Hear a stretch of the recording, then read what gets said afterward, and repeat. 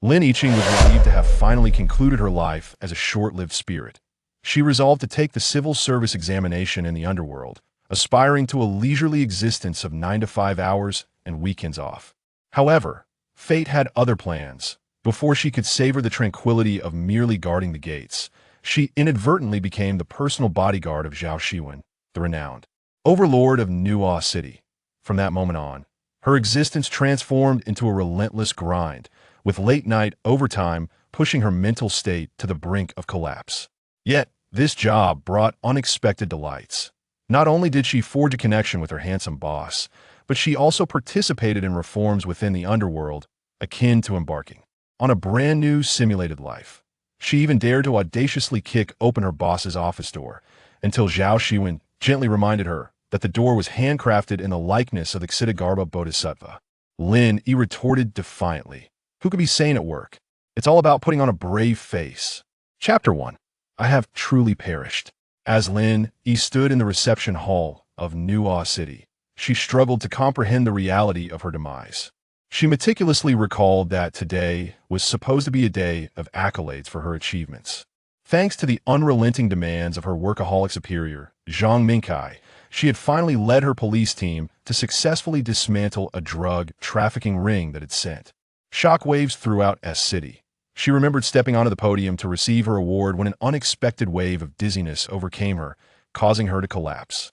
Just before losing consciousness, she felt fortunate that it was her left cheek that hit the ground, as her right side was deemed more aesthetically pleasing.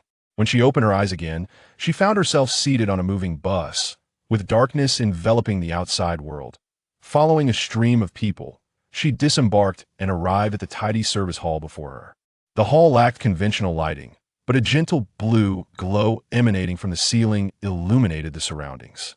Prominently displayed in the center was a sign reading Nuo Cheng Reception Hall, while an announcement echoed from a speaker stating, starting February 1st, Nuo Cheng will no longer require health codes or travel records. The deceased need only provide their name, place of death, and identification number. Could it be that I have truly perished? This time, Lin Yi distinctly heard the words the deceased, and she began to grasp the bizarre circumstances surrounding her. As she approached the first reception window, she noticed a charming young woman behind the counter, impeccably groomed, who politely raised her right hand and said, "Good day, madam.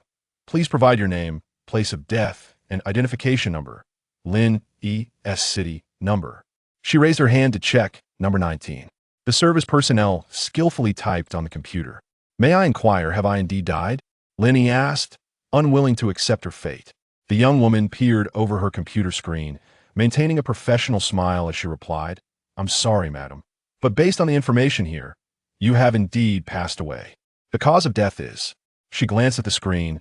"It states that you died in the line of duty." Upon confirming her demise, Lin Yi exhaled with unexpected relief. Inside, she was frantically shouting, cheering, and rejoicing. "At last I am free. Thank you, heavens, for granting me the opportunity to fulfill my lifelong dream at such a young age." Having committed numerous misdeeds in her previous life, she now embraced the prospect of a life without the burden of effort, finally able to indulge in the essence of being a ghost. If not for her unfamiliar surroundings, Lin Yi would have performed a dramatic slide on her knees right then and there, sparks flying from her knees. "Madam, please look at the camera. We need to create your identification and input your facial data." The service personnel indicated toward a camera positioned in the corner. In just a few minutes, a card was handed to her, inscribed with Nuo Cheng Temporary Residence Permit. The attendant explained, "This is your temporary residence permit, valid for 3 days. After 3 days, you may exchange it for a new document or reincarnation with proof of employment in the underworld. For more details, please follow the ping in Nuo Cheng public account." Along with the permit, she received a guide device. The attendant continued, "This is a welfare program established by the Nuo Cheng Cultural and Tourism Department for the deceased. It will automatically navigate you through the various urban developments in Nuo Cheng." Wait, what did she just say? Proof of employment? Lin Yi thought she must have misheard. "Did you just say I need to find a job in the underworld?" The attendant's demeanor was exceptionally kind. It was clear she had encountered many like Lin Yi, who had endured the tribulations of the living and sought to retaliate against society in the underworld, hoping to enjoy a carefree existence. Yes, madam. If you secure employment within 3 days, you may obtain a longer-term residence permit. Otherwise, you will be escorted to the Rebirth Hall for reincarnation. Here is the latest job announcement. You can take a look. Lin Yi accepted the announcement, observing a plethora of job listings, ranging from teachers to cleaning and maintenance workers, all available. Her fingers trembled as she clutched the announcement. I long for a place with a breeze, not a place with work. Who truly understands? All deceased are required to surrender all possessions from the living realm and must not bring or conceal them within Nuo Cheng. Any violations will be dealt with by the Livestock Reincarnation Office. Lin Yi tucked the job listing in her pocket and proceeded through the security checkpoint as directed by the personnel. Finally, she stood before a closed iron gate, marked with signs instructing a 1-meter distance. The announcement still echoed in her ears. All deceased must use the guide device reasonably and avoid believing any false advertisements, black guides, or trick tours. Standing outside the designated area, she scanned her face, and with a click, the iron gate swung open. She squinted as she stepped outside, greeted by a throng of people. The voices around her called out, Nuo Cheng.Lin Tour. Nuo Cheng.Lin Tour. Step into history and enjoy a day in Nuo Cheng. Young lady, would you like to join? One-on-one tours to explore every corner of Nuo Cheng at a discounted rate. Lin Yi noticed that the individuals held signs detailing the day tour itinerary, including Nuo Cheng Underworld, Nuo Cheng.Lin Yi Bridge, the Underworld Museum, and the Rebirth Service Hall, among others. She finally understood the meaning behind the announcement at the entrance. Displaying her guide device to the crowd, she continued on her path, observing this world. Although its development could not compare to the realm of the living, the sight of cars on the roads and shops lining the streets suggested that everything was in place. Following the guide's navigation, Lin Yi walked to the center of Nuo City, beneath the Nuo Cheng Clock Tower, adorned with the image of the Ksitigarbha Bodhisattva. She reopened the job advertisement. She scanned the listings repeatedly, her goal in the underworld being to seek a position that required minimal effort, offered substantial pay, was located nearby, and allowed for early departures. Murmuring to herself, in the past, I had no choices, but now I simply wish to be a security guard. At last, Lin Yi found a job that piqued her interest in the listings. The announcement proclaimed, a recruitment fair for security guards will be held tomorrow at 9 a.m. in the Nuo Cheng Government Office Building. Interested parties may inquire in person. A surge of joy coursed through her. After all, if a 60-year-old could work as a security guard, how much easier would it be for someone like her, who had been a guard before? Reincarnation, this would save her from unnecessary detours. Outpacing those living souls, the IT was settled. Tomorrow, she would seize this opportunity, and Lin Yi set her first flag in the underworld beneath the clock tower. Meanwhile, directly across from the Nuo Cheng Clock Tower, within a heavily guarded villa, brilliant incandescent lights flickered inside, the only illuminated place in Nuo Cheng.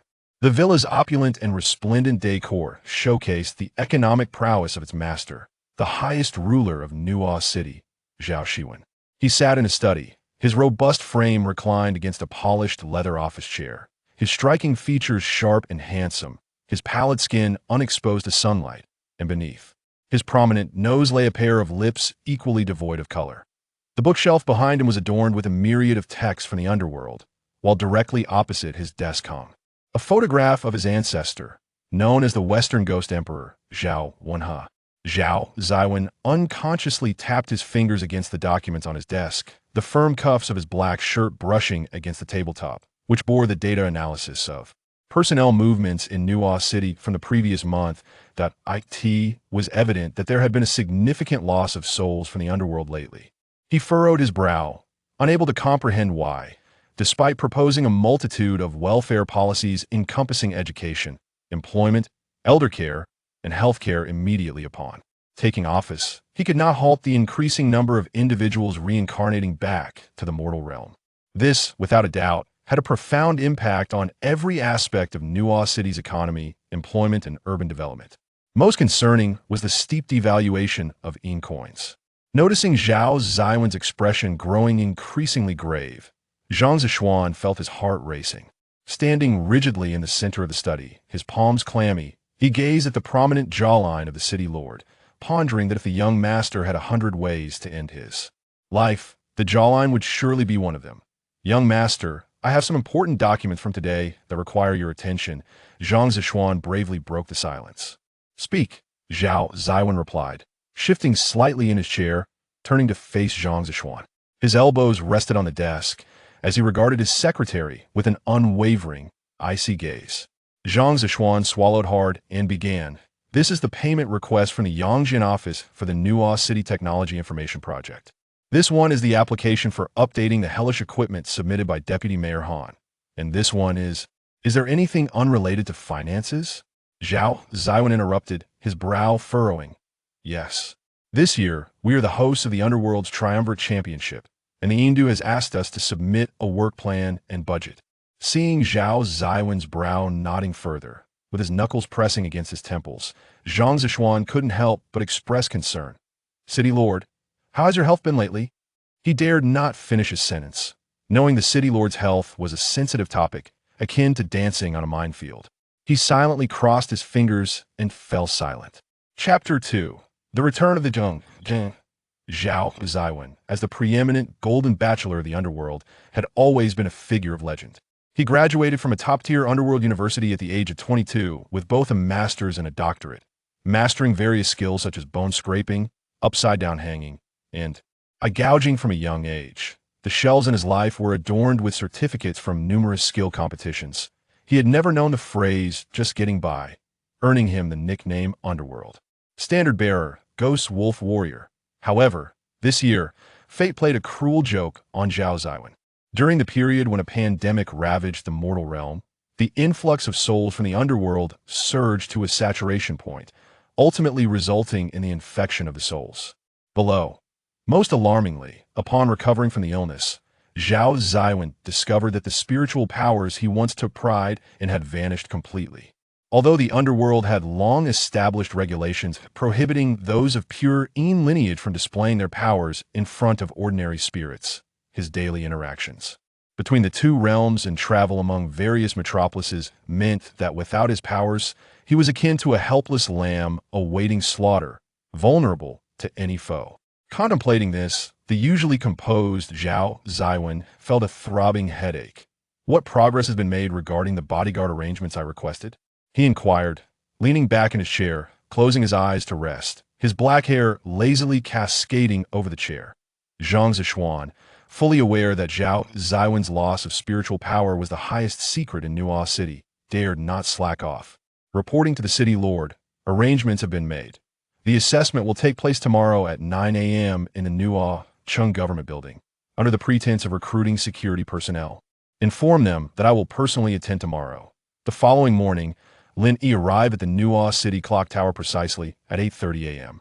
The sky in this world bore a hazy quality, reminiscent of the gray atmosphere before a rainstorm in the mortal realm, rendering it difficult to discern the time of day.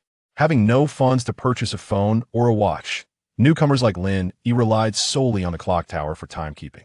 She still wore the formal attire from her awards ceremony before death, her hair neatly pulled back, standing beneath the clock tower, lost in thought.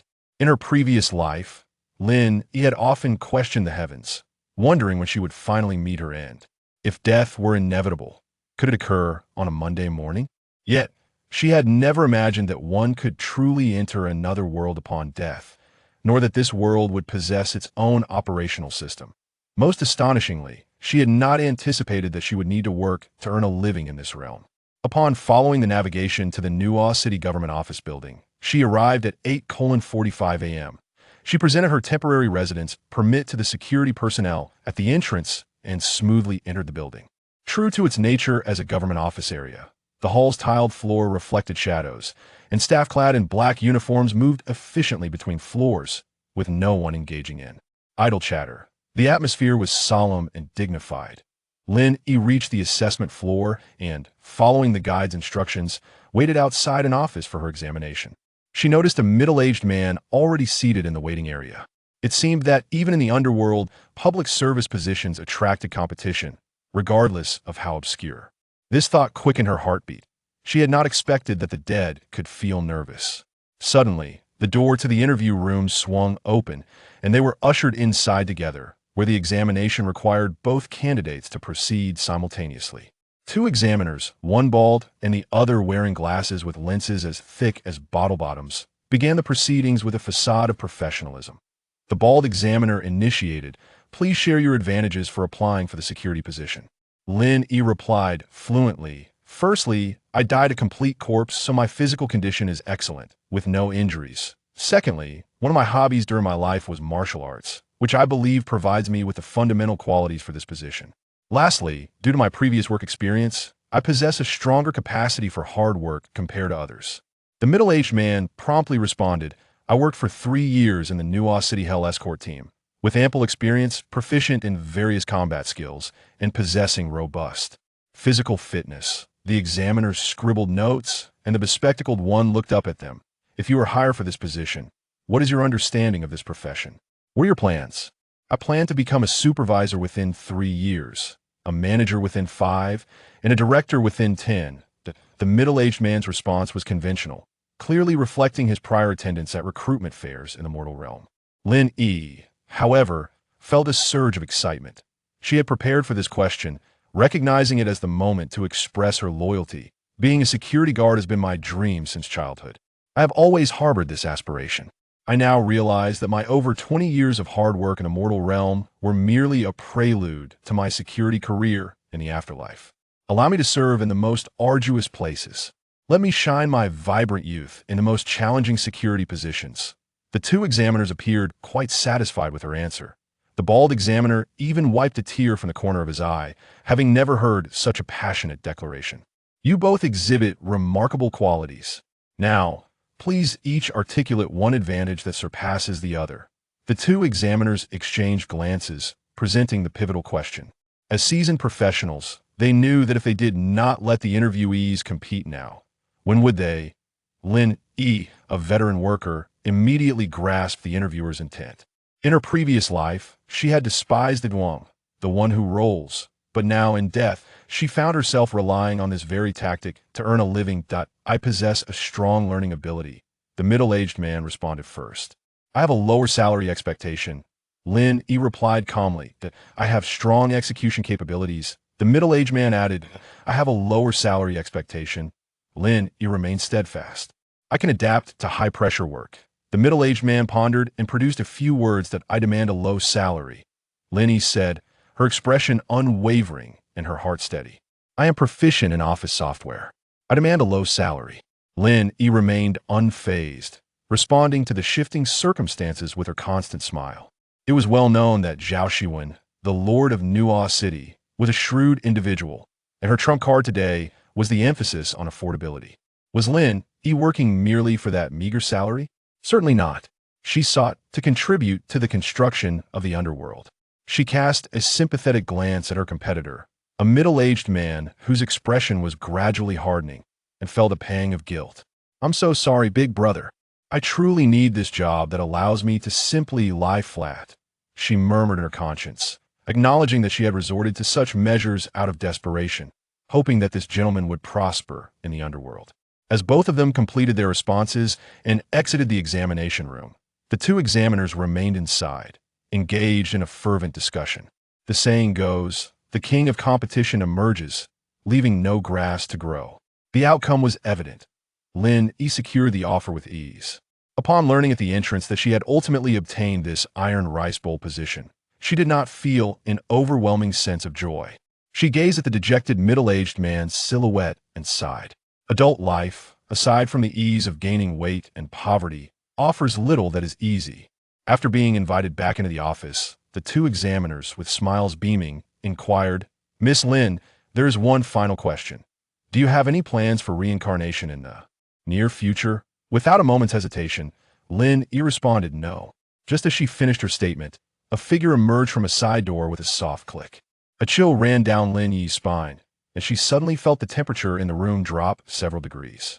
The man strode to the center of the room, his legs seemingly longer than Lin Yi's life, with a cold and sharp visage and a face that was gaunt yet devoid of color. Yet his eyes shimmered with the brilliance of countless stars. Lin Yi found herself momentarily entranced. She had never anticipated encountering such an exquisite being in the Underworld. She observed the two examiners respectfully address him as Lord Zhao before daring to take a seat. So, this is Zhao Xiwen. Upon her arrival in Nuo City, Lin Yi had received a city construction guide with automatic navigation features from the service hall. She had heard it was a welfare project organized by Zhao Xiwen's cultural tourism department for the deceased, and his image was even engraved on the device.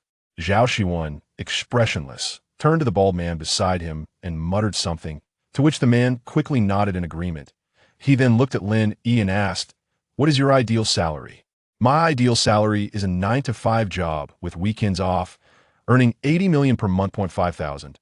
Lin Yi was taken aback that Zhao Xiwen would personally engage in the salary negotiation. 7,000, she frowned, still reluctant to give up 5,500. He slowly stated with his full lips 6,000. Lin Yi's face contorted, gripping her clothes tightly and biting her teeth as she spoke. "Deal!" Zhao Xiwen leaned back in his chair, arms crossed over his chest, his dark eyes glinting with delight, and the corners of his mouth involuntarily lifted, signaling the triumph of their negotiation. Chapter 3.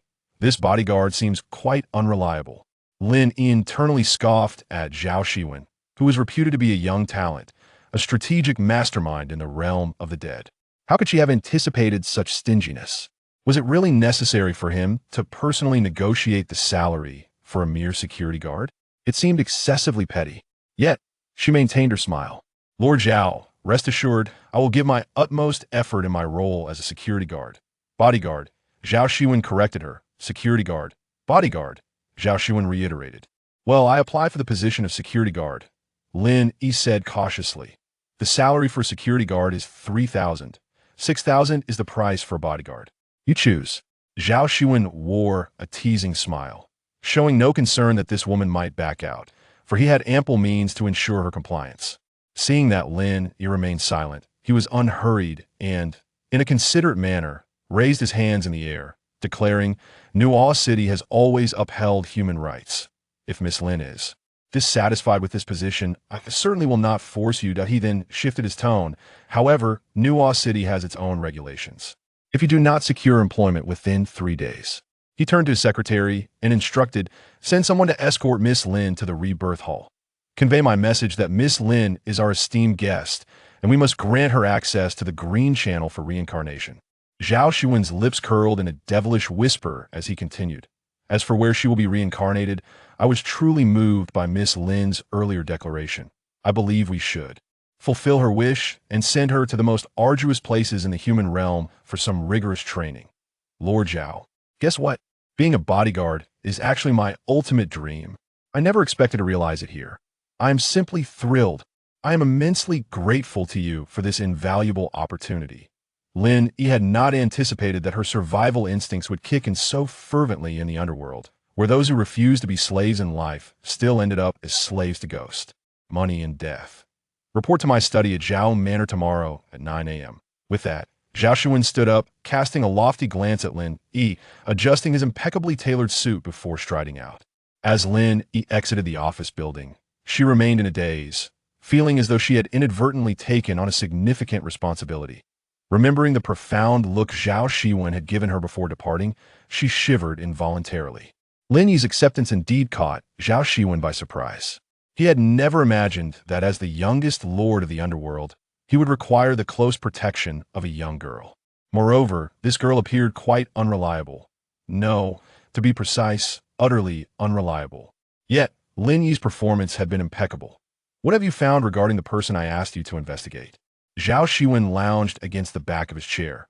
Although he had hired Lin, a basic background check was still necessary.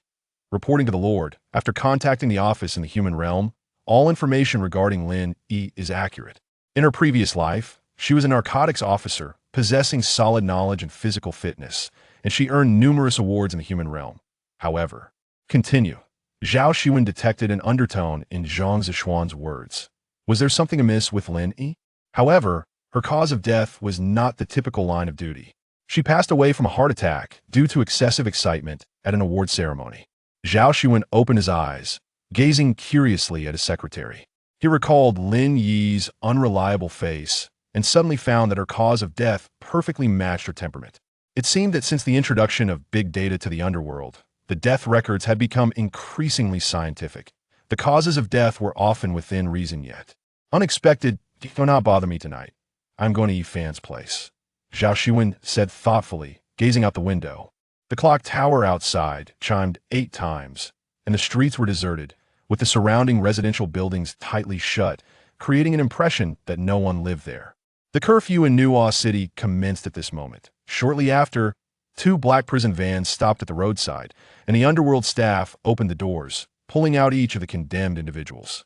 They were shackled with handcuffs and leg irons, as they had been heinous criminals in life, and their punishments had not lessened in death. Some bore gunshot wounds on their foreheads, still oozing black blood, while others had their eyes gouged out. Each of them moved forward in excruciating agony, appearing even more eerie and cold under the dim blue light of Nuo City. In front of the Hell Office building, the statues of the 10 Yama Kings stand ominously on either side, their grotesque visages adding a touch of terror to the already tense atmosphere. 2 tall figures stand at the entrance, their robust physiques and handsome faces commanding attention even from the most malevolent spirits. These individuals are Zhao Xiwen, the Lord of Nuo Cheng, and his deputy, Han Yifan. The Han family has long been the most capable ally to the Zhao family, primarily overseeing the judgments of various cases in the realm of hell. Han Yifan, sharing the same age as Zhao Xiwen, possesses a fierce and ruthless demeanor, particularly devoid of mercy towards wrongdoers. His favorite pastime is tormenting the malevolent souls that once roamed the earthly realm. Yet, ironically, his strikingly handsome face is adorned with charming and sincere peach blossom eyes, accompanied by dimples that evoke an irresistible urge to express admiration. It is no exaggeration to say that the moment Han Yifan smiles, souls from the 18 layers of hell, regardless of gender, willingly divulge their earthly secrets. Han Yifan appears considerably more approachable than Zhao Xiwen, which contributes to their equal popularity in the underworld. Moreover, it is a well-known secret that Lord Zhao is indifferent to women, remaining a lifelong solo and a pure love warrior. Lord Zhao, I do not intend to lament my financial woes before you. You are aware that the equipment in these layers of hell has long been in disrepair. It takes an average of half an hour just to dig a single eye. The inefficiency is unbearable, Han Yifan remarked, observing the grave expression on Zhao Xiwen's face. Must you always bring up money upon seeing me? Can't we simply find someone to repair the equipment? Zhao Xiwen furrowed his brows, clearly exasperated. You are indeed quite frugal, Han Yifan boldly stated, a truth only he would dare voice in this city. Point 1 cannot be impoverished by food or drink. One suffers when they fail to calculate properly. Do you understand? Han Yifan rolled his eyes, shifting the topic. I heard you finally found yourself a bodyguard. How's that going? Zhao Xiwen tilted his head, pondering his bodyguard, and found himself momentarily at a loss for any commendable qualities, ultimately responding blandly, the price is quite reasonable. I mean, what about her abilities? Han Yifan retorted, frustrated to the point of wanting to spit blood. That it is too early to say. She just arrived a couple of days ago, and this is a crucial period for tapping into her potential. We shall see how it unfolds, Zhao Xiwen mused, hoping Lin Yi would not disappoint him with her unreliable demeanor. In truth, his choice of Lin Yi was not solely based on her low salary. As a recently departed soul, she exists in a transitional state between the realms of life and death. With some professional training, it is relatively easy to awaken a hint of spiritual power within souls during this period, which was the primary reason for his selection of Lin Yi. Please, just don't let her awaken any abilities like clairvoyance or enhanced hearing, Zhao Xiwen silently prayed to himself. Chapter 4 The labor contract is more enduring than life. As Lin Yi stepped into the opulent Zhao residence, she squinted her eyes. Since her demise, it had been an eternity since she had encountered normal lighting, let alone the resplendent decor that dazzled her vision. Following the secretary of Zhao Xiwen, she entered the elevator. My name is Zhang Zishuan. May I inquire your surname? The secretary, appearing quite youthful with a pale complexion that accentuated his delicate features, seemed to exude an aura of academic innocence, likely still a student at the time of his passing. I am Lin. My name is Lin Yi. We shall be colleagues henceforth. I look forward to your guidance. Zhang Zishuan's smile revealed 2 small canine teeth, giving him an amiable demeanor. Lin Yi, How did you come to be here? He inquired as they exited the elevator, engaging in casual conversation. I worked myself to death. And you? She glanced at the tall young man, deducing he must have been quite popular while alive. I succumbed to a terminal illness, leukemia. Zhang Xiwen smiled softly as he continued. In my living days, I often pondered the unfairness of life, wondering why my existence was so brief. However, I find that settling here after death isn't so bad after all. Not so bad. Lin Yi recalled Zhao Xiwen's aloof and cunning visage, shuddering at the thought. Zhang Xiwen perceptively noticed her apprehension. Do not be deceived by our young master's cold and proud exterior. He is quite formidable, you know? He has won the Underworld skinning competition consecutively, effortlessly peeling away layers of translucent skin, delicate as gossamer, while others struggle. Lin Yi gazed at Zhang Xiwen, whose admiration was disconcerting. Despite his seemingly innocent nature, she surmised he had lost his fundamental moral compass under Zhao Xiwen's influence. Before long, they arrived at a set of intricately crafted double doors. The craftsmanship was exquisite, with a lifelike engraving of Emperor Fengdu. Zhang Xiwen knocked on the door and, upon hearing Zhao Xiwen's voice beckoning from within, opened it, gesturing for Lin Yi to enter. The moment Lin Yi stepped into the study, she felt a force aimed at her face. She swiftly tilted her head to the right, narrowly evading a punch that missed yet created a gust of wind that sent a shiver down her spine. You haven't finished speaking, Zhao Xiwen declared, launching another punch. This time, Lin Yi was prepared and managed to evade by executing a swift sidestep, creating distance to seek a broader space for maneuvering. Zhao Xiwen, recognizing her intent, pivoted with remarkable speed, unleashing a combination of strikes that cornered Lin Yi back towards the confines of the room. This won't do. Lin Yi, taken aback by Zhao Xiwen's martial prowess, questioned whether the denizens of the afterlife had such leisure to practice combat. As she found herself increasingly backed into a corner, she closed her eyes and executed a low tackle, using the height difference to avoid Zhao Xiwen's attack. She crouched and grasped his thigh, pressing her head against his waist, attempting to leverage her position to topple him.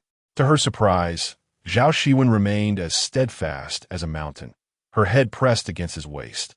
She felt the tautness of his physique and the strength of his long, muscular legs. Zhao Xiwen had not anticipated Lin Yi's desperate maneuver. Having never permitted anyone to invade his personal space, he felt an unusual jolt of electricity coursing through him as she clung to him. Strangely, he found himself not disliking her embrace. No, to be precise, he relished the sensation. With years of composure, the proud Zhao Xiwen feigned nonchalance, stating, "Flamboyant moves are of little practical use." Lin Yi's face flushed instantly, and she released him, bouncing back to a distance of 1 meter. She could still catch a glimpse of the well-defined muscles beneath the few unbuttoned shirt cuffs. Master Zhao resumed his seat at the desk, producing a stack of documents and handing them to Lin Yi. Take a look. This is your labor contract. He deliberately withdrew his hand slowly, allowing a fleeting touch of their fingers, igniting an inexplicable sense of pleasure within him. Lin Yi, however, remained oblivious to this, taking the contract and shaking it slightly, her foreboding feelings intensifying. What legitimate occupation requires such an extensive amount of paperwork? Zhao Xiwen, observing her as she perused the contract, explained, "Your primary responsibility is to protect me.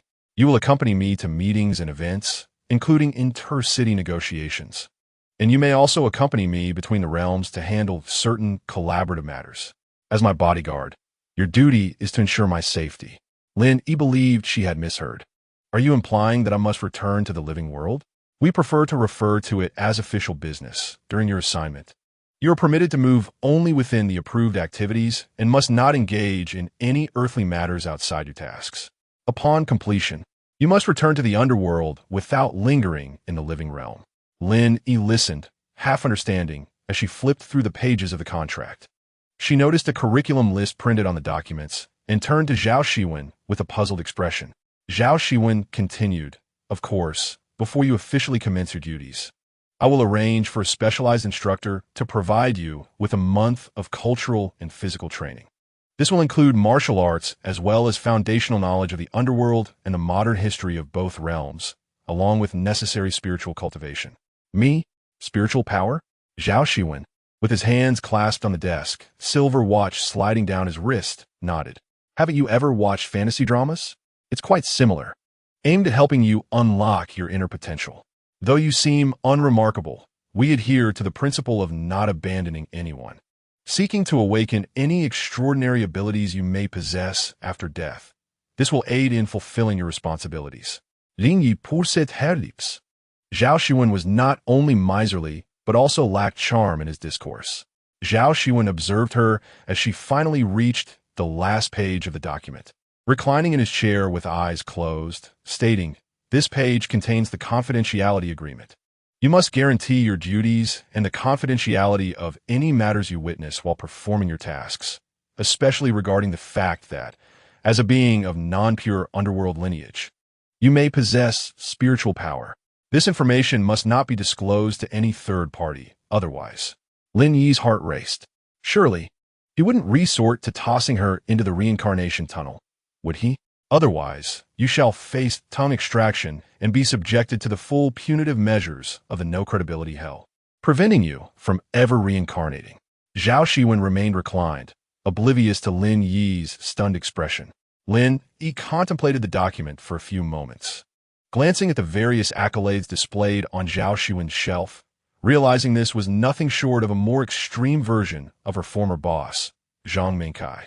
It would not be an exaggeration to label Zhao Xiwen as a model worker of the underworld, and working alongside him would inevitably plunge her back into the grind of corporate life. Yet, upon reflection, having discovered that slacking off in the afterlife was not an option, she resolved to strive for financial stability, aiming for a life of abundance. Although the job appeared to have stringent requirements, it seemed achievable, and she truly had no time to search for another lucrative position. This was a legitimate civil service role with assured salary and benefits, and it offered the opportunity to explore the world under the guise of work, an all-encompassing advantage. Zhao Xiwen keenly observed the myriad expressions on Lin Yi's face. Her tousled short hair tucked behind her ear, her sun-kissed skin exuding vitality. After a moment's hesitation, Lin Yi finally affixed her signature at the bottom of the contract and returned it to Zhao Xiwen. As she inadvertently brushed against his cold fingers, she felt a tremor course through him. A wave of excitement washed over her. Could it be that the esteemed Zhao Xiwen was afflicted with Parkinson's at such a young age? If only he could fall gravely ill sooner. Would he then be able to liberate himself with a paid leave? Zhao Xiwen seemed unperturbed by her decision to accept the position. With his long fingers tapping on the documents, he remarked, "By the way, although your salary is paid weekly, the first month's pay will be disbursed after the completion of your 1-month internship." What?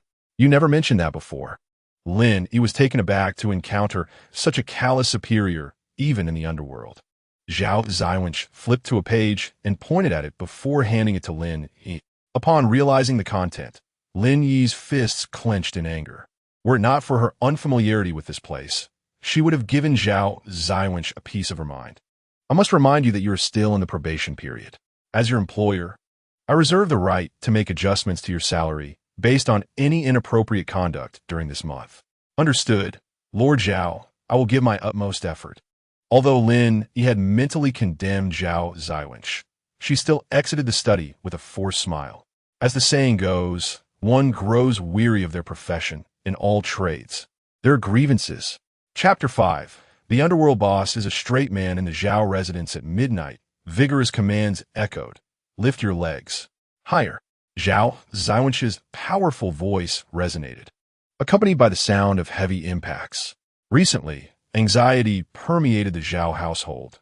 The usually taciturn young master, Zhao Xiwen, was known for his reticence. Yet now he was emitting such loud exclamations, a rarity indeed. His shouts had become increasingly unpredictable, even waking the household from slumber during the curfew hours. What could the young master be preoccupied with? Only Lin Yi knew the answer, as the source of the crashing sounds was none other than her. Sweat trickled down Lin Yi's cheeks, splattering onto the floor. Her short, dense hair, slightly curled, swayed with her vigorous movements. and a droplet of sweat glistened at the tip of her hair, reflecting the room's light. Opposite her, Zhao Xiwen donned a short-sleeved athletic shirt and shorts. A few beads of perspiration forming on his brow, complementing his muscular arms and well-defined chest, radiating a captivating masculinity. Lin Yi, in a state of utter disarray, felt that her days since signing the bodyguard contract had been 100 times more arduous than in the realm of the living. Reflecting on her desire to remain in the underworld, she pondered whether her decision had been somewhat hasty. Was there truly a place in this dimension where one could be idle yet wealthy? If she returned to the living world, she would surely convey to those who take life for granted that no one's existence is devoid of hardship and everyone bears unseen wounds. Do they think death offers solace? Such naivety. Again, Zhao Xiwen observed as her breathing steadied, extending the target pad towards her once more. If you don't kick 100 times today, don't even think about leaving. Lin Yi believed Zhao Xiwen's behavior was indicative of substance use. He was busy with official duties during the day, handling various matters in Nuo City.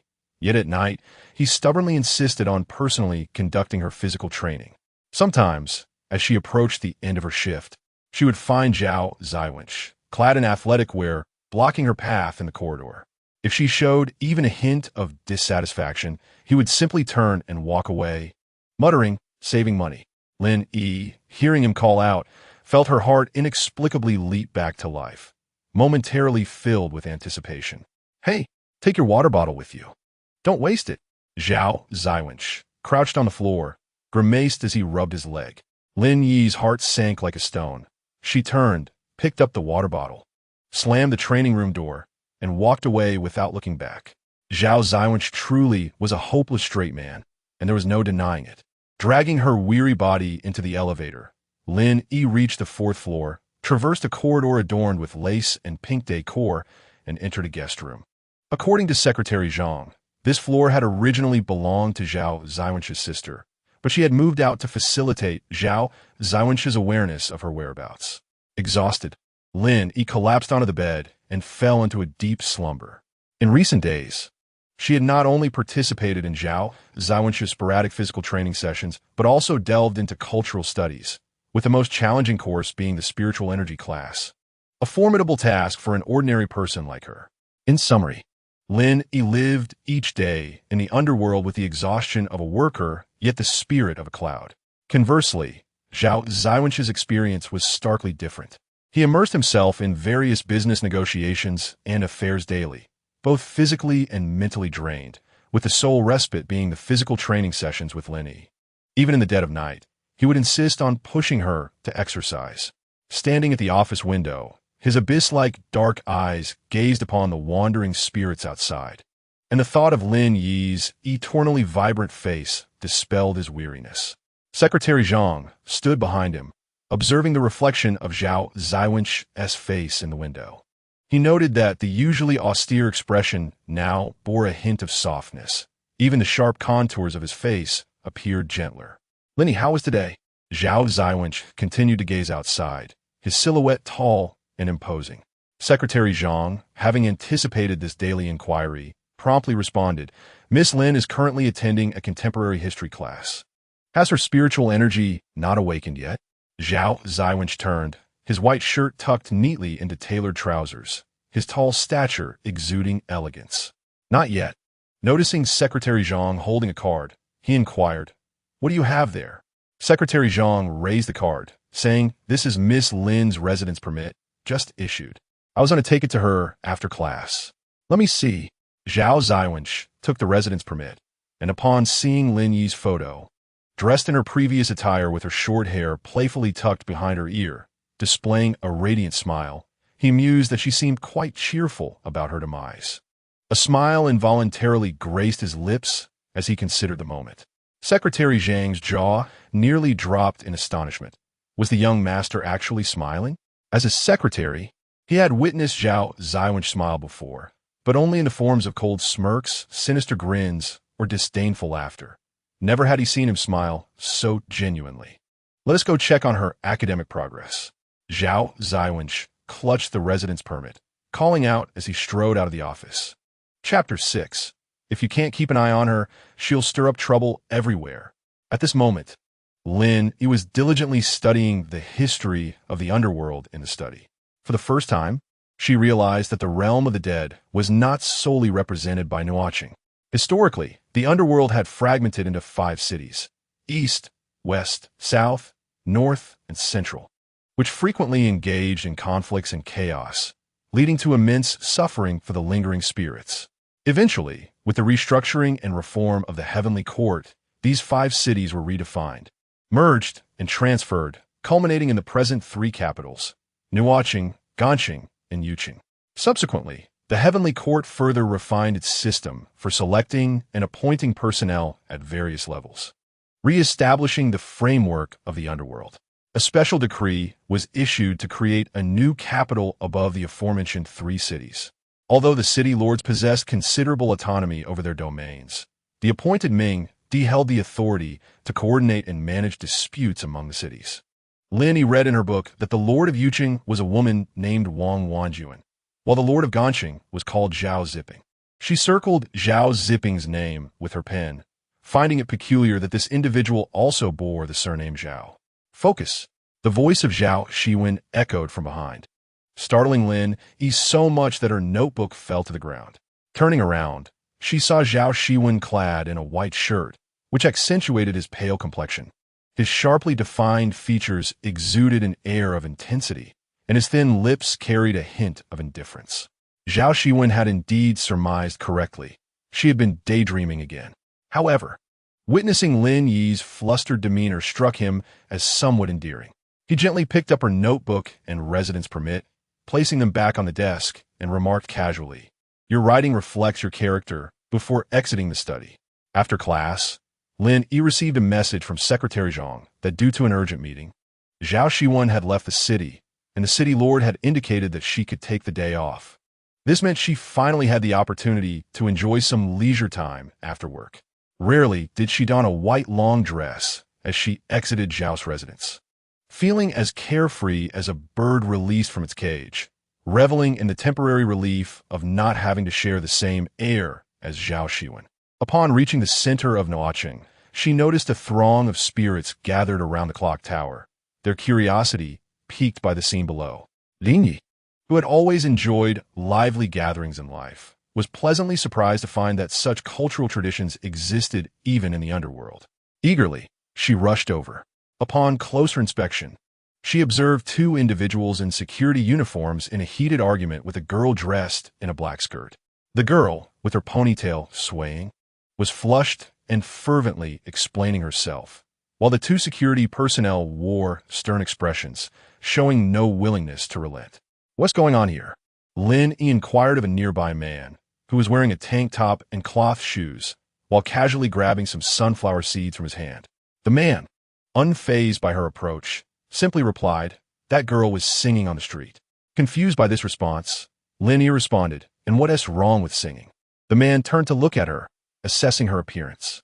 "You must be new here," he said. Lin Yi's expression of admiration prompted the man to continue. "You have a keen eye. Is there something significant about it?"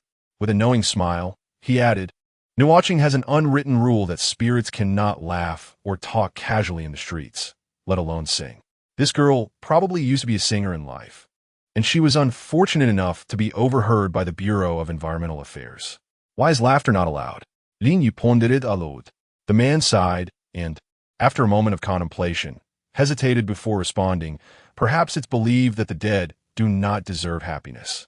Lin Yi found this utterly absurd, realizing that even in the underworld, there were constraints on joy. Watching as the girl struggled against the 2 officers, Lin Yi tossed the discarded sunflower seed shells to the man and declared, "I'm going in." She boldly stepped into the circle of onlookers. "Wait, heroine, don't act impulsively," the man shouted, but Lin Yi was already moving with remarkable speed, positioning herself before the 2 security personnel. With a gentle force, she released the girl's wrist from their grip. "Who are you?"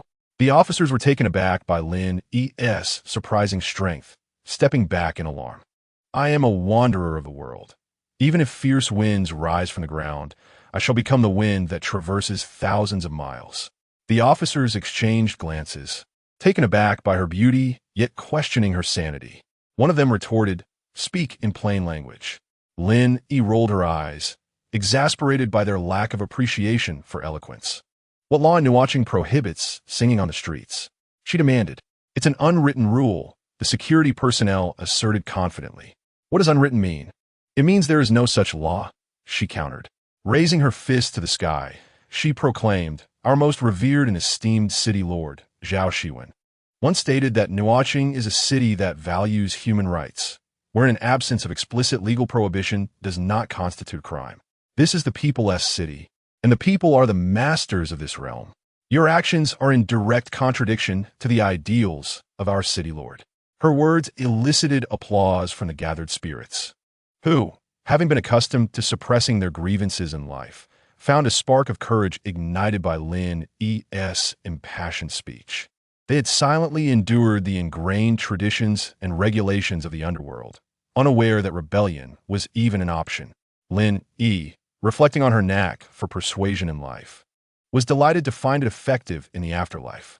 She watched with satisfaction as the bureau personnel, overwhelmed by the crowd's support, retreated in defeat, feeling her sense of justice finally finding its place in the underworld. "Thank you so much." A delicate hand extended towards her from the girl she had just offended. "My name is Zhao Xiwen, and I am truly grateful." Lin Yi shook her hand, noticing that her temperature was a few degrees cooler than her own, suggesting she had passed on earlier. "I'm Lin Yi, just lending a hand. Girls help girls." Zhao Xiwen, slender and adorned with a black silk scarf around her neck, laughed at Lin Yi's words, quickly covering her mouth to regain her composure. Just as Lin Yi was about to say more, a familiar voice called out to her from behind. "Miss Lin." Turning, she saw Secretary Zhang impeccably dressed in a tailored suit, his hair neatly styled, presumably prepared for the day's meeting outside the city.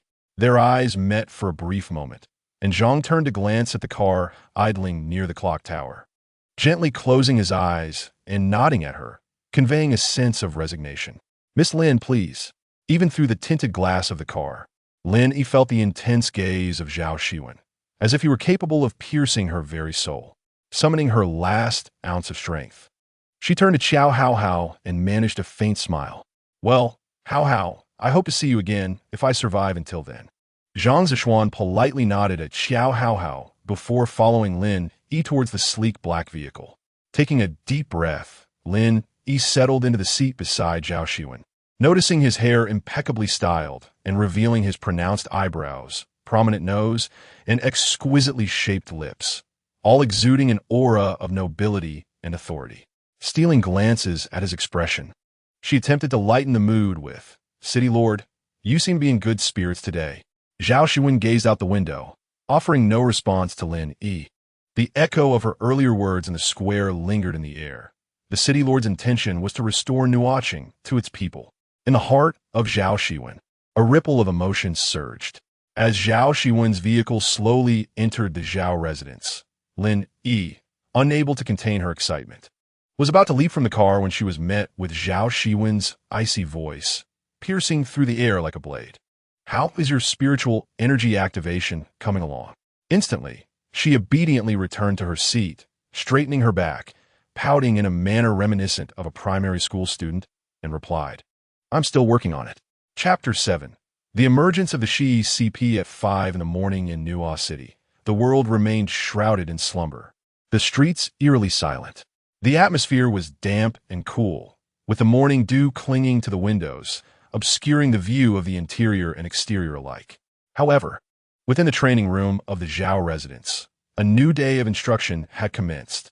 Lin Yi had been punished by Zhao Xiwen to transcribe texts from the underworld the previous night, finally succumbing to sleep in the early hours, only to rise again at 4 in the morning for class. She was uncertain about her spiritual energy, but she felt as if she were floating in a blissful reverie. Seated cross-legged on the floor, her body had already entered a state of readiness, her eyes heavy and struggling to remain open, her body swaying precariously, as if she might topple over at any moment. "Focus your attention." A small, youthful hand descended like a blade upon Lin Yi's head, the force jolting her awake from her stupor, only for her to realize she was clutching her head, sprawled on the floor, howling in pain. Ouch, ouch, ouch. The individual, with a voice as soft as a child's, admonished her, the most important aspect of awakening spiritual energy is to calm the mind. At this rate, when will you ever progress? Suppressing her tears, Lin Yi rose from the ground, gazing at the small figure chastising her.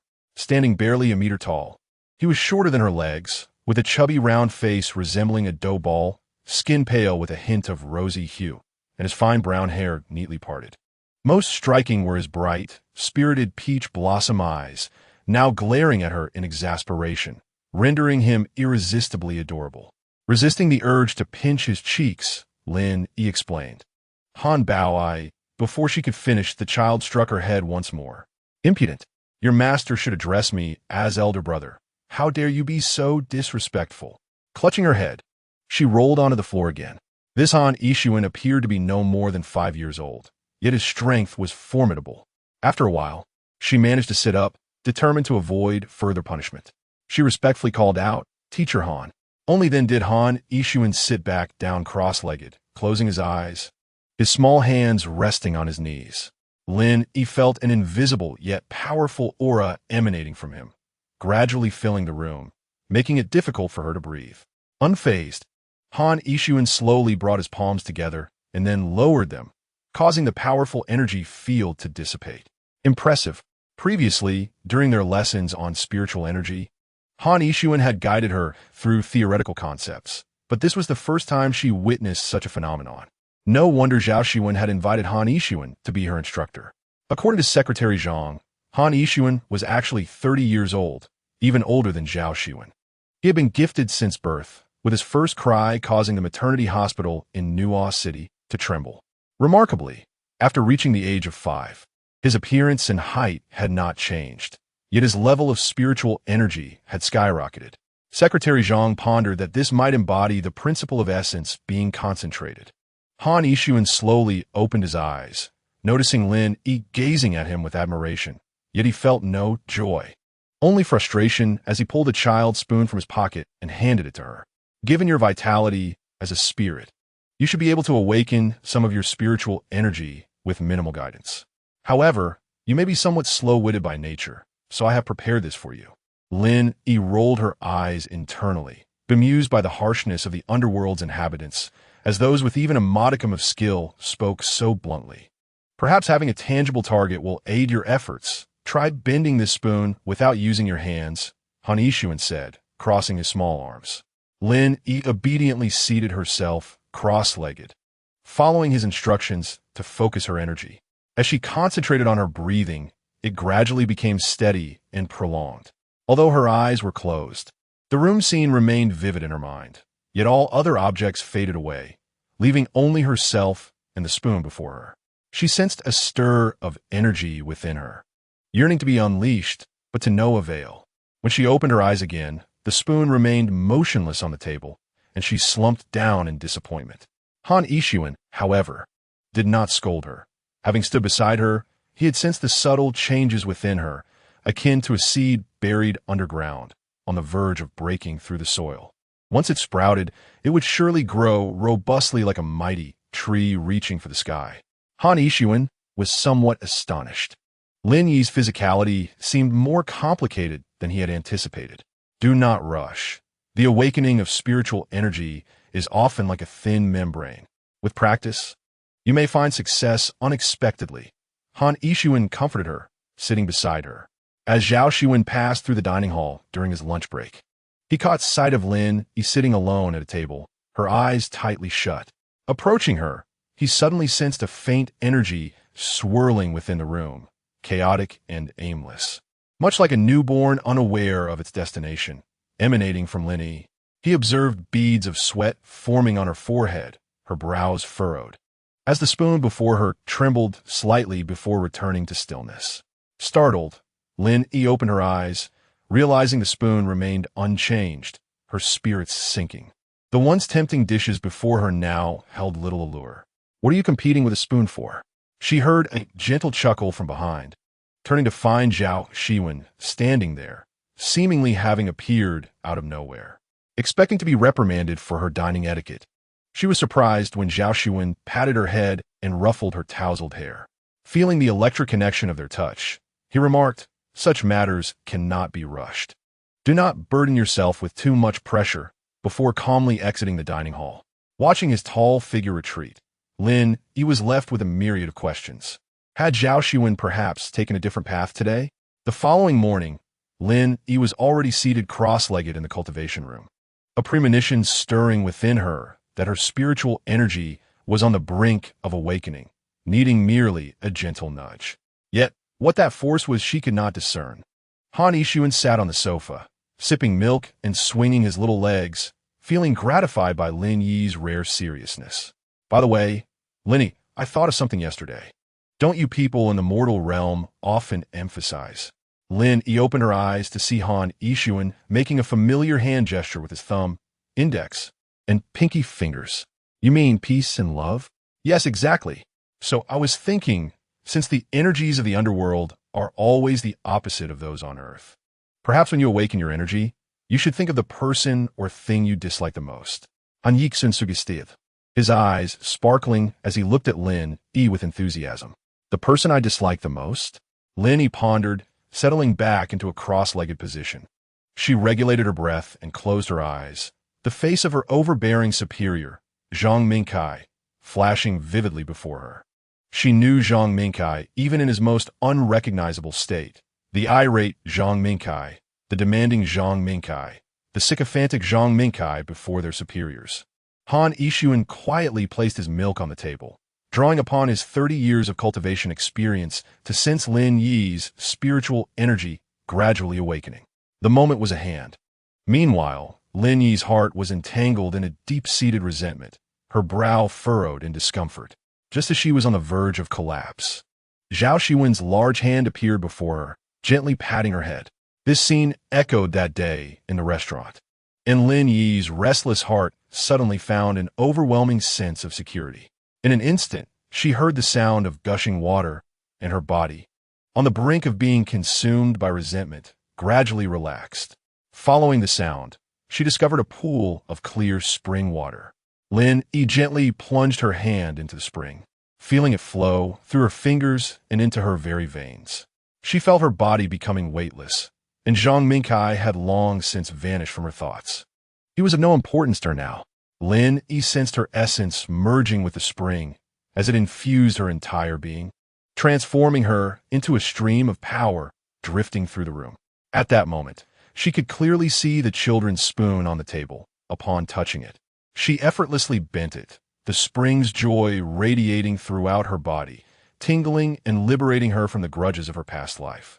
When she opened her eyes again, she saw Han Yixuan's rosy little face resting against her, his small hands on her shoulder. "Linny, look," he exclaimed, producing a spoon that had been bent into two parts. "Congratulations, Linny. You succeeded." As Lin Yi kicked open Zhao Xiwen's office door, he was elegantly seated at his desk, preparing to drink water. Secretary Zhang watched in horror as the water was about to spill into the Lord's lap, accurately splattering onto his trousers. Instantly, he felt that ever since Lin Yi arrived, his sense of security had been restored. Because if the Lord had to eliminate someone, Lin Yi would surely be ahead of him in line. Zhang Zishuan quickly retrieved the tissue to wipe the desk, but Zhao Xiwen waved him off, his gaze fixated entirely on the girl who was running towards him, her face alight with joy. "Zhao, Chengzhu, look, I succeeded." Zhao Xiwen understood immediately as he beheld the spoon she presented. Lin Yi's eyes crinkled into crescent moons, reminiscent of the photograph taken on her first day in Nuo City, eagerly awaiting Zhao Xiwen's praise. Zhao Xiwen, unable to suppress a smile, regarded her as one would a child and said, "Well done, Lin Yi. Keep up the good work." Zhang Zishuan, taken aback, turned to see Zhao Xiwen displaying a rare gentleness, and then glanced at Lin Yi, feeling a long-buried nerve stir within him. Am I witnessing the blossoming of a delightful ship, the Zhao Lin couple, in the realm of the dead? Zhang Zishuan had not encountered such a delightful scene in a long time. Lin Yi remained blissfully unaware of these nuances, her ears only echoing Zhao Xiwen's encouraging words to keep striving. "What? More effort?" Zhao Xiwen noticed Lin Yi's frozen expression and stood up, nodding respectfully to Han Yixuan, who had just entered the office. Did Teacher Yixuan not inform you that this is merely the basics? Han Yixuan, blushing with embarrassment for chasing after Lin Yi, had not yet explained himself when he saw her spring up from the floor, joyfully darting out. His short legs could hardly keep pace with her, and he hadn't anticipated that she would dash straight into Zhao Qingzhu's office. Although Han Yixuan appeared youthful, his mind was already mature and with his natural intelligence. He recognized the subtle, ambiguous tension between Zhao Xiwen and Lin Yi, even if the two remained oblivious to it. In a vast office, one was an onlooker, another the leader of a budding couple, while the remaining two parties were entirely unaware. Even Han Yixuan found the once dull realm of the dead suddenly intriguing. I truly enjoy my work. It feels as though I'm destined to spend an eternity here. Lin Yi, devoid of any passion, gazed up at the ceiling of Zhao Xiwen's office, the earlier exhilaration having dissipated. Zhao Xiwen observed Lin Yi slumped in her chair, a smirk playing on his lips as he remarked, "By the way, you should clean the footprint you left on the door." Chapter 8. A grand drama unfolds in the realm of the dead in the afternoon. A tall figure stood before the window of Zhao Xiwen's office. Clad in a black shirt, a few buttons undone, revealing a muscular physique, while black trousers accentuated his long, powerful legs.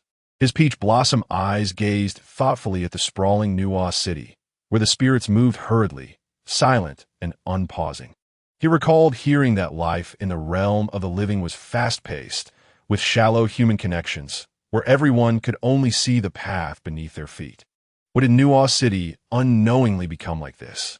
Han Yifan turned to glance at the figure busy at the computer, whose white shirt sleeves were rolled to the elbows. The tie neatly fastened around his neck, golden-framed glasses catching the light from the screen. "Zhao Changzhu, have you made a decision?" Han Yifan's tone revealed a rare concern for others. Although he appeared easygoing, he knew he was inherently aloof, a low-needs individual, often feigning concern and understanding. There were only two people he genuinely cared for, his elder brother and Zhao Xiwen. The family values in the pure-blooded clans of Nuo City were traditionally weak. Children were generally raised with independence, understanding their responsibilities from a young age. When the time came, parents would step back, allowing their grown children to take up the mantle, continuing the cycle of growth. Han Yifan had known since childhood that he would assist Zhao Xiwen in managing Nuo City. They had grown up together, the only companions of each other's childhood. He understood Zhao Xiwen's ambitions. He did not wish to follow in his predecessor's footsteps, and, as his loyal assistant, Han Yifan was prepared to face any challenge. Thus, when he heard Zhao Xiwen utter the word reform, Han Yifan was not surprised, even feeling that this day had finally arrived. He was merely concerned for him, for the Underworld was not solely Nuo City, and many concepts could not be changed overnight. He was curious what had finally compelled Zhao Xiwen to make such a decision. The day would eventually come. Zhao Xiwen removed his glasses, closed his eyes, and leaned back in a chair, pressing his broad palm against his eyelids, feeling utterly exhausted. He did not even open his eyes upon hearing a soft knock at the door. "Come." Lin Yi's small head peeked through the doorway, her face radiant. "Zhao Changzhu, do you have a moment?"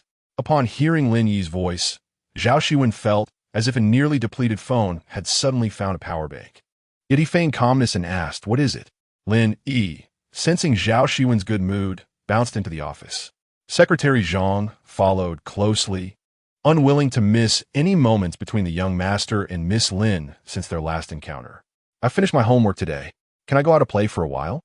Lin Yi plopped herself in the chair opposite Zhao Xiwen, oblivious to the presence of another person, resting her chin in her hands and eagerly blinking at him. Zhao Xiwen felt a jolt in his heart, choking on a sip of water, coughing violently as he pondered how he could react even without physical contact. "Is this Miss Lin?" A deep, magnetic voice suddenly resonated beside her. She turned to find a tall, robust figure by the window, slightly taller than Zhao Xiwen, his handsome face marked by striking peach blossom eyes. Lin Yi marveled at the abundance of talent in Nuo City, feeling that this man looked incredibly familiar. The man humbly extended his hand, a charming dimple gracing his smile. "Miss Lin, it is a pleasure to make your acquaintance. Yi Owe Man Yifan. Han Yifan. Are you related to Han Bao?" The image of Han Xiwen, with a face as soft as dough, floated before her. You must be referring to my elder brother, who is currently assisting you in your cultivation. Lin Yi suddenly realized that this was indeed Han Bao's younger brother. The two were remarkably dissimilar, aside from their appearance. Han Yifan evidently lacked the sharp tongue of Han Xiwen and appeared quite amiable.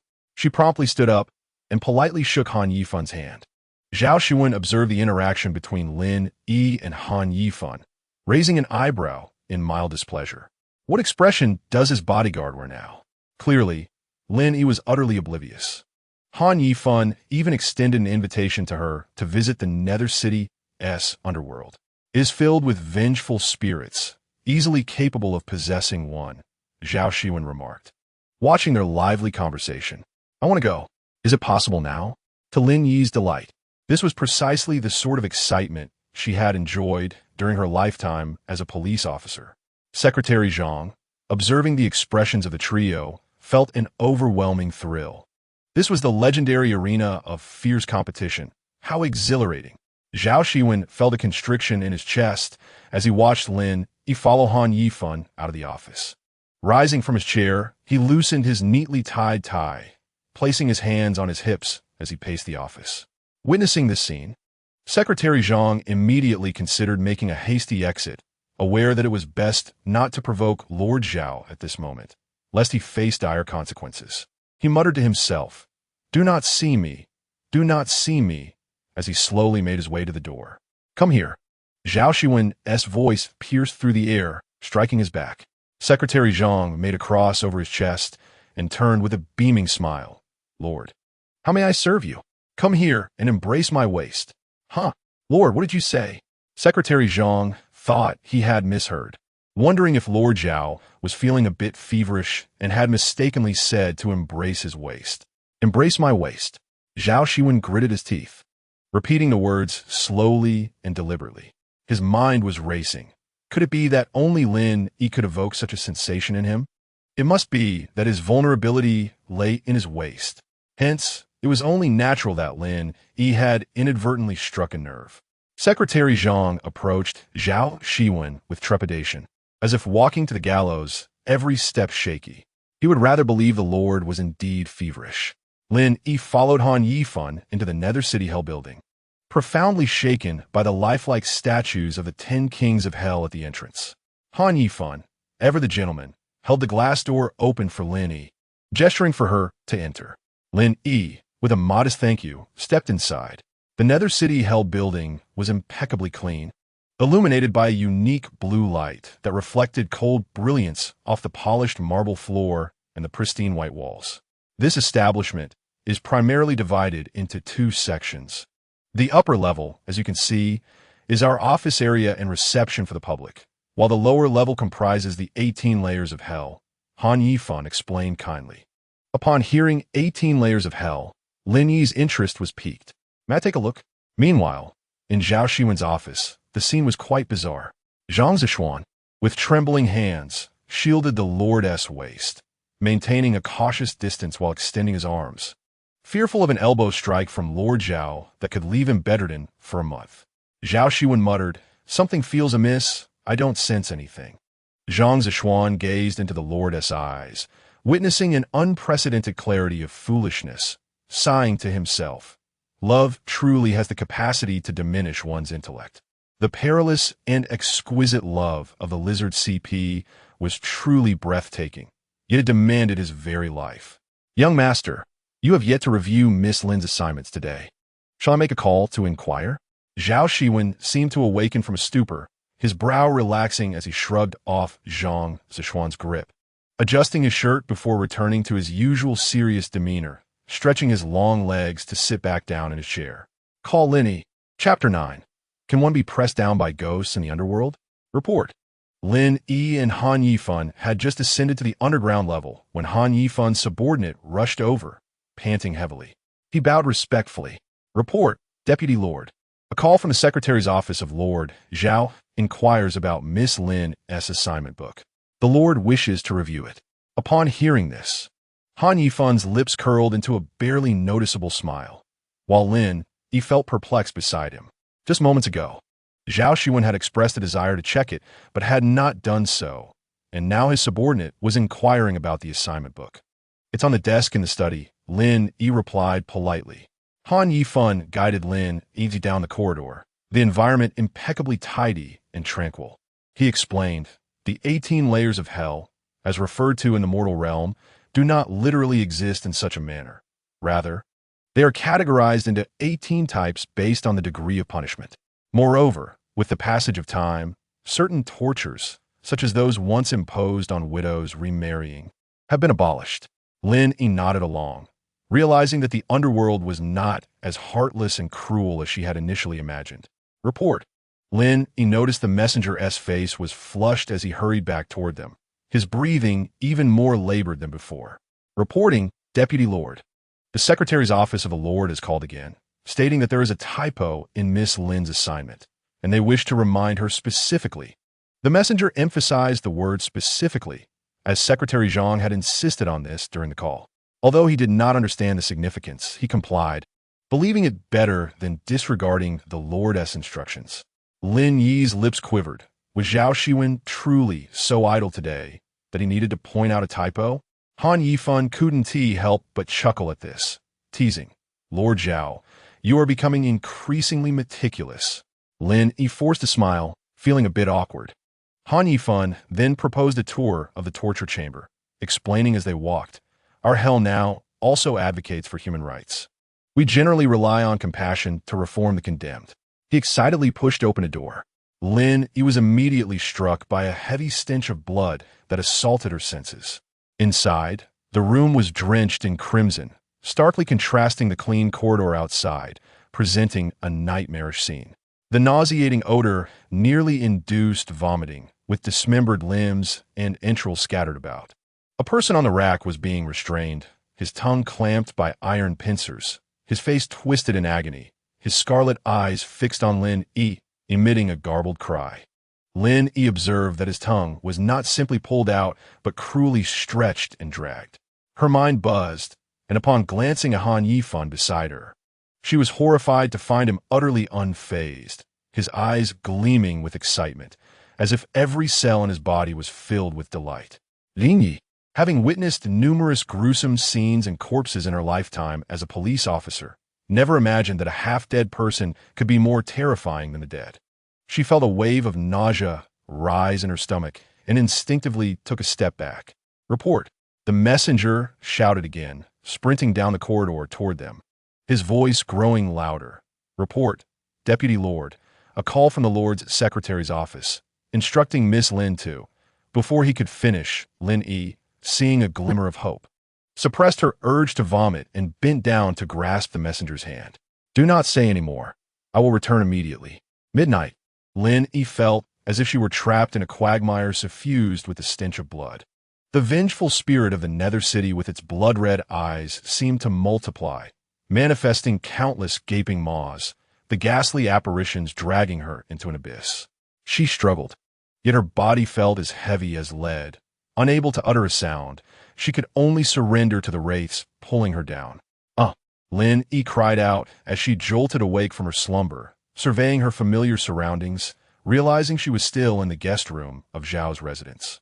Her fear dissipating by half, she wiped the sweat from her forehead, turning to pat her pillow, which was already soaked in perspiration. Who would have thought that one could be pressed down by ghosts in the underworld?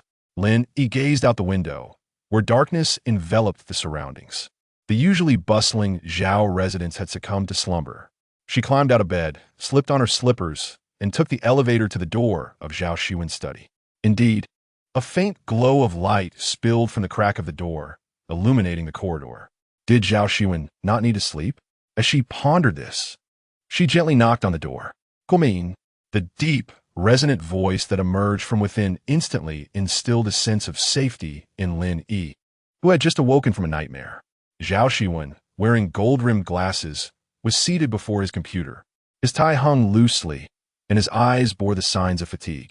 His usually meticulously styled hair was now slightly disheveled, lending him an air of languor rather than the usual cool detachment. Upon seeing Lin Yi standing at the door in her pajamas adorned with a little rabbit that bore an uncanny resemblance to her, he blinked wearily. realizing it was already the latter half of the night. When Lin Yi entered without uttering a word, merely pouting in a manner that conveyed her dismay, Zhao Xiwen immediately surmised the underlying cause. He redirected his attention to the computer, his long fingers casually clicking the mouse as he spoke with a hint of nonchalance. "Did you get scared in hell?" Lin Yi felt as though he had struck a chord deep within her. Her lips drooped further, and her eyes resembled those of a startled rabbit in need of comfort. After a moment of hesitation, she managed to articulate, "Vice Mayor Han was rather terrifying." She recalled the malevolent spirit she had glimpsed in hell, whose tongue had been severed, along with Han Yifan, who had witnessed the scene with palpable excitement, making Lin Yi feel as though he were a perverse butcher on a rainy night, as described by the living. Zhao Xiwen had not anticipated that Lin Yi's trip to the hellish building would yield such unexpected results, namely, that she had successfully placed Han Yifan on her blacklist without his intervention.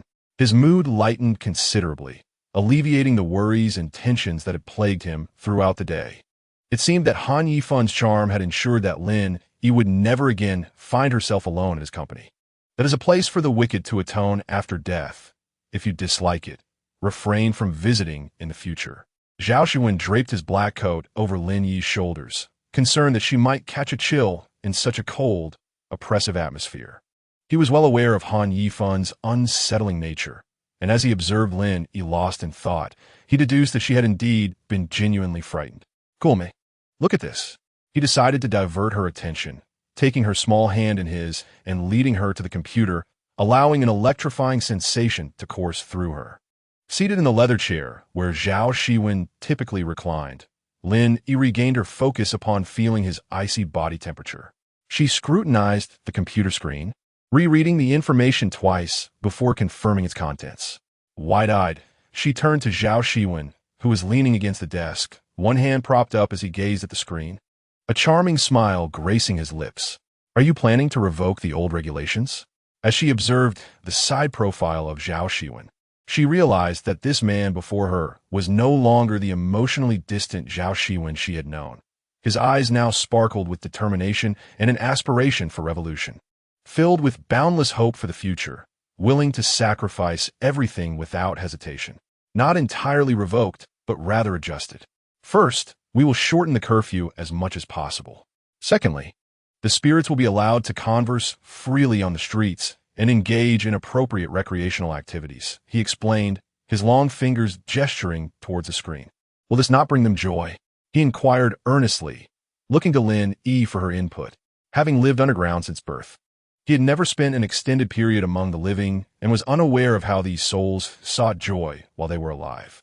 "Absolutely," Lin Yi replied without hesitation, her heart swelling with emotion, her eyes glimmering with light. "Lord Zhao, your citizens will be overjoyed to see you take such initiative." Zhao Xiwen's expression momentarily froze, and he felt his heart, which had never truly beat with vigor, now thumping as though it had been injected with a potent stimulant.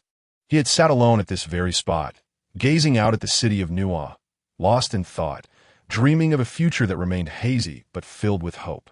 He yearned for this place to transform from a mere transit point for souls into a haven for the lonely departed, a sanctuary where they could find everlasting peace. If they lacked agency in life, he aspired for them to possess the right to choose their own destinies in death. A warmth surged through his previously frigid veins. And at that moment, Lin Yi was no longer merely an ordinary listener. She had become a rare confidant. He felt elated to share this decision with her first. The study was enveloped in silence, save for the sound of their breathing. Lin Yi gazed up at Zhao Xiwen's striking jawline and handsome features. And while she had once been captivated by his looks, she now found herself utterly enchanted by the resolute glimmer in his eyes and his commanding presence.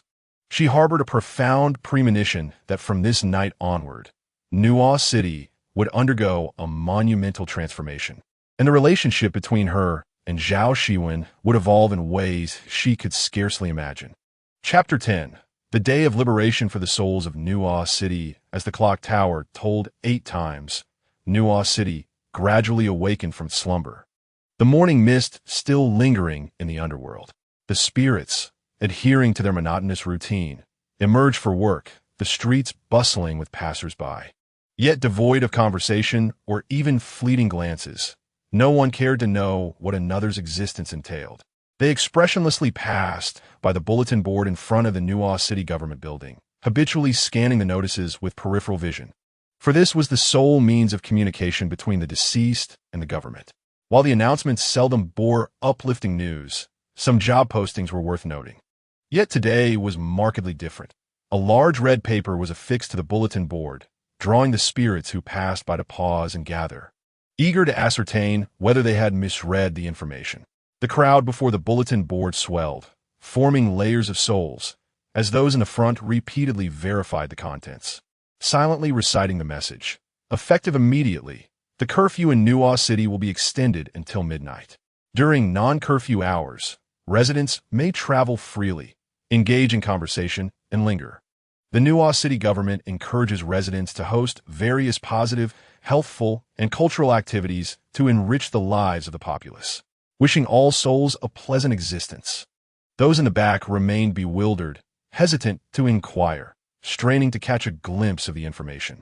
The murmurs of excitement began in the front rows, spreading to the rear as the lead spirit attempted to read the announcement aloud. Effective immediately, the curfew in Nuo City will be extended until. Initially, he spoke softly, scanning for any guards who might intervene, but upon realizing there was no danger, his voice grew louder until even those in the back could hear him clearly. The Nuo City government encourages residents to. He repeated the words again and again, gradually drawing others into his ranks, transforming the moment into a release of pent-up emotions, until all the souls gathered before the Nuo City government's entrance recited in unison, wishing all souls a pleasant existence. A hush fell over the crowd, soon shattered by shouts and cheers. "We can speak now. We can speak now." Among the throng, some appeared to weep, and the previously unacquainted spirits embraced one another like long-lost siblings, experiencing a sense of aliveness in the underworld for the first time, rather than the chilling sensation of being mere corpses. Lin Yi stood at the edge of the crowd, observing the scene before her, her heart heavy with emotion as she grasped the profound truth that all beings suffer, be they alive or departed. Yet, she felt a glimmer of hope, for this world was graced by his presence. Turning her gaze towards the familiar window, she envisioned a tall, resolute figure standing there, unyielding in the face of adversity. Zhao Xiwen, with arms crossed over his chest, surveyed the bustling city of Nuo Cheng, a sense of contentment illuminating his features as he beheld the jubilant throngs. His eyes drifted toward the silhouette outside the crowd. Since that fateful night, he had an unshakable conviction that if he were destined to be the leader of this revolution, then that person must surely be his most loyal warrior. In the tranquil training room, Han Yixuan, a bottle nestled in his mouth, gazed at Lin Yi, who sat cross-legged on the floor. His light brown eyes twinkled with determination as he resolved to leap off the sofa and, leaning close to Lin Yi's ear, asked in a childlike voice, "Lin Yi, was the revision of the city regulations you're doing?"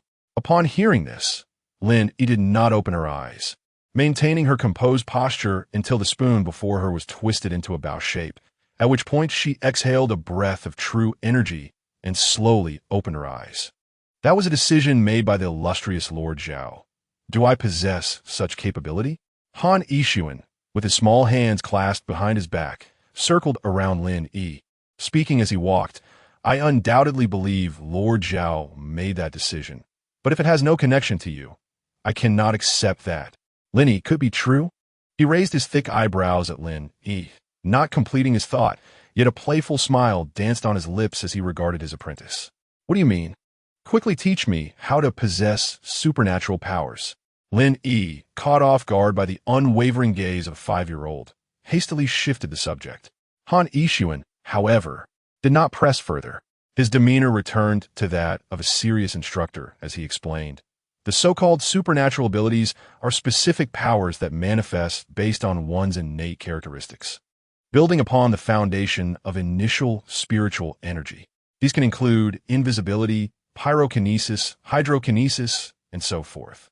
Lin Yi nodded attentively, then suddenly inquired, "Master, what is your supernatural ability?"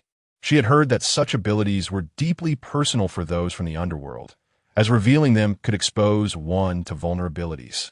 Mean it? Do you truly wish to know?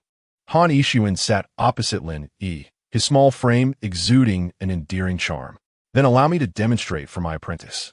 With that, Han Yixiwen fixed his gaze on Lin Yi and slowly uttered the words, "Fool," just as Lin Yi was about to question the sudden insult. She blinked and found Han Yixiwen had vanished from her sight. "Foolish apprentice." Han Yixiwen's voice resonated from behind her. Lin Yi spun around only to see him reappear in another corner of the room. "Can you teleport?" She stammered, astonished at witnessing such phenomena after death. Wondering if anyone other than Marvel could achieve this. How absurd. Indeed, but I must continuously insult others to complete the teleportation. Currently, it's a bug, he replied. Are you sure you're not simply eager to insult people? Given Lin Yi's understanding of Han Yixiwen's sharp tongue, such a possibility was not out of the realm of reason. Han Yixiwen made a face at her, rising and swaying as he walked. Supernatural powers are quite mysterious. There's no precise method to activate them. It may happen unexpectedly when you least anticipate it, and once discovered, they can lead to limitless possibilities, such as this. Extending his small hand towards the cup on the table, it appeared as if magic had been cast, instantly moving to his palm. He playfully dipped his pink tongue into the cup and winked at Lin Yi. You see, I can not only teleport myself, but also any object. How can I attain such abilities? Lin Yi found the entire concept utterly fascinating, unable to suppress her desire to discover her own powers. She mused that if she could become invisible, she could sneak into Zhao Xiwen's room. You'd best refrain from entertaining odd thoughts. The Underworld strictly prohibits the misuse of supernatural powers, and those who do so shall be cast into hell, Han Yixiwen cautioned, noticing Lin Yi's changing expression. You already possess the basic spiritual energy, which is the source of your supernatural abilities. You must practice diligently to enhance it, allowing you to activate your own unique powers. Suddenly, the door to the training room burst open with a loud bang, startling both master and apprentice. They turned to find Secretary Zhang, whose face bore an expression of panic Lin he had never seen before. Master Han, Miss Lin, the Lord has been taken by the people of the Underworld. Chapter 11. Zhao Xiwen has been taken away? Are you saying that Lord Zhao was invited by the Underworld? Lin Yi stood in Zhao Xiwen's study, arms crossed, gazing at the distressed Secretary Zhang. Not invited. To be precise, he was taken.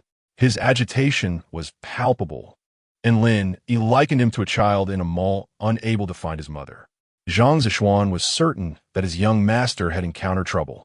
Dressed in a black uniform, Han Yifan sat on the sofa, observing Zhao Xiwen's small secretary, and spoke soothingly. Calm down. Please describe what happened. Yes. Do not flounder like a tadpole. Gather yourself. Han Yixiwen chimed in, licking his lollipop, his analogy lightening the atmosphere considerably. Zhang Zishuan took a moment to steady his breath, recalling the moment Lord Zhao had been taken. It seemed as if the Lord had anticipated his departure. When the Underworld's people stormed in, he exhibited no signs of panic. I remember how he elegantly removed his glasses and placed them in their case before calmly rising from his desk, adjusting his attire with gravity, and stating, I will walk out myself. He strode out of the study with unwavering confidence, without a moment's hesitation. The memory of his master's alarmed expression haunted Zhang Zishuan, who regretted not protecting him more fiercely. I am utterly useless, he lamented, his eyes glistening as he clenched his fists against his thighs. Do not blame yourself too harshly. The Emperor of the Underworld's orders are not to be defied by a humble Nuo Cheng. What is paramount now is to devise a plan, Han Yifan said, standing and adjusting his uniform. Though he did not exhibit the same level of panic as Secretary Zhang, he too felt an urgent anxiety as he gazed out at the serene yet lively streets, where spirits drifted in groups. Nuo Cheng had never witnessed such a spectacle before. Who could have anticipated that such a fierce confrontation would come so swiftly? In the conference room of the Underworld, the stark fluorescent lights cast an even paler hue on the walls, and the clock ticked with a mechanical rhythm devoid of emotion. This is outrageous. Zhao Xiwen stood resolutely in the center of the conference room, his demeanor stern and composed as he allowed the Emperor of the Underworld to hurl documents at him without flinching. Do you realize the repercussions your actions will have on other realms? What impact will it have on the entire underworld? Gazing at the emperor's mature and handsome visage, etched with the lines of experience, Zhao Xiwen recalled the first time he had met him, when the emperor was still a spirited young man, now visibly in the twilight of his years. "Father, please calm down." Brother Xiwen must have acted out of a momentary lapse in judgment, seeing her father truly infuriated. Chao Wanwan hurriedly poured him a glass of water and gently patted his back, casting a discreet glance at Zhao Xiwen, urging him to quickly bow his head and apologize. The subordinate believes that each city possesses its own unique characteristics and governance policies, and that Nuo City requires this reform to seek new breakthroughs. However, Zhao Xiwen appears oblivious, showing no signs of retreat. "Do you imply that I have grown old? That I am no longer qualified to oversee you?" The emperor of the underworld, infuriated by Zhao Xiwen, rises from his chair, his eyes wide with disbelief. Chao Wanwan, witnessing this scene, dares not interject, pondering whether Zhao Xiwen has lost his mind. Has he become discontent with the peaceful existence? After all, these cities in the underworld have been functioning in a certain way for many years. Why stir the pot? The subordinate wishes to inquire of the master. What, then, is the essence of being a protector of the people? Zhao Xiwen gazes intently into the emperor's eyes, exuding honesty and resolve. The emperor, taken aback, listens as Zhao Xiwen continues. "You often instruct us that the path to peace in the underworld lies in understanding the myriad sufferings of the souls. I believe that what the souls of Nuo City need most at this moment is freedom. You must understand, the underworld is not the ultimate resting place for souls. Once the Meng Pasup is consumed, even the most joyous moments will fade into oblivion," the emperor reminds Zhao Xiwen with piercing words. "I believe that a true protector of the people should seek nothing from them. I do not wish for any soul to remember me." The emperor observes Zhao Xiwen's eyes, which now hold an unfathomable depth, and he realizes that this is no longer the boy who was once so distant. With a sigh, he returns to his seat, stating, "The heavenly court has decreed that each city may enjoy a degree of autonomy, yet the underworld has its own regulations." Zhao Xiwen feels a spark of hope. This may signal a turning point. He gazes at the emperor with bright eyes. In 1 year's time, Nuo City's soul population, per capita income, public satisfaction, and GDP must each increase by over 50%, or you will be dismissed from all public office and stripped of your political rights for life. Chao Wanwan gasps beside him, wondering if the emperor is being excessively harsh, regardless of whether Zhao Xiwen can meet such a condition. The consequences are daunting for any rational individual. "I accept," Zhao Xiwen exclaims without hesitation, filled with joy, feeling an unprecedented elation coursing through his every cell. "Kumin." Hearing a knock, the emperor beckons, and the secretary enters, presenting a red scroll to the table. "Your Majesty, this is a petition from the secretary of Nuo City, on behalf of all the souls, requesting your attention." Zhao Xiwen is momentarily stunned, not expecting such a dramatic turn of events, let alone that the souls would collectively petition for him. He had always maintained a clear hierarchical relationship with his citizens. The emperor, observing the varied signatures on the scroll, feels a profound sense of astonishment for the first time. After a moment of silence, he closes the scroll and declares it is settled, before rising and exiting the conference room. As Zhao Xiwen steps out of the underworld's administrative building, he sees Zhang Zeshuan anxiously pacing by the entrance, who rushes over with joy upon seeing him. "Lord of the city." As Zhang Zeshuan approaches, about to embrace him, Zhao Xiwen swiftly extends a hand to push gently against the secretary's shoulder, maintaining a respectful distance. Zhang Zeshuan pouts in disappointment, while Zhao Xiwen rolls his eyes and pats his shoulder. "You, my friend, have proven to be quite competent. All those times I cared for you were not in vain." Zhang Zeshuan tilts his head, pondering whether the lord of the city ever truly cared for him. Relieved to see Zhao Xiwen unharmed, Zhang Zeshuan quickly explains, "This is all thanks to Miss Lin and Deputy Director Han. They devised this idea and rallied the public to personally write the petition, resulting in this remarkable effect." Noticing the smile spreading across Zhao Xiwen's face, Zhang Zeshuan is momentarily taken aback, Realizing this is the second time he has witnessed such a heartfelt expression from the Lord. Seeing Zhao Xiwen lost in thought, Zhao Xiwen nudges him and strides forward. Let's return home. Chapter 12. Happy Festival Day. Little Zhang. The Tri-Champion Tournament? Lin Yi sits in Zhao Xiwen's office, munching on fruits offered from the mortal realm, her expression filled with confusion. Zhao Xiwen nods, resting his elbows on the table, hands clasped beneath his chin, observing Lin Yi relish an orange, the juice at the corner of her mouth triggering his compulsive tendencies. Here, wipe this. Zhao Xiwen gestures toward her mouth. This spot? She asks, moving a bit higher. After several unsuccessful attempts, Zhao Xiwen takes a tissue from the table and leans over, naturally wiping her mouth clean. The secretary, standing nearby, regrets not capturing this delightful moment on his phone, feeling a mix of embarrassment and giddiness, as his imagined pairing feels either sweet or bitter. So what now? Lin Yi slumps in her chair, perplexed about her relevance to the situation. You shall attend this year's tournament, Zhao Xiwen states casually while opening his computer. Me? Lin Yi splutters, nearly choking on her orange. She gestures at herself in disbelief. Zhao Xiwen remains unfazed, affirming, this year, we are the hosts of the tournament. From every angle, it will benefit Nuo City. And sending you serves as an opportunity to assess your recent studies, reaping multiple rewards. Lin Yi is filled with frustration.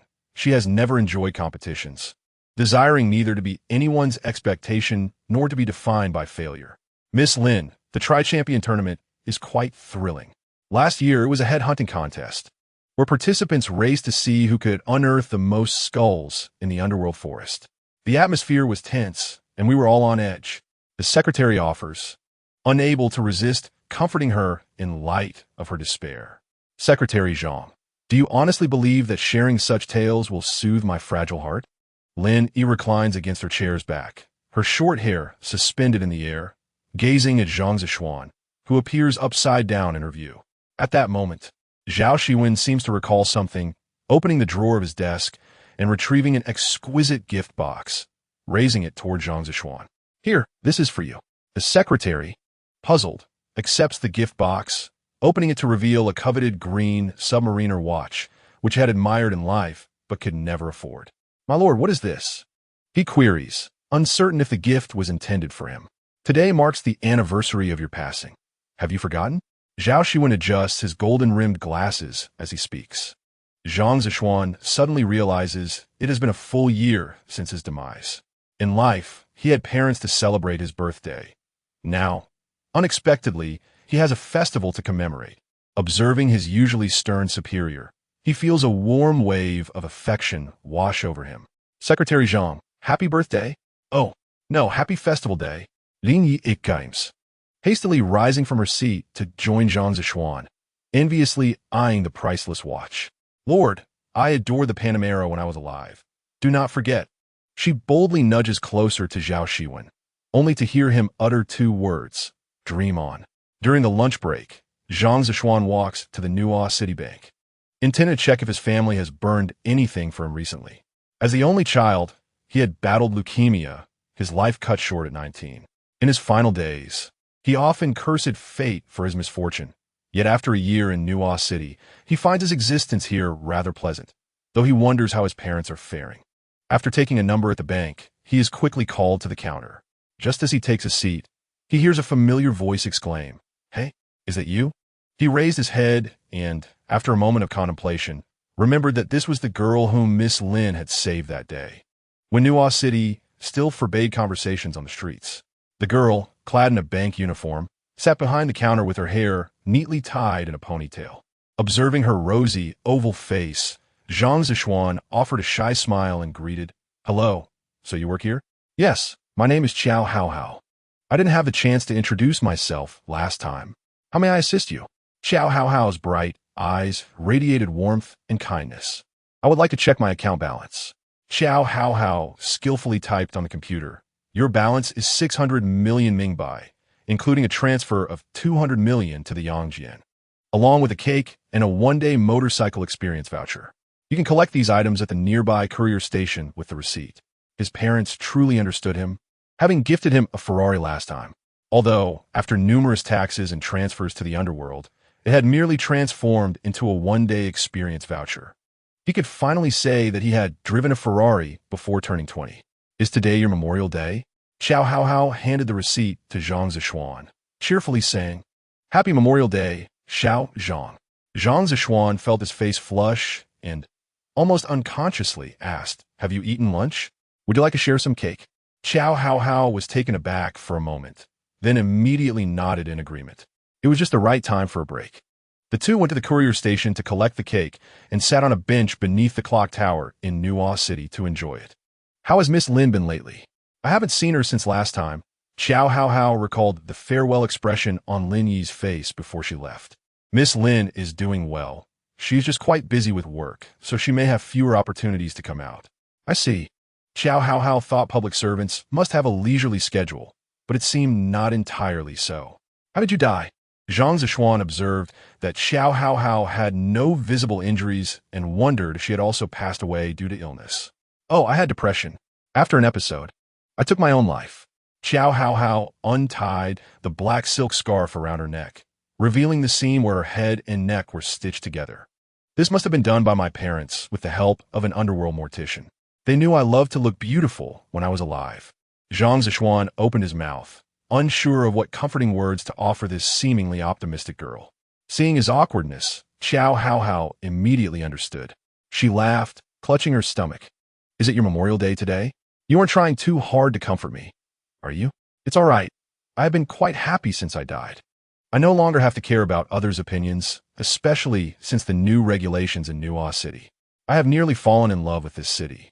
Zhang Zishuan gazed at the bustling streets of Nuo City, noticing that since the regulation changes, the smiles on the faces of the departed had indeed increased. What kind of person is Lord Zhao? Xiao Haohao was somewhat curious. She had previously thought of Lord Zhao as an unapproachable leader, having never seen him up close. Each time Zhao Xiwen made an appearance, the souls dared only to stand at a distance, and she had formed the impression that he was rather difficult to interact with.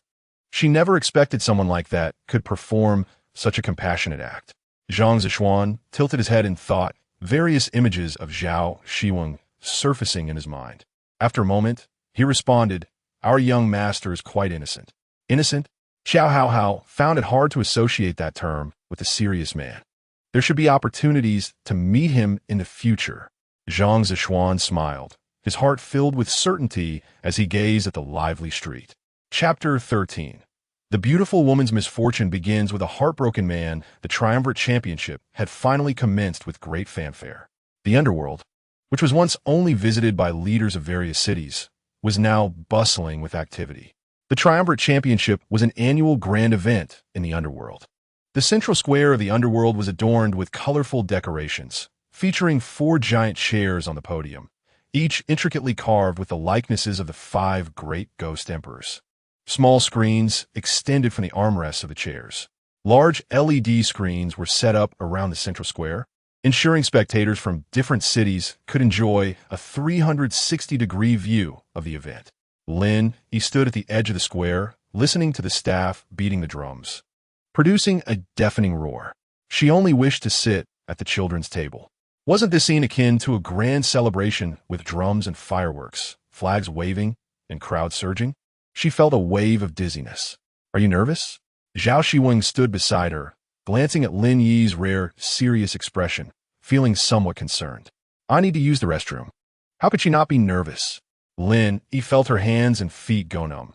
She couldn't bear to look into Zhao Xiwen's eyes, fearing she would see encouragement and expectations within them.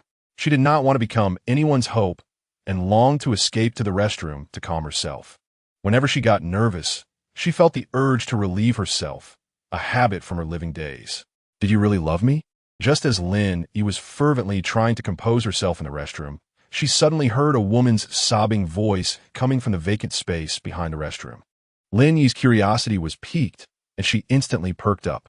To be honest, in the days following her death, she had realized that the underworld was far from quiet. Hastily pulling up her pants, she stood on her toes atop the toilet, just in time to see a couple in the open space through the restroom window. Judging by their appearances, both were not too young, and their formal attire suggested they were also preparing for the event.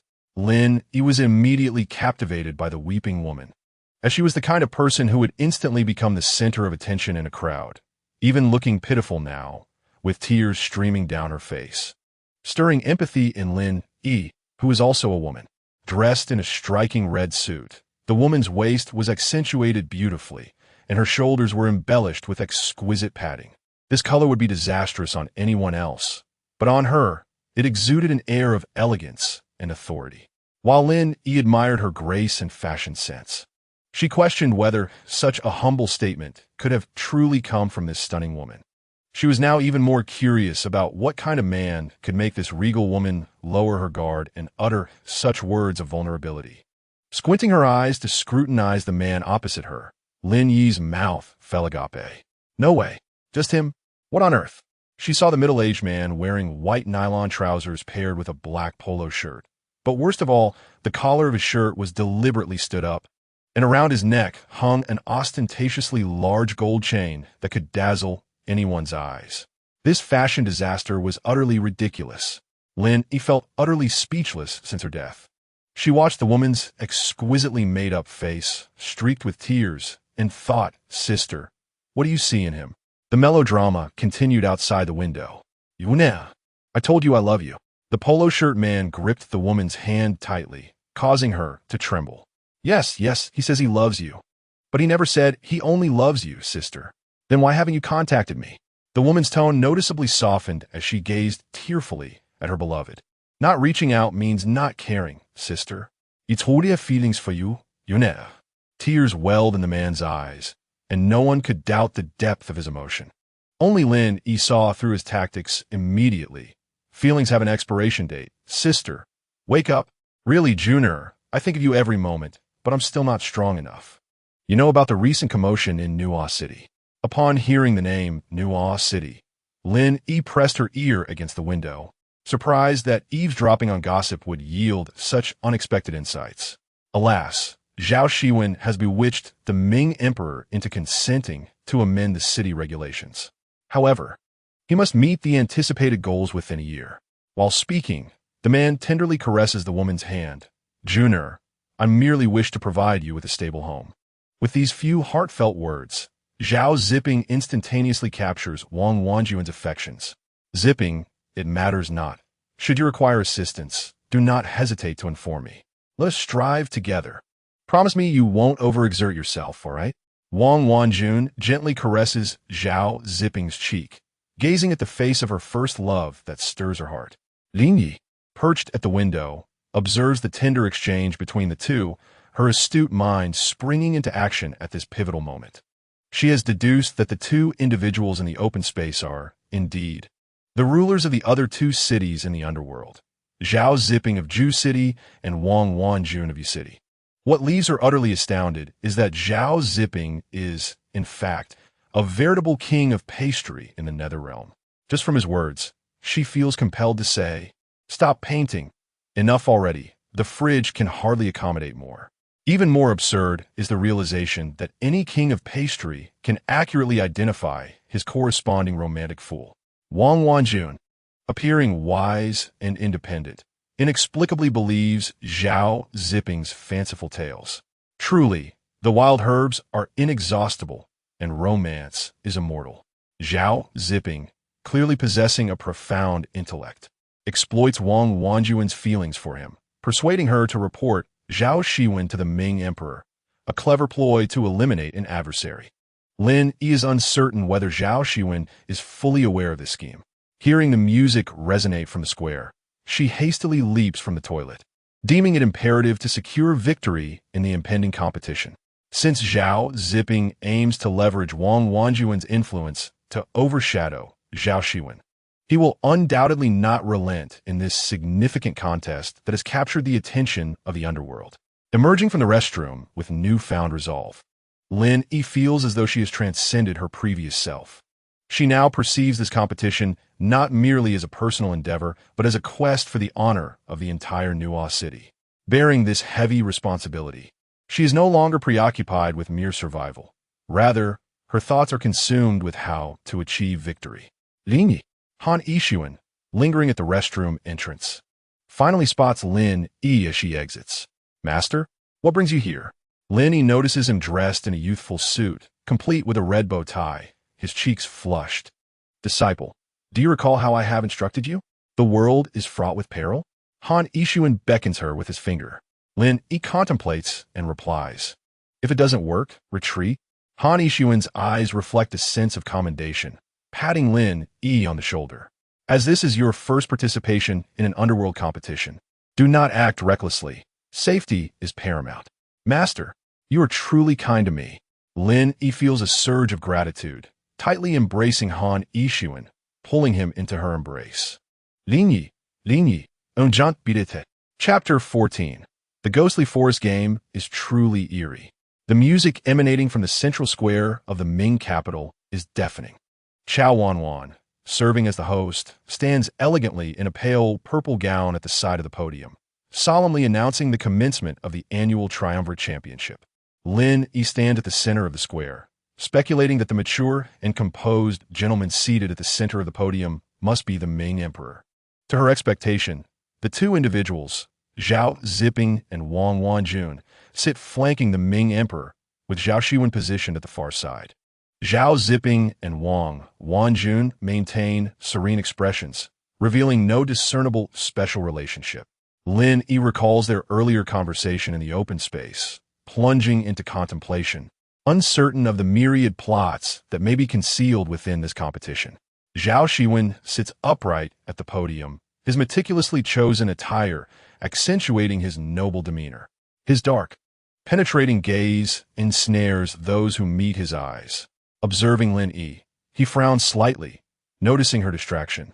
Following the Ming Emperor's address, Chao Wanwan finally unveils the competition's content and rules, holding a VR headset in her hands. This initiative was a collaboration brokered by Nuo City's lord, Zhao Xiwen, 6 months prior with the realm of the living. The entire championship will rely upon this headset. The contestants don the VR headsets, utilizing virtual reality technology to enter the ghostly forest competition venue. They will confront the phantoms preset by the organizing committee as if experiencing it firsthand. The competitor's task is to conquer the spirits, employing any means necessary, with the ultimate victor being the first to capture a skull deep within the ghostly forest. Lin Yi gasps, realizing that, despite her progress in spiritual energy under Han Bao's guidance, her super-spiritual abilities have yet to advance. She harbors doubts about whether her current level can adequately contend with a genuine spirit. Glimpsing her two competitors, the contestant from Ju City appears as if he has been nurtured on the flesh of children, his arms thicker than Lin Yi's waist, muscles rippling with each breath.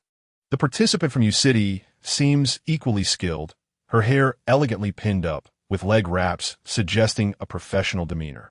Lin Yi, glancing at her own athletic attire, sighs, politely accepting the VR headset from Chao Wanwan. "Your name is Lin Yi, correct? I have selected the easiest opponent for you. Best of luck." Gao Wanwan's meet, delighting in Lin Yi's anxious expression. Since Zhao Xiwen publicly defied the Ming Emperor's decree, she has dispatched individuals to investigate. This so-called bodyguard of Zhao Xiwen possesses an impressive background. She has never witnessed any female presence by Zhao Xiwen's side.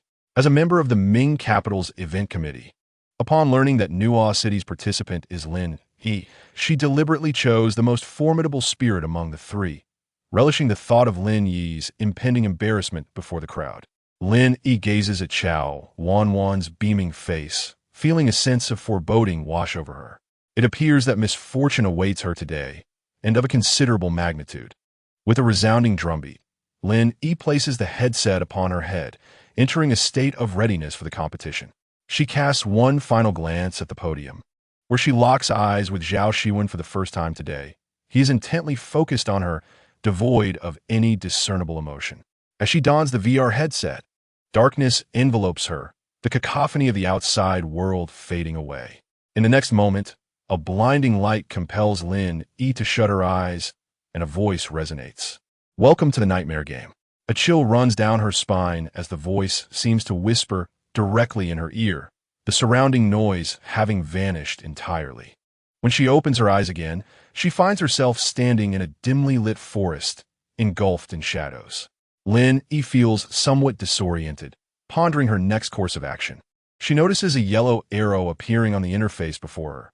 Reaching out to touch, it reveals an equipment pack. Lin Yi selects a flashlight, which materializes in her hand, glowing with a yellow light.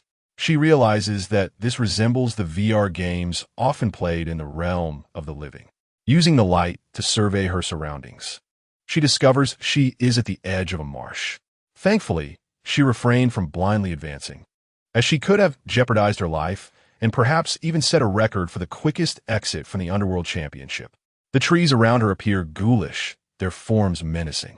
After some contemplation, she retrieves a rope from her equipment pack, tossing it over a branch and securing it. With a few steps back to gain momentum, she deftly swings across the marsh, landing safely on the opposite side. With newfound confidence, Lin Yi claps her hands in delight, thinking that the start is promising. Yet, she soon feels an unsettling softness beneath her feet. A sense of foreboding washes over her as she glances down, only to meet a pair of crimson eyes staring back. Lin Yi's cry echoed throughout the forest, startling the crows perched in the trees, adding an air of terror to the bizarre atmosphere. In her panic, she seized the hair of the figure before her and forcefully flung it toward a tree, only to realize that the owner of those eyes had no body, merely a head lodged in the ground. Upon colliding with the tree trunk, the head shattered with a resounding thud, transforming into a skull. A prompt appeared before her. Congratulations. You have obtained a skull, now stored in your equipment bag. Damage value 10. Can be used to strike at the undead. Lin Yi's legs buckled, causing her to collapse to the ground. The sight of those eyes had unleashed haunting memories from the Hell building, but fortunately, she was prepared. Otherwise, she would have met her end immediately. In the audience of the Mingdu Square, cheers erupted, while Han Yishuan's face turned pale, having thought Lin Yi was about to perish. Finally exhaling the breath he had been holding, his disciple was indeed a true tiger. It was his first time witnessing someone defeat a malevolent spirit by pulling its hair. Unbeknownst to Han Yishuan, Lin Yi was oblivious to his anxiety, instead studying the map within her backpack by the light of her lantern. Drawing upon her experiences from playing Peace Elite in the mortal realm, she realized she could not decipher the map. Swiftly, she decided to abandon that option, closing her eyes and pointing in random directions while muttering, "Assemble the troops, ride into battle. Whoever I point to, I shall choose." Zhao Xiwen, observing the screen beside him, grimaced. He had underestimated the situation, completely unaware that Lin Yi could not distinguish the cardinal directions. Hurriedly, he opened the mini-map for confirmation, and upon verifying, he felt a wave of relief wash over him. It seemed Lin Yi was fortunate. She was indeed heading in the correct direction. Chapter 15. A perfect encounter with the female ghost Lin Yi bounced along the path she had randomly chosen, gradually acclimating to the forest. Confronted by suddenly emerging arms, legs, tongues, and eyeballs, she effortlessly dispelled them with her martial skills and spiritual energy, her equipment bag brimming with spoils. Suddenly, a glimmer caught her eye beneath a nearby tree root. Could it be a rare item? She hurried over and found a purple mushroom. Gently pulling it from the ground, another prompt appeared. Congratulations, you have obtained a soul recovery mushroom. Healing 100 can be used for rapid recovery from all damage. What a stroke of luck. Though she was still unaware of her task in the forest, she felt a sense of security with her full backpack. At that moment, Lin Yi heard rustling sounds behind her, sensing a force surging through the forest toward her. She swiftly turned around, firmly planting her feet on the ground, fists raised defensively before her chest. This force was, to be precise, a vengeful energy, moving rapidly as a sinister wind swept through the forest. Her short hair blown into her eyes. Her eyes widened in alarm. It was coming. She saw a white figure floating toward her. A woman with disheveled hair cascading over her shoulders, hollow eyes streaming with blood, and a gaping mouth lunging at Lin Yi. The ghost moved with such speed that in a blink, she was right before Lin Yi, who could almost smell the stench of blood emanating from the ghost's eye sockets. Instinctively, Lin Yi's first reaction was to flee. Han Yishuan sat in the audience, arms crossed, feeling quite satisfied.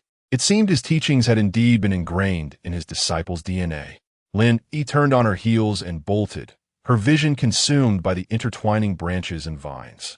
To avoid tripping over the vines extending toward the ground, she focused on her feet, running while praying the ghost would not catch up.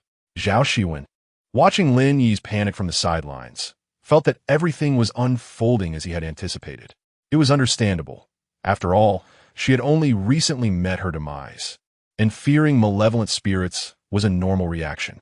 However, as Zhao Xiwen's long fingers scrolled through the mini-map, a sense of dread settled in his heart. He had not been mistaken. Lin Yi was completely lost, running in circles around the ghost. As Lin Yi heard the absence of pursuing sounds behind her, she relaxed considerably, speculating that the ghost had not followed her. Gradually slowing her pace, her breath came in rapid gasps, as if her lungs were bellows. She leaned against her knees, eyes closed, attempting to stabilize her breathing. As she closed her eyes and sniffed, a peculiar odor wafted through the air. Lin Yi cautiously opened one eye, only to see the ghost suspended beneath her, contorted in a grotesque manner. The ghost beckoned to Lin Yi before opening her mouth wide, ready to feast upon her neck. Reacting instinctively, Lin Yi leaned back, falling onto the ground, sliding backward as the strap of her backpack slipped from her shoulder. Wait, the equipment. She quickly rummaged through her bag, trembling hands grasping a skull, frantically striking it. How does this thing work? Why is there no instruction manual? She anxiously glanced up, realizing the ghost was now hovering just a meter away, its tongue extending nearly a foot, as if it had been starving for ages, preparing to devour Lin Yi. Oh dear! Lin Yi shook the skull vigorously, ignoring the cries echoing around her. She looked up to find the ghost had inadvertently stumbled over the vines on the ground. No, why does the ghost sound like that? Lin Yi had no time to ponder, seeing fate grant her a moment of respite. She intensified her efforts to toss the skull, searching for a trigger mechanism. At last, her perseverance paid off as an arrow indicating direction appeared on the screen. Lin Yi realized that this skull required being thrown into the air and then struck in the right direction to activate. The ghost was currently entangled in the vines. Presenting an opportune moment, Lin Yi aimed at the ghost's shoulder and hurled the skull with all her might. The ghost felt a sharp pain in her shoulder. Realizing Lin Yi had launched an attack, blood flowing from her eyes and dripping onto the ground. Seeing the ghost's health decrease slightly filled Lin Yi with joy. And seizing the moment while the ghost struggled with the vines, she hurled all her remaining equipment at her. Under the relentless assault, the ghost sensed her strength waning, frantically gnawing at the vines in a desperate attempt to regain her freedom. To Lin Yi's astonishment, the ghost indeed managed to gnaw through the vines, severing them into segments that fell to the ground. Oh no! Lin Yi watched helplessly as the ghost escaped the vine's grasp, revealing a contemptuous smile.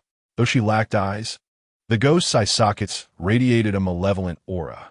Lin Yi sighed at her now empty backpack, resigned to her fate. It seemed that today, her demise was inevitable. With the ghost freed from the vines, she surged towards Lin Yi at 10 times her previous speed, bearing her bloodied maw. Lin Yi had given up on resistance. She sat cross-legged on the ground, taking deep breaths to channel the energy within her, feeling it coalesce into a stream coursing through her body. She had no choice but to fight with all her might. Lin Yi concentrated her spiritual energy into her right palm, extending it forcefully. The ghost's outstretched hand froze midair, her entire form immobilized, arms flailing in an attempt to approach Lin Yi but unable to move an inch. Listen to me. I know you're anxious right now, but please do not rush. Lin Yi raised her palm, opting for the most effective method from the mortal realm, talk therapy. You see, I have the capability to end your existence right now, yet I choose not to. What does this indicate? It signifies that I wish to resolve this matter peacefully and efficiently. As long as you are kind, others will reciprocate that kindness. Lin Yi eloquently and fervently attempted to persuade the ghost hovering in midair, completely oblivious to the fact that her palm was straining with all her might. As the female ghost gradually relaxed her vigilance, Lin Yi continued to engage her with compassion and reasoning. As the saying goes, a gentleman uses words, not force. Given your remarkable beauty, You must have some troubling matters that weigh heavily on your heart. Rather than succumbing to anger, why not sit down and resolve the issue together? Regardless of the effectiveness of his words, it was evident that the ghost was flattered by Lin Yi's compliment about her beauty. It had been ages since anyone had praised her so sincerely. Noticing her shift in demeanor, Lin Yi gently encouraged her further. So, the reason we are gathered today is to resolve the problem. The ghost instinctively responded in alignment with Lin Yi's suggestion. And what method shall we employ to solve this dilemma? Lin Yi felt a surge of delight. It appeared that this approach was indeed more effective than resorting to violence. The ghost lowered her struggling arms, observing her suspended form, and deduced that Lin Yi must possess significant skill, since he had not immediately harmed her. Perhaps this individual truly was a good person, especially as she gazed at his sincere expression. He appeared even less like a villain. After a brief, internal struggle, her emotions ultimately triumphed. Seeing Lin Yi gazing expectantly at her, she sighed and replied, "A peaceful resolution." Chapter 16. In the Underworld, even NPCs are infatuated. Lin Yi noticed that the ghost had essentially surrendered. She slowly lowered her hands, and the ghost gently settled onto the ground. The two exchanged a moment of silence, having transitioned from a life-and-death confrontation to an awkward standstill. You see, Lin Yi said, retrieving a rope from his backpack. With the last remnants of his spiritual energy, he twisted the rope into a spiral and fashioned it into a bow. The ghost's mouth dropped open in astonishment. She now fully believed in Lin Yi's abilities. Thankfully, he had not attacked her outright, or she might have been the one twisted into a knot. Once the ghost had placed her trust in him, Lin Yi felt at ease and leaned against a nearby tree, patting the ground beside him to invite her to sit down. "What is your name?" Lin Yi inquired, noticing the ghost's plain attire and the bloodstains on her feet. He offered her a pair of shoes he had found earlier, which were meant for traversing the marshy terrain, but now proved fortuitous. "You can call me Xiao Ru," the ghost replied with a faint smile. Perhaps due to her long absence from genuine joy, her expression appeared somewhat eerie. Lin Yi considered advising her to refrain from smiling, yet feared that such a suggestion might jeopardize their newly formed friendship. Instead, he continued to inquire, "Xiao Ru, how did you meet your demise?" "I was murdered by my boyfriend," she replied. Lin Yi's lips trembled involuntarily upon hearing this. Today felt like an encounter with the epitome of romantic folly. Were all these manifestations merely the lingering spirits of Wang Baochuan? The audience outside erupted in astonishment as they witnessed the intense battle between the competitors from Jiqing and Yuqing. While the scene featuring the Nuo City contestant seemed utterly incongruous, even exuding an air of serene tranquility. On the judges' platform, Zhao Xiwen and Wang Wanjun exchanged glances that communicated their shared disbelief. They suspected that Zhao Xiwen's choice of Lin Yi was questionable, as he was deviating from the expected norms. How could Lin Yi be forming a friendship with that ghost in mere moments? Gao Wanwan, standing behind the Emperor of the Underworld, watched the large screen, her body trembling with indignation as her fists clenched tightly, veins protruding. Why is this reckless youth always so different? Zhao Xiwen was acutely aware of the spotlight on his contestant, who had once again become the center of attention. Whispers circulated among the spectators, as those from Jiqing and Yuqing were unfamiliar with Lin Yi and exchanged information about this contestant. He squinted at the screen, thoughtfully stroking his chin, pondering what Lin Yi had learned during her time in the Underworld. Based on his understanding of her, the technique she had employed to control the ghost likely exhausted her spiritual energy, leaving him curious about her next move. Meanwhile, Lin Yi felt entirely at ease in the ghostly forest, observing Xiao Ru as she began to recount her tragic tale. "So, you mean to say you started dating at 16? And not only did he cheat on you, but fearing you would expose his misdeeds, he gouged out your eyes and threw them down the stairs." Xiao Ru thought for a moment. After sharing her heart-wrenching love story, Lin Yi had distilled it into this singular statement. It seemed oddly accurate. In truth, he was quite good to me. Lin Yi felt a surge of frustration, nearly choking on her water. Is that a way of thanking him for leaving you with a complete corpse? "Can you help me?" Xiao Ru implored, her hollow eye sockets fixated on Lin Yi. Lin Yi dared not refuse. Having finally persuaded the ghost to trust her, she felt compelled to appease her adversary, even if it meant compromising her own allies. Suddenly, an idea sparked in her mind. You know, the best way to forget a past relationship is to start a new one. Xiao Ru hesitated before responding. To begin a new one? Exactly. Do you know where Nuo City is renowned for? Lin Yi sprang to her feet, pacing theatrically before Xiao Ru. Seeing the innocence in Xiao Ru's expression, she continued with an air of mystery. In Nuo City, we are famous for handsome men, whether you desire a mature, stable, brooding type or a naive, youthful darling, we have it all. I can introduce you to anyone you wish. To substantiate her claims, Lin Yi leaned closer to Xiao Ru, whispering, You know our city lord, Zhao Xiwen? He embodies the archetype of a brooding, dominant figure. Lin Yi's fervent description plunged both her and Xiao Ru into a momentary state of infatuation. They resonated with each other, their imaginations conjuring vivid images. As they clasped hands and sat on the ground, laughing with flushed cheeks, oblivious to the audience around them, the central square of the underworld fell into a profound silence. Lin Yi was unaware that the VR cameras were capturing her every expression in 360 degrees, her whispered words amplified 100-fold throughout the plaza. Zhao Xiwen felt his teeth gnashing in frustration. Was Lin Yi sent by the Jade Emperor himself to torment him? Secretary Zhang, seated among the audience, recognized Lin Yi's fervent declarations on a large screen. He immediately associated the character she described. The innocent, adorable darling was undoubtedly the youngest son of the Han family, Han Yixuan, who was currently preoccupied with fawning over her. The mature, brooding type must be Deputy Han, who sat beside Han Yixuan, casually reclining in his chair with a smirk that suggested he found the competition amusing. The innocent, naive darling was none other than himself. Despite the distance, Secretary Zhang could see Zhao's benevolent expression and sighed, drawing a cross in the air, wishing for Lin Yi's well-being.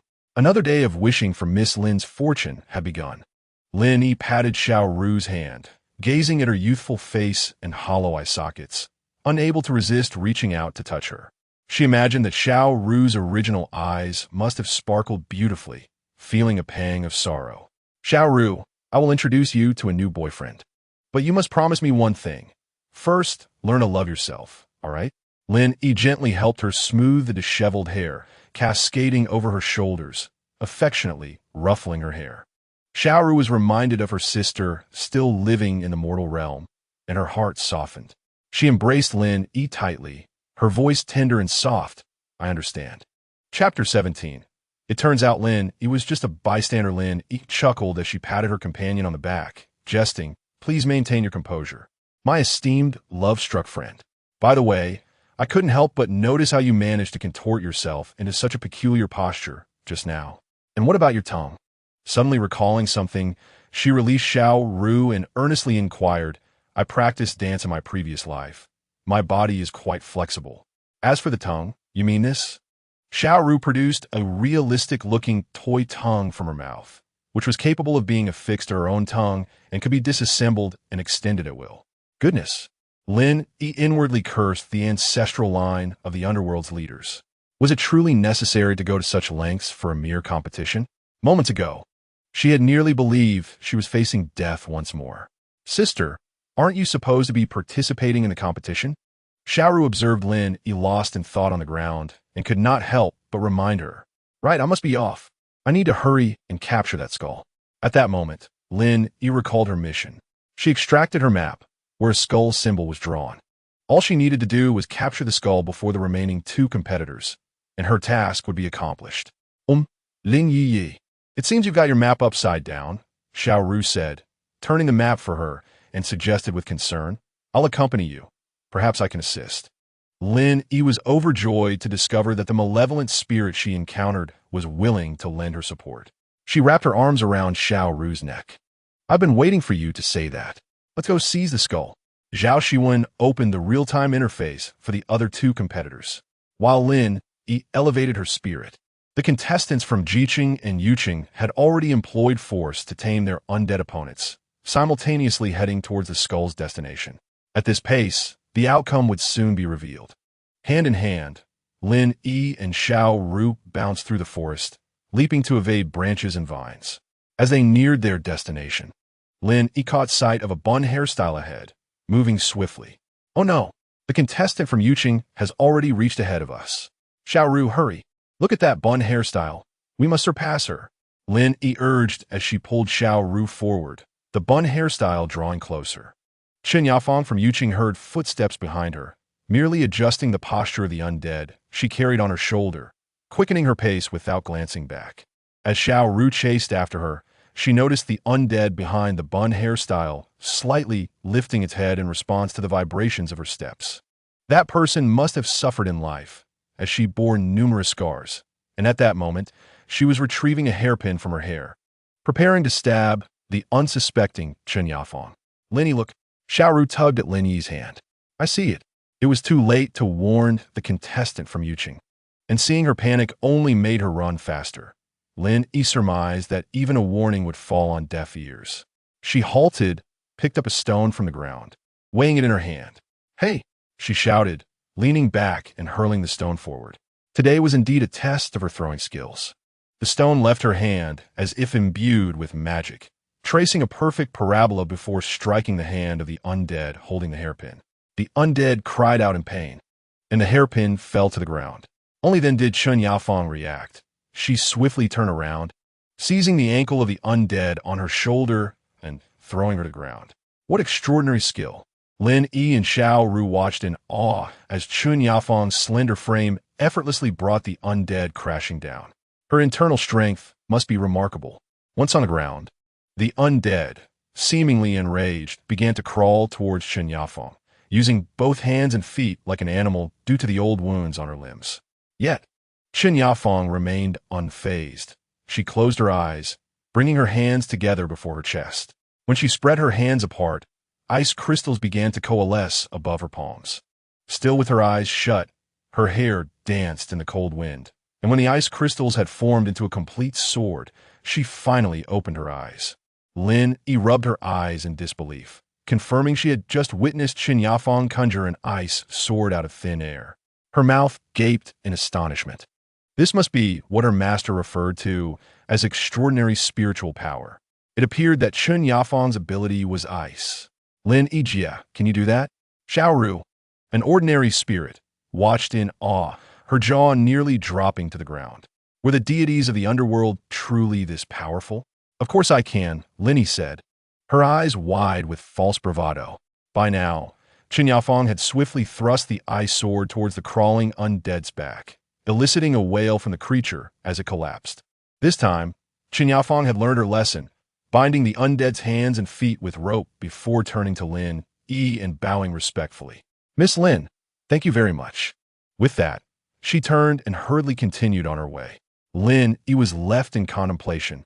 Did she recognize me? How peculiar. We just saved her life. Xiao Ru pouted beside her, feeling that Chen Yafang lacked gratitude. Lin Yi shrugged with a smile, urging Xiao Ru onward. Quickly, my dear ancestor. If we dawdle, we may miss out on the skull and end up with nothing. In a rush, they finally arrived at the location of the skull. Lin Yi pulled Xiao Ru behind a large tree and crouched down, observing that Chen Yafang was already engaged in combat with a burly man from Jiqing. Lin Yiji, what should we do now? Xiao Ru asked, watching as Chen Yafang adeptly dodged the man's attacks. Let's wait and see. There's no need to rush. After witnessing Chen Yafang's extraordinary spiritual power, Lin Yi realized that both Jiqing and Yuqing had sent their elite fighters to this competition, while she was merely a bystander. However, being a bystander did not preclude her from victory. Allowing these formidable contestants to battle it out might present her with an opportunity to emerge victorious herself. Moreover, she was concerned that if she rushed in now, she might end up being flayed alive by the two combatants. As Chen Yafang and the Jiqing contestant were evenly matched in martial arts, they began to resort to their extraordinary powers for a decisive showdown. Chen Yafang first conjured a dagger in her hand, aiming for the man's chest. The hulking figure sidestepped with a mocking laugh, his eyes instantly turning crimson, as though blood were about to drip from them, unleashing a red laser beam toward Chen Yafang's back. Chen Yafang felt a sharp pain behind her, a searing agony coursing through her. She struggled to maintain her balance, turning to see the man's eyes bleeding again. Another laser beam shooting forth with no regard for mercy. In a split second, she conjured a shield in her hands to defend herself. However, the laser beam seemed capable of piercing through anything, easily melting her ice shield. Chen Yafeng took another hit to her shoulder, glancing at her health bar, which dwindled down to a single segment. She felt her spiritual energy depleting rapidly and realized that she was facing imminent demise. Just then, she thought, "Here, take this." A hand reached out from behind the tree, stuffing something in her mouth before she could react. Chapter 18. It is well known that the Underworld's people do not play games lightly. Before Chen Yafeng could gather her wits, the object quickly dissolved in her mouth. A message appeared on her screen. "Congratulations! You have consumed the soul-replenishing mushroom, restoring 50 health points." Chen Yafeng immediately felt a resurgence of spiritual energy within her. While it did not match her previous combat prowess, her condition had clearly improved. She turned and saw Lin Yi's disheveled head peeking out from behind a tree. "Miss Lin?" Chen Yafeng recognized Lin Yi, having known her since before the competition began. The annual Sanxiang Zenbasai has always stood as the most significant event in the realm of the Underworld. Prior to the competition, she received instructions from the city lord Wang Wanjun, emphasizing the need to strive for first place, secure second, and ensure that Lin Yi from Nuo Cheng was afforded no opportunity. Furthermore, as she was aware, Lin Yi was a freshly deceased wraith, having only recently departed from the mortal realm, serving as the bodyguard for the city lord of Nuo Cheng. Even if Lin Yi could muster some spiritual energy, it was rather presumptuous to believe she could rival her in such a short time frame. "Do not be afraid. I am here," Lin Yi said, assuming that her companion Chen Yafeng was startled, as she embraced a tree trunk and gently patted Chen's shoulder. Lin Yi adjusted her shoelaces and attire, exchanging a glance with Xiao Ru, who grasped her hand with concern. "Lin Yi Jia, remember, if you win, you must introduce me to a boyfriend," she urged. Lin Yi nodded resolutely, embodying a spirit of fearlessness, and before Chen Yafeng could intervene, she boldly stepped in front of Chen and shouted, "Fatty!" The burly man from Jiecheng, seeing the U-City competitor nearly incapacitated, initially intended to deliver a decisive blow to eliminate her. However, out of respect for City Lord Zhao Xiwen, he relented and spared the woman's life. He staggered toward the shimmering golden skull positioned 50 meters away, contemplating the substantial reward that awaited him.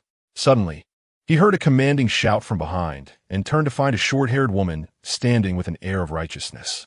It was only upon seeing the designation of Nuo Cheng competitor emblazoned above her head on the screen that he realized there was still a rival in the competition. Unfazed, he yawned and waved dismissively at Lin Yi, urging her to conclude the matter swiftly.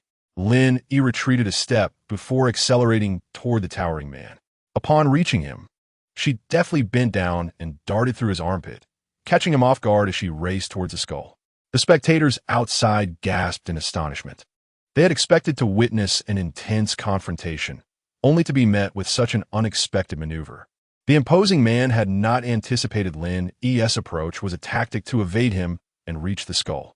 By the time he turned around, she was already less than 5 meters away from her target.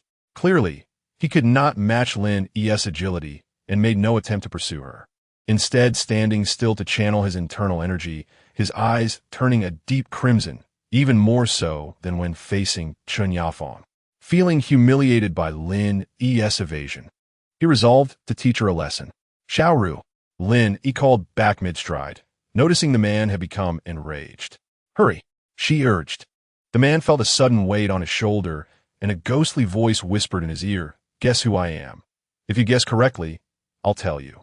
Lin Yi saw Xiao Ru successfully leap onto the burly man's back, covering his eyes with her hands, realizing her plan had worked. She sprinted towards the skull, disregarding the uneven ground beneath her feet. "Faster! We must go faster. Otherwise, Xiao Ru, Chen Yafeng, and I will face dire consequences." At last, she reached the platform where the skull rested and pressed her hand upon it without hesitation. A blinding light forced Lin Yi to squint, and she beheld a massive, blood-stained red inscription emerging on the screen: "Victory." As the words victory illuminated the central plaza of the underworld, the audience had yet to grasp who had triumphed. Only Zhao Xiwen shifted slightly in his seat, leaning back with a subtle smile playing on his lips. This Lin Yi possesses a certain charm. When the screen began replaying Lin Yi's triumphant moments, the cheers from Nuo Cheng.Lin's cheerleaders erupted into a deafening roar. Lin Yi has won. Nuo Cheng has won. Lin Yi was instantaneously transported from the ghostly forest back to the arena. She removed her VR goggles and blinked her sore eyes, still disoriented by the situation, as she observed the large screen displaying a montage of her remarkable performance. Her lips twitched in disbelief. Is this clarity akin to defecating in the middle of the street?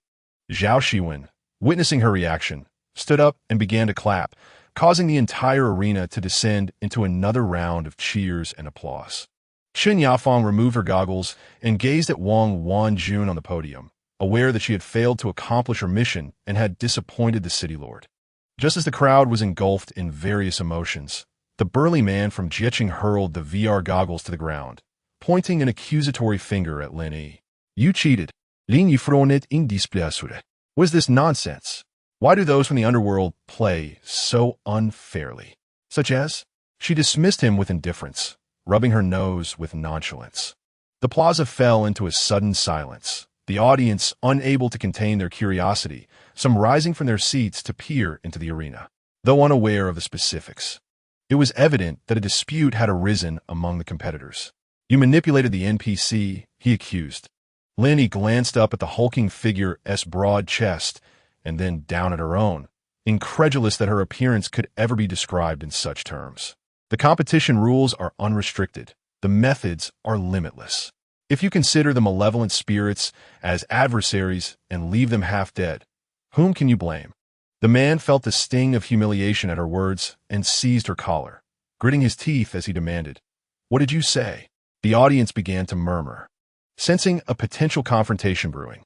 Han Yixuan, observing the escalating tension, sat cross-legged in his seat, preparing to channel his internal energy, but was halted by his brother Han Yifan, who clasped his hand and urged, "Brother, wait a moment." Han Yifan's expression remained calm, calculating that the time for action had not yet arrived. Lin Yi struggled to free herself from the man's grip, but found her efforts futile. Is this man truly raised on children? The man, noticing Zhao Zipping's satisfied expression on the podium, felt emboldened and tightened his grasp, lifting Lin Yi off the ground. Enough, a steady voice murmured beside him, followed by a sharp pain in his hand that compelled him to release Lin Yi. Chapter 19. This pure gold trophy must be worth a fortune in Ming coins. The burly man from Jieching found himself gripped by a man in a black suit, who, despite being shorter, exuded an aura of strength that made the man feel utterly impotent. Zhao Xiwen approached Lin Yi, offering her a gentle smile as he took her hand and led her to the podium, politely bowing to the Ming Emperor. "Please, Your Majesty, announce the competition results." The Ming Emperor nodded slightly, pondering deeply. He had observed the entire match, and the outcome had genuinely surprised him. Throughout the Sanxiang's embassy, the relationship between competitors and NPCs had always been defined by preconceived notions of opposition. Thus far, no one had ever collaborated with an NPC to achieve victory. However, according to the competition's rules, methods and means were unrestricted, and indeed, this competitor from Nuo Cheng had not transgressed any boundaries. He gazed intently at the short-haired girl before him, and while her victory astounded him, he was even more taken aback by Zhao Xiwen personally intervening to assist her and holding her hand in front of such a vast audience. Behind the Ming Emperor, Chao Wanwan's pale face contorted in rage. Not a single aspect of today's competition had gone her way. She had initially reveled in the skirmish between the burly man and Lin Yi, only to be dismayed when Zhao Xiwen stepped down from the podium to offer his support. After a prolonged silence, the Ming Di finally activated the microphone on his chair, and the crowd fell silent in anticipation. His voice resonated throughout every corner of the square. "I hereby declare that the victor of this year's Triumvirate Championship is Nuo Cheng." Cheers erupted. Lin Yi, overjoyed by the announcement, leaped on the spot, releasing her grip on Zhao Xiwen's hand, and dashed towards the stands of Nuo Cheng, waving excitedly at Han Yixuan and his companions. The atmosphere in the Nuo Cheng stands instantly transformed into a jubilant celebration, with drums beating and banners fluttering in honor of Lin Yi's triumph. As the awards ceremony concluded, Lin Yi exited the central square, trophy in hand, a skull-shaped cup, alongside Zhao Xiwen. Curiously, she bit the skull, discovering it was made of pure gold. Zhao Xiwen, witnessing her antics, couldn't help but chuckle. "Are you out of your mind, Miss Lin?" Just as Lin Yi was about to roll her eyes, she heard someone calling her name. Turning towards the voice, she was surprised to find it was a contestant from Yucheng. "Miss Lin, thank you for your help during the competition." Chun Yafeng approached her briskly, appearing somewhat awkward as she expressed her gratitude. Lin Yi was momentarily taken aback before promptly tossing the trophy to Zhao Xiwen and enveloping Chun Yafeng in a warm embrace. "We have forged a bond through adversity." She inhaled deeply, savoring the faint scent of grapefruit emanating from Chun Yafeng, feeling elated by the beauty of the moment. Chun Yafeng blushed deeply as Lin Yi hugged her. Stammering, "Our Lord, Wan Jun, also expresses her gratitude. You're always welcome to visit Yucheng." With that, she wriggled free from Lin Yi's embrace and rushed back to her lord's side. Lin Yi stood on tiptoe, gazing at Wang Wanjun in the distance, captivated by her beauty. Even though she knew Wang Wanjun was somewhat naive in matters of love, she couldn't help but be drawn to her queenly aura. Wang Wanjun's makeup was light, and only a girl would appreciate the flawless complexion beneath it. When she sensed Lin Yi's gaze, she turned slightly, offering an elegant smile and a gentle nod. Lin Yi suddenly felt shy and politely bowed her head in response. "Lin Yiji." Xiaoru leaped onto Lin Yi's back from behind. Lin Yi caught her legs and spun around before setting her down. She noticed how fair and delicate Xiaoru's skin was, with the tiny hairs on her face clearly visible, and the blood around her eyes had been washed away, though the hollowness in her gaze remained. "Lin Yiji, thank you for sparing my life. I saw the last two NPCs being carried away after they were defeated. Where's your trophy? Let me see." Xiaoru pulled Lin Yi around in circles upon noticing her empty hands. "It's right here." Lin Yi remembered that she had taken the trophy from Zhao Xiwen and proudly showcased it to Xiaoru, exclaiming, "I tell you, it's pure gold. Give it a bite." Seeing Xiaoru fixated on something behind her, Lin Yi waved her finger. "Hey, I'm talking to you." However, Xiaoru tightly grasped Lin Yi's finger, having spotted a dazzlingly handsome young man beside her, rendering her unable to focus on anything else. Zhao Xiwen felt uncomfortable under Xiaoru's vacant stare and gently patted Lin Yi's head, saying, "The car is waiting for you outside." He then turned and strode out of the Ming city. "Lin Yiji, is that your boyfriend? You two look so sweet together." Once Zhao Xiwen had walked away, Xiaoru dared to embrace Lin Yi, her cheeks flushed with excitement. "What nonsense are you spouting? That's our lord, Zhao Xiwen." Lin Yi gasped, struggling to breathe as Xiaoru hugged her tightly, doubting the younger girl's sanity. Could there really be any romance between her and Zhao Xiwen? Was this the so-called domineering CEO type? As Lin Yi contemplated, she nodded while examining the trophy in her hands, wondering how much it could fetch in Ming coins if she decided to sell it. "Lin Yijia, sometimes you really lack sense," Xiaoru sighed deeply, observing Lin Yi's calculating expression. On the return trip, the atmosphere was lighthearted due to Lin Yi's overwhelming victory. "Miss Lin, you were incredible today." Secretary Zhang praised from the driver's seat, turning to admire Lin Yi, who was still clutching her trophy. "Oh, just a normal performance." Lin Yi laughed exuberantly, surprised by the outcome, realizing that even in the realm of spirits, a touch of fate was necessary. If not for overhearing Zhao Zipping and Wang Wanjuan's conversation while hiding in the restroom, she wouldn't have fought so hard. "Stop being modest. When you want to strike the skull, both Master Han and I were on edge. He even dug his fingernails into my flesh. It was an exhilarating match." Secretary Zhang excitedly recounted, sharing his feelings at that moment. "Watch the road." Zhao Xiwen lazily interjected from the back seat, his gaze cold and his lips slightly parted as he uttered two words. Secretary Zhang instantly felt a chill run down his spine, straightening his back and breaking into a cold sweat, momentarily forgetting that the Lord was also in the car. Zhang Xiwen constantly reminded himself to maintain distance from Lin Yi in Zhao's presence. He certainly didn't want to be seen as a rival, as he wished to preserve his youthful life. Lin Yi observed Zhao Xiwen's solemn expression as he gazed out the window, his sharply defined features illuminated by the streetlights, giving his skin an ethereal glow. Lord Zhao, since we've won the competition, shouldn't there be a reward? Lin Yi licked her lips and leaned closer, batting her eyelashes. Zhao Xiwen, taken aback by her proximity, felt warmth radiating from his heart, momentarily rendered speechless, his focus solely on her enticing lips. Lord Zhao! Lord Zhao! Noticing Zhao Xiwen's dazed expression, Lin Yi waved her hand in front of him, worried that her boss might be unwell. Zhao Xiwen returned to reality at Lin Yi's call, stiffly turning his head toward the window, attempting to banish thoughts of the earlier moment from his mind, maintaining a tone of indifference. Speak. Upon hearing Zhao Xiwen's acquiescence, Lin Yi's heart soared with anticipation. She swallowed hard, pressed her lips together, and finally spoke. I want that paramira. Chapter 20.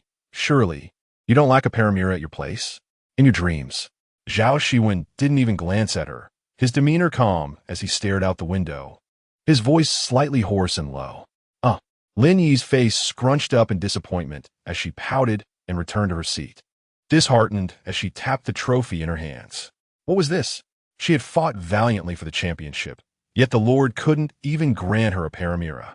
Catching a glimpse of Lin Yi's crestfallen expression, Zhao Xiwen's lips involuntarily curled into a subtle smile, his gravelly voice resonating once more in the car. There's only one in the entire underworld. How about you take it for a day? Lin Yi's heart leaped with joy upon hearing this, and she naturally leaned onto Zhao Xiwen's shoulder, confirming brightly, Really? I can drive it for a day. It's a promise. She extended her pinky finger towards him. Zhao Xiwen looked perplexed, unsure of what was happening. Oh dear, do you people from the underworld not have childhood memories?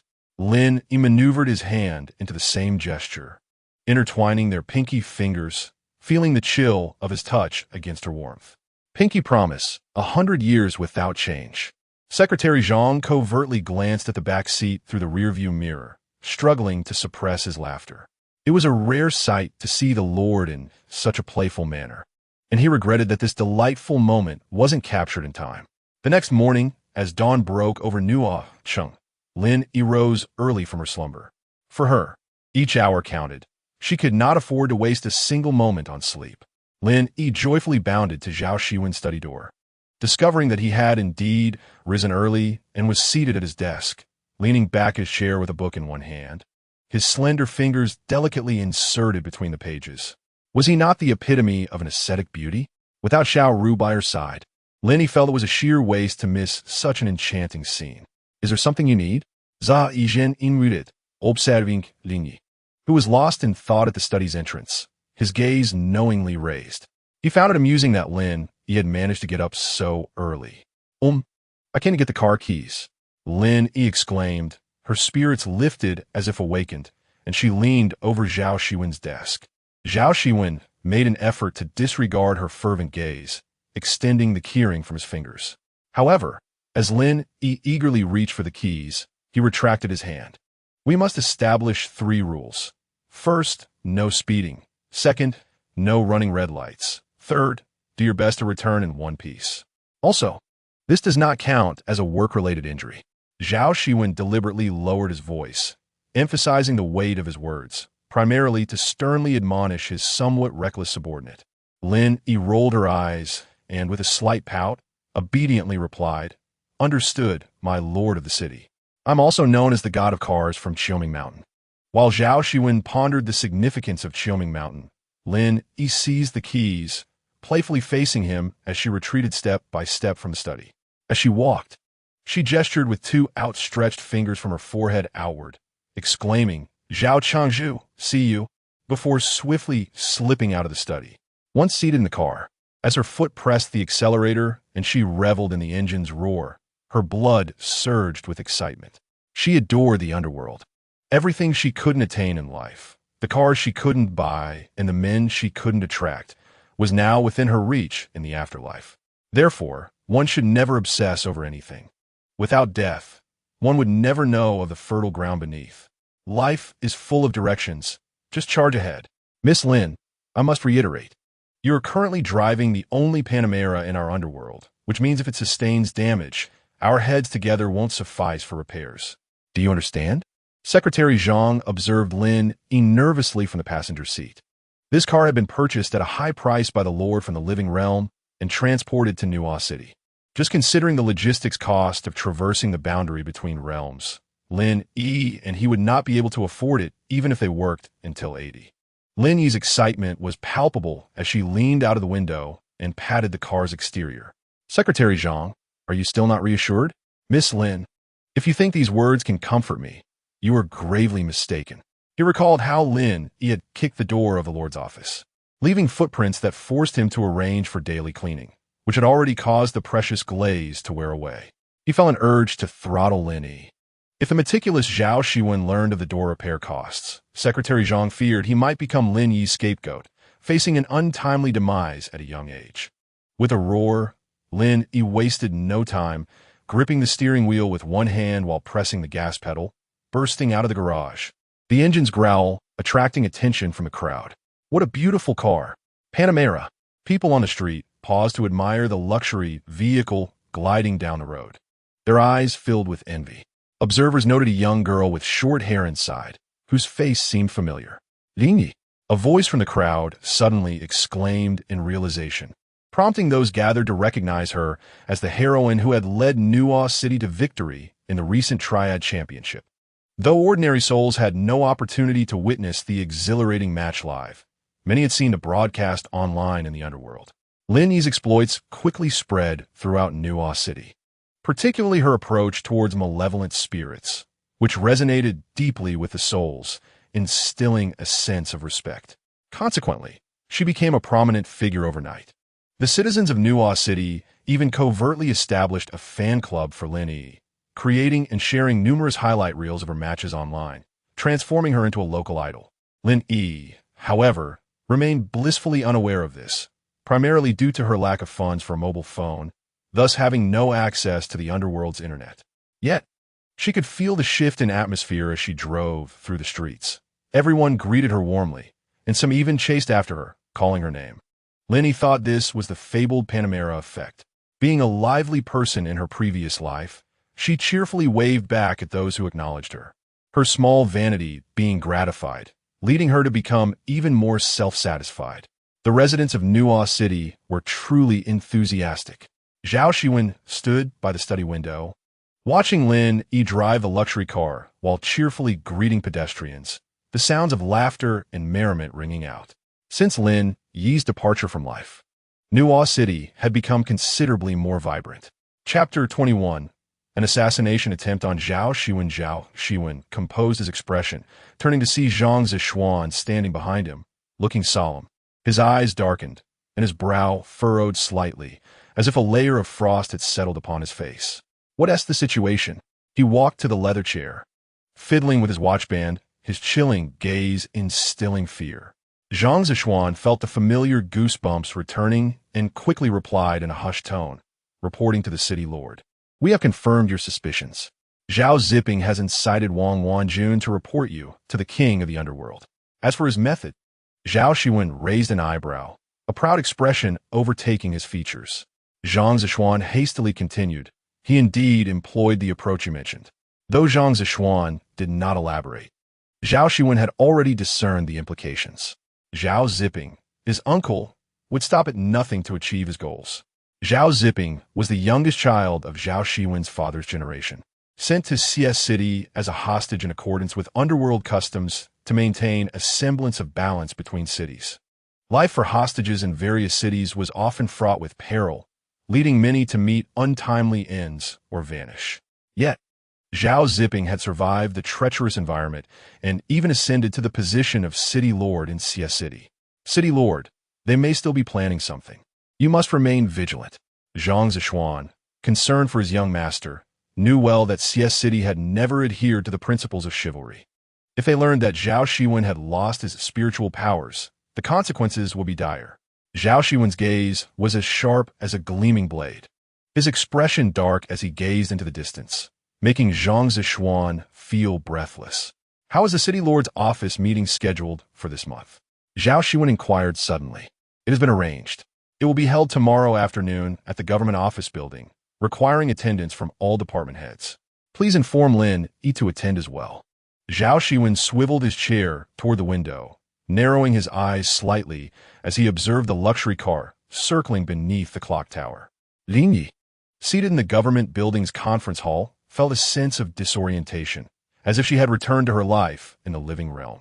She gazed at the familiar, oversized conference table, sensing the onset of a nightmare once more. For Lin Yi, attending meetings ranked as the top torture in the workplace. In the balance between work and ambition, she would rather choose to hang herself. Seated at the rear of the round table, Lin Yi watched Zhao Xiwen in the center, his brow tightly knitted, his face displaying a complex expression that was difficult to decipher, his pen incessantly tapping against the table. She was all too familiar with this expression. It seemed that none of those present would leave the conference room unscathed today. "Does anyone have any objections?" At last, Zhao Xiwen broke the silence. Observing that the heads of the unit leaders sank even lower, his displeasure becoming increasingly apparent. However, he was acutely aware that the modification of city regulations was a stance he had adamantly upheld. Now, with the Emperor of the Underworld proposing a 50 increase in various urban indicators within a year, he could not absolve himself of this challenging predicament. Moreover, compared to the other two cities, Nuo Cheng had always been somewhat of a shadow in the realm of the Underworld. The calm facade had led these government officials to become accustomed to leisurely days filled with tea and idle chatter, and this impending transformation undoubtedly impacted their own interests. This implied a future devoid of slacking off at work. The leaders beneath him had begun to perspire, harboring subtle grievances regarding the Lord's insistence on altering city regulations. Ultimately, as civil servants, they could not truly comprehend the hardships faced by ordinary souls in the underworld. Even if they did, they mostly regarded it with a numb acceptance, believing it would eventually pass. Some even thought that the youthful Lord Zhao was being overly ambitious, setting goals that bordered on the fantastical. In the conference room, only a handful of individuals were present, collectively harboring 800 ulterior motives. Zhao Xiwen had anticipated such a scenario, yet the overwhelming sense of powerlessness still swept over him. Each step felt laborious, a reality he had foreseen but found difficult to accept as a member of the underworld's elite. Were there truly no other suggestions aside from reducing salaries and increasing taxes? He suppressed an unnamed fury, his countenance darkening as he surveyed the room with a piercing gaze. How about considering the establishment of businesses? A sweet voice rang out in the conference room, providing a refreshing reprieve for the beleaguered leaders, akin to quenching a parched thirst. They turned to locate the source of the voice, noticing a short-haired girl at the entrance, hand raised, reiterating, "Doesn't the upper world have various restaurants and shops? This would yield economic benefits while also benefiting the people, an ideal solution." However, Nuo Cheng had never ventured into entrepreneurship, and with economic development, the rise of crime and illegal activities would inevitably follow. The conservatives promptly opposed this suggestion. Yet, if the goal was to be achieved, mere cost-cutting would not suffice. And the earlier suggestions of extracting from the populace contradicted the very essence of reform. Lin Yi's words rendered the conference room silent, leaving the leaders puzzled about her identity. Nevertheless, her assertions were irrefutable, as they were acutely aware of the perils of raising taxes and slashing salaries. Her incisive remarks plunged the atmosphere into palpable awkwardness. Zhao Xiwen felt a surge of satisfaction. He understood that even the wisest ruler could not elicit genuine counsel from subordinates. Lin Yi's words struck at the heart of the leader's concerns, providing him with a sense of relief. "Let's adjourn for today." He stood adjusting his suit, leaving behind a table of leaders perplexed by the Lord's intentions. With assured steps, he exited the conference room, glancing at Lin Yi as he passed. Noticing the brightness in his eyes, shimmering with appreciation and joy, she exhaled deeply, reassured that she had not erred. As they departed the conference room, a staff member laden with documents collided with them in the corridor, scattering papers across the floor. Zhao Xiwen looked down at the crouched individual. raising an eyebrow as he bent to retrieve a document near his feet, handing it to the startled worker. Zhao Xiwen furrowed his brow. This staff member was a longtime employee of the government building, yet had committed such a basic blunder.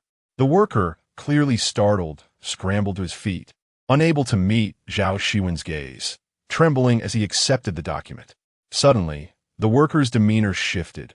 A sinister expression overtook him, and a blade glimmered behind him. He lunged at Zhao Xiwen's heart with a dagger in hand. "Watch out!" Lin Yi, witnessing the scene, felt a surge of professional honor. Without a moment's hesitation, she pushed Zhao Xiwen aside and leapt into the air, delivering a kick to the assailant's weapon. Strangely, there was no sound of the dagger clattering to the ground. The assailant was sent flying 2 meters away. Lin Yi quickly realized that the dagger was not held in the assailant's hand, but rather was an extension of his very being. No one could fathom how the worker's hand had instantaneously morphed into a gleaming dagger. Yet, Lin Yi remained calm, having understood the situation. She mused to herself, marveling at the practicality of the supernatural abilities in the underworld. All unanswered questions could be resolved by attributing them to these powers. So, this individual possessed some unique talent. Chapter 22. Little bodyguard, I will take care of you. The assailant was sent crashing against a photocopier, the force shifting the machine's position and causing printed papers to scatter across the floor. At Zhao Xiwen's command, several burly men subdued the attacker, who struggled futilely against their grip. Zhao Xiwen's expression hardened as he brutally crushed the assailant's hand beneath his shoe, mercilessly applying pressure until flesh and blood were indistinguishable. "Who sent you?" Zhao Xiwen's voice dripped with menace, his tone deliberate, yet exuding an overwhelming aura reminiscent of death. Everyone present held their breath, fearing the attention of this beastly figure. "Take him to Deputy Chief Han." Zhao Xiwen seemed to lose his patience, not waiting for the assassin to respond before instructing his subordinate, his gaze akin to that of a venomous serpent, sending chills down spines. Lin Yi trembled at the sight. It was her first time witnessing Zhao Xiwen's face filled with lethal intent, and she hurriedly concealed her hands behind her back. Secretary Zhang swiftly managed the aftermath, and soon the government building returned to its usual hustle and bustle. Zhao Xiwen glanced back at Lin Yi, who stood against the wall at a distance. Why was she standing so far away? Had he frightened her? Observing her flustered expression and evasive gaze, he assumed she had been startled. So he removed his coat and draped it over her, akin to wrapping a small rabbit. He escorted her out of the government building.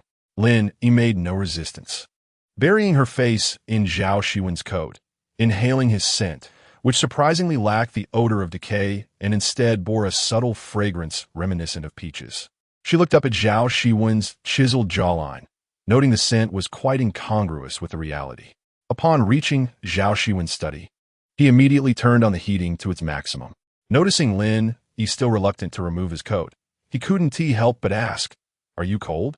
Lin Yi shook her head, appearing hesitant to speak. Finally, she sighed deeply, biting her lip as she said, "Lord Zhao, please remain calm, no matter what you see shortly." Zhao Xiwen's heart tightened at her words, and he endeavored to appear composed, though urgency seeped into his tone. "You weren't injured, were you?"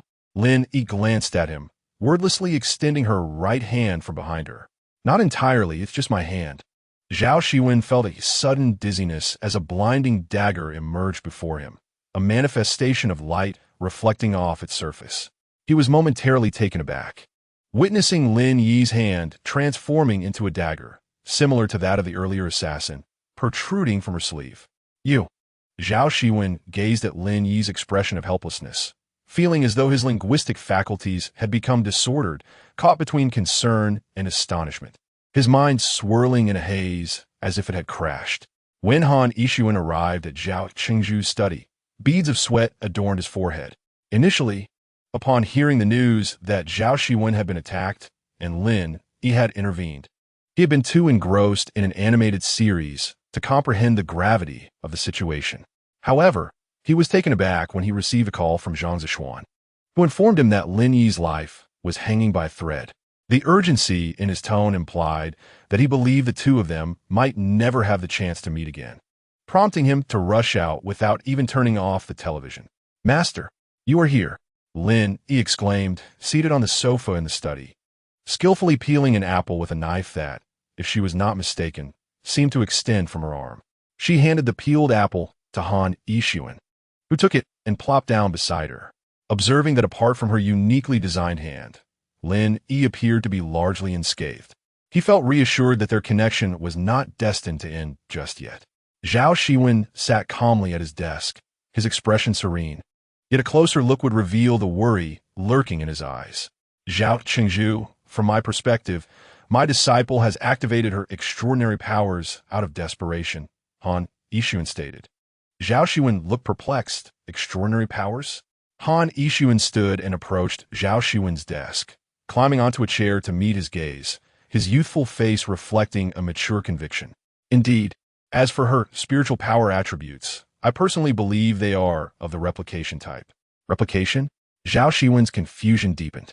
He had never heard of such extraordinary powers existing in the underworld.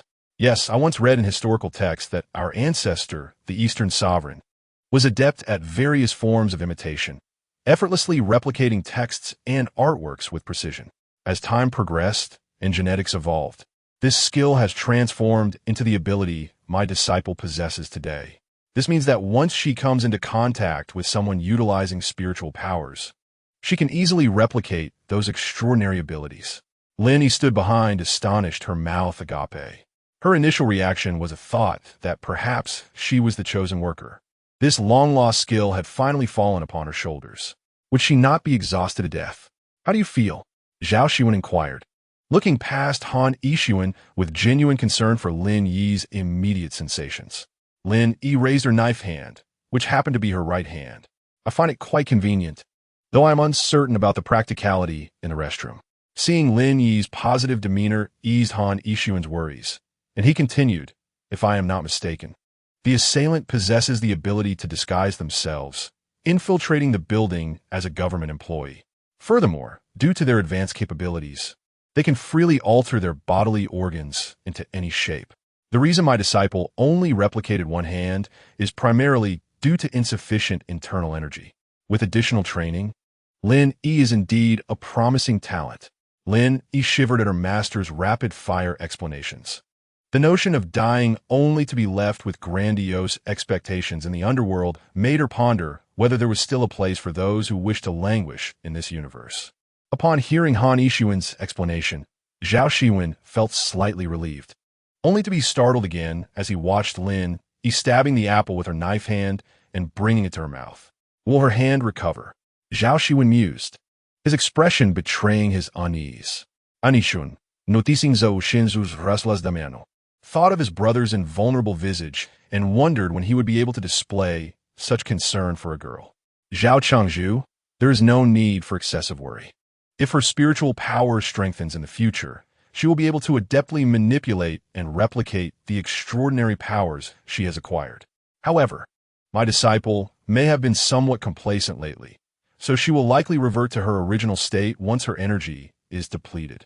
Han Xiwen deliberately emphasized the word complacent, prompting Lin Yi to sit up straight on the sofa and obediently place her knife hand on her lap, blinking innocently at Zhao Xiwen.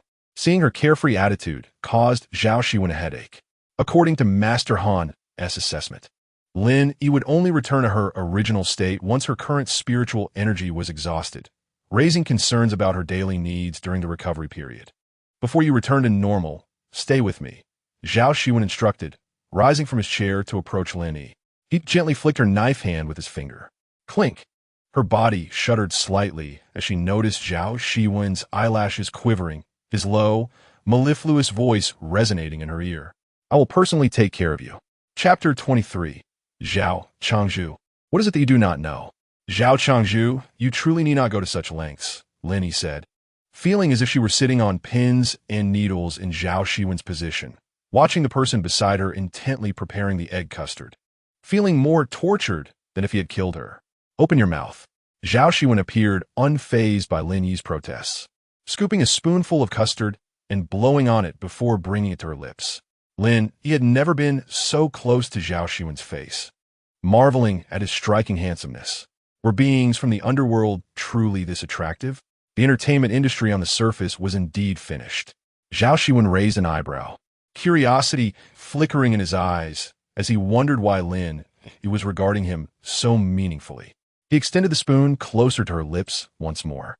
Finally, feeling nervous, slightly parted her lips, and Zhao Xiwen cautiously inserted the spoon into her mouth. The custard glided down smoothly, delivering a taste so delectable that she had never encountered before, causing her ears to flush with warmth. Click! Hearing a sound, both Lin Yi and Zhao Xiwen turned to the source, discovering Secretary Zhang grinning foolishly while holding his phone. Well, I intended to capture a few more candid shots of the Chengzhu at work.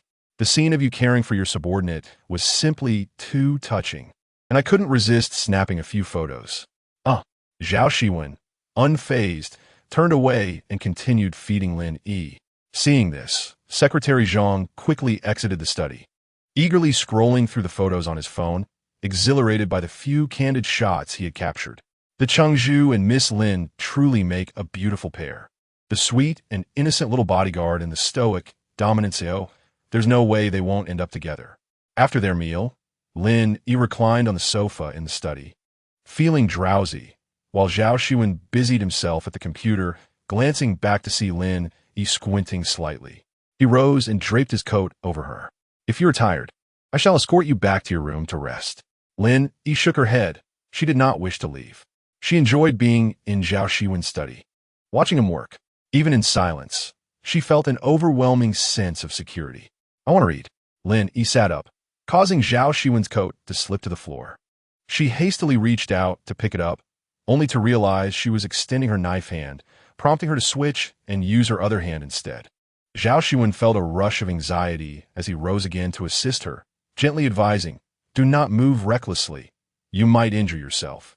He pulled a chair closer, allowing Lin Yi to sit within reach, making it easy for him to assist her with turning the pages as she read. Lin Yi pressed the pages down gently, glancing at the text and discovering it was a book on the history of the Underworld. Suddenly, she recalled an important matter she had yet to report to Zhao Xiwen. She tapped Zhao Xiwen's shoulder with her left hand.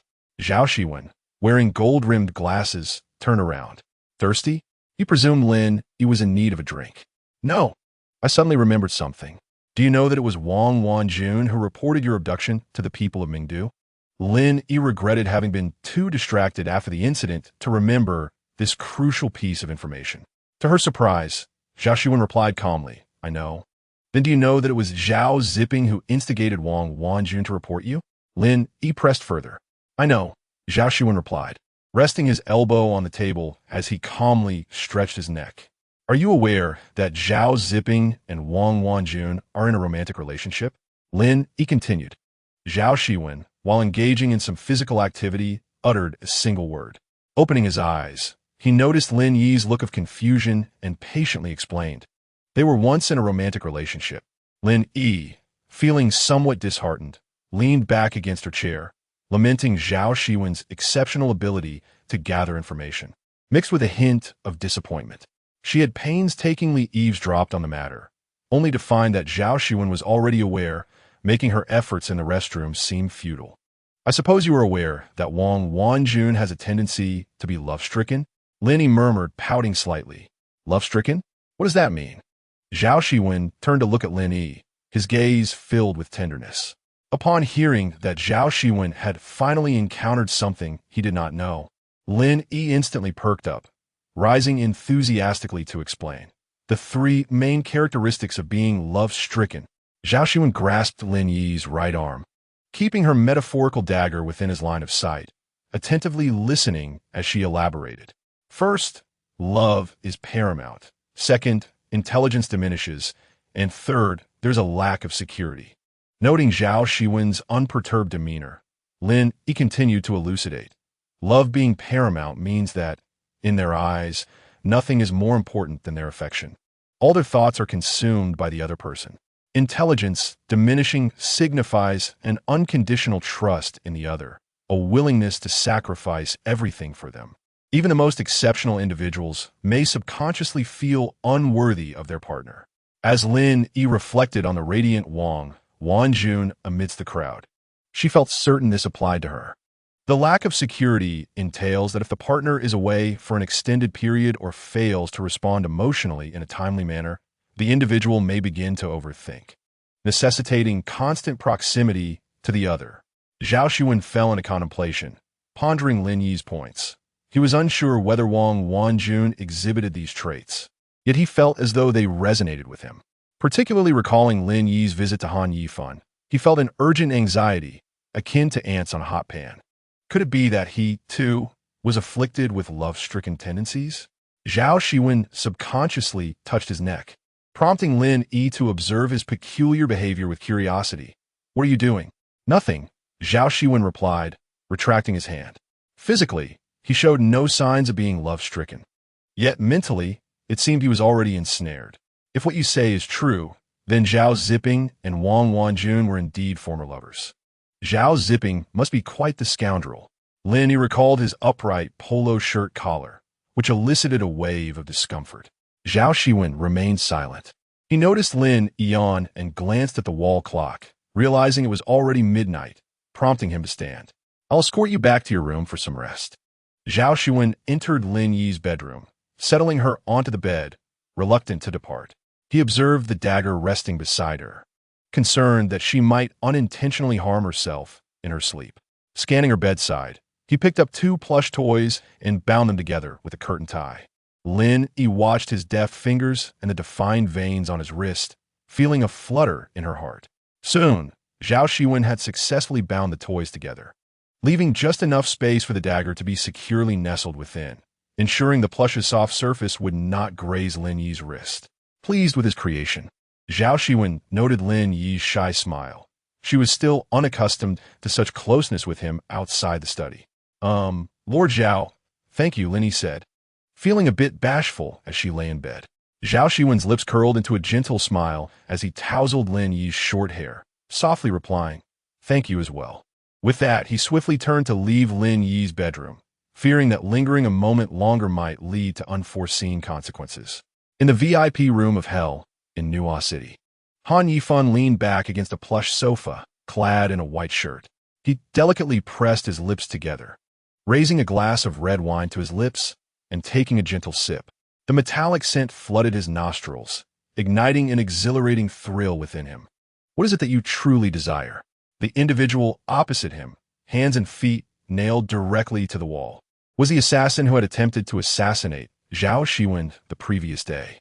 His wrists and ankles were grotesquely contorted, blood dripping from his arms and ankles onto the floor.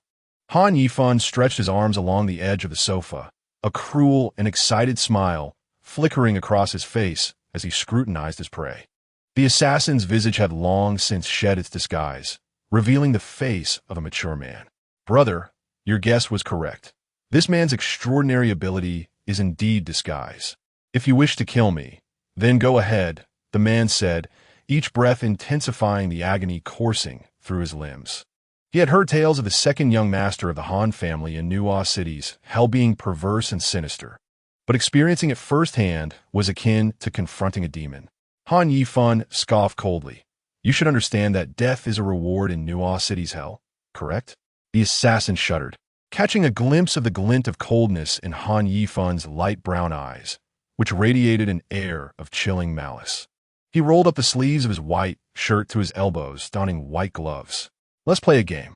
Han Yifan approached the assassin, his gaze darkening, revealing hints of a morbid gleam. Leaning closer, he whispered in the assassin's ear, "The rules are simple. You must guess what I want to hear. If you guess correctly, you will be rewarded. If wrong, well, you understand. You have 30 seconds to think."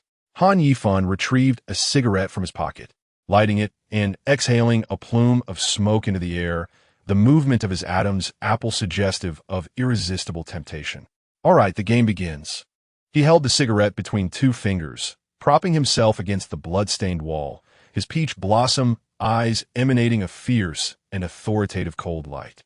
The assassin was overwhelmed by Han Yifan's aura, the pain radiating from his limbs, rendering his mind blank. Blood trickled from the corner of his mouth as he trembled, stammering, "I don't know." No sooner had the words escaped his lips than a searing pain shot through his elbow, sweat beading on his forehead. He gasped, attempting to ease the agony with deep breaths. Yet the pain continued to surge from his elbow. Han Yifan, with a smile playing on his lips, slowly pushed a steel nail into the assassin's bone, pinning his arm to the wall. He applied pressure gradually, feeling the resistance of the nail against the assassin's body. The assassin's eyes widened, his chest heaving as he struggled to breathe. Yet Han Yifan remained unyielding, exerting force until the steel nail pierced through the assassin's elbow, firmly anchoring it to the wall. Observing the assassin's face growing pale and vacant, Han Yifan's smile deepened, his inner satisfaction mounting. However, he craved even more. You see, your disobedience has led to this. You did not comprehend the rules. I said to speak of what I wish to hear. Han Yifan's voice echoed ominously in the room, his tone deceptively gentle, yet his eyes bore a chilling emptiness. The assassin's mind went blank, and he could not suppress a groan. I cannot say, otherwise, they will harm my wife and children. Han Yifan let out a low, haunting laugh, his gaze darkening as he sighed softly. It seems you still do not grasp the situation. He gently traced his fingers over the exposed bone of the assassin, bloodied and protruding at a grotesque angle. A gruesome sight. You are quite pitiable. Allow me to assist you. With that, Han Yifan forcefully pressed the assassin's bone back into his body. The pallor on Han Fuju's face was icy and devoid of warmth, a cryptic smile curling at his lips.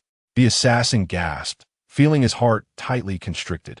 Blood flowed slowly down his wrist as Han Yifan applied pressure, and he could scarcely endure the excruciating pain that felt akin to 1,000 cuts. His anguished cries echoed through the room. I will speak. The assassin's heart raced, the pain rendering him breathless as he desperately shouted. Only then did Han Yifan cease his actions, locking eyes with the assassin, savoring the terror and helplessness reflected in his gaze. Suddenly, he erupted into maniacal laughter, a chilling sound that seemed to ooze from the depths of his throat. But what can I say? I wish to play a different game now. A crimson hue ignited in Han Yifan's eyes, his light brown irises appearing bloodthirsty as he fixated on the prey pinned to the wall. The assassin sensed a shift in the spiritual energy within the room. Could it be that Han Yifan intended to unleash his supernatural powers upon him? Han Yifan's eyes were a deep blood red, and his entire being radiated an intense malice as he raised a hand. In an instant, the assassin felt an overwhelming force surging into his mind, causing a splitting headache and a tumultuous heart. The agony his spirit endured surpassed that of his body 100-fold, and this sensation was nearly impossible to resist. He yearned to lay bare his true thoughts.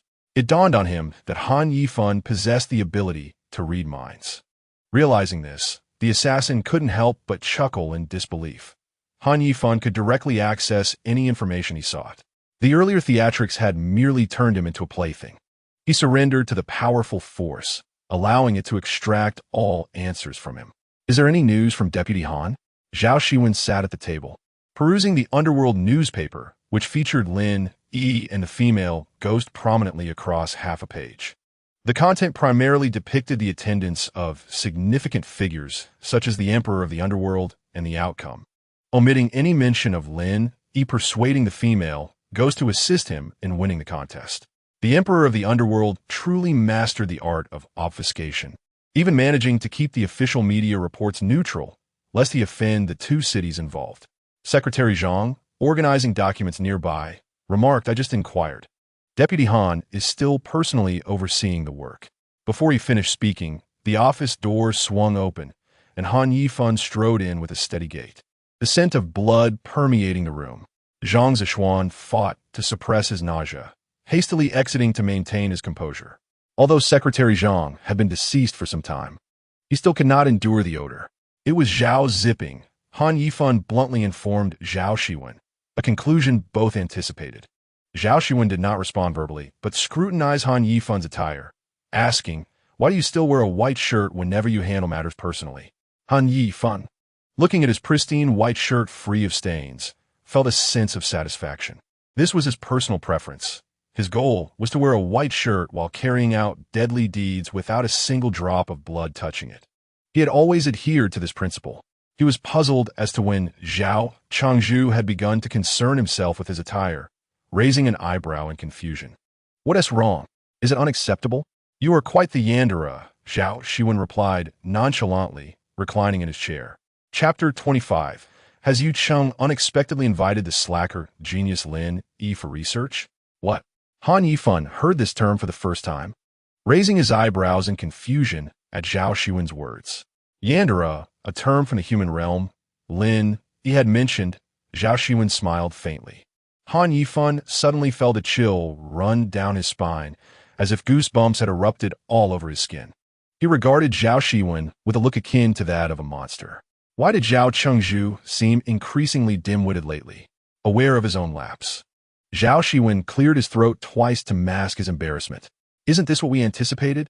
He rose and approached the window, where the morning streets breathed softly under the dim blue streetlights. The urban landscape appeared hazy and indistinct, shrouded in a fog. Do you still plan to remain passive? Han Yifan approached him, their heights aligned, the light stretching their shadows long. Zhao Xiwen furrowed his brow, gazing at the tranquil city outside, momentarily lost in thought. He was unafraid of a fallout with Zhao Ziping, knowing that the war's outbreak was unavoidable, yet he did not wish to see the citizens, who had just begun to relish their afterlife, forced to endure the trials of evasion and separation once more. Zhao Xiwen did not fear war, but he felt it was his duty to minimize the suffering of the populace as much as possible. Moreover, he contemplated accelerating the proposal Lin Yi had raised in the last city council meeting regarding commercial development. Once war erupted, it would necessitate the allocation of all existing manpower, resources, and finances to a mutually destructive conflict. This was clearly not a wise course of action for Nuo City. Let us leave it for now. The flicker of restraint in Zhao Xiwen's eyes rendered Han Yifan silent. He sensed a subtle change in Zhao Xiwen lately. No longer the brash young general, but rather a mature and composed ruler, concerned for his people. Secretary Zhang gently knocked on the door, interrupting their conversation. He peeked in, nodding as he reported, Chengzhu, Yu Cheng has sent an email. You may want to take a look. Yu Cheng? Zhao Xiwen exchanged glances with Han Yifan, receiving the document and scanning it briefly. His calm demeanor instantly turned icy. Noticing the change, Han Yifan leaned closer to catch a glimpse of the document, which primarily conveyed Yu Cheng's enthusiastic invitation for Miss Lin Yi to visit for research. At this juncture, Zhao Xiwen pondered, connecting the dots between Yu Cheng's invitation and the recent failed assassination attempt on him by Zhao Ziping's henchman. Has Lin Yi awakened? Zhao Xiwen glanced at the wall clock, which read 7 o'clock a.m. He surmised she was still tucked away in her bed. Miss Lin seems. Zhang Zishuan began, but abruptly halted, keenly listening as he hurriedly opened the office door. Indeed, Lin Yi stood at the entrance, poised as if to kick the door down. Caught off guard by Zhang's secretary's maneuver, she stumbled into the office. Miss Lin, for the sake of my longevity, could you please channel your energy towards me? My life is not worth much. Please don't keep challenging the door. Supported by Zhang Zishuan, Lin Yi rose from the floor, sheepishly scratching her head. Sorry, I got too excited. Look at my hand. She waved her right hand in front of Secretary Zhang. You transformed back. Congratulations, Miss Lin. Secretary Zhang exuberantly seized Lin Yi's hand, and they joyfully spun in circles before Zhao Xiwen and Han Yifan. After one round, they were eager for another. Ahem. Zhao Xiwen pretended to cough, prompting Zhang Zishuan to finally recognize where they were, and, in a swift motion, he flung Lin Yi toward Zhao Chengzhu, propelling himself 2 meters away in the opposite direction. Han Yifan felt a headache coming on. Could he truly entrust the vast affairs of Nuo City to this team, especially with its members seemingly losing their sanity one after another? Lin Yi leaned against Zhao Xiwen, savoring his warmth and breath, the familiar scent of peaches enveloping her, momentarily leaving her dazed. Miss Lin, you appear to be in good spirits after our prolonged separation. Han Yifan's devilish voice cut through the air, causing Lin Yi to stiffen and turn around, confronted once more by the man who haunted her nightmares. Reflexively, she ducked behind Zhao Xiwen, only to poke her head out and feign politeness, saying, Deputy Han, you also seem well. Lin Yi concealed herself behind Zhao Xiwen, catching a glimpse of the contents of the document in his hand. It appeared she had spotted her own name. and she leaned in closer to confirm it twice before joyfully raising her head. Wang Wanjun has invited me as a guest. Am I finally allowed to go out and play? Observing her utter oblivion to the looming danger, Zhao Xiwen nearly rolled his eyes to the heavens. Here he was, a lord of the city, fretting over matters, while the main party showed no sign of fear whatsoever. How has your spiritual power been lately? Zhao Xiwen suddenly pondered this critical question. If Lin Yi could adeptly manipulate her extraordinary abilities, perhaps he could allow her to venture out alone for a trial. Well, I've been resting these past few days since that injury, Lin Yi replied, tugging at her clothing. She hadn't attended classes with Han Yixuan for several days, spending her time either eating or sleeping, idling away as if time had no end. In a week, there were always 5 or 6 days when she didn't feel like working. This was precisely the case with Lin Yi. Zhao Xiwen, witnessing her pitiful demeanor, had an inkling but chose not to press her further. After all, Lin Yi had transformed in such a manner to save him, so he was reluctant to impose too much pressure on her. However, he had resolved today that he could no longer indulge Lin Yi's laziness. Placing the document back on his desk, he leaned against the edge, his long legs crossed in front of the table, with his arms crossed over his chest. He assumed a posture of negotiation. Lin Yi instantly realized that her usual charm would not suffice today. I will grant you 1 week. After that, I shall personally assess your progress. If all goes well, you will be permitted to travel to Yucheng on official business, with expenses reimbursed by the government. However, should you fail the evaluation, your annual leave will be revoked as well. Lin Yi felt a wave of darkness wash over her, mirroring the bleakness of her career. May I inquire if there exists a labor arbitration department here? She asked weakly as she leaned against the sofa. Zhao Xiwen attempted to feign seriousness to uphold his authority as her superior, but upon seeing Lin Yi's expression, he found it difficult to contain a smile. Despite maintaining a firm tone, "No, here, I make the decisions." Lin Yi sighed softly, suggesting, "Then I propose we include this in the reform plan for Nuo Cheng. It should effectively enhance employees' happiness and satisfaction." Miss Lin, do you feel that my brother's teaching methods are unsuitable for you? If so, I could personally invite Ying to serve as your mentor. Han Yifan interjected, unable to resist adding salt to Lin Yi's wounds. Indeed, the effect was evident. Lin Yi sprang up from the sofa, her eyes brimming with sincerity. "No need. I wouldn't want to trouble Deputy Master Han. I get along well with my teacher, and I will strive to show both of you results soon." Upon hearing this, Zhao Xiwen and Han Yifan exchanged amused glances. Truly, it was the old partners who could resolve matters in an instant. Chapter 26. You graduated from Central Drama Academy, didn't you? Today was the day of Lin Yi's assessment. She stared at the clock on the wall of the training room, counting down the moments. If she passed, it would mean she could enjoy a paid trip to Yucheng. If she failed, no, that option was not available. She shook her head resolutely. Today, there would be no failure. Over the past week, she had devoted herself to her training. Even Han Yixuan had to admit that she had put in tremendous effort to earn some leisure time. If only her disciple would apply such tenacity to her work, she would likely have already achieved her ultimate dreams of promotion, wealth, and a devoted husband. Lin Yi calculated that her inner energy could only sustain her extraordinary abilities for half an hour. In other words, she had merely 30 minutes to convince Zhao Xiwen of her capabilities, without revealing the limitations of her power. A headache loomed. Lin Yi had never felt that each passing minute on the clock was so intricately tied to her very survival. Zhao Xiwen sat in the sole chair in the training room, one hand propped against his chin, while Han Yixuan and Secretary Zhang stood behind him, all observing the restless candidate before them. Let us begin. Fearing that Lin Yi might become overly anxious, Zhao Xiwen decided to expedite the process. Lin Yi took a deep breath, feeling the spiritual energy swirling within her. When she opened her eyes again, Zhang Zishuan was left speechless. He witnessed Lin Yi transform into a visage identical to his own. Strictly speaking, the person Lin Yi had morphed into appeared even more like him. "Zhao Changzhu, I have a document here that may require your review." Lin Yi, now embodying Zhang Zishuan, gently nodded before, and the next moment, she became flustered, pacing nervously around the room. "What do we do now that the Lord has been taken away? What should we do?"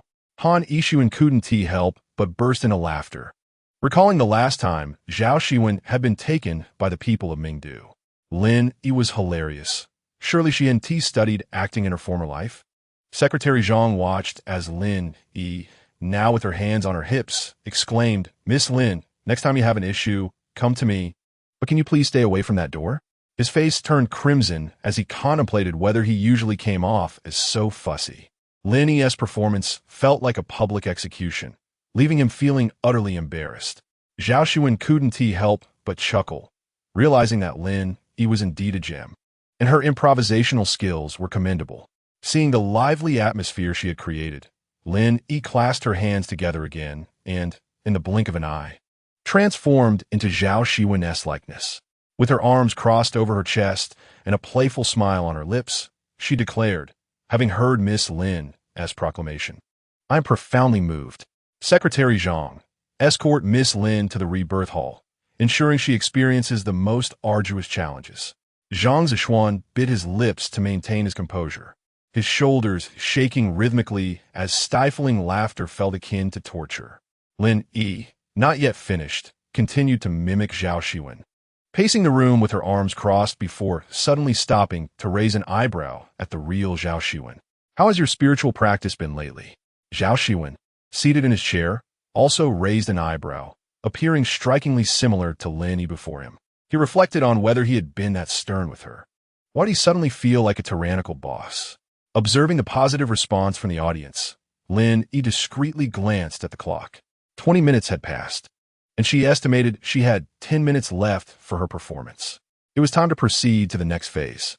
Lin Yi closed her eyes, swiftly returning to her own appearance, preparing to demonstrate Han Yixuan's extraordinary abilities. She maintained her hands clasped before her and calmly uttered 3 words, "Male mother."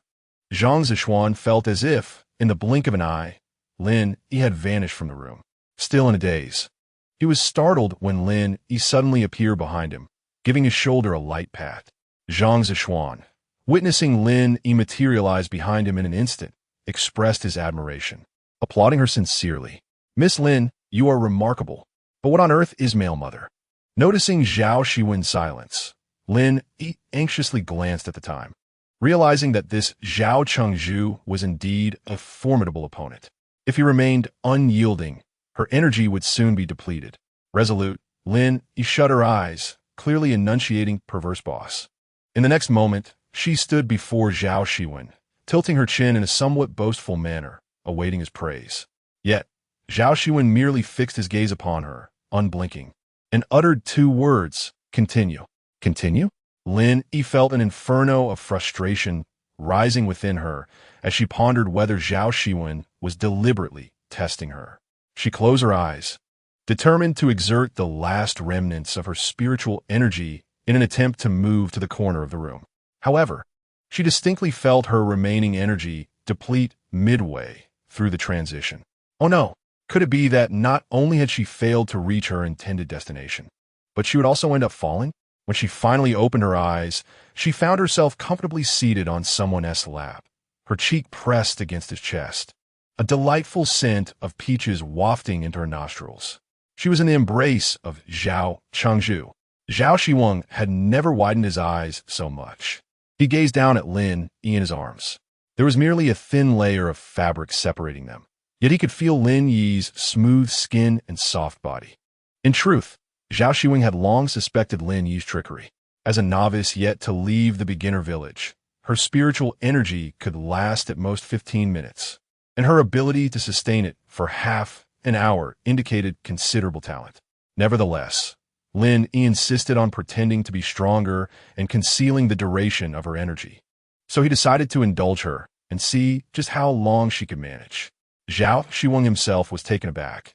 Just a moment ago, Lin Yi had been standing a meter away, and in the next instant, she had plopped down onto his lap. It was evident that her energy had run out during the transition, resulting in the current predicament. Startled by Lin Yi's sudden appearance, Zhao Xiwen instinctively reached out to protect her, drawing her into his embrace, fearing she might fall at any moment. Han Yixuan, standing on tiptoe beside them, watched the scene unfold with genuine happiness, realizing that this time, His disciple had undoubtedly passed her assessment. Perhaps this was what they called the fortune of the foolish. Secretary Zhang, witnessing this from behind, blushed furiously, nearly shouting, "Lizard CP!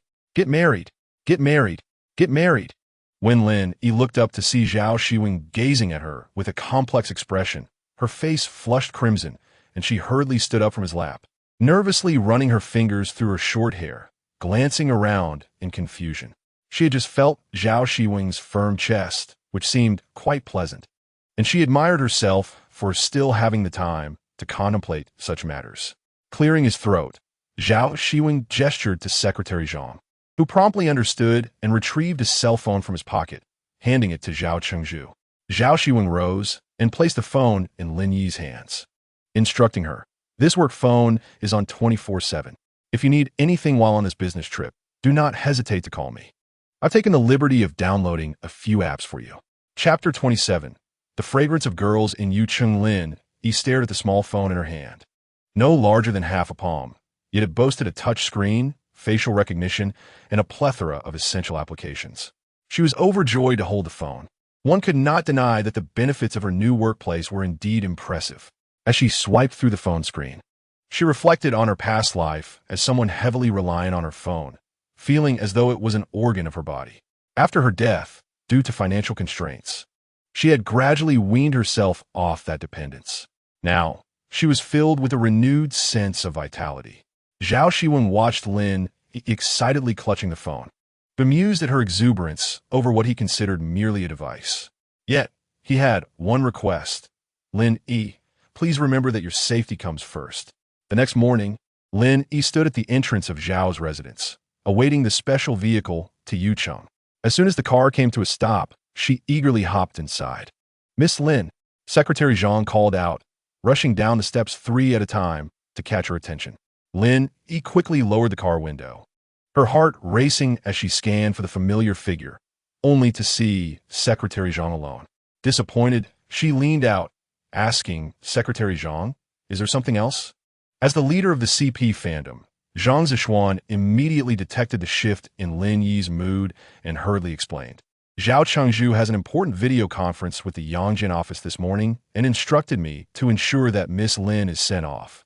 Upon hearing this, Lin Yi pouted, feeling as though she was being sent off to war. "Secretary Zhang, please say something more auspicious. Don't make it sound like I'll never return," she said, shaking her head as she leaned against the car window. Zhang Zishuan stood at attention, pretending to be serious, saying, Zhao Chengzhu's exact words were that he hopes Miss Lin will conduct thorough research on the management advantages of other cities during this trip and report back in a timely manner. Noting Lin Yi's sulking expression, Zhang Zishuan immediately reverted to his role as her close friend, leaning closer to whisper, "Of course. I personally hope you have a pleasant journey and enjoy yourself." Lin Yi's face lit up upon hearing this. After all, it was her male best friend who understood her well. With friends by her side, happiness was doubled. As Lin Yi sat in the special vehicle, watching it swiftly drive along Huangquan Road, she glanced back at the distant Nuo City. She recalled her confusion just under a month ago when she had first arrived in the Underworld, having boarded a bus at the gates of the Ghost Realm to reach Nuo City. At that time, she had been unaware that she could take civil service examinations in the Underworld and ultimately secure a stable position. This was her first time stepping out of Zhao Xiwen's protection, venturing alone into the Underworld, and she couldn't help but feel a twinge of trepidation. Lin Yi pouted into the wind, remembering that Zhao Xiwen hadn't come to see her off that morning, feeling a bit petulant. They would be apart for quite some time, and it seemed that Zhao Chengzhu did not regard her departure with much concern.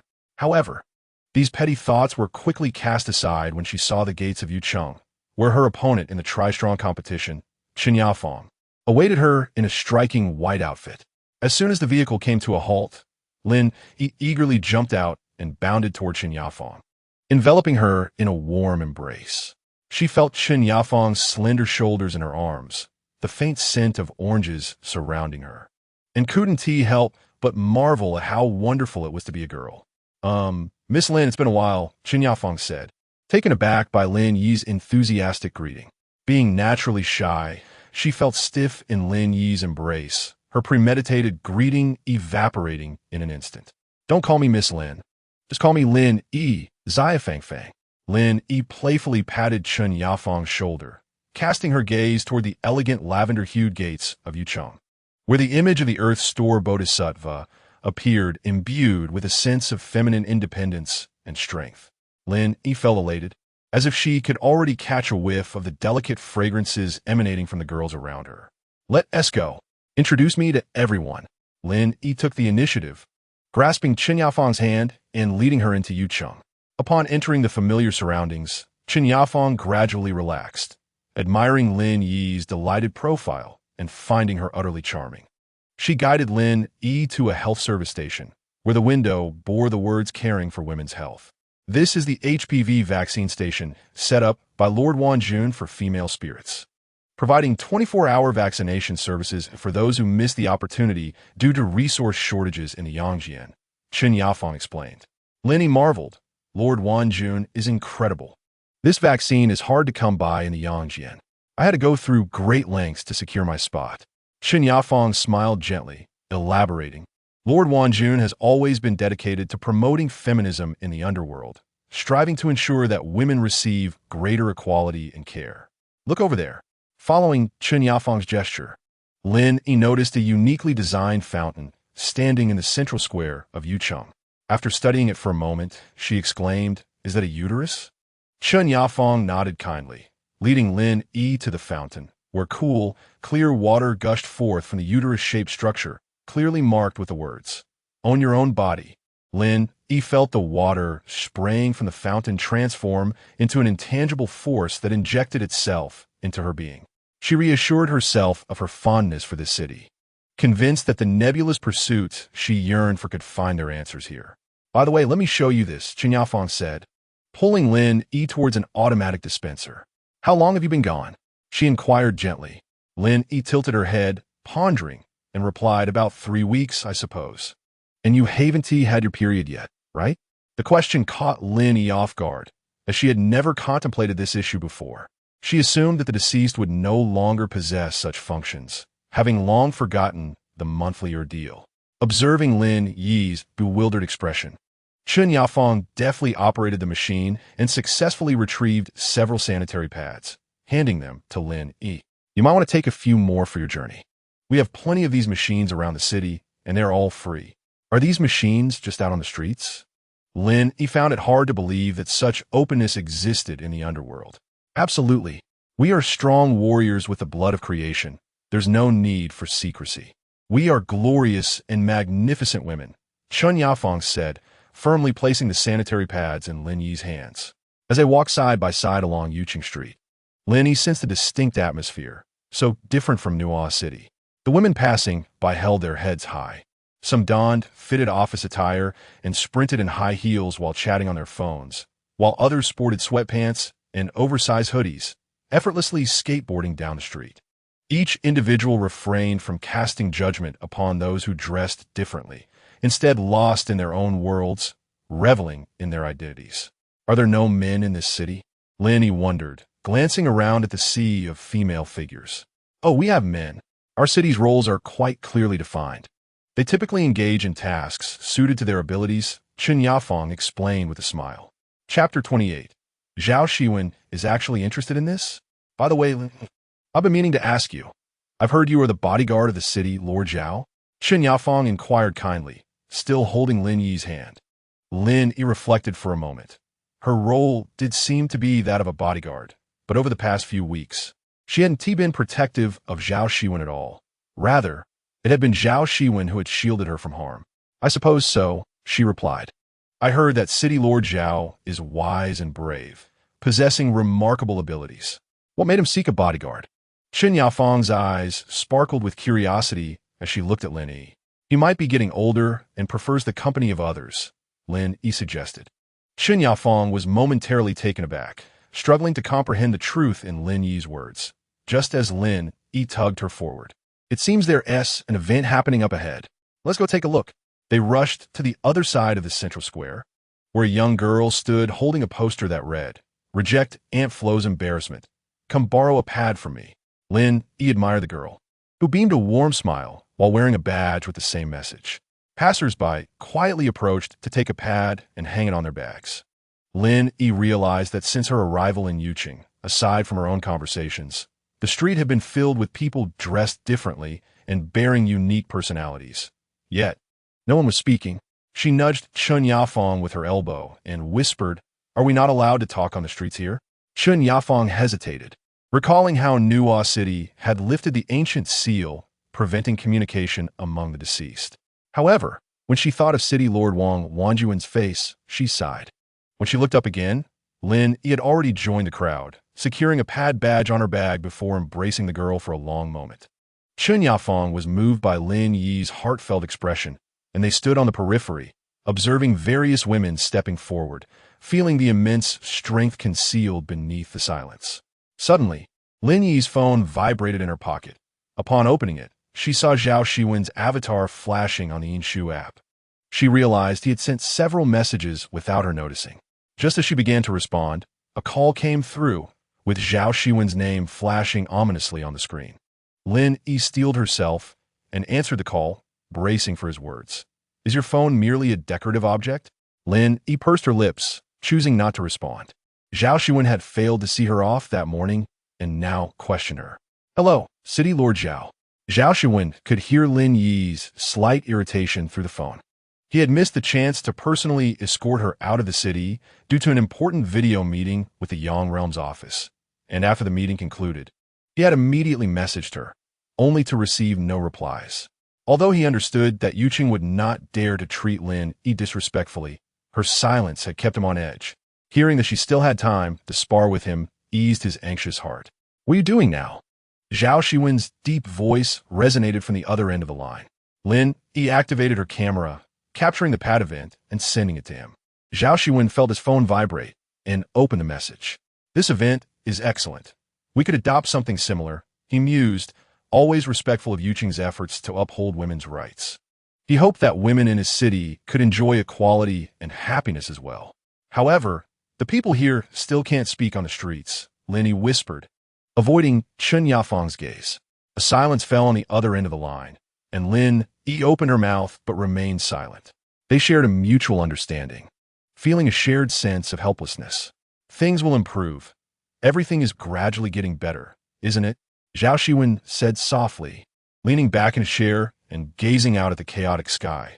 "It will," Lin Yi affirmed, observing the silent girls in the square, embracing one another and healing together, reinforcing her belief that this path would only lead further onward. Chun Yafeng stood beside Lin Yi, momentarily lost in thought. She saw a reflection of City Lord Wang Wanjun in Lin Yi. In that fleeting moment, she felt a profound sense of resilience. At that moment, Lin Yi, much like Wang Wanjun, was not waiting for a knight. They were both seeking a sword, a blade to sever the outdated conventions of the world. In the evening, within the Yuqing conference room, Wang Wanjun rested her head on the table, pressing her temples after working tirelessly for a day and a night. As she shut down her computer, she felt as though she had shed a heavy suit of armor, fatigue flooding her body. She heard the door of the conference room creak open and forced her eyes to focus, spotting Chun Yafeng standing before her, bowing in respect. "Yafeng, I've told you before, there's no need for such formalities between us," she said, a smile gracing her lips while she remained sprawled on the table. "City Lord Wanjun, I am here to report on Lin Yi's situation." Upon hearing Lin Yi's name, Wang Wanjuan's smile vanished, and she straightened in her seat. "How was Lin Yi's first day?" Chun Yafeng hesitated, unsure of how to respond, before finally stating, "She seems quite easy to get along with." Wang Wanjun was taken aback. Chun Yafeng had been working under her for some time, and even so, she had never crossed the line, always addressing her with the proper titles, as if compelled to show deference. Wang Wanjun was surprised that Chun Yafeng would describe someone she had only known for 2 days as easygoing. Did she mention anything about Zhao Xiwen? Wang Wanjun pressed further. She remained tight-lipped about Zhao Xiwen's decision to hire bodyguards and only took a call from Lord Zhao, during which they discussed various matters. Chun Yafeng paused momentarily, carefully organizing her thoughts before continuing. It appeared that Lord Zhao had a keen interest in our city. Interest? Wang Wanjun was genuinely surprised by this statement. As a distinguished elite male in the underworld, Zhao Xiwen's curiosity about her city, rather than dismissing it, was unexpected. Chapter 29. Life is short. Fill it up. Wang Wanjun recalled her previous discussions with Zhao Ziping regarding her city. Zhao Ziping had boasted for 2 hours, passionately asserting that men are the backbone of the world. Consequently, she had resolved never to debate with any man again, particularly those of higher status, choosing instead to focus on practical endeavors. She also remembered reporting Zhao Xiwen for altering the old regulations. In truth, Yuqing had long struggled with the constraints of outdated customs.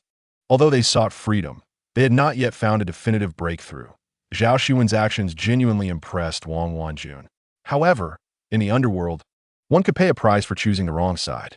Thus, in her quest for momentary peace, she opted for her former lover, Zhao Ziping.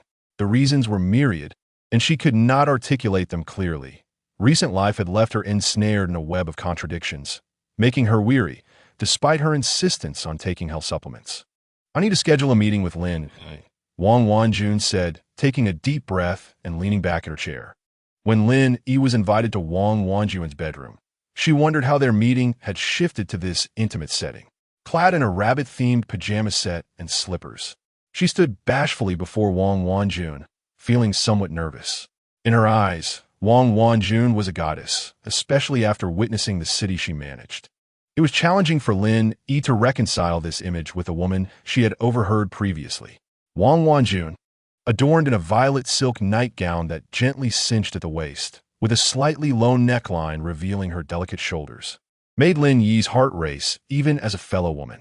With her long, wavy hair cascading to one side, she stood at the bar, pouring red wine.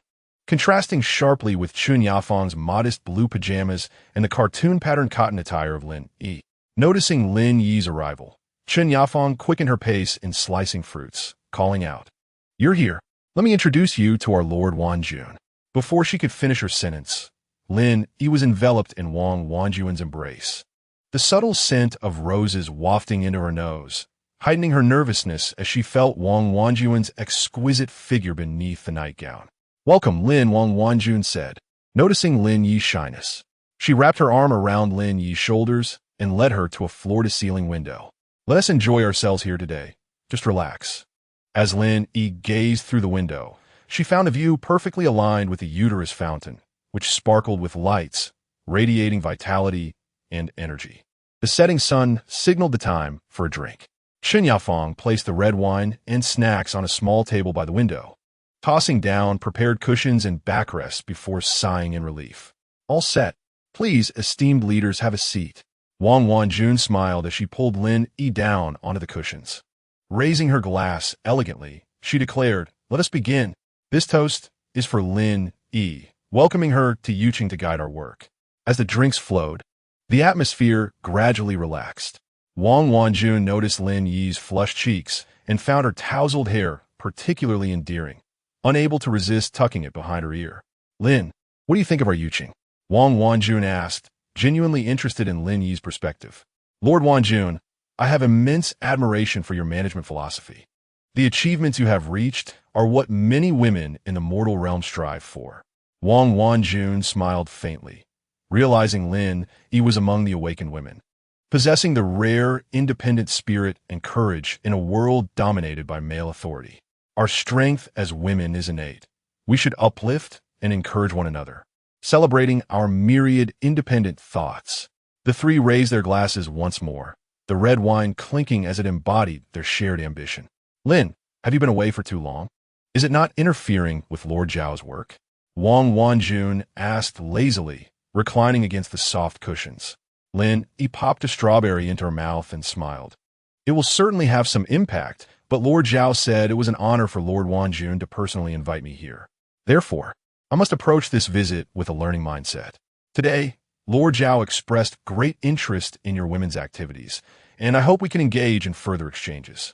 Lin Yi's words were flawless, praising Yuqing's strength while reflecting Nuo City's grace, which Wang Wanjun found quite flattering. She raised her glass and drank deeply. It seemed Lin Yi was not merely a naive girl, which Wang Wanjun found quite appealing. "Lord Zhao is genuinely interested in our women's activities?" Wang Wanjun had heard this before and had been skeptical when Chen Yafeng related. Now, hearing it directly from Lin Yi, she struggled to believe that Zhao Xiwen truly had a profound interest in women's issues. Lin Yi nodded earnestly. Lord Zhao is always dedicated to the collision of diverse spiritual thoughts. He believes that both men and women can harbor grander, limitless dreams. He has stated that gender should not be a boundary, but rather prejudice is. Wang Wanjun was momentarily taken aback by Lin Yi's words. She had invested unimaginable effort into the grand cause of feminism, believing it would take centuries for men to understand and agree with her views. Thus, hearing Lin Yi convey Zhao Xiwen's sentiments stirred an unexpected ripple of hope within her. Could it be that on this journey, she might find a companion? Zhao Ziping's face suddenly flashed in Wang Wanjun's mind. Since the last competition, he had not contacted her, and even her messages went unanswered. This had deeply affected her mindset. At times, she thought she could move on and thrive without him. But in quiet moments such as this, she yearned for the simplicity of life with Zhao Ziping. Lin, do you have someone you care for? Wang Wanjun inquired, her gaze fixed on Lin Yi, whose eyes were glazed with inebriation, curious if this perpetually cheerful girl shared her own inner turmoil. Are you referring to in life? Lin Yi pondered it, Hu ging akashin. While alive, she had been consumed by work, racing around, and though the police force had a male majority, her oppressive superior Zhang Minkai left her little time for romance. In the underworld, Zhao Xiwen's visage emerged in Lin Yi's thoughts, and in her drunken state, she could no longer mask her feelings, smiling at the memory of his tall figure and deep-set eyes. In the underworld, I suppose there is someone. Chapter 30. Better to lean against a wall and vomit than to embrace someone and cry. Wang Wanjun regarded Lin Yi with starry-eyed affection, finding her endearingly youthful, and could not resist reaching out to touch her shoulder, noticing the little rabbit embroidered on her pajama top. Your pajamas are delightful. That little rabbit resembles you. Wang Wanjun could not help but chuckle, while Lin Yi, in a daze, opened his eyes and glanced down at his pajamas. The city lord Zhao had mentioned the same. Wang Wanjun's interest was piqued. Her knowledge of Zhao Xiwen's was rather scant, primarily gleaned from Zhao Ziping's words. However, after her interaction with Lin Yi today, she found herself inexplicably intrigued by the young city lord, particularly regarding his private life. She had heard that Zhao Xiwen's was difficult to get along with, emotionally aloof, and indifferent to women, which had left Zhao Ziping at a loss to find his weaknesses. Yet, after hearing Lin Yi's remarks today, Wang Wanjun felt a stark contrast between Zhao Xiwen's and the self-righteous masculinity of Zhao Ziping. Had she perhaps known too few men? A wave of frustration washed over her, prompting her to down her glass of red wine in one go, her cheeks taking on a hint of cherry red. City Lord Wanjun, do you have something on your mind? Lin Yi inquired, observing the rosy hue on Wang Wanjun's fair complexion. It baffled him to think that a woman as stunning, intelligent, and affluent as her could have any worries. Wang Wanjun gently swept her hair back, contemplating how to broach a subject she had never discussed with anyone before, her romantic life. It was something she managed in solitude. Well, I have a friend, she began, delicately sipping her wine. Observing Lin Yi's somewhat intoxicated state, she felt he would make a suitable confidant. Having lived in the mortal realm, he should possess some understanding of romantic matters and could potentially offer her advice. Moreover, considering Lin Yi's level of inebriation, it was uncertain whether he would recall their conversation the following day. You have a friend? Lin Yi smirked mischievously, seeing through her fabricated story. This friend maintained contact with her ex-boyfriend and sensed a possibility of rekindling their relationship. However, she had noticed that he had not replied to her recent messages. What do you think is the reason for that? Wang Wanjun articulated her thoughts carefully, avoiding any terminology that would reveal her own identity as the protagonist. Naturally, to Lin Yi, it translated to Wang Wanjun wanting to reconcile with her ex-boyfriend Zhao Ziping, who seemingly did not share the same sentiment. Do you think he might be too busy with work to check his messages? Wang Wanjun ventured, noticing Lin Yi's silence. Lin Yi mentally applauded her cleverness. She was indeed astute in matters of the heart. However, as a guest who had only just met her, he felt it inappropriate to expose Zhao Ziping's true nature.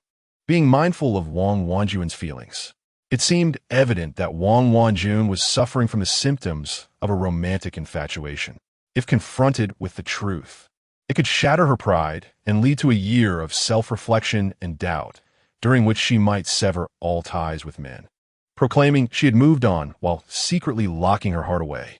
This was the inevitable pattern of someone with a romantic fixation post-heartbreak. Perhaps you should send him a red envelope? Lin Yi suggested, swallowing hard, hoping that this might lead Wang Wanjun to realize the deception on her own, which could be more palatable than being told outright. Are you suggesting a transfer? Wang Wanjun asked, puzzled, as she opened her digital wallet and, with a few swift taps, completed the transaction. In less than a minute, the chat window displayed, Zhao Dabobi has received your transfer. He accepted it, Wang Wanjun exclaimed, her excitement causing her to forget to conceal her identity, eagerly showing Lin Yi the transaction record. Lin Yi glanced at the figure on her screen, counting the zeros, an astonishing 200 million Ming coins, equivalent to nearly half a year of his hard-earned income. Wait, my dear lady, I suggested a transfer to test him, not to send him such a staggering amount. Lin Yi protested. Wang Wanjun, her strap slipping from her shoulder, gazed at him, her eyes glazed with intoxication, taking a long moment to grasp the implications of her transfer. A flicker of vulnerability crossed her features. It appeared Zhao Ziping was aware of everything. Lin Yi observed as Wang Wanjun leaned against the floor-to-ceiling window, her delicate shoulders appearing soft and yielding, her usual assertiveness replaced by a sense of fragility. Her long, phoenix-like eyes sparkled with a dreamy haze, and the wine clinging to her lips rendered her all the more alluring. Why would such a woman feel unloved? Jijia Wanjun, do you realize how beautiful and exceptional you are? The first time I saw you in the Yin City, I was captivated by your aura. I truly believe you are the most beautiful woman in the underworld. Lin Yi leaned closer, gently grasping Wang Wanjun's hand, his voice sincere. No matter who that man was, in the context of the underworld, he was but an ordinary figure. It was Wang Wanjun's affection that had adorned him with starlight, and she ought to consider her own happiness above all else. Wang Wanjun raised her gaze slightly, resting her cheek against the cool glass, which helped her regain a measure of composure. Lin Yi's words pulled her back from the abyss of her emotions, but as thoughts of Zhao Ziping resurfaced, along with their shared memories, she felt a surge of unwillingness, though she could not pinpoint the source of her discontent. He treated me quite well, Wang Wanjun replied softly, grasping Lin Yi's hand in return. That's nonsense. Just as Lin Yi was about to respond, a loud crash echoed as a wine glass slammed onto the table, prompting both Lin Yi and Wang Wanjun to turn their heads. It was Chen Yafeng, sitting cross-legged at the table with a resolute demeanor, her face flushed crimson. She had been silent for quite some time, and Lin Yi had nearly forgotten that there were 3 individuals in the room. Do you remember when he left you alone by the roadside? Do you remember when he promised to make your relationship public after taking over Ganqing? Do you remember how many grandiose promises he made? Lin Yi felt the alcohol's effects dissipate as Chen Yafeng's words struck him, her fists pounding on the table. Though they had only recently met, Lin Yi could discern that Chen Yafeng was typically reserved and not prone to such forthrightness. Yet here she was, admonishing Wang Wanjun without restraint. Seemingly unsatisfied with merely verbal reprimands, Chen Yafeng placed her glass on the table and crawled towards the window, supporting herself with all fours. Concerned that her intoxication might lead to an awkward situation, Lin Yi swiftly moved in front of Wang Wanjun, arms outstretched to shield her. Yafeng, please calm down. Yet, Chen Yafeng remained unfazed, continuing to crawl while muttering. He knew that would hurt you, yet he did it anyway. That's not a mistake. That's a choice. Do you understand? As Chen Yafeng reached Lin Yi, she stood up, placing her hands over Lin Yi's head and grasping Wang Wanjun's astonished face. How beautiful you are! How beautiful you are! Repeat after me. If he doesn't take the initiative, it means he doesn't care. Lin Yi struggled beneath Chen Yafeng's weight, attempting to push her away, fearing that Wang Wanjun might erupt in anger, and she certainly did not wish to perish in Yu City.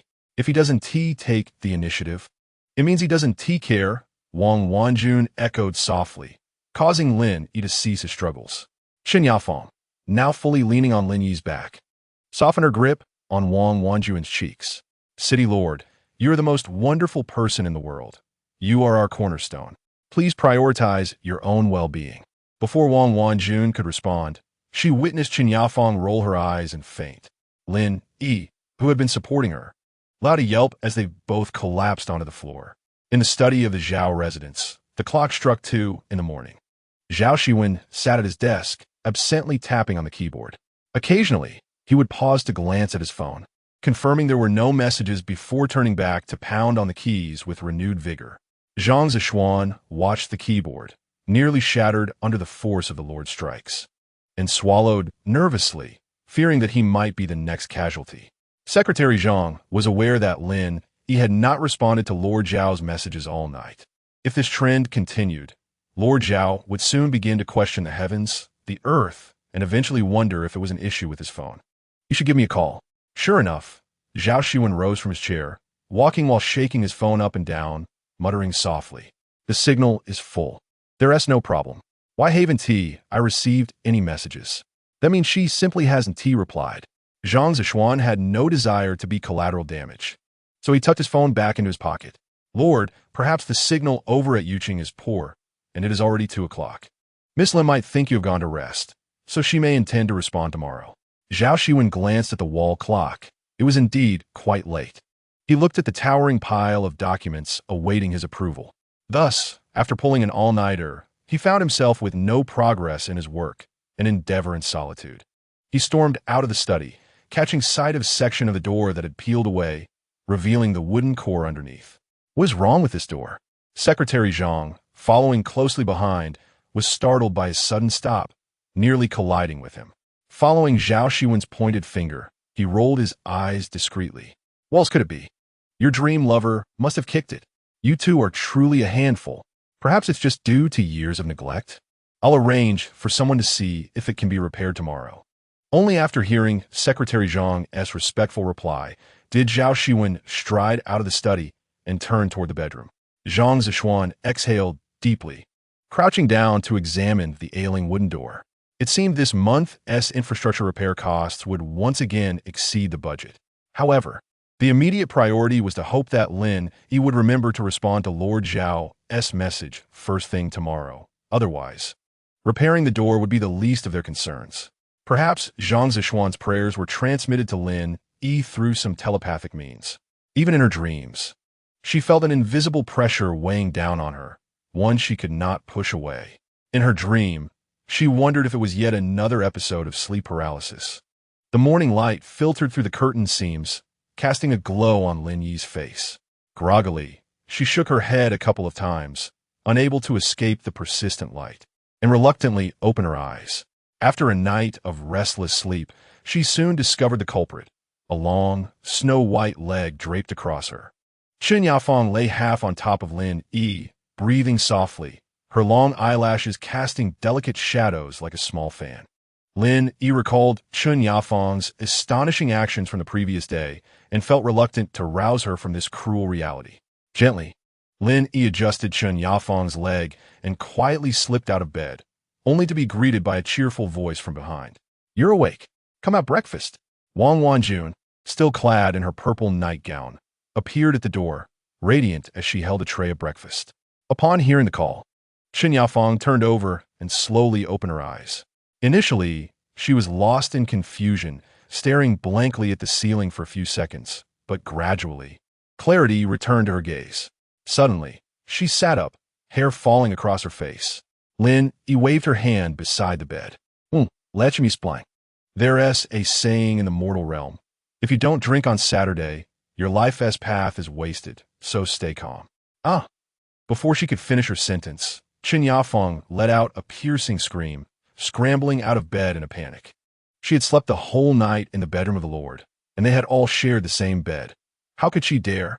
Lin Yi sighed at Chen Yafeng's distressed expression, moving closer to help tuck her hair behind her ears, offering comfort. If you don't drink, I want to drink. Where we place China as fine wine, right? When drunk, we hold hands. When sober, we remain good friends. Wang Wanjun, listening to Lin Yi's soothing words aimed at calming Chen Yafeng, could not help but chuckle. She stepped lightly across the floor, wrapping her arms around Chen Yafeng's shoulders. You, we're good friends, aren't we? Come on, let us have breakfast together. Chen Yafeng felt the warmth of Wang Wanjun and blushed, burying her head as she exited the bedroom, fearing that Wang Wanjun and Lin Yi might notice. Her feelings toward Wang Wanjun were complex. She felt no fear, but rather a deep respect. In her heart, Wang Wanjun was omnipotent. Chen Yafeng had endured an unhappy childhood, with her father frequently resorting to violence against her and her mother, ultimately leading to her demise at his feet. Due to her upbringing, she had lived with a sense of inferiority and sensitivity, perceiving men as the most dangerous beings in the world. However, in death, she was fortunate to arrive in Yuqing, a city where women held a significant majority. Observing the gradual empowerment of women under Wang Wanjun's leadership, from infrastructure to ideological development, she had long admired Wang Wanjun. Chen Yafeng had also toiled diligently, passing through numerous elections to finally secure the position as Wang Wanjun's deputy. Yet, her upbringing taught her the importance of boundaries. Even when Wang Wanjun tried to get closer to her, she would choose to retreat. Though escape was shameful, it proved useful. Wang Wanjun merely considered this a result of Chen Yafeng's natural shyness and paid little heed, treating her care for Chen Yafeng as a sisterly responsibility. Yafeng, Chen Yafeng. Lin Yi noticed Chen Yafeng staring blankly at her plate and waved a fork in front of her eyes. Surely, she wasn't he still pondering yesterday's drunken escapade? Drink today, be merry today. Life should not be burdensome. Chen Yafeng, awakened by Lin Yi's voice, gazed vacantly at Wang Wanjun and Lin Yi. What did you say? Lin Yi sighed, placing a glass of orange juice in front of Chen Yafeng. Sister Wanjun just mentioned that there are natural hot springs here, and she wants to take me to see them. Do you want to join us? I don't. Let us go together. We've never gone out to play together. Wanjun gently touched Chen Yafeng's shoulder. Looking up, Chen Yafeng noticed Lin Yi voraciously eating across from her, and finally couldn't help but speak up. Miss Lin, doesn't Lord Zhao provide you with meals? Chapter 32. Is Lord Zhao truly unwell or merely pretending? Chen Yafeng's expression was sincere. She meant no mockery, but was genuinely curious about the question. Lin Yi rolled her eyes after hearing this, feeling irritated as she continued to eat. Wang Wanjun found the expressions on their faces amusing and couldn't help but laugh. As if laughter were contagious, Chen Yafeng's lips curled upward, and Lin Yi, seeing her expression, laughed heartily, clutching her full stomach. A gentle breeze wafted through the window, and they laughed together at the dining table. For the first time in the underworld, Chen Yafeng felt a sense of home. After deciding to visit Qingliang Valley for the hot springs, Lin Yi and Chen Yafeng began to pack their bags, while Wang Wanjun headed to the office to attend to work matters. Although they would only be gone for a day, numerous pending event approval documents awaited her decision. It was once again the peak period for feminist activities, as International Women's Day had always been a significant celebration in Yuqing. Seated at her desk, Wang Wanjun reviewed the event proposals, occasionally sketching with colored pens. She lifted her gaze from the documents only when a knock sounded at the door. Come in. A figure clad in white entered the office, and Wang Wanjun recognized the person as they politely stood before her. Dr. Chung, I apologize for troubling you again. Dr. Chung smiled modestly, his handsome face radiating kindness as he produced a medicine box from his white coat and placed it on the desk. Wanjun Chengzhu, you're being too polite. This is merely my duty. Wang Wanjun filled a cup with water from the dispenser and handed it to him.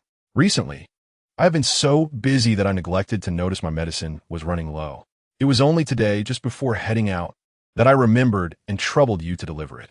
Dr. Chung accepted the warm water, his tone laced with concern as he inquired, What has you in such a hurry? Are you leaving today? Wang Wanjun nodded, mentioning her spontaneous decision to take her friends to Qingliang Valley. Observing the mountains of documents piled on Wang Wanjun's desk, the doctor discreetly stood up and offered a gentlemanly bow. I shall not disturb you any longer, Chengzhu. Should you require anything, please do not hesitate to contact me. Watching his tall figure retreat, Wang Wanjun felt an unexpected sense of calm. She gently opened the medicine box, taking out a tablet and placing it in her mouth. Lately, Wang Wanjun had been acutely aware of her physical exhaustion. Both her mind and body seemed to be succumbing to the weight of advancing age. Consequently, she had begun consuming health supplements.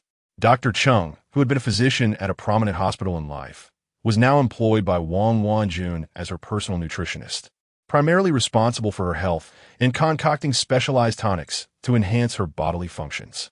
Whether it was a psychological effect or something else, Wang Wanjun felt that the supplements he provided were gradually improving her condition.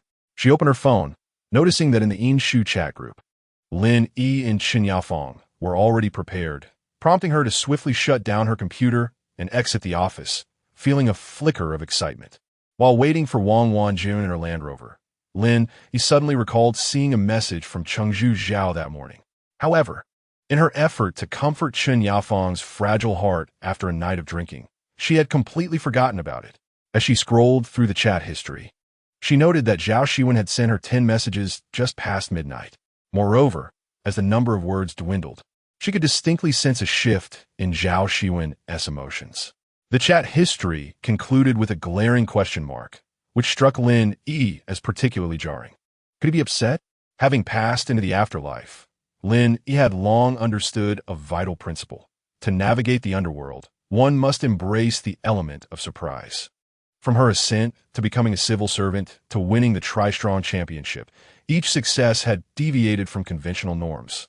Thus, in her quest to please Chengzhu Zhao today, she needed to adopt a strategic approach. Did he require my verbal comfort? Certainly not. What he truly needed was my selfie. Lin Yi opened an app store on her phone and downloaded a selfie application designed for the afterlife, replete with filters and ghostly stickers. She selected a whitening filter, transforming her sun-kissed skin into a luminous alabaster. Yet, a pressing question remained. What style of photo did Chengzhu Zhao prefer? Goo? Sophisticated? Innocent? She found herself engulfed in a paralyzing dilemma, even resorting to tapping Chen Yafeng in the driver's seat in desperation. Hey, Yafeng, what type of girls do the men in your realm prefer? Chen Yafeng leaned against the steering wheel, pondering, but ultimately could not arrive at an answer. Should a girl concern herself with a man's preferences? What he likes is of no concern to us. Seeing Chen Yafeng lost in thought without uttering a word, Lin Yi, discontent with her indecision, plopped back into the rear seat. She speculated that a man as aloof as Zhao Xiwen would likely favor someone cute and playful. Therefore, she clenched her right hand into a small fist beside her face, narrowing her eyes slightly while pouting her lips. Chen Yafeng caught sight of Lin Yi's expression in the rearview mirror, and goosebumps instantly crept over her. Did Lin Yi truly believe that Zhao Xiwen would fancy her rather contrived expression? Satisfied, Lin Yi added a few adorable stickers, silently praying that the underworld had yet to escape the grip of nonconformity. She murmured to herself, "Only through effort can one succeed. Let us go." With a click of the send button, the message promptly displayed as delivered, and she contently shut her phone. Far away in Nuo City, Zhao Xiwen was engaged in a government work meeting. Since the decision to reform the city, he had been conducting various surveys and discussions, yet results had been meager. These government officials were mere ordinary people in life. Expecting them to construct a mature city from scratch was evidently a tall order, compounded by their pervasive fear of difficulty, which he was not oblivious to. The path to advancing reform was fraught with obstacles. As Zhao Xiwen sat in silence, he felt his phone vibrate on the table. He casually unlocked the screen while taking a sip of water, intending to unwind for a moment. Suddenly, a selfie from Lin Yi popped up in their chat, causing him to spit out the water in shock, prompting the attendees to hurriedly offer him tissues.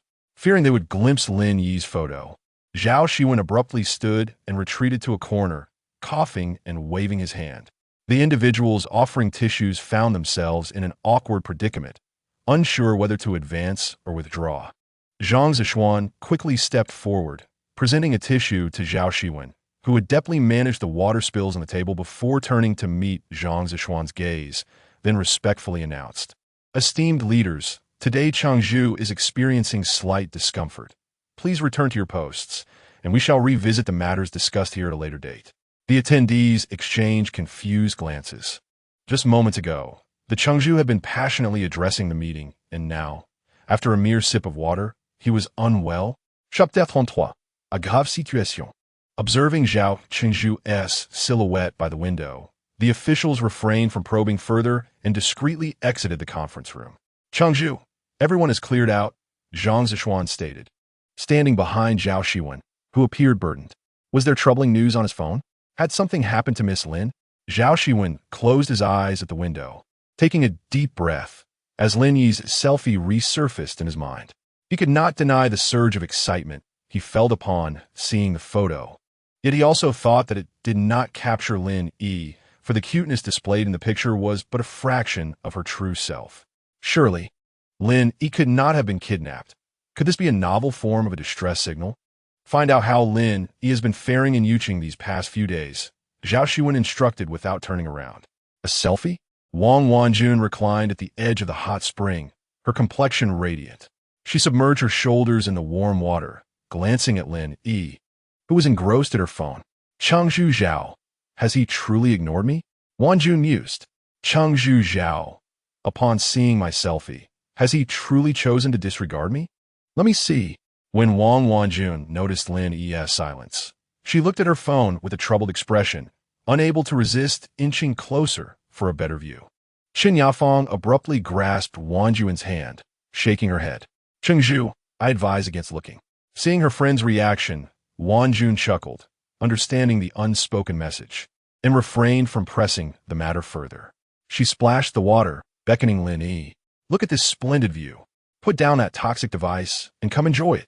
Lin Yi, confirming there were no new messages, sulked and tossed her phone aside, swimming over.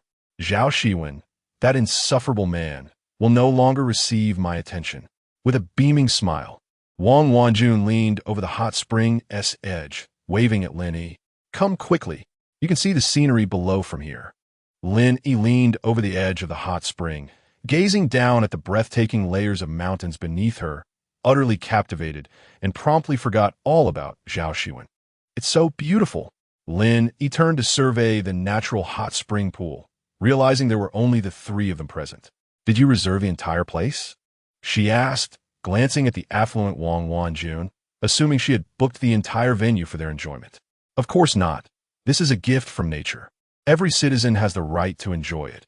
How could I possibly pay to deny them the joy of soaking in the hot spring today? Wang Wanjun turned around and surveyed the surroundings, explaining, today is a weekday, and this place is relatively remote. It's quite normal for there to be few people. Lin Yi nodded in acknowledgment. Wang Wanjun, her almond-shaped eyes narrowing playfully, inquired, Shaolin, were you waiting for someone else's news just now? Noticing Lin Yi hesitating to speak, Qin Yafang interjected, Zhao Chengzhu. Qin Yafang. The revelation of her secret left Lin Yi blushing furiously. She slipped behind Qin Yafang, locking her arm around her shoulder and resting her head against Qin Yafang's neck. Qin Yafang couldn't help but laugh at Lin Yi's antics. She turned around, cupping Lin Yi's face and gazing into her sparkling eyes, which were utterly adorable. Lin Yi, I don't want you to be unhappy because of man. Both you and Wang Wanjun are dear to me. Lin Yi released her grip on Qin Yafang's shoulder, contemplating her earnest expression. She understood what Qin Yafang meant.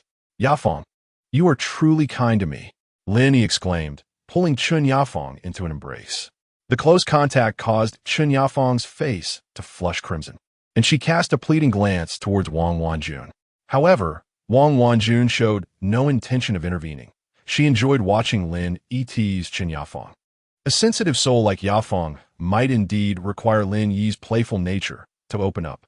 Moreover, after overhearing their conversation, Wang Wanjun realized her previous suspicions were correct. Zhao Xiwen and Lin Yi shared an extraordinary relationship. Previously, she had only heard Zhao Ziping's lukewarm description of Zhao Xiwen, but after spending time with Lin Yi, she was inclined to reassess this young lord. After all, a man's words, especially those of Zhao Ziping, could be quite misleading. All right, you two, stop your antics. Is anyone interested in joining me for a sauna? Wang Wanjun said, dipping her little hands into the hot spring water. It had been a long time since she last visited Qingliang Valley, and today she wished to indulge in a full suite of treatments. Both Lin Yi and Chun Yafeng shook their heads. Lin Yi had never enjoyed saunas while in the mortal realm, as the heat made her feel suffocated. I won't go either. It feels too stifling, and I fear I might faint, Chun Yafeng echoed Lin Yi's sentiments. Wang Wanjun chuckled, two little cowards. I shall go alone then, and she wrapped herself in a towel, stepping out of the hot spring. Lin Yi and Chun Yafeng exchanged playful grimaces and shared a laugh. Come, let me introduce you to the scenic beauty of Yuqing, Chun Yafeng said, pulling Lin Yi to the edge of the hot spring, pointing out the picturesque views at the foot of the mountain. Unbeknownst to them, a suspicious figure stealthily slipped into the Qingliang Valley Hall from beside the hot spring. Wang Wanjun drank a large glass of water, changed into a fresh towel, and applied a facial mask before finally entering the sauna room. Finding it empty, she felt a sense of relief and reclined on the seat, letting the steam of the sauna whisk away her fatigue. However, she was oblivious to the thermometer inside the room rising steadily. Yafeng, don't you find working every day exhausting? Lin Yi asked as they sat in the hall, snacking on fruit while waiting for Wang Wanjun to emerge from the sauna. Chun Yafeng shook her head. I just want to protect Lord Wanjun. My work brings me joy. Goodness, what a stark contrast. Chun Yafeng's diligence rivals even Zhao Xiwen's, Lin Yi remarked. By the way, does a sauna take this long? Should we check on her? Lin Yi glanced at her phone, wondering if Wang Wanjun would truly emerge unscathed. Wang Wanjun felt herself slipping into a faint, struggling to rise from her chair. But weakness and difficulty breathing rendered her immobile. Her face had turned a bright red from the heat.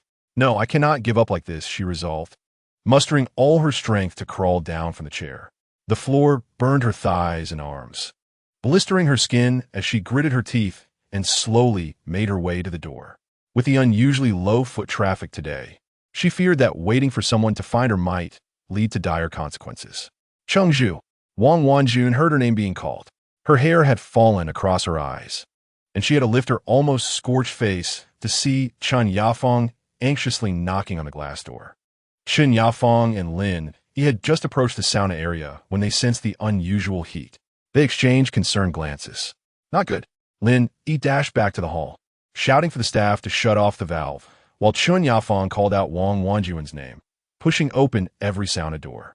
They finally found her in the second-to-last room, but the door was tightly locked. Through the glass, she could see Wang Wanjun, now completely flushed, collapsed on the floor, her eyes bloodshot. Chun Yafeng had never felt such urgency. She regretted not staying close to the Lord, blaming her momentary lapse in vigilance.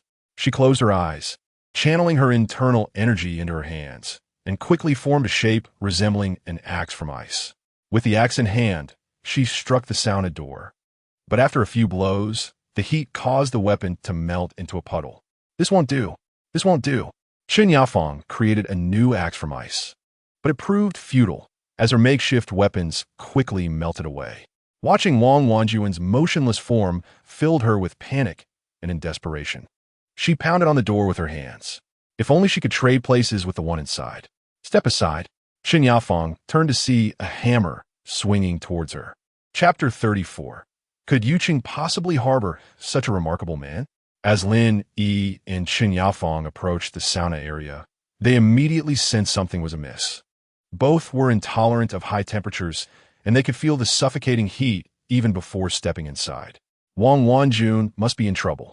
Lin Yi turned and rushed back to the hall, shouting, "You need to check on Sister Wanjun.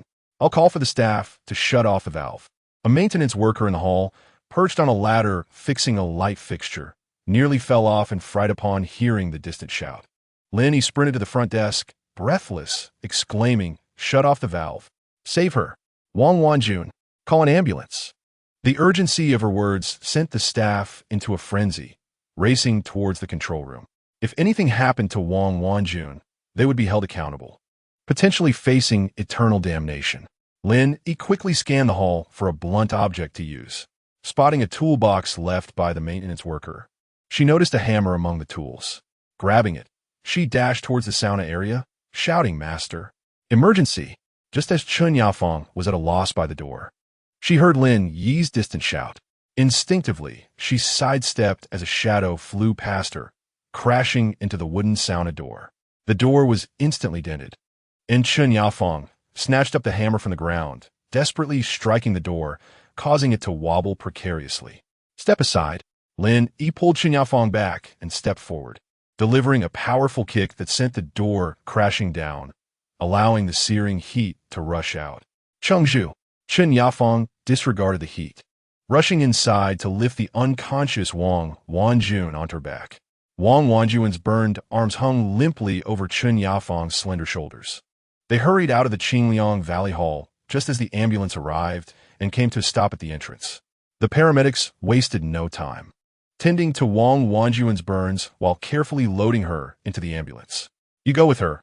I'll follow shortly," Lin Yi instructed. Chen Yafeng gently patted Lin Yi's back and, without awaiting a response, turned away and retraced her steps to the Qingliang Valley Hall. Through the window of the ambulance, Lin Yi observed as Chen Yafeng conjured an ice sword in her hand, leaving a trail of frost-kissed footprints with each step she took, as if a tempest of icy blades was brewing behind her, exuding an aura of deadly intent. With the sword in her left hand, she re-entered the sauna area, meticulously inspecting each room. Upon reaching the changing area, she heard a rustling sound from within. Her lips pressed tightly together, her eyes gradually transformed into a deep blue, glacial hue, her expression darkening as she lifted the curtains of the changing rooms one by one, ultimately halting before the last one. Her body paused slightly, a cold light radiating from her pupils as she discerned a pair of men's athletic shoes inside.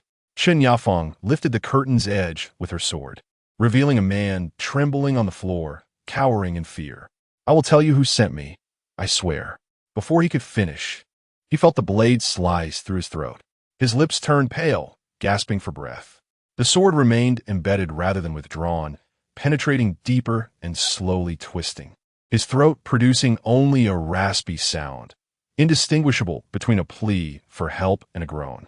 A fierce glint filled Chen Yafeng's enchanting visage, obliterating any trace of her usual restraint and shyness. She stirred the sword in the man's throat until his eyes lost focus, ultimately succumbing to a spasm and collapsing in a pool of blood. Not seemingly satisfied, Chen Yafeng seized one of his feet and dragged him toward the sauna room, leaving a vivid trail of crimson behind, stretching from the changing room to the sauna's entrance. She tossed the man into one of the rooms, firmly locking the wooden door from the outside, and without looking back, exited the sauna area, instructing the staff in the hall. "Open the gate and set the temperature to the highest." Lin Yi sat in the VIP corridor of Yuqing Central Hospital, gazing at the light above the surgery room door. Wang Wanjun had been taken in for an hour, and the situation within remained unknown. Her palms were clammy with sweat, the events of the day feeling dreamlike. It had been long since she felt such trepidation. If she and Chen Yafeng had not promptly noticed the anomaly, missing the optimal moment to aid Wang Wanjun, she could scarcely fathom the consequences. The pervasive scent of disinfectant in the hospital made Lin Yi dizzy. She had always detested hospitals, perceiving them as the closest proximity to death. Yet now, even in death, she found it difficult to accept this place steeped in the aura of mortality. "Are you all right?" Lin Yi, resting her elbow on her thigh and burying her head low, lifted it at the sound of a concerned inquiry. The first thing she noticed was a chilled can of cola. She looked up in confusion at the newcomer, clad in a pristine white coat over a neatly pressed blue shirt. He stood tall, comparable in height to Zhao Xiwen, yet lacked the latter's imposing demeanor. With high cheekbones, bright eyes, and a straight nose, he possessed a subtle elegance. He extended the cola towards Lin Yi, his fingers long and delicate as jade, the veins on the back of his hand a pale blue, winding downwards. It was rare to encounter a man of such caliber in Yuqing. Nevertheless, adhering to Zhao Xiwen's teachings, Lin Yi refrained from accepting the drink, regarding the man with curiosity. Noticing her hesitation, he remained unperturbed, slipping the cola back into his coat pocket and extending his right hand once more, offering a polite smile. "My apologies for not introducing myself sooner. I am Chengran, the personal physician to Lord Wanjun." Lin Yi had never heard Wang Wanjun mention this doctor, but considering her limited acquaintance with Wang Wanjun, she shook Chengran's hand and smiled politely. "Hello, I am Lin Yi." Cheng-Ren grasped Lin Yi's hand, his deep-set eyes sparkling like stars. With a smile, he replied, "I know, you're quite famous, Lin Yi. Am I?" Lin Yi expressed confusion, recognizing that in Yuqing, her reputation was not as pronounced. Had it been in Nuo City, she might have believed it, being the sole woman to have driven a Panamera. Yet here, did she truly have fame? Furthermore, Cheng-Ren held her hand firmly, and Lin Yi, feeling a sense of wariness, attempted to retract it. Sensing her reluctance, Cheng-Ren quickly withdrew his hands into his coat pockets, explaining, "I was fortunate enough to witness your match." Chapter 35. Will the Alliance really act recklessly? Lin Yi raised her head, meeting the warm, natural smile of the man before her, reminiscent of an angel. She almost felt guilty for her previous wariness. Cheng-Ren gazed at her, his lips moving slightly as if about to speak when a voice echoed from the end of the corridor. "Lin Yi." The call of Chen Yafeng, accompanied by the sound of her hurried footsteps, prompted Lin Yi to rise and wave. "How is Lord Wanjun?" Chen Yafeng hurriedly acknowledged Cheng-Ren with a nod, then turned to Lin Yi, inquiring about Wang Wanjun's condition. "As soon as we arrived, she was taken into surgery, and she has yet to emerge. Do you have any insight, Dr. Cheng?" Both women turned their hopeful gazes towards Cheng-Ren, who raised his brows and scratched his head, saying, "Please don't fret. I will check on the situation." "Thank you, Dr. Cheng." Chen Yafeng and Lin Yi sighed in relief as Cheng-Ren donned a mask and nodded before slipping into the operating room. Lin Yi guided Chen Yafeng to sit, wrapping her arms around her. "Is everything all right?" Chen Yafeng looked into Lin Yi's eyes, a hint of confusion in her expression. Lin Yi simulated faintly, rolling up Chen Yafeng's left sleeve to reveal specks of blood, likely not her own. Chen Yafeng immediately understood. Lin Yi had seen through her facade, and there was no need to pretend that nothing had transpired. Yes, he was hiding in the changing room of the sauna. As for now, he's probably well done. Chen Yafeng's expression remained stoic as she gazed ahead, her eyes reflecting a cold light that made Lin Yi feel the temperature around them drop several degrees. "Have you uncovered his background? Why did he target Lord Wanjun?" Lin Yi began to inquire, but fell silent, suddenly realizing her position in Yuqing. As someone from Nuo City, she seemed unqualified to demand such clarity. Moreover, a meticulous person like Chen Yafeng would not divulge significant information, so there was little point in putting her in a difficult position. "He is associated with the Alliance. I suspect his superpower involves controlling temperature, but his ability is limited. By the time I found him, he had nearly exhausted his strength and was incapable of resistance." Chen Yafeng did not shy away from the truth, intertwining her fingers with Lin Yi's. Grateful for Lin Yi's timely intervention, Chen Yafeng found her to be an extraordinary individual, always capable of devising solutions to problems beyond the realm of superpowers. "The Alliance?" Chen Yafeng nodded. "The Alliance is a rebel organization comprised of radical men opposing gender equality.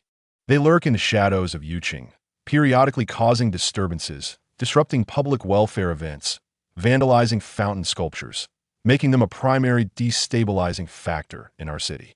Such antics are beneath contempt, mere lowly behavior." Lin Yi could not help but scoff. Indeed, these men are not only foolish but also arrogant, causing chaos with such a lack of sophistication.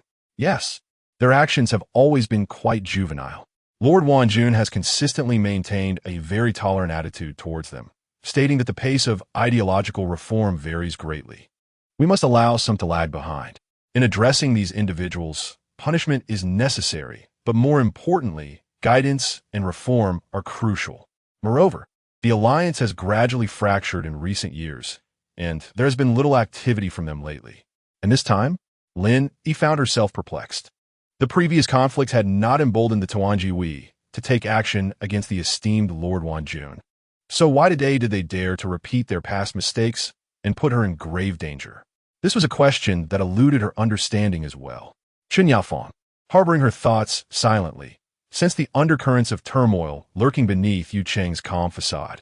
As the lights in the operating room dimmed, Chen Yafeng and Lin Yi quickly rose from their seats. Shortly thereafter, Wang Wanjun was wheeled out, her complexion pale and eyes tightly shut. Cheng-Ren followed closely behind, offering an explanation to Chen Yafeng and Lin Yi. She had escaped the clutches of death, apart from severe burns on her thigh. The doctors had done everything possible to manage her other injuries. The skin graft procedure on her thigh was successful, but Lin Yi felt a pang of anxiety, wondering if there were any lingering complications. Cheng Ran paused momentarily before continuing. There would be significant scarring. Chen Yafang, Ehanink, sharply beside Lin Yi, felt a wave of relief wash over her. Thankfully, it was not a severe complication. Cheng Ran organized for medical staff to transfer Wang Wanjun to the VIP intensive care unit, while Chen Yafang remained steadfastly at her bedside. She gently tucked the stray hairs from Wang Wanjun's forehead behind her ear, observing the burn ointment dotting her face and the neatly bandaged arms and hands. It had been a long time since Chen Yafang had seen such a serene expression on Wang Wanjun's face. Even without makeup, her features were exquisite, though they could not mask the weariness etched upon her from prolonged fatigue. Lin Yi stood outside the door, peering through the crack, her heart aching for her friend. Over these past days, the bond between her, Chen Yafang, and Wang Wanjun had deepened significantly. Girls, after all, are often able to accept one another swiftly and forge friendships. Particularly today, witnessing Chen Yafang's selfless act to save Wang Wanjun, Lin Yi was convinced that had she been the one trapped inside, her friends would have exerted the same effort to rescue her. This was the unspoken trust that exists between friends. "You all have such a wonderful relationship," Cheng Ran remarked from behind Lin Yi, unable to contain himself. Lin Yi smiled and nodded in response. "Indeed, we are very close sisters." Suddenly, Lin Yi recalled something and turned to Cheng Ran, speaking politely. "Dr. Cheng, do we need to prepare anything before Sister Wanjun awakens? I would like to bring her some items. Do you have any suggestions?" Cheng Ran smiled gently. "Once she regains consciousness, she may experience discomfort due to her wounds healing, which will gradually become itchy. You might consider bringing her something to distract her." Lin Yi listened attentively, committing the doctor's advice to memory, unaware of Cheng Ran's hesitation as he fumbled in his pocket. Ultimately, seeming to make a decision, he pulled out a bottle of alcohol and cotton swabs, waving them at Lin Yi. Lin Yi tilted her head in confusion at his gesture, and Cheng Ran chuckled lightly. "You have an injury on your hand. Did you not notice?" Following his gaze, Lin Yi discovered a large scab on her right palm, likely from a splintered wood when she had been breaking down the door. She had completely overlooked it. Cheng Ran was indeed quite observant. His eyes sparkled with a brightness akin to polished lacquer, as though he could see through Lin Yi's thoughts. "It's a professional habit. I noticed it while we shook hands earlier. Let me help you with that," he offered. Chapter 36. Fortunately, Lin Yi was merely busy causing trouble for others. Before Lin Yi could react, Cheng Ran had taken hold of her right hand. Seeing the serious expression on the doctor's face, she could only acquiesce. After all, she did not want her wound to become infected. Cheng Ran's meticulously trimmed nails and strong fingers hinted at his profession. Lin Yi felt that his joints were more agile than those of the average person. In no time, he had efficiently treated her injury. "Thank you, Dr. Cheng." Lin Yi expressed her gratitude as she admired her now clean wound. However, she noticed Cheng Ran's demeanor shift as he lowered his gaze, murmuring, "No need to be overly polite, Lin Yi. I must return to my duties now." He turned, leaving a gust of air in his wake. And Lin Yi found herself momentarily stunned by the sight of his white coat fluttering beside him. Had she just imagined it, or did Cheng Ran seem a blush? By the time Lin Yi returned to Wang Wanjun's villa, it was already 2 a.m. The villa was eerily quiet, and she navigated her way to Wang Wanjun's study, flipping on the main light to reveal an orderly room. Following Chen Yafang's meticulously crafted notes, she began her search, quickly gathering several of Wang Wanjun's favorite books. As she closed the cabinet doors, her eyes caught sight of a neatly folded cross-stitch tucked away in a corner. Gently unfolding it, she discovered an unfinished piece depicting a middle-aged woman, presumably around 30, seated on a garden bench, watching her little daughter chase butterflies. The woman's face had yet to be embroidered, but the little girl's features were unmistakably clear. It was Wang Wanjun. Lin Yi reached out to touch the child's face, imagining the soft, tender skin of her youth. She carefully placed the cross-stitch and books in her bag, glancing at her notes to confirm her collection. She was still missing a medicine box. Following Chen Yafang's guidance, She opened the drawer beneath Wang Wanjun's desk and indeed found a white medicine box resting inside. Curiously, she opened it to find a few red pills, puzzling over why someone as young and gifted as Wang Wanjun would need medication. Bringing it closer, a strong scent of traditional Chinese medicine wafted toward her, mingled with a hint of something familiar. Lin Yi frowned, trying to recall where she had encountered that scent before. After pondering for a while without success, she decided to abandon the thought. Placing the medicine box in her bag, she lightly checked her belongings once more, satisfied, before heading out of the study. Upon returning to the hospital, it was already past 4 a.m. Lin Yi carried her bag and took the elevator to Wang Wanjun's ward floor. The sharp scent of disinfectant mixed with a chilling breeze made her shiver, prompting her to hurry into the room. Thankfully, the temperature inside was just right. She saw Chen Yafeng at Wang Wanjun's bedside, holding her hand and leaning over. Wang Wanjun lay quietly on the bed. Lin Yi tiptoed closer, cautious not to disturb Chen Yafeng. However, in the next moment, a cold blade shot toward her. Recognizing Lin Yi's face, the assailant swiftly redirected the weapon, narrowly missing Lin Yi's sleeve as they retracted it. Lin Yi was drenched in cold sweat as she clutched her chest. Chen Yafeng, are you attempting to murder your own sister? Chen Yafeng gestured for silence, glancing at Wang Wanjun's tranquil face, and sighed in relief as she whispered, "Who told you to sneak around? I'm in a heightened state of alert right now." Lin Yi raised her fist at her. "I saw you sleeping and didn't want to wake you. I can sleep with my eyes open," Chen Yafeng retorted, motioning for Lin Yi to sit down. Obediently, Lin Yi settled on the other side of the bed, watching Wang Wanjun, whose bandages were tightly wrapped, and felt a pang of sympathy thinking of her soft form in the hot springs. She hoped the medical technology in the underworld could alleviate her suffering. As she contemplated, her eyelids grew heavier. Resting her hand on the edge of the bed, she slowly buried her head and drifted into slumber. After an indeterminate period, half awake and half asleep, she felt an itch on her face, causing her to furrow her brow. How annoying. Just when the itch became unbearable, Lin Yi jolted awake, only to find Cheng Ran's finger hovering above her face. Clearly taken aback by her sudden awakening, he hesitated, unsure whether to retract his hand or reach out. The two of them held each other's gaze for an extended moment. Cheng Ran finally spoke. "I just came over to check on you and noticed that it seemed a strand of hair disturbed your sweet dream. I intended to assist you, but regrettably, I ended up waking you instead." Lin Yi could not help but chuckle as she rose to stretch her numb arms. Realizing that Chen Yafeng was no longer in the ward, she turned back to see Wang Wanjun still sound asleep before redirecting her gaze to Cheng Ran and inquiring, "When will Wanjun Chengzhu awaken?" Cheng Ran, still pondering the meaning behind Lin Yi's laughter, realized she was looking at him and responded with a refined smile. Given her injury, awakening might be quite uncomfortable for her. Thus, we slightly increased the dosage of anesthesia yesterday. If all goes well, she should regain consciousness this morning. Chen Yafeng entered with breakfast, mistakenly believing that Wang Wanjun had awakened, but upon closer inspection, she found her still asleep. Her expression quickly returned to calm as she glanced at Cheng Ran, pulling the corners of her mouth into a half-smile. "Dr. Cheng seems to have plenty of time these days?" Cheng Ran sensed the unfriendliness in Chen Yafeng's tone, but remained unfazed, responding gently. "I merely wish to assess Chengzhu's condition. If you require anything, please do not hesitate to let me know." "We do not need anything," Chen Yafeng replied curtly as she placed the bowl on the dining table. Lin Yi, now fully alert, tightly closed her lips while her eyes darted between Cheng Ran and Chen Yafeng, sensing a hint of gossip in the air. Cheng Ran, noting Chen Yafeng's reluctance to continue the conversation, politely inclined his head to both Lin Yi and Chen Yafeng before straightening his back and exiting the ward.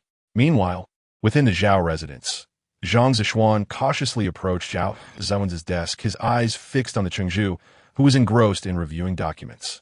Never had he felt so anxious, fearing he might disturb Zhao Xiwen's. "If you have something to say, do so," Zhao Xiwen's coldly remarked without lifting his head, startling Zhang Zishuan, who immediately stood upright against the wall. "Chengzhu, I am here today primarily to report on Miss Lin's recent circumstances." Zhao Xiwen's remained unfazed, continuing to focus on his papers. Yet his ears perked up, Proceed, he commanded. Zhang Zishuan stepped forward from the wall, confidently reporting, Miss Lin has spent the past few days in Yuqing, primarily recovering from a hangover at Wang Wanjuan's residence, inadvertently causing chaos at the renowned Qingliang Valley, and has now found herself in the hospital keeping vigil by Wang Wanjuan's side.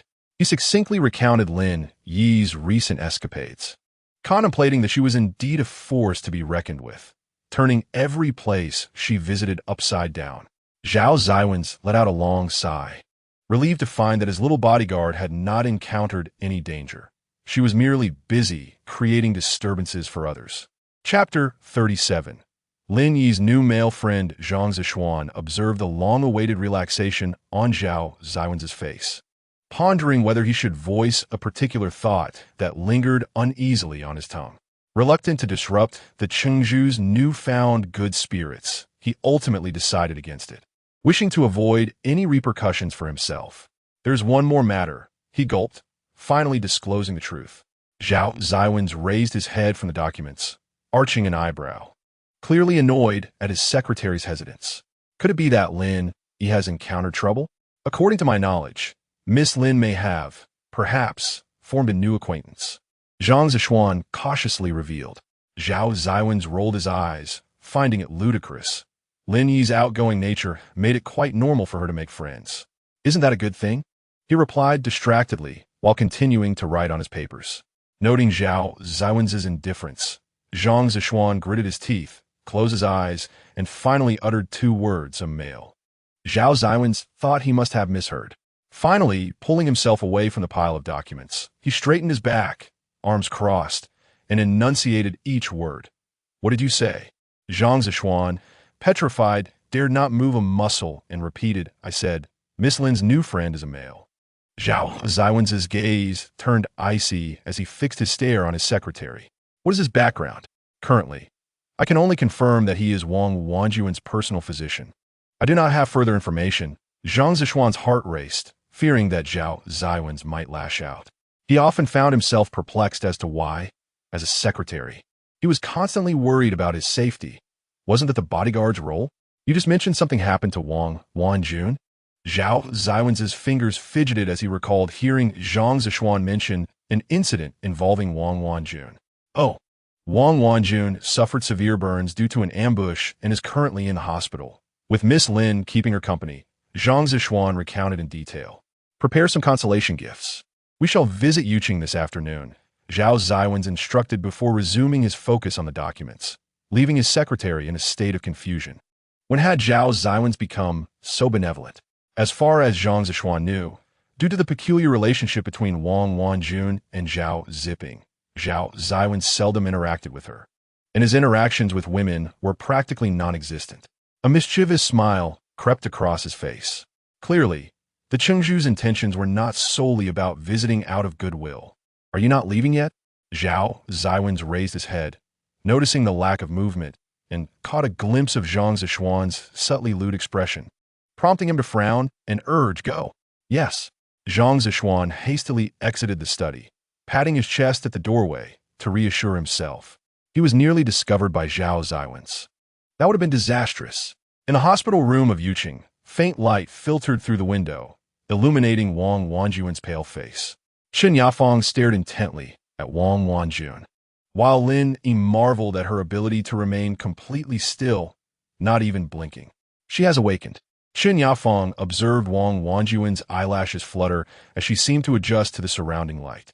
Lin Yi quickly got up to draw the curtains, supporting Chen Yafeng's shoulder as they both focused on Wang Wanjuan's every movement. At last, after a struggle, Wang Wanjun managed to open her eyes, feeling somewhat disoriented by the unfamiliar environment. Instinctively, she shut her eyes again and then cautiously attempted to open them once more. Her gaze first landed on her arms, which were tightly wrapped in bandages, revealing a look of panic and disbelief. Then, she spotted Chen Yafeng and Lin Yi holding her hand, which instantly provided her with a sense of security. Lying calmly in bed, Wang Wanjun attempted to smile at them, but her parched lips produced a metallic taste in her mouth. Do not move. Allow me to moisten your lips, Lin Yi promptly intervened. Retrieving a cup of water from the table, moistening a tissue, and gently dabbing at the corners of her mouth. Wang Wanjun looked at Lin Yi with a glimmer of amusement in her eyes, prompting Lin Yi to respond with a radiant smile of her own. At long last, you have awakened. If you had not, Yafeng would have turned into an owl. Qin Yafeng quickly interjected to divert Wang Wanjun's attention, not wanting to cause her any worry. Chengzhu Wanjun, do not mind her nonsense. I am perfectly fine. How do you feel? Wang Wanjun's throat moved as she attempted to speak, letting out a couple of dry coughs. Well, am I wrapped like a mummy? Lin Yi, relieved that Wang Wanjun was still able to joke, quickly clarified. You are not in any serious trouble, but due to the extensive nature of your injuries, the doctors were concerned you might inadvertently hurt yourself upon waking, hence the bandaging. Indeed, you need to rest, and you will recover swiftly. The blisters on your face are already close to healing, she added reassuringly. Qin Yafeng meticulously arranged the strands of hair on Wang Wanjun's forehead, attentively inspecting the marks on her face.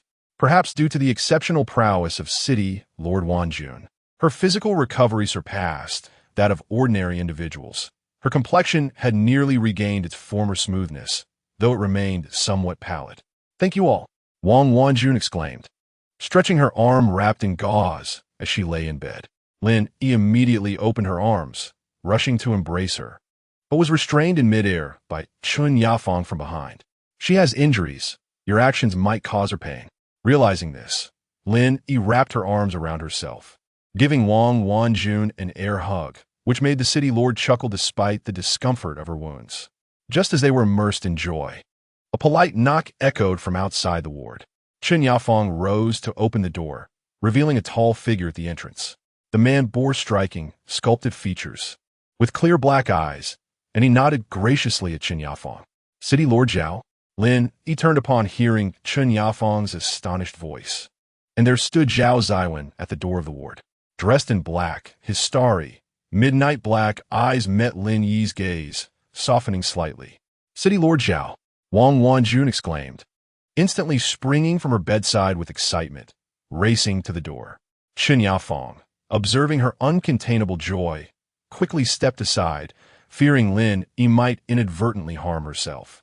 When Lin Yi reached Zhao Xiwen, her arms were outstretched, and although she had only been away from Nuo City for a few days, the sight of her longed-for city lord in Yuqing prompted an instinctive desire for an embrace.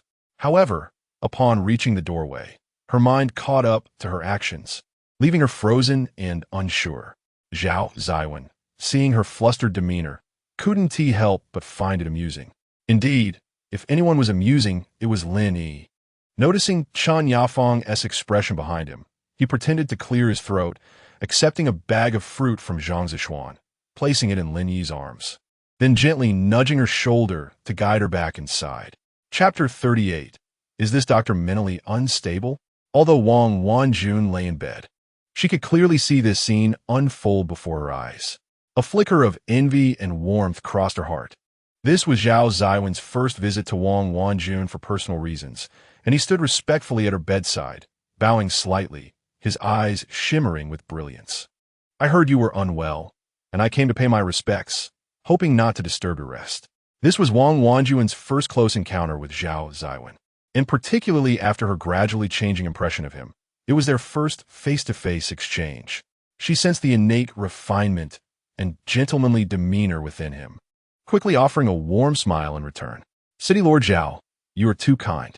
Lin Yi saved my life and cared for me for quite some time. It is I who should be expressing my gratitude. Lin Yi, hands on her hips beside the bed, raised her chin defiantly at Zhao Xiwen, exclaiming, Did you hear that? I wasn't just idling about. I accomplished something significant.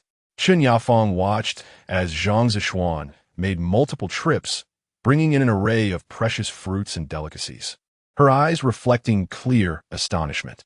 She calculated that Zhao Xiwen was indeed generous, unlike his uncle Zhao Ziping, who only sought to take advantage. It seemed not all members of the Zhao family were lacking in merit. Once the gifts were arranged, Zhao Xiwen explained, I consulted experts in Nuo City, who advised that you need ample vitamins at this stage, hence the fresh fruits we brought, hoping they aid in your recovery. Wang Wanjun gazed at the bounty filling the ward, from watermelons to lychees, feeling somewhat embarrassed. You are too generous, City Lord Zhao. Zhao Xiwen smiled gracefully. Lin Yi has also been a bother to Yuqing these past few days. I have heard all about it. His eyes briefly scanned Lin Yi's face, subtly hinting at her lack of recent communication with him. Lin Yi, feeling the intensity of his gaze, quickly fell silent and stepped aside, giving him a cheeky wink. Outside the ward, Zhang Zishuan peered through the door crack, witnessing the long-awaited reunion of Zhao Xiwen and Lin Yi, nearly moved to tears. The couple he had been shipping was finally together again. Lost in the scene within, Zhang Zishuan failed to notice a figure approaching beside him. When he turned, he saw a white coat coming into view. He promptly straightened up, seeing the man preparing to enter the ward, and he quickly grasped the doorknob, blocking the entrance, and asked with a hint of hostility, "What brings you here?" Chung Ran appraised Zhang Zishuan, noting his clean black suit, deducing that this unfamiliar face likely did not belong to Yuqing. He politely took a step back and explained, "Greetings, I am Wang Wanjun's personal physician. I heard she has awakened and came to check on her condition." However, Zhang Zishuan had no intention of allowing Chung Ran to enter. Alarm bells rang in his head as he recognized this doctor. Although Zhao Xiwen had not seen Chung Ran's face, Zhang Zishuan, being well informed, had memorized it. This was the man who had attempted to disrupt the Lizard CP, and for Zhang Zishuan, Chung Ran's feud with his shipper was as significant as the rivalry with Zhao Xiwen. Noticing Chung Ran's broad shoulders and robust physique, he straightened his own slender frame, replying without courtesy, "I'm afraid the city lord is inside receiving visitors. No unauthorized personnel are permitted." Chung Ran frowned, sensing the young man's unfriendliness, unsure of how he had offended him upon their first meeting. However, his inherent composure soon calmed him, and he masked any negative emotions. Rather than engage in a quarrel, Chung Ran offered a polite smile, turned, and began to walk away. Zhang Zishuan noticed Chung Ran still held a bunch of washed grapes, seemingly prepared to take them into the ward. Driven by his protective instincts, Zhang Zishuan deliberately remarked from behind, "Miss Lin doesn't he particularly like those grapes? Our young master only feeds her when they are peeled and served to her mouth." Chung Ran, who was already turning to leave, was unexpectedly struck by Zhang Zishuan's words, his back stiffening for a moment before he unexpectedly chuckled. Zhang Zishuan shivered at the sound, quickly adopting a defensive stance, fearing the doctor might suddenly lash out. Yet Chung Ran made no move, appearing to agree with Zhang Zishuan's statement, nodding in acknowledgement, his demeanor now exuding an air of arrogance and defiance. Zhang Zishuan watched as Chung Ran's tall figure receded into the corridor shadows, feeling a tightness in his chest. He realized he should not have provoked the doctor. That man seemed rather unhinged. "What are you looking at?" Zhao Xiwen's voice called from above, jolting Zhang Zishuan from his thoughts. Startled, he turned to Zhao Xiwen and bowed slightly. "Nothing, City Lord. How may I assist you?" "Please take my luggage to Lin Yi's room first," Zhao Xiwen instructed, giving Zhang Zishuan a knowing glance. Understanding immediately, Zhang Zishuan cheerfully went to arrange for the city lord's belongings. He did not care. He could remain single, but the couple he shipped must get married. By the time Zhao Xiwen and Lin Yi returned to Wang Wanjun's residence, it was already past midnight. Lin Yi insisted on watching Wang Wanjun fall asleep before she would leave, and naturally, Zhao Xiwen wished to stay by her side. This has led to an unprecedented scene in Wang Wanjun's hospital room. Lin Yi meticulously cut the washed fruits into small pieces and offered them to Wang Wanjun, while Zhao Xiwen, having removed his coat and rolled up his shirt sleeves to his elbows, skillfully peeled an apple with a fruit knife. His long fingers deftly maneuvered the blade, causing a peel to fall away effortlessly. He pinched both ends of the apple and handed it to Lin Yi. Lin Yi raised the apple towards Chun Yafeng, who was still adjusting to this environment. She had never imagined witnessing two significant city lords in the same room, coexisting so harmoniously. She shook her head, signaling Lin Yi to eat first, but Lin Yi insisted that she partake, as they exchanged polite refusals. Zhao Xiwen had already prepared another apple for Lin Yi. Only then did Chun Yafeng accept one, taking a bite and savoring the sweet juice that flowed into her mouth, surprised to find herself enjoying an apple peeled by Zhao Xiwen. Observing this scene, Wang Wanjun felt an unprecedented sense of peace and soon drifted into a deep sleep. Chen Yafeng cast a knowing glance at Lin Yi, urging her to escort Lord Zhao back to rest. Lin Yi rose, gently tugging at Zhao Xiwen's sleeve as they quietly exited the hospital room. Watching their departing figures, Chen Yafeng noticed how naturally Zhao Xiwen draped his coat over Lin Yi's shoulders, prompting an involuntary sweet smile to appear on her lips, awakening a faint yearning for love within her. As Zhao Xiwen followed Lin Yi towards her room, he was halted by her sudden turn. "Lord Zhao, your room is next door. This is mine." Lin Yi gestured with her lips, her arm across the doorframe, preventing him from entering. Her concern was not for Zhao Xiwen, but rather for the state of her suitcase, which had remained unpacked since her arrival in Yuqing and was now sprawled open on the floor. She did not wish for him to see her disheveled appearance. "My suitcase is in your room." Zhao Xiwen leaned against the corridor wall, hands in his pockets, a slight smirk playing on his lips, exuding an irresistible allure.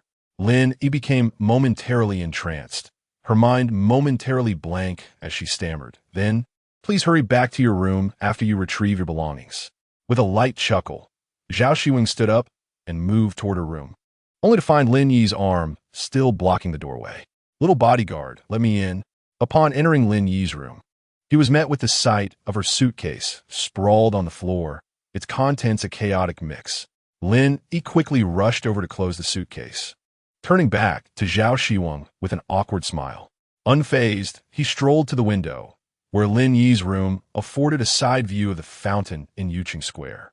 The fountain's design resembled a womb, symbolizing the empowerment of women to take charge of their lives. Lin Yi leaned against the glass, her breath fogging the surface as she drew a heart with her finger, glancing playfully at Zhao Xiwen. Unable to suppress a smile, Zhao Xiwen felt a rare moment of relaxation wash over him, despite having only been away for a few days. Have they found the person who harmed Wang Wanjun? Zhao Xiwen suddenly recalled not having heard about any arrests during their time in the hospital. Lin Yi nodded. The culprit was apprehended on the spot by Yafeng. Apparently, he is an ultra-psychic with temperature manipulation abilities, and as for his current status, Lin Yi gestured across her neck, her tongue lolling from the corner of her mouth as she explained, "He has likely been dealt with by Chen Yafeng." "Do you understand the assailant's motive?" Zhao Xiwen asked, stifling a laugh at her expression. Lin Yi quickly adopted a serious demeanor, gazing out at the fountain as she sighed. "According to Chen Yafeng, there's been an anti-government organization in Yuqing called the United Society. Although it hasn't caused any significant harm thus far, they suspect the assailant to be a radical member of this group." Zhao Xiwen remained silent. With his years of experience managing the city, he sensed that the situation was more complex than it appeared. However, it was late, and he did not wish to expend any more mental energy on work. Lin Yi was right before him, and he had many pressing questions to clarify with her. "When do you plan to return home?" Instead of directly asking the critical question, Zhao Xiwen chose a more subtle approach to gauge Lin Yi's feelings. The word home caught Lin Yi off guard, a warm sensation coursing through her. Although it had been less than a month since she had passed away, Nuo Cheng already felt like home to her. During her days in Yuqing, even though Wanjun and Yafeng treated her like a sister, she still yearned for her room in Zhao's residence as night fell, particularly the convenience of taking an elevator to see Zhao Xiwen at any time. "I do not wish to return just yet." Lin Yi struggled to suppress her emotions, her voice trembling as it filled the room. She dared not meet Zhao Xiwen's gaze, her attention fixed on the window. Zhao Xiwen did not seem surprised by her answer. He turned to observe Lin Yi's face, noting that her complexion appeared less pallid than when she had first arrived, perhaps due to a lack of sunlight. "Is it because you have made new friends?" Zhao Xiwen's voice, cool and devoid of emotion, seemed to lower the room's temperature. "New friends?" Lin Yi was puzzled, as she did not comprehend Zhao Xiwen's insinuation. Turning to him with a confused expression, she noticed his eyelashes fluttering and his arms crossed over his chest. "Why does Lord Zhao appear somewhat displeased?" Zhao Xiwen struggled to suppress his emotions, attempting to disregard Lin Yi's heated gaze. His throat cleared before he spoke again, his tone cool. "I heard you have made male acquaintances here." "Me? Are you referring to me?" Lin Yi exclaimed, pointing to herself dramatically. During her brief stay in Yuqing, she had not taken a single day off, working tirelessly each day and staying up late, even more exhausting than her time as a bodyguard in Nuo Cheng. Moreover, Yuqing was predominantly populated by women. Even the local pets were hard to find in males, let alone men. Reflecting on who she might have encountered, Lin Yi tilted her head in contemplation, only to realize after a moment that she had been unintentionally patting Zhao Xiwen on the shoulder. "Are you talking about Dr. Cheng?" Suddenly enlightened, Lin Yi recognized that Zhao Xiwen had circled around to refer to the only male presence in her vicinity. Does he not have a name? A wave of possessiveness churned within Zhao Xiwen as he fixed his gaze firmly outside the window. Lin Yi was momentarily speechless. She could not fathom what was wrong with calling Dr. Cheng by his title, considering she often referred to Zhao Xiwen as Lord Zhao and Zhang Zhishuan as Secretary Zhang. Yet, even with her usual obliviousness, she could sense the unusual tension in the air. Cautiously, she scrutinized Zhao Xiwen's expression, trying to decipher his thoughts. Ultimately, she arrived at a rather immature conclusion. Lord Zhao seemed to be feeling jealous. This realization startled Lin Yi, although she indeed harbored a subtle anticipation towards Zhao Xiwen. He was the lord of the city, an esteemed figure she had never dared to hope to reciprocate feelings with. She simply wished to accompany him and gradually realize their dreams together. Meanwhile, Zhao Xiwen regretted his earlier words, feeling they undermined his usual decisive demeanor, appearing both petty and indecisive. Just as he intended to clarify, Lin Yi decisively interrupted. "Cheng Ran is not my type." Zhao Xiwen's words lingered on the tip of his tongue, abruptly stifled by the unexpected remark from Lin Yi. His lips parted slightly, caught off guard and unsure how to respond. Noticing his lack of reaction, Lin Yi added, "I am fond of the type embodied by the city Lord Zhao." In that moment, Zhao Xiwen's psychological defenses crumbled entirely, his breath caught in his throat, as the rational thread in his mind seemed to snap under the pressure of Lin Yi's words, leaving him flushed with warmth from within. As Lin Yi gazed out at the night scenery, she turned her attention back to the room, realizing that it was just the two of them. It was an opportune moment. If not now, then when should she be forthright? With a resolute determination, she stepped closer to Zhao Xiwen's towering figure, her hands resting on his broad shoulders, standing on tiptoes to gaze up at him without flinching, locking her eyes onto his chin. When he finally lowered his gaze from the window to meet hers, she provocatively asked, "City Lord Zhao, are you feeling a tinge of jealousy?" Her voice carried an alluring undertone that Zhao Xiwen's had never encountered before, igniting a warmth that spread through his ears and left him feeling somewhat dazed. His cheeks flushed a deep crimson in response. Lin Yi, fully aware of the effect she had on him, felt an exhilarating rush within her, akin to the effervescence of champagne bubbling over, filling her heart and vision with unrestrained joy. Zhao Xiwen's demeanor transformed entirely. His mind felt swollen, his ears burning, and the foremost thought that crossed his mind was the desire to embrace the girl standing so close. This was the first time in his life he had encountered a woman who left him utterly speechless, and he struggled to contain the surge of emotions rising within him. Finally, he managed to croak out a hoarse invitation, "Lin Yi, come back home with me." The following morning, Zhao Xiwen's ordered Zhang Zhishuan to prepare a vehicle to return to the city. Zhang Zhishuan had anticipated witnessing a touching scene of Lin Yi and the city lord returning home together, yet was met with the sight of Zhao Xiwen's standing alone at the entrance of the Wang residence. "City lord, is Miss Lin not coming?" Zhao Xiwen's climbed into the back seat, remaining silent in response to Zhang's inquiry. His expression was grave, his demeanor cold, and his sharp features devoid of any emotion. His dark eyes inscrutable. Zhang Zhishuan found himself perplexed.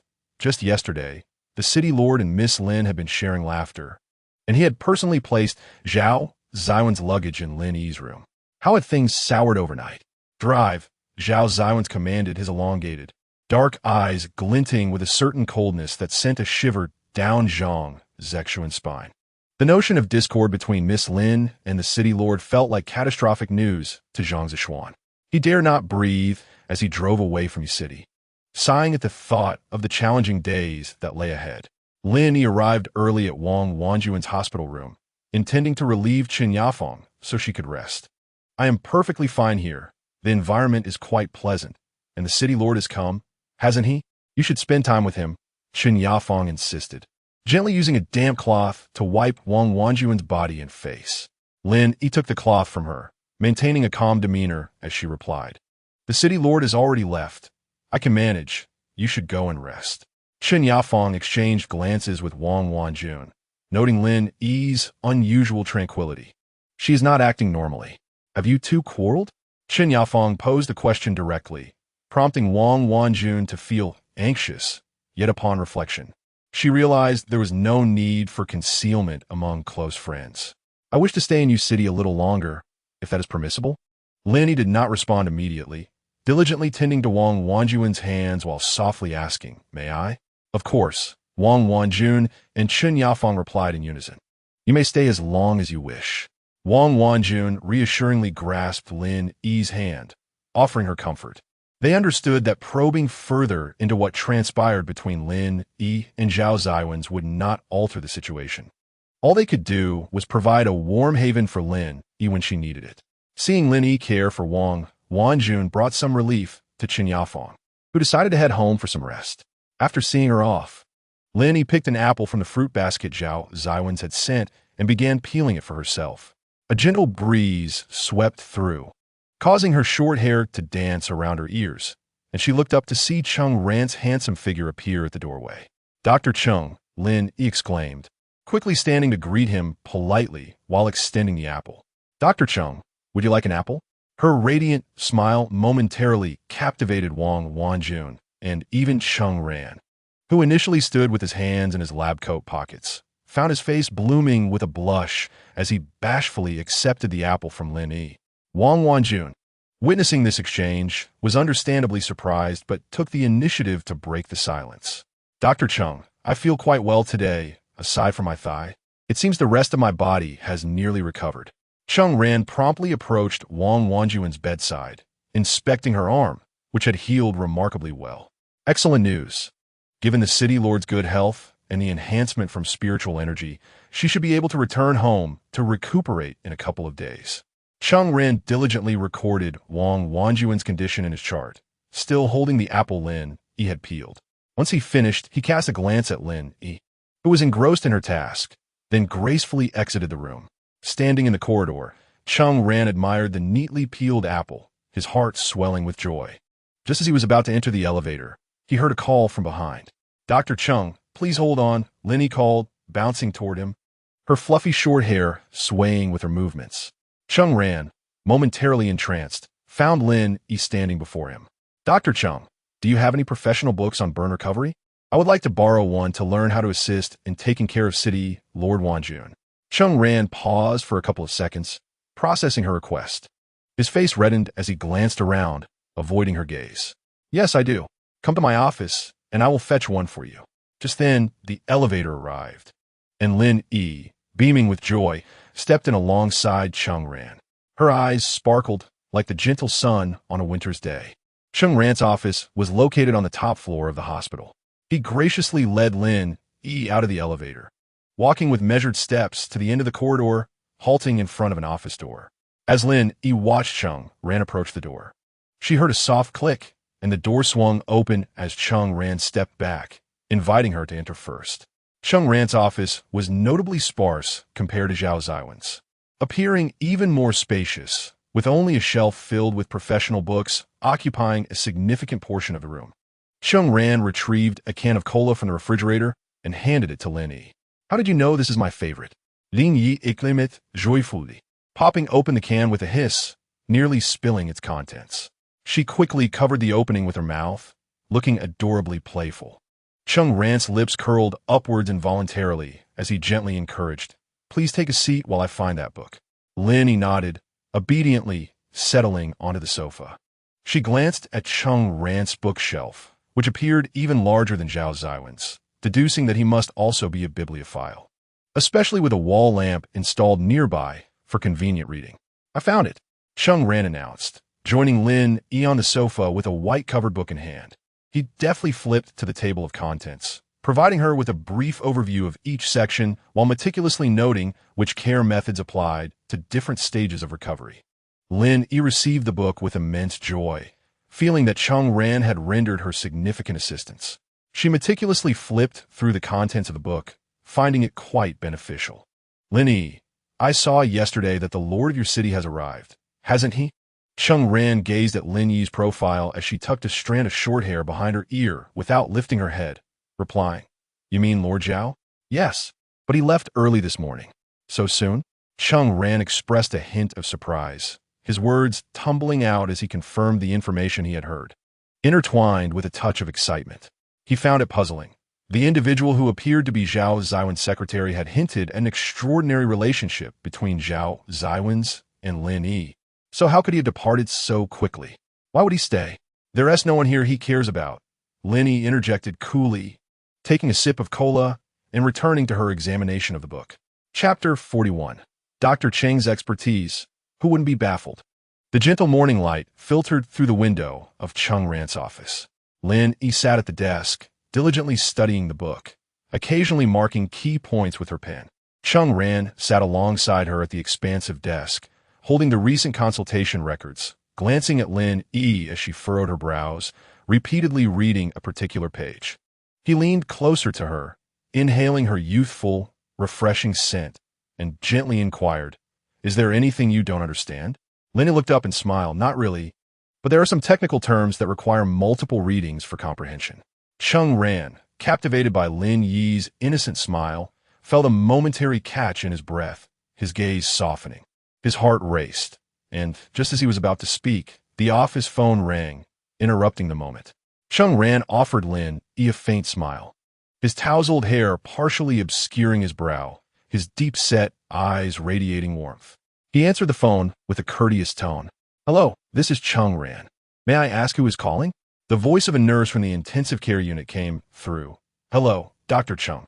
I'm sorry, but the elderly lady under your care isn't eating well again. She insists on seeing you. Could you possibly come? Before the nurse could finish, Cheng Ran replied softly, I will come right away. The nurse was elated, having heard of Cheng Ran's reputation as the youngest medical expert at Yuqing Central Hospital, excelling in all specialties, and now witnessing his commendable character firsthand. After hanging up, she patted her flushed cheeks to stay alert, recalling how charming Cheng Ran's voice sounded. Cheng Ran placed the phone back on the receiver and stood, explaining to Lin Yi, I need to assist in orthopedics. Please continue your reading for now. Lin Yi looked up at Cheng Ran, who was donning his white coat, a gentle smile gracing her face. Don't worry, you go ahead. Cheng Ran felt a wave of sweetness wash over him. Ever since Zhao Xiwen's return to Nuo City for reasons unknown, he sensed a profound shift in the elusive feelings between himself and Lin Yi. She had visited his office to read for 2 consecutive days. Reluctantly, he turned a glance at Lin Yi before finally stepping out of the office. Lin Yi observed Cheng Ran's composed figure as his neatly fitted white coat swayed beside him. He gently closed the office door behind him, his footsteps echoing down the corridor. Lin Yi lärnet formart, holding herbidet, releasing it only when she heard the elevator doors open. She flipped 10 pages back in the book, inserted a bookmark, and cautiously stood from her chair. After Zhao Xiwen's departure, this marked her 3rd consecutive day, seeking Cheng Ran's company, hoping for the chance to enter his office. Unfortunately, Cheng Ran remained steadfastly close to Lin Yi for reasons unknown, compelling her to spend time with him while waiting for this very moment. She harbored suspicions about Cheng Ran, although there was no tangible evidence pointing towards him. Her woman's intuition insisted that this man, who had the most opportunity to be near Wang Wanjun, must harbor secrets. She opened Cheng Ran's desk drawer, rummaging through it, yet found nothing but his neatly written medical records, pristine as he was. Standing in the center of the office, Lin Yi surveyed the room, noting the simplicity of its furnishings, making it difficult to conceal anything. Could it be that she was mistaken? Or perhaps Cheng Ran had hidden something elsewhere? After circling the room several times, she finally paused before the bookshelf that dominated one entire wall of the office, laden with various books. If there were to be any hidden secrets in this room, this would be the most likely place. Lin Yi bent down, activating her phone's flashlight, meticulously examining the floor. Indeed, she spotted faint scratches on the floor, reminiscent of the feeling she had when she had kicked the door of Zhao Xiwen's office. She reached out, touching the floor where it felt as if something had been rubbed against it repeatedly. Confident, she pushed against the center of the bookshelf, anticipating it to move. To her surprise, it remained steadfast, showing no sign of budging. Perplexed, Lin Yi scratched her head in front of the imposing bookshelf, wondering what was happening. This was not how dramas typically unfolded. At this juncture, wouldn't the protagonist effortlessly unravel the mystery, leading to a happy ending? Just as she was lost in thought, her phone vibrated in her hand. She glanced at the message, her expression darkening. The image revealed Cheng-Ran sitting beside an elderly lady's hospital bed, patiently spooning an egg drop soup and lifting it to her lips. The elderly woman, appearing to be over 70, bore the marks of time upon her sun-kissed face. Her forehead etched with deep wrinkles, yet her eyes sparkled with childlike innocence. At that moment, she turned away, sulking and gazing out the window, showing no inclination to drink the soup. The nearby nurse observed Dr. Cheng with no ire, but instead placed the bowl and spoon on a nearby table, adjusting her chair closer to the elderly lady. His long fingers gently clasped the frail hand of the elderly woman, soothing her emotions. "Grandma Zhu, how about we finish our meal and then go to the garden to see the butterflies this afternoon?" Only then did Grandma Zhu relent, turning her head toward Cheng-Ran, her expression still somewhat sulky. "Really?" Cheng-Ran smiled softly, his lips curving into a reassuring smile. "But you must promise me to finish your lunch." "I will eat." Grandma Zhu trembled as she took the bowl, drinking the soup eagerly. Cheng-Ran finally exhaled in relief, signaling the head nurse with a glance before rising from his chair. As he stepped outside, he instructed the nurse, "Grandma Zhu has suffered from severe Alzheimer's disease for years. Although her condition has improved since passing, her mental faculties remain at the level of a 5-year-old. Please be gentle with her. She requires patience and kindness."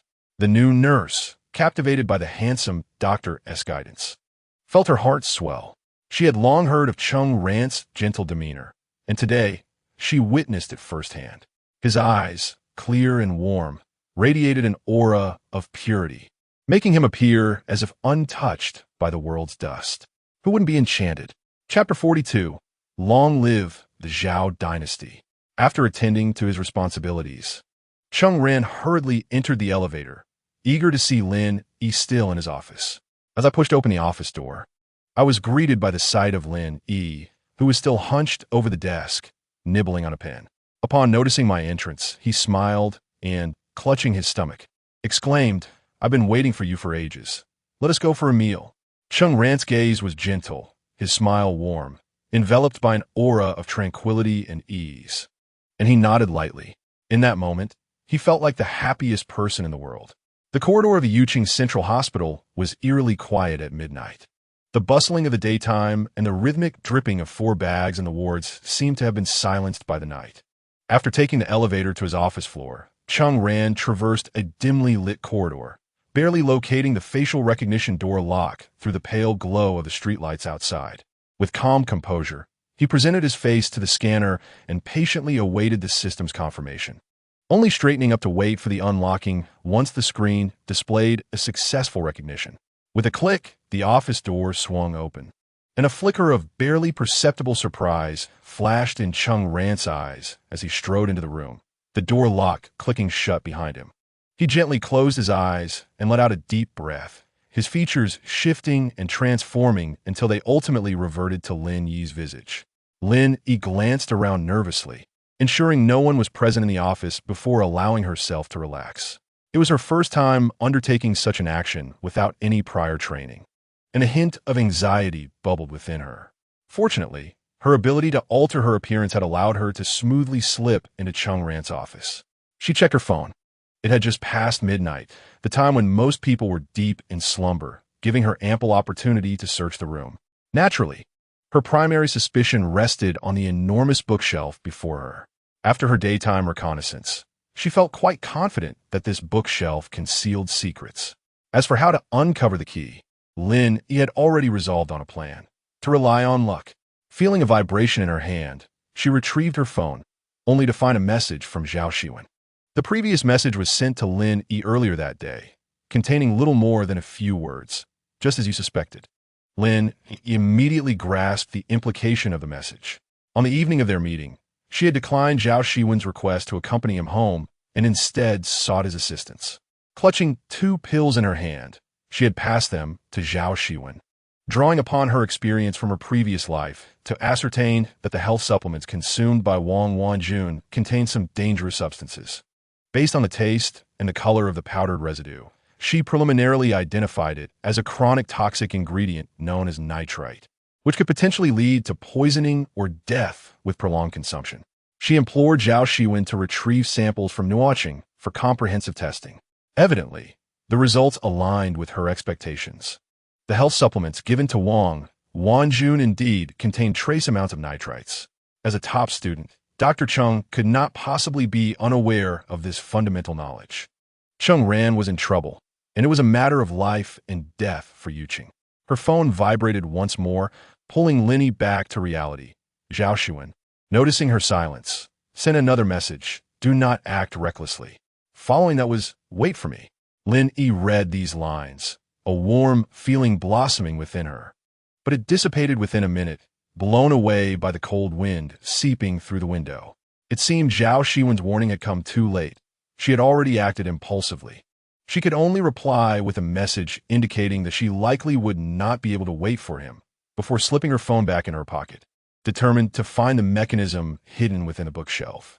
Gently, she activated the wall lamp on one side, using its faint glow to tap on the bookshelf, predicting that pushing a specific book would alter its structure. However, the sheer size of Cheng Ran's bookshelf, filled with a myriad of books in varying heights, made the task daunting. If the door was even nudged, dawn would likely break by then. After a few attempts, fatigue set in, and she leaned against the wall to rest. Glancing at the wall lamp beside her, she recalled the light in Zhao Xiwen's study, a wave of nostalgia washing over her. She fixated on the soft glow until she noticed that one side of the wall lamp was not flush against the wall as it should have been. Her eyes widened as she straightened up and bent down to inspect the lamp closely. The wall lamp, positioned horizontally, was supposed to be secured at both ends to ensure stability, yet one end was inexplicably suspended from the wall. This realization sparked a thought in Lin Yi's mind. She reached out, gently pushing the floating end of the wall lamp. It glided downward under her fingertips' pressure, and the bookshelf behind her emitted a creaking sound. Lin Yi turned to see that the bookshelf had indeed begun to swing open like a door from the point where it was being pressed, casting a warm yellow light onto the floor. Lin Yi's mouth fell open in astonishment. She had not anticipated that her late-night gamble would yield such fortune. Hastening toward the bookshelf, her eyes met a staircase descending into darkness, illuminated only by a light fixture on the wall. Listening intently, she heard nothing from within. Taking a photo of the bookshelf and staircase with her phone, she tightened her shoelaces and boldly descended the stairs. Upon reaching the bottom, the expansive space before Lin Yi unfolded, reminiscent of Cheng Ran's office, vast and stark. On the wall directly opposite her, a colossal emblem displayed the character Tuan in traditional Chinese script. Just as Lin Yi had suspected, Cheng Ran indeed held a mysterious connection to the Tuanjie society. To one side of the room stood a massive experimental table, equipped with an array of refining and distillation tools. Drawing upon her limited high school chemistry knowledge, Lin Yi deciphered the names of the devices laid out before her. Among them was an apparatus resembling a cauldron from a television drama, with neatly arranged bottles of similarly colored potions nearby. Gingerly, she twisted open one of the bottles and inhaled the contents, confirming it was the same medication consumed by Wang Wanjun. What could this mean? Lin Yi noticed the edge of a banner peeking out from a drawer at the table's front.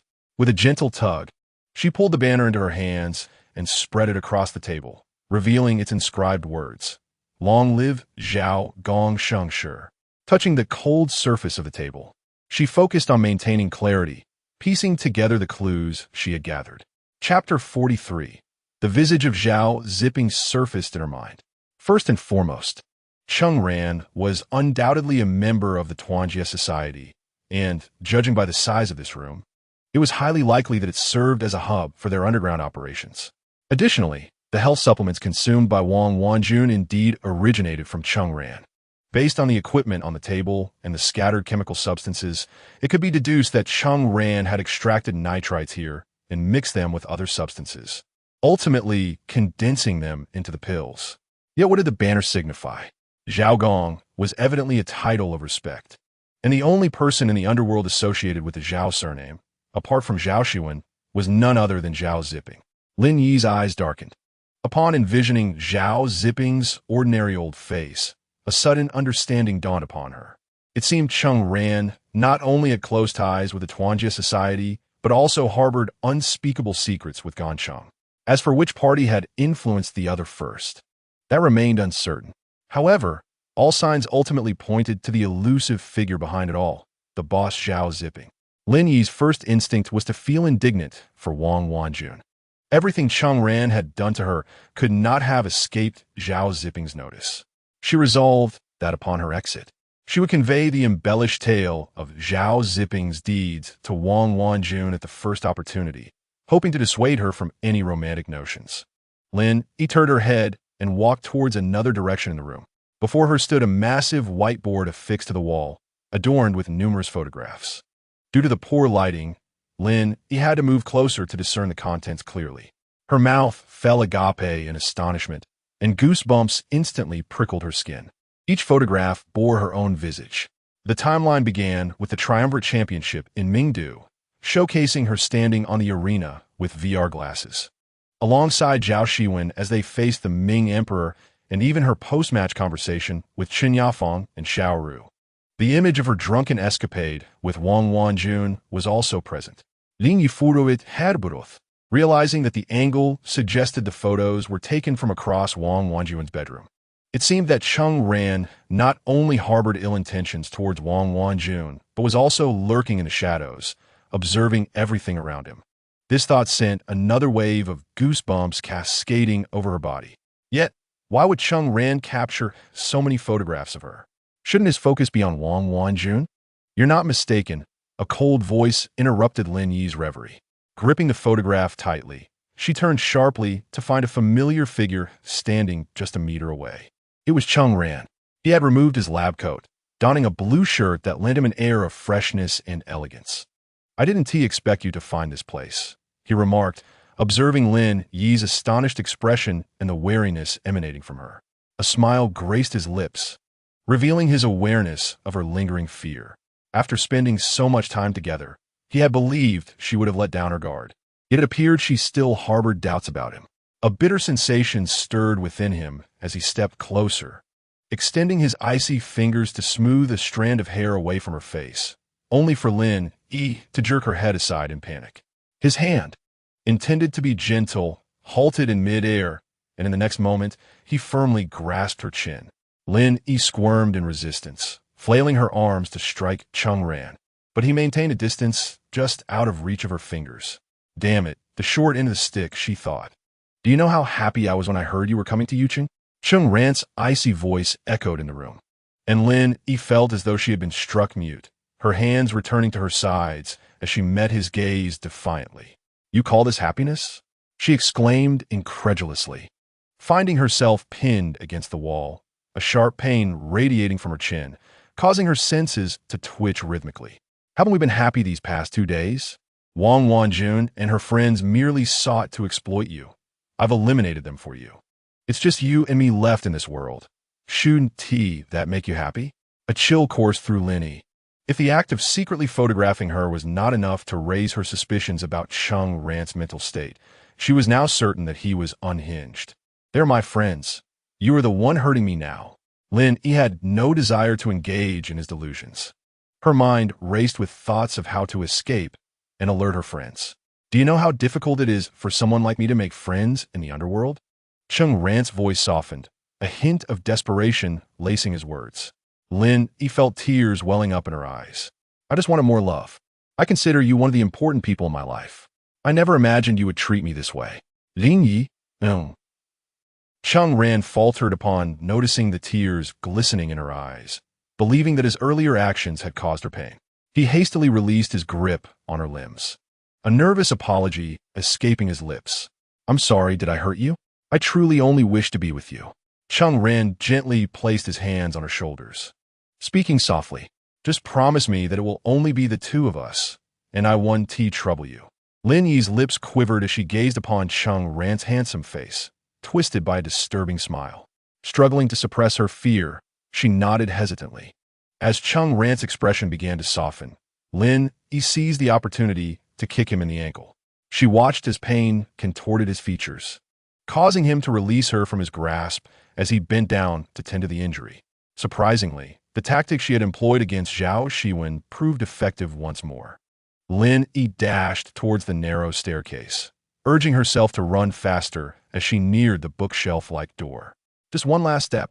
She dared not glance back at Cheng Ran's furious expression, her only thought being to escape and seek her friends. Just as she was about to break free from the confines of the room, a sudden pain at the back of her head yanked her back. It was Cheng Ran. Seizing her hair, caught off guard by the unexpected attack, Lin Yi stumbled backward, falling onto the stairs, the edge jarring her back painfully. Tears streamed from her eyes as Cheng Ran dragged her back into the dim room, her vision blurred by tears. She could only register the throbbing pain in her body and the ever-increasing distance from the bookshelf door. Chapter 44. Zhao Chengzhu will not let you off. Why are you being so disobedient? Cheng Ran roared, throwing Lin Yi to the ground. His shirt had burst open at several buttons due to the force, and Lin Yi felt warm liquid trickling down her elbow. She turned her head to look and gasped. She had broken her record for blood loss, having never bled so much in the mortal realm. "I told you, as long as you obey, it will just be us two, and I won't harm you." Cheng Ran crouched down, gripping Lin Yi's arm, his teeth gritted in frustration. The pain from her injured arm was excruciating, causing her features to contort as she replied, "Word by word, you hurt my friends. I need to save them." Cheng Ran tightened his grip on her injured arm, his face contorted in rage as he shouted, "Do you really think Wang Wanjun considers you a friend? Only I truly care for you. Only I wish for your well-being." Ring Yi grimajit in agony, feeling the sticky warmth of her blood pooling at the injury. The pain jolted her into clarity. If today was meant to be her last, she saw no reason to resist. Yet, she found herself wondering where one goes after death. Would she see Zhao Xiwen again? The mere thought of Zhao Xiwen filled her with sorrow, recalling his warning to refrain from acting recklessly. It was her own arrogance that had led her to this predicament. "You've never had friends, have you? Wang Wanjun is my friend." Lin Yi lay on the cold ground, unflinchingly staring at Cheng Ran, who was crouched beside her, feeling him shudder. But in the blink of an eye, a cold smile crept across his face. "You don't truly believe you can protect Wang Wanjun, do you?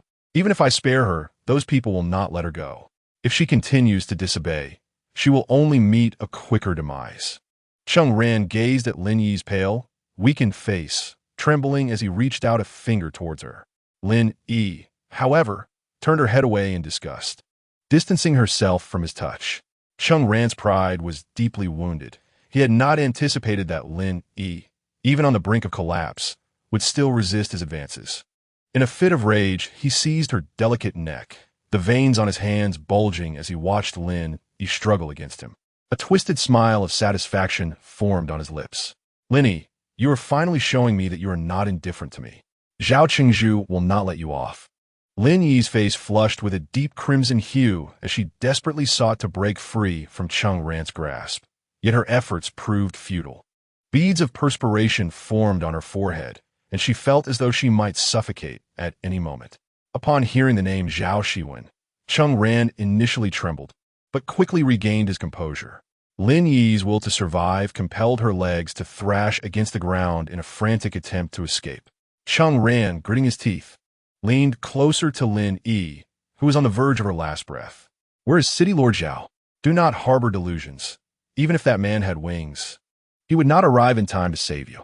As Lin Yi sensed her heart swelling, her pupils dilated, and the world around her became increasingly obscured. Tears streamed down her cheeks. She, Lin Yi, a spirit on the brink of death, was about to perish far from home.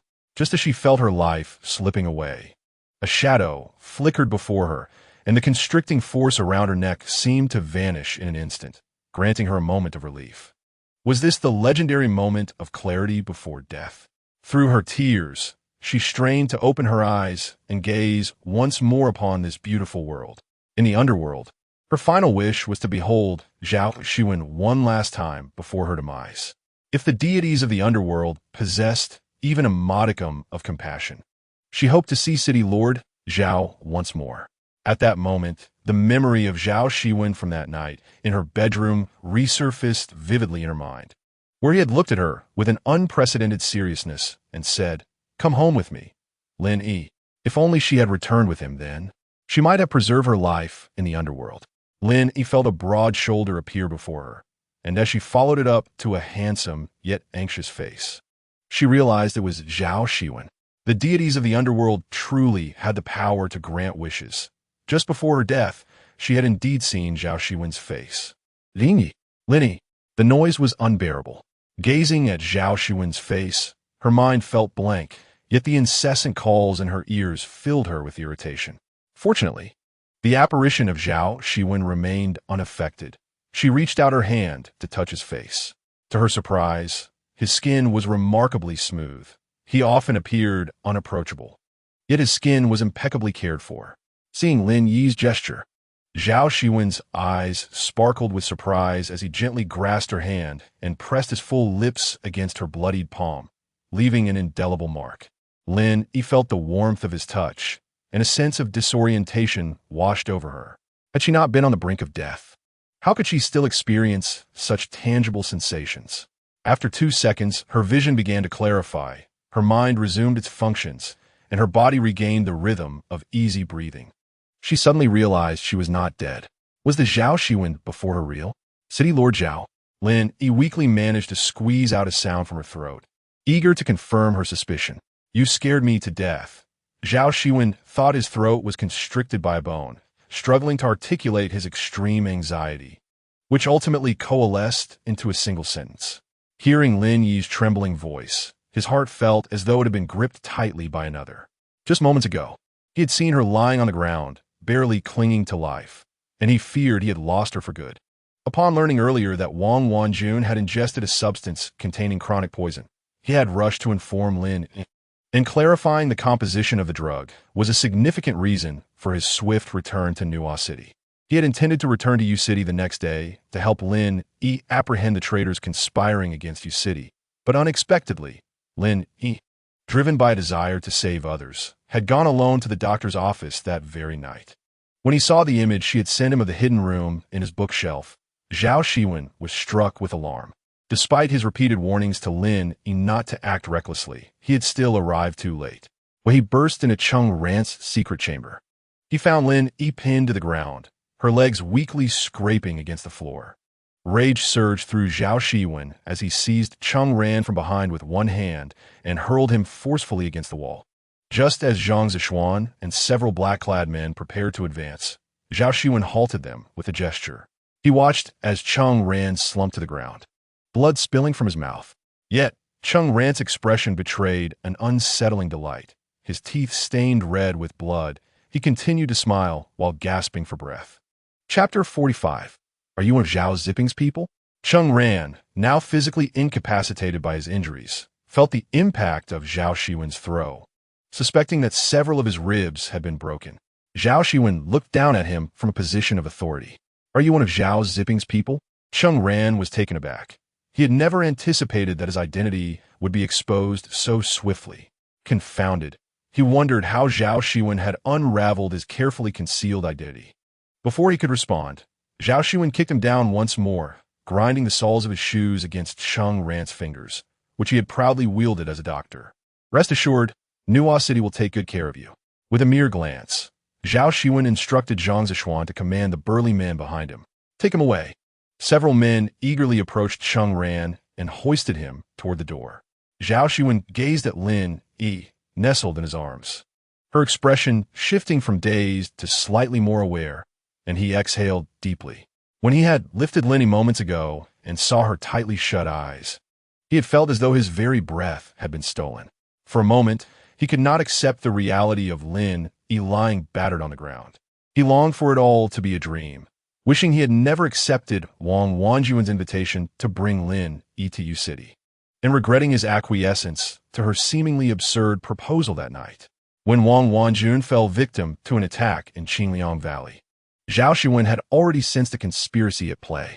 How could a mere unity society, a ragtag group that had languished without progress for years, so effortlessly uncover the whereabouts of a city lord and choose the precise moment to strike when Wang Wanjun was most vulnerable, nearly costing her life? There must be a traitor lurking close to Wang Wanjun. Lin Yi was not naive. Her years of experience told her that this traitor must be deeply embedded within the inner circle. While assisting Wang Wanjun in packing her belongings, the white medicine box had illuminated the path for her. Xun Yafeng had previously revealed to Lin Yi that Wang Wanjun had been unwell, and Cheng Ran, the youngest professor-level doctor at the Central Hospital of U City, had taken the initiative to recommend his own health supplements to her. Unbeknownst to them, after consuming the products, Wang Wanjun had indeed felt an improvement in her health, leading her to place great trust in Dr. Cheng's medical expertise. From that point onward, Cheng Ran had been rightfully appointed as Wang Wanjuan's personal nutritionist. Had Dr. Cheng always been working in U City after his death? Lin Yi had feigned curiosity when inquiring about Cheng Ran with Chen Yafeng, but she received no definitive answers. Chen Yafeng pondered for a long while, ultimately offering only fragmented information. He should have been practicing medicine in the mortal realm, but beyond that, I'm not entirely sure. That night in the bedroom of U City, Lin Yi stood opposite Zhao Xiwen, tiptoeing as she clung to his shoulders, her eyes shimmering with starlight as she hoped he would assist her in returning to Nuo City to uncover the true composition of the drugs consumed by Wang Wanjun. She felt a twinge of fear upon realizing the hidden dangers lurking in U City. When she first arrived, she had believed it to be a city brimming with vitality and open-mindedness. However, after the incident involving Wang Wanjun, she understood that the tranquility of the city might have been borne solely by Wang Wanjun's burdens. Lin Yi had lost trust in anyone within this unfamiliar city. Coincidentally, Zhao Xiwen had entered her line of sight at a moment when she needed help the most, bringing with him a sense of trust and concern. However, Lin Yi is a paradox. She does not wish to rely entirely on Zhao Xiwen to resolve her dilemmas, but merely hopes that the city lord Zhao can extend some assistance and convenience to her. Initially, she presumed that after hearing her explanation, Zhao Xiwen would dismiss her concerns as trivial. To her surprise, that evening, after she declined his invitation to return home together, he maintained an astonishing composure while gazing into her eyes and without a moment's hesitation uttered words that would become etched in her memory. "Give me the medicine. I shall set forth at dawn and handle it personally." As Lin Yi met Zhao Xiwen's resolute gaze, she felt every cell within her body bloom into heart shapes. Summoning her courage, she buried her head against his chest, her soft form nestled in the embrace of the city lord. Zhao Xiwen's entire being stiffened. He had never experienced such proximity to another since the day he was born. Lin Yi felt a slight tremor coursing through his body, leading her to suspect that Zhao Xiwen might be exhibiting symptoms akin to Parkinson's, prompting her to release him to help him relax. Unexpectedly, Zhao Xiwen's long arm encircled her waist, and in his astonishment, his large hand gently caressed the back of her head, pulling her deeper into his substantial embrace. "Lin Yi, promise me, until you safely return to Nuo City, take care of yourself. Any issues must wait until I am before you." That fleeting yet warm moment shared between Zhao Xiwen and Lin Yi lingered in his mind long after he returned to Nuo City. In the days that followed, his thoughts of Lin Yi, aside from concern for her injuries, seemed to deepen into a subtle yearning. What Zhao Xiwen could never have anticipated was that when he next encountered Lin Yi, she would be lying in a pool of blood, seemingly on the brink of death. It was only through his persistent calls that Lin Yi gradually regained a flicker of consciousness. As she opened her dazed eyes and confirmed that the figure before her was indeed Zhao Xiwen, her nose tinged with sorrow, she summoned her remaining strength and cried out loudly. Lin Yi's sobs startled the staff behind Zhao Xiwen, who were preparing to escort Cheng Ran away, causing them to turn and gaze at the unfolding scene. Zhang Zishuan strode forward, positioning himself before the staff to block their view. With a subtle nod, he dissuaded them from looking any further. In Zhao Xiwen's embrace, Lin Yi cried so fervently that she struggled to catch her breath. The city lord, hesitant to interject, reasoned that since Lin Yi still possessed the strength to cry so vehemently, her injuries could not be overly severe, which was perhaps a silver lining.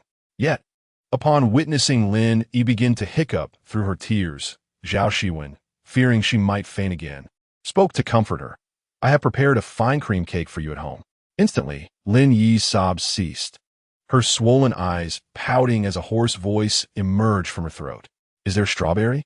Zhao Xiwen chuckled softly, having already assessed her injuries were mostly superficial.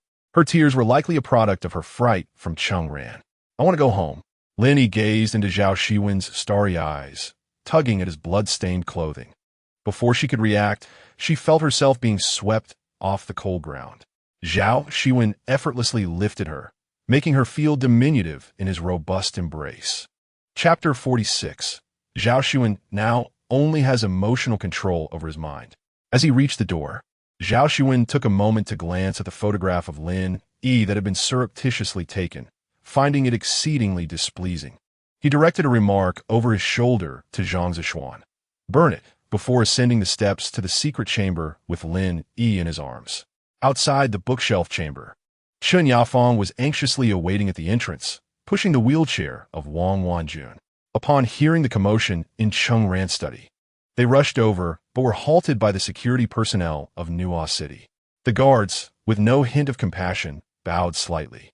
"City Lord Wang, I apologize, but our City Lord Zhao has issued orders that no one is to step inside."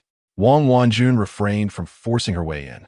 As far as she knew, Zhao Xiwen had returned to Nuo City only a few days prior, and the disturbance today must surely indicate a serious matter. She recalled that in recent days, Lin Yi had been spending considerable time with Dr. Cheng, frequently visiting his office under the pretense of learning. Could it be that today's turmoil involving City Lord Zhao was also for Lin Yi's sake? Chen Yafeng could not help but widen her mouth in surprise as she witnessed Cheng-Ran being escorted out of the secret chamber, wearing a hood. Was there truly such a significant rift between Cheng-Ran and Zhao Xiwen? The sight of Cheng-Ran's condition struck her heart deeply. She had not felt such an intense reaction in ages, and it seemed she had long forgotten that sensation. As she stared at the blood dripping onto the floor from beneath the hood, it was evident that the individual inside had sustained considerable injuries. Her hands instinctively tightened around Wang Wanjuan's shoulder. The chill of Wang Wanjuan's fingers against Chen Yafeng brought her back to reality. "I wish to inquire about the reason for this uproar caused by City Lord Zhao." Wang Wanjun, maneuvering her wheelchair, approached the security personnel blocking the entrance, her demeanor unwavering as she posed her question. Though her body felt frail, her eyes conveyed an unmistakable resolve. The burly man at the door quivered at her commanding presence, exchanging glances with his companion. No one could answer Wang Wanjuan's inquiry. They were merely following Zhao Xiwen's orders to guard the entrance, and the specifics of what transpired within were beyond their lowly station as security personnel. Seeing that no one responded to her question, Wang Wanjun furrowed her brow. As the city lord of Yu City, she would never tolerate any outsiders behaving as they pleased within her domain, especially after witnessing the scene of Dr. Cheng being taken away. She could only surmise that the conflict stemmed from the complicated emotional entanglements between Zhao Xiwen, Lin Yi, and Cheng-Ran. However, regardless of the cause, as the city lord of Yu City, she could not remain indifferent to one of her own being so brutally harmed. "I shall ask once more, what has led City Lord Zhao to inflict such violence upon our people?" Wang Wanjun pressed, suppressing her anger as her previously calm countenance began to reveal visible signs of fury. Wang Wanjun felt as if Zhao Xiwen was slapping her in the face. "Notify the security department. Convey my message." Just as Wang Wanjun turned to relay her instructions to Chen Yafeng, Zhang Zishuan emerged from the secret chamber, bowing deeply to her. "City Lord Wanjun, please do not be angry. Our city lord has temporarily quelled the rebellion in Yu City." "Rebellion?" Wang Wanjun was utterly bewildered. Why had there been a rebellion in her city? She was completely unaware. What Secretary Zhang mentioned, I do not quite comprehend. If it pertains to the Tuanjia society, We have already dealt with the perpetrator. Wang Wanjun presumed Zhao Xiwen was referring to the individuals from the Tuanjie society who had harmed her previously in Qingliang Valley. Before she could finish, Zhao Xiwen interrupted. City Lord Wanjun, our City Lord will explain everything to you shortly. Just then, as Wang Wanjun was taken aback, a tall figure emerged from the dim staircase of the secret chamber, ascending with firm strides. It was not until he stepped into the brightly lit office that she recognized him as Zhao Xiwen. What astounded her further was that Zhao Xiwen was cradling a battered Lin Yi in his arms. Lin Yi, Chen Yafang exclaimed before Wang Wanjun could utter her name. Lin Yi, held in Zhao Xiwen's embrace, was unable to withstand the sudden brightness and had intended to burrow deeper into his hold. Upon hearing Chen Yafang's call, she hurriedly opened her eyes, forcing a strained smile onto her face. Chen Yafang rushed to Zhao Xiwen, her gaze falling upon Lin Yi, whose body was marred by numerous injuries, disbelief washing over her. Just moments ago, she had pondered the whereabouts of Lin Yi, the very individual embroiled in the conflict between Zhao Xiwen and Cheng Ran, never expecting that Zhao Xiwen would emerge from the secret chamber carrying Lin Yi in his arms. Wang Wanjun swiftly maneuvered her wheelchair to Lin Yi's side, her eyes glistening with tears as she reached out, trembling, to grasp Lin Yi's hand, only to have it deftly evaded by Zhao Xiwen's retreating step. Mayor Wanjun, it would be prudent to take care of your health. I shall take Lin Yi back to Nuo City now. Zhao Xiwen's tone brooked no argument, his resentment palpable. Wang Wanjun's outstretched hand hovered in the air, leaving her in an awkward predicament. Lin Yi, catching sight of Zhao Xiwen's sharply defined jawline, could not help but chastise him internally for his bluntness. Ultimately, this situation could not solely be blamed on Wang Wanjun, as she too was evidently one of the victims.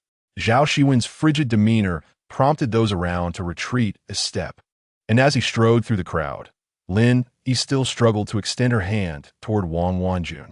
Her arm was sticky, covered in abrasions from contact with the ground, prompting Wang Wanjun to hastily grasp her hand. Zhao Xiwen paused momentarily, and Lin Yi gently squeezed Wang Wanjun's hand. Cheng Ran is with the Tuanjie. You must be wary of Zhao Zipping. No sooner had she spoken than Zhao Xiwen whisked Lin Yi away.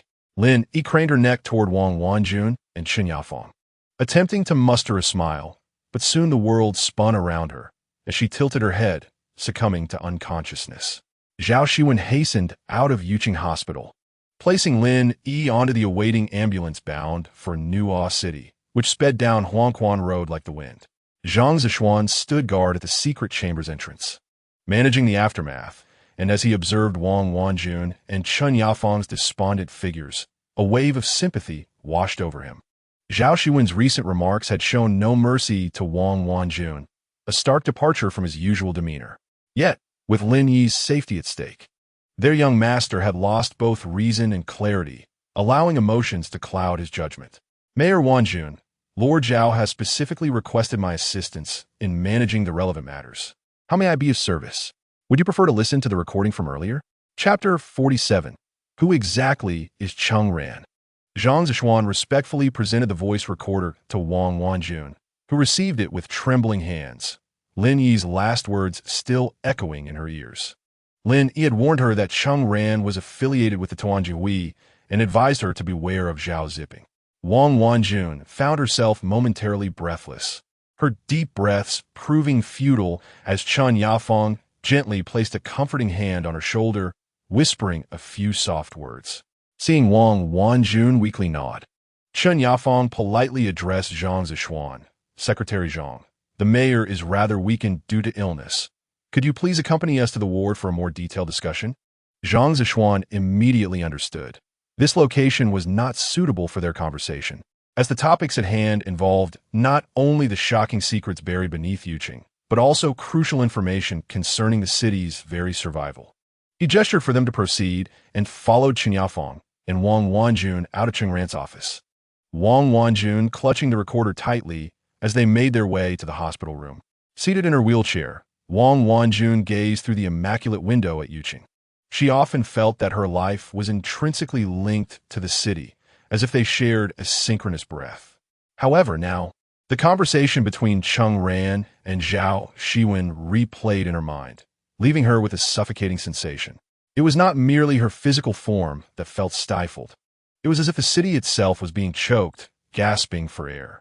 As the recording concluded in silence, Zhao Xiwen gently pressed the pause button. Observing Wang Wanjuan's frail silhouette in the wheelchair, refraining from speaking immediately. He surmised that she needed time to process the contents of the recording. Chen Yafeng leaned against Wang Wanjuan's bedside, seemingly lost in thought, consumed by guilt. As Wang Wanjuan's deputy, her primary responsibility was to ensure the mayor's safety and, by extension, the well-being of Yuqing. Yet, in a matter of days, she had faltered in both crucial duties, leaving her with a profound sense of failure. What weighed most heavily on her conscience was the man at the center of it all, Cheng Ran. Chen Yafeng had known Cheng Ran for years, long before she became Wang Wanjuan's aide, merely a lost soul tormented by her father's cruelty, bearing the scars of her past. Cheng Ran had been her attending physician, healing her wounds, and their shared experiences fostered a deep friendship. With his gentle demeanor and knack for putting others at ease, Cheng Ran brought solace to the insecurities that plagued Chen Yafeng's heart. At that time, he was already a reputable physician at Yuqing Hospital, reassuring her with words that resonated. Yafeng, you are a survivor, stronger than any adversity. After your passing, you should use that strength to give back to society, perhaps consider civil service. His words ignited a spark within Chen Yafeng, and upon her discharge, she resolved to stand alongside Cheng Ran rather than always gazing up at him from below. Thus, her pursuit of a position within the Yuqing government was motivated not only by admiration for Wang Wanjun, but also by a burgeoning desire to forge her own path. As time passed, Chen Yafeng matured and became a key figure in Yuqing's leadership, while Cheng Ran's medical prowess earned him the role of Wang Wanjuan's personal physician, leading to more frequent interactions between them. Chen Yafeng sensed the seed of her feelings, long buried, beginning to sprout. Wang Wanjun, observing this, was filled with joy, never shunning the mystery of love between men and women, especially as Chen Yafeng was like a sister to her. She wished to facilitate their budding romance. Then, one sweltering afternoon, Cheng Ran personally delivered medication to Wang Wanjun in her office, prompting her to tease him about his relationship with Chen Yafeng. Cheng Ran, however, merely smiled politely and replied, Yafeng and I were acquainted before. Later, fate brought us together in the workplace. I have always regarded her as a sister. Wang Wanjun was taken aback, a cold sweat breaking out. Fortunately, she had not recklessly spoken before the two involved.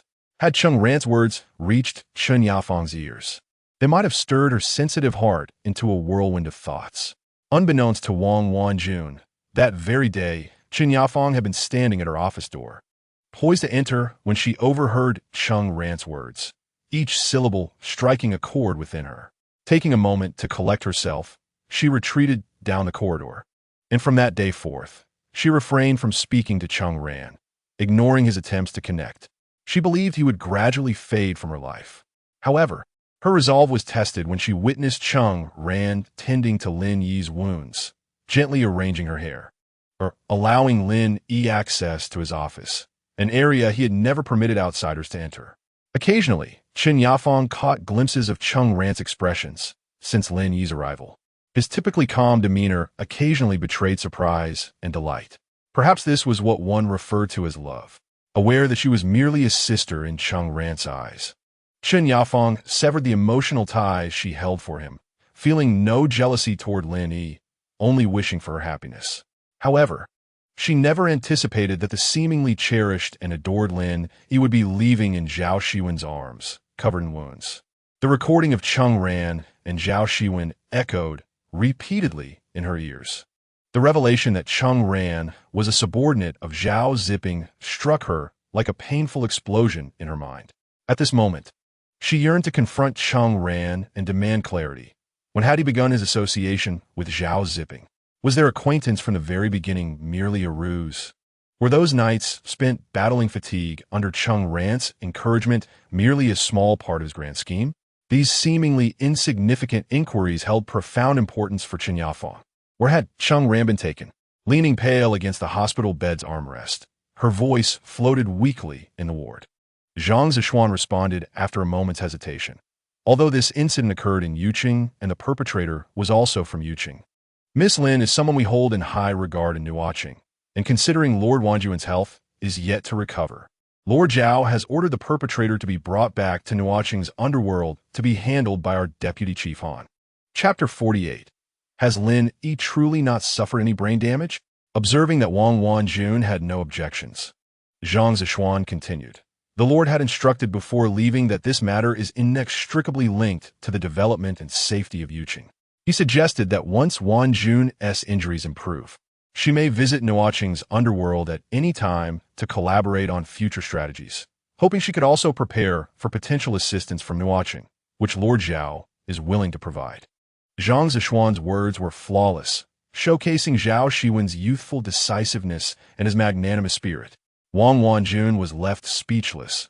The defeat was not only felt by Chen Yafeng, but also by Wang Wanjun, who was experiencing an unprecedented sensation after more than 30 years.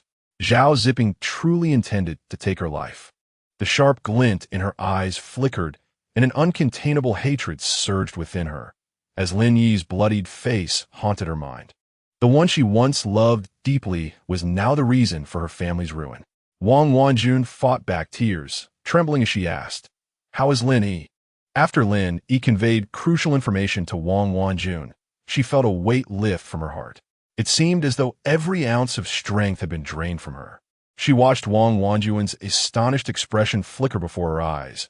Her eyelids grew heavier, and ultimately, she succumbed to unconsciousness, collapsing against Zhao Xiwen. He hurriedly placed Lin Yi onto the ambulance. Before he could steady himself, a commanding shout caused the driver's ears to ring. "Drive!" Without hesitation, the driver pressed the accelerator to the floor. The ambulance's rear door had yet to be securely closed when the vehicle surged forward, colliding violently with the car ahead. The medical staff inside the ambulance were thrown about by the sudden acceleration, and upon seeing Zhao Xiwen's frosty demeanor, they dared not utter a word. Activating every monitoring device available. Blood pressure, normal. Pulse, normal. Breathing, normal. Pupils, no dilation. The doctor, shining a flashlight into Lin Yi's eyes, repeatedly examined her pupils, flipping left and right. Yet the patient appeared to be merely asleep. Silence enveloped the ambulance, leaving the medical personnel somewhat at a loss. They could only monitor the screens, uncertain of what they were truly assessing. For it seemed that aside from her external injuries, this patient, cradled in Zhao Xiwen's arms, bore no significant harm. Yet, observing Zhao Xiwen's anxious expression, as if the lady might slip away at any moment, they felt compelled to offer some diagnosis in light of the earlier tension. Finally, an elderly doctor among them, after reviewing the data, hesitantly spoke. "Report to the Lord." Zhao Xiwen, holding Lin Yi's hand and gazing at her still form, felt a pang of anguish. "Report to the Lord. Based on my observations, Miss Lin's indicators are normal.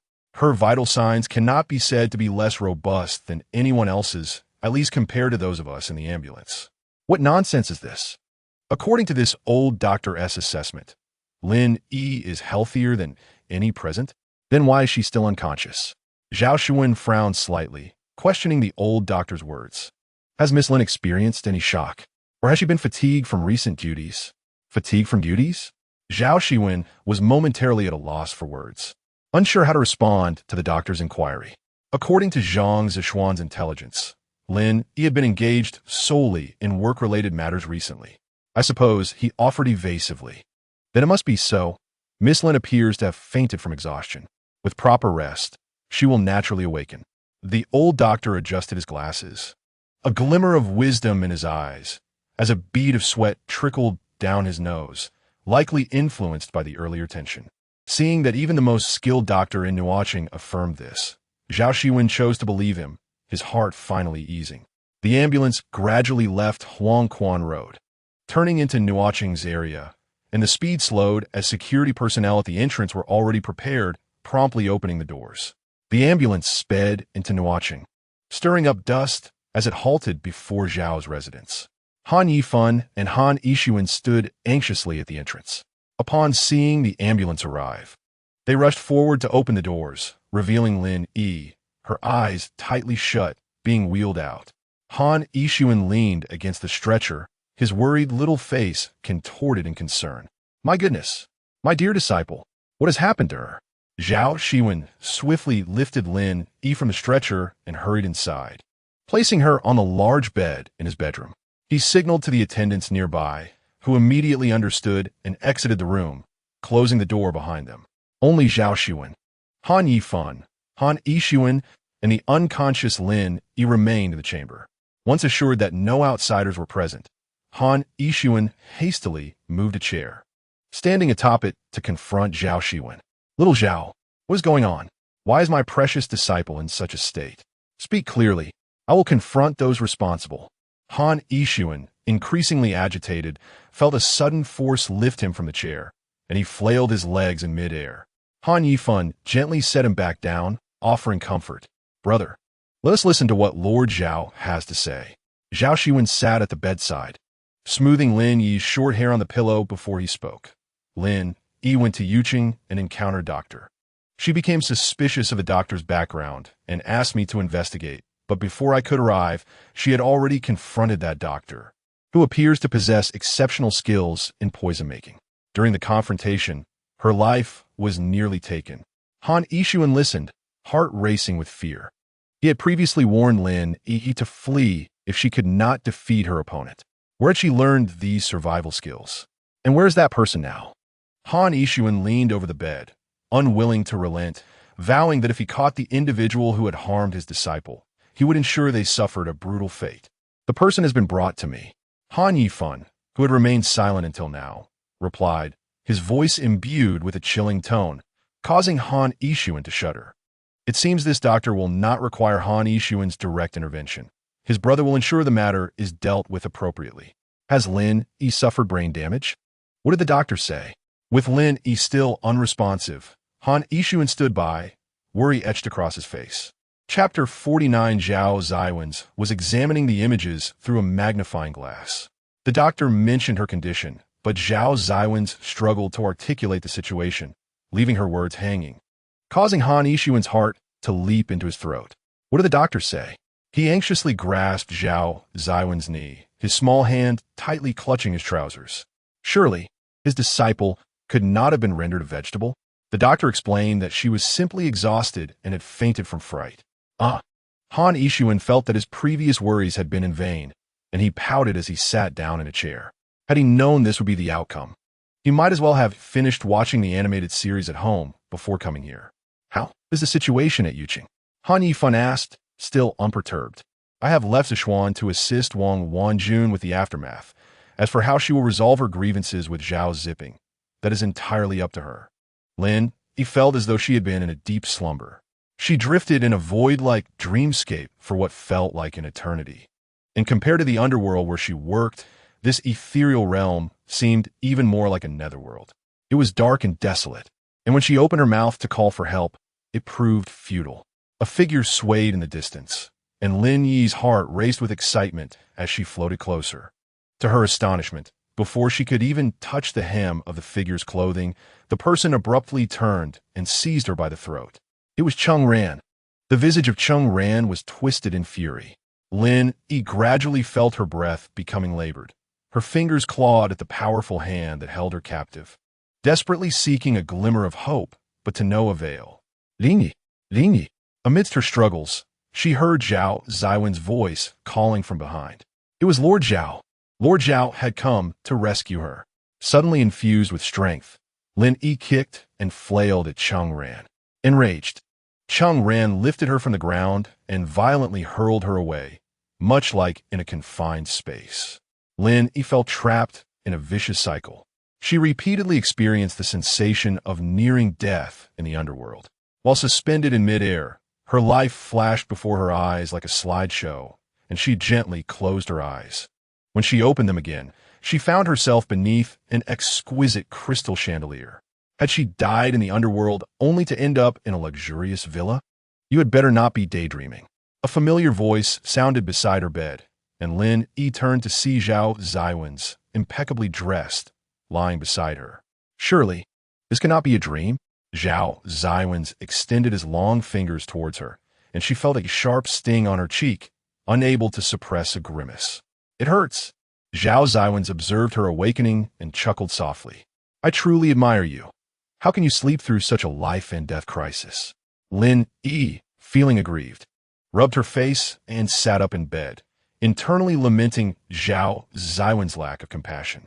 Zhao Xiwen adjusted the pillows on the bed so Lin Yi could recline comfortably, while he himself sat in a chair. How is Sister Wanjun? Lin Yi suddenly recalled the events leading up to her fainting, and Wang Wanjun's expression, filled with disbelief and sorrow, resurfaced in her mind. Wang Wanjun had fought on the battlefield for many years.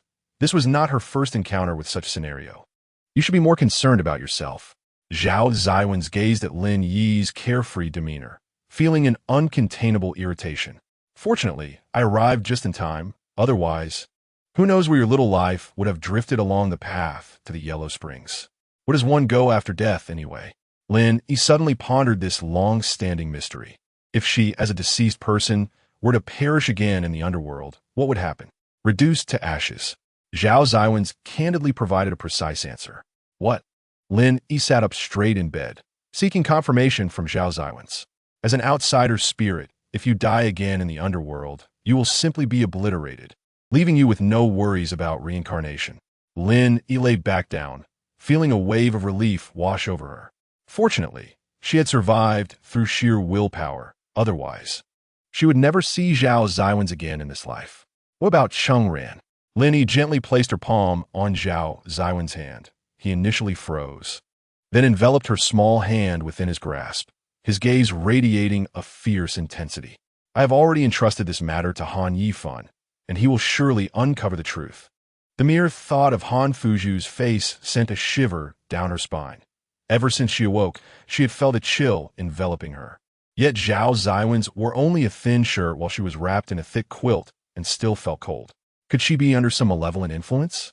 Lin Yi swayed her body, sensing an unsettling familiarity in certain areas, until she felt a warm flow from her lower body. Lin Yi sprang upright from the bed, standing barefoot on the floor, swaying blindly left and right, unsure what to do. Zhao Xiwen was startled and stood up, observing Lin Yi's feet on the icy ground, calculating how much negative energy her reckless action would draw into her body. What is wrong with you? Zhao Xiwen attempted to lift Lin Yi back onto the bed, but she retreated further, pressing herself against the wall, motionless. Zhao Xiwen, confused, inquired, What is bothering you? Lord Zhao, I think I got my period. Lin Yi stood against the wall, feeling the cooling liquid on her underwear, and with gritted teeth and closed eyes, she finally revealed the reason. Zhao Xiwen took 2 seconds to process this information, and upon realization, his face flushed slightly red. He swallowed hard and said, Wait for me, before dashing out. When he returned, he handed her a black bag. Lin Yi received it and discovered it contained 2 packs of sanitary pads. I didn't know what you preferred, so I bought the ultra-thin night ones. Zhao Xiwen stood there, blushing, while Lin Yi stifled a laugh and hurried into the bathroom. Upon emerging, she felt remarkably refreshed. Zhao Xiwen stood by the door, and when he saw Lin Yi's expression, he let out a long sigh of relief. It seemed he had made the right choice. Where did you find these things?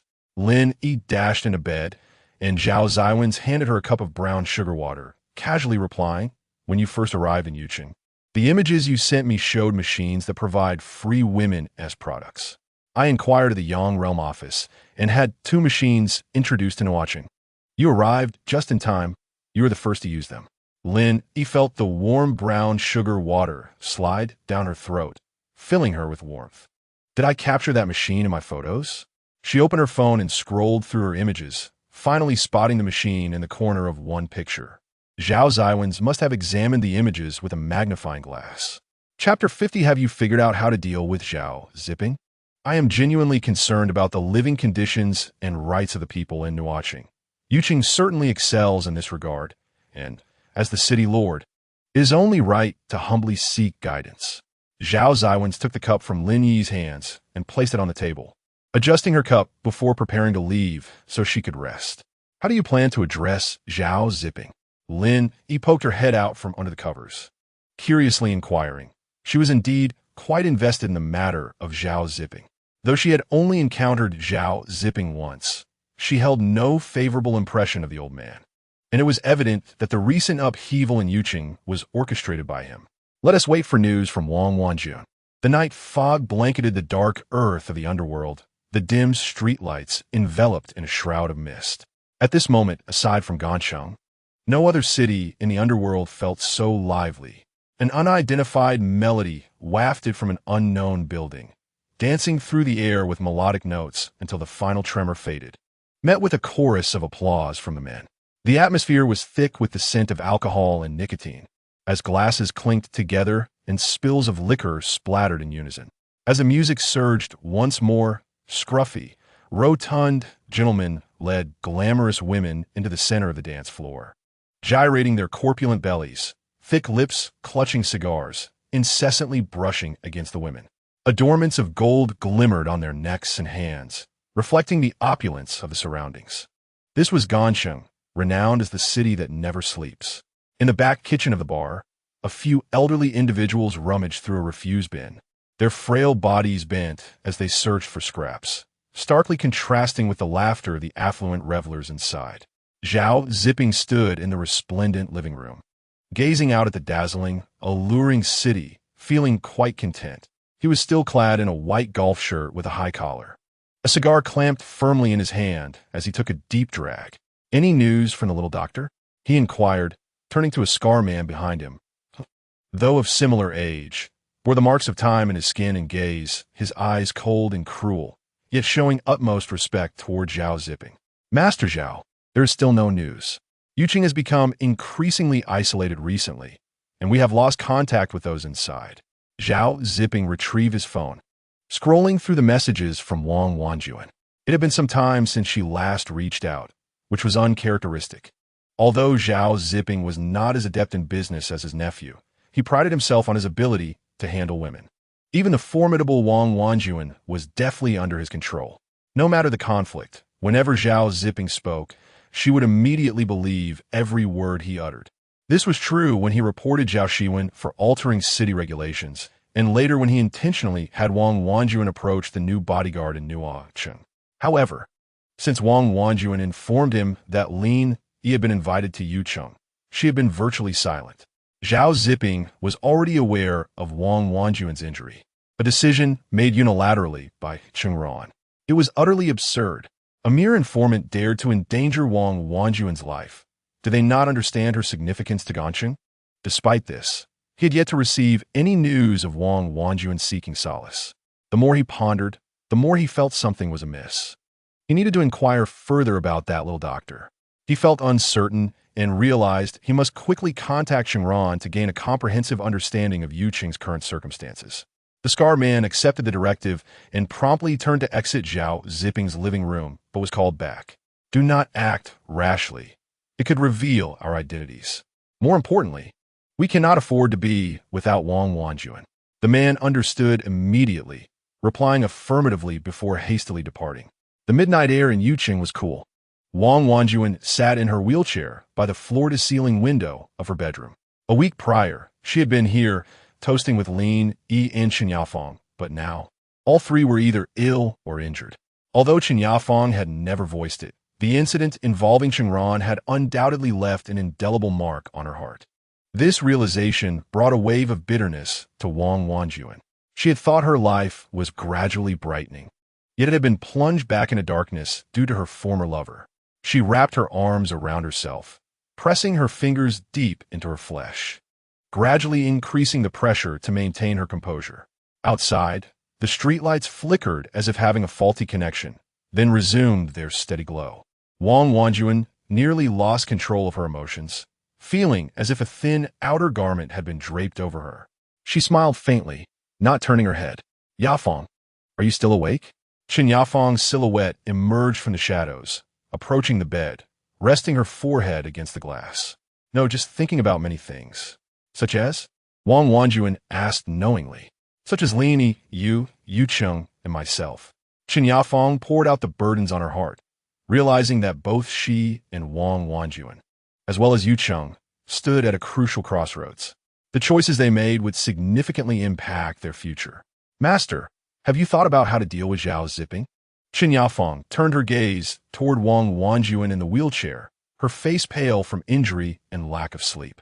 Secretary Zhang mentioned that Zhao Xiwen advised us not to act rashly. If we decide to confront Gancheng, there will be no turning back. Chen Yafeng nodded in agreement. Though the three cities of the underworld were independent, they were still interconnected. And Gancheng clearly had a more substantial background and wealth than both Yucheng and Nuo Cheng. Even the underworld emperor had to tread carefully around it, let alone their small city. Tomorrow, we will accompany Secretary Zhang to Nuo Cheng to assess the situation and visit Lin Yi. Wang Wanjuan grasped Chen Yafeng's hand, her eyes reflecting restraint and unwillingness. She loathed Zhao Zipping, not merely for his callousness, but for his pretense of love to achieve his goals. It dawned on her that one could indeed feign love for another. By the way, have you arranged the matters I entrusted to you? Wang Wanjuan suddenly recalled, her gaze steady on Chen Yafeng's face. Rest assured, Master, I have already organized our entire security system, sealing all information regarding the Chengran incident. No one knows our itinerary for tomorrow. It will not leak. Chen Yafeng had meticulously prepared all the details in advance, retrieving a paper bag from the table. This is the men's attire I prepared. Before dawn tomorrow, we will leave the city with Secretary Zhang and return on the same day. To be cautious, we should disguise ourselves. Wang Wanjuan was quite pleased with this arrangement, patting the back of Chen Yafeng's hand. You are indeed the most meticulous. Wang Wanjuan gazed out at the streetlights, a tumultuous wave passing through her eyes. In the early hours of Yucheng, before dawn broke, the air was saturated with the essence of morning dew. A black business vehicle stopped in front of the Wang residence, dressed in fitted men's clothing. Wang Wanjuan swiftly entered the car as soon as it came to a halt. Zhang Zishuan quickly shut the door, and in the next moment, they plunged into the darkness of Yucheng. As the vehicle approached the city gate, it did not directly enter Huangquan Road, but executed a U-turn, stopping behind the city wall. In the night, a striking figure awaited outside, donning a baseball cap and athletic wear, exuding a vibrant, sunny demeanor. Chen Yafeng scanned the surroundings with keen eyes before entering the car. Noticing her tension, Wang Wanjuan could not help but grasp Chen Yafeng's hand, offering reassurance. There's no need to be so anxious. We will be swift in our return. Zhang Zishuan, seeing that everyone had arrived, pressed the accelerator, driving on a Huangquan road toward Nuo Cheng. Lin Yi still lay in Zhao Xiwen's bedroom, feeling a twinge of guilt as he watched the man resting peacefully on a small bed nearby. Master Zhao, are you comfortable lying there? Zhao Xiwen lay with his eyes slightly closed, dressed in his clothes, lips slightly parted. Wang Wanjuan and the others will be arriving soon. I cannot sleep well. Lin Yi leaned over the bed, extending his hand to touch Zhao Xiwen's cheek, causing his eyelashes to flutter. Has anyone ever mentioned that individuals from the Yin world tend to have lower body temperatures? Zhao Xiwen felt an exhilarating itch all over as Lin Yi's fingers grazed his skin. He grasped her fingers, noticing the significant temperature difference between them. To his surprise, it was indeed true. Perhaps it was due to prolonged exposure to the absence of sunlight. As Lin Yi's fingers were held by Zhao Xiwen, she felt a surge of electricity coursing through her body and quietly withdrew her hand. Should the opportunity arise, I would take you to the Yang world. The warmth of the sun there is truly delightful. Zhao Xiwen sensed a shift in her tone and opened his eyes slightly to glance over, only to see Lin Yi pouting. Indeed, what a pity that such wonderful weather still requires one to work. Zhao Xiwen couldn't help but chuckle at her words, recognizing the unique way Lin Yi thought. Just as he was about to tease her, a familiar sound of an engine approached, growing louder until it filled the air. He listened intently, then promptly sprang up from his small bed, elegantly adjusting his attire, leaving Lin Yi puzzled. What is the matter? They have arrived. No sooner had he spoken than the sound of the Zhao residence's main gate shifting echoed from downstairs. Lin Yi leaped off the bed and peered out the window. Sure enough, Zhao Xiwen's business vehicle had entered the courtyard and stopped at the base of the grand staircase. Lin Yi spotted Wang Wanjuan and Chen Yafeng disembarking from the vehicle, and in her excitement, she dashed towards the bedroom door, only to be pulled back by Zhao Xiwen. Put on your socks. Lin Yi, who had been ready to run outside, halted in her tracks when Zhao Xiwen grasped her arm. her face instantly displaying a pout of discontent as she reluctantly climbed back onto the bed to put on her socks.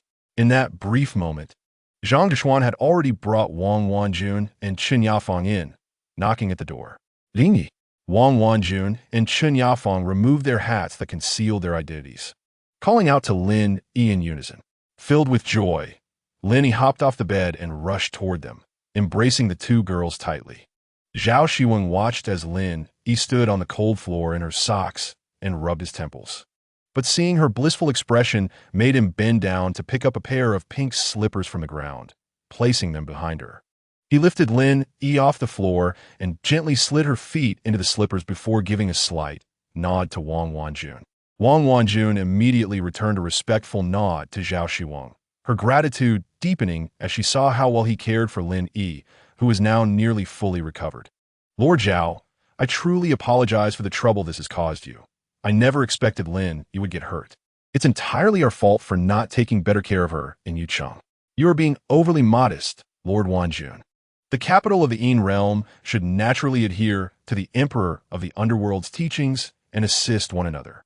Lin Yi's injury is also a consequence of her impulsive actions. It reflects my insufficient guidance, which has allowed her to act so freely. Lin Yi cast a speechless glance at Zhao Xiwen, astonished that he would openly criticize her in front of others. Wang Wanjun detected the playful undertone in Zhao Xiwen's words, her heart easing considerably. She recalled the day at the secret chamber's entrance, where Zhao Xiwen had spoken so rudely and had been worried that he still harbored resentment. Unexpectedly, Lord Zhao was not one to bear grudges. Let me tell you, I haven't even touched the cream cake that Lord Zhao brought back from the Yang world. I was waiting to share it with you all. Lin Yi, in her slippers, tugged at Wang Wanjun and Chen Yafeng, eager to lead them to the dining room to sample the cake promised by Zhao Xiwen. She swallowed hard at the thought of the new trendy cake from the Yang world. Today, she intended to indulge herself fully. Lord this, Zhang Zhishuan observed as Lin Yi pulled Wang Wanjun and Chen Yafeng out of the bedroom, feeling a twinge of concern. Lord, forgive my impertinence, but do you not think it may be unsafe for Miss Lin to get too close with those from Yucheng? Zhao Xiwen regarded Lin Yi's retreating figure, a smile gracing his lips as he pondered. She enjoys making friends. Let her relish this joy. Moreover, we are on our own territory, and anyone lacking courage would not dare to intrude upon my realm in Nuo Cheng. Zhang Zhishuan studied Zhao Xiwen's resolute profile, fully agreeing with his sentiments, yet noting the drastic change in his demeanor ever since he met Lin Yi. Once upon a time, not even the birds from other territories would dare to enter Zhao Xiwen's domain. Everything will fall into place naturally. Zhao Xiwen felt no sense of danger at all. He comfortingly patted Zhang Zhishuan's shoulder and sauntered out of the bedroom with a leisurely gait. Why am I the one feeling anxious? Zhang Zhishuan muttered to himself, scratching his head as he followed Zhao Xiwen out of the bedroom. Chapter 52. The gates of Yucheng as they approached the dining room. Zhang Zhishuan was drawn in by the joyous laughter emanating from within and hurried inside. Wow! He gazed at the two-tiered cream cake on the table, feeling as though his long-buried sweet tooth had been awakened. Zhang Zhishuan had always had a penchant for sweets. As a child, he would sneak into the kitchen at midnight to pilfer cake, leading to numerous cavities over time. His mother would take him to the dentist annually, yet he remained unrepentant. Zhang Mama nearly resorted to locking the refrigerator, and after Zhang Zhishuan fell gravely ill, he could only take a single bite of cake before feeling nauseous. Zhang Mama often sat by the table at night, grieving for her unfortunate son. Seeing cream cake in the Yin world brought back a rush of bittersweet memories for Zhang Zhishuan. Secretary Zhang, come quickly. Lin Yi called out enthusiastically from one corner of the lavish dining table, pulling him from his painful reminiscences. He watched as Lin Yi selected a piece adorned with strawberries and approached, speaking as he walked. Lord Zhao said you adore strawberries, just like I do, so I shall reluctantly share this with you. Lin Yi playfully shoved the cake into Zhang Zhishuan's hands and turned to invite Wang Wanjun and Chen Yafeng to join in on the remaining portions. Zhao Xiwen, who typically shunned sweet treats, quietly sat at the table, observing Lin Yi's revitalized spirit. Sweets can lead to indulgence, and Zhao Xiwen would not allow himself to be ensnared by uncertainty, except when it came to Lin Yi. She seemed to be a ticking time bomb beside him, capable of delivering unexpected surprises or shocks at any moment. Yet, he relished this sensation. Wang Wanjun, witnessing the content expression on Zhao Xiwen's face, felt goosebumps rise on her skin. It had been ages since she had seen such genuine warmth in a man's eyes. Lord Zhao, Wang Wanjun softly called out to him, but he appeared oblivious, still fixated on Lin Yi. Lord Zhao, Wang Wanjun raised her voice slightly, finally capturing Zhao Xiwen's attention. Zhao Xiwen turned to Wang Wanjun, his expression shifting as he recognized his lapse in composure. He cleared his throat to mask his embarrassment, his demeanor returning to its usual stoic nature. Lord Zhao, I would like to inquire about the status of the suspect's interrogation. After a moment of hesitation, Wang Wanjun finally broached the subject. Zhao Xiwen did not rush to respond. Instead, he crossed his arms over his chest and leaned back in his chair. It is essentially complete. No sooner had he spoken than a gentle breeze wafted through the ajar door, carrying with it the unmistakable scent of blood. Lin Yi quickly covered her nose, fearing that the odor might spoil her enjoyment of the cake. She glanced toward the entrance, unsurprised to see Han Yifan standing there in a sharply tailored suit, his white shirt immaculate and seemingly untouched by any blemish. Well, everyone seems to be in high spirits. Han Yifan's teasing voice echoed from the doorway as he leaned against the frame, a smirk playing on his lips as he observed the warm scene before him. Qin Yafeng slightly furrowed her brows, sensing that the newcomer was indeed rather impolite.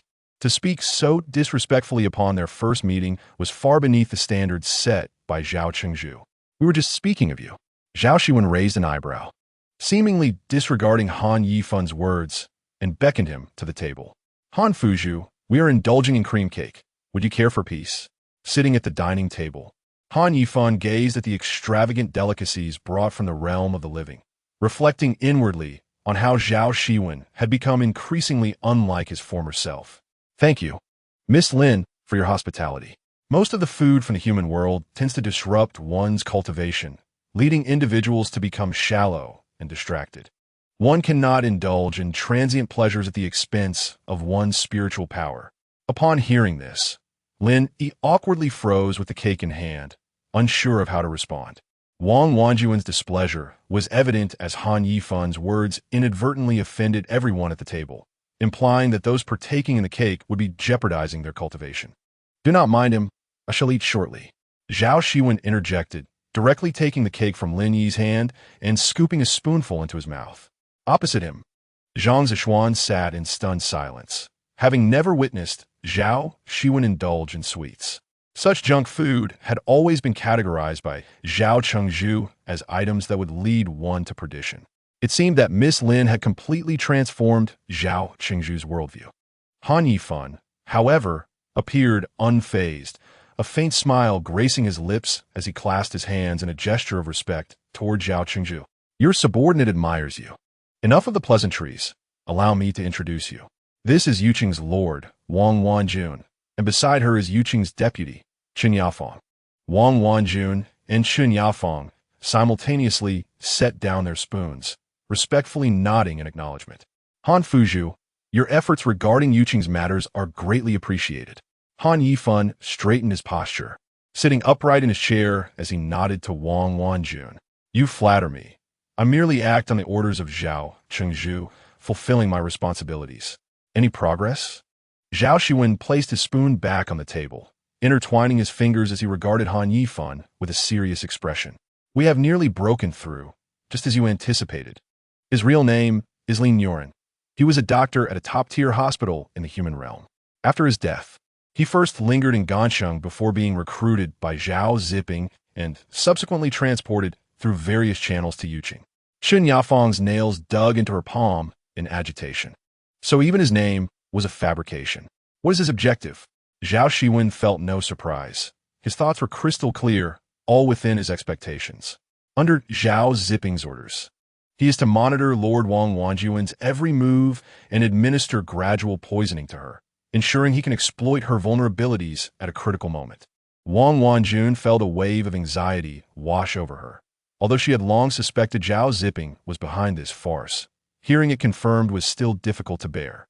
It was hard to accept that her youth had been squandered. However, this Ling Yoren did mention something intriguing. He referred to a door. A door?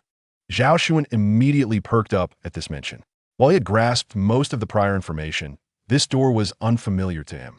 Indeed, it seems he is not entirely aware of the situation. I surmise it must pertain to some significant door in Yuqing. This may require an answer from Lord Wang. Han Yifan directed the question towards Wang Wanjun, his gaze scrutinizing her with caution. Regardless of Zhao Xiwen's reasons for trusting this lord from another city, Han Yifan would not allow any sand to enter his eyes. Wang Wanjun was evidently taken aback that their conversation would touch upon this so-called door. Her expression shifted momentarily to one of panic before she quickly regained her composure. I have never heard of any door in our city. Could it possibly be some sect? Lin Yi, engrossed in her cake, casually suggested. Impossible. I am well informed about Yuqing. I have never heard of any door, nor do I know where they might have encountered such terminology. It is plausible, Zhao Xiwen replied with a polite smile to Wang Wanjun, choosing not to press further and instead pivoting to a more pressing matter. May I ask how you intend to handle Zhao Zipping? I plan to take no action. Wang Wanjun inhaled deeply before articulating her answer. Understood. Zhao Xiwen showed no signs of surprise, calmly adjusting his attire as he stood. You do not intend to take action? Lin Yi, as if hearing the most absurd tale, finally set down her spoon, rising to grasp Wang Wanjun's shoulders and shake her gently. What is wrong with you? Be more alert. Wang Wanjun, swaying from Lin Yi's shaking, felt a wave of dizziness wash over her. Lin Yi, be gentle. The Lord is not fully recovered. Yet, Wang Wanjun did not take offense. She steadied herself with Lin Yi's arm, suppressing her dizziness as she spoke. Please, do not be agitated. Hear me out. Only then did Lin Yi release her grip, adopting a posture of attentive listening. She hoped Wang Wanjun would provide a compelling answer. Lin Yi, you are new to the Underworld and may not fully understand. Although the Underworld is divided into 3 capitals, each excels in different domains and possesses distinct characteristics. Gansheng has always navigated the fringes to acquire greater benefits. So, Lin Yi remained puzzled. Did that not imply they were being coddled? What Lord Wanjun means is that our capital currently lacks the capacity to confront Gansheng. Should hostilities arise, there would be no retreat, and we could lose much more. Chen Yafang patiently explained to Lin Yi, comprehending her thoughts. However, Yuqing's current state indeed rendered them unable to withstand Gansheng's aggression. But you cannot simply give up. Lin Yi, Zhao Xiwen interjected, halting her words as if he had cast a spell upon her. Lin Yi quickly covered her mouth, realizing she had overstepped. She should not interfere in the internal affairs of other cities. Even Zhao Xiwen only expressed respect. What right did Lin Yi have to meddle in Wang Wanjun's decisions? Sister Wanjun, I apologize. I understand. Wang Wanjun reached out to gently pat Lin Yi's head, turning to Zhao Xiwen with a respectful smile. I truly appreciate that Zhao Chengzhu not only apprehended the traitor for us, but also provided such valuable information. However, Yuqing is indeed constrained, and I can only do so much. Zhao Xiwen nodded in understanding, clearly intent on fostering a closer relationship with Wang Wanjun. Yet, it was evident that their mutual understanding and trust required deepening, a process that could not be rushed. And what of the prisoner's confinement? Zhao Xiwen raised another critical question. Zhao Qingzhu, since the prisoner has been brought to your city, we shall defer to your arrangements, and Yuqing will refrain from excessive interference. Zhao Xiwen appeared quite satisfied with this response, evidently wary of allowing this individual, who had once attempted to harm Lin Yi, to slip from his grasp. Then we shall heed Lord Wanjun's counsel. However, since you are here, you should meet him. It serves as an opportunity to observe our Nuo city's efficiency. Zhao Xiwen extended a sincere invitation to Wang Wanjun to witness Cheng Ran's situation in the Underworld. He was determined not to miss any opportunity to showcase the capabilities of Nuo City, a city worthy of collaboration. I am unable to attend due to my condition. Yafang may go in my stead. Wang Wanjun turned to the still-dazed Chen Yafang with a faint smile, prompting her to rise immediately. I shall accompany the Lord to observe the outcomes of our work. There is no need to trouble Zhao Qingzhu with such trivialities. Han Yifan inherently detested meetings. He was a man of action, sitting at the dining table, listening to Zhao Xiwen and Wang Wanjun speak in ambiguous tones. He had long since lost his patience. Upon hearing that Chen Yafeng intended to visit hell, Han Yifan hastily offered himself as a guide, seizing the opportunity to exit the restaurant. He gestured for Chen Yafeng to proceed, following closely behind her into Nuo Cheng hell. The structure was primarily divided into two sections. The upper level served as the office area, while the lower level housed the execution zone, where the prisoners of your esteemed city were confined underground. Han Yifan endeavored to reveal as little information as possible, ensuring he did not come off as impolite. He was reluctant to easily trust individuals from other cities. As Chen Yafeng accompanied Han Yifan in the elevator to the basement, she was immediately met with a pungent metallic scent of blood upon exiting. However, she felt no discomfort as the deputy lord of Yuqing. Even if she lacked Han Yifan's ruthlessness, she was accustomed to the sight of blood. Calmly, she followed Han Yifan through the corridor. Han Yifan caught a glimpse of Chen Yafeng's profile, noting her unwavering posture, undeterred by the eerie atmosphere. This woman was impressive, he mused, especially considering that even Lin Yi, with his carefree demeanor, could not withstand the environment for more than 5 minutes, while this representative from Yuqing remained remarkably composed. "This is the room." Han Yifan softly pushed open the door, revealing a scene of carnage that defied description. Only those who had witnessed such a chamber could truly comprehend the essence of hell. Cheng Rant's limbs were evidently in disarray, yet his torso remained affixed to the wall, bloodied and mangled, while he still exhibited faint signs of life. Truly, Nuo Cheng hell lived up to its reputation, and Han Yifan's prowess was evident. Those enduring punishment in hell yearned for death, as it was the greatest reward for their sins.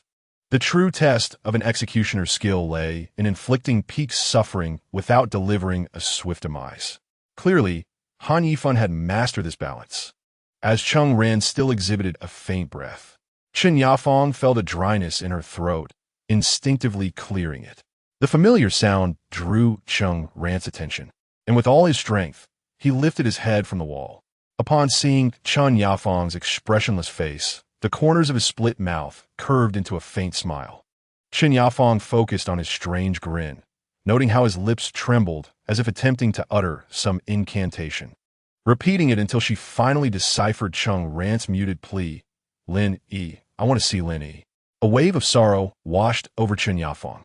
Concentrating all her energy in her hands, she transformed it into a sharp military knife, plunging it towards Cheng Ran's neck without a moment's hesitation. Chapter 54, Electric. Just as the knife was a mere centimeter from Cheng Ran's neck, an invisible force yanked it back. Chen Yafeng felt as though her brain was no longer under her control. The ice blade reverted to its original form in an instant. In disbelief, she gazed at her hands, only to notice Han Yifan in the corner of the room, calmly lowering his hands to his chest. A slight pain throbbed in her fingers. Yet after inspecting them closely, she found no marks. She was momentarily at a loss for words, unsure of how to address Han Yifan. "Deputy Lord Chen, I fully understand your predicament, but we are currently in Nuo Cheng. I must act according to Lord Zhao's directives, and I hope you will not put me in a difficult position." Han Yifan, lurking in the shadows, silently observed Chen Yafeng's every action. He had effortlessly suppressed her spiritual energy without even approaching her. This was not Chen Yafeng's first encounter with the name Han Yifan, yet she was surprised by the extent of his abilities. Was it mind control? At that moment, Chen Yafeng regained her composure, acknowledging her prior indiscretion. She turned to Han Yifan, saying, "Deputy Lord Han, I apologize for my earlier behavior. Thank you for your timely intervention." Leaning against the wall on one foot, Han Yifan showed no intention of letting Chen Yafeng off easily, a meaningful smile gracing his lips. "Deputy Lord Chen, you are being too modest. I am merely following Lord Zhao's orders. The safety of the prisoners falls within my responsibilities. I am simply curious." Han Yifan raised an eyebrow, a lazy yet penetrating gaze emanating from him. "I am curious whether your attempt to harm the prisoner was a momentary lapse in judgment or if you were acting under instruction." Upon hearing Han Yifan's words, Chen Yafeng instantly grasped his implication. This Deputy Lord Han did not trust Yuqing. Her impulsive actions had inadvertently intensified his suspicions, implicating her in Wang Wanjuan's misdeeds. Hastily, she clasped her hands together and bowed deeply to Han Yifan, pursing her lips before speaking. Deputy Lord Han, all of this was my personal doing, unrelated to our city lord. I acted without due consideration, and I hope you will not inform Lord Wanjun of this incident.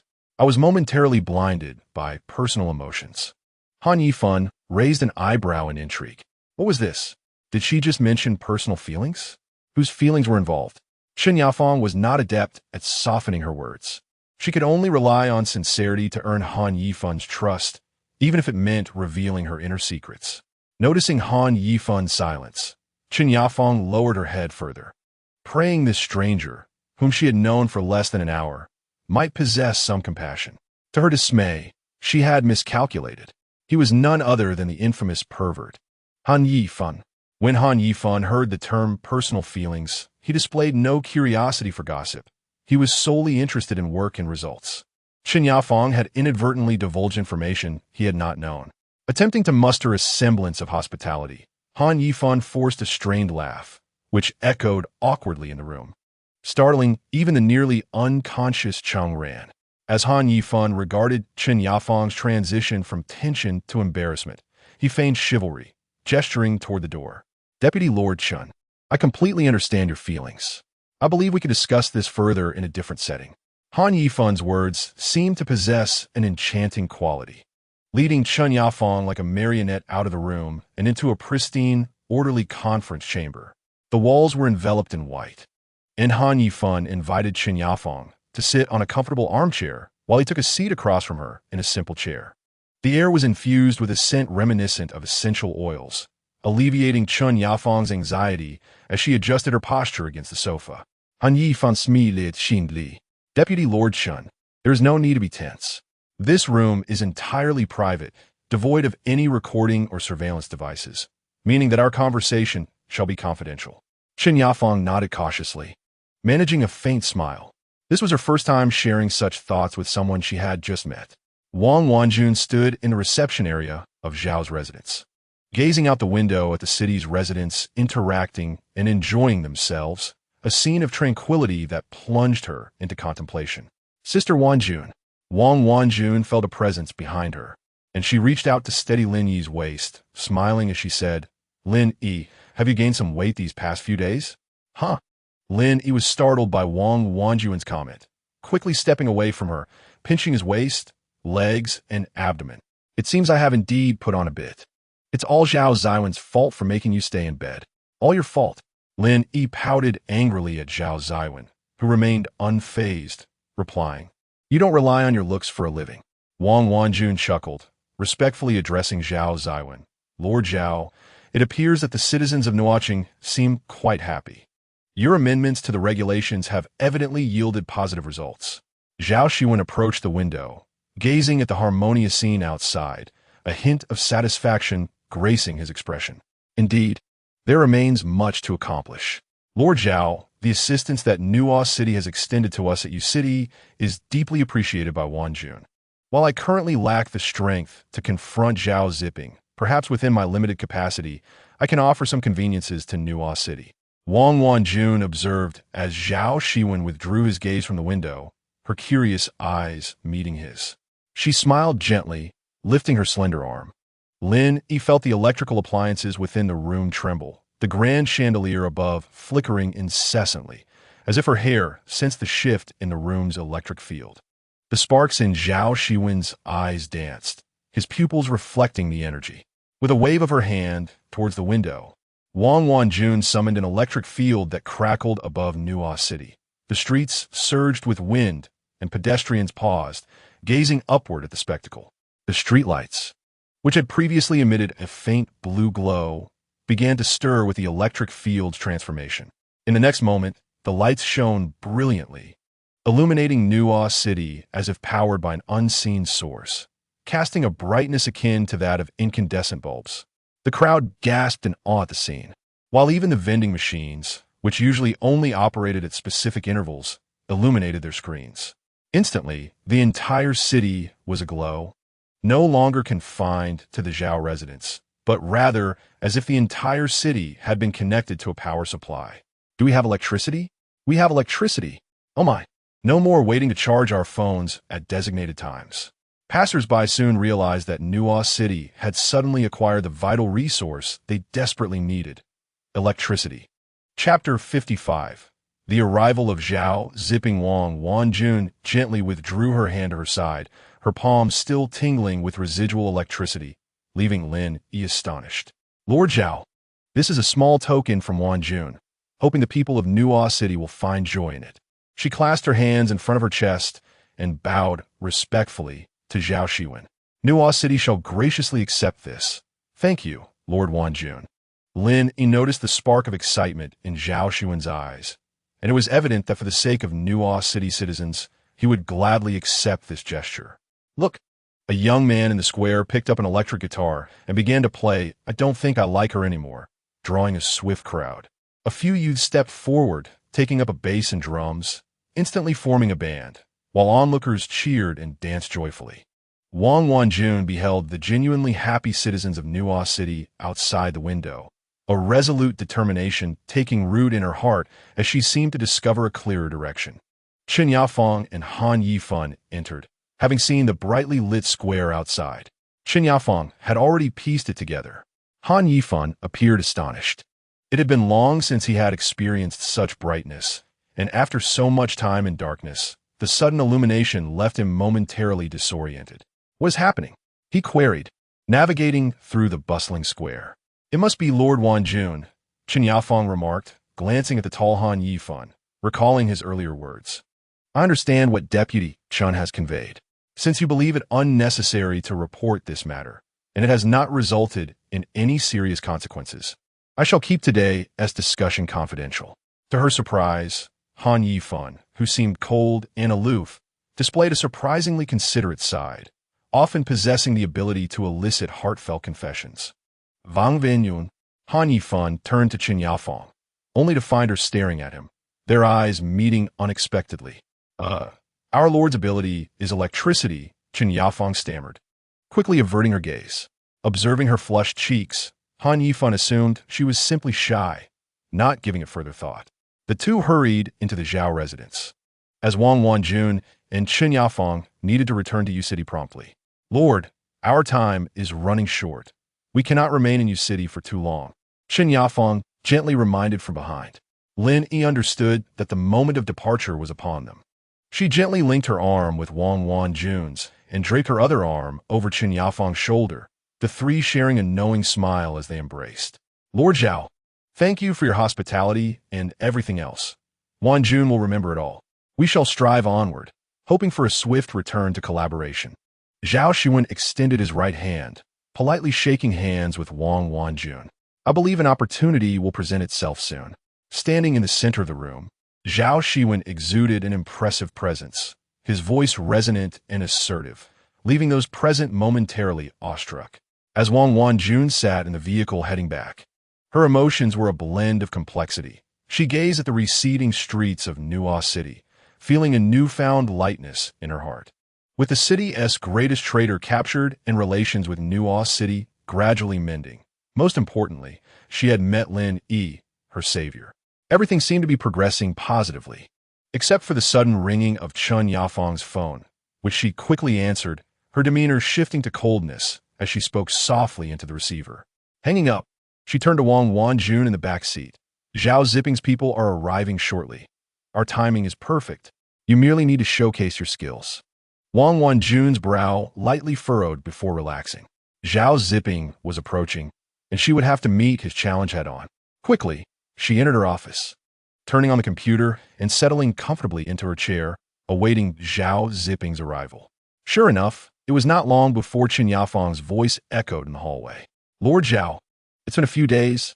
You seem well. Ha ha. Deputy Chen certainly knows how to flatter.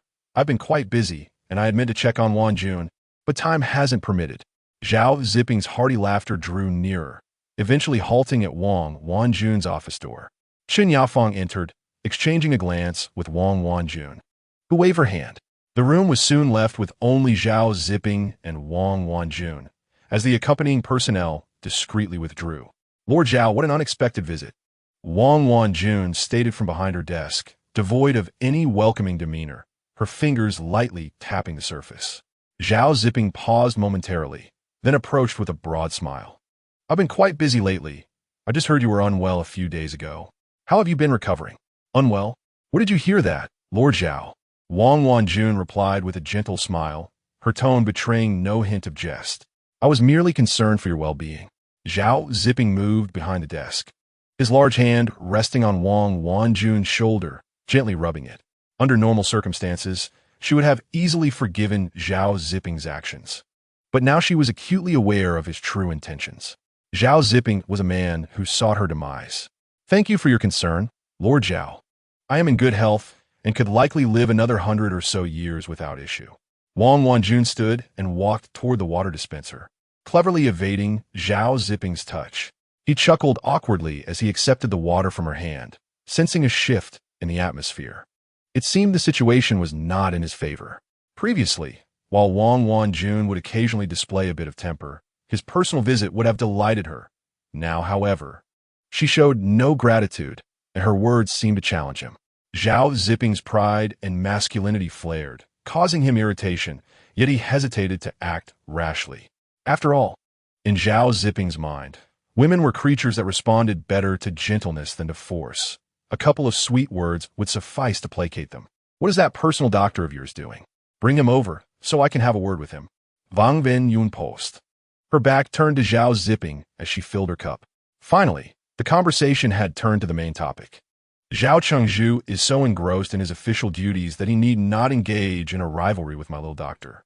Wang Wanjun feigned concern as she handed Zhao Zipping a glass of water, her eyes dancing with a mirthful glimmer that left him momentarily speechless. I am genuinely worried about you. Should you require assistance, the doctors in Gansheng are at your beck and call. Although Zhao Zipping could not extract any information about Cheng Ran from Wang Wanjun, he was not entirely disheartened, for he could confirm his suspicions. The doctor surnamed Cheng must surely be in trouble. Chapter 56. Zhao Qingzhu's daily affairs are your responsibility. As for whether Zhao Zipping has exposed himself, given the current situation, he believed it unlikely. His infernal confidence led him to firmly believe that everything remained under his control, oblivious to the burgeoning forces stirring throughout the realms of the underworld. Chengzhu, the Yangjian office has sent an email today requesting your prompt presence for business discussions. Zhang Zishuan placed the neatly organized email records before Zhao Xiwen, observing as he lifted his head from the desk, his eyes bloodshot. Chengzhu, you weren't up all night again, were you? Zhang Zishuan set a cup of coffee on the desk, his concern for Zhao Qingzhu's health evident. Ever since the matter of Yu Cheng had been settled, Zhao Chengzhu had fallen into a relentless cycle of overtime. The backlog of work had become so overwhelming that he had no choice but to work late to catch up, only for new tasks to pile up with the dawn of each new day. Zhao Xiwen had to work tirelessly to gradually clear his workload. Well, I suppose that's enough for today. Zhao Xiwen stretched and rose from his chair, easing his back and causing a series of audible pops to resonate through the office. Chengzhu, that sound couldn't possibly have come from your physical form, could it? Zhao Xiwen, seemingly unperturbed, held his coffee by the window, gazing out at the brightly lit Nuo Cheng, suddenly feeling that all his efforts were worthwhile. His attention was captured by a group of young girls who were gathered around a sanitary pad vending machine, exploring its workings. Thanks to electricity, they could use the machine at any time, and the girls joyfully retrieved several packages of sanitary pads, unabashed by the gazes of those around them, their laughter echoing as they disappeared from the square. Speaking of which, this machine is part of a collaborative project with the Yangjian, and it seems to be nearing its trial period. Contact the Yangjian office. Let us set it for tomorrow. I will make a trip. Zhao Xiwen sipped his coffee, feeling it warm his stomach when suddenly an idea struck him. He turned to Zhang Zishuan, who was about to exit, and added, inform Lin Yi to accompany me tomorrow. Am I truly returning to the Yangjian? Lin Yi exclaimed in excitement upon hearing this news, springing up from her seated position. To be precise, you're going to work. You do not expect to remain there, do you? Zhang Zishuan corrected Lin Yi, leaning against the wall while occasionally checking the time on his phone. Do you have something urgent? Lin Yi questioned, puzzled by his unusual demeanor. No, I need to coordinate relevant matters with the Yangjian office. But they don't start until 9, and even then, there's no guarantee anyone will answer the phone. Zhao Xiwen impatiently awaited the appropriate moment to dial. The efficiency of the Yangjian government offices had not improved at all. They operated from 9 to 11, with a lunch break in between, during which no one would answer the phone. Even during working hours, answering calls was a matter of luck. He grumbled in frustration, recalling the times he had visited government offices while alive, witnessing the ringing phones, yet no one willing to rise and answer them, allowing the sound to reverberate throughout the office. Lin Yi found Zhao Xiwen's disgruntled expression amusing as he repeatedly dialed the phone, finally seeming to connect. His previously irate demeanor transformed into one of affability, with a courteous tone evident in his voice. "Hello, brother, this is Nuo Cheng. Yes, our Chengzhu," as he spoke. He exited the training room, his polite voice echoing down the corridor. Lin Yi listened closely, feeling a sense of nostalgia. One of her most significant realizations after her death was that the process of handling affairs in the underworld was considerably less tedious than in the Yangjian, thus saving much time and effort spent communicating with intermediary staff. Being able to return to the Yangjian alongside Zhao Xiwen, she wondered if she might catch a glimpse of her family. Lin Yi, do not delude yourself into thinking you will see your friends and family in the Yangjian. Han Yixuan, seated on a cushion, observed Lin Yi lost in thought, likely guessing her intentions. Have you truly not inherited your brother's mind-reading ability? Lin Yi shivered at his words, realizing this was not the first time Han Yixuan had articulated her thoughts. While it is true that people in the Yangjian often lament death when faced with setbacks, few possess the courage to end their own lives. The primary reason being the multitude of concerns that weigh upon them. Han Yixuan neither confirmed nor denied Lin Yi's query, curling up on the cushion as he began to impart wisdom. What I am about to tell you, Zhao Chengzhu will undoubtedly reiterate, but as your master, I feel it is my duty to prepare you in advance.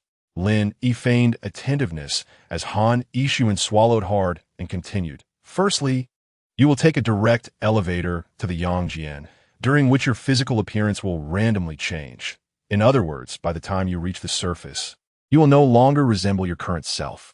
Secondly, the ancient rule between the realms of yin and yang is that collaboration is permitted, but interference is not allowed. Therefore, regardless of what you encounter up there, you must remain a mere spectator and refrain from intervening. Given these reasons, both logically and emotionally, you will not allow your family and friends to see the deceased version of yourself. Fine, Lin Yi shrugged, indicating her indifference. Besides her parents, there was nothing in the Yangjian she particularly cherished, and it might not be a good thing for grieving parents to see their daughter again. Do you know what your mission is for this trip to the Yangjian? Han Yixuan inquired curiously, grasping Lin Yi's pants leg, eager for insider information. I don't know. Secretary Zhang only mentioned part of it before leaving. Just as she spoke, the door to the training room swung open, and Zhao Xiwen entered, flopping down onto the floor in exhaustion. I truly despise dealing with people from the Yangjian. Even the smallest matters require their approval, or they claim it falls outside their departmental jurisdiction, sending me off to contact someone else. At this rate, I might as well wither away. Lin Yi couldn't help but laugh at his misfortune, while Zhao Xiwen appeared quite exasperated, suddenly recalling something and casting a sly smile at Lin Yi. Lin Yi, do not rejoice too soon. This time, when you accompany Zhao Chengzhu, you will be responsible for his dietary and living arrangements. Lin Yi felt as if she had been struck dumb, frozen in place, with only a slight twitch at the corner of her mouth betraying her awareness. Chapter 57. Yangjian Office. I must inform you, Zhao Chengzhu's standard for his clothing, food, and shelter are quite specific. Each day, the outfit he will wear must be pressed the night before. Zhao Xiwen's incessant chatter echoed in Lin Yi's ears as she felt her mind empty. Lying on the floor, she lamented her earlier belief that she might enjoy a leisurely excursion in the Yangjian. Lin Yi sat on the sofa in the study, her eyelids heavy with fatigue. Zhao Xiwen continued to enumerate the precautions. I have already numbered each outfit for the Chengzhu. The number corresponds to the day, which should be easily comprehensible. You must remember that the Chengzhu is the pride of our Nuo Cheng, and you are responsible for maintaining that dignity. Lin Yi blinked her dry eyes, swaying gently. All right, maintain it well, maintain it well. This is the dietary requirement of the city lord. You must remember to mention it to the restaurant. Drowsily, Lin Yi lounged on the sofa, muttering, the city lord actually has dietary requirements? Can't he have fewer demands? Lin Yi. Zhao Xiwen clapped his hand on Lin Yi's shoulder, causing her to sit up abruptly, instantly alert. She rubbed her painfully burning shoulder. Secretary Zhang, you can't possibly be envious that I get to go out and have fun, right? Zhang Xiwen rolled his eyes and shrugged, saying mysteriously, to be honest, I was the one accompanying the city lord to the Yang realm before. You have no idea how troublesome it is to deal with the living. Now it's finally your turn, and as soon as you set off with the city lord, I plan to take a vacation. Huh? How's that sound? Are you looking forward to it? Zhang Xiwen neatly packed Zhao Xiwen's clothes and personal items into a suitcase, skillfully zipping it closed while looking at Lin Yi. Thanks to you, I feel not the slightest bit of anticipation. Lin Yi flopped back onto the sofa, realizing that this journey was indeed a heavy burden. The next morning, Zhao Xiwen and Lin Yi stood on the rooftop of the Nuo city government building. Lin Yi had never been to this vantage point before, where she could gaze across the scenery of Nuo City in all directions, feeling the gentle breeze brush against her face. She looked around and wondered if it was reasonable for such a luxurious phone booth to exist in this place. The phone booth, adorned with red paint, was just large enough for two people, and through the glass, there was nothing but a hanging telephone inside. Let's go. Zhao Xiwen opened the door and stepped inside the phone booth. Lin Yi hurriedly followed suit, standing beside him. He skillfully inserted a shimmering gold card into the telephone and dialed, softly saying into the receiver, two people, business class. After hanging up, Lin Yi felt no change. She gazed at the scene outside the phone booth. Wasn't this still the rooftop of the Nuo city government building? City Lord Zhao, when are we departing? Lin Yi ko shizli inwirit, kadachin her suitkis. Zhao Xiwen fixed his gaze ahead, firmly standing inside the phone booth, and lightly uttered two words, anytime. Before Lin Yi could react, she felt a sudden brightness before her eyes, a force pulling from the crown of her head to the soles of her feet, and she found herself involuntarily lifted off the ground, vanishing into the sky above Nuo City. When Lin Yi regained her senses, she landed in another phone booth. The abrupt landing caused her to stumble and fall against Zhao Xiwen. He seemed prepared for this, catching her with his sturdy arm. Lin Yi, grateful, looked up and smiled at Zhao Xiwen, noticing a flicker of surprise in his eyes, which quickly returned to normal. Zhao Xiwen retrieved the golden card from the phone booth, opened the door, and stepped out into a bright and tidy hall, heading towards the elevator. Lin Yi hurried after him, pondering that she must have arrived in the Yang realm, stretching her limbs as she felt something was indeed amiss with her body. Could this be a sign of not acclimating well? Ding! The elevator doors opened, and Zhao Xiwen stepped inside with long strides, placing the suitcase on the floor and elegantly covering his ears. Lin Yi followed him into the elevator and, in her confusion, turned to see her reflection in the elevator mirror.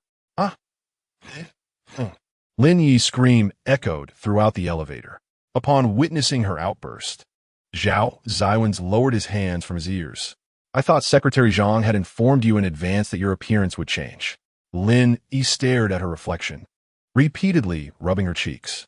No, he did mention my appearance would change, but he didn't tell me my gender would change as well. Lin Yi gazed at the handsome male face in the mirror, with deep brown eyes that sparkled and long eyelashes gracefully resting upon them. A strong nose. This man was rather attractive. Lin Yi attempted to change her expressions to adapt quickly to her new face. To her surprise, when she smiled, two dimples appeared at the corners of her mouth, momentarily captivating herself. City Lord Zhao, I must say, this face is indeed quite handsome. Zhao Xiwen raised an eyebrow at Lin Yi's new visage in the mirror and remarked sarcastically, a pretty boy, but of little use. As the elevator reached the designated floor, Zhao Xiwen exited without looking back, while Lin Yi stuck her tongue out at him. This was undoubtedly blatant jealousy. Lin Yi adjusted her bangs in the mirror as she exited the elevator, then hurriedly caught up to Zhao Xiwen's. The staff at the reception led Zhao Xiwen's and Lin Yi into the reception room, politely serving them tea. City Lord Zhao, our director is still in a meeting. Please wait a moment. Zhao Xiwen's nodded politely and sat on the sofa. Lin Yi curiously glanced around the room, moving to the window and witnessing the bustling traffic of S-City. This was indeed the S-City where she had lived for nearly 30 years. However, based on the building's location, it seemed to be situated in the heart of S-City, which she had never realized. City Lord Zhao, has this building always been in this location? Lin Yi couldn't help but ask curiously. Zhao Xiwen's looked up from the documents in his hands and replied, "It should be, as it has been in this position since I took over. Why have I never seen it during my lifetime?" Zhao Xiwen's chuckled lightly at Lin Yi's confusion. This Yang Realm office is a national S-level classified unit. How could an ordinary person like you have seen it? It usually has a barrier around it, with heavy guards at the entrance. Unless you are a staff member, no other beings, not even a mosquito, can enter. Chapter 58. A disturbance on the side of the road I see. It seemed that her world, while alive, had long been connected to the underworld. Yet ordinary people remained oblivious. Lost in thought, the door to the reception room swung open, and a middle-aged man wearing glasses walked in, extending his hand warmly towards Zhao Xiwen's on the sofa. City Lord Zhao, long time no see. Zhao Xiwen's leisurely stood up, buttoning his suit jacket before shaking hands with the man. Director Zhou, it has been a while. Director Zhou glanced over Lin Yi a few times from behind his glasses, a knowing smile on his face. City Lord Zhao, I didn't expect you to bring a lady with you this time. Zhao Xiwen's showed no signs of evasion, smiling gracefully as he gestured towards Lin Yi. Lin Yi, please meet Director Zhou. Lin Yi quickly moved in front of Director Zhou, extending her hand politely. Hello, Director Zhou. I am Lin Yi. It's a pleasure to meet you. As Director Zhou shook her hand, Lin Yi felt his warm grip. This Director Zhou was a living person. It had been a long time since she had interacted with anyone from the Yang realm, and she suddenly felt a bit nervous. But Director Zhou was very friendly. After they sat down, he kindly praised Lin, saying, "It's the first time I've seen the City Lord bring a lady along. Miss Lin must possess some exceptional qualities." As Lin Yi hesitated on how to respond, Zhao Xiwen's interjected, "Director Zhou, we are primarily here to inquire about any urgent tasks at the office, correct?" Director Zhou picked up the white teacup from the table and took a sip before opening his black notebook. Zhang Jingguo, a national-level technological talent, has attempted suicide 3 times. According to the data we share with the Book of Life and Death, the day after tomorrow is his destined day of death, and we are wondering if there is any way to alter this outcome. Zhao Xiwen's slightly furrowed his brow, his cold voice resonating in the room. Director Zhou, you are aware of the rules of the underworld. We cannot interfere with life and death. Director Zhou adjusted his glasses, which slid down his nose, and upon hearing the refusal from Zhao Chengzhu, he remained unperturbed. He retrieved an approval form from a craft paper bag and handed it to Zhao Xiwen. This matter has already been discussed with the Tiandi, who has signed and stamped the document, and the Ming Di has also issued directives accordingly. Zhao Xiwen gazed at the seal embossed on the approval form, tracing the intricate patterns with his fingers. Indeed, it bore the authentic stamps of the Tiandi and Ming Di, a forgery impossible for anyone to conjure. However, did this not contravene the principles of yin-yang and reincarnation? As the saying goes, all beings are equal, and the laws of cause and effect apply universally, with no one entitled to privilege.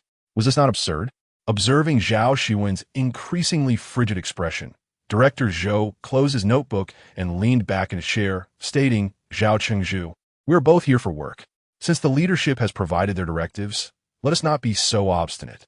The considerations at the leadership level far surpass our own. Would you agree?" Lin Yi felt a shiver run down her spine at the bureaucratic jargon emanating from Director Zhou. His intent to use authority to coerce Zhao Xiwen was transparent, although his words were couched in politeness. The outcome of this negotiation had been determined the moment he presented the approval form. Taking a deep breath, Zhao Xiwen pondered the identity of Zhang Jingguo. Why should an exception be made for him? Noting Zhao Xiwen's willingness to speak, Director Zhou assumed their dialogue had yielded a positive result and proceeded to hand Zhao Xiwen a dossier.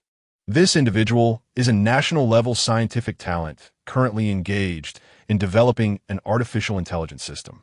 Recently, he has exhibited suicidal tendencies, and diagnoses indicate he suffers from severe depression. However, this is a critical period for the system's development. His demise would spell disaster for the nation.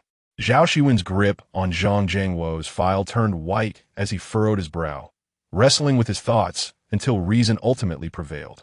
Rising from his seat, his expression shifted to one of professional decorum as he nodded slightly to Director Zhou. I have a basic understanding of the situation. Let us proceed with our duties. Director Zhou inserted his pen into his jacket pocket and stood as well. Zhao Changzhu, should you require anything during your time in the Yang realm, do not hesitate to contact me. Accommodations have already been arranged in the VIP apartment of the building, and someone will assist you with your luggage shortly. Thank you. Director Zhou. Zhao Xiwen replied casually, striding out of the meeting room as if he wished to linger in that place for not a moment longer. Lin Yi, witnessing this, smiled at Director Zhou before hastily following Zhao Xiwen, managing to catch up with him at the elevator. Zhao Changzhu, what shall we do next? Lin Yi inquired cautiously within the confines of the elevator, having noted Zhao Xiwen's unfriendly demeanor since the mission was mentioned. Fearing for her life on her first day back in the Yang realm. Let us take a stroll. Do you have any delightful places to recommend? Huh? Lin Yi was momentarily taken aback. Were they not in a rush to complete their task? How about I take you to eat? Upon exiting the Yang realm's office building, Lin Yi could not help but glance back, noticing guards with firearms stationed at the entrance. The pedestrians on the street seemed oblivious to the presence of the building, passing by with focused gazes. At that moment, as city basked in early summer, the weather splendid, and the sunlight cast a pleasantly warm glow. Having not seen the sun in ages, Lin Yi squinted against its brightness, only to realize that she had donned a pair of sunglasses. You should have prepared better before stepping out, Zhao Xiwen remarked, sporting an expensive pair of sunglasses himself. Lin Yi playfully nudged him, adopting a slightly coy demeanor. Passers-by could not help but steal glances at the two striking young men standing by the roadside.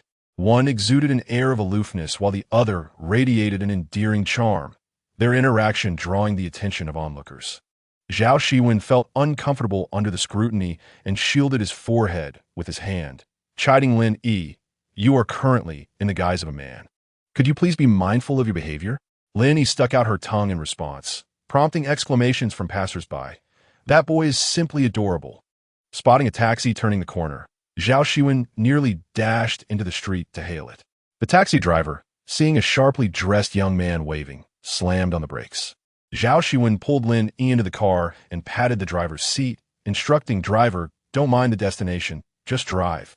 The driver activated the meter and accelerated, only realizing after several intersections that he had not inquired about their destination. "Gentlemen, where are you headed?"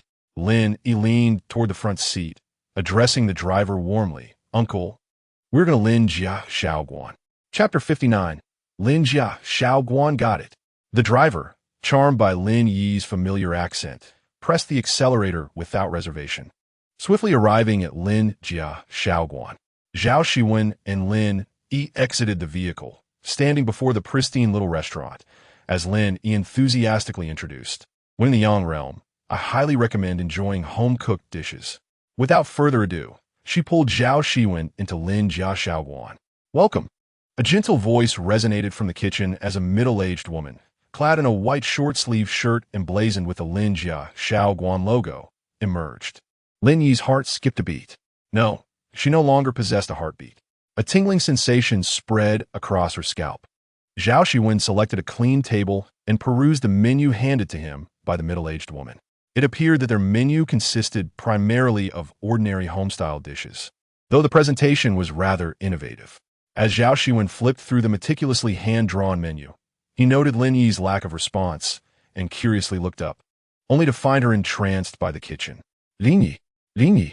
Zhao Xiwen waved the menu in front of her, successfully rousing her from a reverie. Seeing Zhao Xiwen's concerned gaze, she hastily lowered her head but felt a warm tear escape her eye, landing on the menu. pretending to wipe her nose. She grabbed a tissue to clean it. Yes, this menu is quite distinctive. I recommend the mapo tofu and kung pao chicken. Both are delectable. Zhao Xiwen set down the menu and poured 2 cups of hot water, placing one in front of Lin Yi with a smile. Then I shall defer to your judgment. Boss, the middle-aged woman, responding to their order, rushed from the kitchen, wiping her hands before retrieving a stack of white paper from her apron. What would you 2 young gentlemen like to order? She inquired, marveling at the handsome boys before her. She could not help but comment on how attractive the young men of this era had become, particularly the one with dimples, who appeared so endearing. Observing their ages, she thought, if her daughter were still alive, she would likely be around this age as well. As this thought crossed her mind, a look of sorrow crossed her face. Her daughter had been gone for some time, yet every time she saw youths of a similar age, her daughter's visage would flash before her eyes. We would like 1 order of kung pao chicken, 1 order of mapo tofu, and 1 order of noodle soup, Zhao Xiwen indicated, pointing to the menu images. Yet Lin Yi remained transfixed on the boss lady.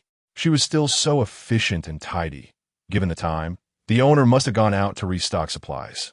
The boss lady repeated their order, but just as she was about to take the menu away, Lin Yi called out, "Boss lady, please add extra garlic to the mapo tofu." The middle-aged woman's hand trembled as she clutched the menu. Turning to gaze at this seemingly delicate boy with his crescent-shaped eyes and dimpled smile. In that instant, she perceived a striking resemblance to her daughter. "What did you say?" the boss lady asked, her voice shaking. Lin Yi smiled once more and reiterated, "I said, please add garlic to the mapo tofu." "All right." Zhao Xiwen noticed that the proprietress seemed to be lost in thought as she acknowledged him and hurried into the kitchen, which left him somewhat concerned. Could the food in this establishment truly be delectable? Moreover, could mapo tofu with garlic even be palatable? Lin Yi subtly gestured to him, placing a set of chopsticks in front of him. "You shall see for yourself shortly. Teacher Zhang, today's dishes are exceptionally rare and fresh." As they conversed, the door of Lin Jia Shaoguan swung open, and a man wearing a sun hat entered, also clad in the restaurant's attire. "Oh, at this hour, there is still a handsome fellow dining here." The man chuckled innocently before disappearing into the kitchen, and the sound of his conversation with the proprietress mingled with the sizzling of stir-frying. "Teacher Zhang, I'm talking to you." "Huh? What's wrong? Why are you crying?" The proprietress, while stir-frying the tofu, spoke with a quavering voice. The young man outside said to add garlic to the mapo tofu. The man, who had intended to amuse his wife, suddenly displayed a flicker of sadness on his face. He sighed and embraced the woman's shoulders.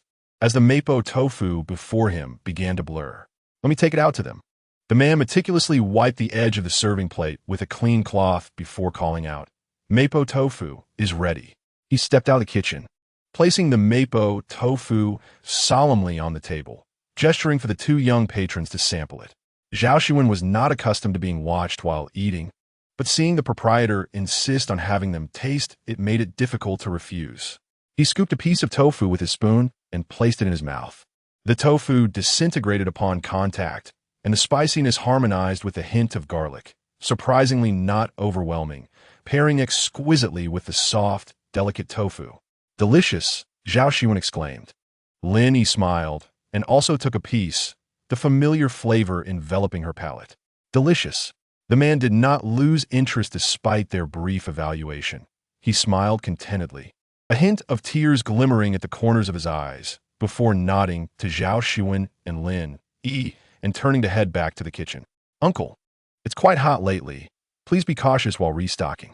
Lin Yi's voice rang out, causing the man's back to shudder slightly. He turned in surprise and, upon seeing Lin Yi's unfamiliar face, was inexplicably filled with disappointment. The man suppressed his sorrow, managing a faint smile and uttering a few words, "Thank you," before hastily retreating to the kitchen. Zhao Xiwen and Lin Yi swiftly finished their meal, with Lin Yi patting her belly as she stood up and said to Zhao Xiwen, "Lord Zhao, my salary hasn't been disbursed yet, so this meal is on you." With that, she dashed out of the restaurant. Zhao Xiwen chuckled helplessly at the air. This Lin Yi truly knew how to calculate, expecting the lord of Nuo City to let a girl pay for the meal. Zhao Xiwen approached the front desk and asked for the bill. While waiting for the proprietress to tally it up, he surveyed the restaurant. Although it was modest in size, the cleanliness and ambience were commendable. He became entranced by the photographs on the wall until the proprietress called out a few times, "Young man." "Boss, madam. Today's dishes were delightful. We shall return next time." Zhao Xiwen politely bowed slightly to the couple before proudly walking out of Lin Xiaoguan. He chanced upon Lin Yi resting under the large tree at the entrance, squatting by the roadside, tracing patterns in the dirt with her fingers. Chapter 60. The two forcefully rescued Zhang Jingguo here. Zhao Xiwen pulled a refrigerator magnet from his pocket and held it out before Lin Yi. Lin Yi glanced at the image of a plate of mapo tofu, with Lin Xiaoguan's logo boldly displayed. Tears welled in her eyes, and a single drop fell uncontrollably onto Zhao Xiwen's hand. Feeling the warmth of the tear, Zhao Xiwen's heart felt as if it had been tightly squeezed. He could not bear to see Lin Yi cry. "I designed this." Lin Yi felt a pang in her nose, sitting on the ground as her tears flowed uncontrollably. "It's beautiful." Zhao Xiwen gently patted the back of Lin Yi's head, rubbing her hair affectionately. "I miss them so much." Lin Yi pouted sadly, and Zhao Xiwen sighed as he crouched beside her. "They said to welcome us next time. Perhaps the Heavenly Emperor allowed you to pass first to prepare a home for you in the afterlife." "Our home?" Lin Yi looked up with a face streaked with tears and snot. Zhao Xiwen pulled out a tissue from his pocket and pressed it against her face. "Nuo City is supposed to develop commercially, right? Perhaps you could consider opening a restaurant, waiting for them in the afterlife. It will be a cherished thought." Lin Yi seemed to awaken, having momentarily forgotten her previous sorrow, and she seized Zhao Xiwen's arm. "Do you think I can open a restaurant in Nuo City?" Zhao Xiwen rolled his eyes, but had to admit, after seeing the menu and surrounding designs you created, they are indeed quite appealing. Moreover, you must have observed restaurants during your lifetime, right? You might very well have a talent for this. But what about the startup capital? Lin Yi was relentless in her inquiry, envisioning the possibility of holding a legitimate part-time job in the afterlife, perhaps allowing her to lead a life free from worry. "You could advance your salary, just pay interest." Zhao Xiwen freed himself from Lin Yi's grasp, standing up from the ground and stretching his cramped legs. "Contemplating how to hail a taxi. Interest too? You're quite stingy." Lin Yi blurted out, only to realize the impropriety of her words upon seeing Zhao Xiwen's expression. She quickly shut her mouth and made a face at him. Now, the primary issue remained how to resolve the situation with Zhang Jingguo. Zhao Xiwen waved for a taxi, settling into the back seat and leaning his head against the window, lost in thought as he gazed at the bizarre nightscape outside. "What is our plan for tomorrow?" Lin Yi nudged his arm, leaning closer to inquire about the details for the next day. "Tomorrow, we will stake out." The following noon, Lin Yi lay on the only cross-sea bridge in S-City, feeling as though she were being baked under the sun. Is it really fine for a dead person like me to endure such prolonged exposure? Lin Yi murmured into her Bluetooth headset, her arms resting on the railing as she felt the heat seeping into her body. "You could withstand another 10 or 8 years with that frame of yours." Zhao Xiwen stood in the shade nearby, watching Lin Yi as she turned to him and raised her fist, unable to contain his laughter. Sunlight filtered through the trees, casting dappled shadows on the files in his hand. Zhao Xiwen glanced at his phone. There were only 10 minutes left until Zhang Jingguo's time of death was recorded. The location noted in the death ledger was this bridge, and it had set up an ambush nearby, ready to subdue Zhang Jingguo the moment he came into view. "Lord Zhao, were you serious yesterday about advancing my salary for the restaurant?" Lin Yi, feeling bored, rested her head on the bridge's railing. The words Zhao Xiwen had spoken the previous day echoing in her mind. "If you have made up your mind, I will fully support you." Upon hearing Zhao Xiwen's voice through the Bluetooth headset, Lin Yi felt a wave of warmth. "Lin Yi, your east side, the target has appeared." Before Lin Yi could react, Zhao Xiwen's voice sounded again in her ear. "At you 3 o'clock." Zhao Xiwen suddenly recalled that Lin Yi had poor directional sense and kindly reminded her. Received. Lin Yi had already spotted a swaying figure at one end of the bridge. Zhang Jingguo, dressed in old sportswear, showing no signs of being a national-level scientific talent. He clutched a bottle of liquor, seemingly in a state of mental disarray. Lin Yi observed the figure of Zhang Jingguo navigating the bustling traffic with a palpable sense of anxiety. The death ledger ominously indicated that he was destined to perish during this specific time frame, with the cause of death determined by the circumstances at that moment. Surely, Zhang Jianguo would not meet his end by being struck by a vehicle, would he? Lin Yi pretended to be a passerby, carefully maintaining a distance of 2 meters behind him. Zhao Xiwen glanced at his phone, noting that the time was drawing near. He approached from the opposite side of Zhang Jianguo, and together they enclosed him within their line of sight. Just then, Zhao Xiwen felt his phone vibrating in his pocket, indicating that the moment had arrived.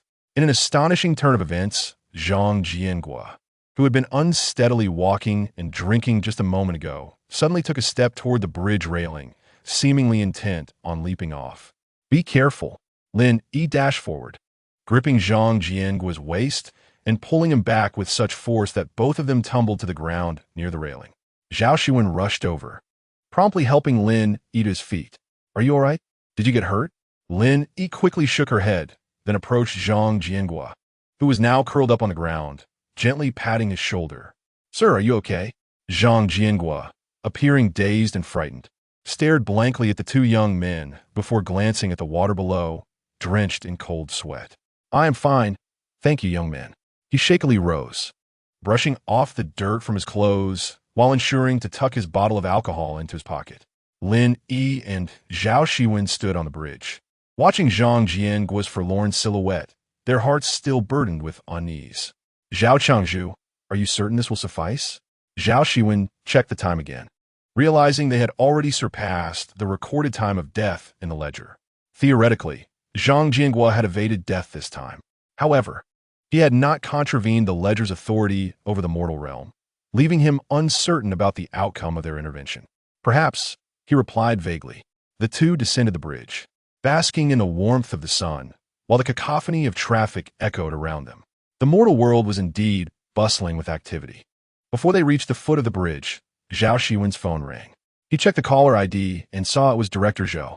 A sense of foreboding washed over him as he answered the call, listening to Director Zhou rattle off information like a machine gun. Chapter 61. If I were to die, would you be so distressed?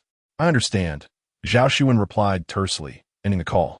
Lin Yi noticed his change in demeanor and looked at him with concern. Zhao Changzhu, is there something wrong? Is it about the Mortal Affairs office?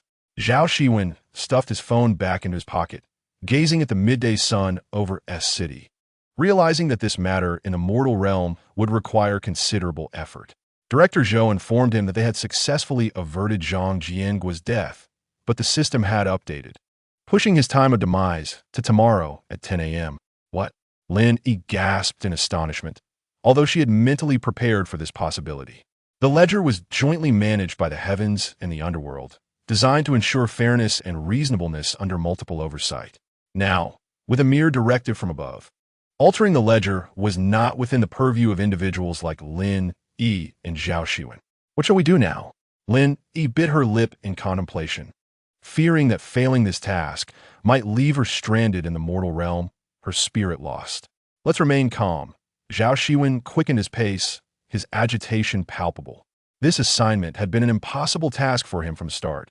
Had it not been for the pressure from superiors, he would never have accepted it. As someone who had lived in the underworld since childhood, Zhao Xiwen believed in the natural order of life and death, viewing it as a cycle of cause and effect.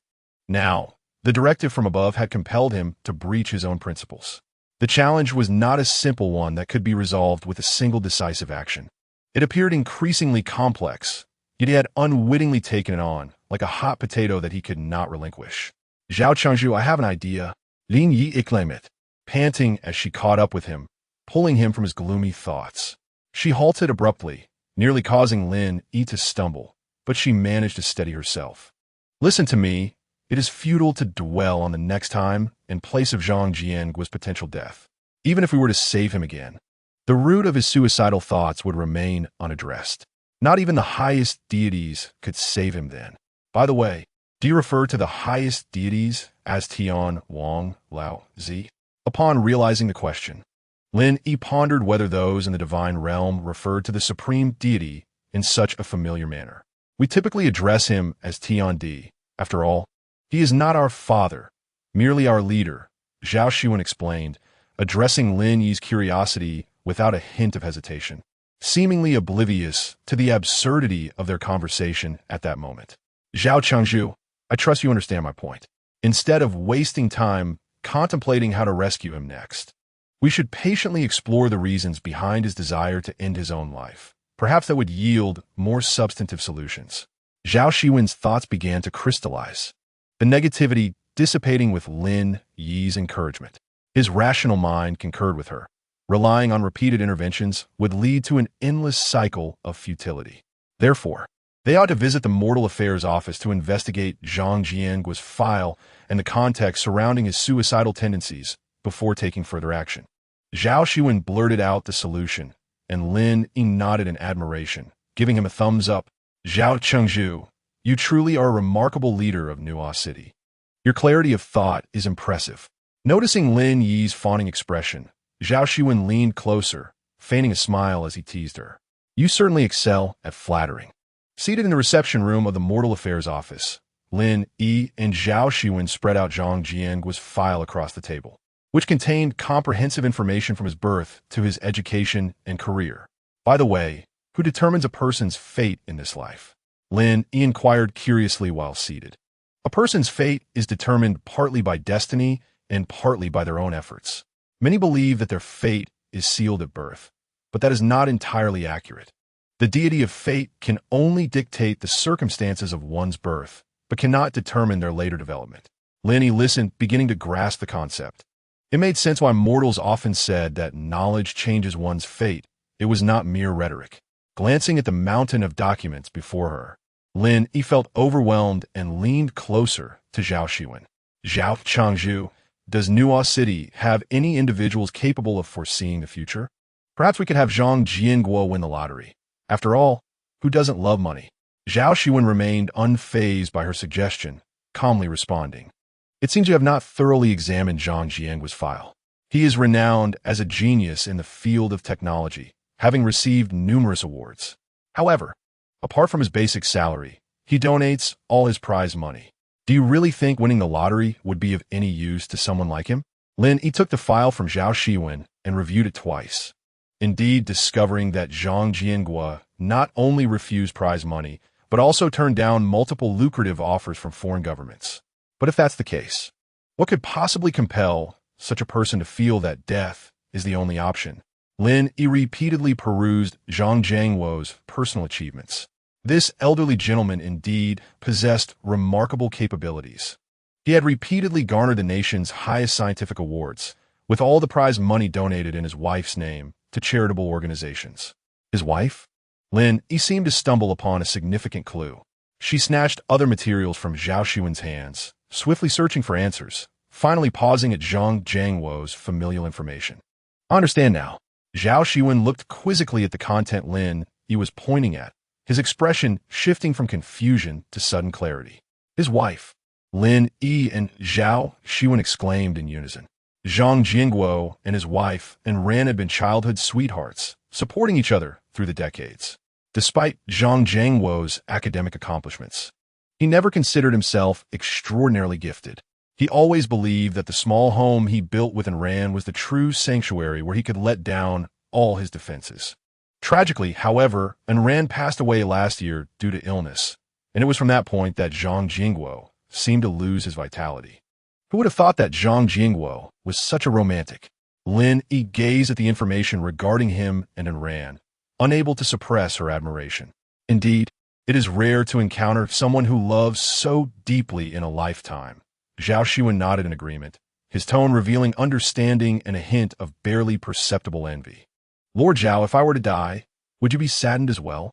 Chapter 62 unexpectedly face romantic entanglements. Lin Yi, gazing at Zhao Xiwen's exquisite profile, could not help but inquire.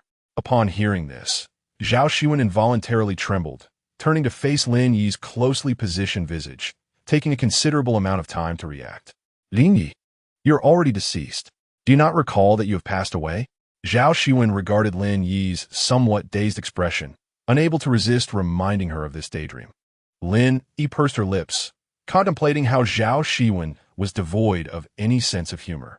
Thankfully, you are dead. It is the reason I can know you. Zhao Xiwen buried himself in the files, murmuring softly, which caused Lin Yi to blush. Since their heartfelt exchange in Yucheng, they had not found another opportunity to discuss this matter. Lin Yi gazed at Zhao Xiwen's handsome profile, leaning closer with a playful tone. Lord Zhao, regarding us. Let's discuss matters back home. You must understand that with your striking visage, it is quite challenging for me to resist. Noticing Zhao Xiwen's ears and neck gradually turning crimson, Lin Yi realized that he had begun to feel shy and quickly retreated to a safer distance. Immersing herself in the documents once more, when she next looked up, the outside world was already aglow with lights. Lin Yi sitirichet her sorelims, lamenting her relentless toil. Working until dusk wherever she went. I have essentially grasped the life information of Zhang Jingguo and his wife and ran. I still stand by my previous assessment. His reasons for suicide are undoubtedly linked to his wife's passing. Lin Yi articulated her perspective to Zhao Xiwen, who shifted his gaze from the table to the window, nodding in agreement. At present, Zhang Jingguo's life could be described as smooth sailing, with this being the sole reason. What shall our next step be? Lin Yi awaited Zhao Xiwen's directives, her gaze fixed intently on his profile. Upon his command, she would swiftly comply. I suggest we first have a meal. Suddenly, Zhao Xiwen turned, beaming with a radiant smile, clutching his stomach. Aren't you hungry? He stood up, beginning to search for nearby dining options on his phone. Wait, aren't we eating first? Lin Yi tossed the files onto the table and hurried after him, never expecting that this workaholic Zhao Xiwen would take a break for a meal. Is he not going to die anytime soon? Zhao Xiwen stood before the elevator, searching for nearby delicacies. How about hot pot? Lin Yi remained ensnared in the notion of saving Zhang Jingguo, unwilling to stay in the mortal realm to accompany this aging gentleman when the system would refresh the following day. My youthful life is meant for indulgence, not for serving an old man. Whatever works. Lin Yi felt a twinge of concern as Zhao Xiwen appeared indifferent. Could he be contemplating settling in the mortal realm? Upon entering a Sichuan hot pot restaurant, they encountered a peak in foot traffic. Lin Yi observed the queue, which seemed to encircle the establishment, and guided Zhao Xiwen into a nearby noodle shop. Aren't we having hot pot? Zhao Xiwen questioned, puzzled, for was not hot pot Lin Yi's favorite dish in life? Clearly, you lack experience. Given the length of this line, I conservatively estimate that by the time we finish eating and complete our work, we might not even reach the front. Zhao Xiwen glanced at the modest yet clean noodle shop and naturally settled down. Shortly thereafter, an enthusiastic server approached. The server appeared young, likely a college student yet to graduate, and hesitantly placed a menu on the table, her gaze fixed on Lin Yi. Handsome, what would you like to eat? Lin Yi expertly flipped through the menu, flashing a radiant smile, her dimples dancing at the corners of her mouth. Please, 2 bowls of beef hand-pulled noodles with an egg. The female server, captivated by the charming boy who resembled her age, momentarily lost her composure until the equally handsome man opposite her cleared his throat, prompting her to regain her senses. She shyly replied to wait a moment before disappearing into the kitchen. I had long wished to try this beef noodle shop. Lin Yi remained blissfully unaware that her beauty had drawn attention. She cleaned the chopsticks and bowls, handing them to Zhao Xiwen, then eagerly awaited the dishes from the kitchen.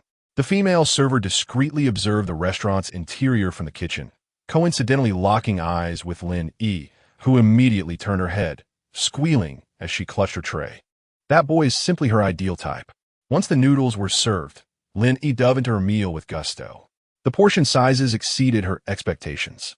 This restaurant served generous helpings of beef, Lin Yi remarked, slurping her noodles while praising Zhao Xiwen across the table. I beg to differ. Zhao Xiwen looked at the towering stacks of beef in Lin Yi's bowl, then at his own bowl, which contained merely a few scattered pieces of meat, feeling a surge of dissatisfaction. The people in the mortal realm are far too generous when it comes to serving others. Did the chef perhaps place both servings of beef in my bowl? Lin Yi, unaware that she had acquired the more visually appealing portion, divided her beef and offered half to Zhao Xiwen. Soon, both Lin Yi and Zhao Xiwen had devoured their noodles. Lin Yi leaned back in her chair, having eaten to her heart's content, oblivious to the shy server approaching. "Excuse me, may I add you on WeChat?" Lin Yi, still contemplating how many pounds she would gain from this evening, looked up to see a QR code before her, following the server's arm in confusion. "Me?" Lin Yi was somewhat taken aback, suddenly realizing the server's intentions. The young girl had taken a liking to her. Upon this realization, she felt a surge of joy. Sitting with Zhao Xiwen, she was the one approached for contact information first. If she shared this with Secretary Zhang, he would surely be envious. Who would believe such a tale if it reached the underworld? I don't have a phone." After a moment, Lin Yi finally managed to utter this phrase, leaving the young girl frozen in place. Her face instantly flushed as she turned and fled. Lin Yi felt a pang of guilt. Her words were entirely truthful. She genuinely did not possess a phone, and the only work phone she had lost signal upon arriving in the mortal realm. Only Zhao Xiwen's advanced phone could seamlessly switch between the realms, maintaining connectivity. If you were alive, you would undoubtedly bear an additional burden of peach blossom debts, perhaps even directly handing it over to Han Yifan for resolution. Zhao Xiwen elegantly wiped the corner of his mouth and rose to his feet, striding out of the noodle shop to survey the bustling crowd at the hot pot restaurant beside him, where a long line still persisted. Chapter 63. I suggest we consider this carefully.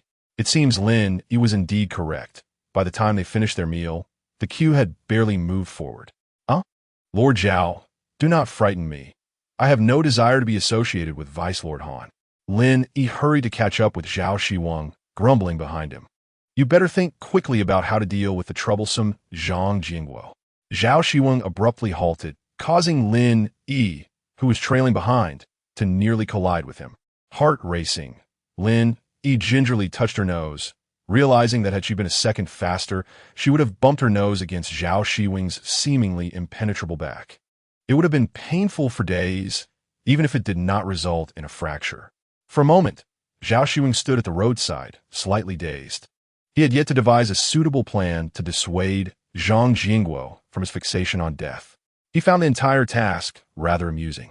As a figure from the underworld, the esteemed lord of the netherworld, his duty was to gather the deceased. Yet now he was summoned to the mortal realm to save a living soul.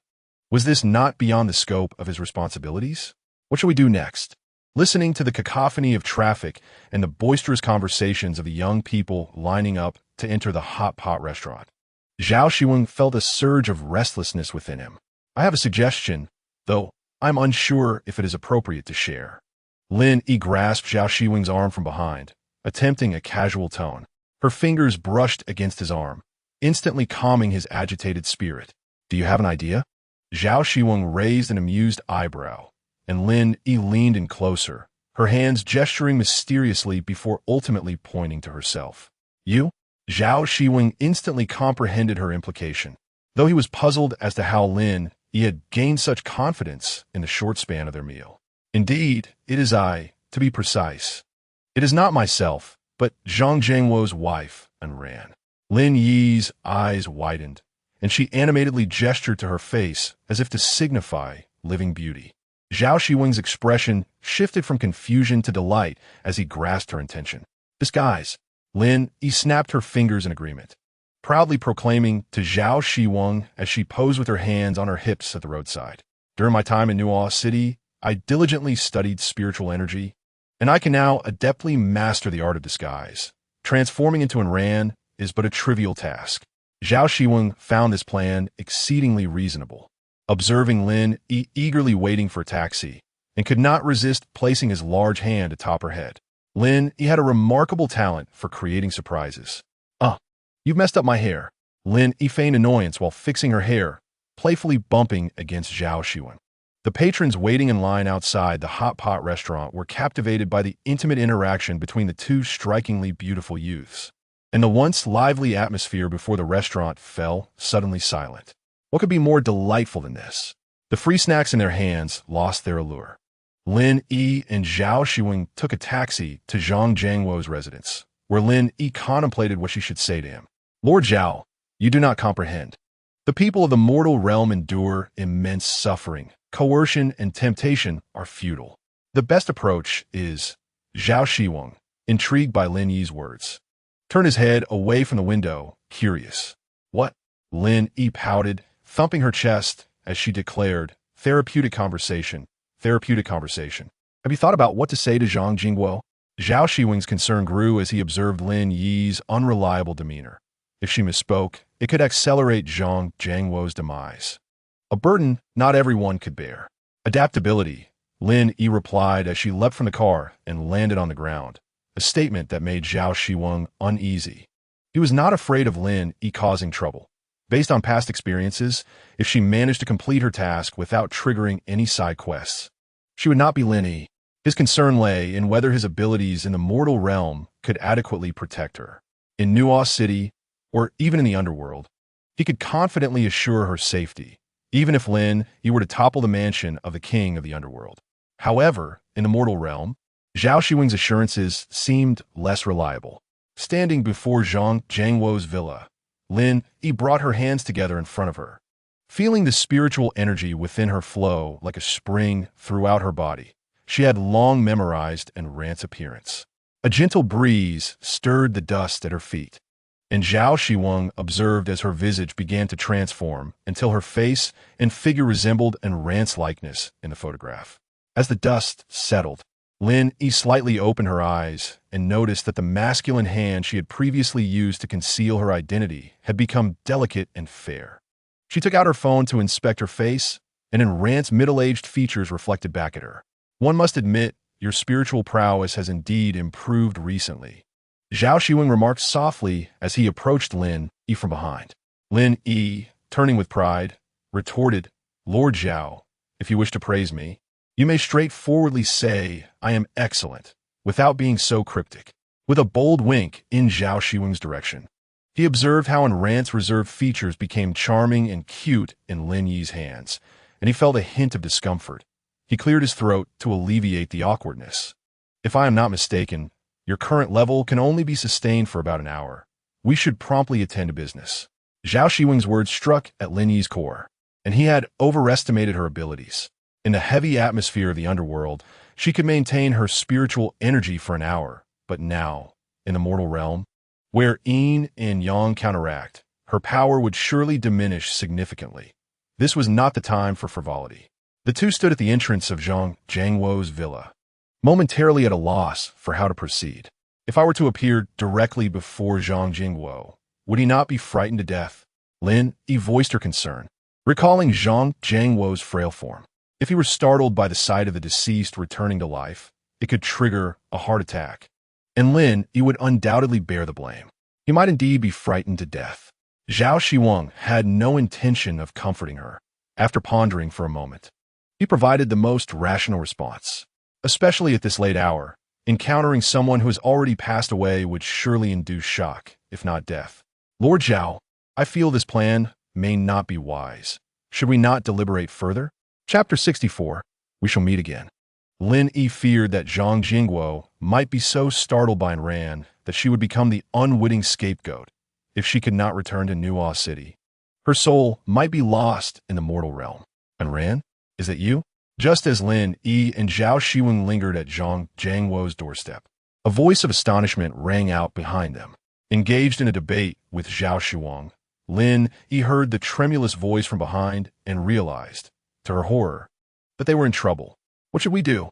Lin Yi silently mouthed to Zhao Xiwen, her features knitting together in concern.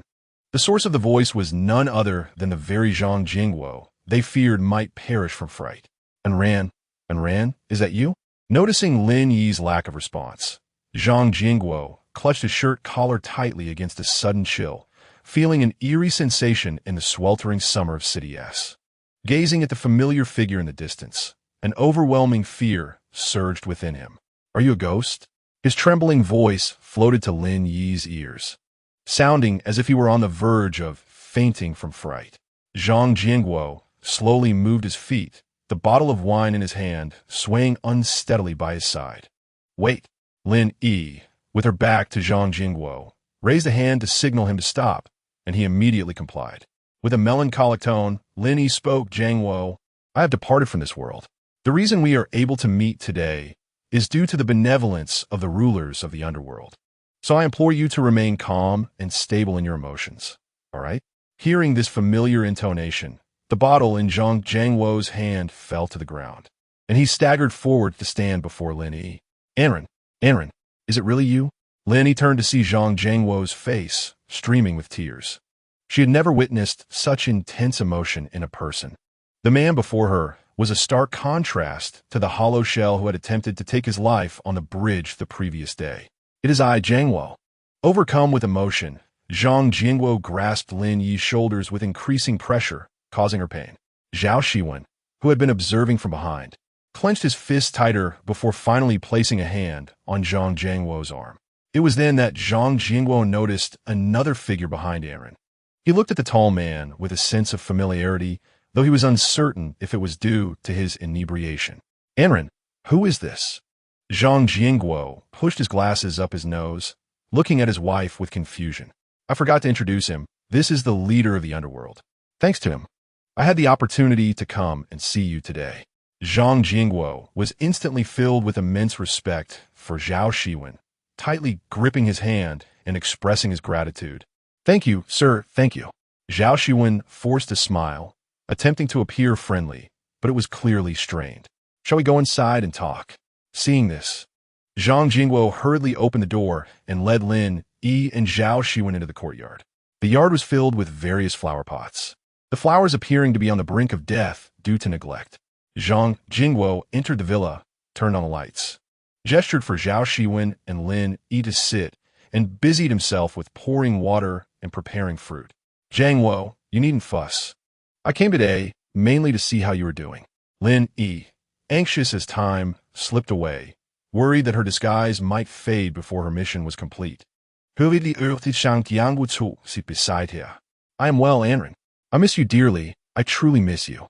Zhang Jiangwo held Lin Yi's hand tightly, his eyes brimming with tears, resembling a child who had not seen his parents for a long time. Lin Yi observed him, hunched over, his glasses perched precariously on the tip of his nose, her heart aching. The records indicated that both Zhang Jiangwo and Anren were exceptionally kind-hearted individuals.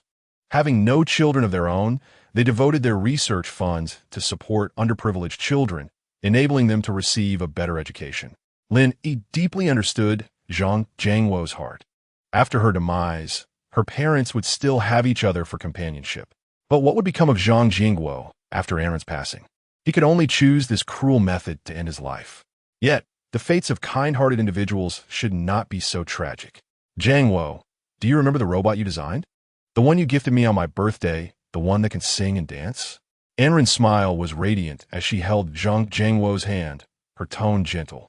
When I saw that gift, I told myself, you are a genius, truly a rare genius in this world. Lin Yi's eyes glistened with unshed tears as she watched Zhang Jiangwo's fingers dig into his flesh, striving for emotional stability. Jiangwo, you belong to this era. This country still needs you to accomplish many things. There's so much you can still do. But I no longer have you, Anren. Anren's hot tears fell from the corners of her eyes onto their tightly clasped hands as she shook her head. I am here. Do you not remember? I have always been here with you. Anren pointed to Zhang Jiangwo's chest, and he looked down at that spot, unable to calm his emotions. Jiangwo, many people need your help. You can still do much for them. Your AI products can provide companionship for the lonely and allow children who have lost their parents to see their loved ones again.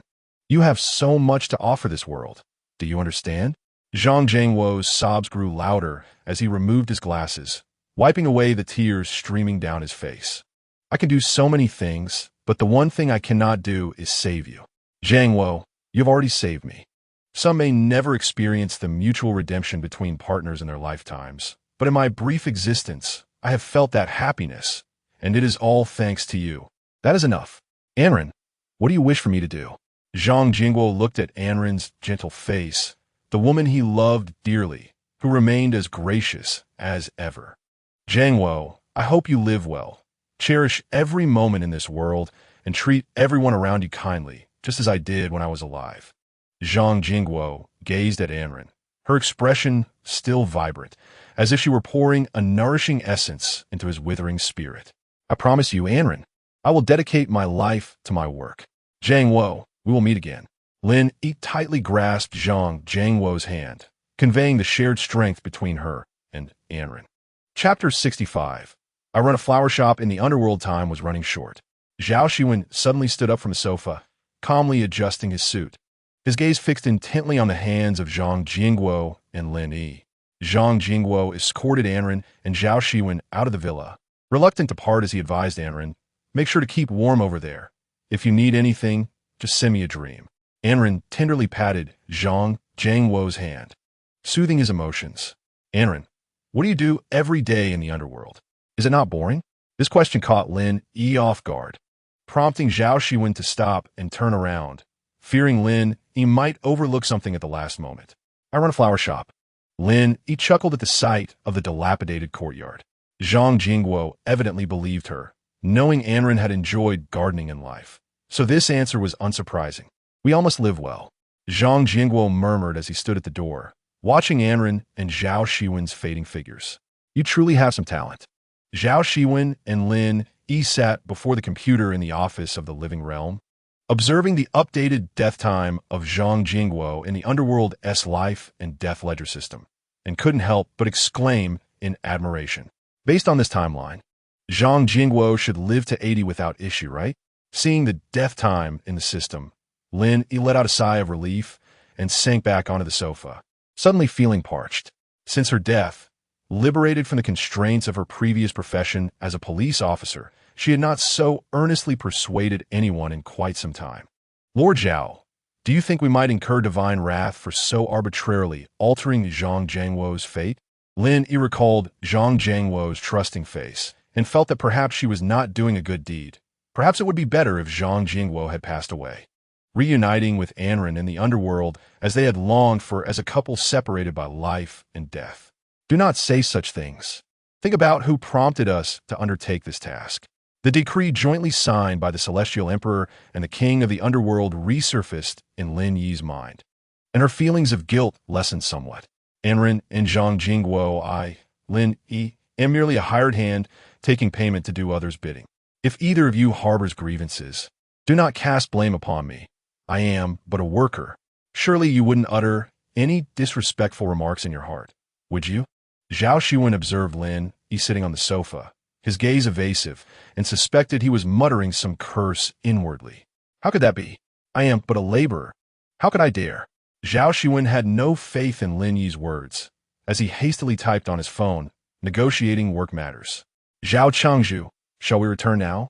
Zhao Xiwen asked, a smile playing on his lips, turning to look at Lin Yi with keen interest. "What? Are you weary of the temptations of the mortal realm?" Lin Yi pouted thoughtfully and replied, "Not quite. I simply feel that life in the mortal world has little to do with me now. I find a greater sense of belonging in the underworld." Zhao Xiwen, taken by her sincere expression, felt a flicker of emotion within him. He was not in a hurry to return to Nuo City, and upon hearing Lin Yi's words, he rose from his chair. "Zhao Changzhu, where are you going?" Lin Yi queried, perplexed by Zhao Xiwen's sudden movement. "Home." Zhao Xiwen strode out of the office with an air of grandeur, and Lin Yi, momentarily stunned, quickly followed behind him. After Zhao Xiwen and Lin Yi gathered their belongings, they stood before the underground phone booth of the office, awaiting their turn. "Zhao Changzhu, why don't we just go inside?" Lin Yi, growing restless from standing, leaned in closer to Zhao Xiwen and inquired curiously, "Do you see that light atop the phone booth? It is red, indicating it is currently occupied." Following Zhao Xiwen's gaze, Lin Yi noticed a protruding light atop the booth and understood his meaning. "Is someone coming, or is someone already inside?"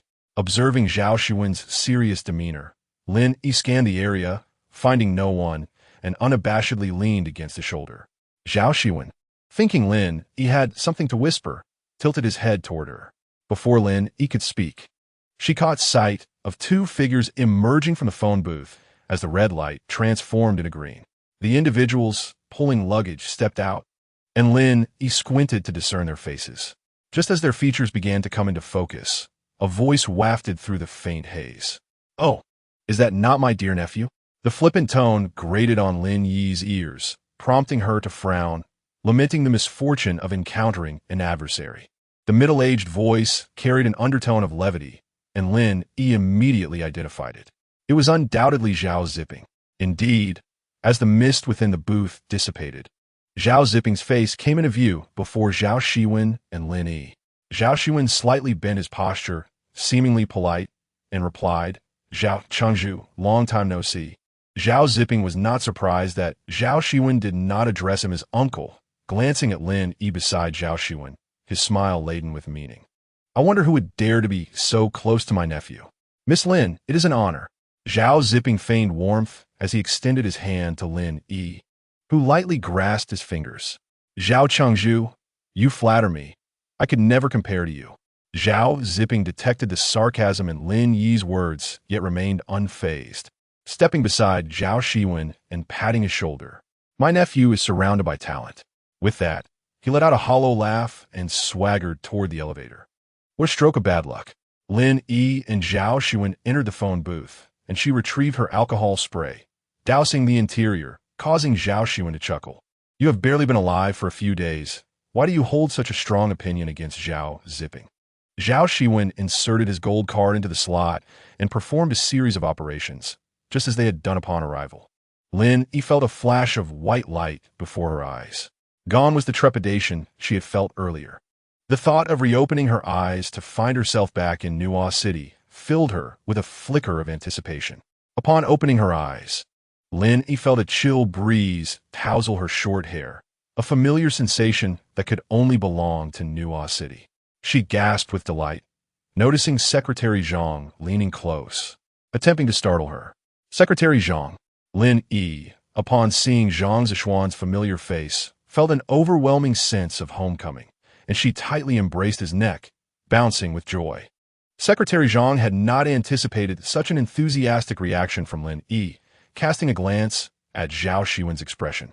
Lin Yi, if you keep this up, someone might get hurt." Chapter 66. Let us open a store. Thanks to Lin's formidable bodyguard, everything went rather smoothly.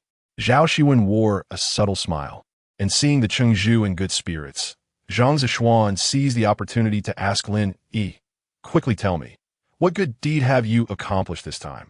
Lin Yi exited the elevator, launching into an animated recounting of how she single-handedly rescued Zhang Jingwo from the precarious bridge, rated at a danger level of 10, or how she had delivered a series of soul-stirring insights that had ultimately led him away from darkness and towards redemption, abandoning thoughts of suicide. Zhang Zishuan placed Zhao Xiwen and Lin Yi's luggage in the trunk before climbing into the car. He steered with one hand, his tone laced with skepticism. "Lin Yi, why do I feel there's a lack of credibility in your story? What is the matter? Have you lost your fear of Nuo City's top talent after a few days apart?" Lin Yi teased from the back seat, leaning over the front. Zhao Xiwen could deeply sense Lin Yi's excitement, and the comfortable, safe atmosphere of the car helped to ease his own heart. "How have things been in Nuo City these past couple of days?" Zhao Xiwen reclined in his seat, closing his eyes as he inquired. Having not heard any mention of Nuo City's affairs in Zhang Zishuan's recent communications, he unilaterally concluded that no news was indeed good news. It has been quite peaceful. The residents are still reveling in the joy of having electricity at their disposal. Deputy Han, with access to the electric chair at any time, has been in a rather good mood lately. Upon hearing the latter part of his statement, Lin Yi couldn't help but roll her eyes. Deputy Han was notoriously eccentric, his points of interest vastly different from those of ordinary people. Zhao Xiwen's car smoothly entered the Zhao residence and came to a gentle stop before the entrance. Zhang Zishuan opened the car door for Zhao Xiwen, who stepped out with a long stride, while Lin Yi hopped out, standing beside him. The two gazed at the brightly lit Zhao residence, warmth flooding their hearts as they exchanged glances. Home is indeed the best. Lin Yi dashed into the room and flung herself onto the bed, relishing the comfort beneath her, falling into slumber almost instantaneously. During her recent business trip to the mortal realm, Lin Yi had been preoccupied with thoughts of how to save Zhang Jingwo and had not slept well for several days. When she next opened her eyes, it was already evening. Lin Yi felt a bit lightheaded as she glanced at her phone, realizing it was already 8 o'clock. Dressed in her pajamas, she took the elevator to Zhao Xiwen's office floor, feeling an unprecedented sense of security in her slippers as her feet touched the corridor floor. Gently knocking on the door, she heard a familiar voice before daring to push it open. Just as she had imagined, Zhao Xiwen was bent over his desk, scrutinizing documents, and Lin Yi felt a moment of disorientation. Was the person who had fought alongside her in the mortal realm for 3 days truly Zhao Xiwen, or merely a doppelganger? Haven't you taken a break? Lin Yi lazily seated herself across from Zhao Xiwen, watching as he diligently highlighted key points on a document. How to take a break? Lin Yi let out a sigh of relief, having initially believed that Zhao Xiwen was truly a war god. However, to her astonishment, Zhao Xiwen continued, "Weren't we resting together in the car?" In an instant, Lin Yi's expression morphed into one of exasperation. She had always known that individuals like Zhao Xiwen belonged to the Underworld. Had he existed in the mortal realm, she would have long since plotted his demise. "What are you looking at?" Lin Yi asked, noticing the contract in his hand and unable to suppress her curiosity. It is the contract for leasing vending machines that we are to sign with the office during our visit to the mortal realm," Zhao Xiwen explained, raising the document. "Signing a contract? When did that happen?" "I haven't seen you sign anything," Lin Yi remarked, aware that throughout her days in the mortal realm, she had spent nearly all her time with Zhao Xiwen, except when she was asleep. "Perhaps during your slumber?" Zhao Xiwen retorted. "You should consider yourself fortunate that you weren't born in the mortal realm. Otherwise, you would undoubtedly suffer from workplace bullying." Zhao Xiwen chuckled dismissively, unconcerned with others' opinions. Lin Yi's threats seemed rather juvenile to him. "Why aren't you taking a break?" Zhao Xiwen inquired, removing his glasses to rub his dry eyes. He stood to stretch and retrieved a bottle of cola from the refrigerator for Lin Yi. It was then that he noticed her bare feet in slippers, and he could not help but admonish her. "Do you have a peculiar aversion to wearing socks? Why do you always prefer to go barefoot?" Lin Yi tilted her head back and gulped down half the can of cola before glancing at her feet. "The temperature is just right. Why wear socks? The underground has a heavy atmosphere, particularly at night. This is detrimental to your health," Zhao Xiwen said, pulling out a pair of blue socks adorned with little rabbits from a drawer and handing them to Lin Yi, urging her to put them on. Lin Yi nearly spat out her cola, frozen in place, as she clutched the obviously new socks. "Zhao Changzhu, why do you have such things in your office?" "I never wear socks and run around the building every day. I had Secretary Zhang prepare them for you," he replied. Lin Yi's heart raced as she quickly slipped on the socks to mask her embarrassment. "What are your thoughts on establishing commerce in Nuo City?" Zhao Xiwen inquired, paying no heed to Lin Yi's shift in demeanor as he settled back into his chair, leaning back and awaiting her response. "I believe we must proceed with caution, as we currently lack a comprehensive framework to regulate commercial activities. If we open the gates blindly, I fear it may lead to numerous complications in a short time." Lin Yi articulated. Zhao Xiwen nodded, sharing her concerns. Many of the souls had, to varying degrees, engaged in relevant professions during their lifetimes. Without the necessary legal structures to govern them, a sudden push for commerce could potentially backfire. "What suggestions do you have?" Zhao Xiwen asked. Intrigued as he watched Lin, he curled up in her chair. "I propose that we first establish a few benchmark enterprises under the government's auspices, then recruit souls to participate, allowing us to assess the situation while also uncovering exceptional talents among ordinary souls," Lin Yi suggested, hitting upon an idea that resonated with Zhao Xiwen. When he had first proposed the idea of developing commerce, he encountered strong opposition from certain officials in Nuo City's government. Their reasoning was that forcibly initiating openness in a relatively insular environment could lead to significant issues. However, Lin Yi's suggestion deftly alleviated these concerns. "If we can secure management rights under the government's control, the process may become considerably easier," she concluded. "How do you manage to come up with so many brilliant ideas every day?" Zhao Xiwen asked, unable to resist his curiosity regarding the oblivious Lin Yi, who had inadvertently assisted him greatly. Lin Yi tilted her head, oblivious to Zhao Xiwen's veiled praise, simply acknowledging that he was stating a fact. She was indeed quite capable. "Perhaps this is what they call innate talent," she said with a proud shrug. "Then I shall entrust this matter to you," Zhao Xiwen declared, seemingly resolute. Lin Yi froze. The cola she had brought to her lips paused mid-sip as she turned her stiff face toward Zhao Xiwen. "You mean me?" She pointed to herself, seeking confirmation of his earlier statement. "Yes, precisely you," Zhao Xiwen affirmed with a nod, his hands crossed on the table, devoid of any jest in his gaze. Lin Yi quickly leaned over the table, again seeking confirmation. Zhao Changzhu, I Lin Yi, am merely a bodyguard. Zhao Xiwen was unperturbed by her exaggerated tone, nodding as if he had anticipated her response, and pulled out a contract from his drawer, placing it before her. In our labor contract, your responsibilities include not only ensuring my safety, but also assisting me in handling various affairs in Nuo City. Surely you must have seen that? Zhao Xiwen gently tapped a specific line in the contract, prompting Lin Yi to snatch it for a closer look. Indeed, the clause clearly stated that her duties encompassed assisting Zhao Xiwen with crucial matters concerning Nuo City. Miss Lin, you don't recall this, do you? Zhao Xiwen teased, using the term of address he had employed when they first met. Lin Yi felt a wave of dizziness as she sank back in her chair.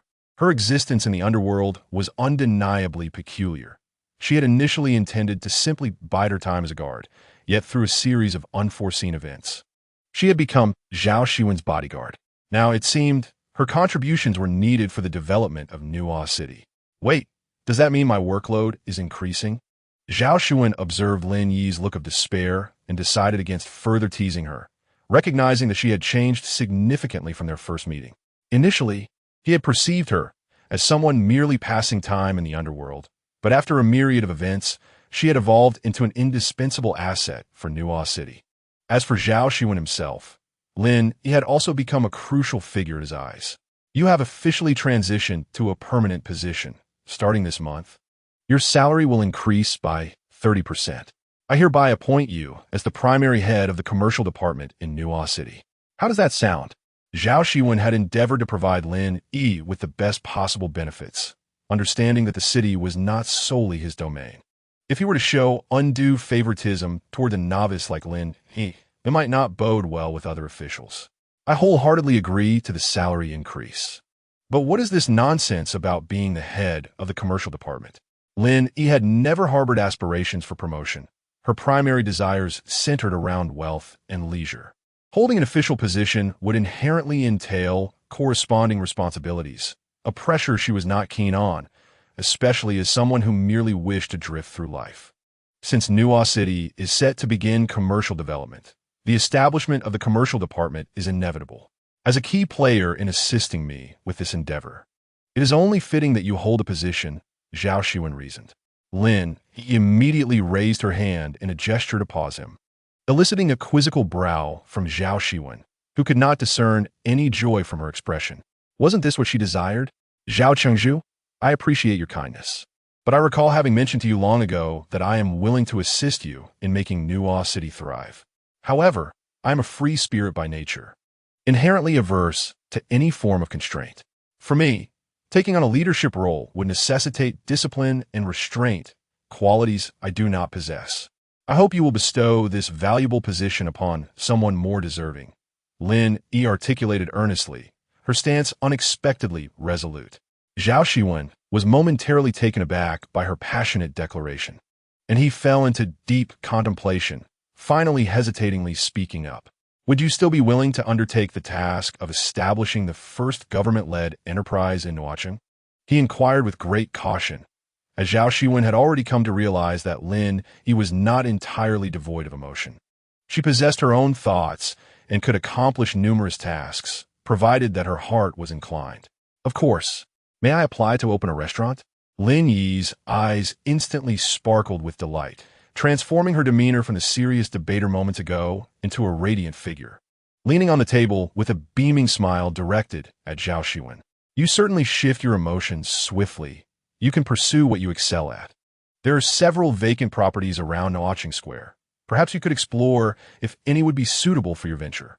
Lin Yi was overjoyed, her imagination immediately conjuring the image of herself as the proprietress commanding her establishment, almost unable to contain her laughter. What expression is that? You should understand that we only permit the establishment of legitimate businesses, right? Please refrain from introducing anything unsavory. As Zhao Xiwen observed Lin Yi grinning mischievously across the table, he felt a shiver run down his spine, growing concerned that assigning this task to her might be rather hasty. After all, while Lin Yi was brimming with ideas, She was also quite easily unmanageable. What unsavory business are you referring to? Lin Yi did not grasp Zhao Xiwen's implication. Her mind solely occupied with the vision of herself clutching a fistful of ghost money, commanding legions. For instance, establishments like Nuo shops. Zhao Xiwen's response genuinely caught Lin Yi off guard. She had not considered such a direction. Why do you know about such things, Lord Zhao? Zhao Xiwen looked at Lin Yi with a puzzled expression. He was well-versed in the celestial and terrestrial, a remarkable talent even in the realm of the living. So what was so surprising about knowing of a mere Nuo shop? Previously, he had the opportunity to converse with leaders from other countries' underworlds, where Nuo shops were indeed operational. It was said that the GDP of that city was significantly bolstered by those few establishments. Lin Yi was taken aback, astonished that even in the underworld, the characteristics of various nations differed so greatly. You must be referring to the Japanese underworld leaders who seem to be living quite comfortably, right? How do you know that? Zhao Xiwen was caught off guard by Lin Yi's accurate deduction, now questioning how she could pinpoint this detail. Because I've heard about it in the realm of the living. Lin Yi offered Zhao Xiwen a knowing smile before turning serious. Rest assured, Lord Zhao, I will open a restaurant, and it will be a hot pot establishment. Chapter 68. I will always be your steadfast support. Lin Yi confidently presented her ideas to Zhao Xiwen, expressing that since her demise, she had found the underworld to be lacking, especially in the culinary department.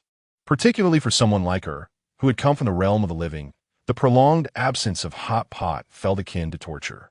I intend to open a hot pot restaurant, featuring copper pots, spicy pots, and all varieties. Zhao Xiwen awoke to find it was already 8 in the morning. He seldom allowed himself such a leisurely sleep, but the recent intermingling between the two realms had left him somewhat fatigued. During the discussion with Lin Yi about the restaurant, they had lost track of time, only realizing it was already 11 at night. Perhaps the conversation with Lin Yi had instilled a sense of vitality regarding Nuo Cheng's development, resulting in an exceptionally restful night as sleep. As he entered the office and saw Lin Yi seated on the sofa waiting for him, he felt a moment of disorientation, questioning whether his profound rest had caused his brain to adjust awkwardly to this routine, making his vision slightly blurred. Lord Zhao, you've arrived." Upon hearing the noise, Lin Yi lifted her head, her large panda eyes eagerly rushing towards Zhao Xiwen. "What's wrong? Have you finally been beaten?" Zhao Xiwen grasped Lin Yi's shoulders as she dashed towards him, scrutinizing her face and unable to resist making a jest. "What?" Lin Yi, due to her late-night endeavors, reacted more sluggishly than usual, failing to comprehend Zhao Xiwen's words, instead absent-mindedly touching her face, oblivious to her current state. "Your dark circles are comparable to those of a panda." Zhao Xiwen clarified his comment, prompting Lin Yi to suddenly realize that her all-nighter had indeed left her looking quite unwell. Lin Yi retrieved her phone and activated the front camera, revealing her disheveled hair and lackluster complexion, with the conspicuous dark circles under her eyes being particularly striking. "I can't believe it. Why is it that staying up late in the underworld seems to drain more vitality than in the realm of the living?" Lin Yi regretted her decision immensely. Although she was confident in her standing in Lord Zhao's eyes, today's appearance was undeniably too unkempt. "How many times must I tell you that you are deceased and no longer possess yang energy? The reason for your current state is that the nights in the underworld are laden with heavy yin energy, which has a far greater impact on spirits than it does on the living. This is precisely why I insisted you wear socks." Lin Yi pouted in Gudievanje. Wishing she had known this beforehand, she would never have sacrificed her precious sleep for the sake of drafting plans. "So what exactly led you to stay up like this?" Zhao Xiwen could not help but inquire, knowing that Lin Yi was unlikely to forego her rest for trivial matters. "Oh, speaking of which, I was up all night preparing this plan." Lin Yi nearly forgot the matter at hand, realizing this proposal was the culmination of her efforts throughout the night. "Were you up all night working on the plan for the hot pot restaurant?" Zhao Xiwen, eager to confirm his suspicion, couldn't he help but ask. "Yes." "Hurry and sit down.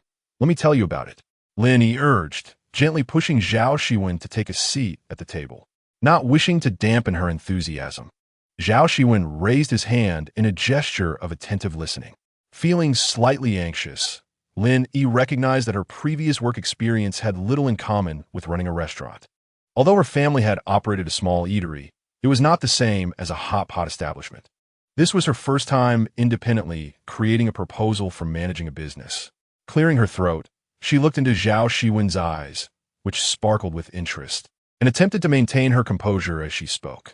I plan to name this hot pot restaurant Didi Lao. The name is quite innovative and aligns perfectly with the ambience of the underworld, prompting Zhao Xiwen to nod in approval. A gesture that gave Lin Yi the courage to continue. She gradually adjusted her mindset and articulated her simple concept. The restaurant will emphasize a diverse array of broth bases and generous portions, featuring Sichuan spicy broth, tingle pepper broth, dual flavor broth, tomato broth, and mushroom soup broth, among others, aiming to establish a reputable hot pot brand that integrates specialties from various regions. Noticing Zhao Xiwen's rapt attention, Lin Yi grew more confident, boldly elaborating on her vision.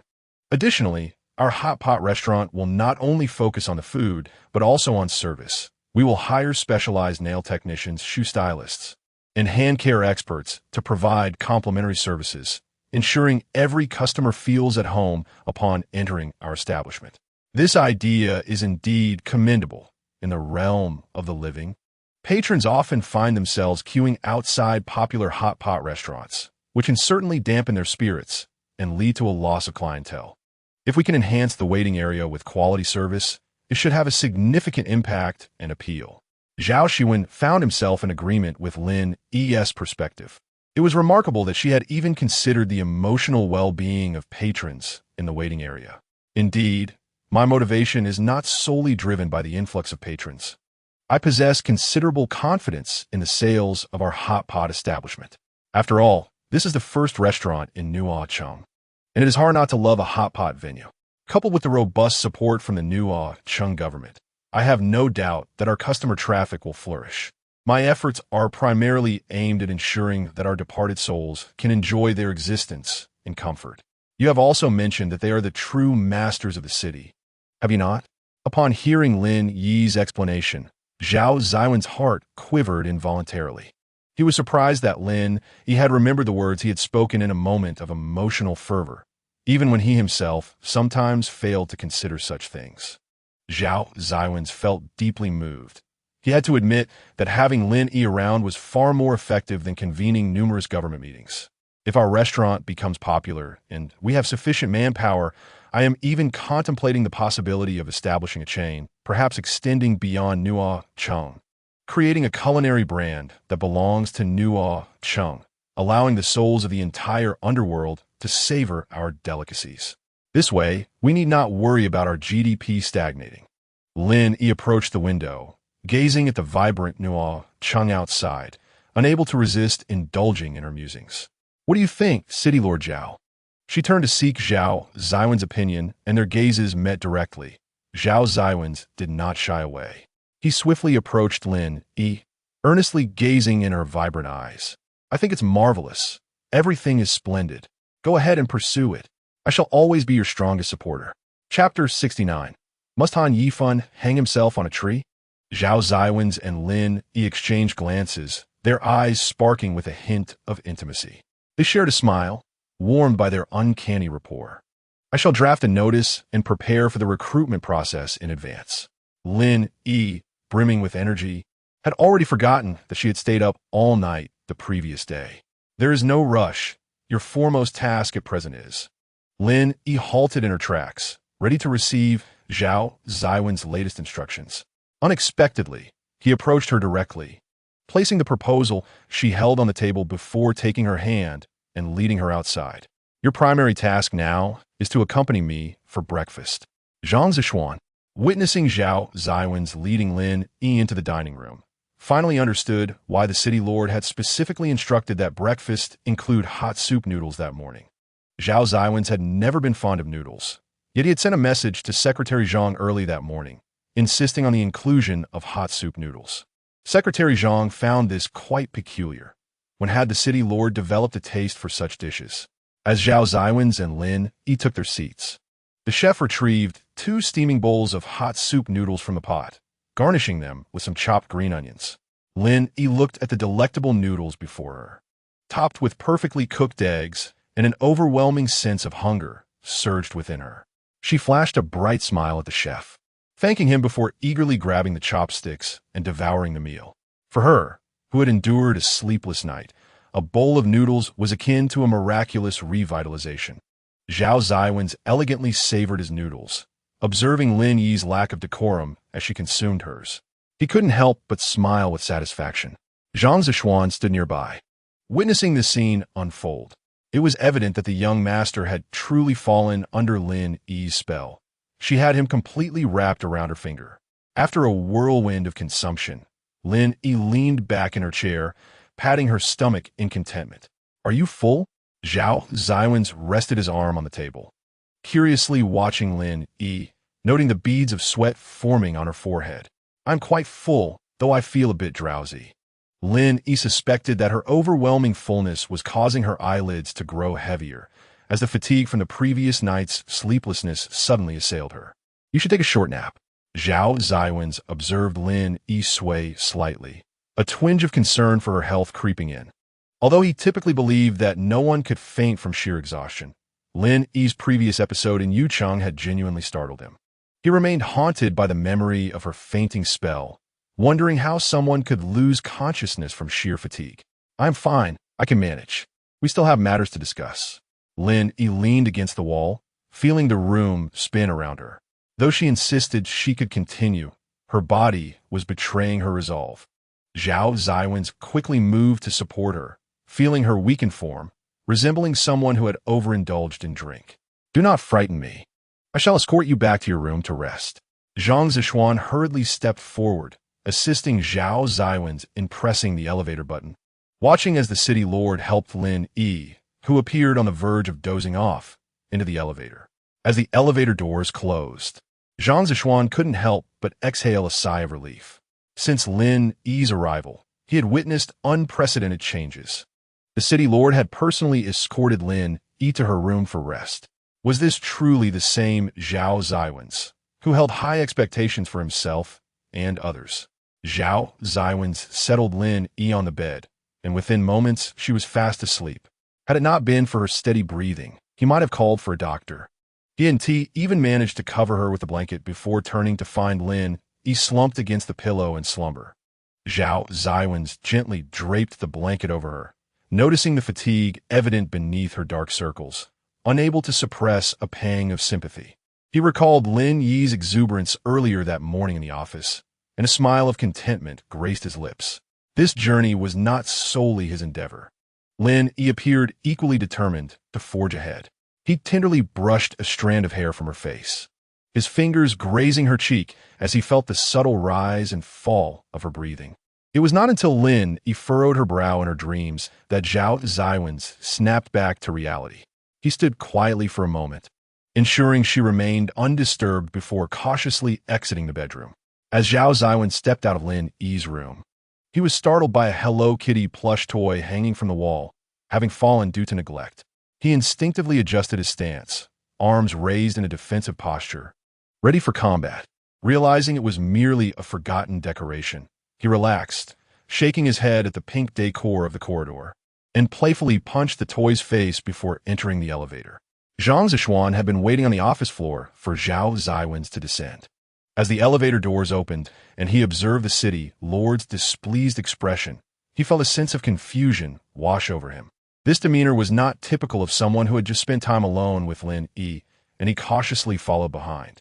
Upon entering the office, Zhao Xiwen's turned to inquire, "How has Zhao Xier been doing lately?" Zhang Zishuan was taken aback by the sudden question, but quickly responded, "I just asked about the young lady a couple of days ago. She is still traveling in Japan. If necessary, I can inquire again today." The mention of Zhao Xier's name caused Zhao Xiwen's head to throb. He leaned back in his chair, feeling the unsteady rocking of the seat, and after a moment, he spoke. "When does she plan to return?" Zhang Zishuan hesitated before cautiously responding. "The young lady claims to be heartbroken and is relying on travel to alleviate her sorrow."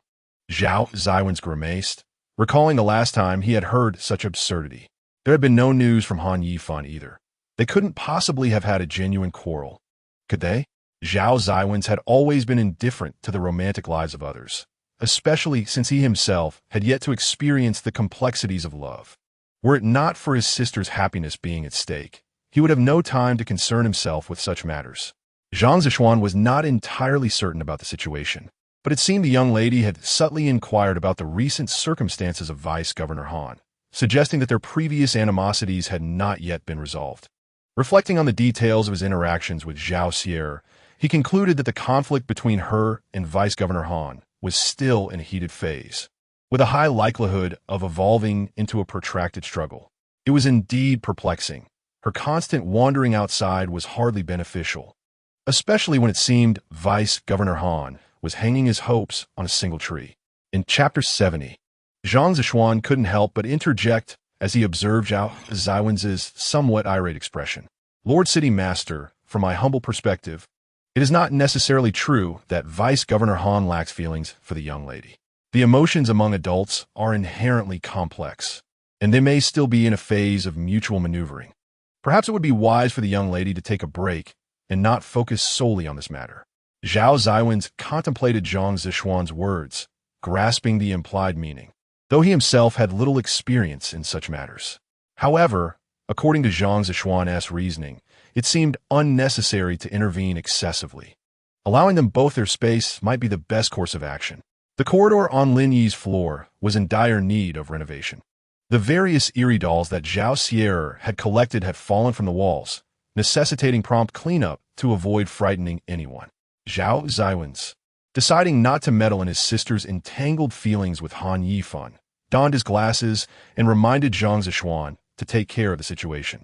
Secretary Zhang, discerning the underlying meaning in Zhao Xiwen's words, understood the previously indifferent Lord City Master had suddenly shown concern for his sister's well-being, likely due to Lin Yi's influence.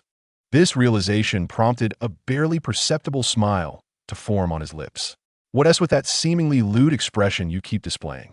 Zhao Xiwen observed his secretary, who had always struck him as a refined young man devoid of any crassness. Recently, however, he had noticed Zhang Zishuan often wore inexplicable expressions when he thought no one was watching. Ah, Lord City Master, to characterize me with such terminology is truly an overestimation. Zhang Zishuan jested, not wanting to reveal his clandestine amusement during work hours. I will arrange for someone to clean the corridor on Lin Yi's floor. Please wait a moment. Just as Zhang Zishuan took a step forward, Zhao Xiwen called him back, fearing his thoughts had been exposed. Notify everyone that there will be a government meeting this afternoon to discuss the establishment of our first restaurant. Zhang Zishuan turned in astonishment, stepping closer to Zhao Xiwen's desk, hands resting on the surface as he leaned slightly forward, expressing his emotional turbulence. Are you saying we are opening a restaurant in Nuo City? Without raising his head, Zhao Xiwen remained engrossed in Lin Yi's proposal, casually replying, Has your comprehension deteriorated? Should I repeat myself? Zhang Zishuan quickly conceded, retreating to a safer distance while muttering.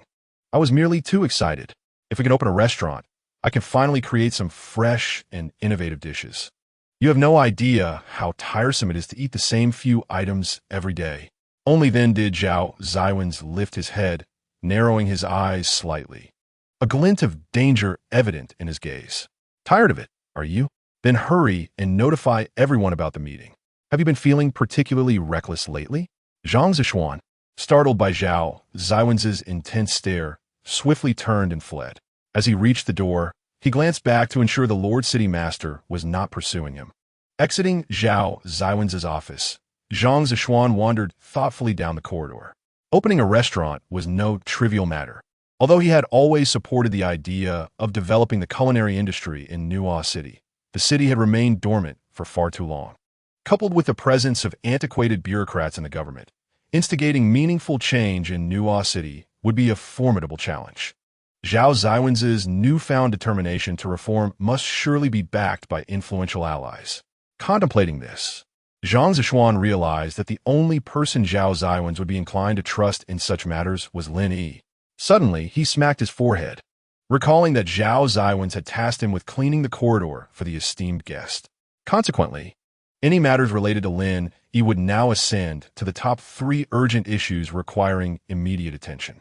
In the conference room of the government building, an uncomfortable silence pervaded.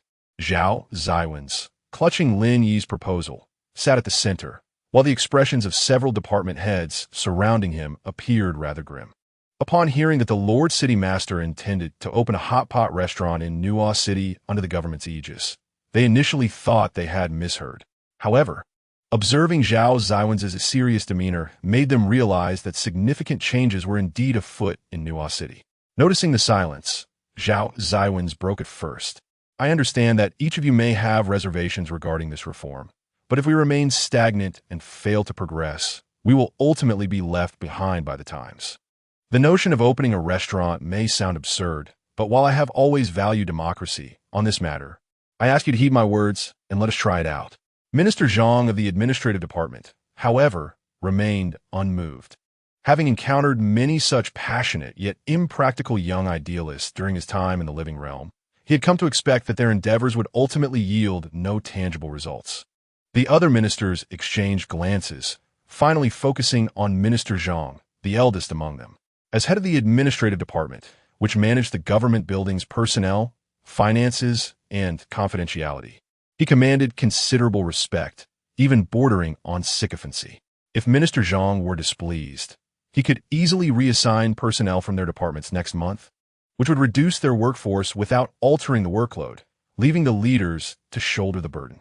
Observing the ministers, Zhang smiled calmly and cleared his throat to capture Zhao Xiwen's attention.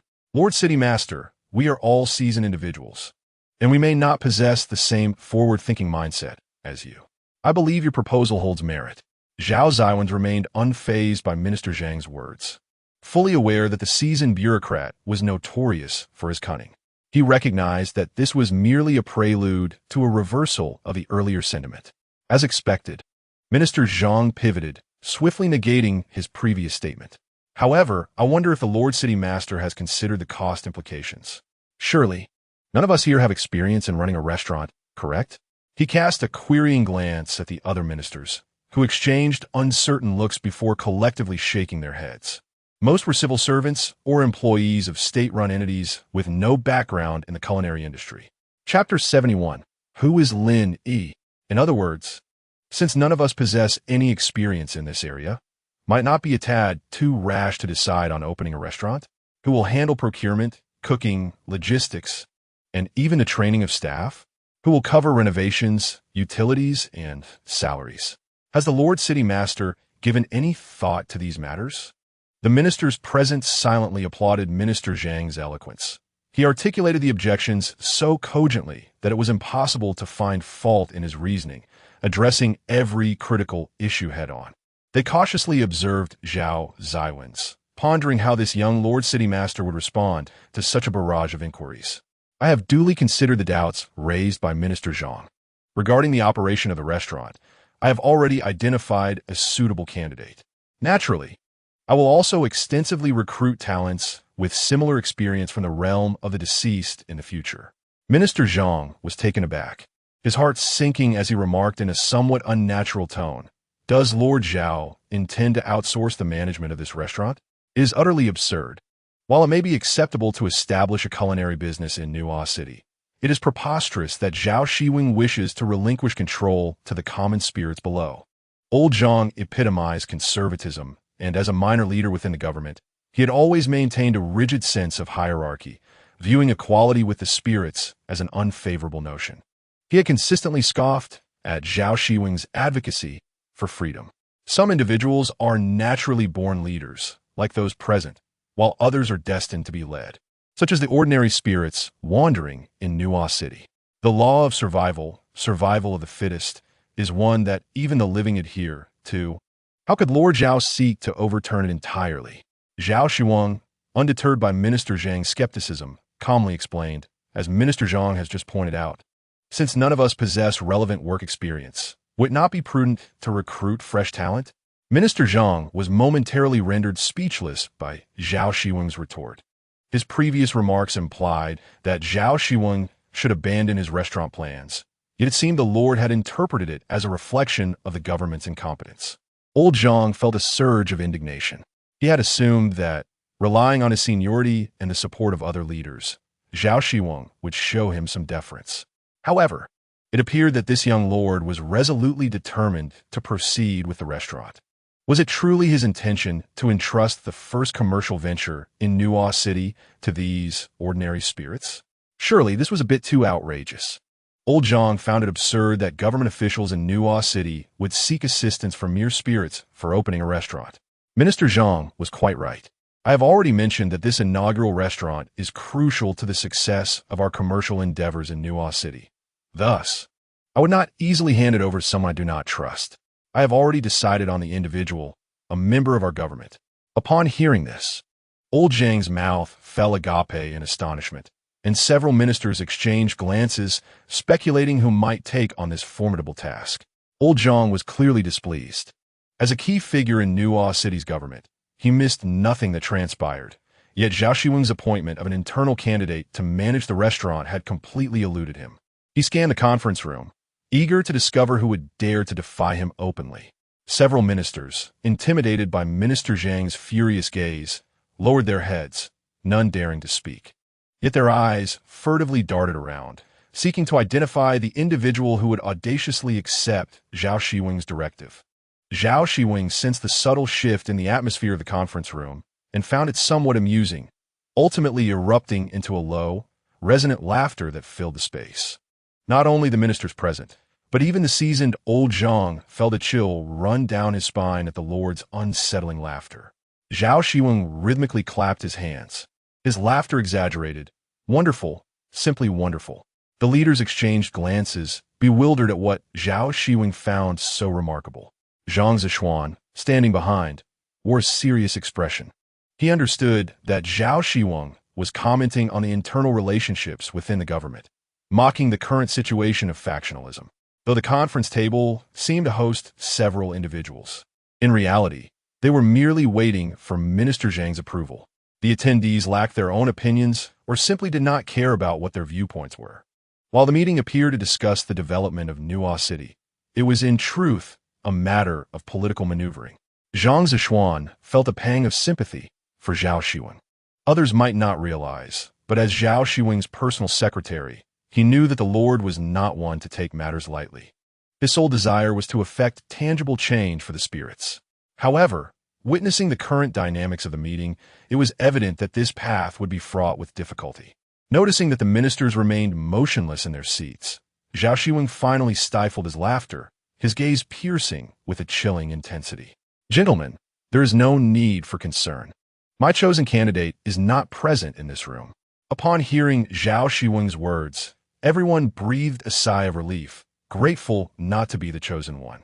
A heavy silence followed, and Minister Zhang was the first to speak. May I inquire from where Lord Zhao has sourced this esteemed individual? Zhao Xiwen leaned back in his chair, idly rubbing his thumb against his index finger, causing unease among those present. He leisurely uttered two words, Lin Yi. Minister Zhang clearly had not heard of Lin Yi, thinking he must have misheard. My lord, whom do you refer to? Zhao Xiwen reiterated, enunciating clearly, Lin Yi. Minister Zhang confirmed he had indeed heard an unfamiliar name, and then turned to the others, perplexed. Who is Lin Yi? Which department does he belong to? The ministers pondered, recognizing the name as somewhat familiar, yet confirming it did not belong to their departments, until the usually silent Director Huang from the security department, who appeared solemn, finally spoke.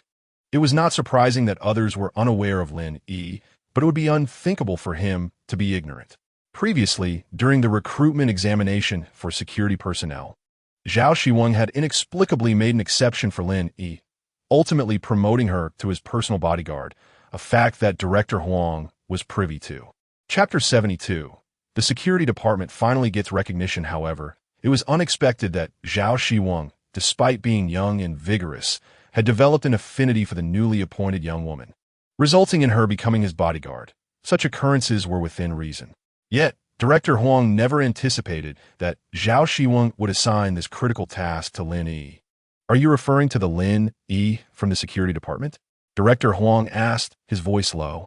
It was then that Old Zhang noticed that the head of the security department was also present today, as a core figure in the government. Minister Zhang had never regarded the security department highly, viewing its personnel as mere door openers with simple minds and strong bodies.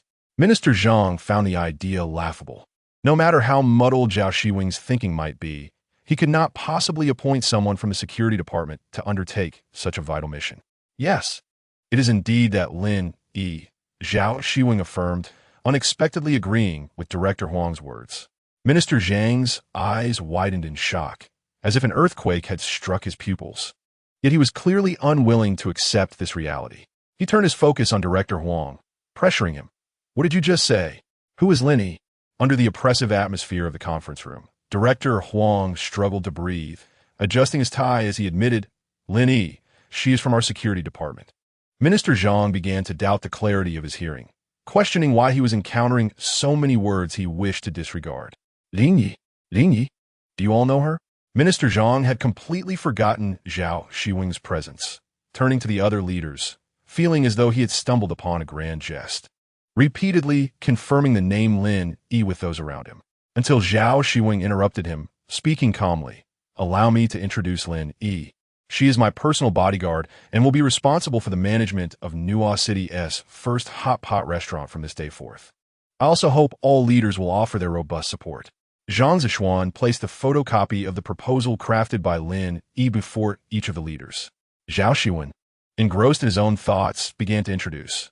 Our first store, Didi Lao, in Nuo Cheng, is set to open next month. Lin Yi is responsible for the shop's decoration, procurement of raw materials, and recruitment of staff. The meeting room was unusually quiet, with only the sound of paper rustling. Minister Huang studied the proposal before him and found that the idea of opening a hot pot restaurant was not as far-fetched as he had previously thought. Lin Yi had articulated the name, measures, and timeline impeccably. Could this truly be the work of that female bodyguard? The recognition of this proposal was not limited to Minister Huang. Several ministers glanced at Lin Yi's work, unable to suppress mutual looks of acknowledgement. Lin Yi's proposal was remarkably straightforward, elucidating the processes involved in running a hot pot restaurant with clarity. It was evident that she possessed relevant experience, as the intricacies within the proposal revealed. Even Minister Zhang could not help but commend the brilliance of the proposal. Zhao Xiwen observed the previously buzzing meeting room transform into a serene atmosphere as the ministers nodded in approval of Lin Yi's proposal, which bolstered his confidence. Now that everyone has reviewed the proposal, I have no further comments. I wonder if anyone has any insights? Zhao Xiwen lightly tapped his fingers on the table, surveying the ministers' reactions, ultimately focusing on Minister Zhang. Minister Zhang, meeting the gazes of all present, found himself momentarily at a loss for words. He had initially opposed the reform plan in Nuo Cheng and could have easily conjured reasons to contest this initiative, but after reviewing the proposal, he found himself unable to identify any weaknesses. The proposal was impeccably crafted, leaving him with no grounds for critique. He placed the document on the table and, after a brief pause, declared, I have no objections. Zhao Xiwen could not contain his smile, cheerfully stating, since there are no objections, we shall implement this proposal immediately. All necessary expenses will be approved according to protocol, and each department must collaborate according to their responsibilities. With no further dissent from the ministers, Zhao Xiwen rose, handed the proposal to Zhang Zishuan, and strode out of the meeting room. Only after Zhao Xiwen had distanced himself did the ministers exhale, eagerly surrounding Minister Huang to glean information about Lin Yi. Hey, Lao Huang, how come we never heard of such talent in your security department? Lao Huang, you've done well. The security department has finally made a name for itself. The ministers clamored around the already flustered Lao Huang, causing his heart to race further. Congratulations, Huang Minister. Minister Zhang remarked with a subtle smile as he watched Huang being encircled. Previously, such popularity belonged to Administrative Minister Lao Zhang, with everyone vying to curry favor with him. Lao Huang had never experienced such treatment. Wiping the sweat from his brow, he felt dizzy. Although Lin Yi had always been associated with the security department, her individual success had brought fame to the entire department. However, Huang Minister's interactions with Lin Yi were limited to that day's interview. He had not seen her since. Lin Yi had never felt so exhausted. It was as if she were never entirely at ease, perpetually sensing someone was thinking of her. When she next opened her eyes, The room was enveloped in darkness. Lin Yi glanced at her phone and realized it was already 7 in the evening. She hurriedly climbed out of bed and made her way to Zhao Xiwen's office. The light spilling into the corridor. Lin Yi felt a wave of disorientation. She remembered meeting Zhao Xiwen that morning, and now, suddenly, it was evening. Upon hearing footsteps, Zhao Xiwen looked up to find Lin Yi standing at the door, lost in thought. "You're awake?" Zhao Xiwen inquired, noticing her hesitation. Lin Yi gradually regained her composure, stepping into the office but unsure of what to say. "What's wrong?"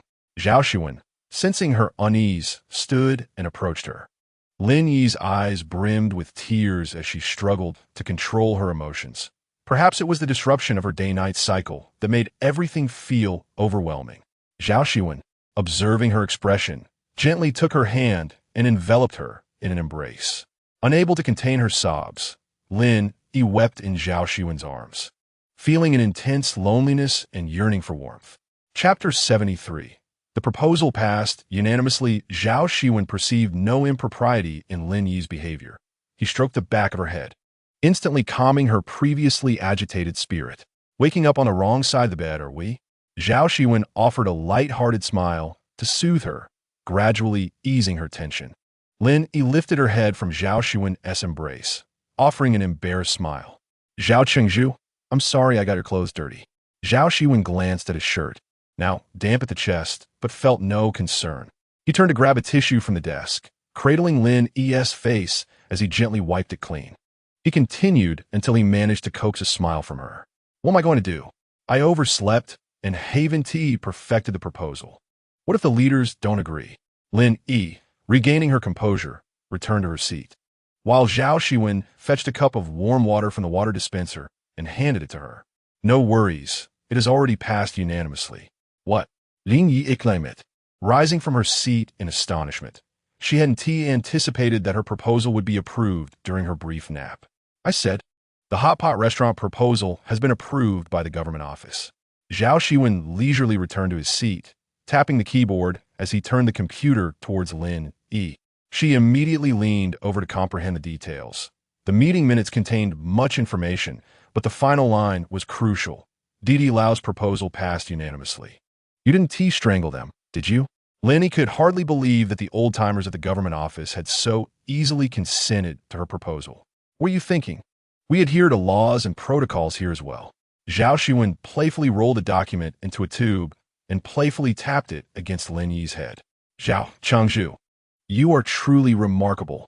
Lin Yi turned to Zhao Xiwen with admiration, just as the makeshift tube met her eye.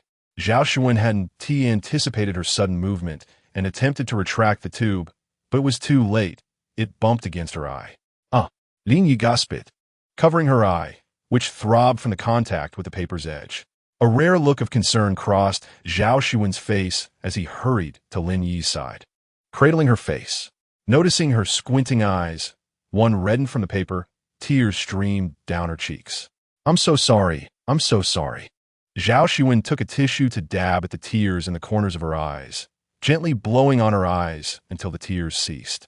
When Zhang Zishuan entered the room with documents in hand, he happened upon this scene, with Zhao Chengzhu holding Lin Yi's face and repeatedly apologizing. "What is going on? Did you two have a fight?" Zhang Zishuan felt a pang of distress at the sight of discord between Lin Yi and Zhao Xiwen. Zhao Xiwen, preoccupied with tending to Lin Yi's eye, did not have the time to address Zhang Zishuan's question, prompting Lin Yi to wave her hand at Zhang Zishuan, indicating that he was mistaken. From Zhang Zishuan's perspective, this was all evidence of discord between Zhao Chengzhu and Lin Yi. He had never witnessed Zhao Xiwen so humbly apologizing to anyone. He resolutely decided that, as the secretary to Zhao Chengzhu, he must assist in reconciling Lin Yi today. Zhang Zishuan, with a sense of righteous urgency, placed the documents on the table and swiftly positioned himself between the two, earnestly speaking to Lin Yi. "Lin, do you have any idea how much effort Zhao Chengzhu expended to persuade those old men to approve the hot pot restaurant in Nuo City?" Lin Yi, tears streaming down her face, pondered Zhang Zishuan's words. "Must we discuss this now, Secretary Zhang?" Lin Yi squinted at Zhang Zishuan, who perceived her inquiry as merely an expression of her emotional turmoil. "Of course." Zhang Zishuan grasped Lin Yi's arm, fervently insisting. You truly ought to witness Zhao Chengzhu's eloquence during the government meeting to secure approval for this plan. As Lin Yi absorbed his words, she began to feel a peculiar sensation in her eyes. After blinking a few times, the discomfort had largely dissipated. Zhao Xiwen, standing beside them, finally breathed a sigh of relief as Lin Yi, with one eye reddened from crying, turned to Zhang Zishuan. Did you cry? Zhang Zishuan was taken aback, realizing the depth of the conflict that had caused Lin Yi's eyes to swell. I accidentally scratched her eye with the documents. Zhao Xiwen finally took the opportunity to address his secretary, turning to Zhang Zishuan with measured words, even slightly gritting his teeth. Aren't you two quarreling? Zhang Zishuan, momentarily taken aback, was still lost in his own thoughts. Zhao Xiwen seized Zhang Zishuan by his collar, feigning anger as he remarked, I've noticed you've been rather idle lately. Why do you so fervently wish for discord between us? Zhang Zishuan, startled by Zhao Xiwen's proximity, quickly clarified, Chengzhu, I assure you, I am merely trying to prevent any misunderstandings between you two. Zhao Xiwen, observing Zhang Zishuan's sincere expression, released his grip, adjusted his collar with his long fingers, and returned to his desk with an air of confidence. Our relationship is quite harmonious, Zhao Xiwen stated softly, leaving no room for ambiguity regarding the nuanced bond he shared with Lin Yi, which immediately caused her face to flush with embarrassment. Zhang Zishuan, noticing Lin Yi's crimson cheeks, could not suppress a mischievous grin. To divert the awkwardness, Lin Yi hastily inquired, what was that about Zhao Chengzhu outwitting everyone? Zhang Zishuan recalled his earlier statement, interrupted by Zhao Xiwen, and eagerly continued. While you were resting, Zhao Chengzhu convened a government meeting. Initially, there was considerable skepticism regarding the proposal for the hot pot restaurant. However, after Zhao Chengzhu presented your plan and utilized his remarkable oratory skills, the proposal was finally passed unanimously. Upon hearing this, Lin Yi glanced at Zhao Xiwen, who was intently focused on the screen, showing no inclination to elaborate. It dawned on her that the smooth progress was largely attributed to Zhao Chengzhu's efforts. Zhao Chengzhu, what should we do next? Chapter 74. Successfully becoming the center of attention. What's happening? Today, Lin Yi sensed that Zhao Chengzhu appeared even more dashing. First, we should visit the venue to discuss the layout, and then we need to communicate our requirements with the special renovation team under the administration department. Zhao Xiwen explained while typing rapidly. Who is in charge of the administration department? Lin Yi realized that despite having worked in Nuo City for a while, she was still unfamiliar with the personnel and divisions of various government departments, her work primarily revolving around Zhao Xiwen. The head of the administration department is named Zhang Quan, roughly the same age as your father. This department oversees funding and personnel in Nuo City, and he is the overall supervisor. Zhang Quan. Lin Yi tilted her head, puzzled, as she felt she had never heard of this individual before. How come I've never heard that name? Before Zhao Xiwen could respond, Zhang Zishuan interjected, Zhang Quan, the notorious head of the administration department, is infamous for being difficult to deal with. The reason you haven't heard of him is that Zhao Chengzhu has always shielded you from his complications. Otherwise, navigating through life would be exponentially more challenging. Zhang Zishuan recalled his own struggles when he first started, tormented by Zhang Quan, and realized that without Zhao Chengzhu's protection, he might not have survived. Huh? Lin Yi felt a chill at the thought. She despised working with such authoritative figures, who often embodied an air of paternalism. Their work capabilities might not surpass hers, but their talent for lecturing was unparalleled. Zhang Zishuan, are you here to undermine my morale? Zhao Xiwen remarked, continuing to type swiftly. Zhang Zishuan immediately straightened up, feigning innocence as he explained, Chengzhu, I merely wanted Lin Yi to be mentally prepared to avoid any unpleasant surprises. Is Zhang Quan that difficult to engage with? Zhao Xiwen turned from the computer, patiently elaborating, Zhang Quan is indeed challenging, but I have already instructed all departments to fully cooperate with your work. They have no objections, including Zhang Quan, so you can proceed without hesitation. Lin Yi sat in her chair, somewhat skeptical, contemplating how best to establish rapport with Zhang Quan. Shall we proceed to the venue? Zhao Xiwen glanced at the wall clock, stood up, and beckoned to Zhao Xiwen and Lin Yi as he exited the office. Observing Zhao Xiwen rushing ahead to drive, Zhao Xiwen looked up at the weather and declared, "Let us walk. It's a short distance." But, Chengzhu, before Zhao Xiwen could voice his protest, Zhao Xiwen had already taken long strides toward the entrance of Zhao Manor. Lin Yi and Secretary Zhang followed closely behind, feeling a surge of nervousness as she realized she hadn't had an outing in ages, spending her days either sleeping or working. That person is incredibly handsome. Indeed, so charismatic. Who is he? Zhao Xiwen's noble and striking demeanor immediately captured attention, making the trio the focus of passers-by. Whispers echoed, "Is that Lin Yi?" Someone in the crowd recognized Lin Yi, the once celebrated heroine of Nuo City, who had shown brilliantly in the three-strong contest. Yet, her name had seemingly vanished from public consciousness, leaving the citizens of Nuo City to forget her. Now, encountering her on the street, they only felt a faint familiarity, suddenly reminded of the heroine Lin Yi by the unexpected commotion. It truly is Lin Yi, heroine Yi. As Lin Yi traversed the central square, the murmurs transformed into calls for her attention. Energized by the crowd's enthusiasm, Lin Yi eagerly waved to the onlookers, drawing even more spectators. Just as Zhao Xiwen noticed that Lin Yi was about to collide with a street lamp, he swiftly intervened, gently redirecting her gaze forward. "Watch where you're going." Forced to turn away from her enthusiastic greetings, Lin Yi realized she had narrowly avoided a mishap. This action instantly captivated the attention of the crowd. The female hero Lin Yi stood beside a remarkably handsome man, embodying a perfect companion. At that moment, a faint voice emerged from the throng, whispering that the dashing figure next to the female hero appeared to be Zhao Chengzhu. Though barely audible, this remark seized the attention of all present. Could it truly be Zhao Xiwen, the esteemed Zhao Chengzhu? An assertive voice rose within the crowd, affirming the identity, and the murmurs gradually swelled until the plaza was alight with excitement. "Zhao Chengzhu. It is indeed Zhao Chengzhu." Tentatively, some began to call out Zhao Xiwen's name, as this marked his first public appearance. Previously, he had always traveled in private vehicles, and many were seeing Zhao Xiwen for the first time. Observing the increasing number of people calling out to Zhao Xiwen, Lin Yi leaned towards him and softly covered her mouth, whispering, "Big brother, they are calling for you. You ought to respond." Zhao Xiwen furrowed his brow slightly, having indeed heard the crowd calling his name. However, as the city lord, it was his first time engaging with the public so closely, leaving him uncertain about the appropriate response. "Big brother, if you aren't going to speak, at least smile. Don't wear such a morose expression," Lin Yi remarked, only to realize her words were somewhat inappropriate, as Zhao Xiwen was indeed a spirit. Even so, he could at least attempt to appear amiable.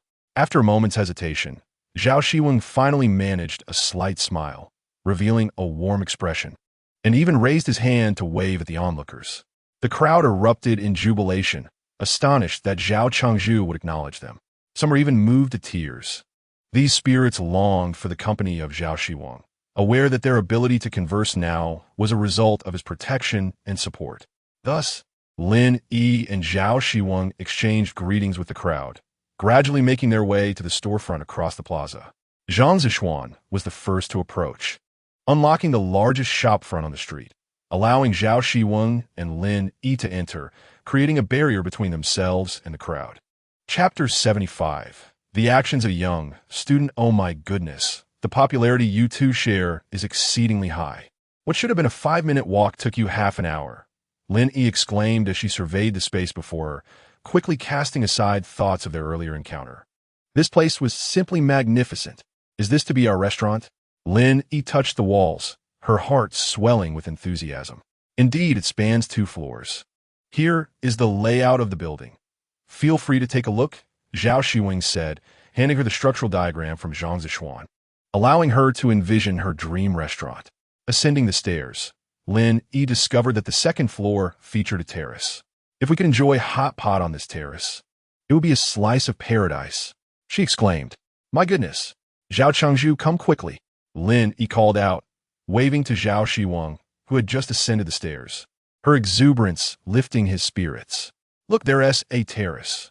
We can place a few tables here, the air is fresh, and we can enjoy the night view of Nuo City.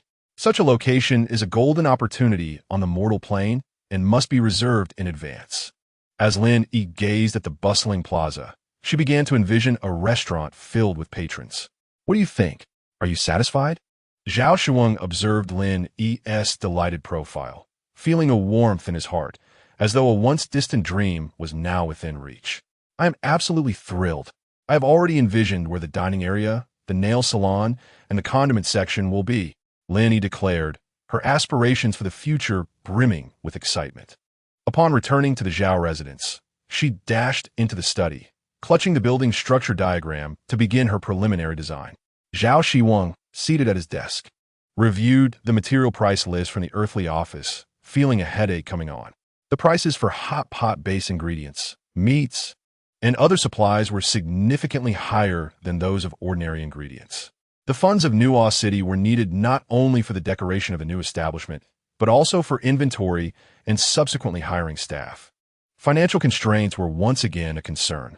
A wave of frustration washed over Zhao Xiwen. Pursuing endeavors in the underworld necessitated substantial financial backing. Zhang Zishuan refilled Zhao Xiwen's cup with water, noticing the Lord's troubled expression, and could not help but voice his concern. Lord, you have been entirely focused on opening the restaurant these past few days without taking time to rest. Perhaps you should retire early tonight. It is already past midnight. Zhao Xiwen glanced at the wall clock, realizing it indeed pointed to 12 o'clock, the passage of time always seeming to elapse swiftly during moments of contemplation. How is Lin Yi faring? He inquired, removing his glasses and rubbing his eyes, which felt strained. She was still working on her design. Zhao Xiwen immediately rose from his chair and instructed, have the kitchen prepare a bowl of hot soup noodles and bring it to the study. Upon seeing Zhao Xiwen exit his office, Zhang Zishuan promptly called the kitchen. The chef, startled by the late-night request, quickly rose from bed. It was unusual for Zhao Qingzhu to trouble his subordinates at such an hour, and the chef pondered what could have prompted this. Moreover, he recalled that Zhao Xiwen was not particularly fond of noodles. As Zhao Xiwen traversed the corridor, he paused before the study door, observing the warm light spilling onto the hallway floor. Gently, he pushed the door open, finding Lin Yi resting her head on the desk. He approached cautiously, noticing she had fallen soundly asleep atop a pile of draft papers. Zhao Xiwen picked up a crumpled sheet from the floor, carefully unfolding it to reveal a vibrant drawing of a hot pot restaurant. The table depicted even appeared to emit steam, and the layout of the dining and condiment areas was rendered with remarkable clarity. The colored pencil lines so vivid that Zhao Xiwen felt as though the restaurant was already established within the confines of the paper. As he neared Lin Yi, he noticed she had a few draft sheets tucked beneath her arm. Attempting to gently shift her arm, she suddenly opened her eyes, bloodshot yet smiling. You're awake? Zhao Xiwen paused his movements, leaning against the desk with a warm smile directed at Lin Yi. Zhao Changzhu, were you trying to sneak a peek? Lin Yi perked up, straightening herself and organizing the papers she held, presenting them to Zhao Xiwen. It's mostly completed. Take a look. Zhao Xiwen examined the sketch she handed him, which clearly delineated the structure of the two-story restaurant, various areas marked with colored pencil lines, presenting a nascent vision of the hot pot establishment. On this wall, I plan to hang animated portraits of you, Secretary Zhang, Vice Lord Han, and my master, so that our guests can see how amiable we are, Lin Yi explained, gesturing to the wall in the drawing. However, my artistic skills are limited. I must find a talented artist to help.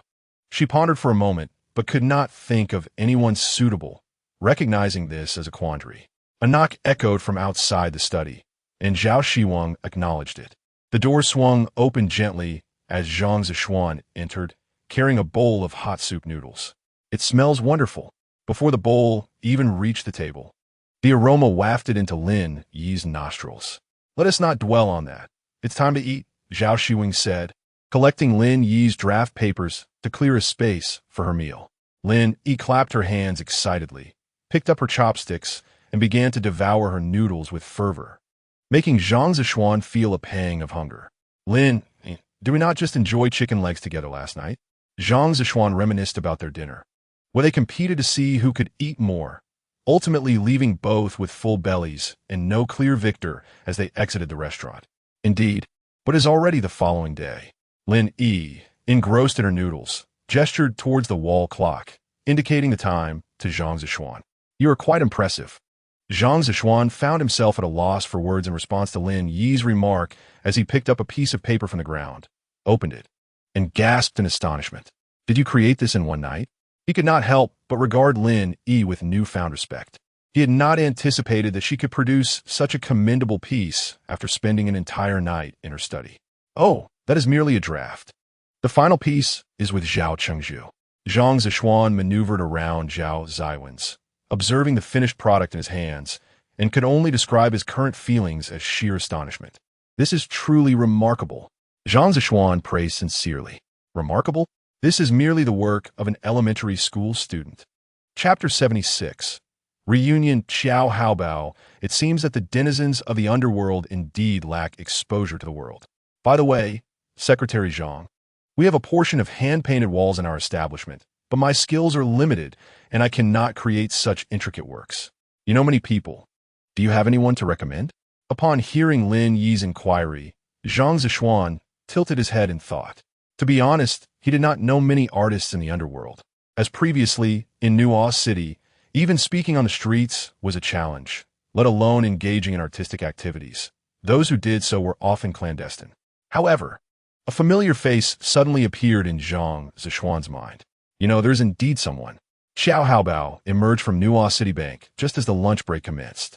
In the bustling central square, the spirits congregated in small groups to rest and chat. Standing on the steps, Xiao Haobao scanned the area and quickly spotted Lin, enthusiastically waving at her from a central bench. A surge of excitement washed over Xiao Haobao as she beamed and gracefully descended the steps, making her way swiftly towards the bench. Before she reached the bench, she was enveloped in a warm embrace by the rushing Lin Yi. "Haobao, it's been so long," Lin Yi exclaimed, pulling Xiao Haobao's hand and sitting down on the bench. Zhao Xiwen promptly stood up, offering a friendly smile to Xiao Haobao. Xiao Haobao's cheeks flushed slightly as she shyly nodded at Zhao Xiwen before engaging in conversation with Lin Yi. "Yes, it was during that time you saved me. You said we would meet again, and here we are." Xiao Haobao gazed at Lin Yi's vibrant face, unable to suppress her fondness for her. "Oh my, I've been so busy. I've been traveling for work. It's my fault. I haven't properly introduced myself to you." Lin Yi grasped Xiao Haobao's hand, relishing the unique warmth of her presence, her heart brimming with joy. "It's all right. I saw your performance in the Sanxiang Zambasai. It was simply incredible. I want to be friends with you for a long time. However, I heard from Xiwen that you were quite busy, so I didn't want to impose." Xiao Haobao gently pressed down on Lin Yi's tousled hair with her finger, offering her a warm smile. "Xiwen?" Lin Yi was taken aback by how Xiao Haobao referred to Zhao Xiwen, teasingly scrutinizing the slightly awkward Secretary Zhang beside her, and mischievously remarked, "No worries. Fate brings us together, and it's thanks to Xiwen that we have this chance to meet again." Lin Yi deliberately emphasized Xiwen's name, observing Zhao Xiwen blushing profoundly, and she felt a thrill of delight at having teased him. "What? Is there anything you need my assistance with?" Xiao Haobao, discerning the nuance in Lin Yi's words, immediately realized that this reunion was likely to involve her aid. I heard that you enjoy painting, is that correct?" Lin Yi tentatively inquired, as she only knew of Xiao Haobao's singing talent, having first encountered her through her melodious voice. However, Zhao Xiwen had vigorously recommended Xiao Haobao last night, stating that she also possessed artistic prowess. "Painting? Yes, I worked in an art studio while I was alive. What do you need me to paint?" Upon hearing Xiao Haobao's response, Lin Yi became animated. It appeared that Zhao Xiwen's information was indeed accurate. Xiao Haobao was truly an adept artist. "Well, I have a wall that I need you to paint some images on. Would you be willing?" Lin Yi expressed her request, and Xiao Haobao initially paused for a second before joyfully replying, "Oh, I thought it was something else. No problem at all. However, I may not have the funds to pay you, or could I owe you for now?" Lin Yi cautiously observed Xiao Haobao's expression, aware that she needed to minimize costs operating a restaurant, even considering doing the purchasing herself. What are you saying? I am thrilled to have the opportunity to spend time with you. Painting is merely a small task, no payment necessary. Xiao Haobao laughed sincerely. Having never contemplated charging Lin Yi for her assistance, she was surprised that Lin Yi had even brought it up. Aren't you going to ask where I will be painting? Lin Yi gratefully grasped Xiao Haobao's hand, feeling a bond of trust between friends, as her work constraints meant she had limited chances to interact with spirits. Xiao Haobao was the first ordinary spirit she had encountered, unexpectedly looking out for her business. Is it necessary to inquire? Aren't both of you civil servants? Surely you wouldn't have me engage in any illegal activities? Xiao Haobao glanced at Zhang Zishuan beside her, then back at Lin Yi, and the three shared a knowing smile that erupted into laughter. Secretary Zhang? Lin Yi glanced at Zhang Zishuan, exchanging glances that conveyed understanding. Zhang Zishuan nodded in response to Xiao Haobao. Lin Yi, feeling as if granted permission, took Xiao Haobao's hand and stood, declaring, "Let us go. I will take you to a place."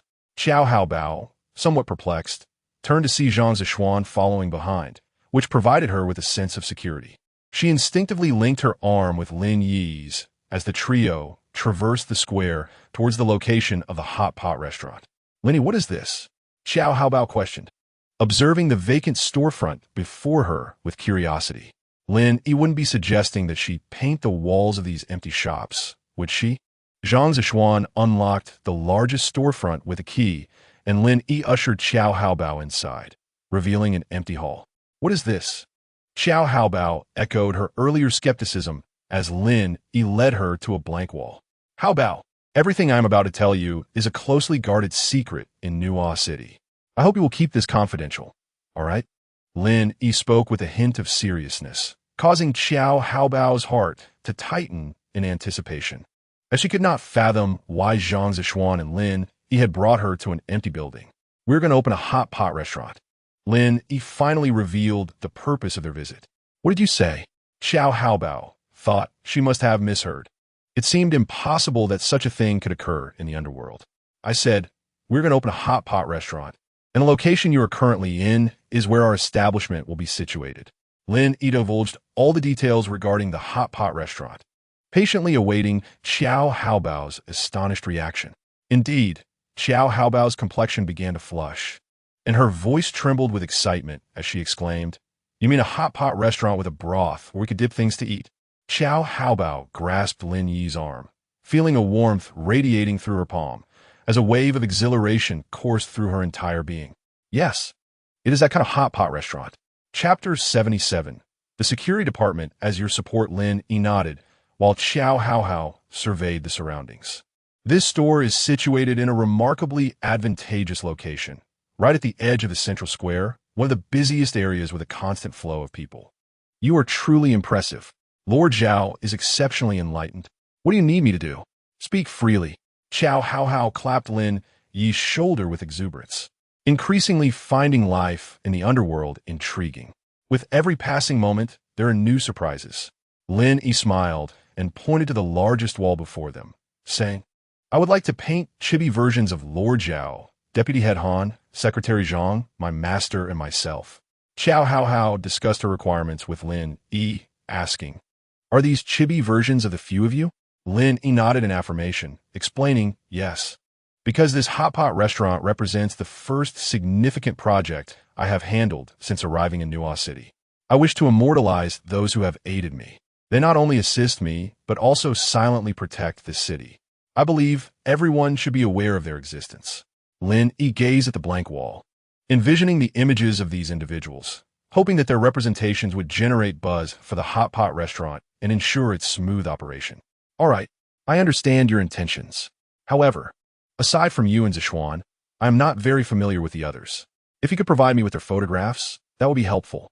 Xiao Haohao tilted her head, pondering what other requests she might have. "By the way, the area of this wall is somewhat large, and I do not have enough paint on hand. I may need to trouble you to procure some acrylic."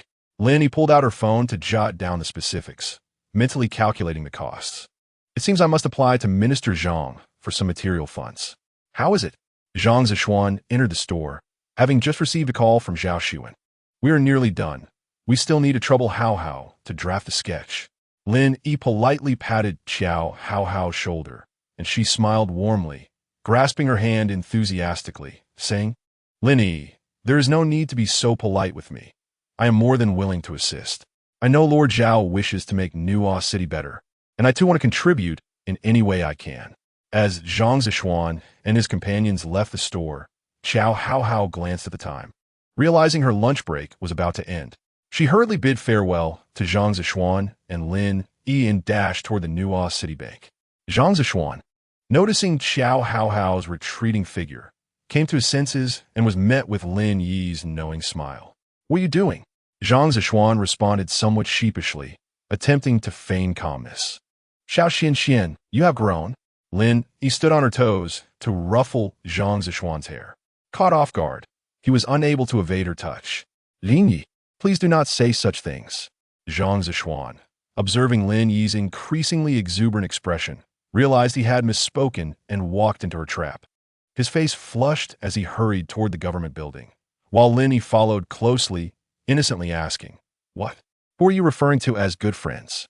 Zhao Xiwen abruptly halted, causing Lin Yi to bump into his back, her voice abruptly silenced. Rubbing her nose, she pointed at him in indignation, saying, Zhao Xiwen, you rascal. I will inform Lord Zhao. Secretary Zhang's demeanor instantly diminished, and he hurriedly supported Lin Yi's arm, concerned for her well-being. Sister, can we keep our personal grievances out of the organization? Seeing Zhao Xiwen no longer brimming with bravado, Lin Yi understood she had successfully startled him and lowered her hand from her nose, placing it on her hip. I, Lin Yi, am not one to hold grudges. But you must tell me how you know Hao Hao. Zhao Xiwen sighed in relief as they entered the government building, stating, I will tell you later, but for now, we need to find Lord Zhao. He is scheduled to discuss funding matters with Minister Zhang this afternoon, and we must accompany him. Upon hearing this, Lin Yi instantly adopted a serious expression. This funding is a significant matter. She must find a way to assist Lord Zhao in securing more money from Minister Zhang. Lin Yi, just as Zhao Xiwen and Lin Yi were about to enter the elevator, they heard someone calling from behind. Lin Yi stopped and turned, noticing a short, middle-aged man standing behind her. She found him somewhat familiar, but could not recall who he was, so she forced a smile. Zhao Xiwen quietly remarked from behind her, That is Minister Huang, your supervisor. Lin Yi turned her head to understand and promptly addressed the man politely, saying, Minister Huang, how may I assist you? Minister Huang waved his hand and stepped closer to Lin Yi, saying, There are no formal directives. I would like to have a word with you privately. Zhao Xiwen, understanding the situation, remarked, I will head upstairs to print documents for Lord Zhao. You two take your time. As Zhao Xiwen entered the elevator, Minister Huang finally sighed in relief. As the head of the security department, he was known for his low-key approach. Even though Minister Zhang often teased him, he had never uttered a word of complaint. Minister Huang, what brings you to me? Lin Yi smiled warmly at him, recalling that he was one of the examiners during her first interview. In other words, it was due to Minister Huang's high scores that she secured her position as a civil servant. Lin Yi, I heard Lord Zhao mention during the meeting that you are overseeing the hot pot restaurant project. Minister Huang cautiously observed Lin Yi's expression. Although they had previously met, he was uncertain if his words were appropriate, as they had never interacted directly before. Yes, I am currently responsible for this matter. Lin Yi nodded, but was puzzled about the connection to the security department. This situation is quite complex. You must exercise caution. While you are merely on assignment with the security department, our acquaintance is fortuitous, so I wanted to remind you to remain vigilant. Lin Yi discerned the underlying meaning in Minister Huang's words, as she had already prepared herself. Although this project received unanimous approval at the government meeting, it was evident that Lord Zhao's insistence played a significant role. Many leaders may outwardly comply with the Lord's wishes, but their true thoughts remain unknown. Noticing Lin Yi's silence, Minister Huang continued, I did not come with any particular agenda today. I merely wanted to convey that you are part of our security department family, and we will wholeheartedly support you. Chapter 78. Are you going to the upper world for supplies? Lin Yi felt a surge of emotion upon hearing this. Looking gratefully at Minister Huang and saying, Minister Huang, I appreciate your sentiments. Minister Huang immediately waved his hand, clarifying that he had not come to flatter anyone. He simply recognized that it is not easy for a young woman like Lin Yi to undertake such a project in the underworld. Rest assured, though our security department may not be particularly distinguished, each member is quite capable. If you require assistance with any physical tasks, do not hesitate to reach out to us. Thank you, Minister Huang. Lin Yi was momentarily at a loss for words, having never encountered such unguarded kindness in the underworld, leaving her unsure of how to respond. Lin Yi, please do not be so formal. Our security department is your steadfast support, ever ready to respond to your call. Minister Huang felt somewhat embarrassed by Lin Yi's words, rubbing his hands together. In truth, prior to meeting Lin Yi, he had wrestled with his thoughts. Lin Yi was currently a prominent figure in front of Lord Zhao, and approaching her now might evoke suspicions of seeking power and influence. To Minister Huang's astonishment, Lin Yi had spent quite some time in the underworld, yet managed to retain the vitality and sincerity he exhibited during their first meeting, a truly rare quality. Lin Yi glanced at the clock on the wall and politely addressed Minister Huang, stating, Minister Huang, Lord Zhao has requested my presence to discuss budget matters with Minister Zhang, so I may need to excuse myself. Minister Huang waved his hand, indicating that Lin Yi should proceed. Just as Lin Yi was about to enter the elevator, Minister Huang stepped forward, prompting Lin Yi to quickly press the elevator button. Minister Huang, holding onto the doors, remarked, Minister Zhang enjoys writing in calligraphy. What? Lin Yi did not grasp the implication of Minister Huang's words, prompting him to repeat himself. Minister Zhang enjoys writing in calligraphy. If you could engage him in conversation about this, he might regard you more favorably. Lin Yi paused for a moment, swiftly understanding the subtlety of Minister Huang's message. Thank you, Minister Huang. Lin Yi beamed brilliantly, waving goodbye to Minister Huang until the elevator doors closed, at which point Minister Huang exhaled deeply. Watching the elevator ascend, Minister Huang silently prayed for Lin Yi's success in this initial endeavor. As Lin Yi entered the conference room, she sensed a tense atmosphere.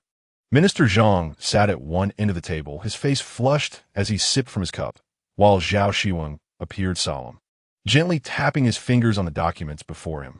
Upon seeing Lin Yi enter, Minister Zhang felt she seemed somewhat unfamiliar, but a glance at Zhao Xiwen's expression quickly revealed her identity. You must be Lin Yi? Minister Zhang inquired, his tone less than cordial as he held his teacup. Minister Zhang, it is a pleasure to meet you. I am Lin Yi. Taking a seat beside Zhao Xiwen, Lin Yi gently bowed to Minister Zhang before sitting down. However, Minister Zhang displayed no appreciation for her gesture, snorting derisively and challenging her. I've often heard Lord Zhao speak of you. I had expected someone of great stature. Yet here you are, merely a young and lovely girl. Lin Yi detected the underlying tone in Minister Zhang's remark and remained unfazed. With a slight smile, she responded, I have long heard of your esteemed reputation, Minister Zhang, as a stalwart of the Nuo Cheng government, always prioritizing the greater good. It seems, however, that today's encounter reveals otherwise. Minister Zhang was taken aback by Lin Yi's youthfulness and her audacity to question his loyalty in Zhao Xiwen's presence, which incited his ire. He slammed his hand on the table, exclaiming, What do you mean by that? Are you suggesting I am hindering Nuo Cheng's development? Lin Yi remained undaunted by Minister Zhang's fierce demeanor, leisurely perusing the budget report on the table. Minister Zhang, with your extensive experience, you must understand what the opening of this hot pot restaurant signifies for Nuo Cheng. If you do not express your stance now, when will you? Her piercing gaze met Minister Zhang's, causing him to tremble slightly as he harbored reservations about the restaurant's successful launch. On one hand, the opening of the hot pot restaurant heralded the imminent establishment of the Nuo Cheng business department, threatening the core position of his administrative department. On the other hand, running a hot pot restaurant entailed significant costs associated with funding, infrastructure, and maintenance, which his department could not easily authorize. I do not. Minister Zhang glanced at Lord Zhao's expression, realizing that what began as a professional debate had taken a personal turn, leaving him feeling uncomfortable. Though he was not particularly fond of Zhao Xiwen, he did not wish to become an obstacle in the eyes of the young lord. I believe it is reasonable to assume that Minister Zhang, with your esteemed reputation, both publicly and privately, cannot fail to support Lord Zhao's decisions. Let us examine how we can advance this budget. Minister Zhang was momentarily at a loss for words. At this critical juncture, any further obstruction would cast him as intentionally undermining Zhao Xiwen. Lord Zhao, I'm not saying this budget is entirely unfeasible, but considering our current capabilities, if we allocate all our funds to this hot pot restaurant, we might be left with nothing. Minister Zhang's assessment was indeed quite prudent, and Zhao Xiwen took it to heart. The hot pot restaurant was still merely a concept. Hastily investing all resources could lead to significant financial troubles for Nuo Cheng. If losses were incurred later, both the citizens and the entire governmental framework would suffer. Zhao Xiwen furrowed his brow, lost in thought, acknowledging the merit of Minister Zhang's words, which warranted careful consideration. I noticed that part of the budget is allocated for purchasing raw materials. Perhaps we should consider reaching out to the Yangjian for assistance. Minister Zhang lifted his cup for a sip, contemplating how to navigate the latter part of the meeting. Lin Yi was clearly resolute, bolstered by Lord Zhao's support, and appeared determined to pursue her course of action. I have already considered this method. This quotation was negotiated with the Yangjian office. Minister Zhang placed his cup on the table, lightly tapping the documents as a reminder to Lin Yi. I understand, but my suggestion is to contact the Yangjian, not necessarily through the Yangjian office. Minister Zhang's gaze sharpened as he scrutinized Lin Yi. Are you suggesting we bypass the Yangjian office and procure directly from the Yangjian? Lin Yi nodded and then shook her head, explaining, I have reviewed this quotation, and as someone who has lived on the Yangjian, I believe their prices are not as steep as presented. The inflated costs stem from excessive procedures and intermediaries. Lin Yi paused before continuing, thus, I reached out to some contacts at the Yangjian office, who confirmed my suspicions. I also inquired about handling procurement ourselves, with the Yangjian office solely responsible for logistics, which could significantly reduce expenses. However, this would require considerable effort, as someone would need to manage the transactions between the realms. Zhao Xiwen turned to Lin Yi, impressed by her articulate expression of ideas. He had assumed she was solely preoccupied with interior design, yet she had evidently conducted thorough research on raw material procurement, even contemplating logistical arrangements that he had overlooked. Even if everything you propose is feasible, where will we find suitable suppliers on the Yangjian in such a short time? Minister Zhang posed another challenging question. Despite this, he began to regard Lin Yi with newfound respect for her capabilities. He had anticipated she would falter under the pressure of financial constraints, yet she had devised a comprehensive solution.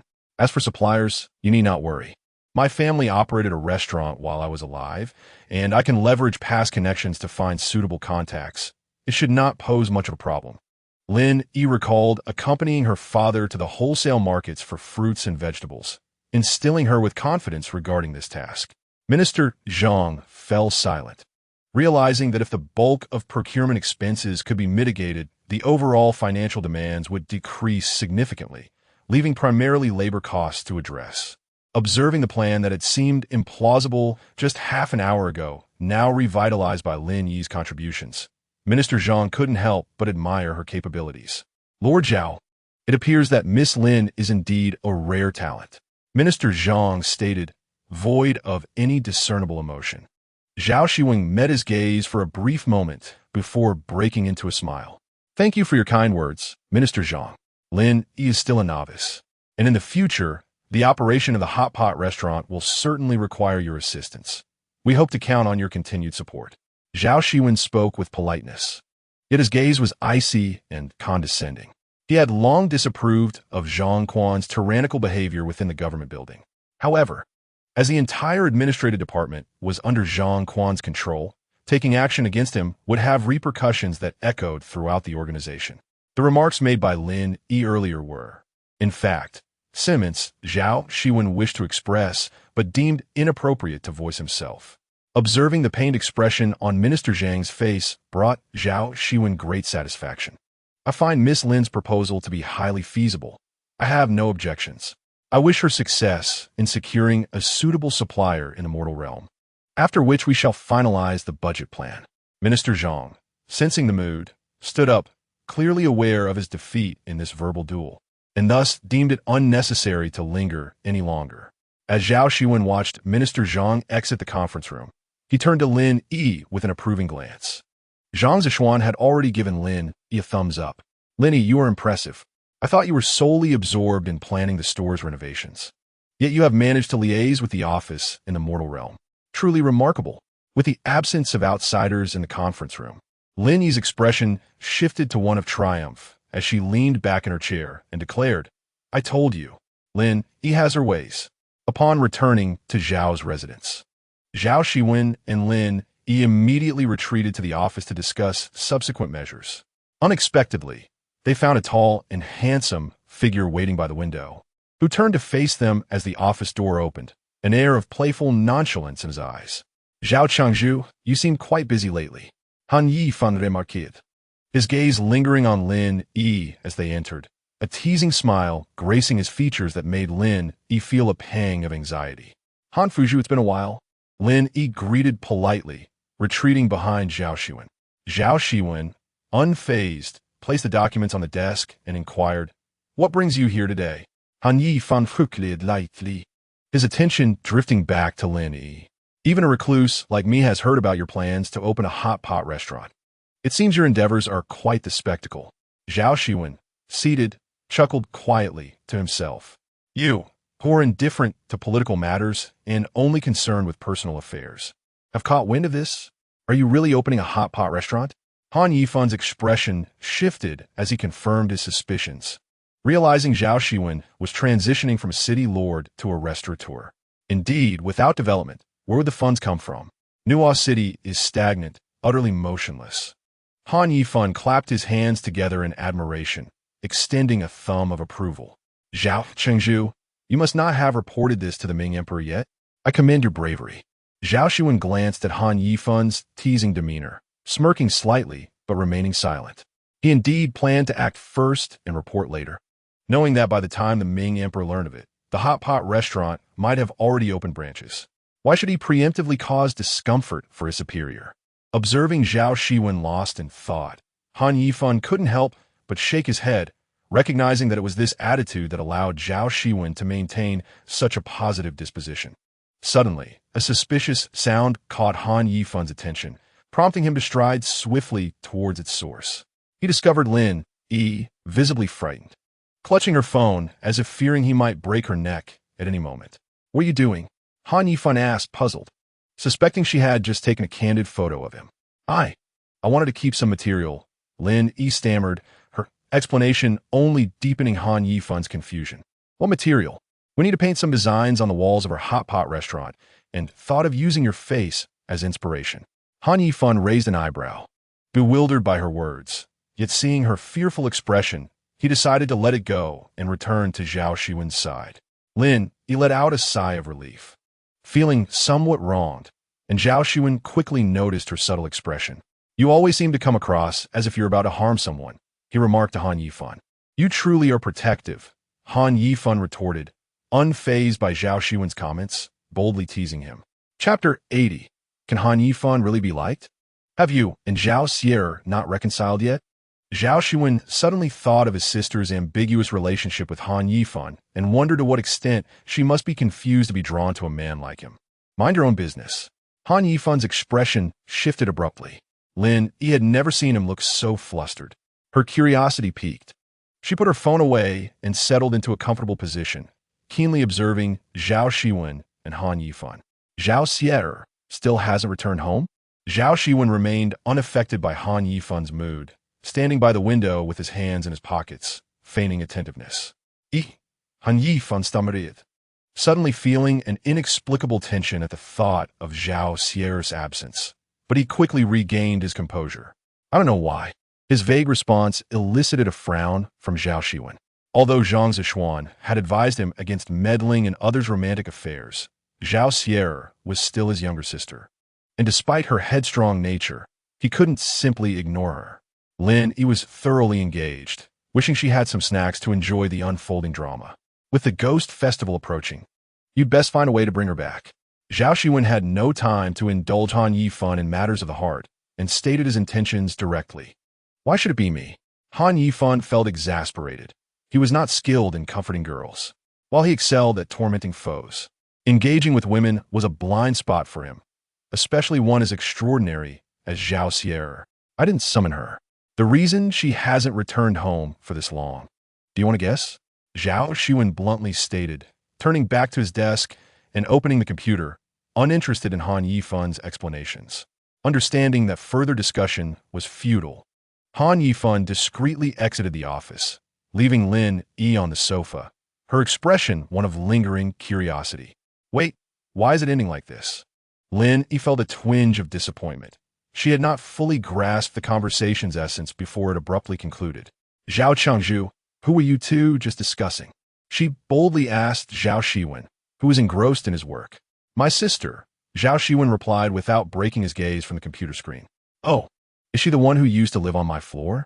Yes, she used to reside there, but now you're the occupant. Zhao Xiwen's words struck Lin Yi's heart, causing her to flush crimson. I need to use the restroom. Lin Yi hurriedly stood up, fleeing the office and standing outside the door, cradling her face as she felt her cheeks grow warmer. What's the matter with you standing in the doorway? Zhang Zishuan approached, carrying coffee, having spotted Lin Yi from a distance, and noticed her flustered demeanor. It is nothing much, just a bit warm.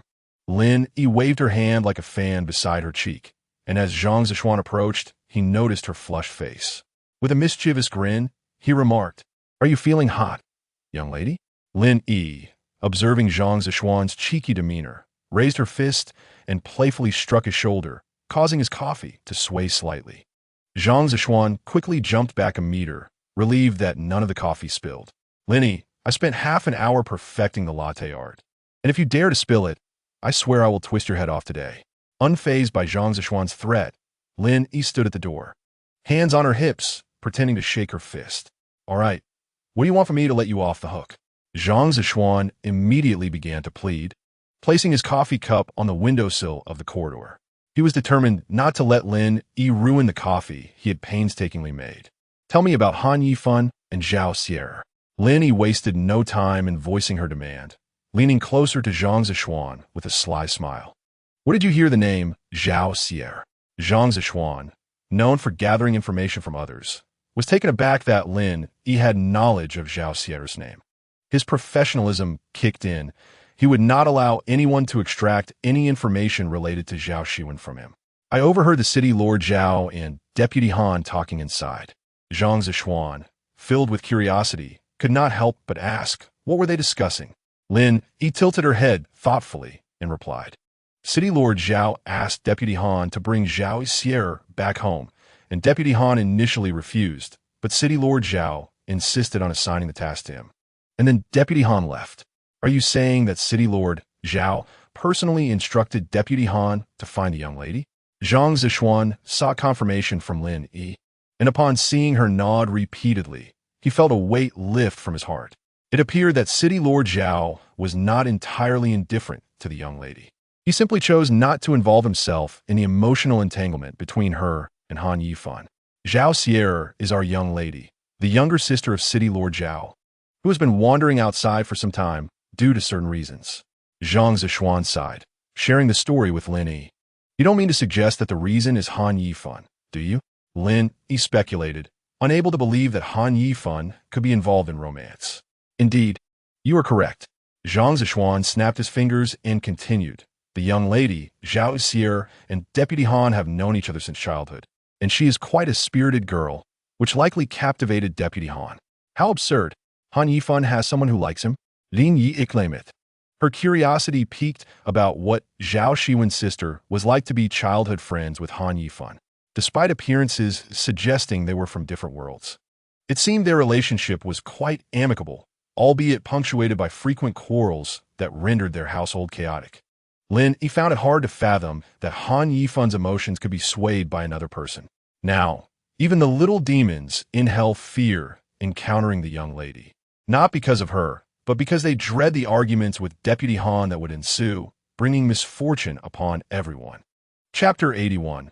An unexpected encounter at the market. Zhang Zishuan pondered the scene of the hell's workers surrounding him, lamenting their woes, and he could not help but sigh. So, what were they fighting about this time? Lin Yi's curiosity about the relationship between Deputy Han and Zhao Xiwen intensified. It seems this time it was because the young lady made a new male friend while out having fun, and Deputy Han was displeased. Zhang Zishuan recalled the messages exchanged with Zhao Xiwen, reflecting on Lin Yi's inquiry. Lin Yi's eyes widened further at this revelation. Is Deputy Han really that much of a jealous type? Indeed, it was precisely for this reason that they quarreled, and the young lady packed her bags and went on a trip, having not yet returned. Zhang Zishuan nodded in agreement. I never expected Deputy Han to be so petty. Lin Yi could not help but critique, yet Zhang Zishuan interjected with a fair point. Lin Yi, I advise you not to criticize Deputy Han. Remember the last time you encountered that male doctor in Yucheng? City Lord Zhao nearly skinned that man alive. Just recalling those days when Zhao Xiwen appeared to be wielding a metaphorical butcher's knife, ready to strike anyone in sight, made Zhang Zishuan shudder. Lin Yi was utterly unaware of how Zhang Zishuan managed to endure those days. Lin Yi made a face at Zhang Zishuan as he picked up his coffee cup from the windowsill, cautiously maneuvering around her as he entered the office. Zhao Xiwen, noticing their entrance, paid little mind and took a sip from his coffee cup, slightly furrowing his brow before casually inquiring, How long have you two been chatting outside? Zhang Zishuan sold me out, Lin Yi exclaimed, her eyes wide in disbelief, while Zhang Zishuan merely smiled at her. Lin Yi was not certain if Zhao Xiwen would reprimand her for her mistakes, but if it were Zhang Zishuan who erred, he might not survive the day. Lin Yi, what are your plans regarding the procurement? Zhao Xiwen shifted his focus, turning to the visibly annoyed Lin Yi. Snapped back to reality by Zhao Xiwen's question. Lin Yi tilted her head and pondered for a moment before responding, I plan to visit the human realm again in the next few days to find a suitable supplier, and also discuss logistics collaboration with the human office. Zhao Xiwen nodded in approval, expressing his satisfaction with Lin Yi's itinerary. Where do you intend to go? Before Lin Yi could answer, Zhao Xiwen suddenly closed his laptop and stood up, saying, How about now?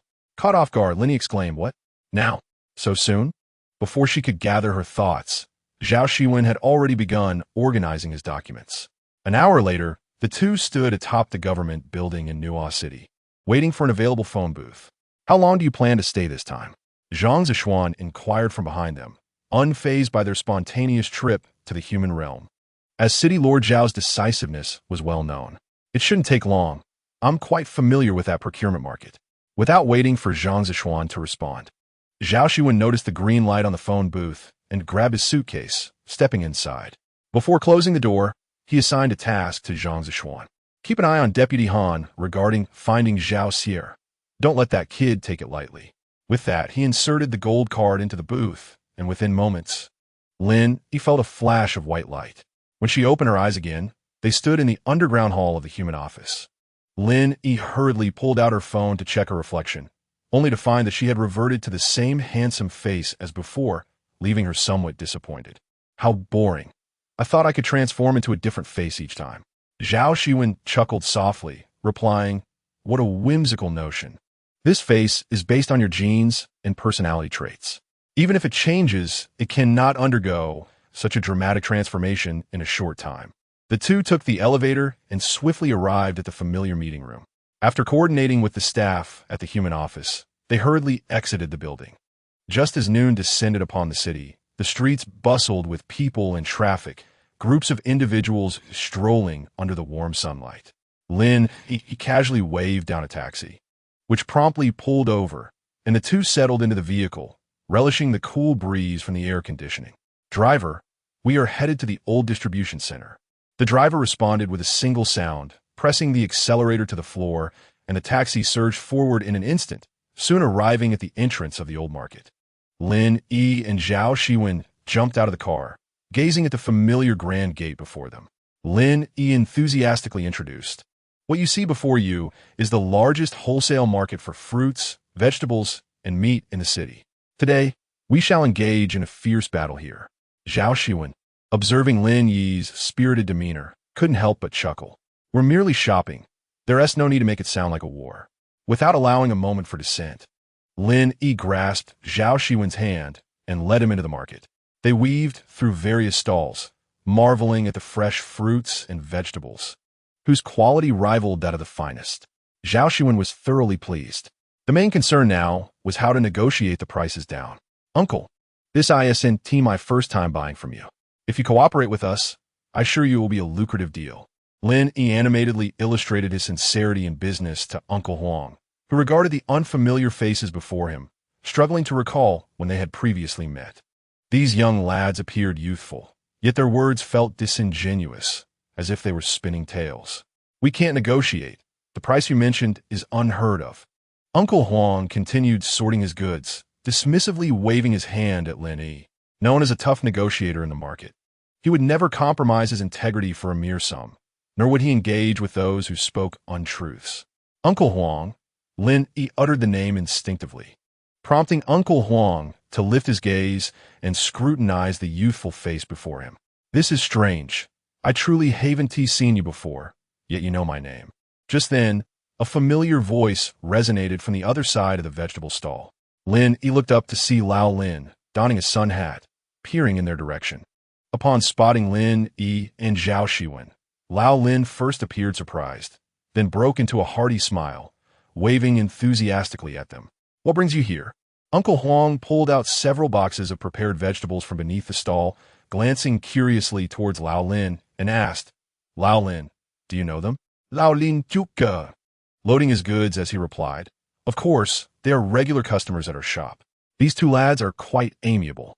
After placing the last box of fruit onto Lao Lin's cart, Uncle Huang turned back to Lin Yi and Zhao Xiwen, sizing them up with skepticism. Who supplies goods dressed so impeccably? Uncle, we're planning to open a hot pot restaurant next month, knowing that you offer quality products at fair prices. We specifically came to seek cooperation with you, Lin Yi explained, sensing Uncle Huang's doubt and hoping to establish trust. Indeed, Uncle Huang, these two youngsters have dined at our place and are clearly respectable individuals. You shouldn't be so picky when it comes to business, Lao Lin added in support. Uncle Huang picked up scraps of paper from the ground, muttering, Who supplies goods dressed like them? I thought they were con artists. Observing a flicker of interest in Uncle Huang's eyes, Lin Yi quickly seized his hand, gazing earnestly as he said, Uncle Huang, rest assured, we are genuine individuals. I trust your goods, and we will purchase from you. Uncle Huang, taken aback by Lin Yi's handsome face, was touched despite the dirt on his hands. This young man exuded a quiet demeanor, unafraid of getting dirty. All right, seeing your sincerity, I won't keep anything from you. I'll offer you the same price as Lao Lin. What do you think? Uncle Huang decisively stated, recognizing Lin Yi's earnestness and choosing to do business with them. Wonderful, Lin Yi exclaimed joyfully, turning to Zhao Xiwen with a wink. This deal was a significant accomplishment. After receiving the price list from Uncle Huang, Lin Yi and Zhao Xiwen promptly paid him a deposit. Exiting the old market, Lin Yi spotted Lao Lin standing at the entrance, smoking a cigarette as if waiting for someone. Upon seeing them emerge, he extinguished the cigarette, tossing it to the ground and stepping on it a couple of times before waving them over. I didn't expect to run into you here. Come with me to Lin's family restaurant for a meal, Lao Lin warmly invited Lin Yi. There was an inexplicable familiarity about this young man that Lao Lin found endearing, though he couldn't quite place it. Lin Yi turned to seek Zhao Xiwen's opinion, who silently nodded, prompting Lin Yi to face Lao Lin with a radiant smile. That would be delightful, Lao Lin. Lao Lin was momentarily taken aback by the familiarity of the address. His daughter had loved calling him Lao Lin when she was alive. Although he often playfully scolded her for her lack of formality, it genuinely warmed his heart. Who would want to feel closer to their child? Lin Yi waved his hand to capture Lao Lin's attention, relieved when he finally snapped back to reality. Let us go, hop in. Lao Lin beckoned Lin Yi and Zhao Xiwen to get into the small truck, which wobbled as it made its way towards Lin's family restaurant. Are you truly opening a hot pot restaurant? Lao Lin inquired through the rearview mirror, glancing at the two seated beside him. Yes, we genuinely are, Lin Yi replied, cracking open a small window to let in the breeze, savoring the familiar jolts of the vehicle. Where will it be located? Lao Lin asked curiously. Lin Yi exchanged a hesitant glance with Zhao Xiwen before responding. Well, that is a bit of secret for now. Lao Lin, taken aback by the response, shrugged it off with a hearty laugh. Oh, keeping secrets are we? Do you need any assistance? Lin Yi pondered momentarily before replying. To be honest, We haven't tea yet contacted a supplier for meat. Upon hearing this, Lao Lin smacked his thigh, one hand on the steering wheel, while the other retrieved a postcard from a box on the side of the door, handing it to Lin Yi. You've come to the right person. Contact this number and mention my name. I guarantee you'll receive the best price. Lin Yi was pleasantly surprised at the postcard's contents, realizing that meeting Lao Lin had resolved a significant issue. Thank you so much, Lao Lin. Lin Yi exclaimed, leaning over to pat Lao Lin on the shoulder, eliciting a hearty laugh from him. This is fate. You two are so young and clearly new to business. If you need any assistance, don't hesitate to reach out. Lao Lin's sincerity shone through, and Lin Yi observed his father's familiar face in the rearview mirror. Always warm-hearted as ever. Before long, the small truck came to a halt in front of Lin's family restaurant. Lao Lin opened the door, allowing Lin Yi and Zhao Xiwen to enter first. The proprietress was seated inside, watching a small television. Upon hearing the doorbell ring, she quickly stood up. Welcome. A familiar face met Lin Yi's gaze, momentarily freezing her in place as memories surged forth, striking her heart once more. Proprietress, it's nice to see you again, Lin Yi said, locking eyes with her until her expression returned to normal. She hurriedly pointed to a clean table and urged, come, sit quickly. Lin Yi turned to invite Zhao Xiwen, only to find he hadn't tea followed her inside. Through the glass door, she saw Zhao Xiwen rolling up his sleeves to assist Lao Lin with unloading goods. Lao Lin persistently declined, insisting that the young men shouldn't do such laborious work. However, Zhao Xiwen nonchalantly removed his pristine suit jacket, tossing it onto a chair, rolled up the sleeves of his shirt, and effortlessly unloaded 2 boxes from the truck. Lao Lin felt reassured to let him accompany him in unloading the goods. Zhao Xiwen's words were few, and Lao Lin, observing the sharp contours of his profile, marveled at how this young man was not only ambitious but also diligent. If his beloved daughter were still alive, he would certainly wish to introduce them. Young man, do you have a partner? Lao Lin casually inquired as he unloaded the cargo. Upon hearing this, Zhao Xiwen's body momentarily paused as he replied, yes, I do. Indeed. Given your looks and capabilities, you must be quite sought after. Alas, our Lin Yi was not fortunate. She left us too soon. Otherwise, you two should have met. As Lao Lin spoke, a pang of sorrow pierced his heart. Even after all this time, he found it difficult to speak of his daughter's passing lightly.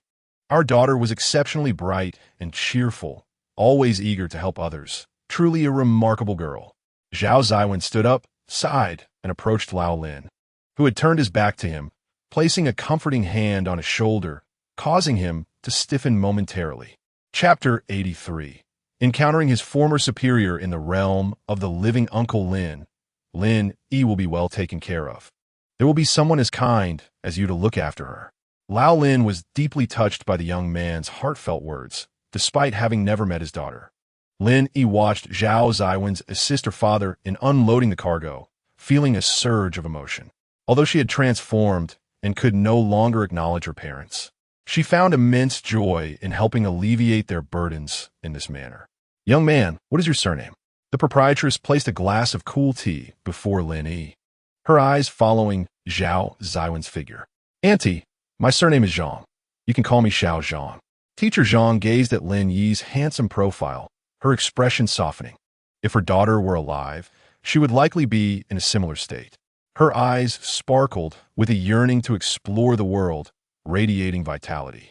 After a considerable effort, Lao Lin and Zhao Xiwen finally unloaded the goods into the house, taking a moment to catch their breath as Lao Lin wiped the sweat from his brow with a towel. The proprietress hurriedly retrieved 2 bottles of chilled mineral water from the refrigerator, warmly inviting Zhao Xiwen to sit and handing him a bottle. What a coincidence that you two met. Once they were seated, the proprietress curiously inquired. Oh, you could say that. These 2 young men are looking to open a hot pot restaurant and just happen to be picking up supplies from Lao Huang. And here we are. Lao Lin Ziplit gone feed in. The proprietress smiled at Lin Yi and Zhao Xiwen, speculating about their relationship. Are you friends? Brothers? Or something else? Her gaze lingered on Lin Yi's face, eliciting a shiver down her spine. Why do you keep staring at the young man? Let us enjoy a meal together today. It is a rare opportunity. Noticing Lin Yi's discomfort, Lao Lin quickly intervened, prompting the proprietress to realize her oversight and stand up, saying, "Absolutely. Thanks to your help, Lao Lin can relax a bit today. Let us enjoy a proper meal." With that, the proprietress entered the kitchen, and Lin Yi felt a pang of concern as she watched her retreating figure. They were all quite happy today. Zhao Xiwen leaned closer to Lin Yi, quietly saying, noticing her slightly forlorn expression, "I didn't expect to receive help from my parents even after death. They truly have shielded me in subtle ways." Zhao Xiwen smiled, gently taking Lin Yi's hand. He resolved that during their time in the underworld, he would also be the one to protect Lin Yi. After a hearty meal with Lao Lin, Lin Yi stepped out of the Lin family small restaurant, her parents reluctantly waving goodbye to Zhao Xiwen and Lin Yi from the doorway. Zhao Xiwen respectfully bowed to the elderly couple before turning to walk toward Lin Yi. "Next time we'll come back." Lin Yi waved from the roadside as they smiled cheerfully, only closing the door and returning inside once their figures were out of sight. Seated in the taxi, Lin Yi called the number Lao Lin had given her. Upon hearing that she was introduced by Lao Lin, the boss immediately offered them the lowest price and invited them to the meat market in the afternoon to inspect the goods. Lin Yi and Zhao Xiwen hurried toward the meat market, where the boss had been waiting for some time, skillfully showcasing various fresh meats to demonstrate the high quality of his products. Lin Yi and Zhao Xiwen exchanged glances and promptly agreed on the required goods and prices. By the time they exited the market, darkness had already fallen. They had accomplished so much in a single day in the realm of the living. It seemed that they could discuss logistics with the office in the evening and prepare for their return journey. "Our efficiency is truly remarkable," Lin Yi exclaimed at the market's entrance, and Zhao Xiwen nodded in agreement. "This area seems quite challenging for hailing a taxi," Zhao Xiwen remarked as they stood by the roadside, the night having set in.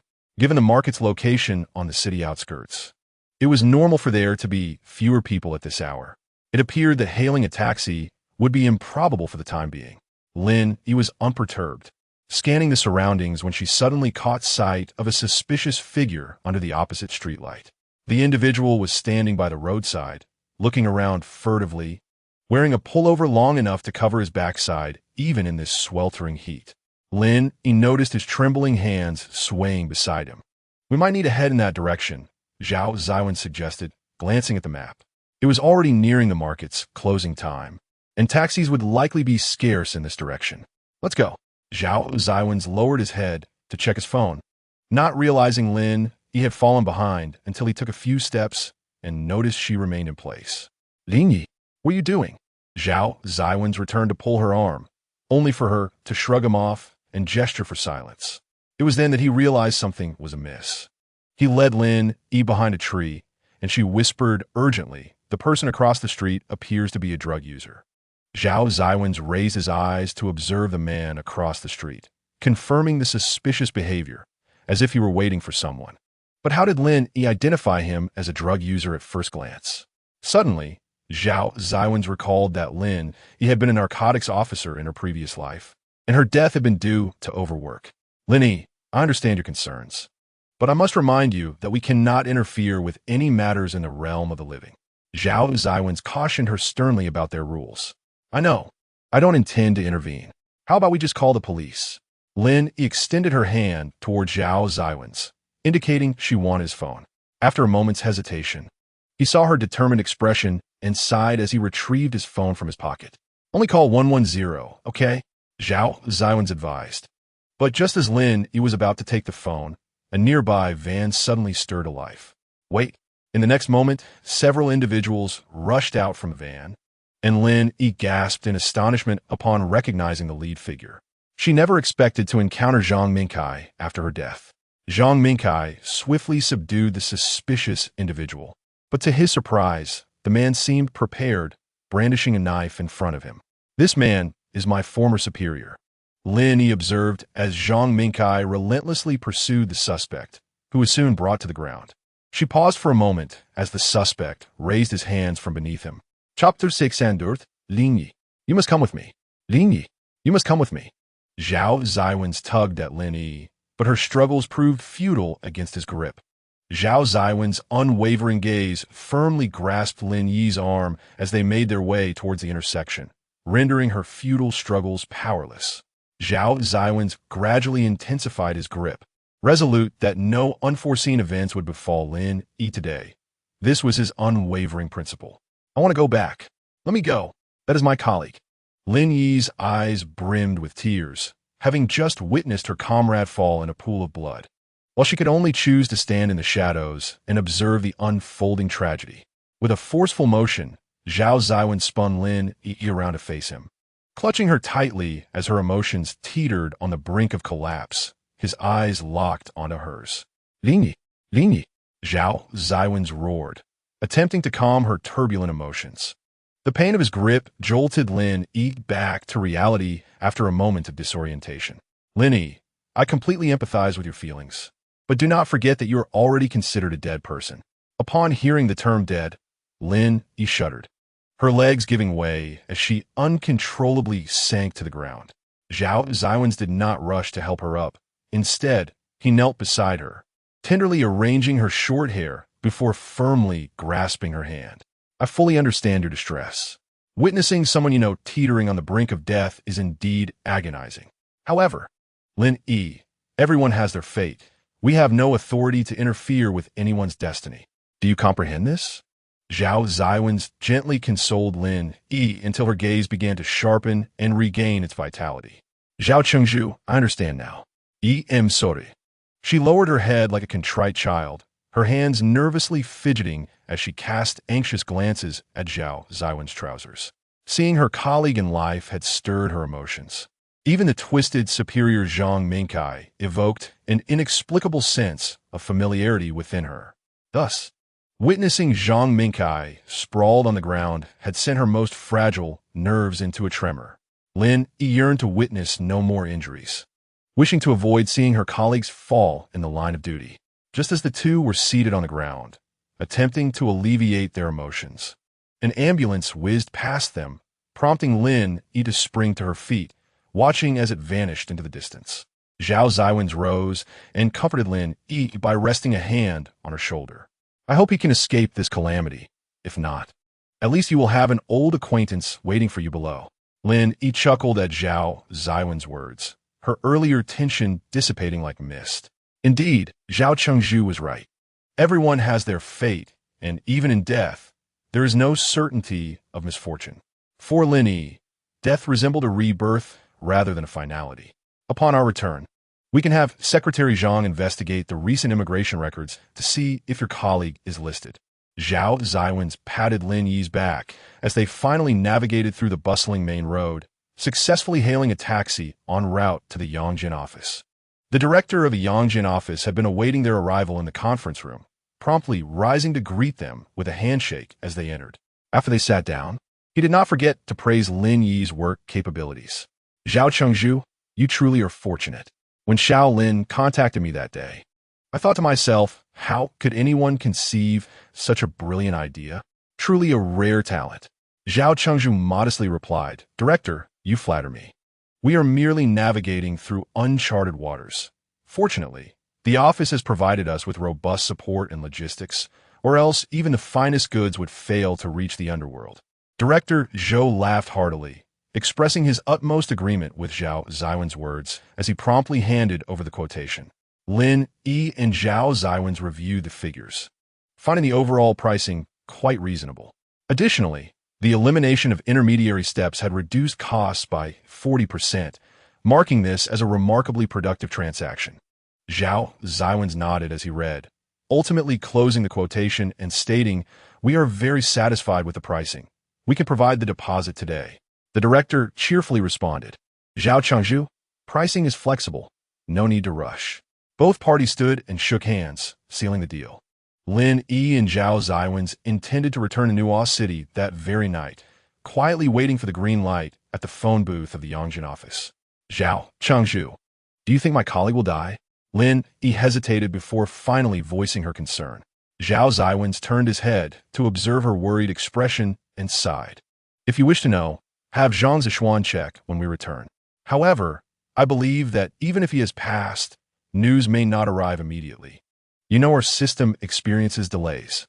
Lin Yi nodded vigorously, aware that interfering with the lives and deaths of those in the Yangjian was a grave taboo. She recalled her irrational state earlier when confronted with Zhang Minkai lying in a pool of blood. She could not afford to burden Zhao Xiwen further. In the blink of an eye, Lin Yi found herself back in Nuo City, emerging from the phone booth to find Zhang Zishuan waiting on the rooftop. Before Lin Yi could speak, Secretary Zhang was already addressing her. Your colleague, Zhang Minkai, is currently not listed. I will check again tomorrow. Lin Yi was momentarily stunned, her tongue momentarily faltering. What do you mean by you and I? Zhang Zishuan asked, puzzled. Didn't he the Changzhu say you were anxious to know about your colleague? Lin Yi glanced back at Zhao Xiwen, who remained composed, tossing his luggage to Zhang Zishuan as he strode towards the elevator. What's going on? Zhang Zishuan pondered, hastily picking up the suitcase and entering the elevator. By the way, Changzhu, the young lady has returned. Zhang Zishuan suddenly recalled as he stood in the elevator, prompting Zhao Xiwen to finally display an expression as he exchanged glances with Zhang Zishuan. Han Yifan is so efficient, Zhang Zishuan quickly added.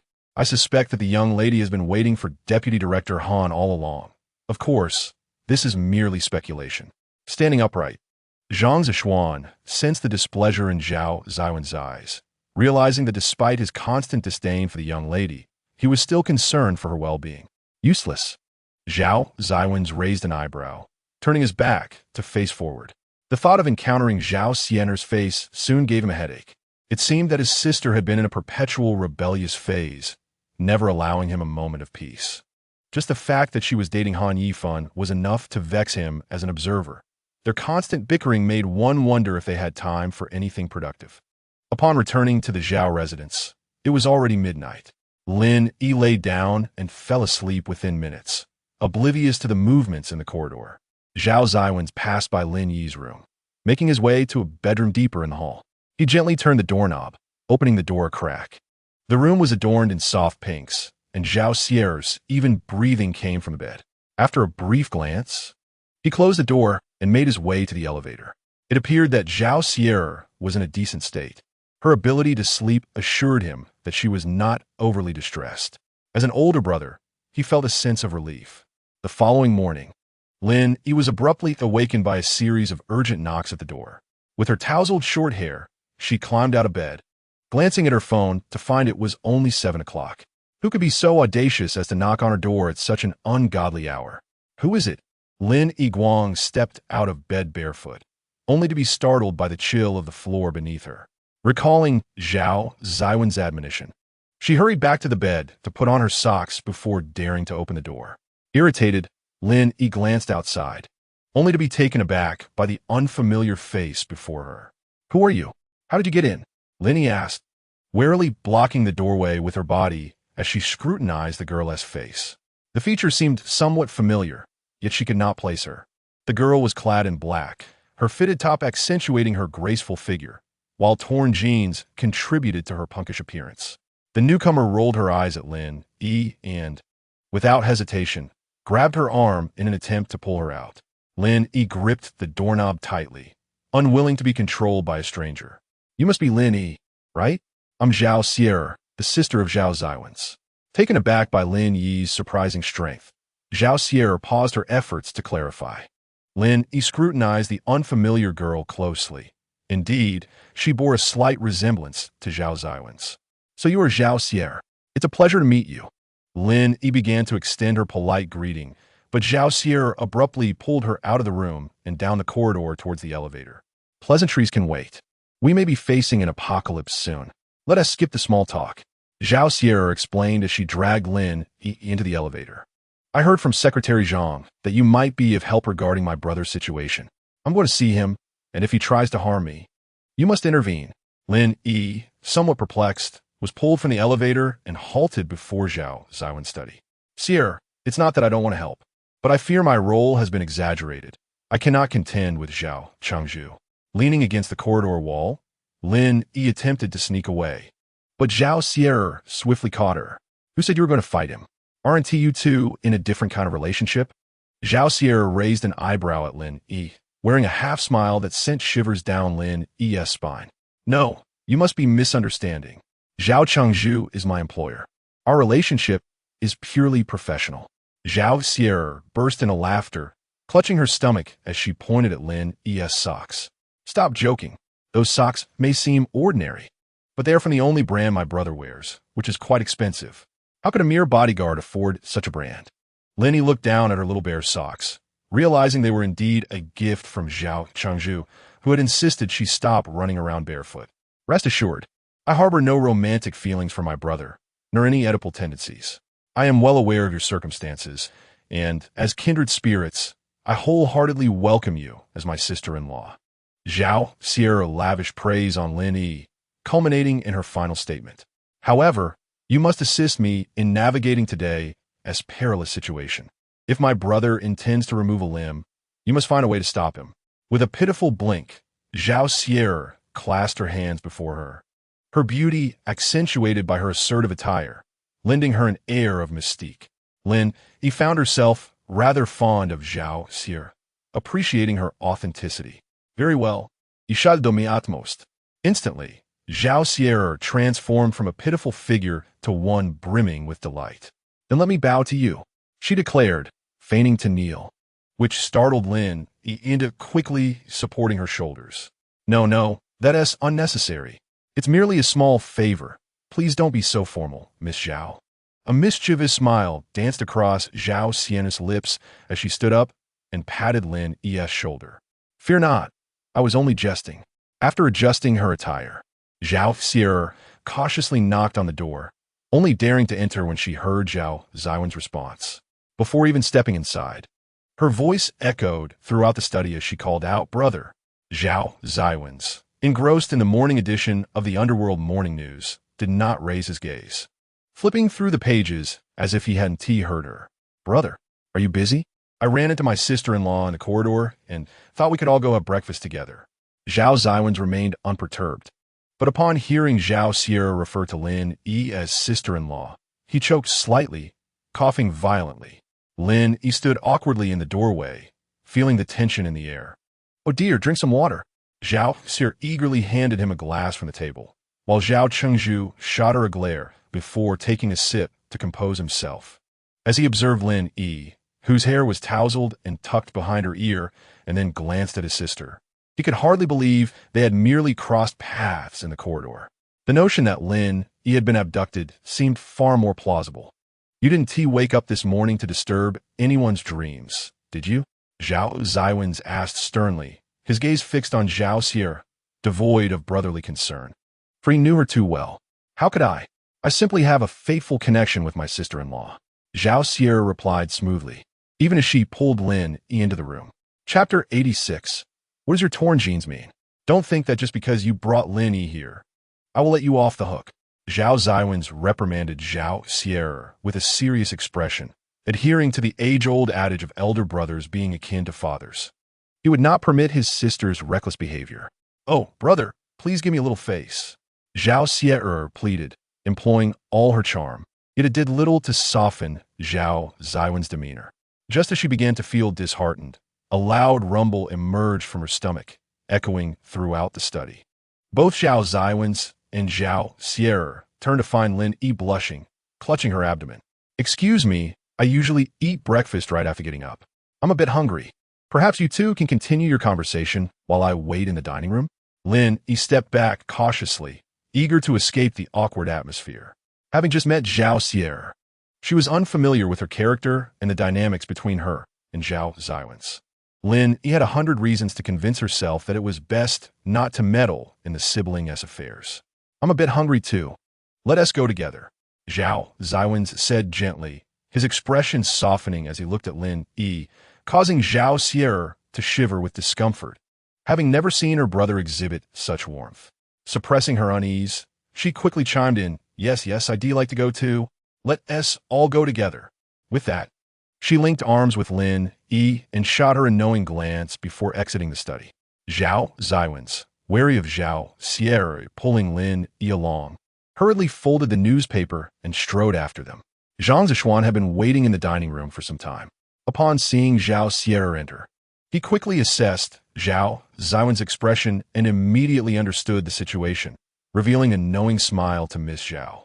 Zhao Sierra raised her eyebrows triumphantly, and Lin Yi realized that her early morning awakening, which almost entangled her in the Zhao siblings' dispute, was orchestrated by Secretary Zhang, the cunning strategist. Secretary Zhang, I thank you. Lin Yi expressed her gratitude as Zhang Xiwen set a steaming bowl of noodle soup before her. Miss Lin, money can be earned, but a bad meal is hard to stomach. We're both just workers, and you know my life, isn't easy either. As he lowered his head, he whispered an apology to Lin Yi, clasping his hands in a gesture of respect. Why is there suddenly noodles in the dining room? Brother, didn't you say you despise noodles? Zhao Sierra gazed curiously at the steaming bowl of noodles on the table, her eyes drifting to Zhao Xiwen's face. To her knowledge, Zhao Xiwen's taste mirrored his personality, utterly devoid of any flair. When he favored something, he would indulge in it repetitively. Yet if he disdained it, he would scarcely spare a glance. Coughing discreetly, Zhang Xiwen, standing nearby, could not help but clear his throat twice. Zhao Sierra immediately ceased her chatter, glancing at Zhao Xiwen's expression and then at Lin Yi, quickly deducing the answer. I quite enjoy what I am eating now, Zhao Xiwen remarked, seemingly indifferent to Zhao Sierra and Zhang Zishuan's antics, as he casually picked up his bowl to eat. Indeed, I feel the same. After wandering for so long, the moment one tastes hometown cuisine, the yearning for home becomes even more poignant. Zhao Sierra smiled in agreement, to which Zhao Xiwen abruptly halted his chopsticks and quipped, You are aware that you have been adrift for too long? Zhao Sierra froze, uncertain how to respond, her eyes pleadingly darting towards Lin Yi, who blinked back sympathetically. Lin Yi, equally baffled, attempted to change the subject. Zhao Chengzhu, since the matter regarding the hot pot restaurant has been settled, shall we now begin preparations for recruitment? I believe training will require some time. Zhao Xiwen nodded. That is my plan as well. With all matters essentially finalized, you can utilize the renovation period for pre-job training. Hot pot restaurant? Zhao Sierra interjected, recalling her arrival the previous day when she noticed the spirits of the residents were high, freely conversing within the city. She had mentally prepared herself, having heard this was a bargain struck by her brother with the emperor of the Underworld. But she had not anticipated they would open a hot pot restaurant in the city. Yes, we are about to launch our first hot pot restaurant. If you have any special skills that might assist, feel free to join me. Lin Yi enthusiastically invited Zhao Sierra, hoping she would become part of her team and contribute in any way possible. Perhaps you should reconsider. She excels at causing chaos, and it would be prudent not to give her that opportunity. Zhao Xiwen tenderly cautioned Lin Yi, earning a glare from Zhao Sierra. I am quite capable. Thank you very much. I am a traveler who has explored the underworlds of various countries and a connoisseur of street food. How could you suggest I only create disorder? Zhao Sierra retorted indignantly, yet Zhao Xiwen showed no signs of letting her off the hook. Besides eating, do you possess any other areas of expertise? Zhao Xiwen continued to tease his sister, still irked by her sudden disappearance. Well, I happen to need someone with your tasting skills. As I have only experienced hot pot in the mortal realm, I am uncertain if the ingredients and business methods I bring from the mortal world will suit the underworld. You could assist me in evaluating them. Lin Yi, wishing to avoid further sibling banter, gently placed her hand on Zhao Xiwen's arm to soothe his emotions. Zhao Xiwen immediately fell silent, taking a sip of the coffee on the table. Zhao Sierra was taken aback, realizing that Secretary Zhang's intelligence was indeed 99. 9 accurate. Lin Yi was truly a gem, capable of silencing her sharp-tongued brother with a mere gesture. Lin Yi, you are incredible, Zhao Sierra exclaimed, giving Lin Yi a thumbs up to express her admiration, clearly recognizing her as a rare talent. Lin Yi, unsure of Zhao Sierra's intentions, could only offer a friendly smile in response. After breakfast, Zhao Sierra decided to accompany Lin Yi to the hot pot restaurant, skipping joyfully as she led Lin Yi out of the dining hall. What is the deal with your pants? Zhao Xiwen finally noticed Zhao Sierra's distressed jeans and frowned in disapproval of her attire. These are vintage pants I found in the Japanese underworld. This is exactly the look I wanted. You should not be so antiquated. Zhao Sierra spun around to showcase her outfit, only to be interrupted by Zhao Xiwen. I did not know about Japan, but you are well aware of the heavy aura in the underworld. Is it truly wise to expose your knees? Chapter 87. No need to be polite. A good sister's boyfriend is fair game. Zhao Xiwen, unwilling to engage further with Zhao Xiwen, feigned ignorance and pulled Lin Yi outside. As they exited the Zhao residence and crossed the central square towards the hot pot restaurant, Zhao Xiwen asked, Lin Yi, how did you come to like my brother? She was genuinely perplexed. In her view, her brother was dull and cruel. What normal woman could possibly find Zhao Xiwen appealing? Lin Yi was momentarily taken aback by the question, her mind flashing through countless images of Zhao Chengzhu, the one who helped old Lin unload goods, the one who always stood behind her, the one who fought for his ideals, and the one who prepared socks for her. Isn't that enough to admire? Perhaps this question is too difficult. How about you tell me what you like about my brother? Zhao Xiwen linked her arm with Lin Yi's, awaiting her response. I appreciate how Zhao Chengzhu always quietly looks out for me, Lin Yi replied with a smile, holding onto Zhao Xiwen's hand. Of course, you must have felt it too. You just have not fully accepted Zhao Chengzhu yet. Once you learn of his deeds, you'll understand. Zhao Xiwen shook her head in confusion, convinced Lin Yi had been brainwashed by Zhao Xiwen. Did she not realize who Zhao Xiwen was? After all this time away from home, he had not even called once or inquired about her well-being. If it weren't for Secretary Zhang checking in on her, she might have forgotten she even had a family. I see you are blinded by your affection for Zhao Xiwen's stunning looks, much like the daughter of the Emperor of the Underworld who follows him around. Zhao Xiwen suddenly realized she had misspoken, noticing the change in Lin Yi's expression, and quickly shifted the topic. Of course, my brother would not look at her. His heart is solely for you, and I genuinely like you, so my choice is certainly sound. Zhao Xiwen hugged Lin Yi's neck, eliciting laughter from her, and soon they arrived at the entrance of the hot pot restaurant. Didilao, what a splendid name, both vivid and melodious, Zhao Xiwen exclaimed before even stepping inside, admiring the sign in front of the restaurant. Lin Yi pushed open the door to find that the basic structure was already complete, with workers busy painting the walls. I did not expect such rapid progress. Lin Yi marveled at the efficiency of the administrative department in Nuo City, realizing that Zhang Quan either did not work at all or worked to perfection. Lin Yi, Xiao Haogao, hearing the commotion, turned around and descended the ladder while wearing a mask, her hands smeared with colorful paint.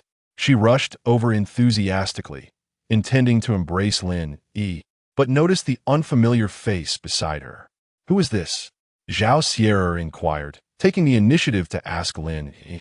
Allow me to introduce you. This is my good friend, Xiao Haogao. Lin Yi gestured towards Xiao Haogao and then pulled Zhao Xiwen closer. This is Zhao Chengzhu's sister, Zhao Xiwen. Upon hearing that Zhao Xiwen was Zhao Xiwen's sister, Xiao Haogao quickly nodded respectfully, hastily wiping her hands to shake Zhao Xiwen's hand as a sign of respect. No need to trouble yourself, Zhao Xiwen replied, unconcerned about the paint on Xiao Haogao's hands, warmly taking her hand. I do not mind. My relationship with my brother is not great, and I am no different from you. Zhao Xiwen, accustomed to speaking her mind, did not hesitate to share her feelings about her brother with someone she had just met. However, Xiao Haogao found her candidness amusing and quickly retrieved 2 masks from her apron to offer them. This was brought over by Secretary Zhang. The odor here is rather strong, so it would be prudent for you all to wear masks. After Zhao Xiwen donned the mask handed to her by Xiao Haohao, she inquired in bewilderment, Secretary Zhang, is he truly that considerate? Lin Yi, with a playful grin, nudged Zhao Xiwen's arm and whispered, what do you understand? Secretary Zhang is indeed exceptionally attentive towards Xiao Haohao. As a seasoned veteran in romantic affairs, Zhao Xiwen immediately grasped the implication behind Lin Yi's words. When Xiao Haohao turned around, she was met with 2 faces wearing ambiguous smiles. What is that expression on your faces? Xiao Haohao, oblivious to the laughter behind her, was quickly teased by Lin Yi. Secretary Zhang has never cared about our well-being. I never expected such a considerate side to him. Lin Yi. Xiao Haohao's cheeks flushed with embarrassment as she shyly called his name, pointing towards a painting on the wall. If you keep teasing me like this, I'll draw a mustache on your face. Following Xiao Haohao's gaze, Lin Yi was momentarily stunned by the unfinished masterpiece on the wall. The depiction of several key figures from Nuo City was strikingly vivid, erasing any sense of distance and exuding warmth and kindness. What is the situation here? Lin Yi pointed at a rough draft beside Zhao Xiwen's. Oh, that is Vice Mayor Han, Qiao Hao explained with a hint of frustration. You provided me with too little material for his likeness. Although I have seen him a few times from afar, he always appears as if he is about to murder someone or has just committed a crime. I truly do not know how to represent him on this wall. A burst of laughter interrupted Qiao Hao's description, causing Lin Yi and Qiao Hao to turn towards the source. Zhao Xiwen was doubled over with laughter behind them. Waving her hands and clutching her stomach, you two are too funny. If Han Yifan hears what you've said, his nose would surely be crooked from anger.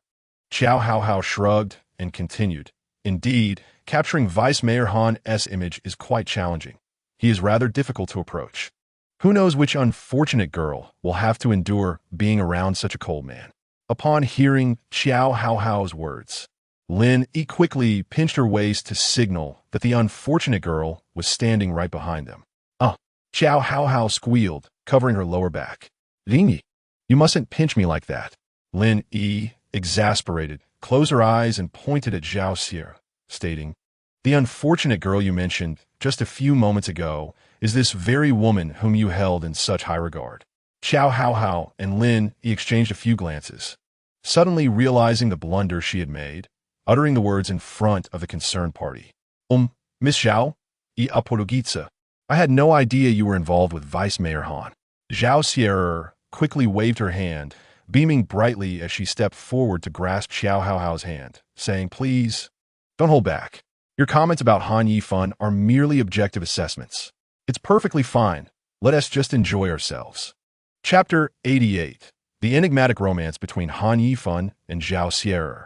In light of our pleasant initial meeting, I can reluctantly provide you with some material. Zhao Xiwen, with a mischievous glint in her eye, approached and unlocked her phone, revealing a photo of Han Yifan wearing rabbit ears as her screensaver. Lin Yi spat out her drink, coughing until her face turned crimson. Is this Vice Mayor Han? It took Lin Yi a moment to regain her composure as she patted her chest, asking intermittently. Yes, this was taken during our outing last year. Qiao Hao leaned closer to the phone, examining the image multiple times.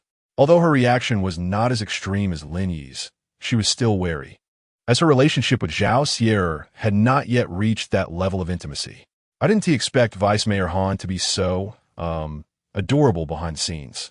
Qiao Hao pondered her words carefully, attempting to express her thoughts delicately. The photo on the phone's screensaver bore little resemblance to the usual Han Yifan. It seemed as if someone had embedded a different spirit into his body, engaging in activities he would typically never consider. Indeed, he is quite adorable. Let's use this. Zhao Xiwen exclaimed excitedly, gripping Qiao Hao's hand, eager to see Han Yifan's reaction when he saw himself in rabbit ears. What do you think, Lin Yi? Qiao Hao inquired, holding her phone towards Lin Yi for approval, as she was the one in charge of the establishment, and only her final approval could decide the matter. I think it would be quite delightful if Vice Mayor Han remains oblivious. After all, the other artworks are rather fresh and charming. Shall I proceed with this photo for the painting? Qiao Hao tentatively confirmed, aware that this was a portrait of Han Yifan, the man who seemed most formidable. No problem. I'll take responsibility for any issues, Lin Yi asserted, emphasizing her role as the responsible party. With the last person's likeness settled, Qiao Hao promptly ascended the ladder to commence her design work. Lin Yi and Zhao Xiwen, not wishing to disturb her, opted to exit the shop. As they passed through the central square, Lin Yi suddenly felt a drop in temperature, tugging at her clothing. By the way, do you feel a sudden chill?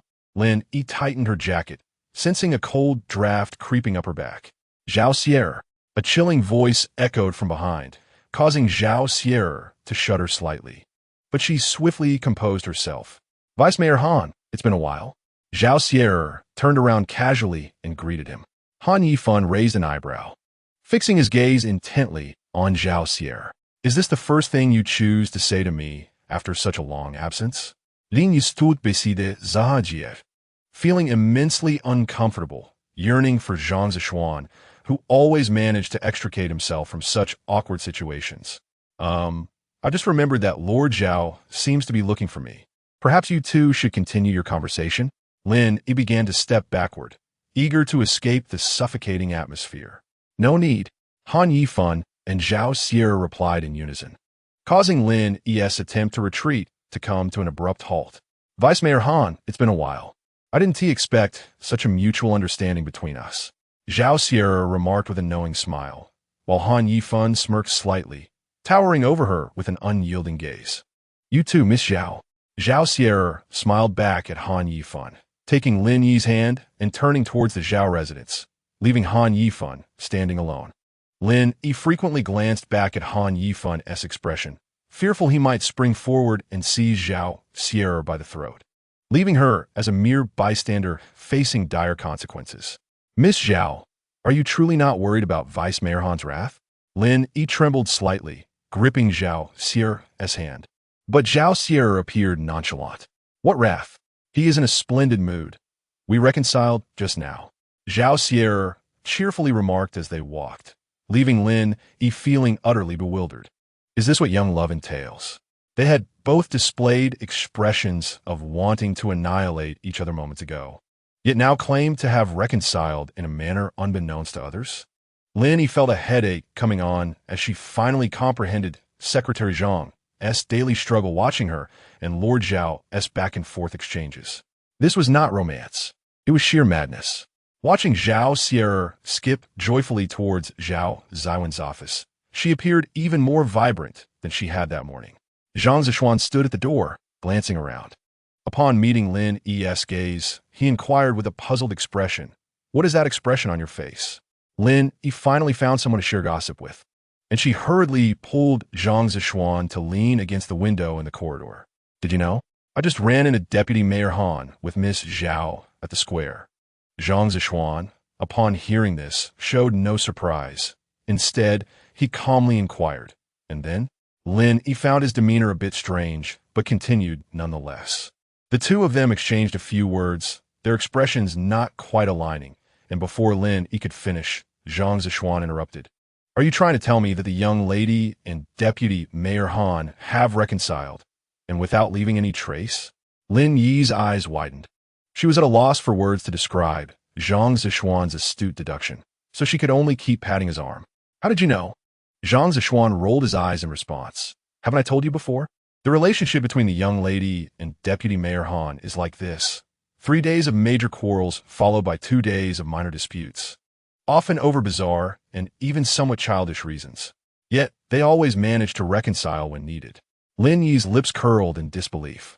She simply could not comprehend the way Zhao Xiwen and Han Yifan conducted their romance.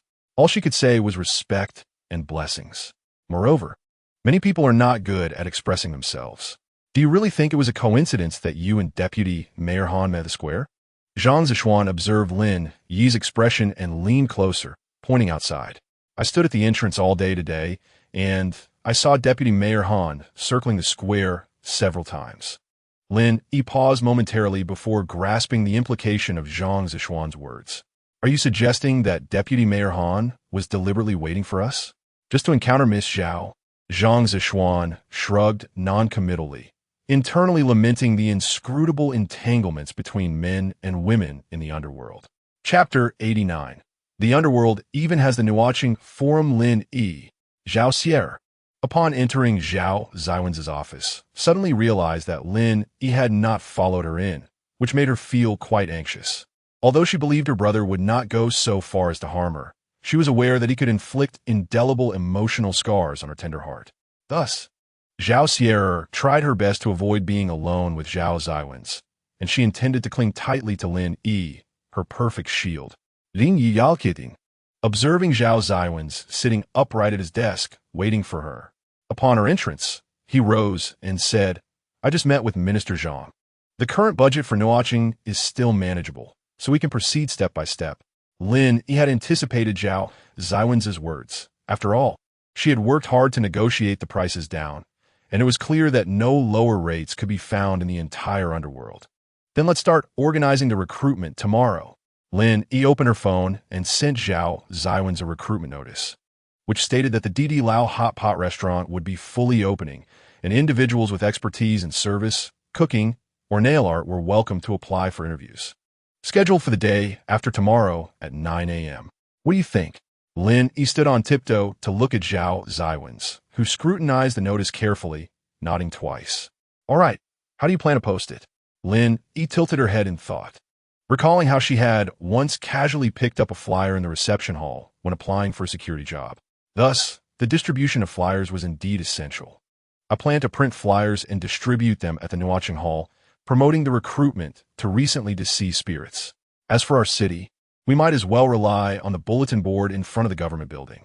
Upon hearing this, Zhao Xiwen made a strange sound behind them, prompting Zhao Xiwen to frown and glance away. Do you have any objections? Zhao Xiwen hurriedly smiled and said, No, I just have a small suggestion. Don't you guys know that Nuo Cheng has the internet? Lin Yi thought for a moment. She was aware of the internet, but had never used it seriously. Look, Nuo Cheng has its own forum. You can post a recruitment notice there. Why go through all this trouble? Zhao Xiwen opened his phone and checked as Zhao Xiwen suggested, discovering that Nuo Cheng indeed had its own city forum. How did I not know about this forum? Who started it? Zhao Xiwen shrugged, shaking her head. I don't know. I just read some interesting things on it, like Lin Yi's participation in the 3-strong competition. I saw that online. Zhao Xiwen found the post, noting that Lin Yi's title as Nuo Cheng's first female hero was still pinned, with over 100,000 views and enthusiastic replies below. What is this? I didn't even know about it. Zhao Xiwen leaned closer to Lin Yi's phone and complained, How are you using this phone? Just throw it away and get a touchscreen. Who still uses flip phones nowadays? Lin Yi caught a glimpse of Zhao Xiwen's expression and signaled to Zhao Xiwen to silence her troublesome mouth. Unexpectedly, Zhao Xiwen did not stop, but escalated her remarks. Honestly, in Nuo Cheng, aside from my brother, you can hardly find anyone else using a flip phone. It looks like you two have matching phones. At this point, Zhao Xiwen abruptly halted, realizing the severity of the situation from Lin Yi's expression. The similarity between Lin Yi and Zhao Xiwen's phones was clearly not coincidental. It was evidently a deliberate design by Zhao Xiwen. Well, this kind of phone is a classic model and can also access the internet. Touchscreens are just a trend. Classic models will always reign supreme. Zhao Xiwen forced a smile, though her words were a desperate attempt for self-preservation. Since you have so much free time, why not help a little? Since you mentioned that this recruitment notice can be posted online, you will be responsible for that task. Zhao Xiwen stood up calmly from the desk, announcing the work arrangement without a care for the look of impending doom on Zhao Xiwen's face. Zhao Xiwen wanted to slap herself. She had never held a proper job, relying solely on her brother Zhao Xiwen to get by in Nuo Cheng, living off him while waiting for a chance to escape during her previous emotional crisis with Han Yifan. Now, to be stuck in Nuo Cheng required her to work personally. As Lin Yi exited Zhao Xiwen's office, she chuckled at the half-dead Zhao Xiwen beside her. What are you laughing at? Zhao Xiwen, jolted back to reality by Lin Yi's unexpected laughter, asked curiously. Lin Yi pursed her lips and replied, Miss Zhao, your expression resembles mine every day at 8 in the morning in the Yangjian. Aside from a desire to perish, I see no other emotion. At this point, Zhao Xiwen clenched her fist and pounded on Zhao Xiwen's office door, resolutely declaring, I made up my mind. Since this task has been entrusted to me, I will ensure it is done well. You can count on me, Lin Yi. I will assist you in completing the recruitment work. As soon as she finished speaking, Zhang Zishuan rushed over, panting. He touched the door to Zhao Xiwen's office and said, What is going on with you two? Why you keep taking it out on this door? I just had it repaired the other day after Lin Yi kicked it. Now Miss Zhao is starting to smash another spot. Zhang Zishuan rambled on, bowing deeply to Lin Yi and Zhao Xie while muttering, I say, Dear ladies, if you have any grievances, could you please take it out on me instead of this priceless door? Observing Zhang Zishuan's despondent expression, Lin Yi and Zhao Xie exchanged knowing smiles and playfully skipped down the corridor, leaving Zhang Zishuan alone to lament at the door. Upon reaching Lin Yi's room, they opened the computer to explore the forum's functionalities. Zhao Xiwen crafted the forum post based on Lin Yi's recruitment announcement, adjusting the font to the most eye-catching and vibrant colors before gently clicking send. Soon, the The content of their post appeared on the forum. However, the current traffic was insufficient. If they could persuade the forum administrator to pin their recruitment announcement, it would be a game changer. Chapter 90. The resurgence of an outdated internet celebrity, but how could they achieve that? Lin Yi leaned closer to the computer, marveling at the rapid advancement of technology, surprised that even a forum in the underworld could be so sophisticated. Perhaps this could work. Zhao Xiwen clicked on the Contact Administrator option, and a dialog box instantly popped up on the screen. Lin Yi and Zhao Xiwen exchanged glances and suggested, "Shall we get a try?" Before Zhao Xiwen could send a message, the administrator's avatar began to pulse with activity. "Hello. Please do not use the name of a celebrity from Nuo City as your username." Curious, Lin Yi asked, "Whose username did you use?" Zhao Xiwen innocently clicked on her avatar and replied, "Of course, yours." Lin Yi grabbed Zhao Xiwen's arm and shook it, exclaiming, "Sister, you really are careless. At least use a pseudonym. Why did you directly use my real name?" Zhao Xiwen shrugged dismissively, extending her index finger towards Lin Yi, stating, "You don't understand. We are representing the Nuo City government in this recruitment announcement. Without using a real name, no one would take us seriously. What if it gets dismissed as spam?" After pondering, Lin Yi found her reasoning sound and nudged Zhao Xiwen. "So what shall we do next?" Before she could respond, Zhao Xiwen snapped a photo of Lin Yi with her phone. "What are you doing?" Zhao Xiwen made a quiet gesture and skillfully uploaded Lin Yi's photo to the computer, then clicked send with a gentle tap. Lin Yi's photo instantly appeared in the dialog box. "What are you up to?"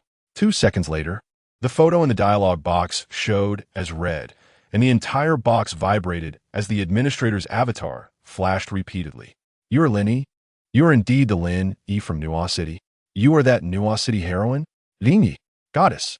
The dialog box was flooded with the administrator's excited messages.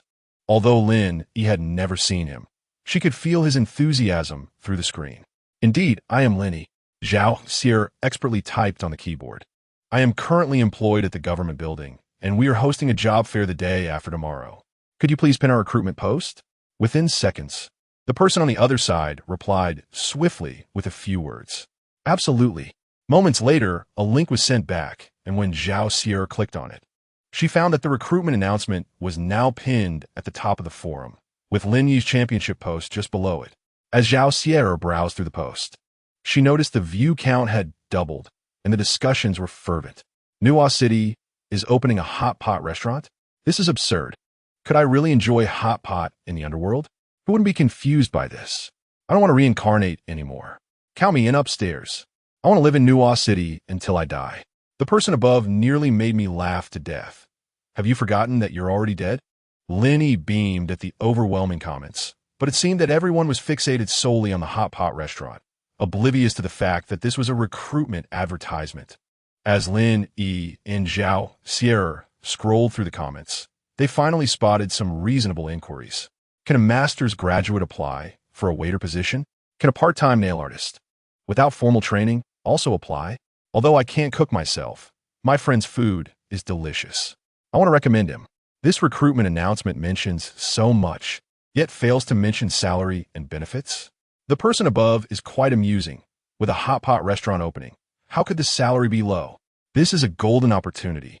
Whoever secures a position here will be a benefactor of Nuo City's first restaurant. Exactly. Does no one realize that the recruitment is from the Nuo City government? A government-run restaurant can't possibly be unprofitable. Lin Yi chuckled at these comments, while Zhao Xiwen stood up to let Lin Yi take the seat. Lin Yi began typing responses to the inquiries in the comments. "We welcome all hardworking individuals interested in running a restaurant to join us. There are no specific educational or experience requirements. We primarily value individual professional skills. Everyone is encouraged to come and give it a try. Regarding salary, we will adopt a discussion-based approach. You can come to the on-site interview and talk about your ideal salary, and there may be unexpected rewards. This restaurant is indeed the first dining establishment launched by the Nuo City government, and we hope to receive support from all Nuo City residents. We welcome you to attend the interview." Lin Yi skillfully tapped the keyboard, raising an eyebrow at Zhao Xiwen, who, upon seeing the post's explosive popularity after Lin Yi's reply, gave her a thumbs up. Lin Yi You truly excel at navigating the internet. The comment section erupted with excitement due to the enthusiastic responses from the post creator. A heated discussion ensued until a particular comment caught everyone's attention. By the way, I want to digress. Has no one noticed that the username replying is Lin Yi? As this comment was posted, all eyes in front of the computers turned to Lin Yi's username, and everyone fell into contemplation. This name sounded so familiar, as if they had heard it somewhere before. Could this name belong to our Nuo City heroine? Nuo City heroine? Some were unfamiliar with the title until someone reminded them below. Lin Yi, the one who competed in the Tri-Championship and befriended a female ghost, ultimately winning the competition. That heroine. The comment section was immediately inundated with references to the Nuo City heroine, and every comment was laced with excitement and admiration for Lin Yi. Who would have thought our heroine has been incognito all this time, actually serving as a civil servant in the government? I remember her videos circulated wildly for a while. We thought she would rise to fame, but she seemed to vanish. Turns out she has been quietly contributing in her position. Lin Yi felt a wave of embarrassment wash over her face at these comments. Why is everyone in the underworld so nosy? They were just discussing recruitment. Now, they're fixated on my identity. At this rate, I might as well revert to traditional methods of creating flyers and posting notices for promotion. That might be safer. Lin Yi turned to Zhao Xiwen, who was staring at the rapidly spiraling comment section. She closed her eyes, pretending nothing had happened, and shut her laptop. Chapter 91. Traditional methods still prove effective. Is there anything I can assist with? I can help you out. By the afternoon, Lin Yi and Zhao Xiwen had crafted the recruitment announcement. Zhao Xiwen stood by the window, observing the Nuo City residents gathering in small groups outside, animatedly discussing something while clutching their phones. He furrowed his brow, his long fingers stroking his chin. With years of experience managing the city, he sensed that the atmosphere outside was distinctly different today, seemingly imbued with a sense of curiosity and perhaps surprise. Zhao Xiwen snapped his fingers, and Zhang Zishuan promptly stepped forward.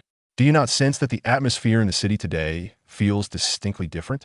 Zhang Zishuan appeared unfazed. As a professional secretary, he had long been prepared for any eventuality.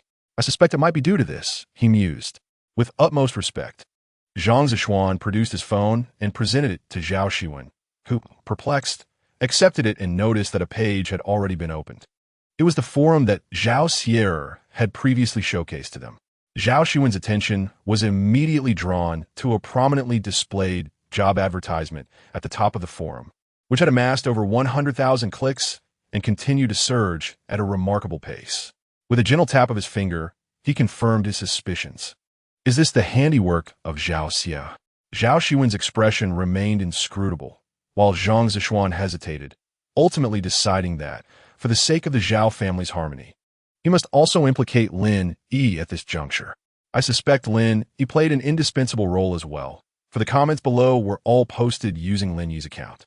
Stumbling over his words, Zhang Zishuan articulated his thoughts, while Zhao Xiwen scrolled down through the comments one by one.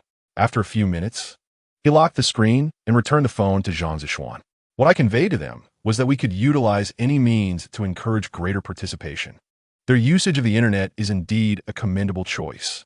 Let be. Zhao Xiwen gazed out at the bustling crowd outside, hoping that those within would actively engage in the recruitment rather than merely spectate. As Lin Yi and Zhao Xiwen completed the recruitment poster, dusk was approaching. The two had spent the entire afternoon designing the poster's layout in their bedroom. Lacking artistic talent like Xiao Hao, they resorted to scouring the internet for materials and painstakingly illustrating it bit by bit. Once the poster was finished, they were left physically drained, lying on the floor in a stupor. Zhao Xiwen pulled out her phone from her pocket and opened the forum interface to check the reaction. Oh my goodness, she exclaimed, springing to her feet while Lin Yi lay on his side, observing her. What's wrong? Is the post buried? Zhao Xiwen waved her hands in a flurry, unable to articulate the spectacle before her, and simply turned the phone towards Lin Yi. Lin Yi lifted his head slightly and murmured, could that 999 be the number of comments? Zhao Xiwen slapped her thigh in response. Of course. Big sister, our post has gone viral. Lin Yi snatched the phone, scrolling through the comments, which predominantly expressed astonishment at the launch of a hot pot restaurant in Nuo City and curiosity regarding the recruitment process. With many questioning why such a substantial recruitment effort lacked clear public information from the government, it seemed imperative to create a formal poster to display at the government building's notice board. At this realization, Lin Yi sprang to her feet with renewed vigor. "Let us go. We must post the recruitment notice before nightfall." Zhao Xiwen, clutching her phone and continuously refreshing the comments, stood up energetically and linked arms with Lin Yi as they dashed outside. Upon exiting the Zhao residence, they collided with a tall figure. Zhao Xiwen stumbled forward, while Lin Yi narrowly avoided crashing into the individual, managing to halt just in time. Frustrated, Zhao Xiwen pouted and prepared to voice her anger. "Who lacks awareness?" she exclaimed, rubbing her head where she had been bumped, and turned to face the stranger. Lin Yi followed her gaze, then smirked and took a couple of steps back. The newcomer was none other than Han Yifan. "Miss Zhao, you still carry such confidence at this late hour." Upon recognizing Han Yifan, Zhao Xiwen noted his black shirt, through which his well-defined chest muscles were subtly visible. She forced herself to suppress her unwelcome thoughts, tilting her chin defiantly as she retorted, "During the time apart from Vice Mayor Han, I have diligently honed my skills. It is only natural for my confidence to be robust." Lin Yi rolled her eyes at the sky, recalling how Zhao Xiwen had just been lamenting her aches and pains while designing the poster, yet now claimed to be brimming with confidence. Han Yifan, unfazed, waved a beautifully packaged cake in front of Zhao Xiwen. "I intended to offer my condolences for your hard work on the recruitment event, but it seems that your demeanor suggests my humble cake is unnecessary." He feigned turning to leave, but upon seeing the delectable cake, Zhao Xiwen swiftly stepped in front of him, blocking his path. "Hey, once something is offered to others, how can it be taken back?" With remarkable speed, Zhao Xiwen snatched the cake from Han Yifan's grasp. She ran over, grasped Lin Yi's hand, and triumphantly showed off her prize to Han Yifan. "Thank you, Vice Mayor Han. Your name will surely be added to our contribution list for the Nuo City recruitment event." Han Yifan smiled as he watched Zhao Xiwen and Lin Yi retreat into the distance. A contribution list? What amusing notion, he thought, glancing toward Zhao Xiwen's office and recognizing a familiar silhouette standing by the window. "Ah, a man who must have committed sins in his past life," he sighed, before striding confidently into the Zhao residence. As Lin Yi and Zhao Xiwen reached the entrance of the government building, passers-by began to take notice of the two. After all, Lin Yi had only recently regained her fame on the largest forum in Nuo City that very morning. "Wait, isn't that Lin? It seems to be. The other one looks quite attractive as well. Is she holding the recruitment notice?" Zhao Xiwen and Lin Yi exchanged glances, then unfurled the recruitment poster and affixed it to the notice board. Once they secured it, they quickly positioned themselves behind the notice board, fearful that a crowd would soon gather around them. Indeed, as the poster was put up, a spontaneous assembly of onlookers formed in front of the notice board, with pedestrians from all corners of the city converging upon the announcement. The last time Lin Yi had witnessed such a gathering was when Nuo City had lifted restrictions on public speaking. Chapter 92. Nuo City is truly opening a hot pot restaurant. The crowd murmured in hushed tones before Lin Yi felt that the flow of people was sufficient. Clearing her throat, she stepped forward from the notice board and ascended the steps of the government building. "Dear residents," Lin Yi called out, cupping her hands around her mouth to amplify her voice. The bustling crowd quieted after a brief commotion, countless eyes fixated on her. Lin Yi's mind momentarily blanked. It had been ages since she had engaged in such attention-grabbing activities. "Thank you all for taking the time to stand here. As you can see, Nuo City is about to launch its very first hot pot restaurant. This is undoubtedly an exhilarating development for everyone." Residents exchanged glances, their eyes reflecting mutual joy and excitement. Yes, Nuo City was indeed about to open a hot pot restaurant, a monumental blessing for those weary of the mundane offerings available. Observing the crowd's reaction, Lin Yi paused before continuing. "In 2 days, we will host an extraordinary recruitment fair in front of the government building. Whether you possess culinary skills, experience in service, expertise in beauty management, or any other talents, We invite you to come and discuss opportunities with us. There may be unexpected surprises in store. The crowd erupted in excitement. Lin Yi's announcement solidifying the legitimacy of the forum's job posting. While no one questioned the authenticity of the online post, witnessing it in person made a significant difference. Does anyone have questions? Feel free to voice them now. The residents looked around, eager to be the first to step forward. I would like to inquire whether there truly are no restrictions regarding educational background and work experience. A spirit in the crowd raised his hand and, wearing black-rimmed glasses, appeared rather refined. With a smile, Lin Yi responded calmly, affirming that indeed, as stated in our post, we treat all talented individuals equally. Educational qualifications, work experience, and age do not hinder our collaboration. Anyone can shine in their desired field.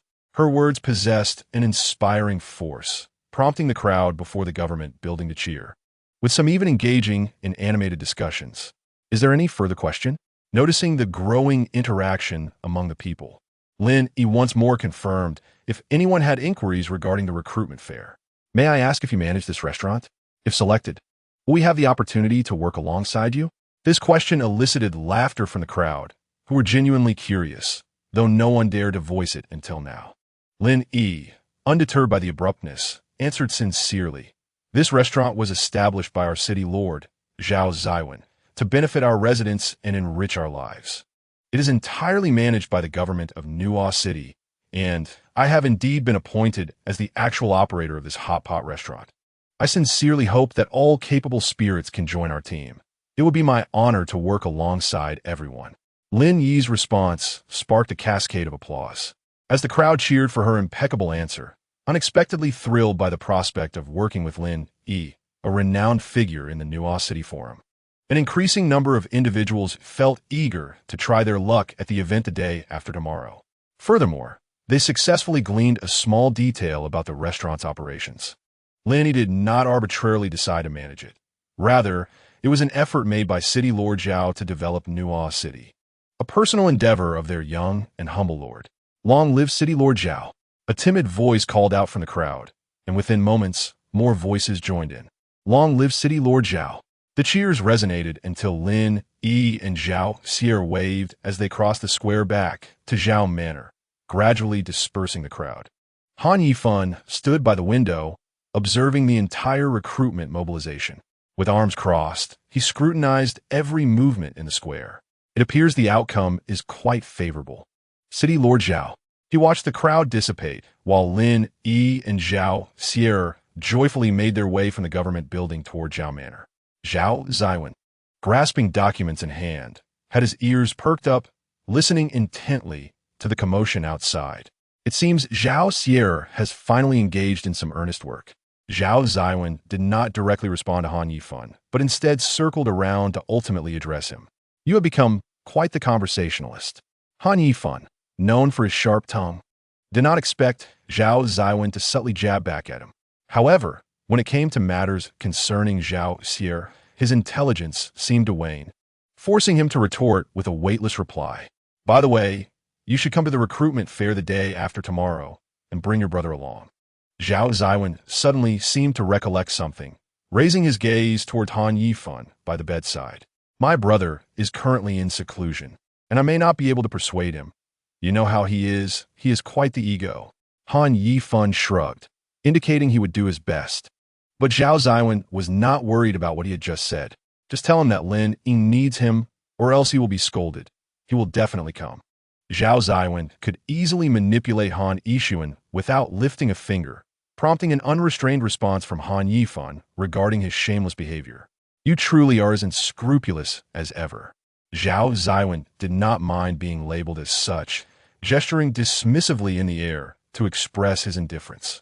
By the way, has that situation been occurring frequently lately? Han Yifan did not directly state his issue, opting to use that situation as a substitute to ensure confidentiality. It occurred again in the early hours of yesterday. Zhao Xiwen said seriously, having stayed awake until dawn these past few days to document the timing of this phenomenon. Do you think this matter is related to Wang Wanjun? Han Yifan tentatively voiced his suspicion. Of course, have you forgotten that the electricity in Nuo City is supplied by Wang Wanjun? Zhao Xiwen nodded in agreement, intertwining his fingers on the table as he contemplated the origins of this issue. Do you recall that little doctor who harmed Wang Wanjun and Yuqing? Zhao Xiwen's gaze sharpened as he fixed it on Han Yifan, revealing a glint of coldness and cruelty. Certainly, that person is still locked away in hell. Are you implying something? Han Yifan suddenly had a realization, symbolically inquiring as Zhao Xiwen met his gaze and nodded. Chapter 93. The Birth of a Trendy Check-in Spot. Do you remember he mentioned a door in Yuqing? The one Zhao Zipping is also searching for? Although Wang Wanjun vehemently denied it at the time, we know Zhao Zipping well enough.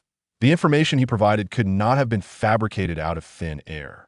Therefore, I suspect that the intermittent power outages occurring at dawn are related to this door. Upon hearing this, Han Yifan fell into deep contemplation, knowing that the doctor captured from Yuqing would not speak without basis. For in his presence, no one could utter falsehoods. Thus, Wang Wanjun must be concealing something, and the reason she is reluctant to disclose, it must pertain to the survival of Yuqing. It seems the key lies in approaching Wang Wanjun. Zhao Xiwen remained silent for a moment before articulating his conclusion, looking up at Han Yifan to seek his opinion. This is quite a dilemma. Han Yifan sighed, candidly expressing his viewpoint. Firstly, Nuo City and Yuqing have only recently established diplomatic relations, and we all understand Wang Wanjun's level of trust in Nuo City. Moreover, the relationships among the various realms of the underworld have always been intricate. Wang Wanjun is an exceptionally cautious individual. How could she casually divulge such a monumental secret? Should I give her a call? Han Yifan raised an eyebrow, hinting at Zhao Xiwen, only to be met with a firm refusal. No, your methods are too direct, especially since your extraordinary abilities may inflict indescribable pain on her. Wang Wanjun is, after all, the city lord of Yuqing. This is absolutely unacceptable. Han Yifan pouted. Compared to a city lord managing a realm, he had always advocated for more forceful methods to resolve issues. If the problem remains unsolved, it simply indicates that the approach was insufficiently forceful. City Lord Zhao. City Lord Zhao. Zhao Xiwen's thoughts were interrupted by the calls from outside the office. As he listened attentively to the approaching voices, mingled with joyous footsteps, Han Yifan clenched his fist and struck the palm of his other hand, realizing, how could we have forgotten her? Zhao Xiwen clearly did not understand Han Yifan's intention, frowning as he tilted his head, awaiting further explanation. Lin Yi, have you forgotten our secret weapon? Lin Yi and Wang Wanjun are best friends. Couldn't she easily inquire on our behalf? No, before Han Yifan could finish, Zhao Xiwen cut him off. He still vividly recalled the last instance Lin Yi was sent to Yuqing, where she nearly lost her life. It is important to note that for an ordinary spirit like Lin Yi, suffering a severe blow in the underworld would lead to utter annihilation. Just as Han Yifan was about to counter, Zhao Xiwen entered the room. Upon seeing Vice Lord Han present, she paused momentarily before walking confidently to the center of the office. Vice Lord Han, what a coincidence it is to see you here today. Zhao Xiwen jested, and Han Yifan, unfazed, shrugged and replied, perhaps today Miss Zhao is fortunate, and wherever her heart desires, she can see it. Congratulations, Miss Zhao. Zhao Xiwen found herself outmaneuvered by Han Yifan's words, which implied that her frequent encounters with him were merely a reflection of her longing to see him. Lin Yi, standing behind, felt a headache coming on. This couple, truly, anyone who became their mutual friend must have been cursed with a string of bad luck. Whenever they met, they would bicker, and upon parting, they would weep, only to bicker again at their next encounter. A vicious cycle indeed. Zhao Xiwen's expression reflected his realization of this pattern as he watched his sister concede defeat. A look of exasperation etched upon his face. Zhao Xiwen, why do you provoke him for no reason? When will you remember to knock before entering my office? Despite his frustrations, Zhao Xiwen did not wish to let his sister's emotions disrupt his principles, questioning her behavior with utmost seriousness. Brother, must we truly discuss this matter now? Zhao Xiwen, seeing that Zhao Xiwen had no intention of siding with her, stamped her foot in frustration. Lin Yi hurriedly stepped forward to grasp Zhao Xiwen's hand in comfort. We were eager to report on the promotional outcomes of a job fair. which have been exceedingly positive thanks to Sierra's assistance. Otherwise, I would never have thought to utilize the forum for publicity.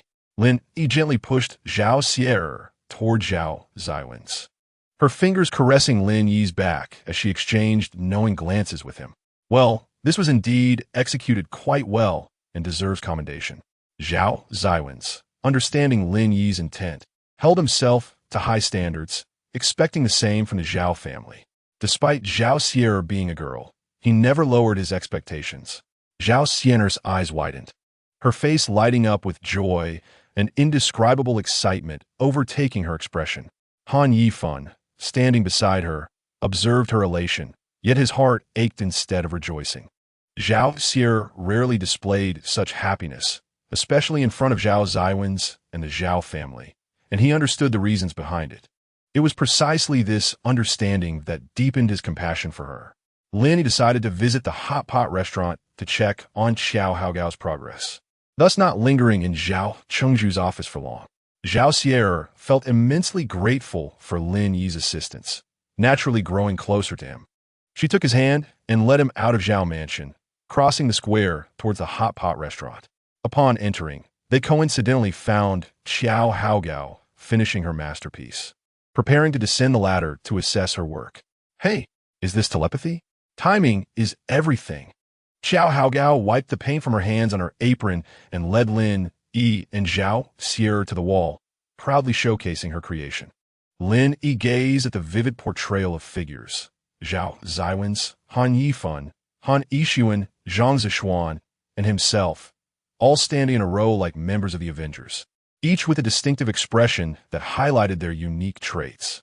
This is incredible, Zhao Xiwen exclaimed, admiring Han Yifan's imperious expression in the painting, unabashedly showering Xiao Haogao with praise. You are truly a master. Please accept my admiration. Xiao Haogao blushed at the compliment, shyly glancing at Lin Yi, eager for his opinion, which she valued greatly. Lin Yi, understanding Xiao Haogao's intentions, couldn't help but say, I believe this wall could become a popular spot in Nuo City, attracting many to take photos. We can encourage them to share on the forum for publicity. You are remarkable. Chapter 94. Zhao Xiwen heals Xiao Haogao. Lin Yi patted Xiao Haogao's back to express his admiration. Upon hearing his praise, Xiao Haogao finally exhaled, satisfied with her work. Since her passing, she believed her skills had become obsolete, but after meeting Lin Yi, everything changed. Lin Yi, you are truly a genius, Xiao Haogao sincerely remarked, gently patting Lin Yi's head. What do you mean? Lin Yi, puzzled by Xiao Haogao's words, looked at her with confusion. Nothing. It just feels different since I met you. It seems like so much has changed. I wish I could have met you while I was alive, Xiao Haogao lamented. Zhao Xiwen, observing their closeness, stepped forward and embraced them both. I feel the same. Having Lin Yi around makes even the underworld seem interesting. But since I have never lived, I still suggest Lin Yi remains in the underworld. Lin Yi chuckled at Zhao Xiwen's words as the three of them stood together, gazing at the mural, feeling an unprecedented sense of strength. During the lunch break, Xiao Haogao took out the bread she had prepared and generously shared it with Lin Yi and Zhao Xiwen. Zhao Xiwen devoured her portion when she suddenly turned to Xiao Haogao, as if recalling something. Haogao, having known you for so long, I haven't asked, what caused your death? Xiao Haogao swallowed her bite of bread and unfastened the silk scarf around her neck, revealing her scars. I committed suicide due to depression. I severed my own artery and bled to death. Zhao Xiwen, observing the intricate scars around Xiao Haogao's neck, felt no shock. Growing up in the underworld, coupled with her experiences with Han Yifan, had accustomed her to such sights. As she continued to enjoy her bread, she asked, have you ever considered treating the scars on your neck? Xiao Haogao tilted her head, pondering, and replied honestly, yes, I have considered it. That's why I work hard to earn money. Although most medical services in Nuo City are free, treatments in the cosmetic medical field, especially for old scars acquired before death, still require expenses. Xiao Haogao hesitated, looking at her palms. I haven't saved enough yet. I plan to treat my neck when I have enough money. It will be a formal goodbye to my past self. Zhao Xiwen listened intently, a glimmer of contemplation in her eyes. Suddenly, she stood up from her chair. carefully placing her bread on the table. Seeing Zhao Xiwen clasp her hands before her, Lin Yi was taken aback, as someone endowed with extraordinary powers. She instantly sensed a shift in the room's energy. Zhao Xiwen opened her palms, manipulating a sphere of purple energy until it took the exact shape of Qiao Haogao's scars. Before Qiao Haogao could react, Zhao Xiwen pressed her hand against her forehead. A cool sensation enveloped Qiao Haogao's neck, spreading throughout her body, and she looked on in astonishment at the composed Zhao Xiwen. For an ordinary spirit like Qiao Haogao, this felt like a dream. Before long, Lin Yi sensed the energy in the room stabilizing, the color of the energy in Zhao Xiwen's hands gradually fading. She slowly closed her eyes, bringing her palms together in front of her chest, finally exhaling softly. Qiao Haogao's first instinct was to touch her neck. For the first time since her death, she felt her neck smooth and unblemished. The deep scars had vanished without a trace. You.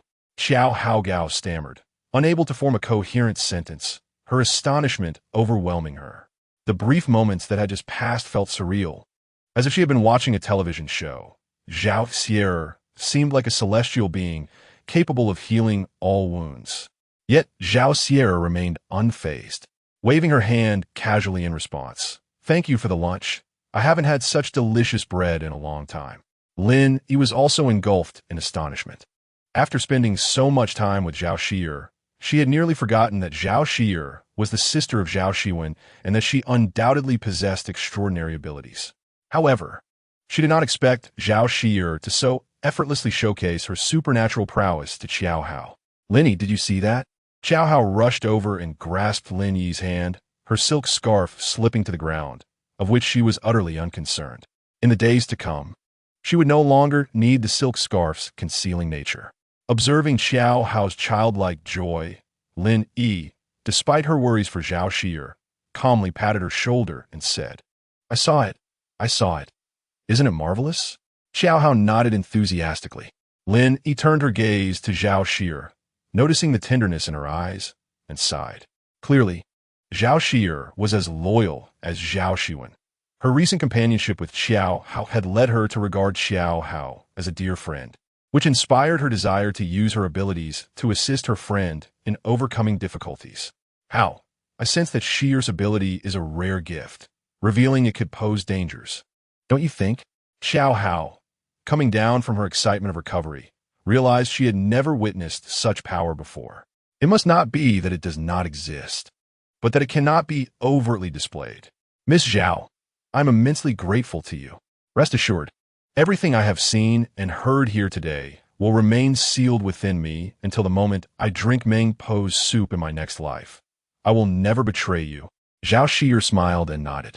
She had always followed her own path and disliked being beholden to others' opinions, yet deep down, she yearned for love. Everything she did today may have been impulsive, but the ability to help others and receive heartfelt gratitude brought her unparalleled joy. For she knew that, at this moment, she was no longer merely the sister of Zhao Xiwen, sheltered by his influence. She was simply herself, using her individual strength to aid others. After parting with Qiao Hao, Zhao Xiwen walked back to Zhao Mansion with Lin Yi. Lin Yi turned her head to observe Zhao Xiwen's beautiful face, which bore a striking resemblance to Zhao Xiwen from certain angles.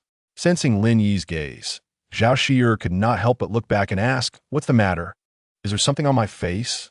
Lin Yi quickly averted her eyes, shaking her head with a chuckle. "You and your brother really do look alike at certain moments." "I don't want to be like him, that old fossil," Zhao Xiwen pouted, hand behind her back. Lin Yi found her expression amusing and added, with that stubborn look, "It's no wonder Deputy Han can't handle it." Chapter 95. Lin Yi's nighttime efforts to mend the sibling relationship. Zhao Xiwen understood the implication behind Lin Yi's words and playfully slapped Lin Yi's back. "Oh, you Lin Yi, do you dare to bully me?" Lin Yi quickly picked up her pace to evade Zhao Xiwen's playful attack as they frolicked through the square, their laughter echoing throughout Nuo City. Within Zhao Mansion, all was quiet after midnight, aside from the diligent light in Zhao Xiwen's study, which illuminated the room. The other chambers had long descended into darkness and slumber.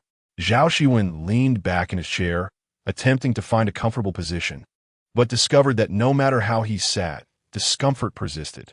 He sighed and stood, wandering over to the window, gazing out at the silent street, lost in thought until a series of knocks interrupted his reverie. Looking up at the wall clock, he noted that the hands had passed midnight, heralding the arrival of a new day. "Come in," he called without turning.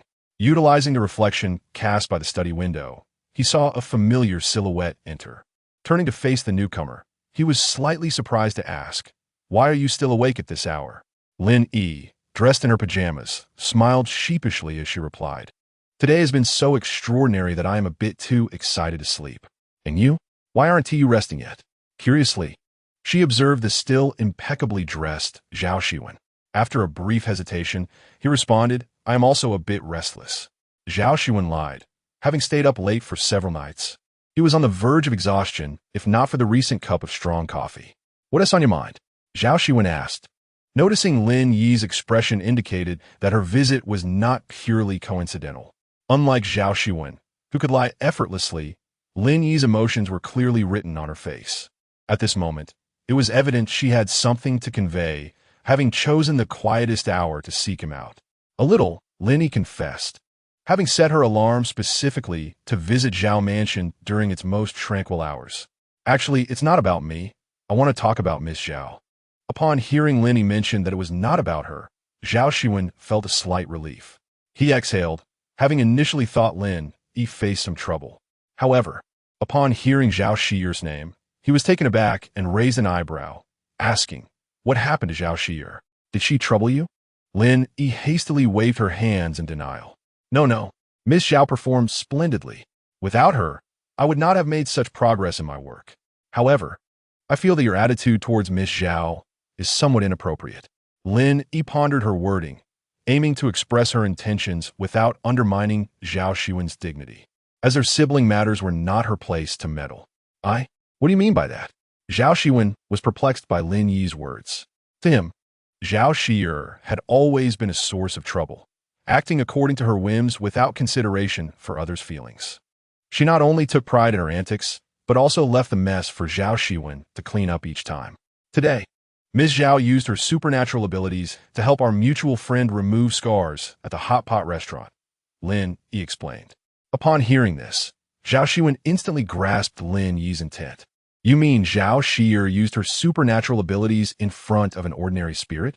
His voice rose in pitch, reflecting his rising agitation as he struggled to suppress his emotions, unwilling to unleash his frustration in front of others.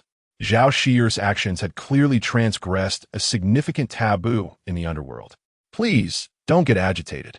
I'm not here to lodge a complaint. This matter has already been resolved. Our friend is extremely trustworthy.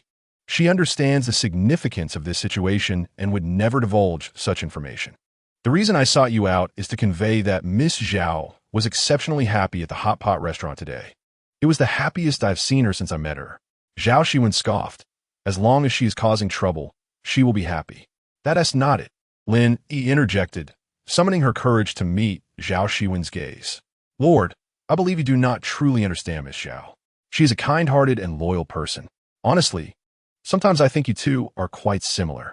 If you were willing to spend more time understanding her, perhaps you wouldn't always blame her for her rash actions."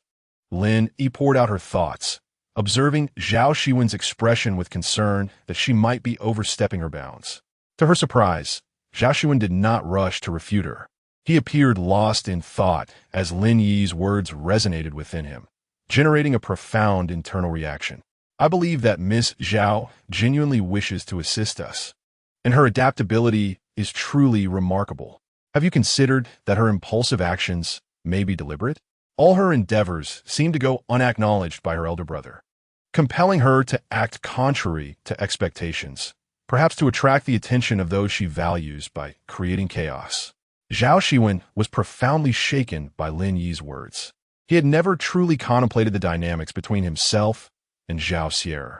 Their relationship had devolved into a cycle where Zhao Xier perpetually created trouble, and he was left to resolve it, without ever reflecting on the underlying meanings or implications. "I must admit, there are times when I fail to listen to her attentively." Zhao Xiwen reluctantly acknowledged this, as he found himself ruminating on the last occasion when he had an earnest conversation with his sister. He could not recall it all. It is understandable, given that as the city lord, your responsibilities keep you quite occupied. However, I feel that when Miss Zhao acts in the future, it would be beneficial if you could spare a moment to consider her perspective. This could potentially prevent many conflicts from escalating. As Lin Yi gently caressed Zhao Xiwen's back, she felt not the essence of a city lord, but rather the presence of a bewildered brother before her.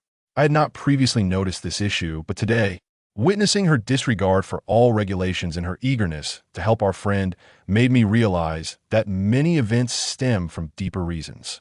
Perhaps we are simply too self-assured and unwilling to invest time in exploration. Zhao Xiwen nodded in agreement. He indeed needed to take time to perceive the world rather than bury himself in toil. Chapter 96. A discussion triggered by a torn pair of pants. Perhaps Vice Lord Han could offer some advice. Lin Yi suddenly recalled the inexplicable camaraderie and joy shared between Han Yifan and Zhao Xiwen, and she mischievously suggested this. Seeing Zhao Xiwen in deep contemplation, she finally felt a sense of relief. She had pondered this behavior for quite some time, having noticed earlier the subtle issues between Zhao Xiwen and Zhao Xiwen. It was only after witnessing Zhao Xiwen's unauthorized use of her extraordinary abilities today that she comprehended the gravity of the situation for the first time.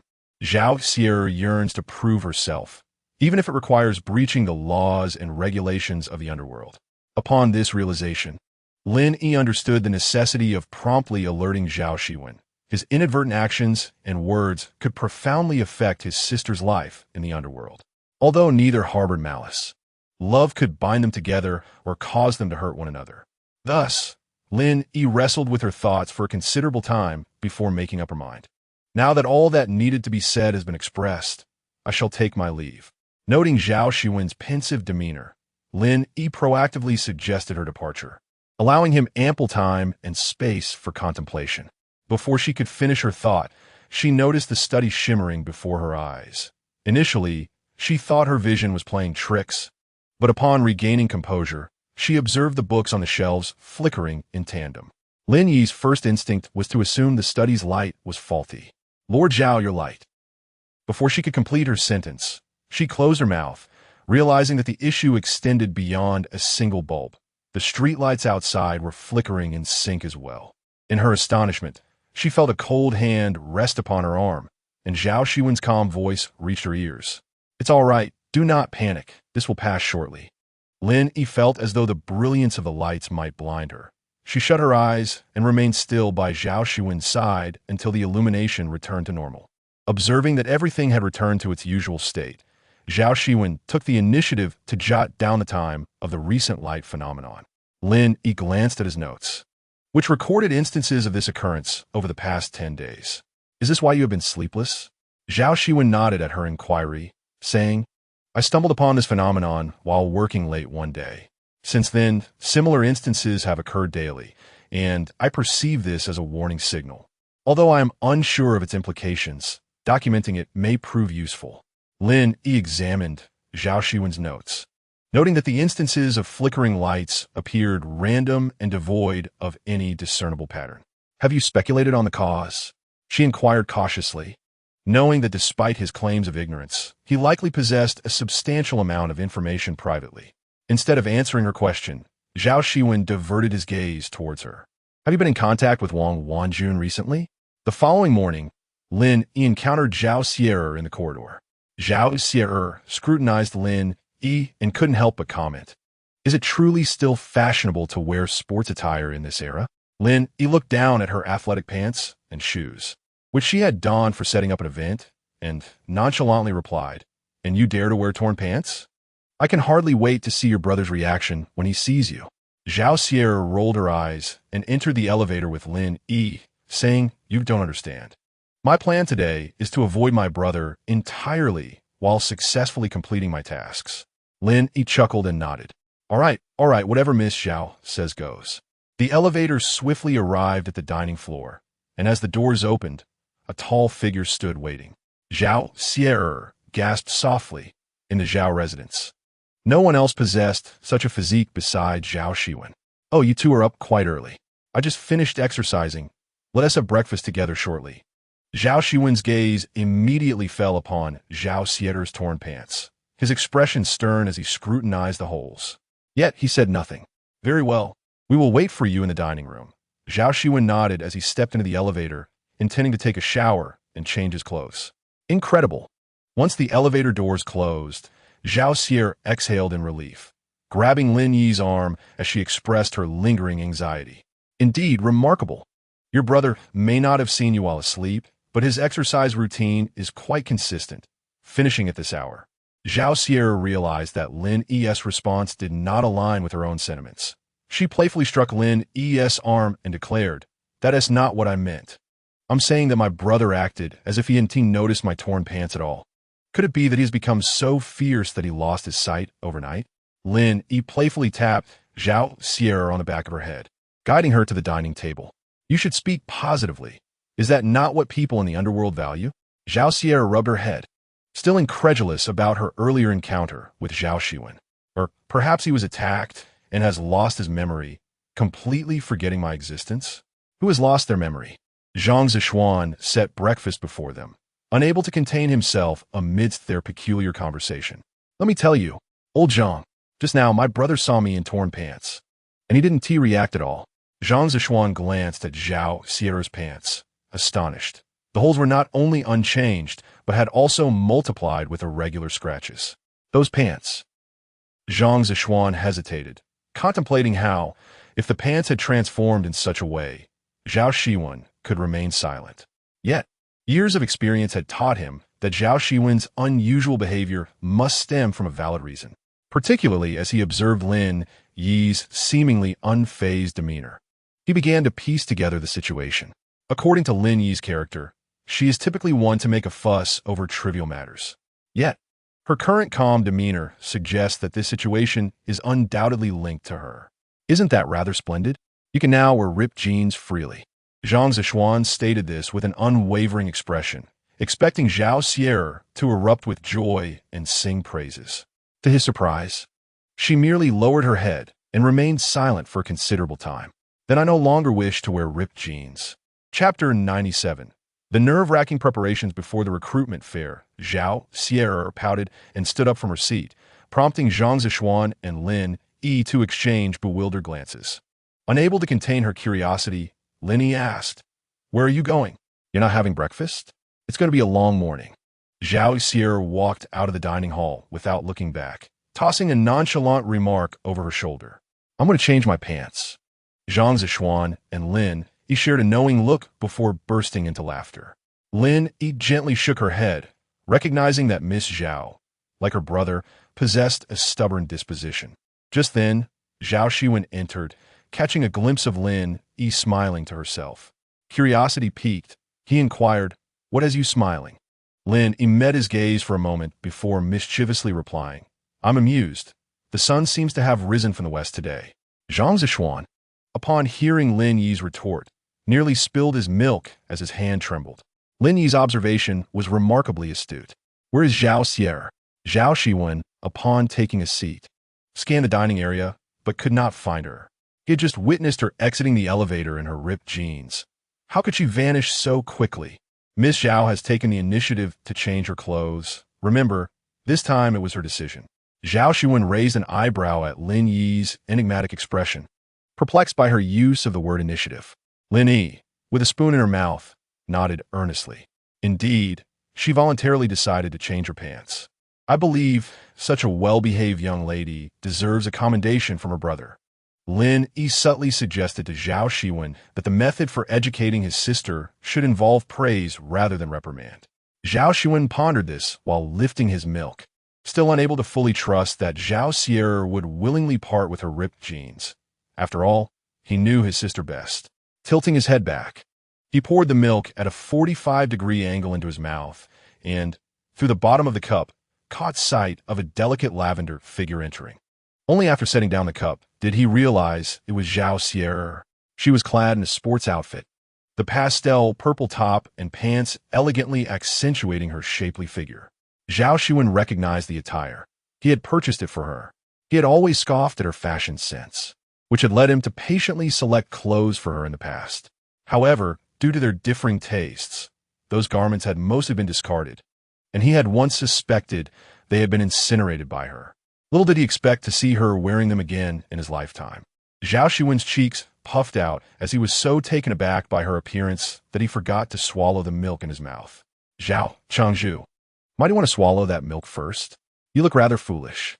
Lin Yi leaned closer to Zhao Changzhu and whispered. With a gulp, Zhao Xiwen finally swallowed the milk. Who was it that mocked me for wearing sportswear earlier? Lin Yi laughed as she pulled Zhao Xiwen beside her, instinctively patting her arm to ease her nerves. I must tell you, today we are engaged in physical labor, and wearing sportswear is absolutely the best choice. By the way, what is it about your outfit? Why does it look so much better on you than on me? You manage to look chic no matter what you wear. Lin Yi showered Zhao Xiwen with compliments, causing her to blush deeply as she lowered her head to nibble on her bread. Lin Yi glanced at Zhao Xiwen, who remained frozen in place, staring at his sister. Lost in thought, what is going on with Zhao Changzhu? Lin Yi, anxious, stepped on Zhao Xiwen's foot, rousing him from his reverie. Leaning slightly towards Zhao Xiwen, she spoke deliberately. Brother, you should definitely say something. I've created the opportunity for you. Zhao Xiwen's lips twitched before he finally managed to utter. That outfit suits you very well.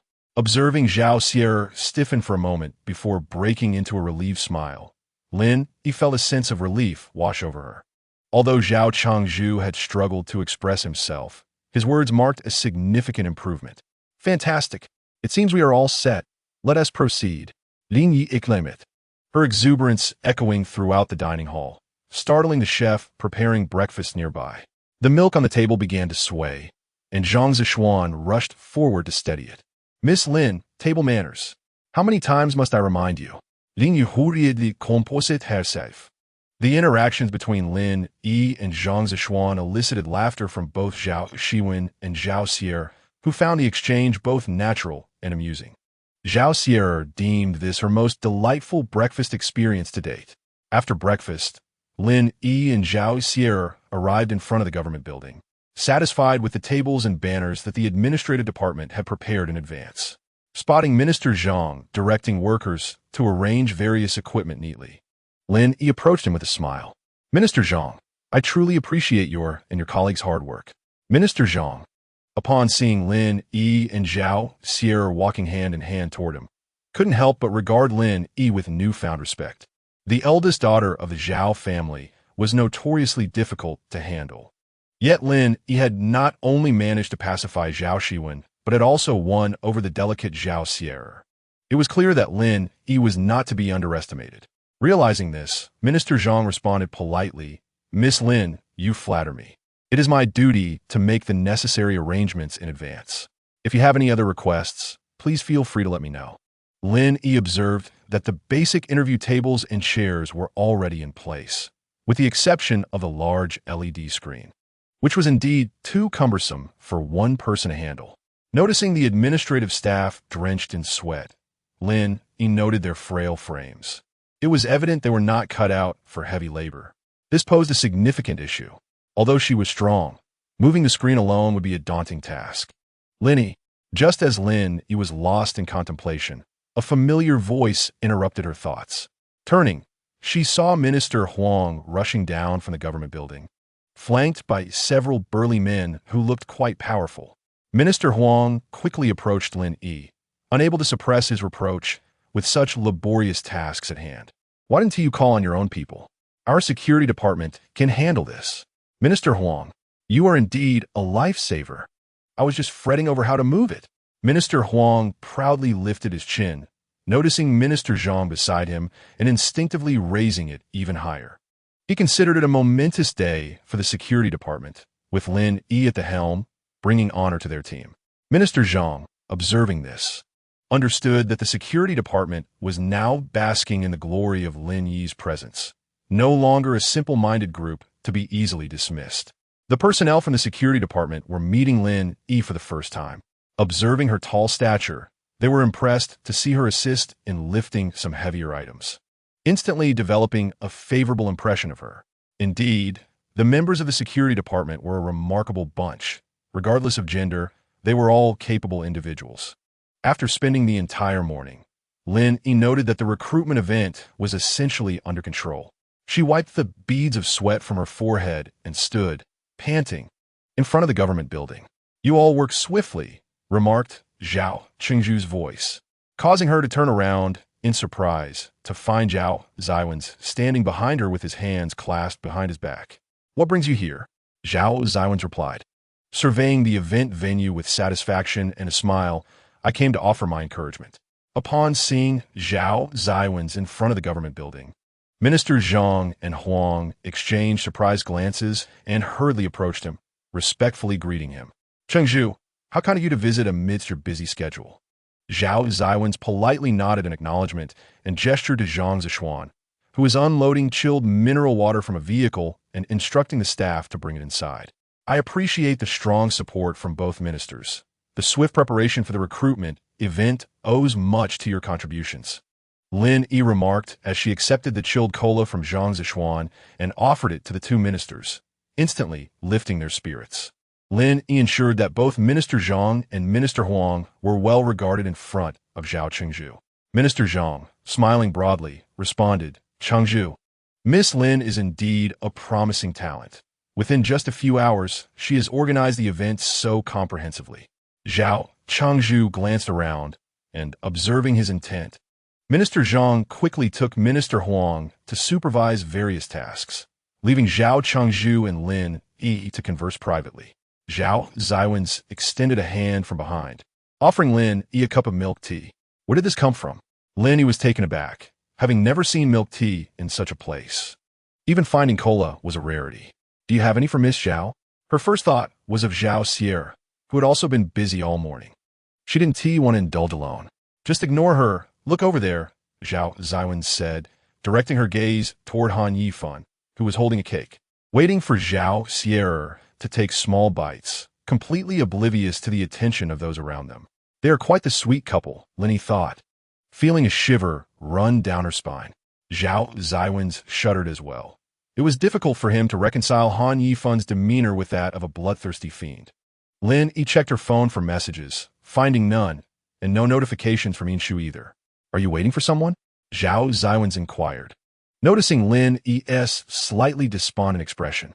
Lin Yi looked up and, lowering her voice, replied, "After yesterday's incident, I messaged Wan Junjie, but she hasn't responded yet. Do you think something might have happened to her?" Zhao Xiwen furrowed his brow upon hearing this. "You suspect that this incident is connected to Wan Jun as well?"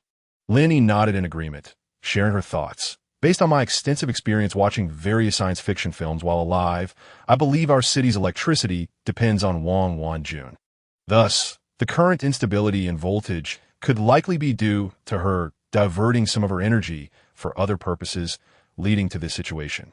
Zhao Xiwen was somewhat taken aback, turning to Lin Yi, surprised that her conjecture mirrored his own. "Moreover, I noticed that your recorded times are mostly at midnight. She might be trying to avoid drawing attention from most people. What do you think?"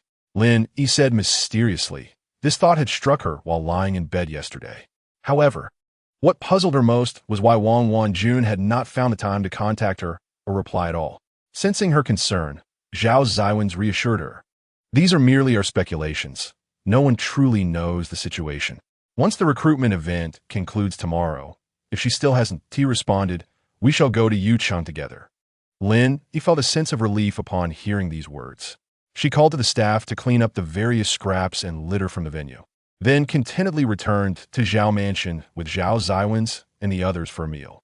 Han Yifan was seated at one end of the dining table alongside Zhao Xiwen, and upon observing their joyful and affectionate demeanor, Zhao Xiwen could not help but tease Zhao Xiwen, saying, "If you two are so well matched, why not pick a time and settle matters directly? Brother." Zhao Xiwen's voice rang throughout the dining hall, trembling as she blushed and stared at Zhao Xiwen, momentarily at a loss for words. Han Yifan, however, remained unfazed, continuing to eat his meal while softly acknowledging Zhao Xiwen's remark. Lin Yi, witnessing Han Yifan's demeanor, couldn't help but smile like an amused aunt, signaling exaggeratedly to Zhao Xiwen. "My goodness, was that a public confession?" Zhao Xiwen turned her head, staring blankly at Han Yifan's profile. Although their on-again, off-again relationship had become the norm. She never expected Han Yifan to openly agree to her proposal in front of everyone. Zhao Xier's mind went blank until Lin Yi dragged her back to her room, gently slapping her cheek until she came to her senses. "Hey, Zhao Xier, pull yourself together." Lin Yi shook Zhao Xier until her gaze returned to normal. "Are you all right? You aren't scared of Vice Mayor Han, are you?" Upon hearing Han Yifan's name, Zhao Xier's face turned a deep crimson once more. She stared at Lin Yi and said emphatically, "Did you just hear that? Han Yifan just said he wants to settle matters with me. Did you hear that?" Lin Yi nodded enthusiastically in response. "I heard it," your brother asked directly, and then Vice Mayor Han replied, "Congratulations." Chapter 99, the recruitment event. Bustling with enthusiasm, Zhao Xier let out a squeal from her throat, blushing profusely as she lay on Lin Yi's bed, clutching a pillow.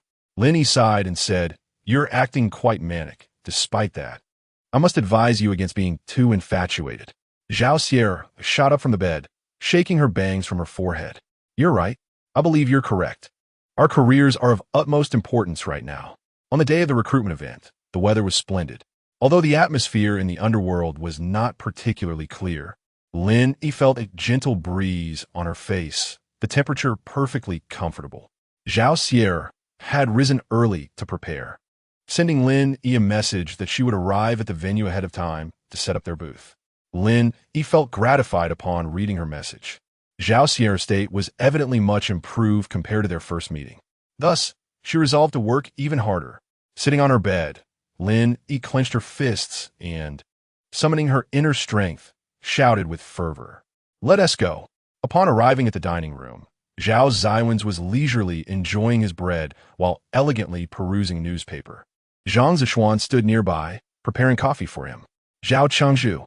As soon as Lin Yi entered, she called out with vigor, causing Zhang Zishuan to fumble slightly with the coffee. Zhao Xiwen, however, calmly set the newspaper aside and remarked, "It seems you are in good spirits."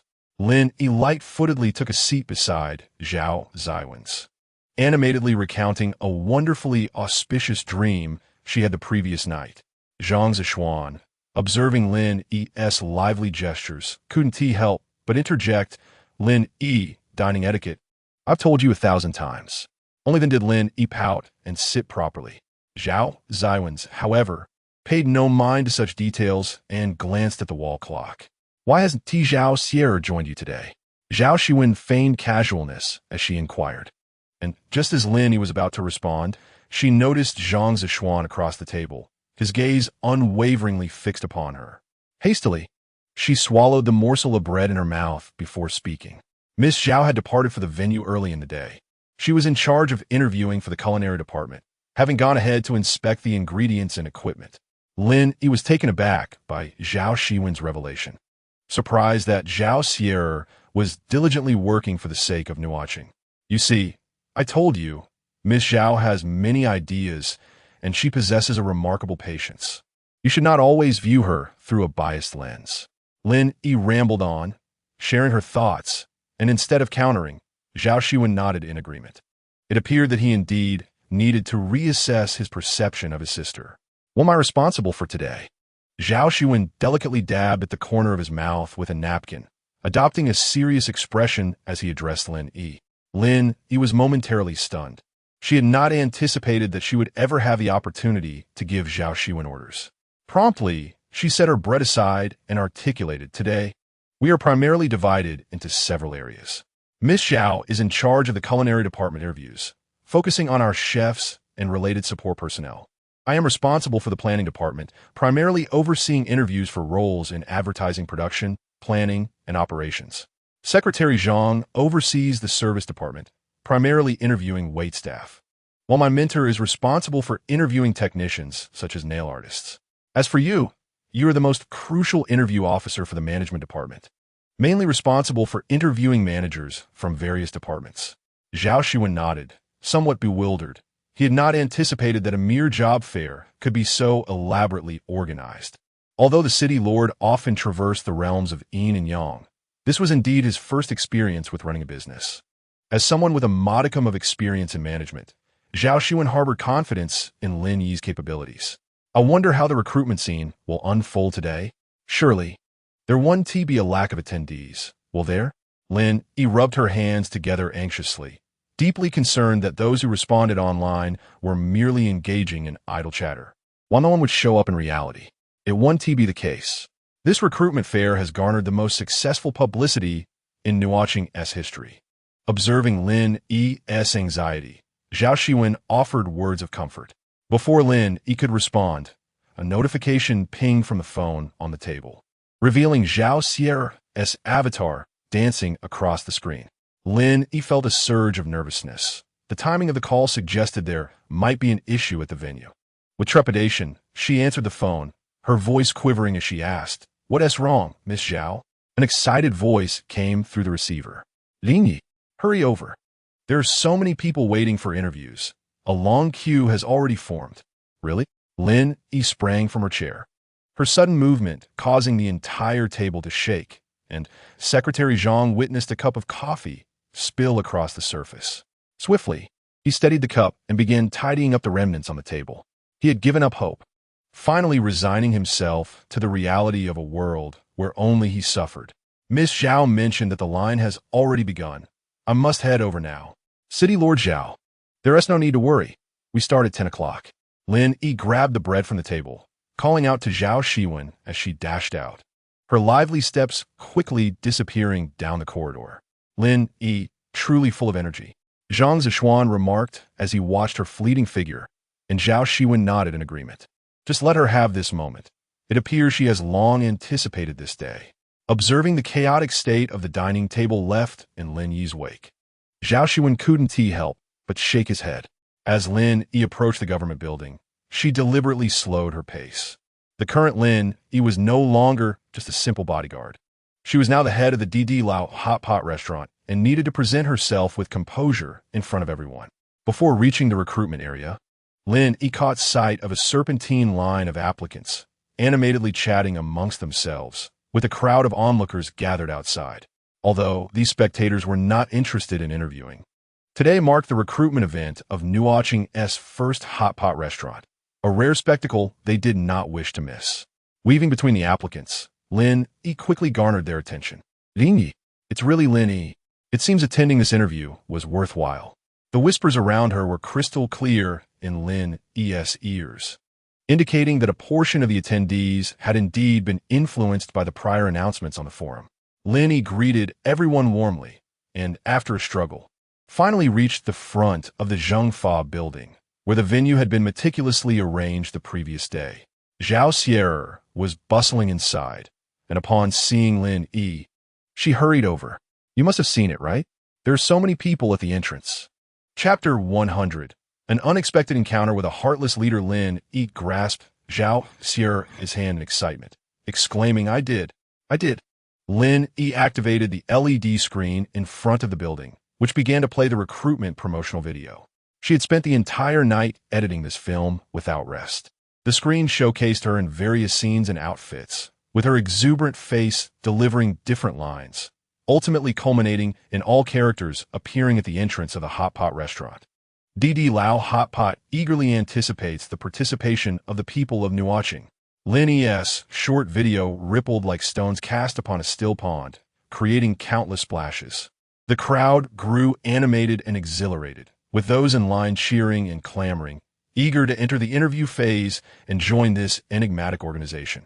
Noticing that Zhao Xiwen had entered the main venue through a side door, Lin Yi observed that all the interviewers had taken their seats. She removed the barriers at the front of the area and, with a resounding voice, declared the commencement of the Nuo Cheng Hot Pot Restaurant Recruitment Fair. Minister Huang stood at the entrance, conducting preliminary checks on the information of each applicant and guiding them to different booths based on their respective roles. Zhao Xiwen's culinary group quickly found their rhythm, with her having prepared all the necessary cooking equipment on the table, requiring each interviewee to prepare a dish of their specialty. Due to the noise and heat, Zhao Xiwen's booth was particularly lively, with applicants rolling up their sleeves to begin cooking, some seriously making sushi, while Zhao Xiwen diligently moved around with her notebook, recording assessment details. In stark contrast to the atmosphere surrounding Zhao Xiwen's group was marked by tension and apprehension. As the interview officer for management positions, Zhao Xiwen sat calmly behind the table, his eyes fixed on the scant number of applicants. None of those seated opposite him managed to last even a minute. Everyone knew that sitting across from them was the foremost ruler of Nuo Cheng. Simply holding that title was enough to instill fear in ordinary individuals, not to mention the challenges posed by Zhao Xiwen's difficult questions. If a customer claimed there was hair in your dish, what would you do? Zhao Xiwen fixed his expressionless gaze upon the young man before him, who felt a bead of sweat trickling down his cheek before he even opened his mouth. Monitor the surveillance? He tentatively responded. Zhao Xiwen was evidently displeased with this answer, and the young man watched in despair as Zhao Xiwen mercilessly marked 2 large crosses on his interview sheet. You may leave. No sooner had the words left his lips than the young man hastily leapt from his seat, as if liberated, and bolted away, mentally lamenting that he had encountered misfortune today, not expecting the interview officer to be the stoic city lord Zhao. Why couldn't it have been someone else? Lin Yi furrowed his brow upon witnessing the scene before him. A long queue had formed for the interviewers, while not a single soul occupied the group, led by Zhao Xiwen, who had even begun to rest.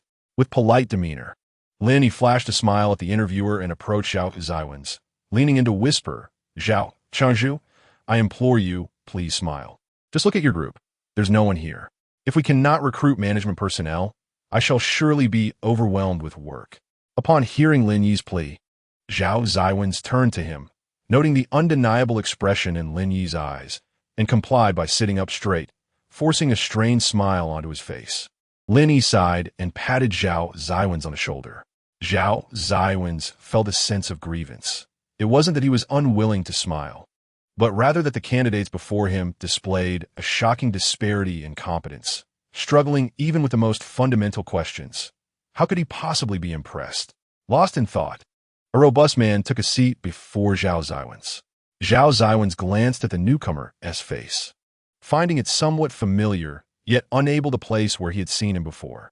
Recalling Lin Yi's earlier instructions, he attempted to stretch his lips into a semblance of a smile, producing a rather bizarre and forced expression that caused the candidate to frown in response. Zhao Xiwen was dissatisfied with this result. The man's demeanor seemed to disregard him entirely, prompting his expression to revert to its former impassiveness. Please present your resume, Zhao Xiwen stated coldly. The man retrieved a sheet of paper from his bag and handed it to Zhao Xiwen. As Zhao Xiwen scanned the document, he lifted his gaze once more to scrutinize the man seated across from him. No wonder he found him familiar.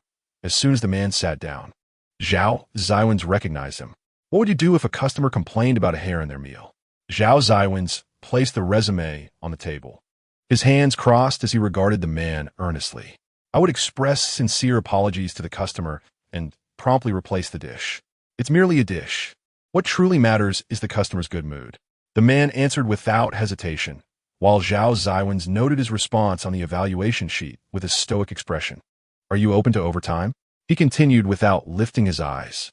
Yes, I previously worked in a high-intensity overtime environment. The man fixed his gaze steadily on Zhao Xiwen, surprised to find the city lord so youthful. It seemed that even the leaders of the underworld were younger and more capable than those in the living world. What are your salary expectations? Zhao Xiwen paused, meeting the interviewee's gaze as he inquired in a neutral tone. None. You can offer a salary as you see fit. The man had no intention of remaining in the underworld for long. He merely sought clarity on certain matters following his death and was in no rush to be reincarnated. Hence his attendance at the job fair. That will be all. Please wait for our response, Zhao Xiwen concluded, setting the evaluation sheet aside and nodding at the man. The man politely stood, thanked Zhao Xiwen, and strode confidently through the crowd, exiting the government compound. Once the man had departed, Zhao Xiwen retrieved the resume he had set aside. The man's demeanor had been devoid of warmth or approachability. Zhang Mingkai. Zhao Xiwen tapped his chin thoughtfully. This individual had been Lin Yi's superior during his life, and it appeared that he had not escaped the clutches of crime, ultimately meeting a tragic end. Zhao Xiwen recalled the moment Lin Yi witnessed Zhang Mingkai being attacked, her emotions surging to the point where she nearly rushed forward, only to be stopped in time by Zhao Xiwen, preventing an irrevocable tragedy. From what Zhao Xiwen understood, Lin Yi had been a diligent officer, tirelessly working under the tyrannical Zhang Mingkai, sacrificing her youth to relentless labor, ultimately succumbing to exhaustion. Zhao Xiwen held a critical view of such leadership. While striving for progress was commendable, imposing such expectations on others was not. In his eyes, the demise of such a leader warranted celebration, not sorrow. Chapter 101. The boisterous job fair concludes yet, out of compassion for Lin Yi's kind-hearted nature, despite her frequent disparagement of her superiors in private. It was difficult for anyone who had passed to bear witness to the demise of colleagues they had shared their days with. Zhao Xiwen hesitated with the resume in hand. Clearly, recent events had caused Lin Yi to forget about Zhang Mingkai. Zhao Xiwen observed her patiently engaging with the interviewees. He pondered whether to disclose this information to Lin Yi. Surveying the bustling scene at the job fair, Lin Yi felt a sense of satisfaction.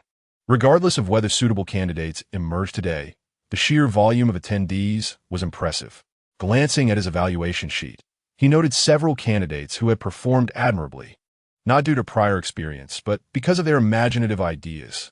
In fact, from this perspective, those with extensive experience in the living world might possess a disadvantage, as they could easily become ensnared in established patterns, lacking creativity.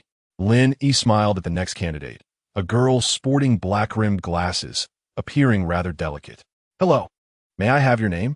he inquired politely as he accepted the resume she offered, quickly scanning its contents, which revealed little beyond basic information. "My name is Banruo."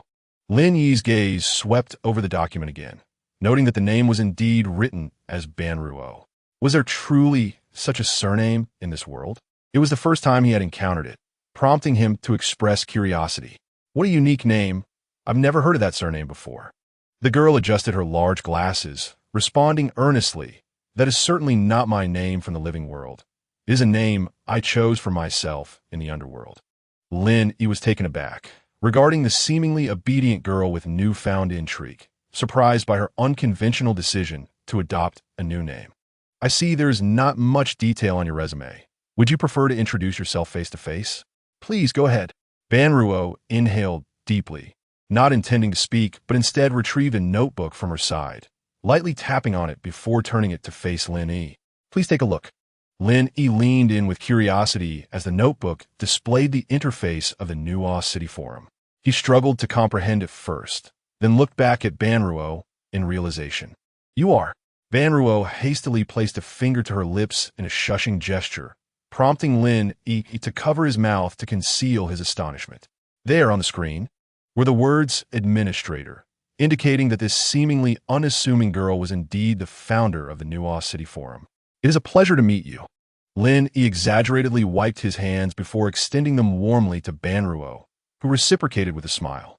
"I am your fan, Lin Yi," Banruo softly confessed, thrilled to engage with her idol from Nuo City. "You're my fan? I must thank you. It is thanks to you that so many are here today." Lin Yi gently shook her hand, exchanging a few more words before watching Banruo's figure disappear into the crowd. Lin Yi had not anticipated such an unexpected encounter during the interviews, recognizing that Banruo was undoubtedly a remarkable talent in planning. He marked her name with a large star on his evaluation sheet. The job fair continued its lively hustle and bustle throughout the day, until the streetlights in front of the government building flickered to life, signaling the departure of the last candidate. Zhao Xiwen has already organized personnel to begin sorting their kitchen utensils. Due to the peculiar nature of her interview position, numerous grease stains have splattered onto the table, compelling Zhao Xiwen to vigorously clean with a cloth. She was so engrossed in her task that she failed to notice Han Yifan had approached the table. With his black shirt sleeves rolled high, his long fingers took the cloth from Zhao Xiwen's hand, diligently wiping the table, his strong arms showcasing impressive definition. "Lin Yi, look at me," lamented Han Yifan, who had not appeared all day, as he approached Lin Yi with a forlorn expression, extending his small hand from behind, adorned with intricately colored patterns. "You truly are my good apprentice. Do you know how my day has been? I have been relentlessly tormented by various individuals, only to select a few with commendable skills." Han Yifan displayed his fingers, and Lin Yi pinched them, marveling at the hidden talents in this realm, as several of the illustrations were evidently crafted by skilled hands. Master, if you were in the mortal realm, you would truly be profiting. This single piece could easily fetch 200 coins. Han Yixuan pouted, trailing behind Lin Yi, while Zhao Xiwen called out to Zhang Zishuan and his group. I have arranged for the administrative department to handle the aftermath. Let us convene in the meeting room to discuss candidates. Seeing Zhang Quan had instructed his subordinates to begin dismantling various equipment in the venue, Lin Yi felt reassured and followed Zhao Xiwen into the government building. Upon reaching the meeting room, Zhao Xiwen plopped onto a chair. It is no exaggeration to say that Zhao Xiwen had never worked so hard in her life. The scent of grease on her clothes surprisingly brought her a sense of joy. It had been so long since she had dedicated herself so earnestly to a task. She slowly leaned her head on Han Yifun's shoulder, feeling him flinch slightly before tilting his body towards her. Lin Yi observed the scene with a mischievous smile, his gaze inadvertently shifting to Zhao Xiwen. Upon noticing Zhao Xiwen was also intently watching, he withdrew his gaze. Everyone has worked hard today. Let us proceed swiftly. Each group, please report your preliminary selections. Zhao Xiwen picked up the resume she had curated and provided a brief introduction. She selected the most outstanding individuals based on taste, appearance, and personal hygiene. The service department, nail art department, and Lin Yi's planning department each reported their relevant content in turn. Zhao Xiwen appeared relatively satisfied with the overall progress. Nodding gently, Lin Yi could not help but interject, "We are still in need of a responsible individual, as I cannot be in the store all the time. We must have someone to manage operations. How did your interviews go?"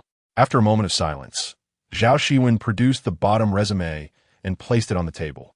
"I have a candidate, but..."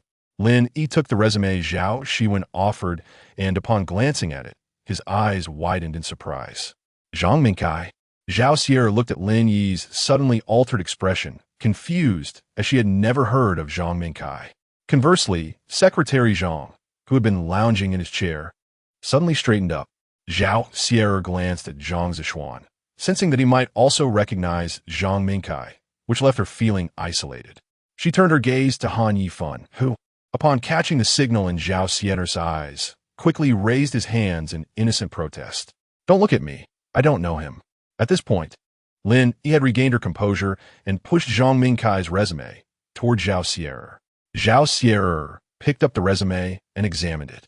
The man named Zhang Mingkai appeared to be around 30 years old, slightly older than Lin Yi, and possessed a dignified appearance. She continued reading the resume, noting that he had arrived in Nuo Cheng just 2 days prior, likely seeking to reside in the Underworld temporarily, compelled by the need to work to avoid reincarnation. This individual had a rich background in life, having tragically perished during a drug bust. Han Yifun leaned in, quickly scanning the resume's details, and immediately understood the implications. So, Zhao Xiwen, however, remained perplexed. This was not entirely her fault, as during Lin Yi's arrival in Nuo Cheng, Zhao Xiwen had been wandering due to matters involving Han Yifun, and she had never inquired about Lin Yi's cause of death, leaving her the only one at the table unaware of Zhang Mingkai. "I was from S City. This person was my superior." Lin Yi succinctly clarified the situation. Zhao Xiwen's mouth fell open slightly, finally managing to utter, "So, this Zhang Mingkai is essentially your boss?" Seeing Zhao Xiwen's unfiltered words, Zhang Zishuan mustered the courage to step on her foot. "Ouch!" Zhao Xiwen yelped in pain, glancing back at the instigator, who raised an eyebrow at her. This expression was all too familiar, typically signaling her to keep quiet. Lin Yi, however, did not mind. She shook her head, feeling an indescribable sensation. Witnessing Zhang Mingkai being stabbed in the mortal realm had genuinely distressed her. She had not wished to see her comrade fall in a pool of blood, and at that moment, she had long forgotten the grievances of being exploited by Zhang Mingkai. Yet, now that everything had returned to tranquility, with Zhang Mingkai having met his demise and arrived in the underworld, she found herself coexisting once more with the loathsome superior. That irritating feeling surged again. Zhao Xiwen, observing Lin Yi's slightly furrowed brow, held her hand with concern. "Actually, we do not necessarily need to find a managerial figure. We can all contribute our efforts." Although Zhao Xiwen regarded Zhang Mingkai's professional qualifications favorably, he was mindful of the entanglements between him and Lin Yi. He had not witnessed the events firsthand, but as the saying goes, one cannot advise others to be kind without experiencing their suffering. He had no intention of pressuring Lin Yi, and in such a vast underworld, surely finding someone more competent than Zhang Mingkai would not be overly difficult. The others present nodded in agreement, recognizing Lin Yi's discomfort. "It's all right." Lin Yi tightened her fists and raised her chin, surveying her companions at the table. She was no longer the Lin Yi who had been exploited in the mortal realm. She now had her own thoughts and the support of Zhao Xiwen and her companions. "I truly do not mind. If Lord Zhao approves of this candidate, I am willing to accept him. As long as it benefits our establishment, I am open to it." Zhang Zishuan, witnessing this rare expression from Lin Yi, felt a pang of reluctance to shatter her fragile facade. "Lin Yi, you really don't have to force yourself. I can help out at the store during my free time." Lin Yi looked at Zhang Zishuan with gratitude, but resolutely shook her head. "It really is fine. I have changed." Zhao Xiwen observed Lin Yi's expression, realizing that further attempts at consolation would be futile. Suddenly, an idea struck her, breaking the silence. "You know, you could approach this differently. You are now his superior." Zhao Xiwen's words illuminated the room, as they had been worrying about Lin Yi's emotions, yet they were the interviewers. Zhang Mingkai was merely an applicant and should not easily hold sway over them. "You have a point." Lin Yi suddenly recognized this shift. The power of life and death over Zhang Mingkai now lay in her hands. What was there to fear? "Shall we place him in our kitchen for now? I can help train him." Zhao Xiwen was struck by a sudden inspiration. Since her dear friend Lin Yi had been bullied by Zhang Mingkai, it was imperative for Zhao Xiwen to retaliate. "You mustn't act recklessly. While I have no control over the affairs of the mortal realm, there must be no oppression of employees within Nuo City." Zhao Xiwen interjected, wishing to prevent Zhao Xiwen from disrupting the established order of Nuo City. Observing Zhao Xiwen's stern expression, Zhao Xiwen fell silent. "If Lin Yi has made this decision, then this individual shall be included on the recruitment list." Zhao Xiwen communicated the final verdict to the attendees, handing several forms to Zhang Zishuan. The recruitment list would be announced at the government building the following morning, with a public display lasting 3 days. After 3 days, all selected individuals were to report to DD Lao for pre-job training. Suddenly, Lin Yi raised her hand, interrupting Zhao Xiwen. "I have a suggestion. Given the unprecedented enthusiasm surrounding this recruitment, largely thanks to the support and participation of our city's residents, how about we offer vouchers to those who were not selected? They could collect them at our store in 3 days with proof of residency. What do you think?" Zhao Elfia nodded in agreement. "I concur. The competition within our kitchen team was quite intense, and my selection was made under duress. However, the capabilities of the others should not be underestimated." Zhao Xiwen fell into contemplation upon hearing her words.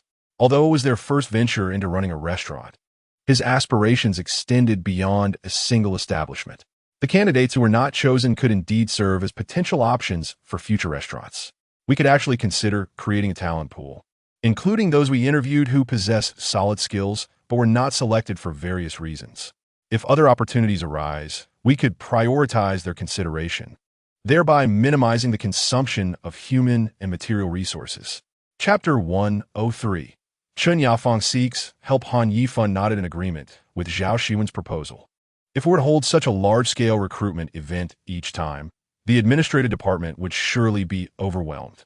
Lin Yi said nothing, yet she kept the matter in her thoughts, already having a candidate in mind. The following morning, the entrance of the government building was teeming with people, eager to discover if fortune would smile upon them in the recruitment process. The crowd was less concerned about the outcomes and more focused on gathering in clusters to see who the lucky individual would be. Banruo stood on the periphery, her keen eyesight catching sight of her own name. She turned and, clutching her laptop, made her way away from the crowd toward the opposite side of the square. Just as she was about to turn into an alley, Lin Yi blocked her path. Initially, Banruo did not recognize Lin Yi's face and instinctively guarded her laptop. However, upon seeing her clearly, she relaxed. "Lin Yi, what are you doing here?" Lin Yi smiled faintly and offered no explanation. instead taking Banruo's hand and leading her along the storefronts bordering the square. Upon reaching the entrance of the DD Lao Hot Pot restaurant, Lin Yi produced a key and entered, gesturing for Banruo to follow. After a moment's hesitation, Banruo stepped inside. This is the place where we will be working together in the future. What do you think? Lin Yi's tone was laced with anticipation as she glanced at the reserved Banruo. It's quite nice, especially the mural on that wall. It's very intriguing. Banruo surveyed her surroundings, instantly captivated by the artwork created by Xiao Hao. Indeed, I commissioned a talented artist for this. I believe it will become a popular spot for social media check-ins. Banruo turned to Lin Yi, her expression serious. So, Lin Yi, what did you want to discuss with me today? Although Lin Yi was her idol, Banruo had always been a composed person. Even in the presence of her admired figure, the current situation triggered a cautionary signal in her mind. Lin Yi noticed Banruo's wariness but remained unfazed, chuckling lightly. Apologies for digressing. I assume you have seen your name on the recruitment announcement? Banruo nodded. Yes. I understand you have a particular expertise in computing. Could you assist Nuo City in establishing a talent pool? Banruo was slightly puzzled by the request. A talent pool? Lin Yi nodded and elaborated. Through this recruitment process, we have realized that Nuo City harbors many hidden talents. However, due to the limited number of positions available, we cannot hire everyone. To bolster future development, we wish to compile these individuals into a system, eliminating the need for repeated searches later. Understanding dawned upon Banruo, and she immediately grasped Lin Yi's intention. A wave of relief washed over her. Ah, so it's just this little matter. No problem, leave it to me, and I'll be sure to contact you. As Lin Yi escorted Banruo out of the hot pot restaurant, she spotted Zhang Minkai approaching the gathering crowd from a distance and quickly ducked behind the restaurant door to shield her view. Inside, Lin Yi was anxious, her palms slick with sweat.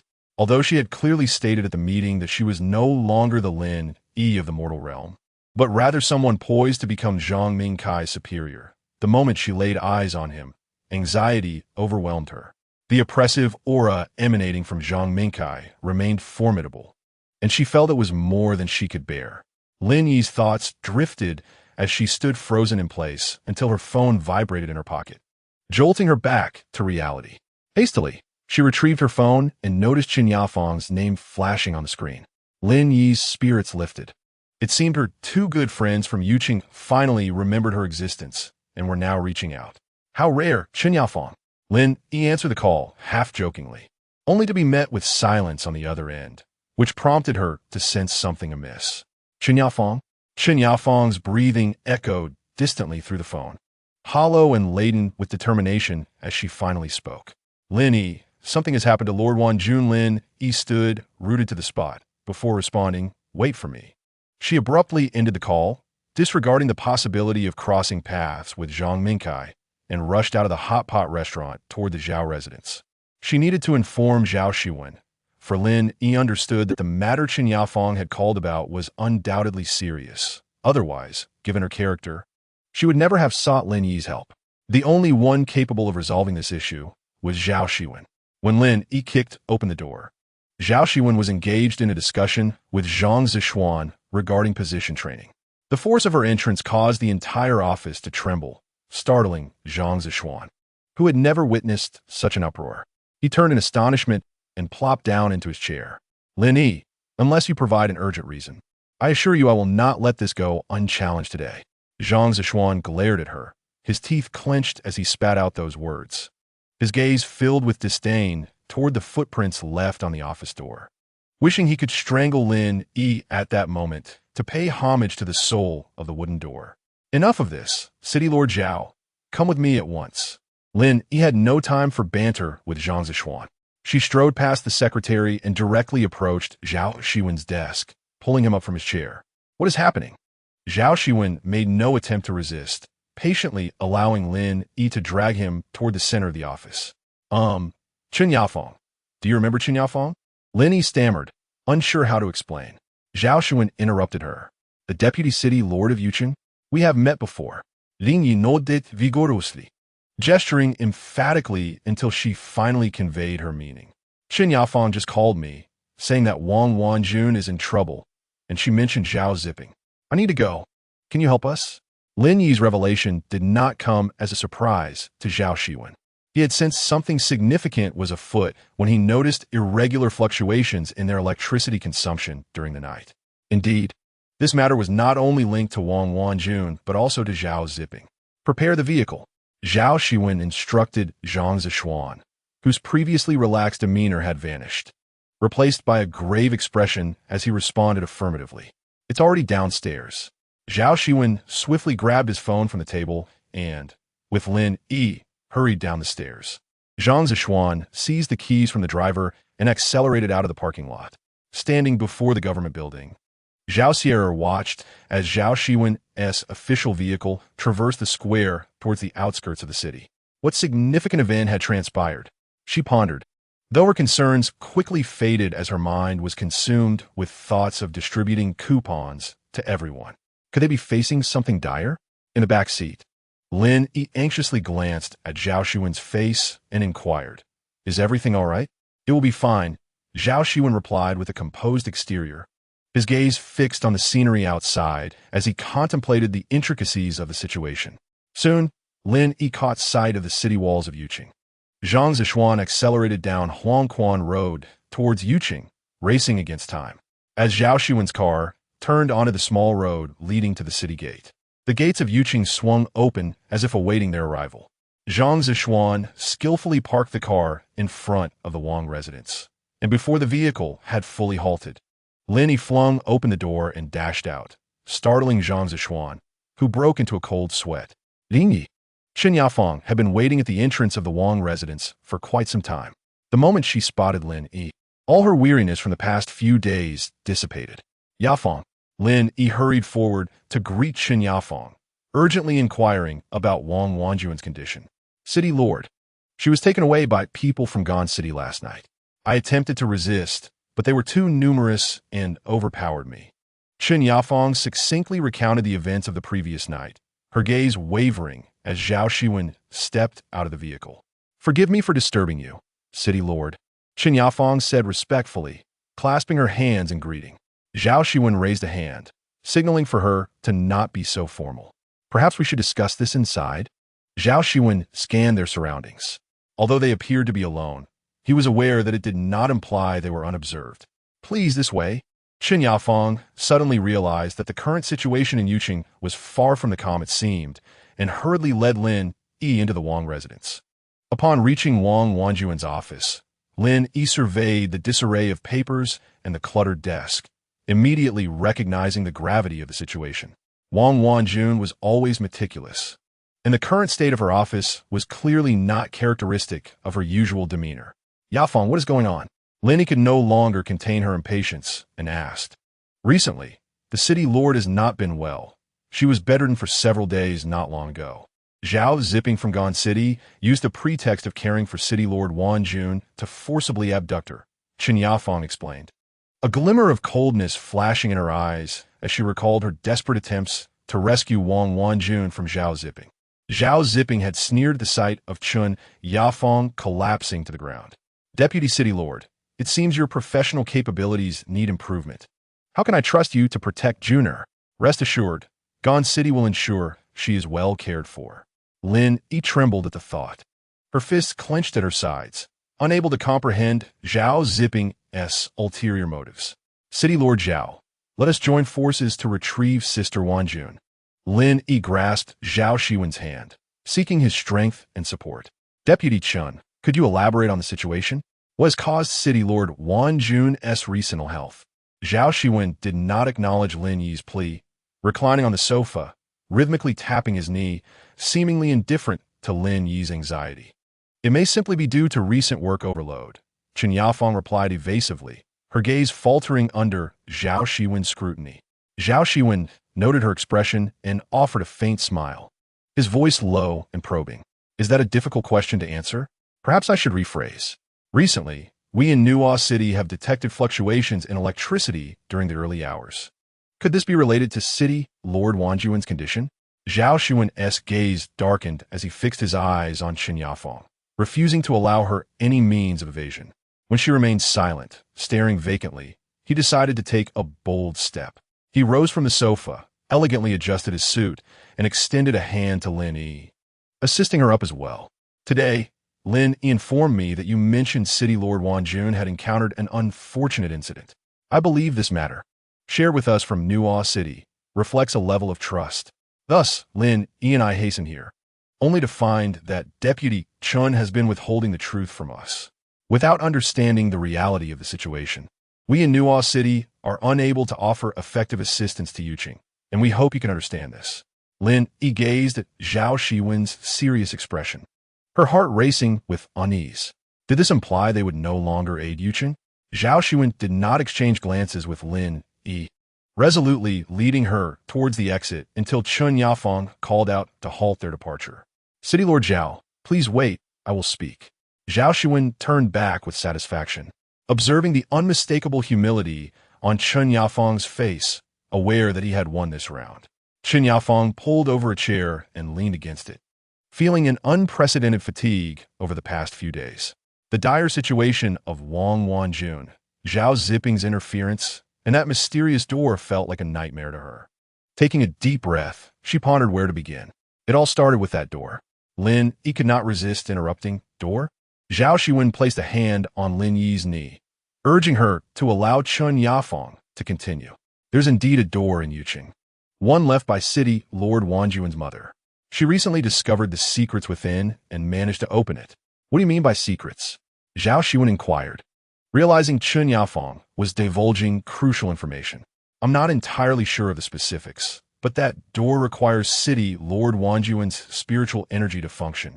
Otherwise, it remains an ordinary door, Chun Yafeng explained hastily. Now that the secret was out, she felt there was no longer anything to conceal. So, the recent nighttime fluctuations in voltage are due to City Lord Wanjun utilizing her extraordinary powers? Zhao Xiwen questioned eagerly. Chun Yafeng nodded, continuing.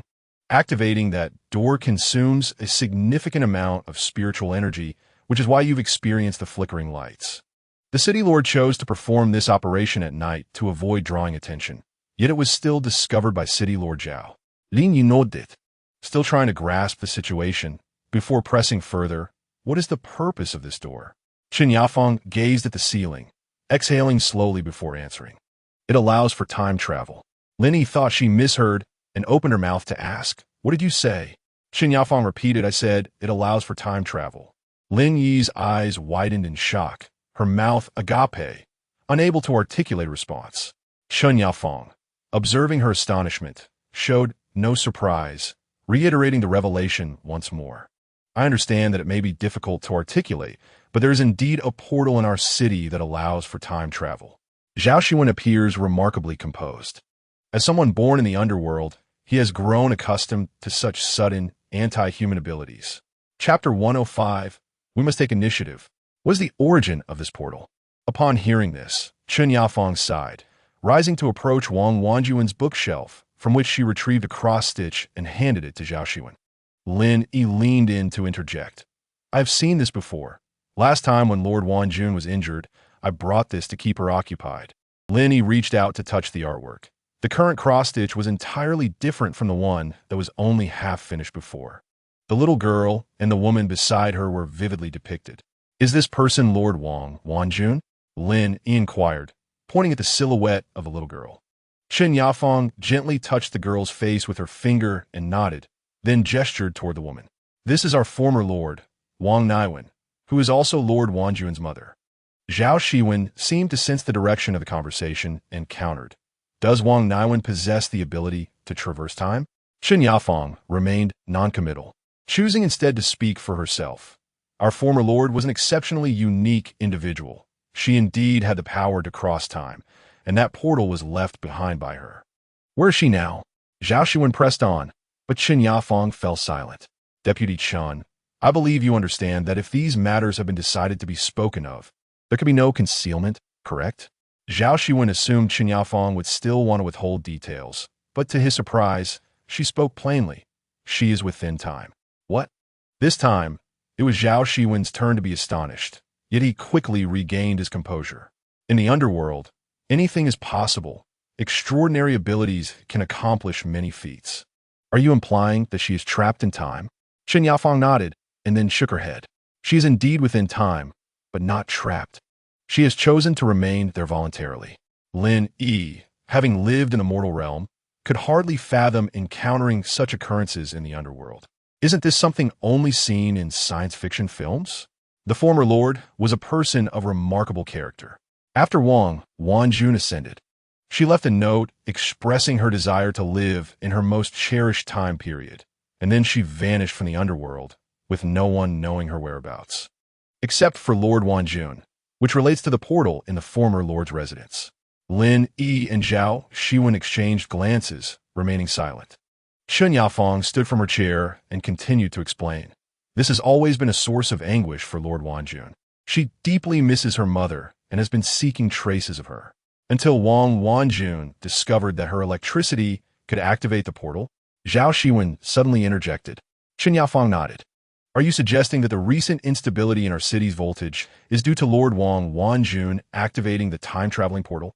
Lin Yi finally grasped the implications. Because she is uncertain in which time period her mother exists, she can only search one period after another until her body can no longer bear such a burden. Chen Yafang covered her face as she began to weep, her breaths coming in fits and starts as she struggled to contain her emotions. Lin Yi rose to support Chen Yafang's shoulder, pulling her into an embrace. After a prolonged period of emotional tension, Deputy Chen finally found release in her tears. Has Zhao Ziping already learned of this matter? Zhao Xiwen suddenly recalled a crucial aspect. Time travel is a means for Wang Wanjun to pursue her mother.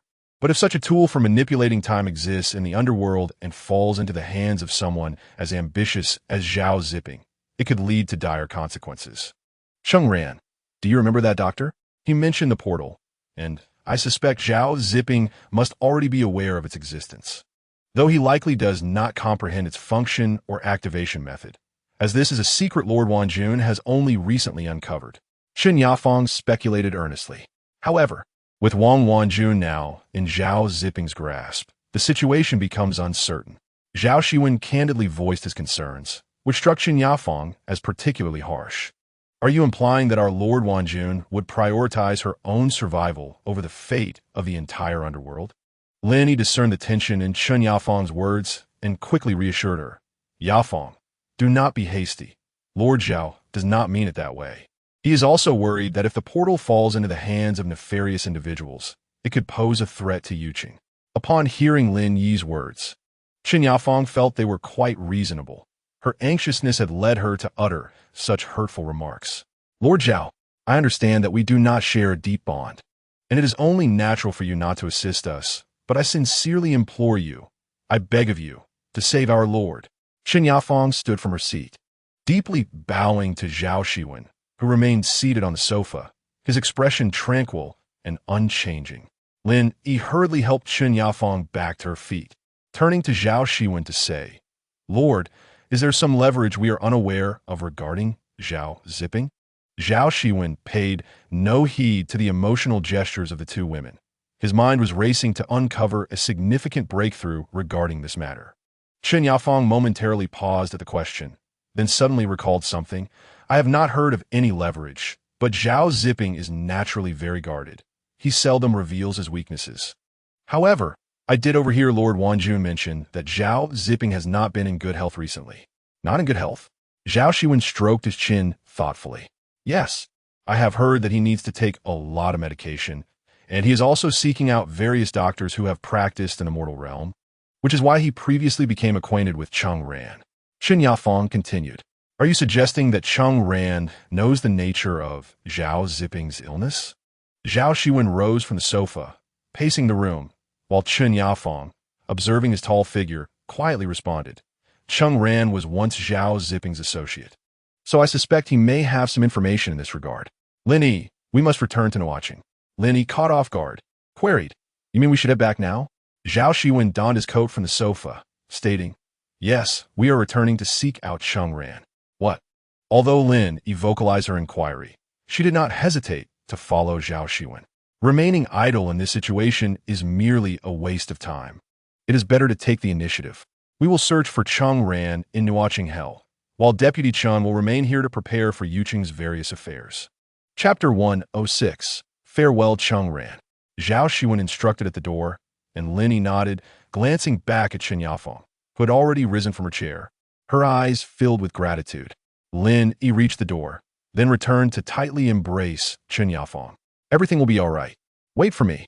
Lin Yi whispered comforting words in Chen Yafeng's ear, feeling her shudder slightly before returning the embrace. Lin Yi and Zhao Xiwen hastened out of the Wang residence, where Zhang Zishuan had been waiting in the car for some time. He opened the door for Lord Zhao, and after exchanging glances with Lin Yi, he slid into the driver's seat. To Nuo Cheng. Zhao Xiwen uttered no superfluous words, and within moments, Zhang Zishuan had maneuvered the vehicle onto Yuqing's main road. Soon, they arrived at Nuo Cheng, where Zhang Zishuan made a swift turn and parked directly at the entrance of Nuo Cheng Hell. Han Yifan, observing from the office window, noted the solemnity of Zhao Xiwen's presence. It was rare for him to come to Hell in person, especially accompanied by Lin Yi. It seemed that something significant had occurred.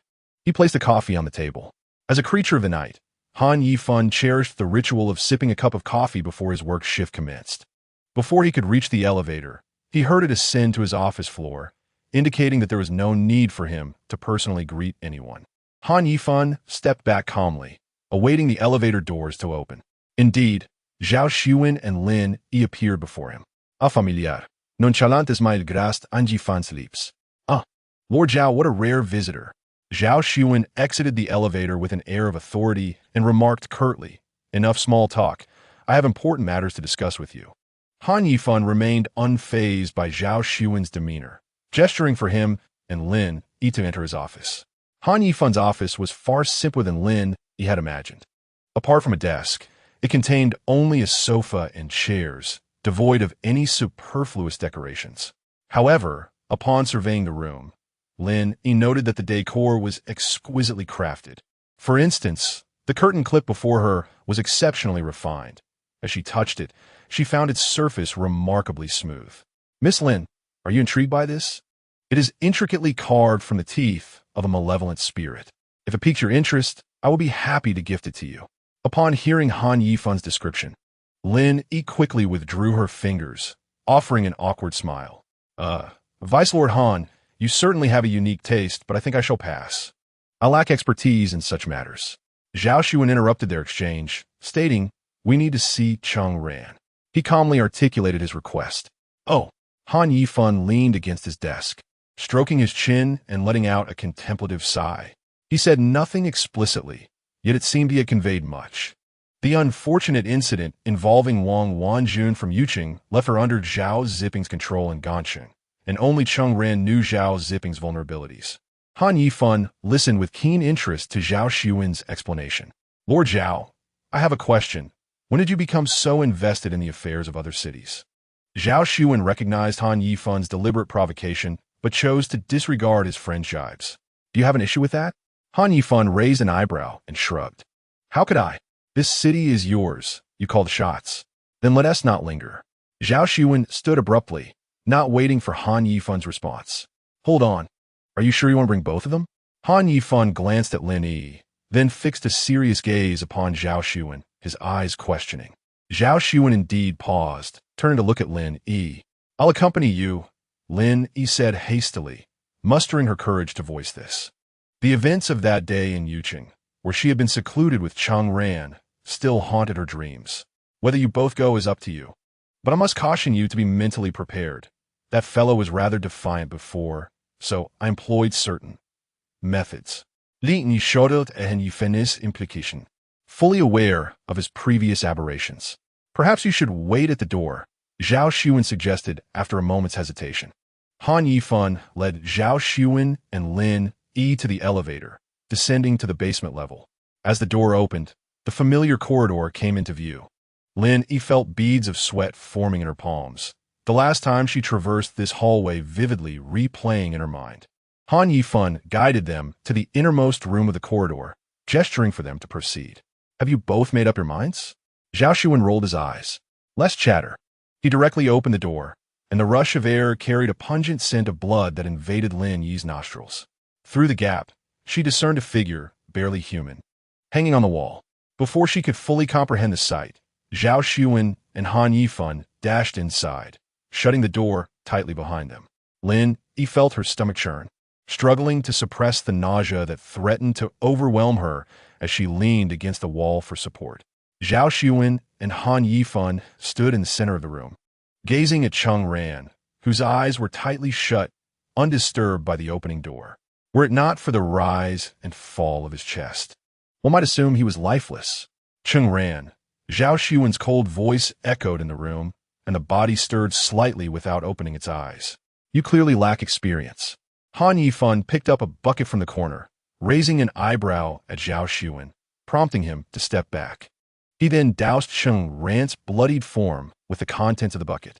With a gasp, Cheng Ran jolted awake, feeling as though he had been a wandering soul detached from his body, yet the icy water abruptly anchored him to reality. He opened his eyes slightly, locking onto the familiar figure of Zhao Xiwen. Staring at him for a long moment, his parched lips curved into a faint, painful smile. Zhao Xiwen, you finally came to find me. Cheng Ran's voice was hoarse and dry, stripped of the vigor he once exhibited in Yuqing, now laden with weariness and pain. Tell me Zhao Ziping's weaknesses. Zhao Xiwen stated imperiously. Cheng Ran remained silent, his head drooping in exhaustion, yet a derisive smile lingered at the corners of his mouth. Lord Zhao, is this how you plead for assistance? He regarded Zhao Xiwen with blood-crusted lips, raising his gaze to meet his. I will ask you once more, what are Zhao Ziping's weaknesses? Chapter 107. Zhao Ziping's weakness. Zhao Xiwen was undeterred by Cheng Ran's defiance, resolutely repeating his demand. Cheng Ran's lips remained sealed, his head swaying as if he were on the verge of slumber, seemingly oblivious to Zhao Xiwen's words. I want to see Lin Yi. Cheng Ran's words were an unexpected deviation from the topic at hand. What? Zhao Xiwen's previously unruffled demeanor shifted, akin to the calm before a storm. I want to see Lin Yi. Cheng Ran's head was heavy, and he lacked the strength to discern the murderous intent in Zhao Xiwen's tone, mechanically reiterating his demand. As soon as he finished speaking, Zhao Xiwen swiftly approached him, gripping Cheng Ran's neck with fierce intensity. Through clenched teeth, he warned, Are you negotiating with me? Do you even know where you are? Cheng Ran's gaze remained fixed on the floor, his complexion darkening under the pressure of Zhao Xiwen's grip. I want to see Lin Yi. Han Yifan observed Cheng Ran's resolve to utter this phrase, genuinely admiring his tenacity. Even in such dire circumstances, he dared to utter such defiant words. Zhao Xiwen's eyes darkened with lethal intent. He had no time to waste on Cheng Ran's empty words. Today would either see him perish or face the depths of despair. Lord Zhao, do not forget the matter at hand, Han Yifan interjected, witnessing the last vestiges of life flickering within Cheng Ran. Zhao Xiwen's eyes gleamed with a murderous light, ready to snap Cheng Ran's neck at any moment. At that moment, a tentative knock echoed from outside the door. Zhao Xiwen reluctantly released his grip on Cheng Ran's neck, forcefully throwing him against the wall. Han Yifan rose to open the door, revealing Lin Yi, who wore a large mask. Zhao Xiwen squeezed through the door, shutting it behind him. Lord Zhao, seeing that you have been in there for quite some time, I thought perhaps my presence might yield better results. Zhao Xiwen's expression darkened. Did this not fulfill Cheng Ran's desire? No, I cannot agree. He promptly rejected Lin Yi's request, despite his usual composure rarely being shaken by personal emotions. Today, however, he was determined to be obstinate. However, Lin Yi was eager to seize further opportunities, for time was of the essence in the quest to save Wang Wanjun. Zhao Changzhu, it seems rather inconsiderate of you, I remarked. Lin Yi has expressed her ability to endure this, yet you persist in your obstinacy. Han Yifan emerged from the room, positioning himself between the two individuals. He raised his hand to glance at his watch. Should this entanglement continue, who could ascertain when a resolution would be reached? Zhao Xiwen, furrowing his brow, fell into deep contemplation, grappling with an unprecedented internal conflict. He yearned for the vital information regarding Zhao Ziping, but was reluctant to sacrifice Lin Yi to fulfill Cheng Ran's demands. Very well, you may enter, but not alone. I shall accompany you throughout, Zhao Xiwen declared with apparent resolve. A glimmer of surprise flickered in Lin Yi's eyes upon hearing this. Ultimately, She believed that her direct involvement would yield the swiftest conclusions. Although she harbored a certain trepidation towards Cheng Ran, the prospect of saving Wang Wanjun outweighed her fears. Lin Yi cautiously donned her mask, anxious that the moment she stepped inside, the stench of blood might cause her to lose her composure. Standing at the threshold, Zhao Xiwen turned back to remind Lin Yi once more before he pushed the door open. Cheng Ran, roused by the corridor's illumination, squinted as he beheld the familiar figure entering. His once vibrant eyes gradually regained a semblance of life. At last, Cheng Ran found himself face to face with the person he had longed for. Yet, in this moment, he was devoid of his former charm. Reduced to a mere specter of fatigue, Cheng Ran managed a strained smile, observing Lin Yi as she cautiously approached him. Lin Yi. He called her name with a hoarse voice. Cheng Ran, it has been quite some time, Lin Yi replied politely. Indeed, it has been a while. How have you been? Cheng Ran inquired with a hint of concern. I am well. I have come today with genuine intentions and require your assistance, Lin Yi stated, eager to bypass further pleasantries. Did you summon me regarding Zhao Zipping? Cheng Ran fixed his gaze upon Lin Yi's eyes, seeking any flicker of emotion, yet he was met with an unervingly tranquil demeanor. I apologize, Cheng Ran, but this matter is of utmost importance to me. If you know anything, I sincerely hope you can share it with me. The slight tremor in Lin Yi's voice softened Cheng Ran's heart, but as his gaze drifted to the tall figure in the corner, a flicker of jealousy ignited within him. Everything before him should have belonged solely to him, yet it was that man who had caused it all to unravel. Lin Yi, have you come to plead with empty hands? Cheng Ran asked, a repugnant smile flickering across his lips as he questioned her. What is it you require, Cheng Ran? Lin Yi found herself momentarily at a loss for words, as she had not prepared anything to offer in return. I need you to experience the agony of unrequited love. Can you manage that? Lin Yi struggled to comprehend Cheng Ran's words until his gaze traversed over her and landed on the shadowy figure behind her. I refuse. Cheng Ran assumed he had misheard, his brow furrowing as he looked at Lin Yi, who stood before him with clenched fists. This was not the script he had envisioned. I said I refuse.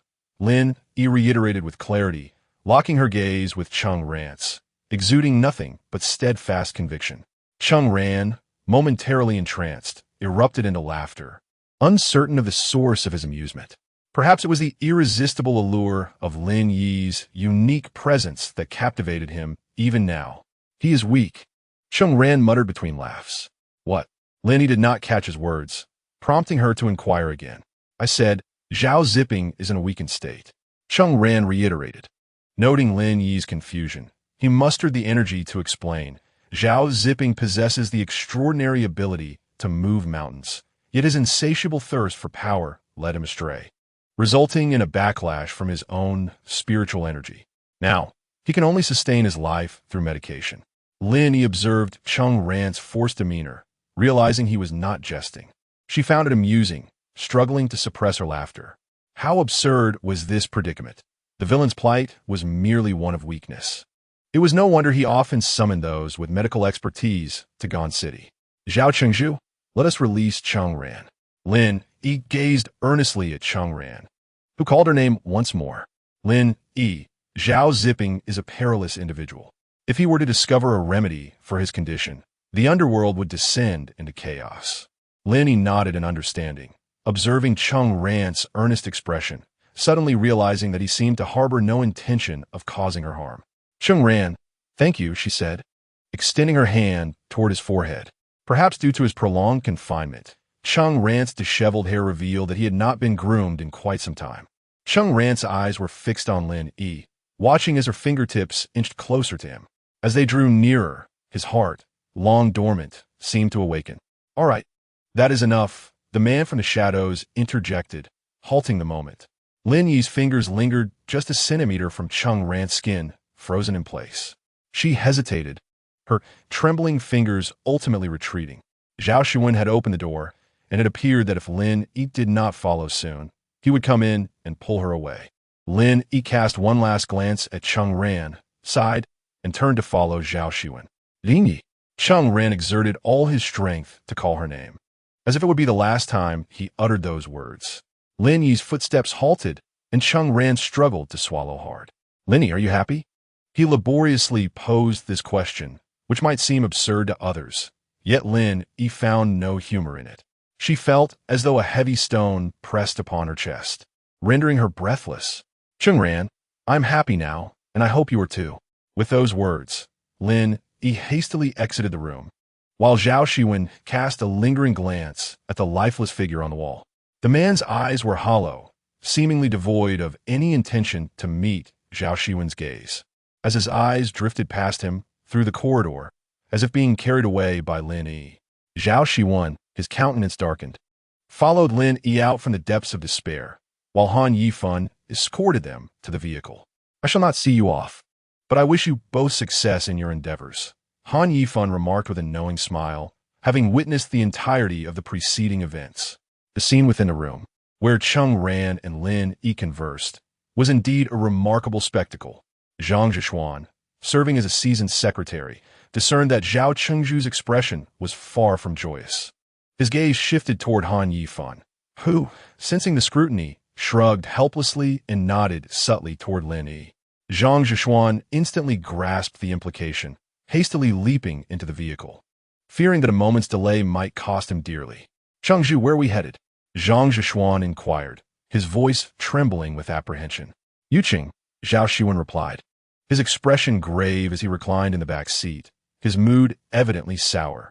The sight of Cheng Ran and Lin Yi's interaction had ignited an inexplicable fury within him.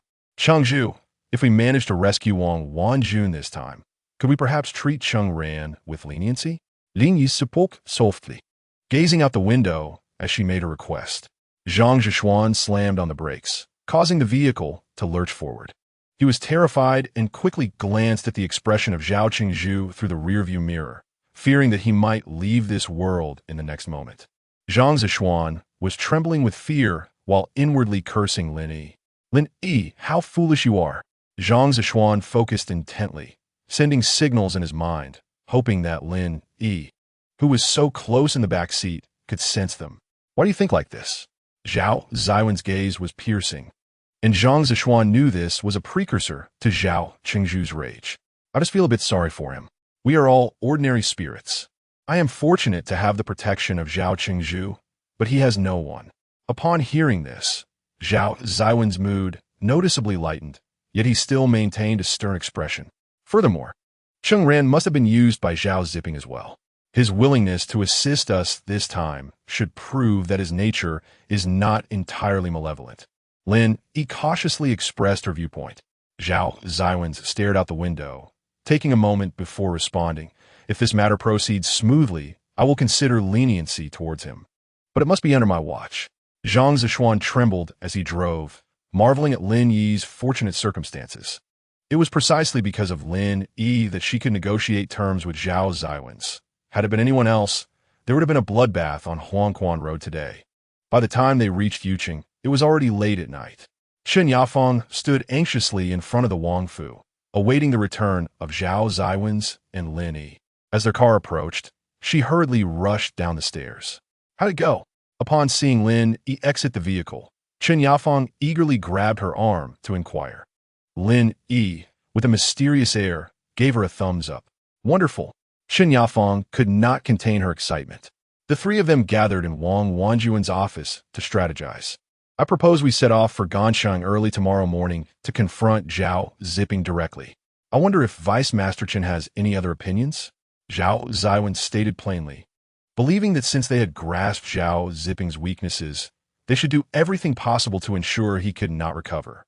I have no objections, but I'm just worried about whether the master will be harmed. Chen Yafeng remained anxious regarding Wang Wanjuan's safety. She was not as concerned about defeating Zhao Zipping as she was about ensuring Wang Wanjuan's life was secure. How about you distract Zhao Zipping while Yafeng and I sneak in to rescue Sister Wanjun? Lin Yi suddenly proposed a rather reckless idea, recalling similar scenarios she had seen in the human realm that always ended successfully. Your plan underestimates Zhao Zipping's intelligence.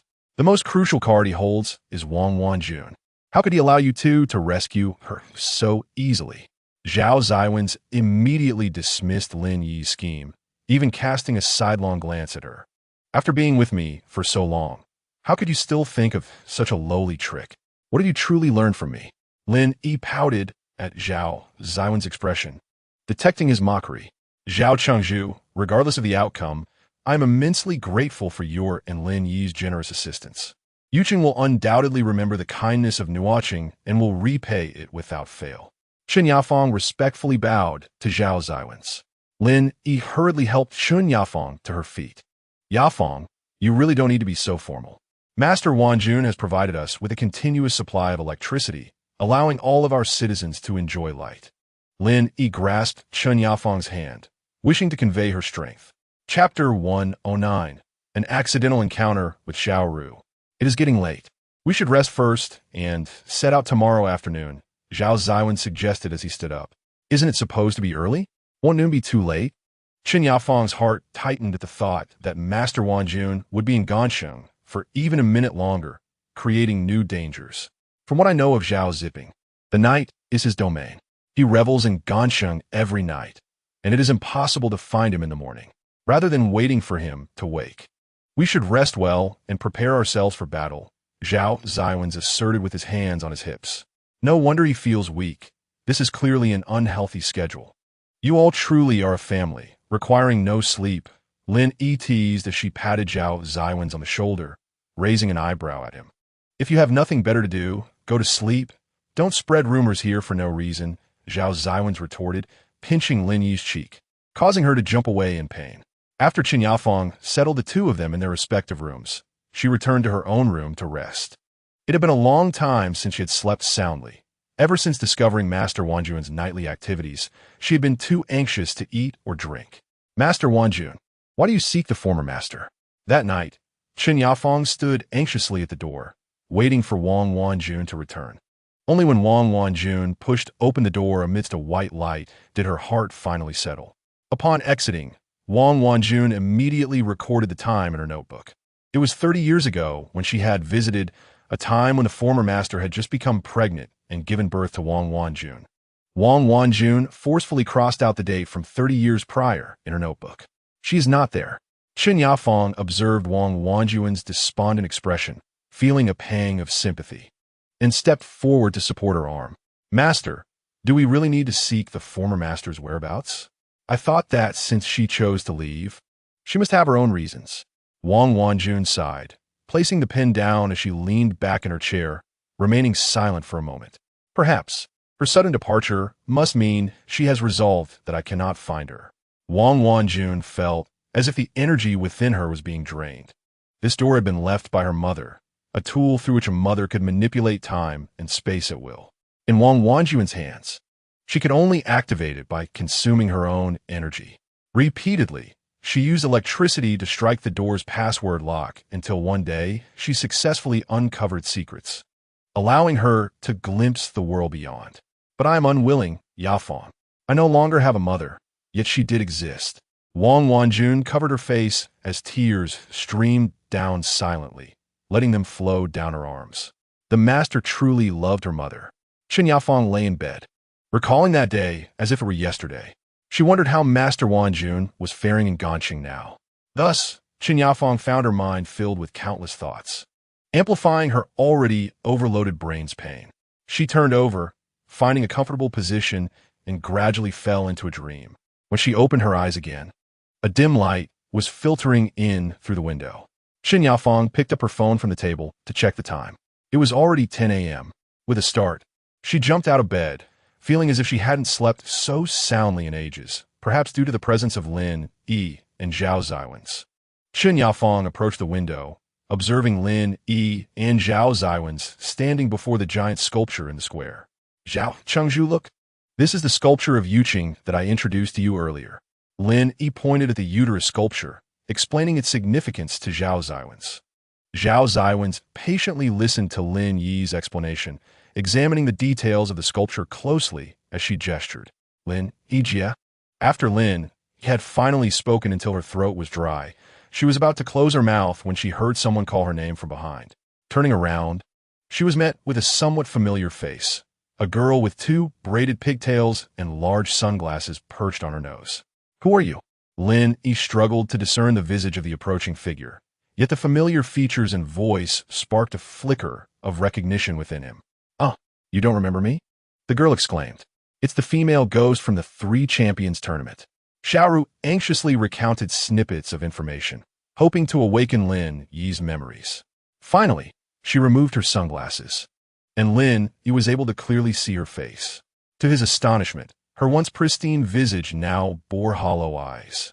Suddenly, it dawned on him. This was indeed the female ghost Xiaoru he had successfully recruited with his silver tongue during the last tournament. "Xiaoru!" Lin Yi exclaimed with delight as he stepped forward to embrace her shoulders, his exuberant call drawing the attention of passers-by. "Sure, this isn't Nuo City. Speaking so loudly could get you captured." Xiaoru hastily covered Lin Yi's mouth, glancing around to ensure no patrolling guards were nearby. Her gaze lingered on Zhao Xiwen behind Lin Yi, her vacant eye sockets appraising him, and a mischievous smile crept onto her lips. "Sister Lin Yi, are you here for honeymoon?" She nudged Lin Yi playfully, gesturing towards Zhao Xiwen. It was only then that Lin Yi comprehended the implication. "Don't be ridiculous. Lord Zhao and I are here on official business." Xiaoru interrupted with a grin. "How long will you be staying? It's been ages since we last met." Lin Yi checked the time on her phone. "You've reminded me. I must take my leave. We have other matters to attend to." She handed her phone to Xiaoru, urging her to input her number before pulling Zhao Xiwen towards the Wangfu. Before departing, she enthusiastically remarked, "Once our business is concluded, I invite you to Nuo City for hot pot." Xiaoru nodded, seemingly confused, and it took her a moment to realize that Lin Yi had already walked away with Zhao Xiwen. Hot pot? Has Sister Lin Yi lost her mind? Where would one find hot pot in the underworld? Xiaoru scratched her head and turned to exit the square. Qin Yafeng sat in Zhao Xiwen's vehicle, glancing at Zhang Zishuan in the driver's seat, whose expression remained placid. She realized she had been staring at him, and he offered a friendly smile in return. Qin Yafeng felt an overwhelming sense of anxiety. Although she had faced numerous challenges since assuming the role of Deputy City Lord of Yuqing, she had always had City Lord Wan Jun by her side, never experiencing such trepidation. "Are you all right?" Lin Yi, seated in the back, sensed Qin Yafeng's unease and reached out to pat her shoulder comfortingly. She turned her gaze to Zhao Xiwen, who remained composed, gazing out the window. "Lord Zhao, what is our battle plan?" Lin Yi suddenly recalled that they had yet to discuss how to handle matters upon arriving in Gon City. "Your forte, communication therapy," Zhao Xiwen replied calmly, his demeanor unruffled. Lin Yi nervously retreated into her seat, feeling the vehicle speed down Huangquan Road, uncertain of the odds in this impending confrontation. "We're almost there." Moments later, Zhang Zishuan announced that they could see the glaring gates of Gon City. Before Zhao Xiwen's vehicle even turned onto the small road leading to the city gates, Zhao Zipping had received word. Having indulged in spirits until the early hours, the hungover Zhao Zipping had barely risen from his bed when he received the intel. A bald subordinate bowed respectfully to him. "City Lord, your nephew has arrived." Still in his disheveled state, his robe partially open revealing a protruding belly, Zhao Zipping swayed slightly as he turned. "Who?" the bald man repeated, reporting to the city lord. "Your nephew, Zhao Xiwen, is expected to enter the city in about 5 minutes." Zhao Zipping rubbed his hungover head to clear his mind. What does he want? While he expected someone from Yuqing to come, Zhao Xiwen had always kept his distance from Gon City, making his sudden appearance a cause for concern. Zhao Zipping and his nephew had never been on the same wavelength. Zhao Xiwen found Zhao Zipping crude and unrefined, a sentiment Zhao Zipping was well aware of, while he himself viewed Zhao Xiwen as overly prim and lacking an appreciation for life. "Quick, change." Zhao Zipping pointed towards his wardrobe, prompting the bald man to swiftly select one of the many polo shirts and hand it over. Lin Yi first caught sight of the dazzling golden gates, unable to suppress her awe as she nudged Zhao Xiwen. "Lord, is that made of pure gold?" Zhao Xiwen nodded, his gaze fixed ahead, prompting Lin Yi to open her mouth wider, contemplating how she might dismantle the golden gate should negotiations with Zhao Zipping falter. "You'd best not entertain such peculiar thoughts," Zhao Xiwen remarked, fully aware of her intentions. "We're both impoverished yet ambitious. If we take that gate, It would cover the cost for our hot pot restaurant. Lin Yi persisted in Hermusings. Arrived. As the words left Zhao Xiwen's lips, the vehicle glided into Gon City. Lin Yi couldn't help but critique the dismal state of the city, which paled in comparison to the grand entrance. The streets were eerily deserted, as if the inhabitants had yet to awaken. Piles of trash littered the ground, and in the corners lay individuals who appeared intoxicated.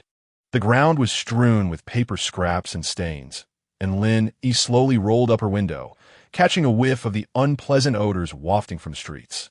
How do you like it now? Zhao Xiwen observed Lin Yi's reaction with a sardonic smile. Moments ago, she had envied Gon City's wealth, but after witnessing its squalor, she had abandoned that notion. The vehicle navigated through various buildings before finally coming to a halt in front of a villa. This must be Zhao Ziping's residence, one of the few clean areas in Gon City. It seemed that while Zhao Ziping had not made significant strides in governing the city, he certainly took good care of his own abode. As Zhang Zishuan parked the vehicle, Zhao Ziping's greasy laughter could be heard emanating from within. Lin Yi exited the car and soon spotted a man clad in a polo shirt approaching them with open arms. Nephew, what a rare visit. Zhao Ziping attempted to embrace Zhao Xiwen, who politely shook his hand instead. Lord Zhao, long time no see. Unfazed, Zhao Ziping waved dismissively. Nephew, you really haven't changed that polite habit of yours. I've told you, yes, little uncle, call me that, not Lord Zhao. While Zhao Ziping feigned warmth, he was already calculating the purpose of this unusual gathering. He noticed Chen Yafeng emerging from the passenger seat, instantly grasping Zhao Xiwen's intentions. Well, if it isn't Deputy Chen, what brings you to my humble Gon City, especially accompanying my nephew? Zhao Ziping feigned ignorance, prompting Lin Yi to feel a wave of nausea at his insincerity. Lord Zhao, could you please tell us where City Lord Wan Jun is currently located? Chen Yafeng inquired directly, articulating their purpose without hesitation. Zhao Ziping chuckled coldly, already anticipating that Chen Yafeng would be unable to rescue Wang Wanjun and had come to Nuo City seeking assistance. Unexpectedly, Chen Yafeng possesses such influence, capable of commanding even her troublesome nephew. Deputy Chen, have I not already elucidated the situation to you? Your Lord Wanjun is unwell, and I have taken her back to Gancheng to care for her. You ought to express your gratitude to me. Chen Yafeng glared at Zhao Ziping, infuriated by his smug demeanor. This Zhao Ziping is truly despicable. He has clearly confined Lord Wanjun, yet now he pretends to be her benevolent caretaker.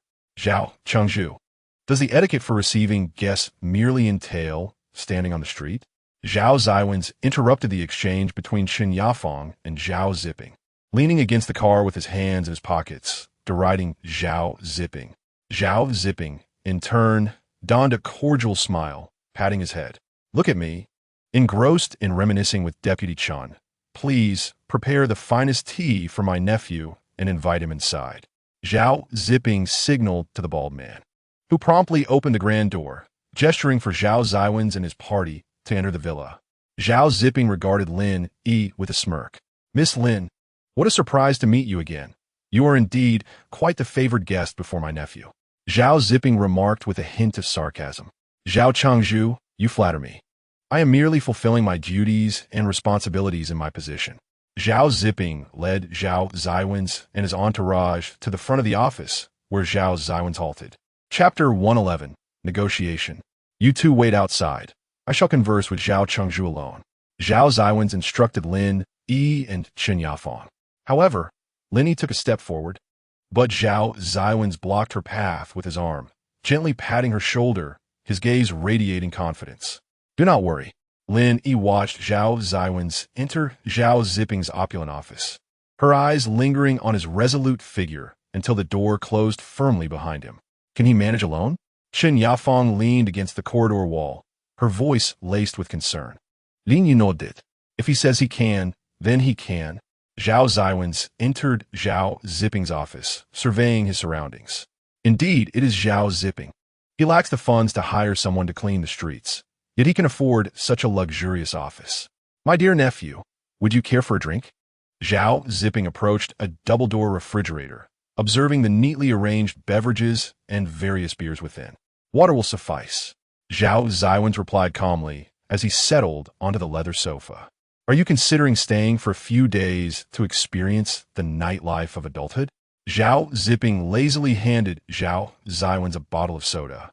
Reclining back and propping his legs on the office desk. Let us dispense with idle chatter and discuss serious matters. Zhao Xiwen smiled faintly, placing the soda on the desk. Zhao Zipping's expression abruptly shifted to seriousness as he cleared his throat. What? Is there anything serious between us? Zhao Xiwen leaned back on the sofa, his fingers gently curling. Hand over Wang Wanjun. Zhao Zipping's smile immediately vanished. He shifted his legs, placing them back on the desk, facing Zhao Xiwen. Are you giving me orders? Zhao Xiwen nodded and then shook his head. It is a transaction. Zhao Zipping was momentarily taken aback by Zhao Xiwen's words. His interest piqued. A transaction? What do you have to offer me? Zhao Xiwen remained silent, his gaze fixed on the soda on the table. Zhao Zipping misinterpreted his silence as a lack of words, reclining triumphantly in his chair. My dear nephew, your Nuo Cheng is flourishing, and you are well aware of the prosperity in Gancheng. It would be unreasonable for us not to join forces. Zhao Zipping raised an eyebrow at Zhao Xiwen, attempting to entice him to unite against Yucheng. While Wang Wanjun appears formidable, she is merely a woman, incapable of great accomplishments. Zhao Xiwen sighed, taking a sip from the soda, his Adam's apple moving. After a lengthy pause, he spoke. Our developmental philosophies for our cities differ. We cannot collaborate if our paths diverge, but as for the matter of Wang Wanjun, I have made my decision. Zhao Zipping detected the rejection in Zhao Xiwen's words. Since when did you become so meddlesome? What does this concern you? Zhao Xiwen maintained a steady gaze ahead. What do you mean by controlling Wang Wanjun? Zhao Zipping chuckled lightly. You are quite amusing. Wang Wanjun is frail, and I have brought her to Gancheng to aid in her recovery. Is there a problem with that? Zhao Zipping shrugged, displaying no concern for Zhao Xiwen's accusations. Have you healed your own ailments? Zhao Xiwen casually posed his question. Zhao Zipping's expression shifted, his feet leaving the table as he glanced at Zhao Xiwen's. Anxiety creeping into his demeanor. What is wrong with me? Do I have an illness? Zhao Xiwen interlocked his hands over his legs.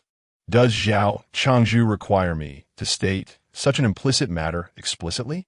Zhao Zipping immediately straightened, scrutinizing Zhao Xiwen's expression to gauge the credibility of his words.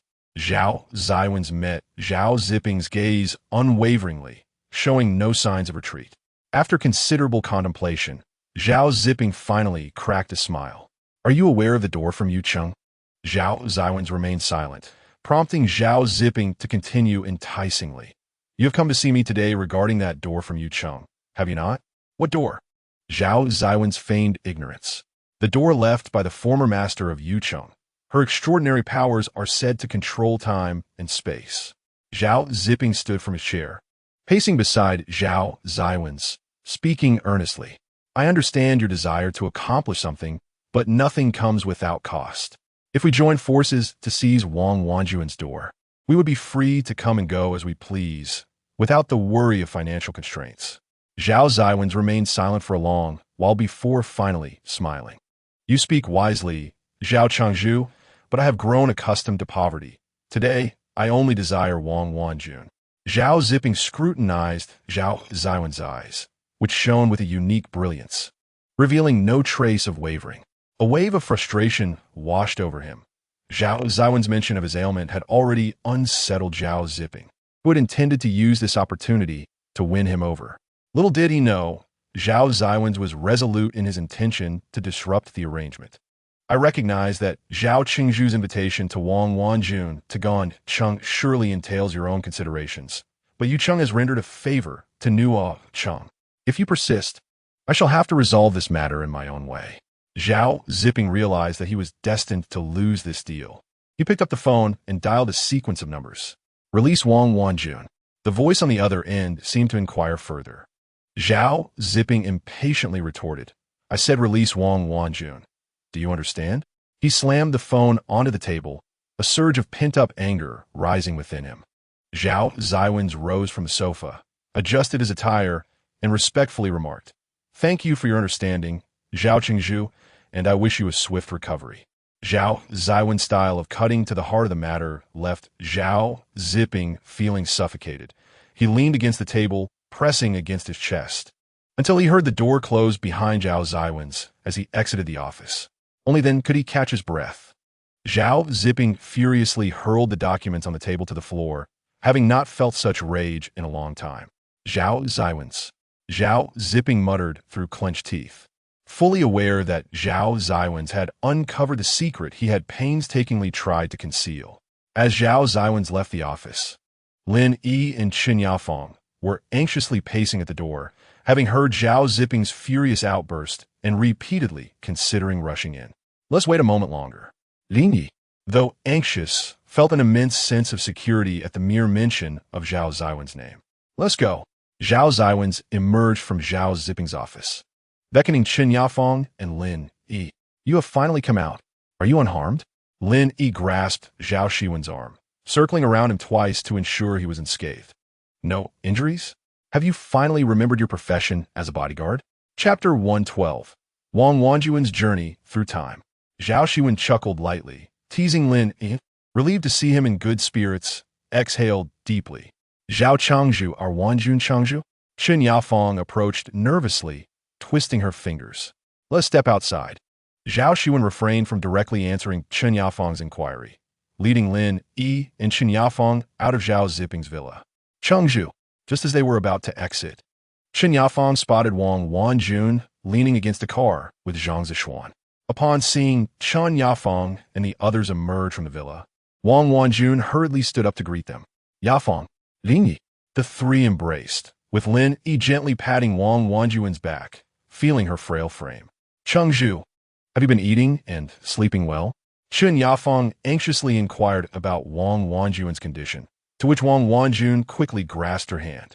I'm fine, everything is well. Observing Wang Wanjuan's safe release, Zhao Xiwen exchanged a knowing glance with Zhang Zishuan. This is no place to linger. Let us discuss further in the vehicle. Zhang Zishuan opened the car door for Wang Wanjun, who smiled at him before swiftly entering. Zhao Zipping stood on the balcony, watching Zhao Xiwen's car depart Gone City, feeling a growing weight in his chest. It was disgraceful to have been betrayed by his own nephew. Today was indeed a setback. Changzhu, are we just going to let Wang Wanjun go? A bald subordinate, standing behind him, felt frustrated by the turn of events and could not restrain his question. Zhao Xiwen has already uncovered our secret. We must accelerate our plans. Zhao Zipping pondered Zhao Xiwen's words, which did not seem like mere idle talk. Changzhu, could it be that we are overthinking it? Perhaps Zhao Xiwen is merely bluffing? The bald man hesitated to voice his opinion. It seems unlikely. He spoke with conviction. Do you recall that missing person? Zhao Zipping stroked his chin, deep in thought. Are you suggesting that individual is with Zhao Xiwen? The bald man suddenly realized. The doctors who have treated me, aside from Cheng Ran, are all under our control. He's the only one still at large. The bald man promptly declared, I will immediately dispatch someone to investigate. Zhang Zishuan drove the vehicle along Huangquan Road, while Lin Yi and Qin Yafeng busily inquired about Wang Wanjuan's well-being. Changzhu, did Zhao Zipping trouble you? Wang Wanjun turned from the passenger seat with a smile. No, he didn't dare to challenge me. He merely sought to confine me. Before long, the vehicle entered Yuqing, and Wang Wanjun gazed out at the serene landscape, feeling a sense of relief wash over her. I've been well. You need not worry. Qin Yafeng, noticing Wang Wanjuan's emotional shift, reached out from the back seat to comfort her. Upon arriving at the Wang residence, Zhao Xiwen and his companions disembarked, with Lin Yi and Qin Yafeng supporting Wang Wanjun as they entered the estate. Wang Wanjun surveyed the familiar surroundings within her home. Though she had been away for only a few days, she felt an overwhelming sense of nostalgia. Chengzhu Wang Wanjun, what plans do you have for the future? Before Wang Wanjun could settle in, Zhao Xiwen posed a serious question. Wang Wanjun was momentarily speechless, standing before the table in a daze. Lin Yi quickly grasped Zhao Xiwen's sleeve, offering reassurance. Sister Wanjun, our Changzhu is also concerned for you. That door is indeed a perilous thing. Wang Wanjuan's eyes widened as she stepped closer to Lin Yi. You know about the door? Qin Yafeng interjected quickly, explaining, Changzhu, I have already informed Zhao, Chengzhu, and Lin Yi about the door. I truly do not know how to rescue you. After a moment of contemplation, Wang Wanjun smiled gently. It's all right. I understand your intentions. This matter cannot be concealed any longer. Zhao Ziping is already aware of the door's existence. Chen Yafang gripped Wang Wanjun's hand anxiously. He knows? What shall we do? Wang Wanjun softly caressed Chen Yafang's hand. Do not worry. I did not reveal how to activate it. I disclosed none of the information. And what is our next step? Chen Yafang cautiously inquired. I intend to attempt it once more, Wang Wanjun stated firmly after a brief hesitation. You wish to try again? Chengzhu, you must realize that every time you activate that door, it drains a significant amount of spiritual energy. How will your body cope? Wang Wanjun nodded. I understand, but I cannot accept this. I simply want to know where my mother is. Chen Yafang observed Wang Wanjun gazing sadly out the window and sighed. Very well, but you must not remain for too long. You must return promptly, and I will accompany you this time. Wang Wanjun and Chen Yafang clasped hands tightly, while Lin Yi glanced at Zhao Xiwen, seeking his approval with her eyes. Zhao Xiwen sighed, fully aware of Lin Yi's expression. He had anticipated her thoughts. That evening, Wang Wanjun would once again open the door to traverse time, and Lin Yi undoubtedly wished to be by her side. Agreed, but we must return to Nuo City by tomorrow. Do not forget we have a restaurant to manage. Lin Yi eagerly grasped Zhao Xiwen's hand, her eyes sparkling with excitement. Zhao Chengzhu, rest assured, we shall return tomorrow. Sister Wanjun, I will stay with you today. Lin Yi held Wang Wanjun's hand, feeling the tremor of her icy palm. At midnight, Zhao Xiwen and his companions arrived at Wang Wanjun's mother's bedroom. Lin Yi observed that the decor remained unchanged. Despite no one having lived there for a long time, it was impeccably tidy, clearly maintained by regular cleaning. Please keep your distance. A significant surge of electricity may occur shortly. Wang Wanjun instructed her companions, lifting the cover of the door's keypad and entering 4 digits. Chengzhu, isn't this the year of your birth? Chen Yafang inquired curiously upon seeing the date. Indeed, I have visited all other years. This is my final opportunity. Wang Wanjun gazed silently at the year inscribed on the door. But you mentioned that the previous master would never appear after your birth year? Chen Yafang recalled Wang Wanjun's earlier words, unable to contain her curiosity. Correct, but I have traced her back to her childhood, and she was not there. This time, I wish to take one more chance. Wang Wanjun gently closed her eyes, concentrating as her spiritual energy coalesced in her palms. Lin Yi sensed the room's voltage fluctuating with Wang Wanjun's movements, as if every strand of her hair were electrified. The lights in the bedroom flickered erratically as Wang Wanjun lightly rested her hand on the doorknob. Chapter 113, I saw my mother.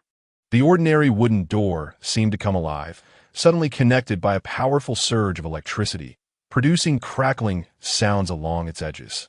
Wang Wanjun glanced back at Chen Yafang, who stood on the opposite side of the room, nodded gently, and then turned to open the door. Lin Yi felt a blinding white light envelop her. And when she opened her eyes again, the room's voltage had stabilized, the chandelier above appearing as if nothing had transpired. Nervously, Lin Yi approached the wooden door, gently tugging at the doorknob, which refused to budge. Do not strain yourself. I have attempted this countless times, and only Chengzhu Wanjun can activate it. Lin Yi felt as though she were in a dream, having just witnessed a passage through time. Meanwhile, Wang Wanjun had stepped into the year of her birth. Standing in the center of Yuqing Square, observing the city of that era, Wang Wanjun arrived at the back of the Wang residence and noticed a small iron gate slightly ajar. It was her cherished secret hideaway from childhood, a place where she often sneaked out with her mother and the servants. Little did Wang Wanjun anticipate that this inconspicuous gate would grant her access to the life of her past 3 decades later. With nimble grace, she evaded the watchful gaze of the gatekeeper and ascended the stairs, making her way to the bedroom of the late master with familiar ease. The door was ajar, and she listened attentively. Inside, a hungry infant was wailing. Wang Wanjun recognized that it was her own voice. Trembling, she stood beside the door, when suddenly a familiar voice reached her ears. My little darling, what is the matter? Through the crack in the door, she beheld the figure she had longed for, standing by the bed, soothing the crying baby. She covered her mouth with her hands, tears brimming in her eyes. Since her mother's departure, Wang Wanjun had always felt that her existence was the reason for her mother's natural exit. She never realized that in her youth, she had indeed experienced her mother's love. Watching the scene unfold from behind the door, she wiped her tears. Time was of the essence. She needed to find her mother from 30 years hence. Now was not the moment for sorrow. Wang Wanjun exited the Wang residence and stood in the center of the square, gazing towards the horizon, until a woman seated on a bench captured her attention. The woman wore a sun hat, and although the heavens bore no sun, she elegantly leaned against the bench, engrossed in her book. Wang Wanjun's heart raced as she recognized the beauty beneath the hat. Indeed, it was the woman she had yearned for.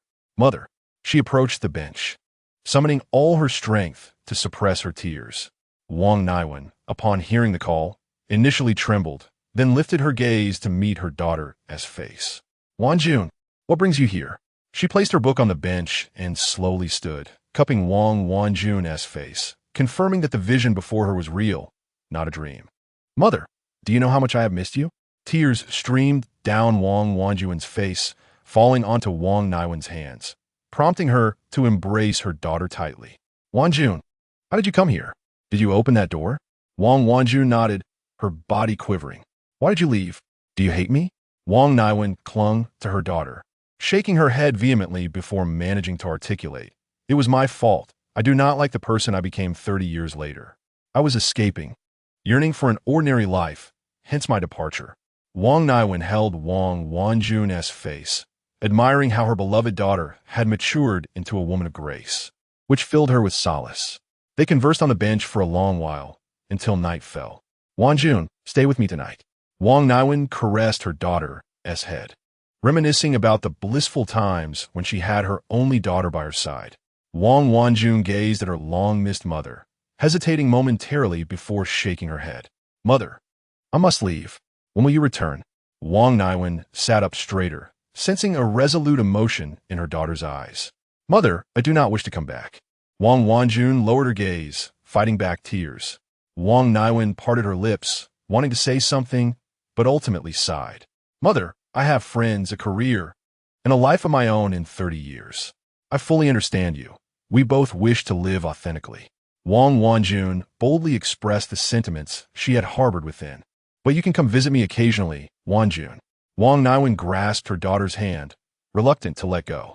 No, that door has become a potential threat to the stability of the spirit realm. I must destroy it myself. Wang Wanjun firmly held Wang Niwen's hand, feeling the tremors within her palm. Wanjun.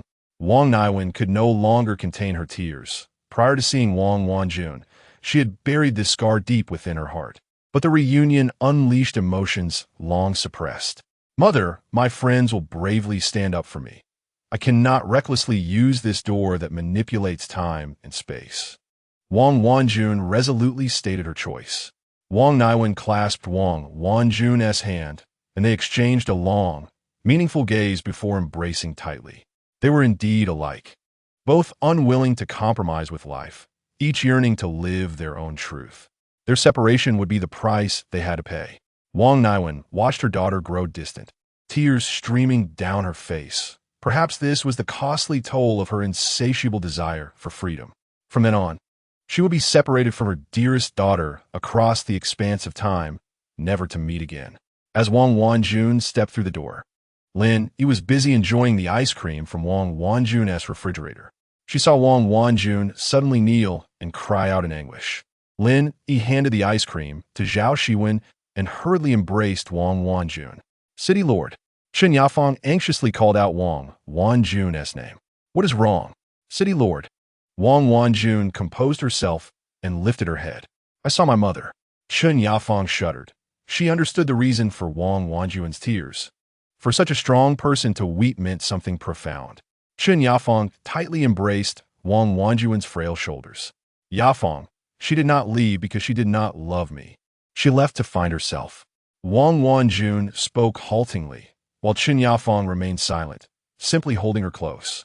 After a long while, Wang Wanjun's emotion stabilized, and with the support of Lin Yi and Chen Yafang, she stood unsteadily and approached the door. City Lord? Chen Yafang, puzzled, called out to Wang Wanjun. Wang Wanjun caressed the keypad lock on the door, aware that it was the key to time travel, though it appeared merely as an ordinary lock. The mysteries within were beyond her comprehension. Lin Yi watched Wang Wanjun's trembling hands on the doorknob with concern, glancing at Zhao Xiwen, who remained unfazed, leaning against the wall, quietly observing the scene. Wang Wanjun, with shaking hands, lifted a chair and struck the lock repeatedly until the padlock fell to the ground. City Lord? Chen Yafang gasped. Unable to comprehend Wang Wanjun's actions, this was her emotional anchor. Since discovering the secret of the door, she believed it was an insurmountable barrier for Wang Wanjun. Now, she watched as Wang Wanjun dismantled that threshold. Sweat glistened on Wang Wanjun's forehead. The recent journey had drained her of energy, and now she summoned her last ounce of strength to destroy the lock. Standing unsteadily before the door, the lock now absent, it was nothing more than a simple door. She would never see her mother again. She could no longer traverse time. Mother is free.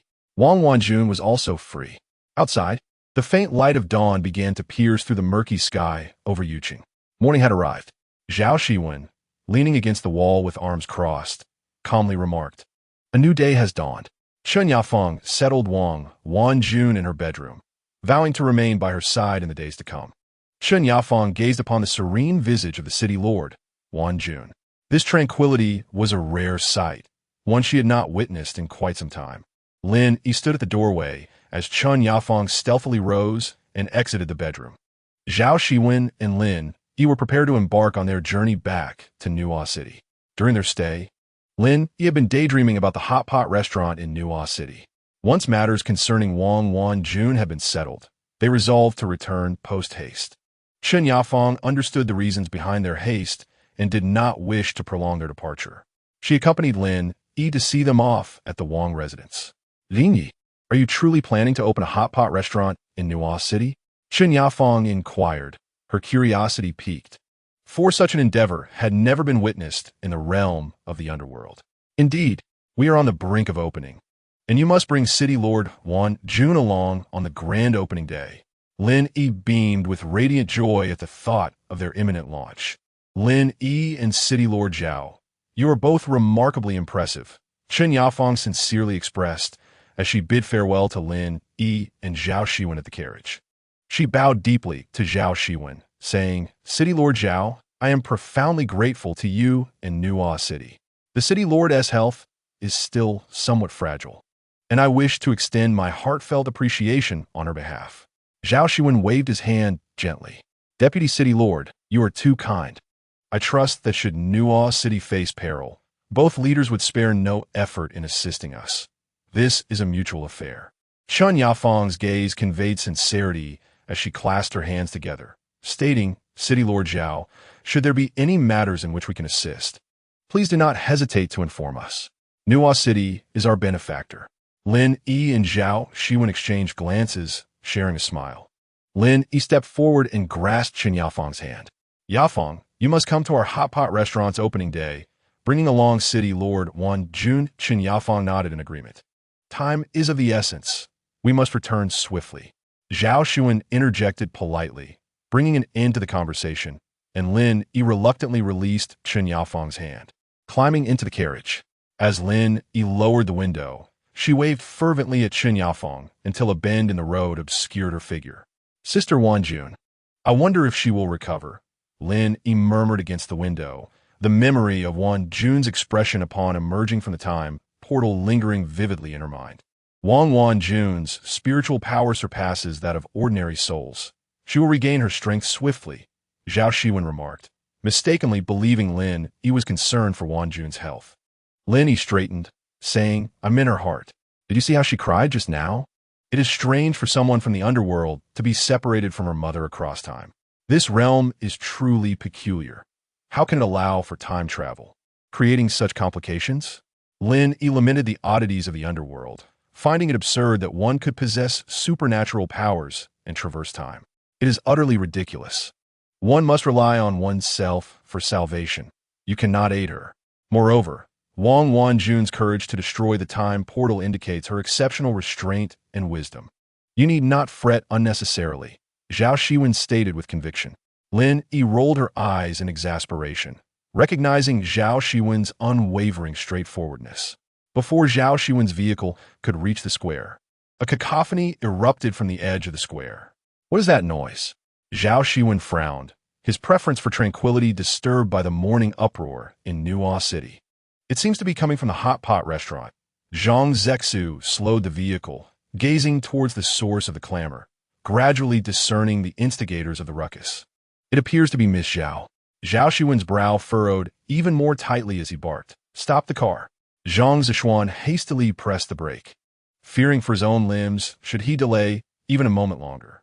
Zhao Xiwen flung open the car door and stepped out with long strides, prompting Lin Yi to quickly follow suit. The pair observed a throng gathered before the hot pot restaurant, their hearts racing with concern. Surely, nothing disastrous has occurred? Before they could approach the crowd, they were spotted, and the onlookers parted to allow them passage to the front of the establishment.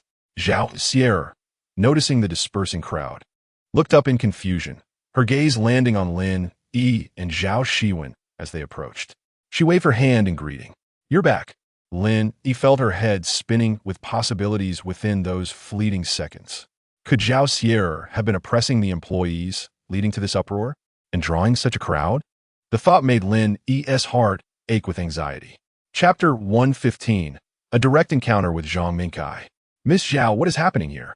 Lin Yi surveyed the 3 rows of employees before her, the very same individuals recruited during the job fair.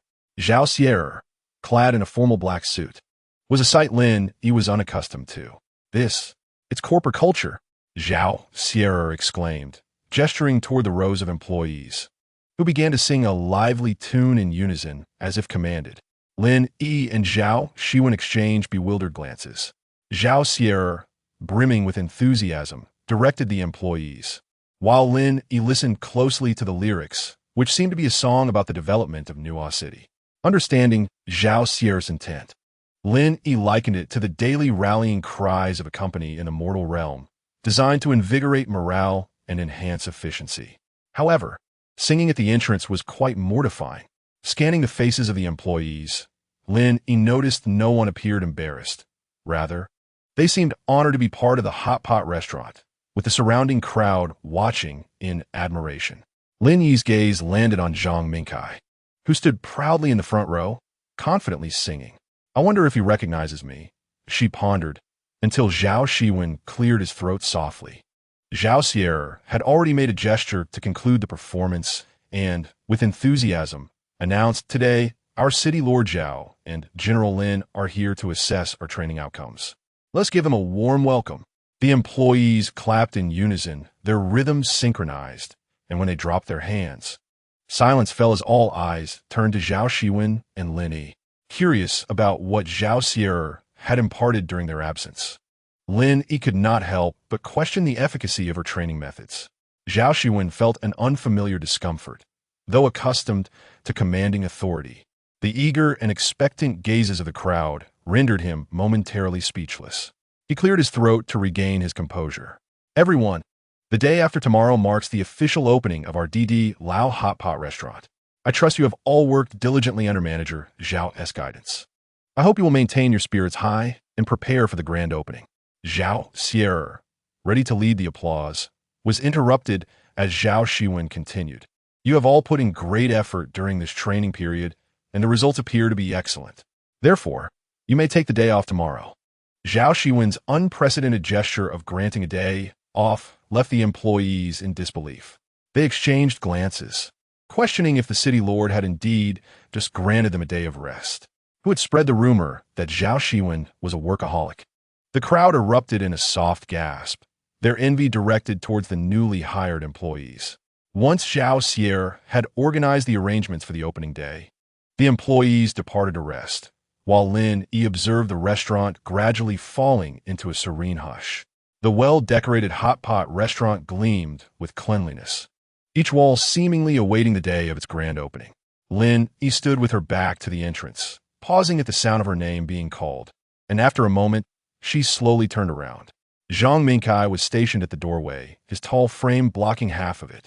Lin Yi squinted to discern his expression, which lacked the arrogance and oppressive aura of the past, replaced instead by the warmth of an old friend. Zhang Dui. Lin Yi's lips trembled slightly as she grasped the hem of her clothing tightly, unsure of how to navigate this awkward encounter. Upon hearing Lin Yi address him by his title from the mortal realm, Zhang Minkai chuckled softly and waved his hand dismissively. Lin Yi, since we are here, let's not dwell on trivial matters. The casual dismissal of his earthly position as insignificant surprised Lin. Had Zhang Minkai truly found peace so swiftly? Lin Yi, in my final moments, I truly understood what I cared about. Those titles and riches are powerless in the face of death. They cannot save me. Zhang Minkai spoke sincerely, recalling the anguished cries of his family. Yet he could not open his eyes, too weary from the ordeal. He had promised himself that should he survive, he would start anew. It was evident that fate would not alter its course merely due to his prayers. Yet he discovered that he had not entirely crossed into oblivion. He had imagined that death would mean a complete disappearance. Yet he found himself hazily boarding a vehicle, only to disembark in Nuo Cheng. After wandering aimlessly for 2 days, he fortuitously stumbled upon the hot pot restaurant's job advertisement. Having been consumed by his police work in life, he had never ventured into the culinary field. Perhaps this was a new path bestowed upon him by fate. With this thought in mind, he promptly applied for the interview at the hot pot restaurant. On the day of the interview, he had indeed seen Lin Yi, though he had been reluctant to believe it was truly her. When Lin Yi appeared at the recruitment fair, Zhang Minkai felt his breath hitch. Her silhouette bore an uncanny resemblance to the youngest subordinate he had lost.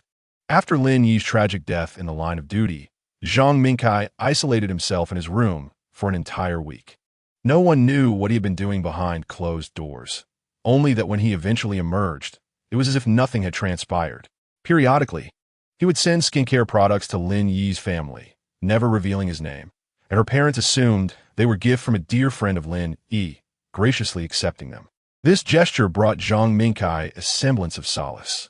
He never truly understood whether Lin Yi's death was connected to him or if he had been the proverbial last straw. Should he have insisted she return home after a night of tireless work? Perhaps he should have encouraged the perpetually busy Lin Yi to take a break and spend more time with her family. Watching Lin Yi's youthful life extinguish so abruptly before him left Zhang Minkai at a loss for words. It was only when he was stabbed by a criminal that he felt an ethereal glimpse of Lin Yi's shadow rushing towards him. But deep down, he understood that it was not her, for Lin Yi was gone. As Zhang Minkai lay in a pool of blood, his spirit began to relax. He knew he was nearing death, yet he felt an overwhelming sense of euphoria. He was atoning for his past. Zhang Minkai had not anticipated the posthumous experience to feel so vivid, nor did he expect to encounter Lin Yi again. Lin Yi, this experience has illuminated many truths for me. I never imagined I would see you here. He gazed into Lin Yi's eyes, marveling at the universe's peculiarities that allowed for such a reunion after death. Determined, he vowed that if given another chance to meet Lin Yi, he would sincerely apologize for his selfishness and lack of understanding. Lin Yi, Zhang Minkai began, but Lin Yi interrupted him. Zhang Minkai, let's start anew. There is no need to dwell on the past. She addressed him with unwavering resolve, and his expression shifted from shock to relaxation as he nodded with a smile. As Lin Yi watched Zhang Minkai's retreating figure, the breath she had been holding finally escaped her. Zhao Xiwen, standing behind her, observed with satisfaction. The Lord of Zhao was relieved. He had been ready to step in should Lin Yi need assistance, but she had managed to address her concerns on her own. The opening is just 2 days away. We have much to prepare tomorrow, Lin Yi stated, as if nothing had transpired. Indeed, my brother is quite capable. He may have arranged for flowers and banners to be delivered tomorrow, having unilaterally decided to give the staff a day off, disregarding my position as the manager. Zhao Xiwen chimed in, crossing her arms in frustration. Zhao Xiwen suddenly realized the oversight of letting the staff take the day off before the grand opening. It was indeed imprudent. However, he could not retract his words, as they were already spoken. A few of us will suffice, won't we? He retorted stubbornly, though had it been Lin Yi making the suggestion, he would have readily conceded. Yet, seeing his younger sister openly challenge him, he felt compelled to stand his ground. A few of us? You, me, Lin Secretary Zhang. Who else is there? Zhao Xiwen seized the opportunity to challenge her brother's assertion. Zhao Xiwen raised an eyebrow, contemplating for a moment before responding. Isn't Han Yifan available? If he wishes to join us, this is a perfect opportunity for him to prove himself. Zhao Xiwen's deflection infuriated Zhao Xiwen, whose face alternated between red and pale. Lin, he stepped in to mediate. You two should cease your bickering. It would be wiser to conserve your energy for tomorrow. She gently patted Zhao Xiwen's chest and Zhao Xiwen's shoulder, bringing a temporary calm between the siblings. The staff has been working tirelessly these past few days, allowing them a moment to relax before the opening seems justifiable, Lin Yi suggested, pulling out her phone to make a few arrangements. I've already spoken with my mentor and Xiao Hao. They will be here to assist. What about Vice Lord Han? Lin Yi turned to Zhao Xiwen with a playful smile, who quickly grasped her intentions and rolled her eyes dramatically. I'll handle it. It shouldn't be an issue. Eagerly, Lin Yi linked her left arm with Zhao Xiwen and her right with Zhao Xiwen, ushering them out of the hot pot restaurant. Since the issues have been settled, we will commence work tomorrow. Let us return home and rest. As the trio playfully jostled through Nuo Cheng Square, the enthusiastic crowd greeted them warmly. And Lin Yi responded graciously. Before sleep, Lin Yi opened her notebook and organized the ingredients and decorations expected to arrive the next day, realizing the workload was indeed substantial. She frowned as she listed out the tasks ahead. It seemed a formidable challenge awaited them. Lin Yi retired early, but as she closed her eyes, Zhang Mingkai's face appeared before her. The words he had spoken today were likely reflections and apologies, though she had interrupted his heartfelt "I'm sorry." Lin Yi did not wish to hear apologies in this afterlife. Zhang Mingkai's death had profoundly impacted Lin Yi. It seemed that the life and death of an individual were often beyond one's control, leaving no one to blame. If death were to arrive, one must accept it with grace, and while alive, one should strive to live fully. Lin Yi turned over and fell into a deep slumber. Ever since her passing, her sleep had been remarkably restful, untroubled by the mundane worries of the mortal realm. Upon awakening, she noticed the faint light of dawn filtering in. Hastily, she rose from her bed, for the day's workload was substantial. In the dining room, Zhao Xiwen and Zhao Xiwen were already enjoying their breakfast. Lin Yi took her seat and began to savor her noodles. A strand of noodle caught in her throat, and she quickly reached for the water beside her. What's the matter? Is someone competing with you for your meal? Zhao Xiwen teased, holding a half slice of bread. Lin Yi sipped half a cup of water while waving her hand dismissively. Miss, you're overthinking it. Lin Yi's table manners are simply part of her routine. Zhang Zishuan remarked with a sarcastic tone. Unfazed by their banter, Lin Yi wiped her mouth and patted her stomach, exclaiming, how delightful. At that moment, Zhao Xiwen folded his newspaper and glanced at the wall clock, noting that it was time to head out. The group made their way to the hot pot restaurant, where the administrative staff awaited with a truckload of goods. The driver jumped down and respectfully bowed to Zhao Xiwen. My dear Sao, this truck carries the decorations needed for tomorrow's grand opening. 2 more vehicles transporting ingredients are expected to arrive in about half an hour. Zhao Xiwen nodded, moving to the back of the truck to open the door, revealing a cargo filled with various flowers and decorations. He rolled up his sleeves and lifted the largest bouquet. Mayor Zhao, you cannot do this, exclaimed the administrative driver, alarmed at the sight of Zhao Xiwen personally handling the goods. Driver, it's perfectly fine. We are here to do this today. All you need to do is monitor the progress of the other 2 trucks, Lin Yi reassured, stepping forward to comfort the visibly anxious driver. However, the driver remained unconvinced, his eyes darting nervously behind her. Lin Yi turned to see Han Yifan rolling up the sleeves of his black shirt, tossing his expensive suit jacket into Zhao Xiwen's hands. Suppressing a laugh, Lin Yi found it comical that the 2 prominent leaders of the city were working at the hot pot restaurant, performing manual labor, a sight that was difficult for anyone to accept. Master, please help us keep an eye on the cargo's progress, Lin Yi said, calming her emotions as she retrieved a chair for the driver, who stubbornly refused to sit. While the 2 deputy leaders were busy, he, a mere worker, dare not take a break. Lin Yi observed the driver standing beside her, gripping his radio, anxious not to delay the arrival of the other 2 vehicles. She assisted Zhao Xiwen in unloading various banners from the truck. Lin Yi, please keep an eye on this for me. Zhao Xiwen precariously climbed onto a chair to hang a banner, swaying as she worked. Let me take that, Zhang Xiwen offered, concerned for her safety. As he took the banner from her hands, he extended his other hand to help her down from the chair, initially intending to assist Zhao Xiwen with the banner placement. Lin Yi found that Zhao Xiwen and Zhang Xiwen made a fine pair. Smiling with satisfaction, she turned to see Zhao Xiwen had just moved the last pot of flowers. Let me help you. Lin Yi rushed over to the back of the truck. It's all right, just the last one. You don't need to get your hands dirty. Zhao Xiwen replied, his muscular forearm indicating his strength. The other 2 trucks have arrived, the driver exclaimed, leaning close to the intercom, relieved that the vehicles had indeed arrived. Lin Yi stood on her toes to see the 2 trucks approaching, waving her hands as they navigated around the square and finally parked in front of the restaurant. The driver leaped from the vehicle and opened the door, leaving Lin Yi astonished at the sight of frozen meats and various vegetables, stacked high. We'll need to move this to the afternoon, right? Zhao Xiwen remarked, equally taken aback. Just hanging the banners had already made her break a sweat, and now this truckload of goods loomed before them. I'll handle it. A familiar voice called from behind. Lin Yi turned to find Zhang Mingkai standing there, accompanied by several employees from the hot pot restaurant. Mr. Zhang, Manager Zhao, this task is not something for you 2 leaders to do. A bald man stepped forward to take the frozen beef from Lin Yi. Zhao Xiwen leaned closer to whisper, this is Uncle Zhang from the kitchen. Lin Yi instantly bowed. Thank you, Uncle Zhang. The older man was momentarily taken aback, not expecting such warmth from Lin Yi, his weathered face breaking into a broad smile. Don't mention it.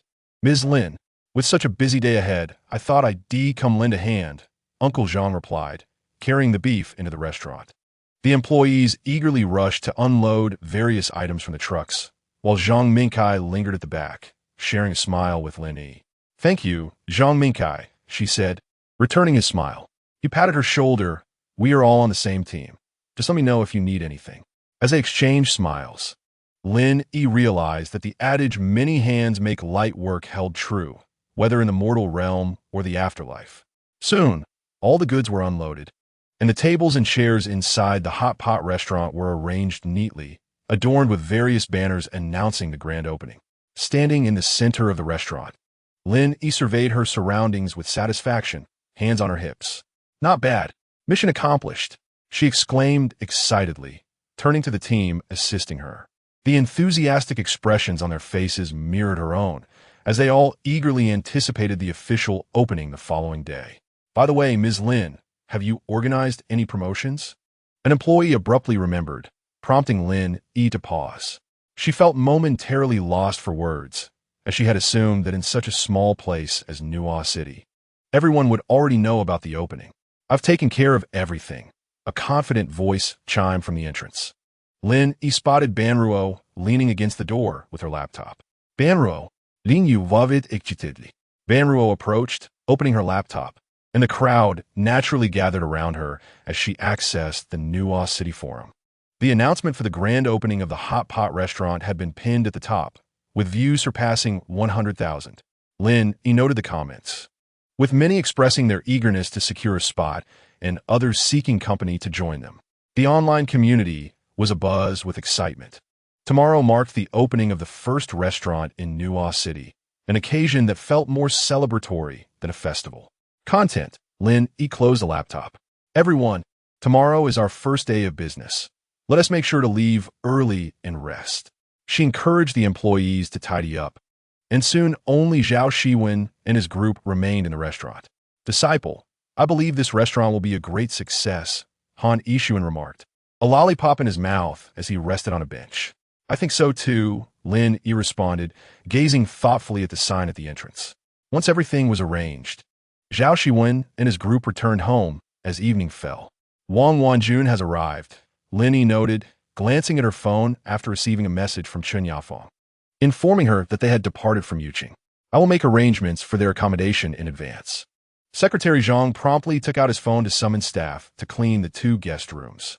Zhao Xiwen, feeling utterly exhausted, did not wish to take another step.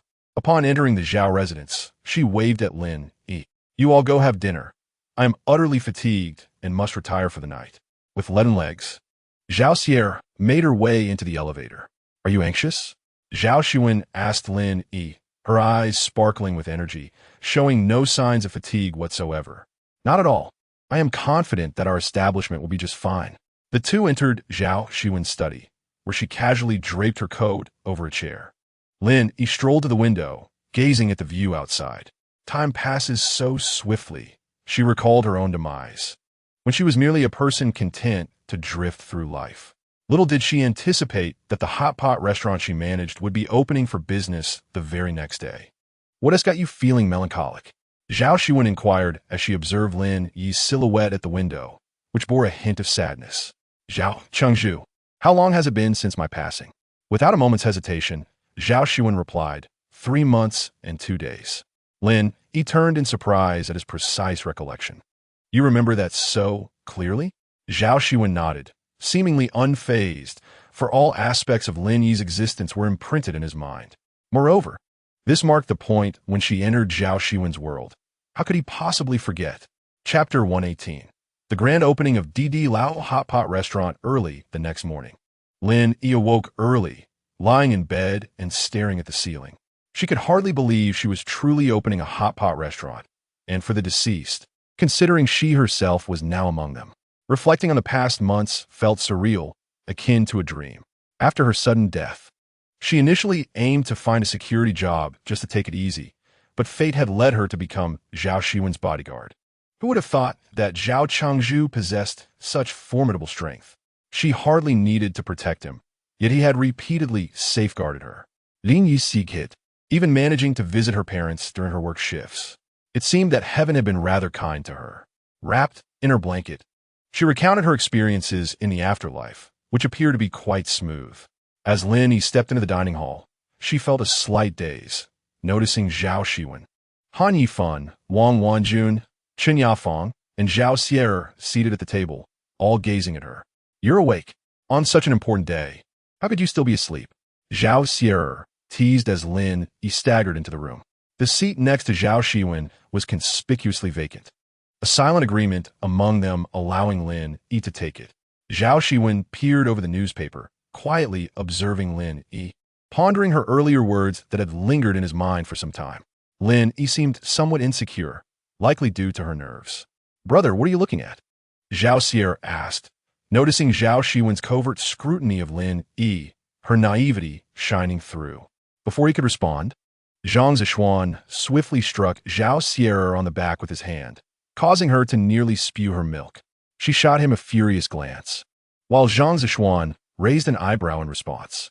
Han Yifan, elegantly sipping coffee beside Zhao Xiwen, appeared oblivious to the commotion. The thoughts of Zhao Chengzhu were clear to Han Yifan, who grasped the situation perfectly. You all seem quite tense today, Han Yifan remarked softly, prompting everyone to exchange glances and detect a subtle tension in the air. Regardless, let us give our best today, Zhao Xiwen declared, lifting her glass of milk in a toast. Everyone was compelled to raise their cups, while Lin Yi gently clinked her bowl against them. The tense atmosphere dissipated instantly. The hot pot restaurant was set to officially open at 11 o'clock, and Lin Yi and her companions arrived early to prepare. To their surprise, a line had already formed outside. Why are you all here so early? Lin Yi asked, glancing at her phone, which indicated it was barely past 7. Sister, we are so eager to eat hot pot. We want to be the first. The children in line appeared quite young, clutching a stack of ghost money, seemingly pooled together. Sister, is this enough money?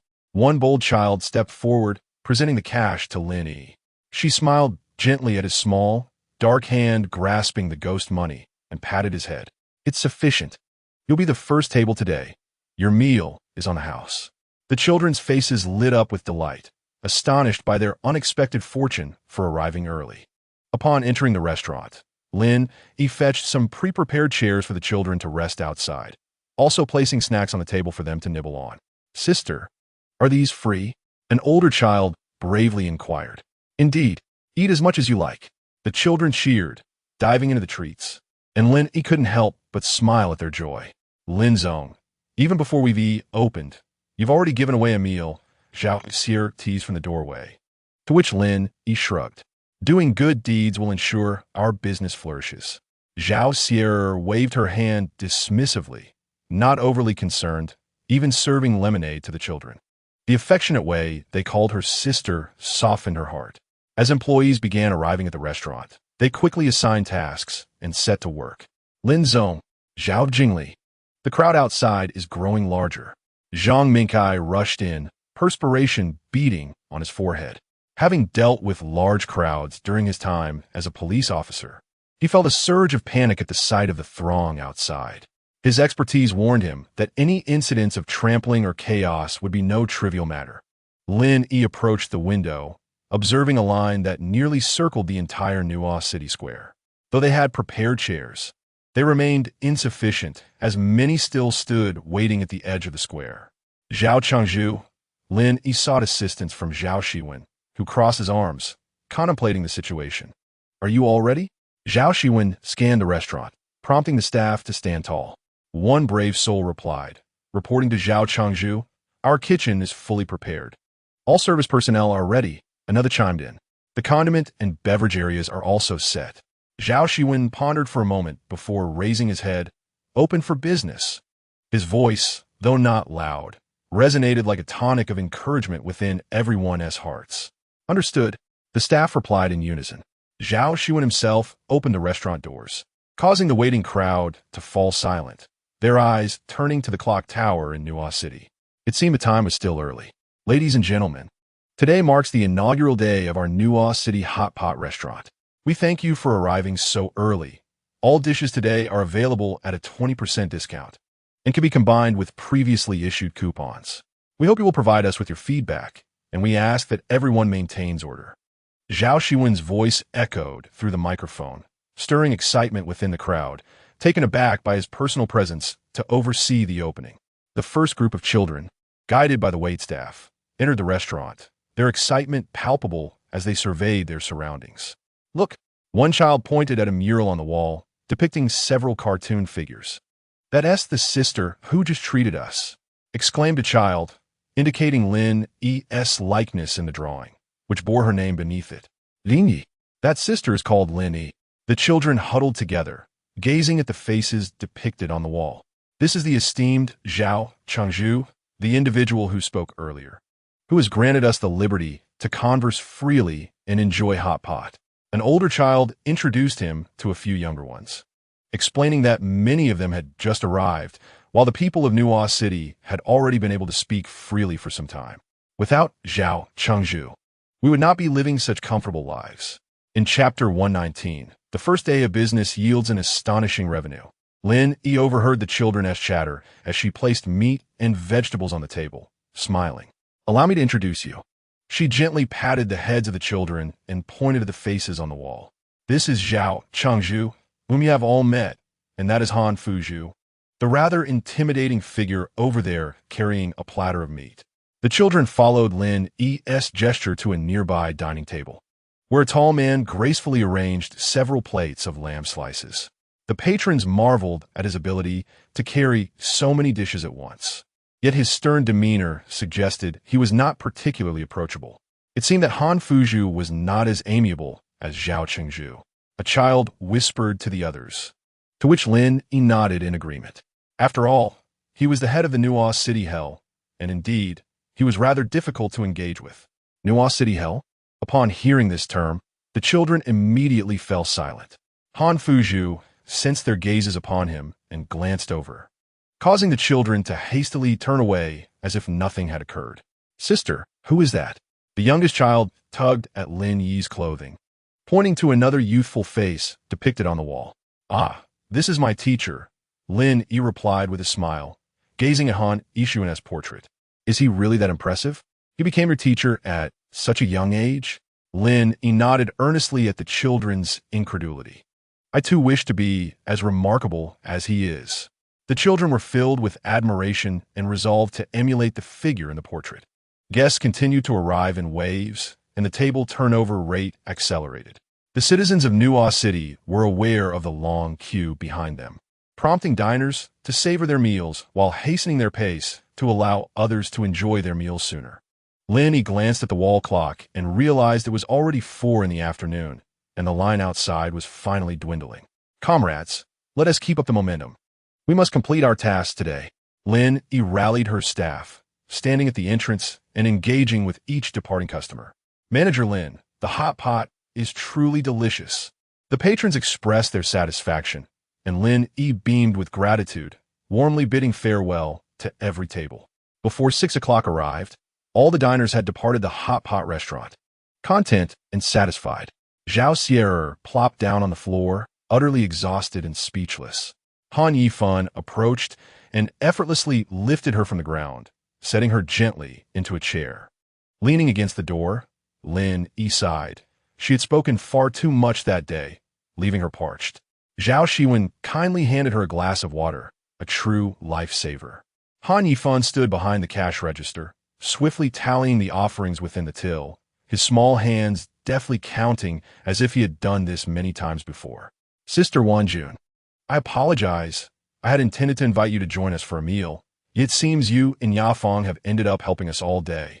Wang Wanjun seated, rubbed her somewhat sore calves, and waved her hand. Lin Yi, there is no need for such formality. Nuo City has been kind to us. This small favor is nothing. Zhang Mingkai emerged from the kitchen with 2 pots, placing them on the table as the staff arranged the remaining meat and vegetables. Leaders, we have some ingredients left over today. Manager Zhao has invited you all to enjoy hot pot for dinner. Zhang Mingkai beckoned the staff to sit at a large table, also preparing a smaller table for Lin Yi and her group. After everyone settled, Lin Yi stood up. Everyone, today marks the first day of our hot pot restaurant's opening. I am grateful for your hard work and dedication. Let us enjoy our meal. The staff erupted in excited cheers, their hunger palpable after a day of labor. They eagerly dove into the hot pot, with Zhao Xiwen and Han Yifan devouring their meals ravenously after a long day without food. You know, this hot pot is truly exceptional, Zhang Zishuan remarked while savoring the lamb slices. Indeed, the meat and vegetables were sourced by me and Zhao Chengzhu from the finest suppliers. Delivered fresh today, Lin Yi replied enthusiastically. Brother Han, how much have we earned today? Zhao Xiwen, with a wide noodle in her mouth, suddenly asked Han Yifan, who raised 4 fingers in response. 40 million Mingbai. Zhao Xiwen's eyes widened in disbelief, her noodle momentarily forgotten. You mean net gain? Han Yifan rolled his eyes and replied, of course it's net gain. After deducting the cost of our ingredients, we made a clean profit of 40 million. Wow, that's incredible, Zhao Xiwen exclaimed, slapping her thigh and lifting her cup. Everyone, let us toast to our efforts today. Lin Yi raised her glass in support, while Han Yifan fumbled for his cup, only to discover that Zhao Xiwen had taken his. With a sigh, he reached around her back to lift her cup instead. The table emptied their glasses, and the restaurant was quickly cleared of dishes. Lin Yi felt dizzy as she glanced at the clock, realizing it was already 9 o'clock. Zhao Xiwen remained spirited, but upon seeing Lin Yi's flushed face, she intended to share another drink, only to have Zhao Xiwen snatch the cup away. Feeling defeated, Zhao Xiwen refrained from protesting, redirecting her frustration toward Han Yifan. Han Yifan, are you raising fish or what? She teased, shaking Han Yifan's cup and compelling him to finish its contents. Let us call it a night. Zhao Xiwen observed Lin Yi swaying beside him, sensing she might topple over at any moment. He quickly reached out to support her. Lin Yi seems a bit tipsy. I'll take her home, Zhao Xiwen said, assisting Lin Yi to her feet. She looked up at him, grinning foolishly. She appeared rather inebriated, laughing like a fool, prompting Zhao Xiwen to remark on her silly demeanor. As Lin Yi passed by the staff's table, she dreamily patted their shoulders until her gaze met Ban Ruo's in the corner. Unchapter use yirmi, Lin Yi, Torogu intokikatet, called out Ban Ruo's name, breaking free from Zhao Xiwen's grasp and lunging towards Ban Ruo, who quickly caught her. Lin Yi playfully pinched Ban Ruo's cheeks, laughing foolishly. Sister Lin Yi, that hurts, Ban Ruo protested, wincing from the pinch. Only then did Lin Yi release her grip, leaning against Ban Ruo. Ban Ruo, what would I do without you? I'm so grateful to have you around. Boyer momentarily failed to grasp Lin Yi's intent. She felt as though she hadn't engaged in anything particularly meaningful, and was perplexed as to why Lin expressed gratitude toward her. If it weren't for your inspiration on the forum, how could we possibly wield such influence? Furthermore, it was thanks to you that we established that talent system. All because of you. Only then did Pura realize what Lin Yi was articulating. To her, it seemed like a trivial matter, and she felt there was nothing for which Lin Yi should be so grateful. Lin Yi, Jia, you are being too polite. Please feel free to ask for anything you need, Pura replied casually. Unexpectedly, Lin Yi beside her suddenly lifted her head, her eyes wide open. You made me say that. Pura took a moment to comprehend, and once she understood Lin Yi's implication, it dawned on her that Lin Yi was indeed seeking her assistance. Pura, you are a genius. Please tell me one more time. Lin Yi pleaded, tugging at Pua's sleeve with a pitiful expression. Lin Yi, Jia, there's no need for such theatrics. I'm also an employee at the Hot Pot restaurant now. Your requests are within my duties, Pura assured her. Seeing Pura's serious demeanor, Lin Yi felt reassured and leaned against Pua's shoulder, saying, Today is our first day of business, and I've noticed an issue. Our queue is excessively long, which means guests have to stand and wait. However, if we had a system similar to a calling number, they could wait at home and only come when their turn is approaching. This way, we wouldn't need to prepare so many chairs and snacks. What do you think? Boyer fell into contemplation. Lin Yi's solution indeed seemed excellent, achieving two objectives with one action.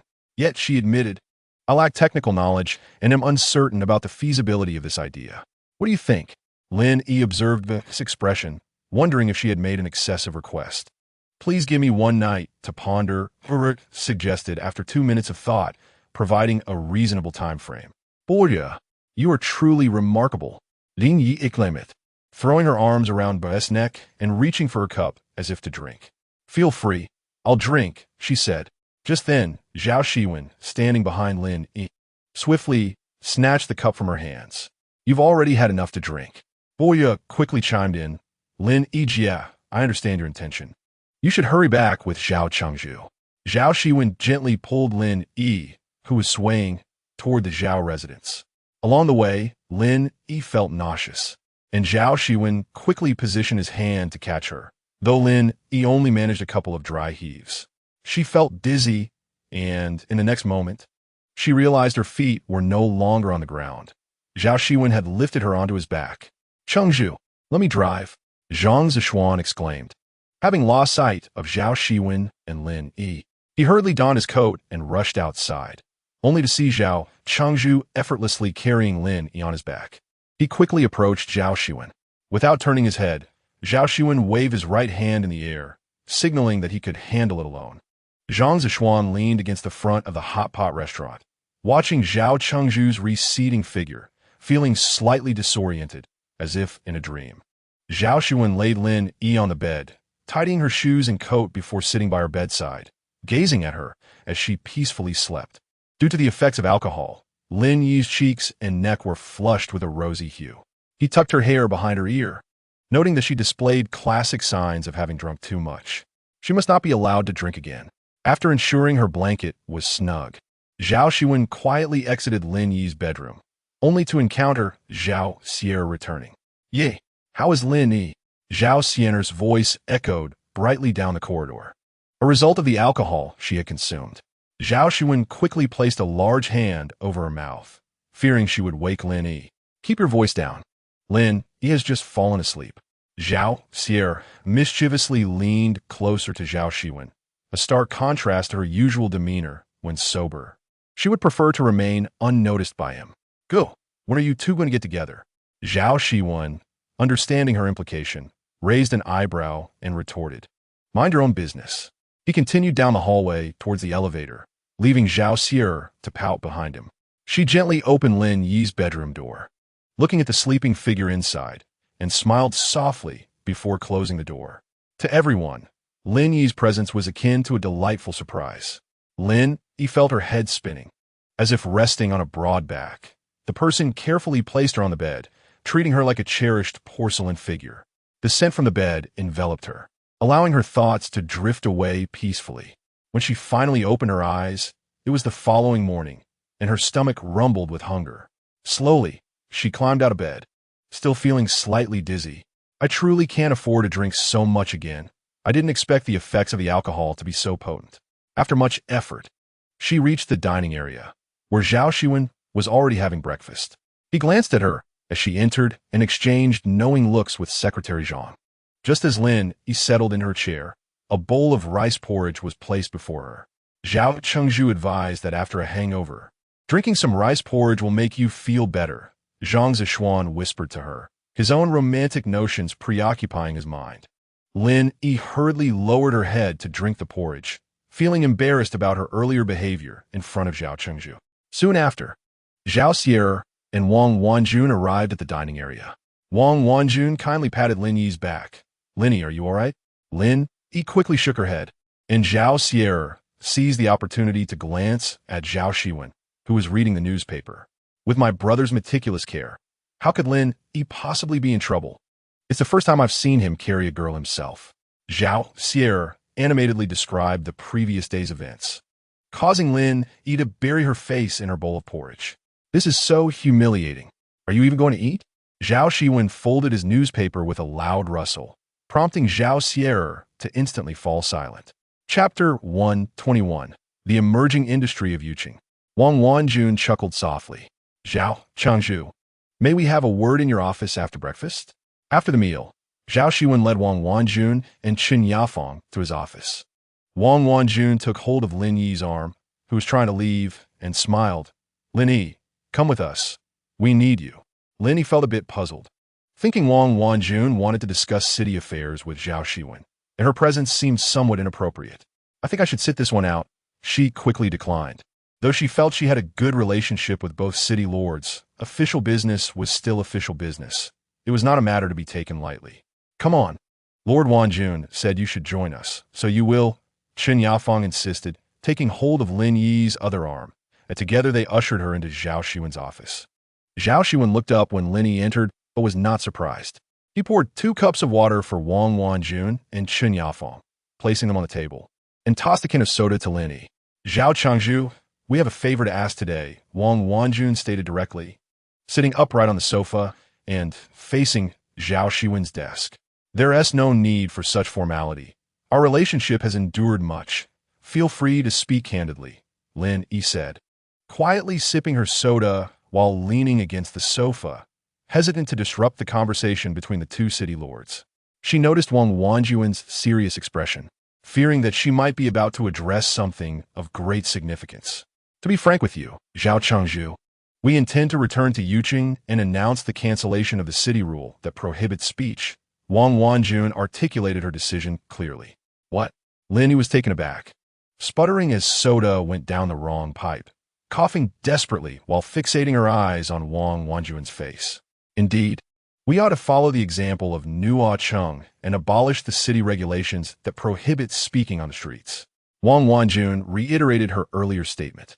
At this moment, Zhao Xiwen had already risen to hand a few tissues to Lin Yi, his expression remarkably composed, in stark contrast to Lin Yi's fervent reaction. Mayor Wanjun, what is the purpose of sharing this matter with me? Zhao Xiwen resumed his seat at the desk, intertwining his fingers atop it, adopting an attentive demeanor.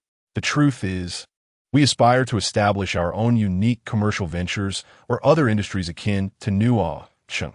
Wang Wanjun finally articulated her intentions. Having heard Qin Yafang mention Nuo Cheng's plans for a hot pot restaurant, she had not given it much thought until witnessing the bustling customer flow and the palpable sense of happiness among the populace during her visit, which immediately captivated her. Although, under Wang Wanjun's leadership over the years, the female-dominated city had progressively moved towards equality, granting women a platform to showcase their capabilities. She felt that there remained an element lacking in the city. As a feminist, Wang Wanjun's concern for male equality did not wane. Her focus now lay on the holistic development of the city's residents. However, I am uncertain from which angle we should approach this. If we were to also follow Nuo Cheng's example of opening a hot pot restaurant, I wonder if it would be suitable for us. Wang Wanjun's hands rested neatly on her knees as she nervously gazed into Zhao Xiwen's eyes. After years of commanding the underworld, it was rare for her to humbly seek assistance from others with such sincerity. Zhao Xiwen returned her gaze, recognizing a familiar essence in her eyes, as if he were peering into a mirror reflecting his own soul. I comprehend your intentions, Mayor Wan Jun. Yet the decision to establish a hot pot restaurant in Nuo Cheng was made in accordance with the city's actual circumstances. I personally believe Yuqing should also assess its own situation to discover a suitable developmental direction. Wang Wanjun leaned back against the sofa, slightly disheartened. She understood Zhao Xiwen's points, yet she was at a loss regarding what would truly suit Yuqing. Have you considered forming a girl group? Lin Yi's voice broke the silence, drawing everyone's attention toward her. She swallowed hard, straightened her posture, and placed her cola on the table. What is a girl group? Wang Wanjun could not help but inquire, to which Lin exhibited an expression of disbelief. She glanced at Zhao Xiwen and Qin Yafeng, who also looked equally puzzled, prompting Lin Yi to realize that none of them comprehended her words. Do you people from the underworld not even know what a girl group is? Have you not heard of Blackpink in the area? Lin Yi stood up to perform the classic dance moves of a girl group, leaving Wang Wanjun further perplexed. As a native of the underworld, she had never encountered such phenomena. Qin Yafeng, you don't know either? Did you not come from the upper world? Lin Yi pointedly asked Qin Yafeng, who was momentarily rendered speechless, though she vaguely understood Lin Yi's meaning. Her struggles for survival and experiences of domestic abuse left her little time to ponder matters of girl groups. Are you referring to something in the entertainment industry? Qin Yafeng could only draw from her limited vocabulary to relate to the topic. Yes, precisely. You could develop an entertainment industry. Entertainment? Wang Wanjun echoed Lin Yi's words again, prompting Lin Yi to roll her eyes dramatically. Sister Wanjun, could you refrain from constantly repeating what I say? Since earlier, Wang Wanjun had been echoing Lin Yi's statements. I am not merely repeating you. I am processing your words, Wang Wanjun hastily clarified. So what should we do? Please provide specific steps. Lin Yi plopped back onto the sofa, contemplating before continuing. I believe Yuqing is a very open city, and with a higher female demographic. You could hold auditions to select individuals with talents in singing, dancing, or other areas, subsequently presenting them as representatives of Yuqing, which would promote feminist ideals and generate revenue. Wang Wanjun instantly became intrigued, recognizing this as a multifaceted opportunity. How would this process generate income? Lin Yi, noticing Wang Wanjun's interest, elaborated, you could organize auditions, allowing everyone to vote for their chosen idols or groups with monetary contributions. Of course, this should be kept within reasonable limits to prevent the rise of fanatical behavior, ensuring a rational and balanced selection of widely accepted idols. Wang Wanjun nodded, partially understanding. The idea indeed sounded promising. What do you think? You might consider this. I have another idea. Since Yuqing's gender ratio favors females, you could also engage in live streaming to teach people about fashion or makeup, which could be a lucrative option, helping others to enhance their beauty while earning money. Lin Yi suddenly brainstormed another brilliant idea. Live streaming? Wang Wanjun was even more bewildered, feeling that she had yet to grasp the concept of girl groups. And now Lin Yi presented a new suggestion. Before I die, live streaming sales had already begun to emerge. For instance, if you could find a channel for beauty products, you could use live streaming to discuss their pros and cons before selling them. This is a quick way to earn money. Wang Wanjun expressed concern, believing that such a fast money approach could ultimately burden the customers. Could there be quality issues? Lin Yi slapped her thigh and stood up. As a seller in Yuqing, you must ensure the quality of the supplier's products. This is indeed crucial. Wang Wanjun nodded, grasping the essence of Lin Yi's point. Lin Yi glanced at the time on the wall, noting the approaching business hours, and said, Sister Wanjun, if you have any questions, we can always communicate via phone. I just wish for you to understand that once you take this step, there is no turning back. I hope you can think this through, whatever decision you make. I will support you. Lin Yi grasped Wang Wanjun's hand, her gaze sincere. After bidding farewell to Wang Wanjun and Qin Yafeng, it was nearly noon. Lin Yi hastily tidied up her belongings and rushed toward the hot pot restaurant. The previous day's revenue had been satisfactory. She was curious about how the day would unfold. Upon arriving at the entrance of the hot pot restaurant, she found the doors opened promptly, and the dining area was already filled with patrons, while the waiting area outside was orderly. Confused, Lin Yi entered and coincidentally encountered Zhao Xiwen, who was operating a computer at the front desk. "Miss Zhao, why is it so quiet outside today?" Zhao Xiwen immediately stepped out from behind the counter, taking Lin Yi's hand and leading her to the computer. "The individual you invited, Banruo, is simply remarkable. She managed to set up the number-taking system early this morning. Now, patrons can take their numbers and either go home or engage in other activities.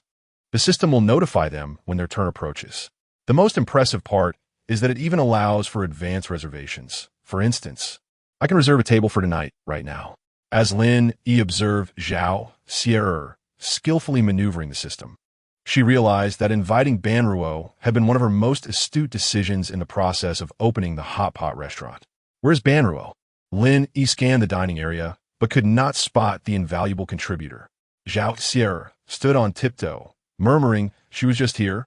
How did she disappear in the blink of an eye? Lin Yi began searching throughout the restaurant for Banruo, eventually finding her sprawled across 2 boxes of potatoes in the storeroom. Concerned for her comfort, Lin Yi shook her awake. "Sister, you should go home and rest. Won't you be sore if you wake up like this?" Bua, with her sleep-laden eyes, slowly opened them to find Lin Yi beside her. In a daze, she gestured for him to leave her be before turning over and drifting back into slumber. Lin Yi sighed and gently removed his outer coat, draping it over her to guard against the chill. Once he confirmed that Bua was truly asleep again, he quietly exited the warehouse. "Is she all right?" Zhao Xiwen inquired as Lin Yi emerged from the warehouse. "She merely fell asleep on the potato," Lin Yi replied. During the midday hours, the restaurant bustled with patrons, with one table leaving as another awaited outside. However, with a south calling system in place, both customers and staff felt a significant alleviation of pressure. Lin Yi surveyed the smoothly operating restaurant with satisfaction. Conversely, Wang Wanjun found herself in a vexing situation. Although she recognized that Lin Yi's 2 suggestions were indeed well-suited for Yuqing, the means of implementation remained an enigma to her. "Wang Yun, I have drafted the announcement for the modification of the city regulations. Would you like to review it?" Chen Yafeng produced a document and presented it to Wang Wanjun, who meticulously perused the text twice. "Very well, let's post it today," she affirmed. Chen Yafeng nodded in agreement, but lingered, hesitating to speak further before Wang Wanjun. "Is there something else?" Wang Wanjun inquired, noticing Chen Yafeng's reluctance. "City Lord, I believe Lin Yi's ideas are indeed commendable. Yet it seems neither of us is particularly adept in this field. I ponder whether it would be prudent to first seek out someone truly skilled in this area to guide us." Chen Yafeng expressed her thoughts. Although unfamiliar with the specifics of Lin Yi's proposals, she recognized, as a modern individual who had lived in the mortal realm, that his suggestions could greatly enhance economic efficiency. "Are you suggesting we recruit first?" Wang Wanjun grasped Chen Yafeng's intent. She too felt that the matters of talent shows and live broadcasts could not be managed solely by the 2 of them. "I think we should consider hiring individuals with relevant experience and gather their insights before proceeding." Wang Wanjun pondered for a moment and deemed Chen Yafeng's proposal quite reasonable. "Then you shall oversee the recruitment. Expedite the process. Time waits for no one." Chen Yafeng took the announcement and exited the office, her mind racing to a particular individual she had yet to engage with, yet felt was the only suitable candidate. As Chen Yafeng affixed the announcement to the government bulletin board of Yuqing, the evening rush hour was in full swing. Countless working women gathered before the notice, reading its contents with a composed demeanor rather than the anticipated excitement. They embraced one another, reflecting on the long-awaited day that had finally arrived. "We have awaited this day. Congratulations," the women exclaimed as they celebrated together. "Hello." Chen Yafeng finally spotted the figure she had been anticipating. Xiao, donning sunglasses, turned around. Fresh from her work shift, she noticed the crowd around the government bulletin board, curious about the important announcement. Without a second thought, she dashed towards the board, only to be greeted by a voice from behind. When Xiao turned around, she saw Chen Yafeng smiling at her, a face she recognized from their previous encounter during the Underworld Championship. Although Lin Yi ultimately saved Chen Yafeng from harm, Xiao had been deeply impressed by Chen Yafeng's formidable prowess. "Is there something you need, Vice Lord Chen?" Upon returning, Xiao discovered that Chen Yafeng was Wang Wanjun's loyal right hand, yet their interactions had been minimal. May I have a word? Chen Yafeng gestured for Xiao Ru to follow her, but Xiao Ru hesitated, glancing back at the bulletin board. Can I take a quick look at the announcement first? Her curiosity was piqued as she longed for immediate answers. You needn't bother. I posted it. I assure you, in Yuqing, we will now be free to converse and organize events, Chen Yafeng clarified, prompting Xiao Ru's feet to lift from the ground as she eagerly followed Chen Yafeng towards the Wang residence. What did you say? Are you implying that we will be like Nuo City? Xiao Ru was captivated and hastened to seek clarity. Indeed, we are abolishing the old customs. Yuqing will soon be transformed. Xiao Ru's heart soared with joy as the prospect of freedom drew near. But why have you brought me here? Xiao Ru asked as they stood before the exquisite entrance of the Wang residence. Let's speak inside, Chen Yafeng replied, adeptly swiping her access card and leading Xiao Ru into Wang Wanjuan's opulent abode, guiding her through the winding halls to the conference room. Seated on the sofa, Xiao Ru felt restless. Vice Lord Chen, what is it that you require? You seem quite serious, and I must admit, I am a bit apprehensive. As Chen Yafeng poured a glass of water for her, Xiao Ru could not help but voice her concerns. Finally, Chen Yafeng settled down and, observing Xiao Ru's shaded eyes, cautiously inquired, if I recall correctly, you mentioned you have some experience in dance? Xiao Ru exhaled, relieved that her performance during the championship had revealed her background. I worked at a dance studio and practiced yoga for a time, she responded. Chen Yafeng, sensing potential, straightened in her seat and tentatively asked, what type of dance did you specialize in? Xiao Ru tilted her head and thought. There are many styles, jazz, girl group choreography, popping. I have a foundation in a variety of them. Chen Yafeng's excitement surged at the mention of these terms, and she grasped Xiao Ru's hand eagerly. Could you serve as a mentor? Startled by Chen Yafeng's sudden enthusiasm, Xiao Ru instinctively shielded her chest. What do you mean by mentor? Chen Yafeng quickly clarified. We aim to revitalize the city through the entertainment industry, but both Wang Wanjun and I lack the expertise in this area. We were hoping you might offer some insights. Xiao Ru's understanding dawned upon her, and she relaxed, realizing that she was not being entrapped in a scheme. Did you say mentor? Are you planning to organize talent shows? She inquired with familiarity. Chen Yafeng nodded vigorously. Do you have any suggestions? Xiao Ru pondered for a moment before responding.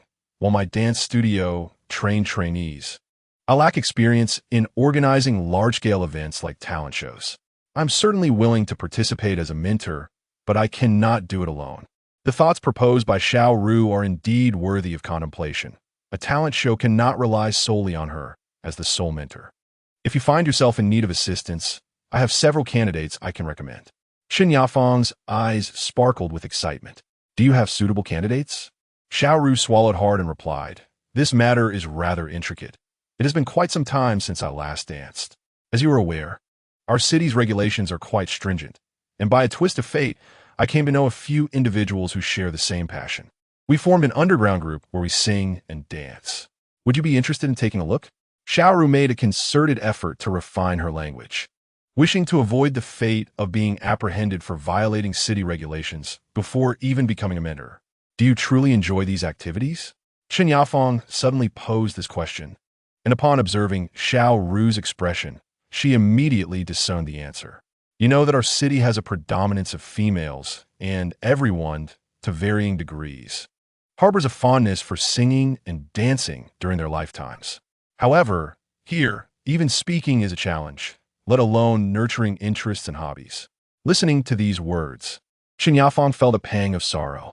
In her lifetime, due to the circumstances of her family, she had never had the opportunity to discover her own preferences, and merely surviving each day was a daunting task for her. She believed that through their efforts, she and the Lord of Wanjun had created a fair environment for the women of the city, yet she did not anticipate that their desires extended beyond just this. Deputy Chun, you and Lord Wanjun have provided an excellent platform for the women of our city, and we are all quite content. However, many issues cannot be resolved by a single city alone. Do you understand my meaning? Xiao Ru comprehended Chen Yafeng's sentiments. She had always been quite pleased with Yucheng. Although it lacked the freedom she yearned for, she truly experienced unprecedented fairness in Yucheng, specifically in terms of equity for all women. Take me to see it. Chen Yafeng rose from the sofa, resolute in her determination to make the talent show a success, so that the entire city could experience joy beyond mere survival. What shall we see? Xiaoru was momentarily perplexed by Chen Yafeng's sudden change in demeanor, sitting on the sofa, unable to grasp the situation. Let's go see your secret base. Chen Yafeng believed that these enthusiasts must have a private space of their own to truly express their melodies. Xiaoru stood up, her face radiant with a smile, and said, "No problem. Let us go now." Chapter 124. The secret base in Yu Cheng. Tentatively, she took Chen Yafeng's hand, leading her out of the royal residence and deeper into the streets. Xiaoru guided Chen Yafeng through a series of twists and turns until they arrived at a deeply concealed alleyway. Is there really such a place in Yu Cheng? Chen Yafeng turned to glance back at the alley behind her. The location was sufficiently hidden, with the outside light barely penetrating. Impressive, isn't it? Well, one must possess a spirit of adventure to engage in underground activities, right? Xiaoru brought Chen Yafeng to a staircase leading downward, and upon peering over, Chen Yafeng noticed the staircase was cluttered with debris, leading down to what appeared to be a basement. Squeezing between various boxes, Xiaoru descended the stairs. Standing at the bottom and looking up at Chen Yafeng, "You must navigate through that pile of clutter first."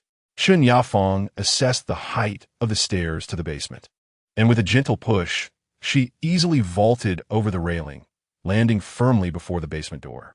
Xiaoru was taken aback, her mouth agape in astonishment.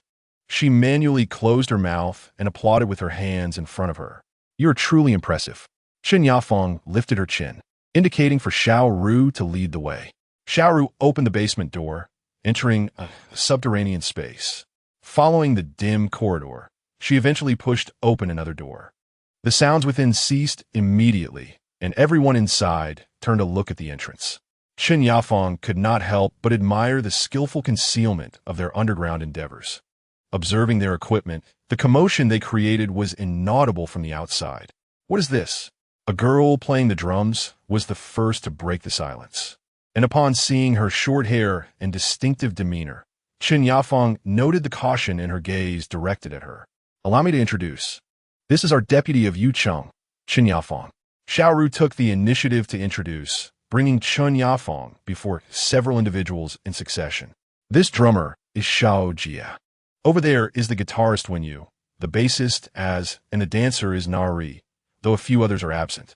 Upon hearing Chen Yafeng's name, Zhao Xiwen sprang from her seat in disbelief. "Ru Jie, are you saying she is who I think she is?" Zhao Xiwen could hardly believe her ears, astonished that Xiaoru would bring a leader of Yu Cheng to their secret base. "This is our city's deputy, Chen Yafeng. You are all unaware of the notices posted outside, aren't you?" Xiaoru inquired, unable to suppress her curiosity at the expressions on their faces. Indeed, the individuals present exchanged glances, cradling their equipment, accustomed to retreating to this basement for rehearsals, largely unaffected by the commotion of the outside world. "I knew it." Xiaoru jumped onto a rickety table, swinging her legs over the edge.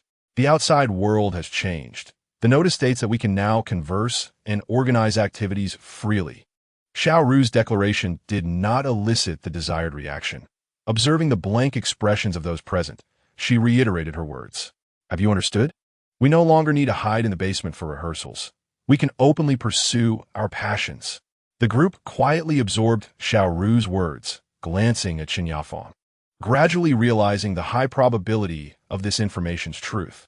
After all, the usually cautious and vigilant Xiaoru would not have brought Chen Yafeng to the secret base without good reason. "Xiaoru Jie, is that true? Can we rehearse in the square from now on?"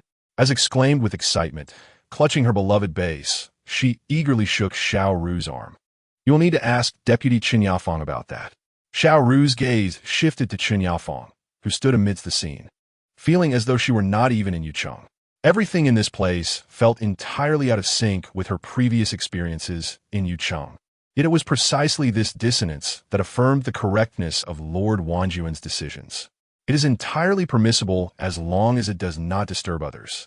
Chen Yafeng replied, gazing at Az, whose eyes sparkled with anticipation. She cheered joyfully. "We can go out to rehearse now. No longer must we create in this dark and damp place."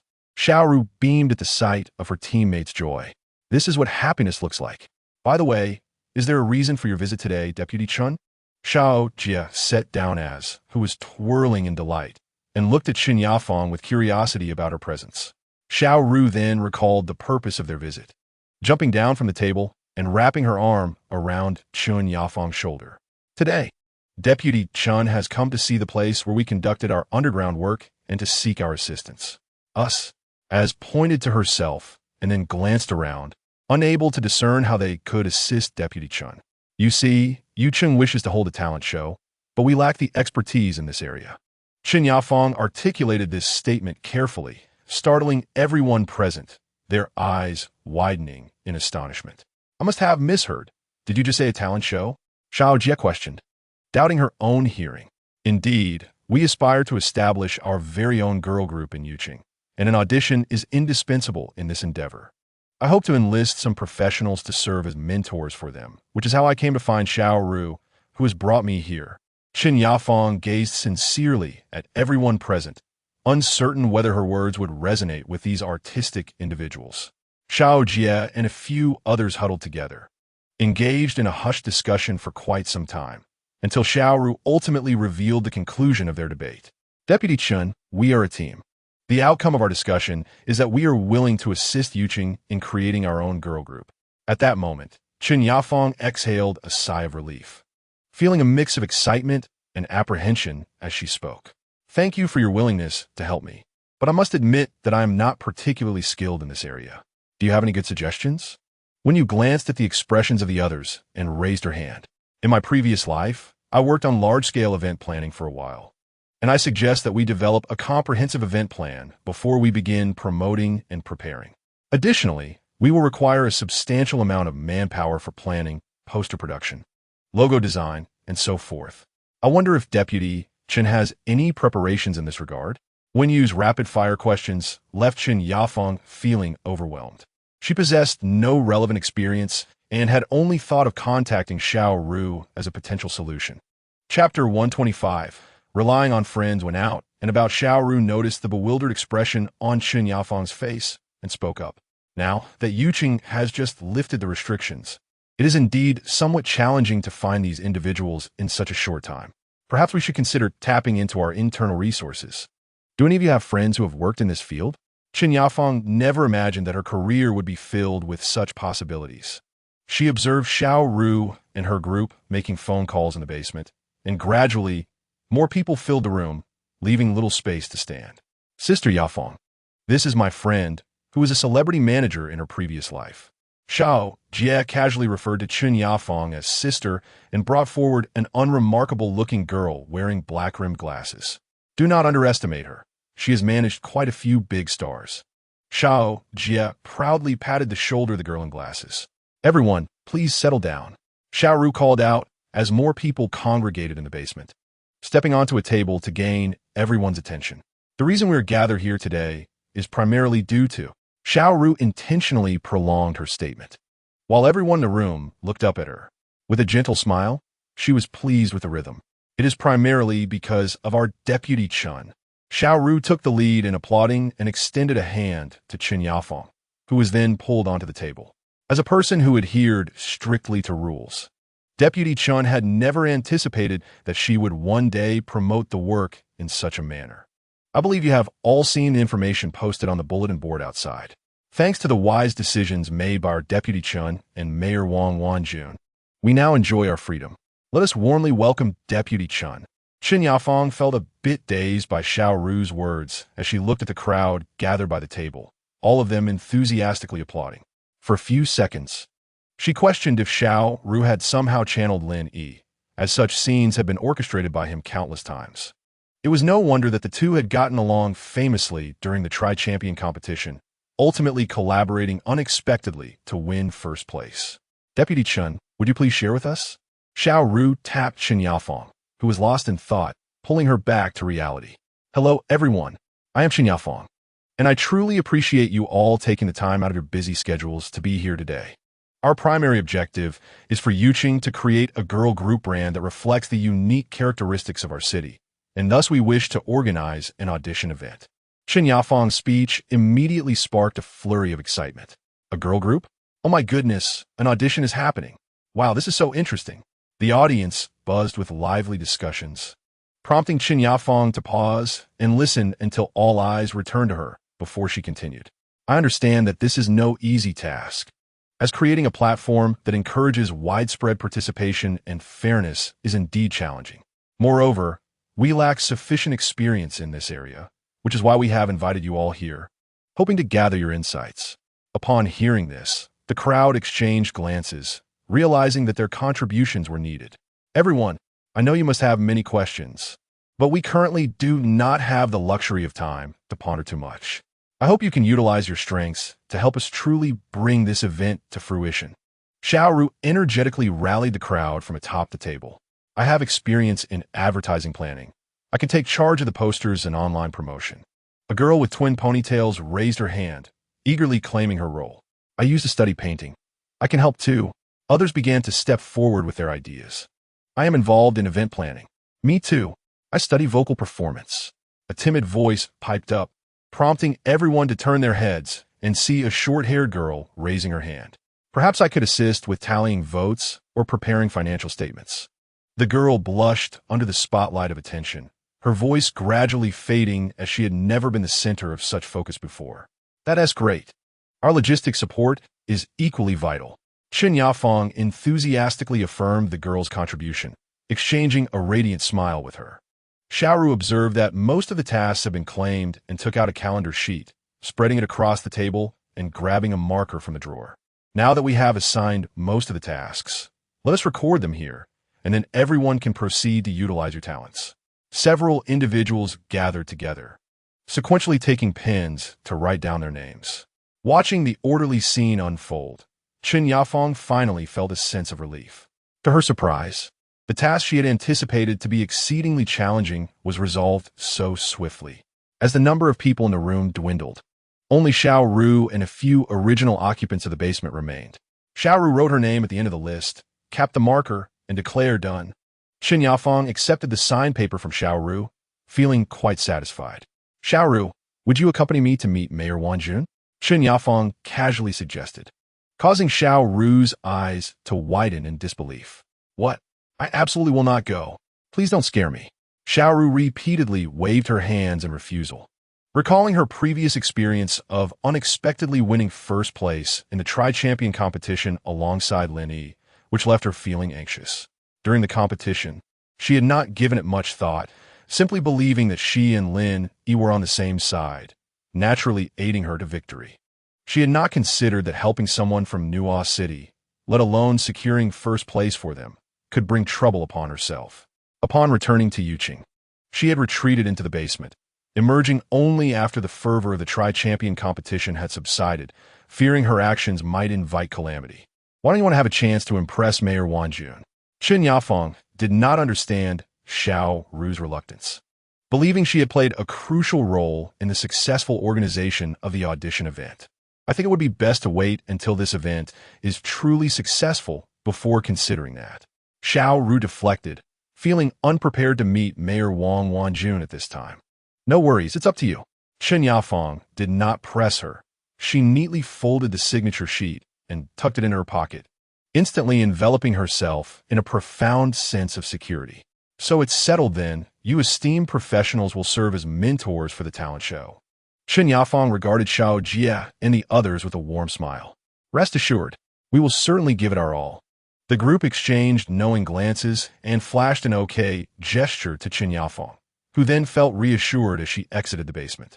Following the path she had taken, she walked towards the main road, her gaze drawn to the grime on the mottled walls, which stirred her emotions. Sunlight was beginning to filter in. Let us wait a bit longer. When Chen Yafeng placed the thick event proposal on Wang Wanjun's desk, Wang Wanjun was still unaware of what had transpired. What is this? She strained to lift the proposal from the desk to her chest, where a concise title was inscribed. Yuqing Idol Trainee Large-Scale Talent Show Planning Proposal. This is our working plan for the talent show, encompassing everything from promotion to selection and subsequent training, Chen Yafeng remarked as she stretched her limbs, easing the discomfort from several sleepless nights. Wang Wanjuan's expression transformed from confusion to astonishment as she perused the proposal. Yafeng, I never anticipated your depth of research in this area. After some contemplation, she decided to use the term research. In her eyes, the proposal represented an exceptionally mature plan, detailing timelines and strategies for promotion that would elevate the event's profile. Qin Yafeng, a person not known for her eloquence, appeared surprisingly adept at crafting such an impressive document. Leaning back in her chair with a relaxed demeanor, she said, City Lord, you overestimate me. This is clearly not solely my achievement. Wang Wanjuan's astonishment deepened, clearly not expecting Qin Yafeng to have assistance. After all, Qin Yafeng was renowned for her solitary ways. Reading the nuances of Wang Wanjuan's expression, Qin Yafeng felt a bit bashful and sat up straight, scratching her head. Well, for matters I'm not proficient in, I certainly sought the counsel of knowledgeable individuals. I reached out to a friend who, unexpectedly, brought in even more friends, and this is how it evolved. Wang Wanjun, understanding the situation now, offered a gentle smile. Let us set aside the proposal for the moment. Why don't you invite those friends of yours over so we can discuss together? Wang Wanjun seemed more intrigued by Qin Yafeng's acquaintances than the event itself at that moment. As Xiao Ru and her companions approached the entrance of the Wang residence, they couldn't help but pause. Sister Xiao Ru, are you certain we can truly enter? It seems our presence might not quite fit here. Xiao Jie whispered to Xiao Ru. Though Yafeng mentioned that City Lord Wang Wanjun wished to see us, I too am having second thoughts now, Xiao Ru mused, stroking her chin. Though this was not her first visit to Wang Wanjun's residence, bringing such a large entourage felt unprecedented. Do we really need to bring so many people along? Xiao Jie glanced back at the team of more than 20, feeling quite apprehensive. I can manage myself, but controlling this many people is beyond me. Are you suggesting we flee? Xiao Ru turned to survey the few individuals behind them. No, we cannot retreat to the basement any longer. We are now the creative team for Yuqing idol trainees, and we can no longer hide. As a sea clutched her beloved base, her stature may be diminutive, but her words carried significant weight. Indeed, we are no longer the underground band hiding in the shadows. When you stepped forward to support a C's viewpoint, and Xiao Ru deliberated before finally exhaling a resigned sigh, declaring resolutely, if we must go, then let us go. Fortune favors the bold. With trembling hands, she pressed the doorbell at the front of the residence, and soon, Qin Yafeng's voice resonated through the intercom. Xiao Ru, you've arrived. Please wait, I'll come down to greet you. Before Xiao Ru could respond, the call was abruptly disconnected. Moments later, Qin Yafeng appeared at the door, warmly inviting the entire group inside. City Lord Wanjun is already waiting for you all in the banquet hall. Please this way. As they ascended to the second floor, Qin Yafeng had mentioned a banquet hall. Are we attending a banquet? In these outfits? Xiao Jie glanced down at her punk attire, feeling decidedly underdressed for such an occasion. Do not be anxious. City Lord Wang Wanjun is very pleased with our proposal and wishes to find an opportunity to sit down and chat with everyone. With that, Qin Yafeng pushed open the doors to the banquet hall, and the dazzling chandelier momentarily blinded the attendees. When their eyes adjusted, they beheld Wang Wanjun, elegantly clad in a form-fitting gown, standing before them. Xiao Ru's mouth fell agape. She had never encountered such a stunning woman. Previously, during the triumvirate competition, she had only glimpsed Wang Wanjun's silhouette from backstage. As a former trader of Yuqing, she had hidden in the basement for an entire month upon her return to evade potential repercussions. The fates of Wang Wanjun and Xiao Ru seemed destined never to intertwine, a fact Xiao Ru was acutely aware of. To her astonishment, today she had the opportunity to meet Wang Wanjun in person, a figure akin to a celestial being descending to earth. You must be Xiao Ru, Wang Wanjun said kindly, grasping Xiao Ru's hand, rendering her momentarily dazed, as if she saw Lin's reflection in Wang Wanjun. I am. Xiao Jie pinched Xiao Ru's waist from behind, prompting her to stammer a response. Yafeng often speaks of you, saying it is because of you that she has encountered so many good friends. Wang Wanjun surveyed the group behind Xiao Ru, their faces alight with curiosity and excitement. Have we met somewhere before? Wang Wanjun guided Xiao Ru and the others into the banquet hall. where a long dining table was already laden with dishes. Met. Xiaoru feigned forgetfulness as she sat beside Wang Wanjun. Wang Wanjun tilted her head in thought, noting the oversized sunglasses perched on Xiaoru's face.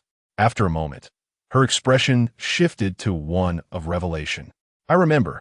You are that girl from the competition, aren't you? As Xiaoru recognized the spark of recollection on Wang Wanjun's face, she felt her heart racing, quickly lowering her head in acknowledgement, but instead eliciting a melodious laugh from Wang Wanjun. I thought so. I've been watching you for a while.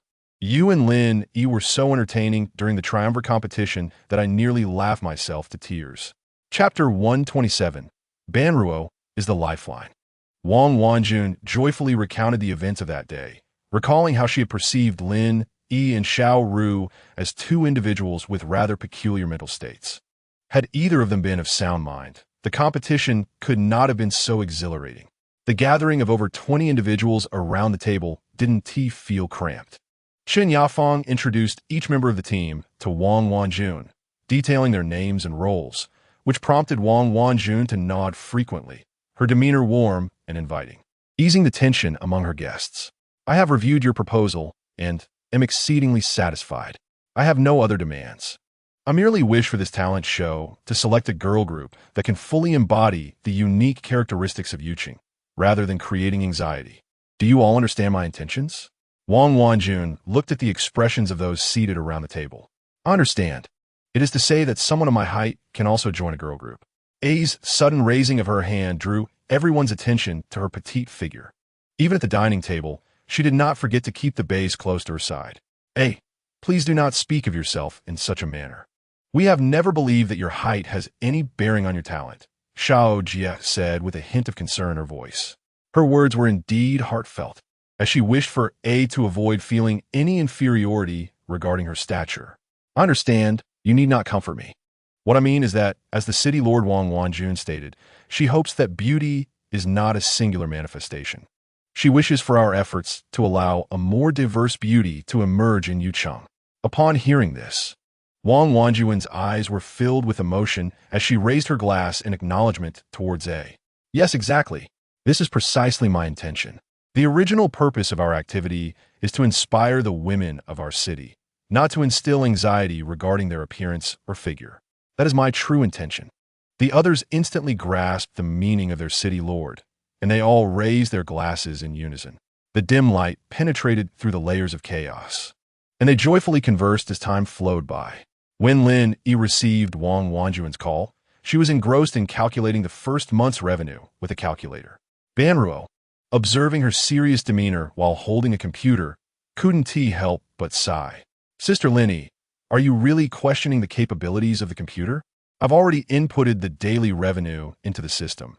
It even automatically generates graphs. You still want to calculate it yourself?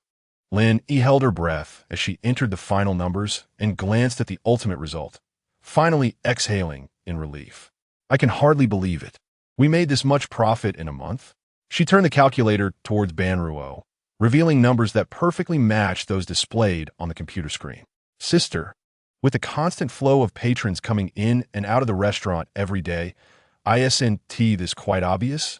Lin Yi was elated, completely oblivious to the incessant vibrations of her phone on the table, until Banruo pointed out her flashing screen.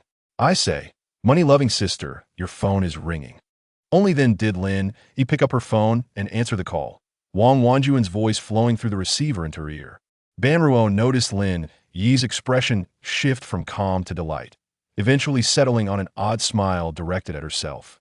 Feeling a bit uncomfortable, Banruo shifted her position, prompting Lin Yi's gaze to turn toward her. Do not look at me like that. It's quite frightening. Banruo tightened her hoodie, familiar with this expression from Lin Yi. Recalling that the last time she had seen it, she had stayed up all night. Lin Yi cheerfully circled around to Banruo's back and remarked, Banruo, haven't you had the chance to explore elsewhere since your passing? Banruo nodded. Indeed, she had remained in Nuo City since her demise. And given the strict guards in each city, how could an ordinary spirit like her wander freely? Would you be interested in accompanying me for a stroll around Yucheng? Lin Yi finally broached the crucial topic, and Banruo eyed her warily. Sister Lin Yi, If you have a request, just state it plainly. Your current expression gives me chills. Lin Yi licked her lips and said, well, you've met City Lord Wang Wanjun before. Yu Cheng is looking to hold a talent show, but they wish to promote and vote through the internet. However, they lack expertise in this area. Do you have any clever ideas? Banruo pondered for a moment, realizing that this sounded like a substantial undertaking. It was certainly not as simple as creating a forum or a queuing system. This workload is quite considerable. If you want it done in one night, you might as well just end me now. Lin Yi quickly embraced Banruo, covering her mouth. Do not speak such things. You are our city's precious gem. Do not even think about dying. Banruo struggled to breathe, finally managing to break free. Zhao Xiwen took Lin Yi and Banruo from Nuo City, the three of them driving slowly along Huangquan Road. This was Lin Yi's second time leaving the city alone without Zhao Xiwen's company. City Lord Zhao, what have you been busy with lately? Lin Yi recalled her recent early departures and late returns, noting that her encounters with Zhao Xiwen's had significantly decreased, even unaware of what he had been preoccupied with. No wonder you two are so in sync. This morning City Lord Zhao just asked me the same question. Zhang Zishuan smiled as he drove, recalling how Zhao Xiwen's had sat alone at the restaurant for breakfast, clearly still adjusting to mornings without Lin Yi. Has Lin Yi not been getting up for breakfast lately? Zhang Zishuan poured a cup of coffee for Zhao Xiwen's and added, Lin Yi has been managing the hot pot restaurant, returning home only in the late hours. Breakfast has long since been eliminated from her routine. Just getting to lunch is already a feat. Lin Yi leaned back in her seat, gazing out at the fleeting, flushed landscape. By the way, do you not think that Huangquan Road feels somewhat different than before? As Lin Yi rested her head against the car window, she noticed that the roadside was not desolate. Rather, there were patches of flourishing weeds. Have you heard that a change in mindset alters the sights one perceives? Every time you left before, it was always due to some impending disaster. Zhang Zishuan's words reached Lin Yi's ears, prompting her to agree. It did seem that every time she departed from Nuo City, it was under duress. Sister Lin, how did City Lord Wang Wanjun conceive the idea of a talent show? Banruo suddenly asked. Her curiosity piqued as she looked towards Lin Yi. As she had surmised, Lin Yi lifted Herqin. Of course, it is due to my brilliant mind. Yu Cheng is predominantly populated by women. ISNT had an excellent idea to hold a talent show. Chapter 128. Has the cuisine of Nuo City not improved? Banruo nodded in agreement. Considering not only the spiritual comfort this talent show could bring to Yu Cheng, but also the potential profits from the event, which would surely surpass the earnings from a hot pot restaurant. Speaking of which, since your hot pot restaurant is opened, why not take the opportunity to sponsor it? You never know. You might earn a profit. Banruo leaned against the window, exhaling to form a foggy shape of currency. You know what? That might actually work. Lin Yi slapped Banruo's arm excitedly, surprised that not only was she adept with computers, but her economic acumen was commendable as well. Lin Yi, if you go to Yucheng to sponsor, those people from Yucheng cannot come to Nuo City to consume. You would just be catering to the residents of Nuo City. Zhang Zishuan, steering the vehicle with one hand, opened the window with the other, relishing the gentle breeze along Huangquan Road. Indeed, when will the Underworld allow for free passage? Lin Yi leaned over the driver's seat, poking her head out to look at Zhang Zishuan. It should be quite difficult for the time being, Zhang Zishuan replied after some thought. Is it not about to happen? Banruo straightened up, noticing the distinct gates of Yu Cheng wide open as if awaiting visitors. Qin Yafang stood at the city gate, on tiptoe, scanning the road. Upon seeing the vehicle from Nuo City turn onto the path leading to Yu Cheng, she excitedly waved her hand. Lin Yi and Banruo jumped out of the car, while Zhang Zishuan parked nearby at the Wang residence. Qin Yafang then led Lin Yi and Banruo into Yu Cheng on foot. Sister Yafang, allow me to introduce you to Banruo, the talented individual from our Nuo City. Lin Yi formally presented Banruo to Qin Yafang. Sister Yafang, hello, I am Banruo. Banruo casually addressed Qin Yafang as sister, to which Qin Yafang showed no discontent, warmly shaking Banruo's hand.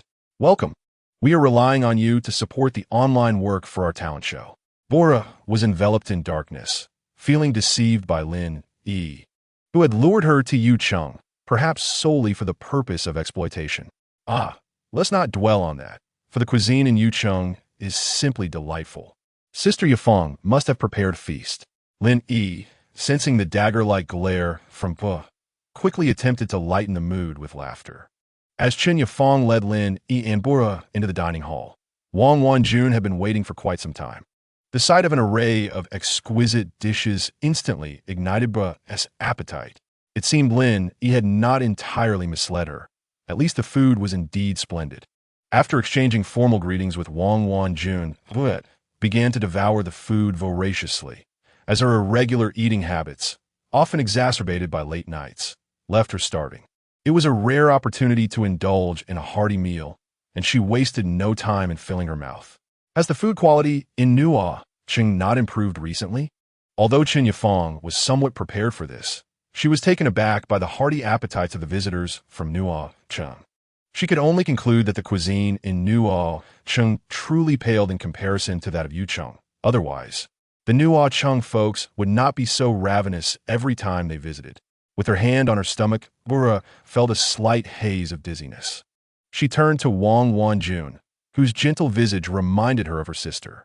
Lin Yi, choking on her water, coughed a couple of times and remarked, "Bruh, please don't speak without reason." "But it's true," Bora exclaimed, her mind clouded, yet her eyes sparkling with clarity. Wang Wanjun indeed bore a striking resemblance to her late sister. "No worries, I like you too. You may call me Sister Wanjun," Wang Wanjun replied, raising her hand as a server approached with a glass of warm water, which she thoughtfully placed before Ba. In one swift motion, Bora drained the glass, her head tilting as she rested it on Lin Yi's shoulder. "Is there alcohol in this food? She seems as if she's intoxicated." Lin Yi braced her shoulder, wary of waking Bora. She lifted Bora's plate to sniff, but detected no trace of alcohol. Perhaps she was merely exhausted. It would be best to allow her to rest in the guest room. Supporting Bora, Lin Yi lamented her quality of sleep and, after settling her on the bed, quietly withdrew. "Is she all right?" Chen Yafeng inquired anxiously from the doorway. Had she not consumed the same meal, she might have genuinely suspected Bora was poisoned. "She's fine. It's likely she's just in her usual sleeping hours. Her work requires her to be inspired at night." Lin Yi recalled the time she found Bora asleep atop a pile of potatoes. "Goodness, that was quite a fright. Let us head to Wang Wanjun's office for a moment. I have something wonderful to show you." As Lin Yi followed Chen Yafeng into Wang Wanjun's office, she picked up a hefty proposal from the desk and began perusing it. "This can't possibly be your selection plan, can it?" Lin Yi mused, flipping through the pages in admiration of Yucheng's efficiency. Though she lacked experience in organizing events, the proposal was impressively professional, detailing everything from the initial concept to the subsequent training of selected participants. "What do you think?" Chen Yafeng asked eagerly, yearning for Lin Yi's approval. "This is astonishing. It surpasses the operations of our hot pot restaurant," Lin Yi exclaimed, her admiration evident as she gazed at Chen Yafeng with respect. "Did you create this? I thought you knew nothing of selection events." Lin Yi quitted, puzzled. "Of course not. This is the result of teamwork." Chen Yafeng proudly lifted her chin. "Teamwork?" Lin Yi appeared confused by Chen Yafeng's words, prompting her to inquire further. "What team?" Chen Yafeng mysteriously guided Lin Yi to the window, gesturing outside. "Have you not noticed something different about you, Cheng, lately?"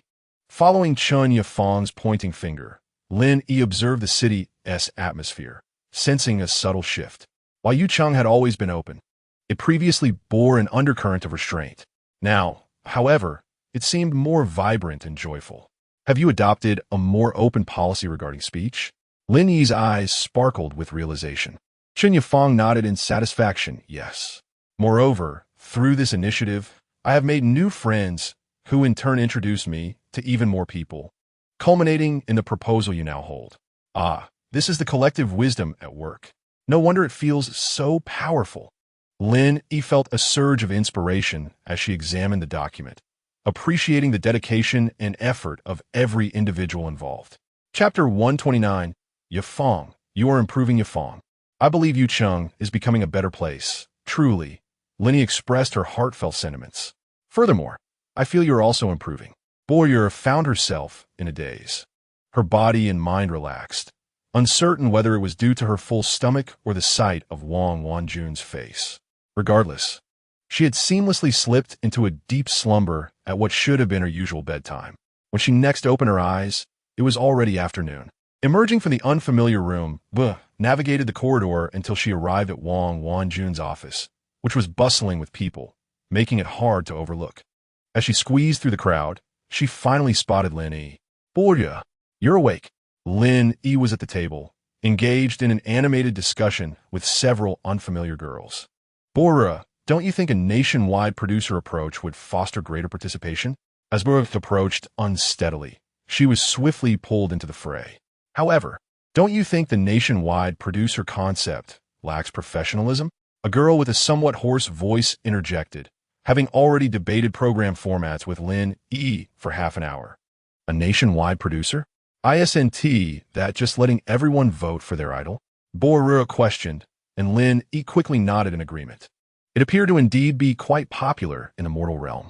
"Come, we must consult the online team to understand their needs."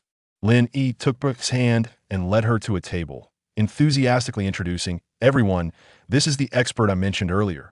Please share your requests." The group promptly surrounded her, pressing her against the table. "Expert, you finally arrived. We need you desperately. Here is our app design. Do you think these applications can be achieved?" Borya felt as if she had been abducted, staring blankly at the images on the design. "It is feasible, but it will require time." Observing Borya's flurry of activity, Lin Yi felt a twinge of guilt, realizing how one can become what they once despised. Once loathing exploitation, she now found herself in a position of exerting it. Borya toiled until midnight, glancing at Wang Wanjun's office, where everyone had already left for the day except for Lin Yi, who insisted on staying with her. Now resting on the table as if in a dream. "Lin Yi, Lin Yi."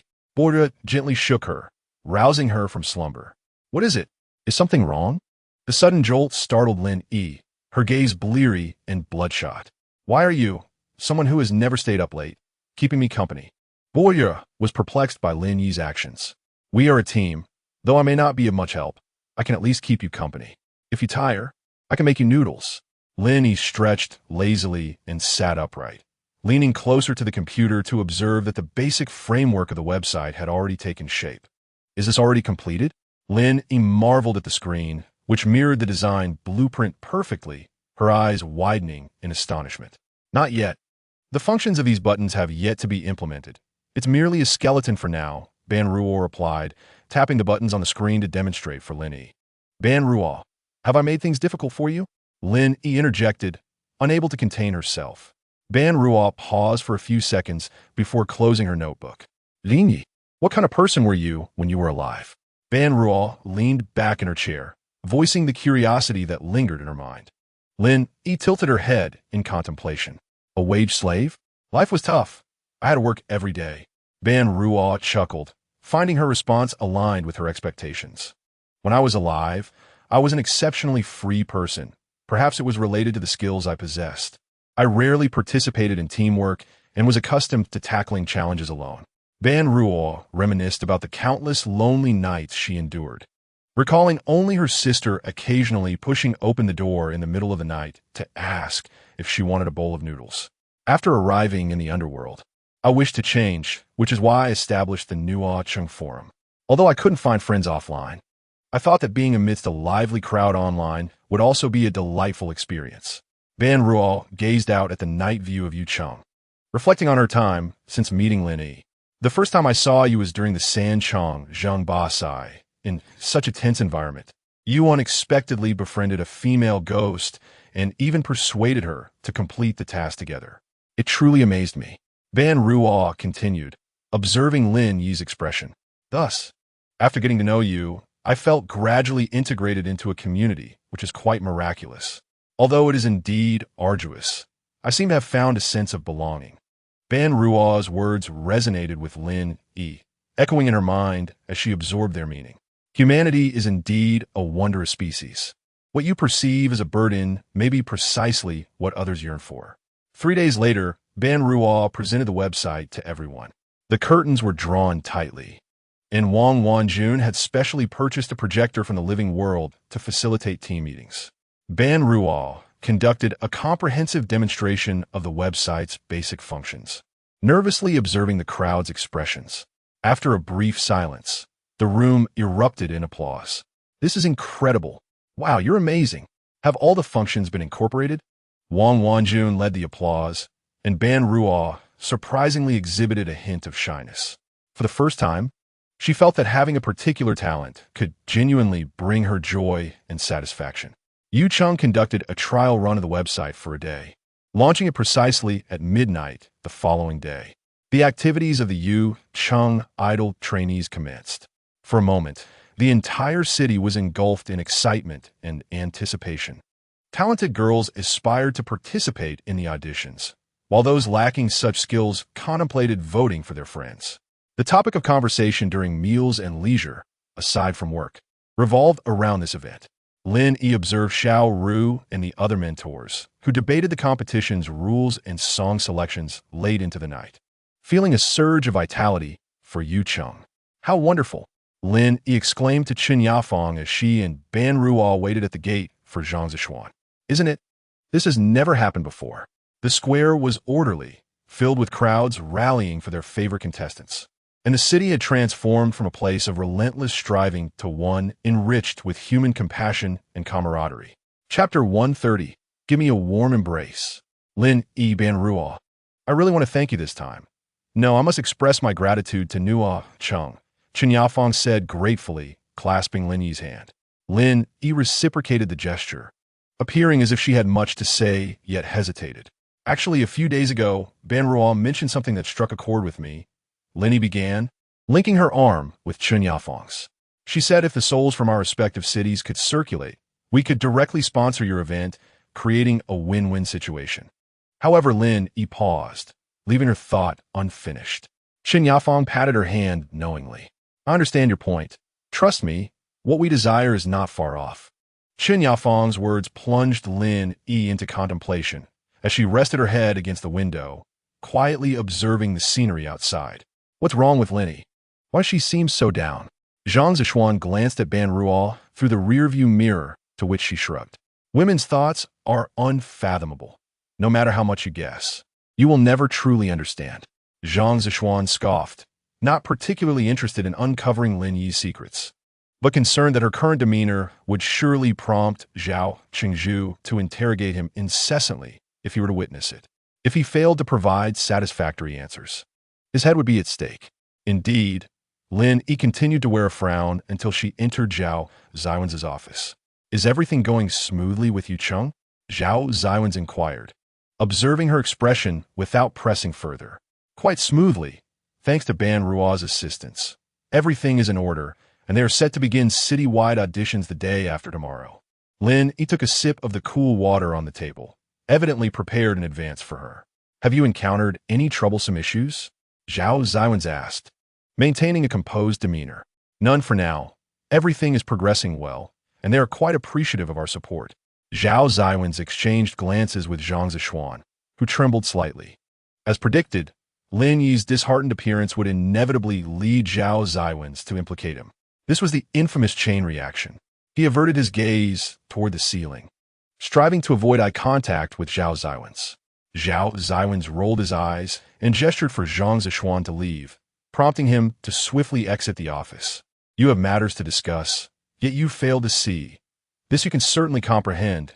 Zhao Xiwen internally cursed Zhao Xiwen repeatedly. "Now speak," Zhao Xiwen said, leaning back in his chair, relaxed as he regarded Lin Yi.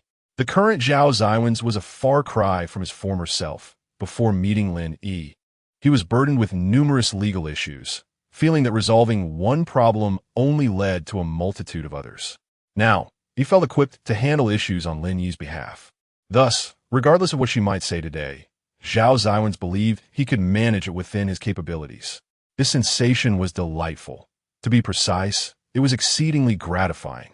"Today, just before I left, Chen Yafeng told me that the day we long for is approaching," Lin Yi said, raising her eyelids, her expression calm. "What specifically do you mean by the day you anticipate?" Zhao Xiwen asked, articulating his confusion with clarity. Banraw mentioned in the car that if the souls from our cities could circulate, our hot pot restaurant could sponsor the Yuching audition event, attracting people from other cities to dine at our establishment. This way, both parties could benefit. Lin Yi reasoned, her logic sound, captivating Zhao Xiwen's attention. And your lack of enthusiasm stems from what, exactly? Zhao Xiwen inquired, tracing the contours of his fingers with one hand. Because I feel somewhat disheartened, despite all our efforts. We still have a long way to go, don't we? Lin Yi sighed, lowering her head, surprised that she arrived at such a conclusion on her return journey from Yucheng. Zhao Xiwen gazed at the top of Lin Yi's head for a couple of seconds before retrieving a stack of documents from his drawer and handing them to her. Perhaps this will brighten your spirits. Lin Yi, perplexed, took the document from Zhao Xiwen's hands and flipped through it a couple of times. Her expression shifted from calm to astonishment. She scrutinized the contents of the document repeatedly. Lin Yi stammered, momentarily at a loss for words to articulate her emotions at this moment. This document hasn't been shown to anyone yet. Make sure to keep it confidential. Zhao Xiwen reclined against the chair's back, his long legs rotating the seat, appearing languid and at ease. Are you planning to let the spirits of Nuo City manage businesses on their own? Lin Yi finally found some clarity, once again seeking confirmation from Zhao Xiwen regarding the document's contents. Yes, that's my plan, but before this matter is made public, there is another very important issue. Lin Yi pondered for a moment before continuing. Shouldn't we first draft some relevant laws and regulations? Otherwise, it could easily lead to malicious competition and market chaos. Intervening later might harm many people's interests. Zhao Xiwen snapped his fingers. No wonder you are Lin Yi. You're like a worm in my belly. Exactly. That's what I think as well. We need to discuss this with Han Yifan. He has more experience in this area. Zhao Xiwen gazed at the ceiling, contemplating the issue. Lord Zhao, you're truly remarkable. If we can set a good example, I believe Yuching will follow suit. Then, how could we worry about the state of the underworld not changing? Lin Yi felt a surge of confidence, as if she had been invigorated, clenching her fists. So, instead of frowning and worrying, it would be wiser to gather strength and prepare for the next battle. Zhao Xiwen rose and walked to the window. Lin Yi, captivated by his imposing figure, inadvertently stood up and moved closer behind him. It felt as though she had been brainwashed, extending her arms. Zhao Xiwen, noticing her arms outstretched beside him, was initially taken aback, then realized Lin Yi was standing less than 10 centimeters behind him, her arms wide open. Zhao Xiwen showed no inclination to evade. He reached out and grasped Lin Yi's arms, wrapping them around his waist, an electrifying sensation coursing through them both. Lin Yi quietly leaned against Zhao Xiwen's back, inhaling his unique scent and feeling an unprecedented sense of security. Zhao Xiwen's waist was taut, yet his heart swelled with indescribable joy. It had been a while since he was alone with Lin Yi, and the feeling of being nestled together on such a tranquil night was both familiar and new. Chapter 131. Are you the person on the wall? Lin Yi, once everything is resolved, let us travel together. Zhao Xiwen asked this question almost unconsciously, surprising even himself. Travel? Lin Yi, embracing Zhao Xiwen, momentarily failed to respond. Isn't Lord Zhao known for his unwavering dedication? He actually wants to take a break? Sure. Lin Yi did not inquire further, tightening her embrace around Zhao Xiwen's sturdy waist. To be honest, Zhao Xiwen's physique was indeed exceptional. What did you say? Han Yifan, sitting in the Nuo Cheng.Lin office, looked at the rarely seen Zhao Xiwen and the obediently seated Lin Yi beside him. Han Yifan's simple question made Lin Yi shudder slightly. Surely I couldn't have misheard? Han Yifan repeated his question. Zhao Xiwen, unfazed, lifted the teacup from the table, taking a couple of sips, his hands crossed over his knees. I said, I want the spirits to manage businesses. You have a legal team here, right? Help me draft a set of commercial laws. It took Han Yifan a moment to grasp the meaning behind his words. Are you joking, or are you serious? Zhao Xiwen rolled his eyes. Do you think I traveled all the way to hell just to tell jokes? Han Yifan finally understood Zhao Xiwen's intent. Lord Zhao, don't you think this is a bit radical? Is this truly a good idea? Although Han Yifan's tone was mild, Lin Yi rarely saw him so earnest, causing her to hold her breath.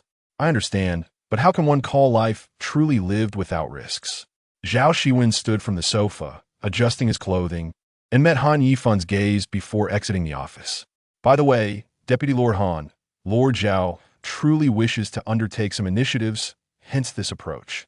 Lin Yi, observing Zhao Xiwen's retreating figure, turned to explain to Han Yifan, fearing a rift between them. Tell him. Han Yifan stood with his back to Lin Yi, and she held her breath, anxious that he might say something unpleasant. Her fragile heart might not withstand it. Tell him to provide what he needs in 2 days. Lin Yi's eyes widened, looking at Han Yifan, still facing away from her, and she bowed deeply. Deputy Lord Han, I truly appreciate you.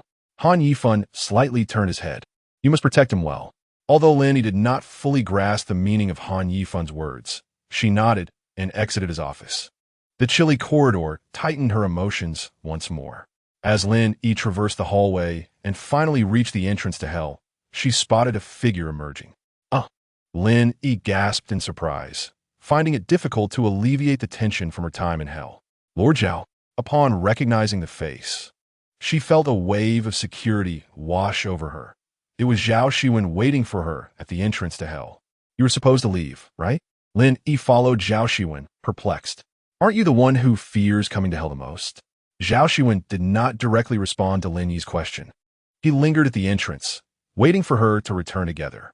By the way, Deputy Lord Han mentioned that the items we need will be delivered in 2 days. Zhao Xiwen remarked as he walked. It's going to take 2 days? Lin Yi's expression was one of exasperation. So, you are certain Deputy Lord Han will assist us? Lin Yi quickened her pace to catch up. Zhao Xiwen's profile revealed a handsome curve, his smile illuminating his face. Of course, he will help me. Shall we visit the hot pot restaurant? Lin Yi suddenly recalled that she hadn't been to the hot pot place since returning from her 2-day outing. That sounds great. Zhao Xiwen changed direction and headed toward the DD Lao hot pot restaurant. Upon entering, the enticing aroma of hot pot enveloped them. Lin Yi checked the time. It was 5 in the afternoon, the busiest time of day. The restaurant was packed, and Zhao Xiwen was inside, directing the waitstaff to attend to each customer. Upon seeing Lin Yi and Zhao Xiwen enter, she initially rolled her eyes before turning and tossing 2 aprons into Lin Yi's hands. You two really only know how to open the store without managing it. I'm busy every day, even lacking time to date. Zhao Xiwen complained, yet her face radiated with a happy smile. Lin Yi quickly returned a smile. We've come, so don't worry. Everything will be fine with me here today. She handed Zhao Xiwen an apron, and without hesitation, he put it on. Are you the person on the wall? Just as Lin Yi was welcoming new guests, a little child at a nearby table suddenly asked in a childlike voice. Xiaohua, don't be rude. The lady beside the child, evidently her mother, hurriedly covered the child's mouth. Now, Lin Yi had become a well-known figure in Nuo Cheng, particularly as the capable assistant to Lord Zhao, a story everyone was familiar with. The mural on the wall of the DD Lao hot pot restaurant had also become a significant social media hotspot in Nuo Cheng, with every diner eager to take a photo in front of it. I am. Lin Yi gently patted the little girl's head, feeling the soft fluff. Can we take a picture? The girl's mother, noticing that Lin Yi did not seem averse, took the initiative to invite her for a photograph. Certainly. Lin Yi cradled the little girl in her arms, their smiles radiant. It was then that Lin Yi noticed one of the girl's sleeves was conspicuously empty. She paused for a moment, then embraced the child even tighter. If you like, you can always come and play with me. Lin Yi gently patted the girl's cheek. In a hot pot restaurant, there was not a moment of idleness. Zhao Xiwen and Lin Yi navigated between tables, providing attentive service to the customers. As Lin Yi surveyed the bustling restaurant, she finally grasped the dizzying sensation that Zhao Xiwen had described. Miss Lin, wiping the beads of sweat from her forehead, Lin Yi suddenly heard someone calling her from behind. She turned around to find the mother of the girl with whom she had just taken a photo. Hello. Are you leaving? The girl's mother nodded, hesitated for a moment, and said, I want to express my gratitude, Miss Lin. Xiaohua hasn't been this happy in a long time. Lin Yi set down the plate she was holding, listening intently to the mother's words. We were in a car accident on the highway. Our entire family perished. Xiaohua's arm was also injured in the crash. She is still young, appearing somewhat traumatized, and usually does not like to talk to others. You're the first person to whom she has spoken so willingly. Chapter 132. Yu Cheng falls in a crisis. The mother's expression was sincere, as if she had mustered great courage to share this story. Earlier, she mentioned that the photo was beautiful and that she wanted to place it by her bedside. She expressed a desire to return to the hot pot restaurant to play with Lin Yi again. After bidding farewell to the little girl's family, Lin Yi lingered at the entrance for a long time. She suddenly realized that this hot pot restaurant had brought her something beyond mere economic gain, something significantly more meaningful. A busy day finally came to a close, and by the time they closed up, it was already midnight. Lin Yi leaned against Zhao Xiwen, one hand supporting Zhao Xiwen. As the three of them swayed toward Zhao Manor, we really should have called Secretary Zhang to pick us up. Zhao Xiwen, feeling sore and fatigued, leaned against Lin Yi, finally finding some balance to move forward. Secretary Zhang also needs rest. It's the middle of the night. Have some consideration, Miss Zhao. Zhao Xiwen, relying solely on his own strength, supported Lin Yi and Zhao Xiwen as they moved forward, his steps light and effortless. My brother is truly remarkable. Despite all this exertion, he still seems so energetic. Zhao Xiwen muttered in Lin Yi's ear. You must have accumulated some virtue in your lifetime to encounter such a physically capable man. Zhao Xiwen teased Lin Yi with a mischievous grin. Just as Zhao Xiwen finished speaking, the streetlights in the square flickered twice, causing a few people to halt in their tracks. Lord Zhao, Lin Yi stood alert, scanning her surroundings, while Zhao Xiwen furrowed his brow slightly, his gaze fixed intently on the flickering streetlights. What on earth is happening? These lights are blinding me. Zhao Xiwen had fully awakened.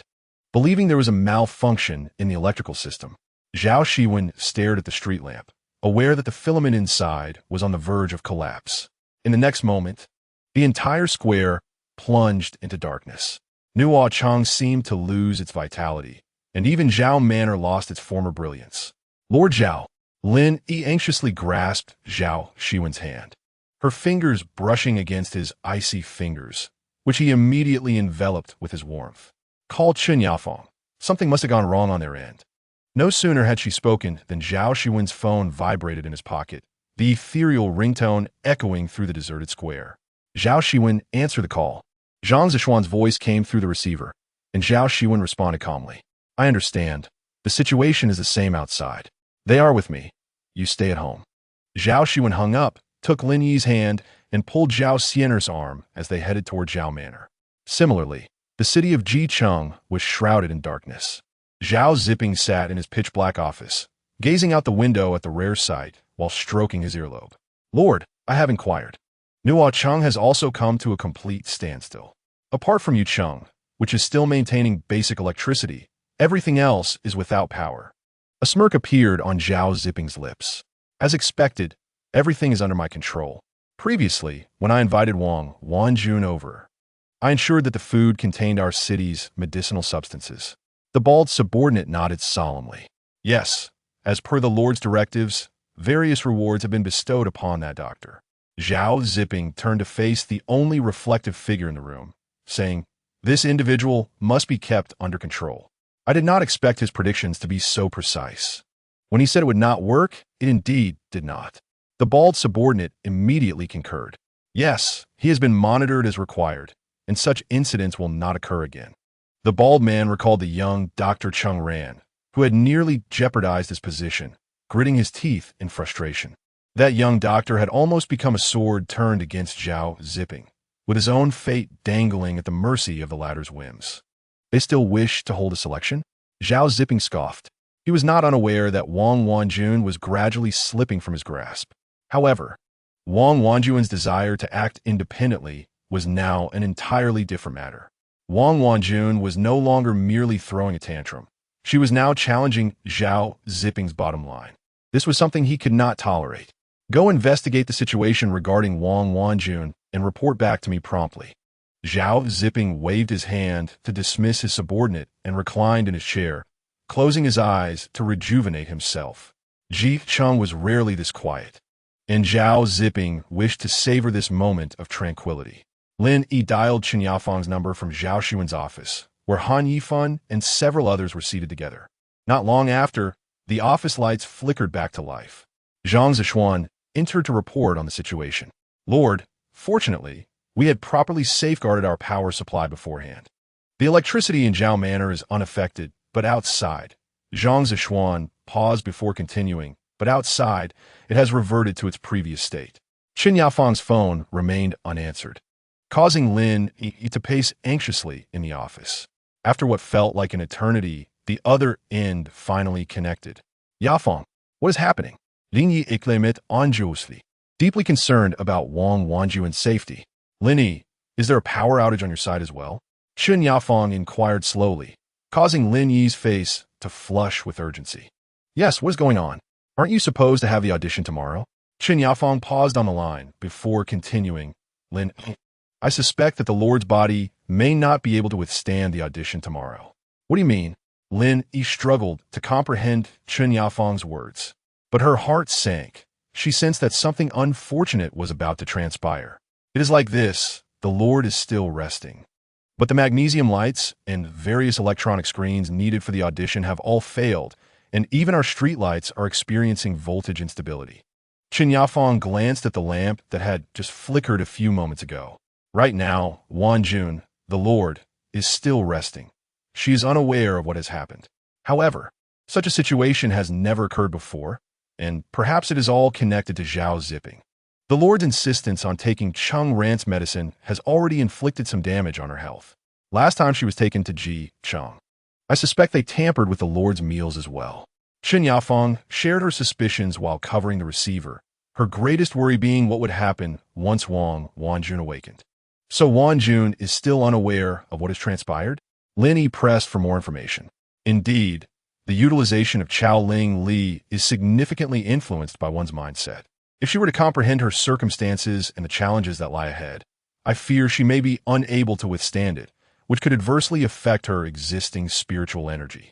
In Chapter 133, the selection event may be cancelled.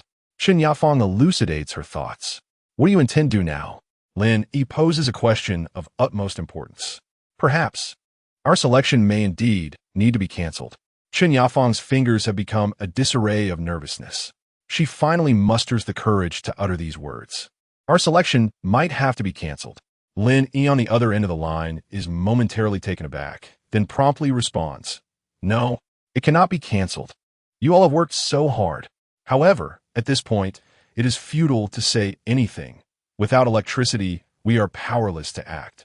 Qin Yafang interrupts Lin. Her gaze resolute. She cannot risk Wang Wanjuan's safety. Yafang, wait for me. Do not mention cancellation yet. Lin Yi hangs up the phone, and everyone turns to observe her expression. Qin Yafang states that Wang Wanjuan's condition has deteriorated and she can no longer withstand such a high voltage. Most importantly, their selection tomorrow may also need to be cancelled.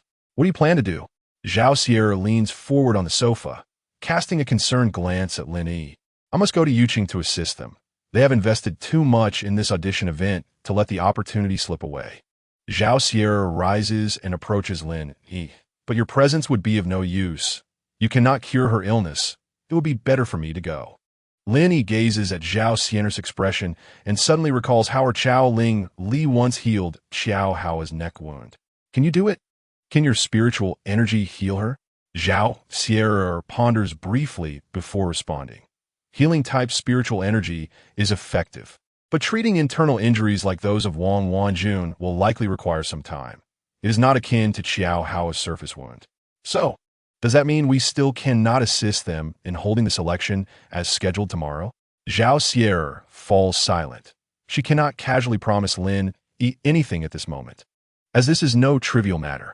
Perhaps I can. Lin Yi's gaze reflects determination as she turns to Zhao Xiwen, who has remained silent. I believe I can. Lin Yi reiterates her conviction. You? Zhao Sierra is evidently perplexed. In her understanding, someone as ordinary as Lin Yi, even with talent, would find it exceedingly challenging to cultivate Chao-Ling Li. Moreover, during her time back, even amidst numerous challenges, she has never witnessed Lin Yi employing supernatural means to resolve issues. Could it be that Lin Yi possesses abilities unbeknownst to her? No. Zhao Xiwen decisively utters two words, shattering Lin Yi's illusions. Why? If I can replicate Wang Wanjuan's spiritual energy, Lin Yi leans anxiously over the table, trying to persuade Zhao Xiwen in a short time, but to her dismay, the city lord refuses to listen further. It is impossible, I assure you. I will not permit anyone outside of Nuo City to know of your spiritual abilities, let alone use them in Yuqing. The mere thought of Lin Yi exposing her powers to others fills Zhao Xiwen with trepidation. Furthermore, Wang Wanjuan's current condition is undoubtedly tied to Zhao Zipping. Currently, not only is Wang Wanjun under Zhao Zipping's scrutiny, but even Nuo City might not be entirely safe. The realization fortifies his resolve. Lin Yi must not be allowed to venture into Yuqing at this juncture. However, Lin Yi's eyes dim as she vacantly returns to her seat. They're like us. If we do not assist them, we too may find ourselves in a similar predicament. Zhao Xiwen, observing Lin Yi's despondent expression, feels a surge of irritation. He has always been resolute in his decisions, with reason prevailing in his choices. Yet, seeing Lin Yi's disappointment across the table stirs a sense of discomfort within him. You must consider the consequences, Lin Yi. Countless eyes are undoubtedly watching us now. Zhao Xiwen furrows his brow, contemplating. I will go with you. After a moment, Zhao Xiwen finally voices his decision. Lin Yi is momentarily taken aback, looking up at Zhao Xiwen in disbelief. I said, you may go, but I must accompany you. You absolutely cannot act impulsively or engage in any perilous endeavors. An Yi fan subtlusice. He knew that Zhao Xiwen's earlier expression had already betrayed his thoughts. Had this been in the past, he would have never believed that Zhao Xiwen would place himself in danger to save others. However, when it concerns Lin, the situation is entirely different. Zhao Xiwen will accompany them to assess Wang Wanjuan's ailment, while Lin Yi addresses the critical selection issue for tomorrow. Zhao Xiwen swiftly allocates tasks, his gaze meeting Han Yifan's. Han Yifan promptly raises his hands in a gesture, indicating for him to refrain from unnecessary chatter. Nuo City, I will keep watch. You two hurry back. Zhao Xiwen throws her arms around Han Yifan's arm, playfully shaking it, prompting a rare, gentle gaze from him. Be cautious and do not act recklessly. Han Yifan adjusts the stray strands of hair from Zhao Xiwen's forehead, still somewhat concerned for his little ancestor. In terms of loyalty, he holds Zhao Xiwen and Lin Yi in high regard. Rest assured, once we return, we'll take some time to relax. Zhao Xiwen embraces Han Yifan's waist, affectionately nuzzling against him. Are you two treating me as if I do not exist? Zhao Xiwen rolls down the car window, looking at the pair who are so close to his sister, expressing his discontent. Please do not be a nuisance. Lin Yi bypasses Zhao Xiwen and rolls up the window, smiling at Han Yifan, encouraging him to continue. You must wait patiently for my return. Zhao Xiwen pats Han Yifan's head and promptly hops into the car. Han Yifan watches the taillights fade into the distance, then glances at the darkened square. He is quite accustomed to the night. For him, as a creature of the dark, the absence of light is inconsequential. His current reason for watching his companions charge forth is that he understands the significance of light. While it may not matter to him, for his friends and the spirits, it symbolizes hope. The thought of this word surprises even Han Yifan.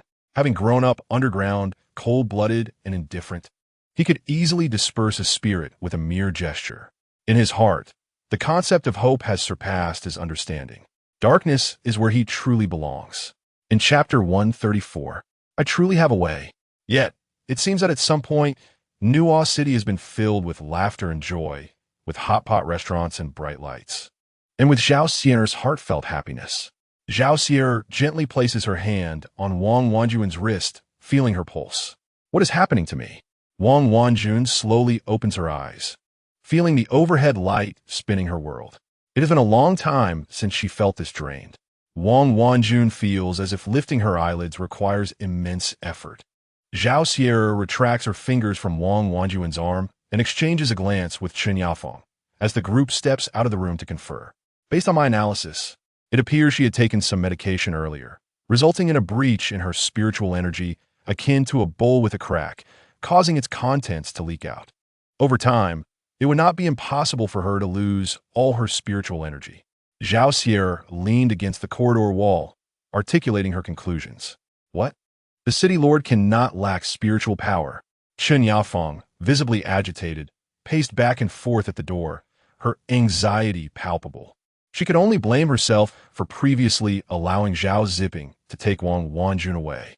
Yafeng, please remain calm and allow Miss Zhao to finish speaking, Lin Yi interjected, noticing that Zhao Xiwen had yet to complete her thoughts. Deputy Chun, do not be overly anxious.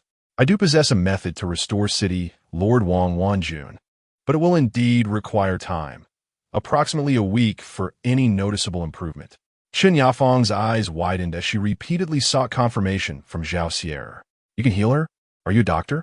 As she observed the expressions of Lin Yi and Zhao Xiwen, she realized the implication. Wang Wanjun's condition could only be remedied through supernatural means. Not conventional medicine. Miss Zhao, it is our first meeting, and yet you must concern yourself so much. I truly do not know how to express my gratitude. Chen Yafeng said, her tone earnest. Zhao Xiwen gently lifted Chen Yafeng, offering comfort. Deputy Chun, there is no need for such formality. The prosperity of Nuo City is inseparable from the generous aid of City Lord Wang Wanjun. Rather than wallowing in despair, we should focus on the important selection event tomorrow. Zhao Xiwen brought up the very issue that weighed heavily on Chen Yafeng's mind. Perhaps we should cancel. Just as Chen Yafeng was about to utter those words, Lin Yi interrupted. We cannot cancel. Setting aside the investment you have made in this event, the public is already aware that an event is scheduled for tomorrow. A last-minute cancellation, compounded by the instability of the power supply, would incite widespread panic. Chen Yafeng was not oblivious to this reasoning. Her anxiety drove her to nervously bite her fingers. One was insufficient. She felt compelled to gnaw at another. Stop that, sister. You have a perfectly good hand. Look at you. Lin Yi grasped Chen Yafeng's hand, gently blowing on her fingers. City Lord Zhao. Lin Yi turned to call Zhao Xiwen softly. He was gazing out the window, lost in thought. Upon hearing his name, he seemed to awaken from his reverie. City Lord Zhao. Lin Yi called again, this time with a tone filled with supplication. Zhao Xiwen understood the intent behind her words. Lin Yi clearly wished to assist Yuqing, yet the associated risks were either unconsidered or disregarded by her. They exchanged glances, Zhao Xiwen's eyes reflecting turmoil and concern, which ultimately transformed into a sigh. He shook his head, then nodded. A spark of hope ignited in Lin Yi's eyes. Zhao Xiwen had tacitly agreed. She quickly turned to grasp Chen Yafeng's arm. I know this may sound ludicrous, but I believe I can save Yuqing.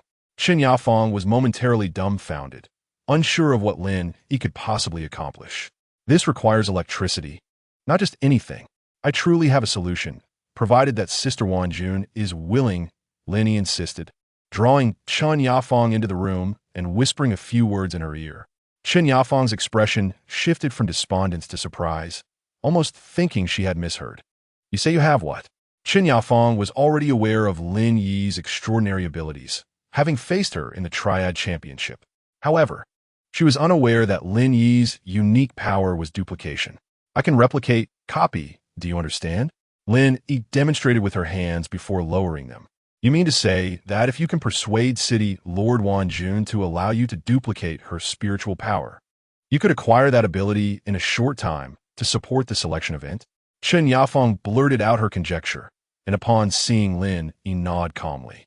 She remained in a state of astonishment. To put plainly, this notion was indeed rather far-fetched. However, the prerequisite was that City Lord Wanjun must be willing to trust her enough to relinquish her powers for manipulation. Lin Yi pursed her lips as she voiced her thoughts. I will go ask her.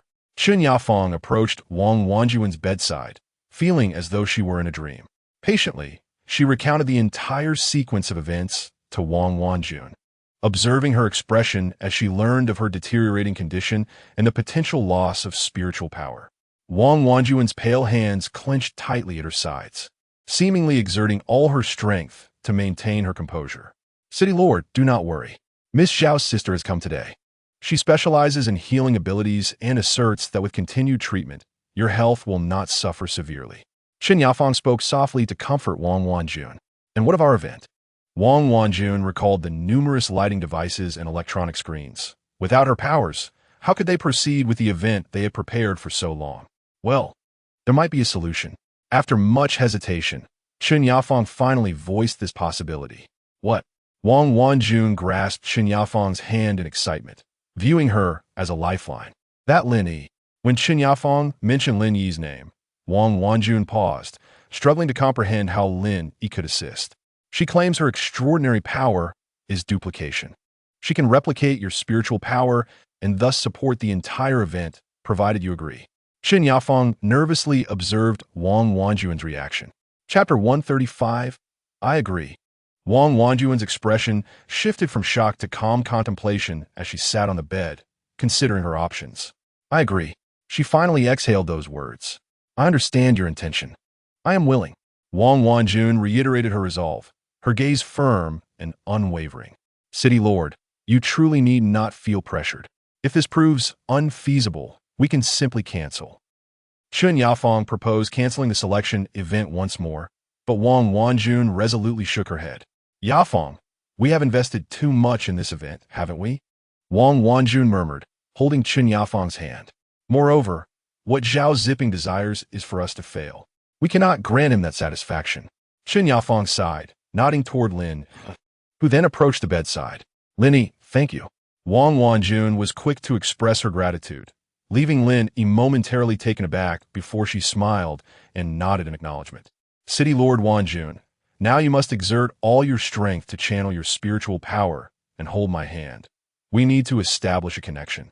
Lin Yi demonstrated the process of utilizing her spiritual power.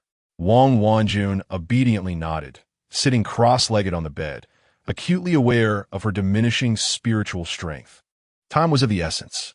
She closed her eyes tightly, extending her hands before her as crackling sounds of electricity emanated from her palms. Now, Lin Yi channeled her own internal power, grasping Wang Wanjun's hands and feeling her spiritual energy gradually flow into her body. After a while, Chen Yafeng observed the electrical currents in Wang Wanjun's palms diminishing, while the currents within Lin Yi's grasp remained potent until she finally withdrew her arms to her chest. Lin Yi, your hair! Chen Yafeng exclaimed, noticing Lin Yi's short hair had transformed into an unruly dew. Unable to resist, she picked up a mirror from the table to show her. Wow! Lin Yi pressed her hands against her hair, realizing that Wang Wanjun's spiritual energy was indeed remarkably pure, eliciting such a strong reaction. Would you like to try? Wang Wanjun, now appearing somewhat fatigued, looked at Lin Yi as she reclined against the bed. Lin Yi placed her hands before her, reaching out towards the electronic screen standing in the square outside the window. In an instant, the screen appeared to be activated, displaying a standby image. It worked. Lin Yi retracted her hands, feeling the remarkable power of Wang Wanjun merging with her own body. Turning her head, she gazed at Wang Wanjun, who was reclining on the bed, her smile radiant. Yes, it had finally succeeded. Zhao Xiwen, standing in the corridor, saw the electronic screen outside suddenly flicker to life and immediately understood that Lin Yi's plan had triumphed. Wow, Lin Yi really possesses some skills. What kind of life script does she hold to wield such extraordinary powers? Zhao Xiwen watched the screen being activated, and it struck her that Lin Yi might have seized the role of the female protagonist, resolving difficulties with her adept touch. Could it be that the director had used Lin Yi's funds? Zhao Xiwen turned to glance at his sister, wondering when Zhao Xiwen had started to involve herself in his work. He felt a momentary daze. Previously, it was difficult even to catch a glimpse of Zhao Xiwen, let alone have her help him. I just checked her pulse. Although her body has indeed suffered some damage, her foundation is strong, so continuing treatment should not pose significant issues. Zhao Xiwen recalled her earlier examination of Wang Wanjun. Your medical skills have improved recently, Zhao Xiwen casually remarked, prompting Zhao Xiwen to tilt her head in curiosity towards her brother. I've been diligently practicing lately, you know. Teacher Han has praised me greatly. Zhao Xiwen raised her brows and tilted her chin slightly. I've nearly finished. Miss Zhao, would you like to come in and see if treatment can commence today? Lin Yi poked her head out from the room, observing the rare camaraderie between the siblings. Zhao Xiwen nodded and entered the room, while Lin Yi stood beside Zhao Xiwen, glancing at his expression. His demeanor appears somewhat amiable, indicating he is not angry. Lin Yi subtly leaned into Zhao Xiwen, only to be surprised as his sturdy frame rebounded her back. Zhao Xiwen reached out to catch Lin Yi, his gaze resembling that of someone observing a fool. Your body is indeed remarkably resilient. Lin Yi rubbed her sore body, muttering, Are you pleased now? Zhao Xiwen regarded Lin Yi's expression, which instantly blossomed into a bright smile. Yes, it seems the evening's audition event will proceed as scheduled. Yafeng and the others' efforts have not been in vain. Lin Yi's eyes sparkled with hope. Having just utilized her extraordinary powers, Wang Wanjun felt even weaker. Zhao Xiwen remained in the room, accompanying Wang Wanjun for her first round of treatment. Lin Yi and Chen Yafeng made their way toward the makeshift studio. Lin Yi, once on site, should infuse all necessary electrical power beforehand, then rest nearby. If any emergencies arise, we will contact you, Chen Yafeng instructed as they walked. Understood. I will head to the venue first to prepare the equipment, Lin Yi replied, closely following Chen Yafeng into the studio. She placed her hands in front of her, palms crackling with energy, and in an instant, the entire studio was illuminated. Incredible. Lin Yi marveled at her hands. She had never witnessed such extraordinary power before, feeling a surge of energy coursing through her. Indeed, this is how Lord Wanjun felt. Chen Yafeng expressed her admiration for Lin Yi's ability to master the manipulation of electrical energy in such a brief span. For an ordinary spirit to accomplish this is truly remarkable. Wow, it's dazzling. A cacophony erupted behind them as Xiaoru and her group entered the studio, momentarily blinded by the radiant lights. Lin Yiji. Xiaoru immediately spotted Lin Yi standing under the spotlight and leaped into her embrace, prompting Lin Yi to twirl her around. What brings you here? Are you here to watch the program? Xiaoru excitedly grasped Lin Yi's hand, bombarding her with questions. Yes, I came to support you all. What is this? With your enthusiasm, you wouldn't be a judge, would you? Lin Yi teased, gently adjusting Xiaoru's dress strap. You don't understand. You're an outsider. They now call them mentors, not judges, Xiaoru retorted playfully, then hugged Lin Yi again, pulling her before Xiao Jie and the others. Chapter 136. Take care of Xiao Fan. Allow me to introduce everyone. This is my good friend, Lin Yi. Xiaoru pushed Lin Yi to the front of the group, and their eyes sparkled with excitement. The auditions for the Yuqing Idol trainees proceeded smoothly. The atmosphere was electric, and the online reception was overwhelmingly positive. Xiaoru and her fellow mentors were dedicated, warm, and humorous, endearing themselves to all. Sitting in the audience, Lin Yi felt her journey to Yuqing had been worthwhile. Which one do you favor?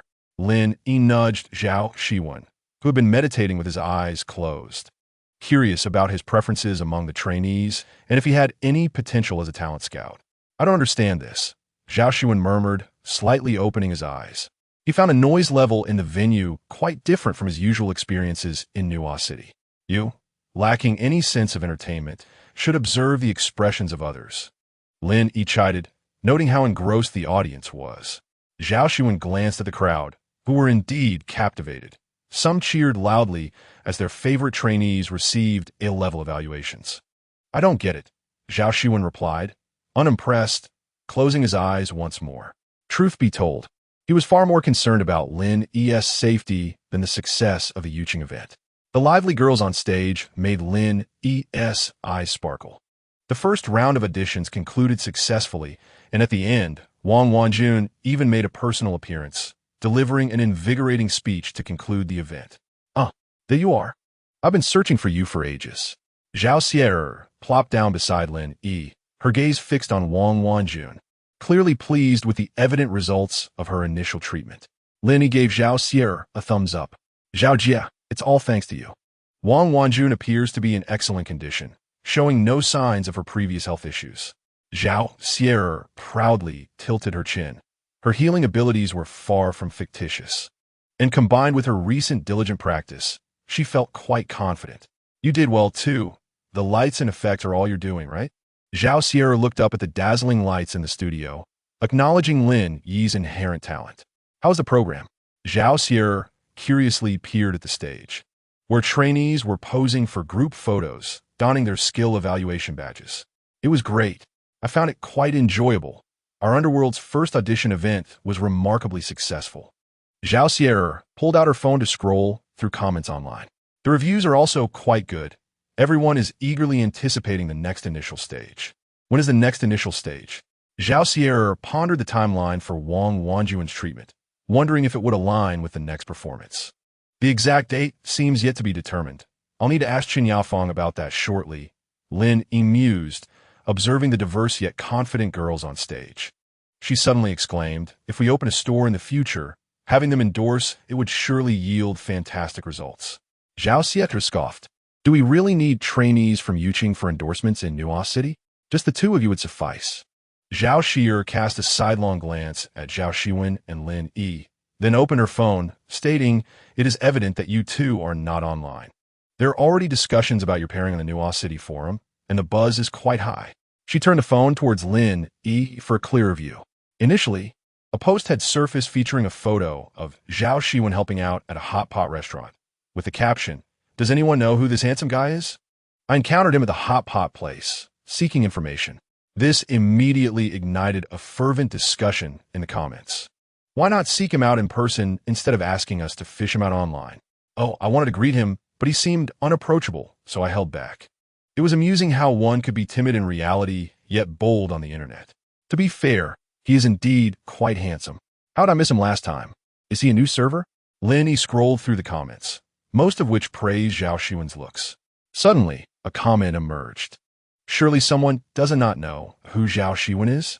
This comment detonated like a bomb, sending ripples through the comment section. What? Zhao Xiwen? The legendary Zhao Xiwen? Just to ask, who is Zhao Xiwen? Is something wrong with you upstairs? Didn't he just die recently? Zhao Xiwen is our city lord. City Lord Zhao. Is this the same City Lord Zhao working as a server at a hot pot restaurant? Many commenters were baffled that Zhao Xiwen could lower himself to such a menial task. You all don't understand, do you? City Lord Zhao is renowned for being an excellent leader. Our ability to converse freely is thanks to him. What you say makes sense. But if I mention Lin Yi, I wonder how you would respond. Lin Yi, the one from the Triad Championship? I have a feeling there is some juicy gossip here. You all are unaware? I thought the two of them made a perfect match. City Lord Zhao takes special care of Lin Yi, exclusively so. Is that true? Wow, that's thrilling. They do give off a vibe of a domineering CEO and his pampered wife. Lin Yi, upon reading this comment, immediately locked her phone screen and handed it back to Zhao Xiwen. So are you done? Quite the spectacle, isn't it? Zhao Xiwen took the phone, observing Lin Yi's expression. The online realm is indeed a lawless territory, isn't it? Who's the one with a short circuit in their brain? How'd I end up as the pampered wife? Am I not always the leading lady? Lin Yi unleashed a torrent of complaints. Pampered wife? Who's pampered wife? Zhao Xiwen leaned in closer, seemingly catching wind of some key phrases from Lin Yi's mouth. Look at this. Just as Zhao Xiwen was about to hand the phone to Zhao Xiwen, Lin Yi yanked it back. Shouldn't we be heading back? Lin Yi covered Zhao Xiwen's mouth, diverting the topic. Yes, I've already sent Zhang Zishuan out. Zhao Xiwen can stay here for a few days. Doesn't Wang Wanjun also need treatment? Zhao Xiwen's mind raced, ensuring all related matters were arranged. Then I won't be able to see my little fan for a long time. Can you take good care of him for me? Zhao Elfia feignet Zachnes. Leaning on Lin Yi, causing Lin Yi to break out in goosebumps. Chapter 137. Han Yifan is truly clingy. Does Deputy Han really need someone to take care of him? Lin Yi shivered slightly. Is Deputy Han, in love, perhaps a bit clingy? What about Zhao Xiwen?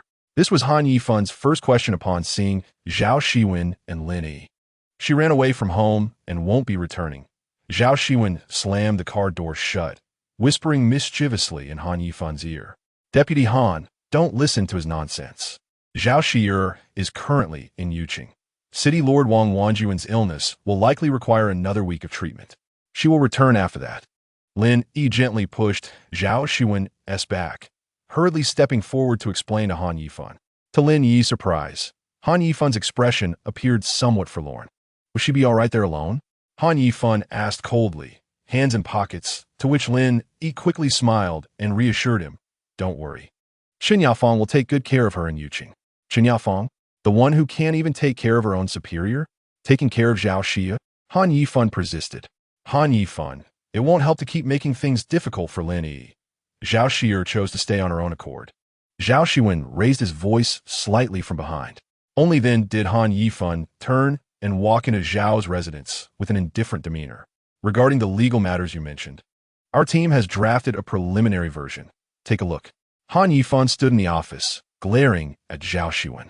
Sitting in his chair, Zhao Xiwen began to sift through the mountain of documents without pause. It must be said that despite his foul temperament, Han Yifan's professional capabilities were indisputable.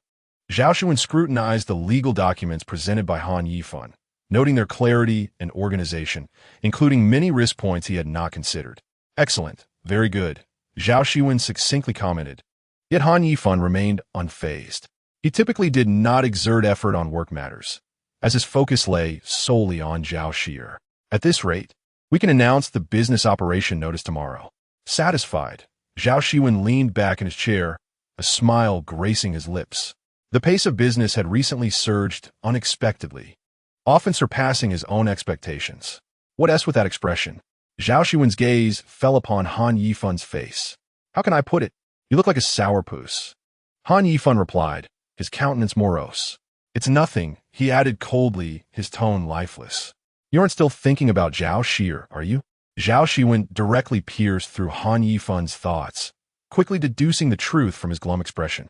Who else like you, always hovering around Lin Yi? We, on the other hand, are used to being apart. Han Yifan sighed, sinking into the couch, resembling a young boy troubled by romance. When Lin Yi was flitting about helping this and that, I was enduring in silence. Zhao Xiwen tossed a chilled bottle of sparkling water to Han Yifan, who opened it and drank deeply. The movement of his Adam's apple brought him a moment of relief. I'm leaving, Han Yifan declared succinctly, rising to exit the office. Aren't you staying a bit longer? Zhao Xiwen asked, watching Han Yifan's retreating figure. No, your office is too bright. I can't get used to it. Han Yifan waved his hand dismissively, maintaining his stiff posture as he left. Lin Yi lay on her bed, scrolling through forum posts and continuously reading the comments online. The post Zhao Xiwen had recommended earlier had surged in popularity, nearly rivaling the buzz from the hot pot restaurant's opening. These online folks are truly fond of gossip. Lin Yi thought, flipping over in boredom as she continued browsing her phone. Isn't anyone shipping City Lord Zhao with Deputy Han? A ludicrous comment caught Lin Yi's attention. She sat up abruptly, finally spotting a comment that resonated with her. I ship Deputy Han with City Lord Zhao. We're simply not on the same wavelength.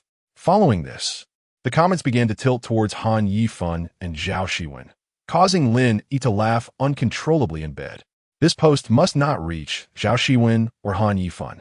I can already imagine their displeased expressions. The following morning, the front of the government building was already crowded with people. Lin Yi was awakened by the distant commotion outside, and as she opened her bleary eyes to check the time on her phone, she realized the day had begun. The sun had barely risen, and yet the clamor outside was unmistakable. Lin Yi, roused from her slumber, hurriedly opened the window of her room, which afforded a direct view of the government building. She observed a throng of people gathered below, fervently engaged in animated discussions around the bulletin board.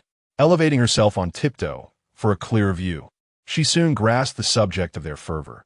It must be that Zhao Xiwen had posted the announcement regarding the opening of business licenses for the private sector. Draping a garment over her shoulders, Lin Yi dashed out and arrived at the door of Zhao Xiwen's office, only to be intercepted by Zhao Xiwen. What brings you here in such a rush this early? He inquired, his arm barring her path to the office of the city lord. Where's the city lord? With so many people outside, is it about the liberalization of business operations? Lin Yi asked, her curiosity piqued. Zhao Xiwen gently redirected her, placing a hand on her shoulder. The city lord has been awake all night and is currently resting. Rather than inundating him with questions, why not see for yourself? You might even assist me in assessing whether my economic standing qualifies me to open a shop. Zhao Xiwen ushered Lin Yi into the elevator, where Secretary Zhang kindly pressed the button for the ground floor and waved her off as the door slid shut. Once outside the government building, Lin Yi squeezed her way into the crowd, whereupon she finally discerned the content of the announcement. Effective immediately, Nuo Cheng would begin accepting applications for business licenses from all souls. All unoccupied storefronts within Nuo Cheng would be made available for equitable competition, with the administrative department evaluating applicants based on their project type, financial status, and business potential, selectively choosing souls for operation. The announcement encouraged all souls with aspirations or relevant expertise to actively participate in contributing to a better and more convenient city. Reading the announcement filled Lin Yi with an exhilarating wave of emotion. Zhao Xiwen had truly outdone himself. Even the announcement was inspiring. Goodness, it feels as though I'm dreaming. Does this mean our desire to open a shop could indeed become a reality? Perhaps, Zhang Zishuan responded thoughtfully, but they will need to review our proposals. We must remain vigilant. Nearby, two souls, evidently old friends, animatedly exchanged ideas, their joy and excitement palpable. Lin Yi, a familiar voice called from behind. Turning around, Lin Yi spotted Zhao Xiwen standing there. I had a feeling you would be here. Did you see the announcement? Lin Yi nodded, linking her arm with Zhao Xiwen's. What else on your mind? She inquired, intrigued. I'm thinking of opening an art studio to teach painting. What do you think? Zhao Xiwen's cheeks flushed with enthusiasm at the prospect of pursuing her passion. That sounds splendid. The announcement mentions that proposals will be assessed for space allocation and such, so make sure to prepare thoroughly, Lin Yi encouraged, giving Zhao Xiwen's shoulder a reassuring pat. Are you considering doing something yourself? Zhao Xiwen tilted her head, gazing at the ever-energetic Lin Yi. As for me, I'm not quite sure yet. I feel content in my current state, Lin Yi replied. Hand in hand, they traversed the square, noting a queue forming outside the popular restaurant. Lin Yi beamed, satisfied with their efforts. Suddenly, Zhao Xiwen recalled something and pulled out her phone. Oh, before I forget, amidst our reminiscing, I neglected to mention something important. Did you know that gossip about you and the city lord has been circulating wildly on the forum? Zhao Xiwen attempted to open a post for Lin Yi to see, but Lin Yi swiftly covered the screen. I'm aware. I was just about to find Ban Ruo to address this matter. Ban Ruo, seated in the office adjacent to the restaurant as storage area, was swiftly adjusting the system on her computer. She lifted her eyes upon Lin Yi's entrance, acknowledging her with a slight nod. Why do you look so worn out? Lin Yi remarked, noticing Ban Ruo's fatigue. I'm just naturally inclined to stay up late. Ban Ruo sighed, observing Lin Yi's expression and adding cautiously, you wouldn't be here without a purpose, would you? What's your directive today?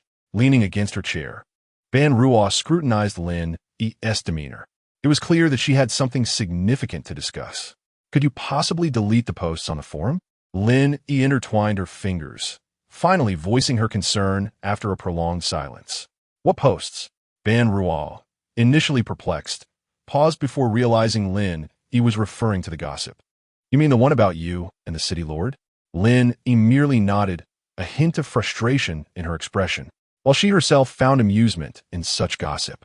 She recognized that the city lord, as the leader of their community, must maintain a dignified image. Should frivolous rumors make headlines, it could tarnish the government's reputation. I'm unsure how that post gained traction. Even in death, people seem to possess an insatiable curiosity, Ban Ruo lamented. Already aware of the post's rising popularity, but unable to fathom the reason behind it. Despite her expertise in internet technology, she struggled to comprehend the dynamics of online trends. Lin Yi, I understand your concerns, but I cannot assist you in removing the post. Everyone has the right to express their opinions, and the discussions, as they stand, are not malicious. If we were to delete comments without cause, it could produce the opposite effect, Ban Ruo said earnestly, meeting Lin Yi's gaze. Considering Ban Ruo's perspective, Lin Yi found merit in her argument. Their relationship, characterized by transparency, should not be obscured by the act of suppressing public discourse. Instead of fretting over the deletion, it may be more prudent to give the city lord a heads up. Given his sense of responsibility, he is unlikely to be bothered by this, Ban Ruo suggested, thoughtfully recalling Zhao Xiwen's dependable demeanor. With a resigned sigh, Lin Yi sat beside Ban Ruo, her eyes fixed on the symbols flashing across the computer screen. So, what exactly are you working on?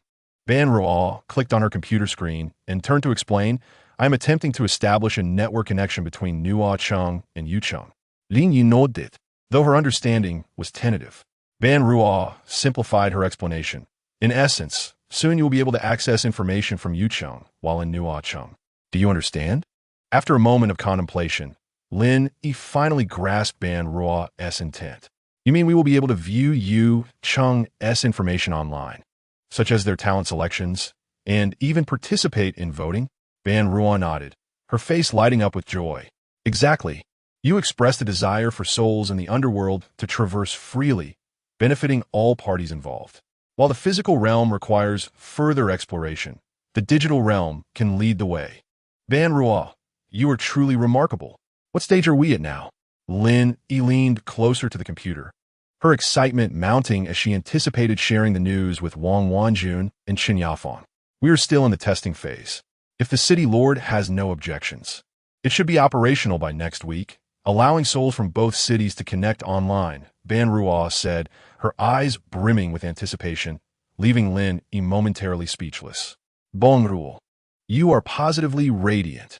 Lin Yi, please refrain from looking at me with such a distasteful expression, Ban Ruo retorted, her focus unwavering on the screen. Meanwhile, as Zhang Xiwen poured tea in Zhao Xiwen's office, his previously relaxed demeanor grew tense in response to the familiar footsteps approaching. What is it? Zhao Xiwen inquired, observing Zhang Xiwen's increasingly rigid posture. Lin Yi was merely 30 seconds away from reaching the battlefield. Zhang Xiwen swiftly moved to the door, and, as he opened it, an exclamation of surprise echoed from outside.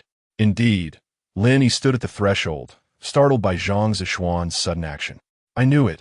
Whenever you find yourself idle, you can't resist meddling with that door, Zhang Xiwen remarked, rolling his eyes. I wasn't planning to kick it down. Lin Yi feigned indignation as he entered the room. He noticed Zhao Xiwen diligently organizing the documents on the table. Zhao Changzhu, I have wonderful news.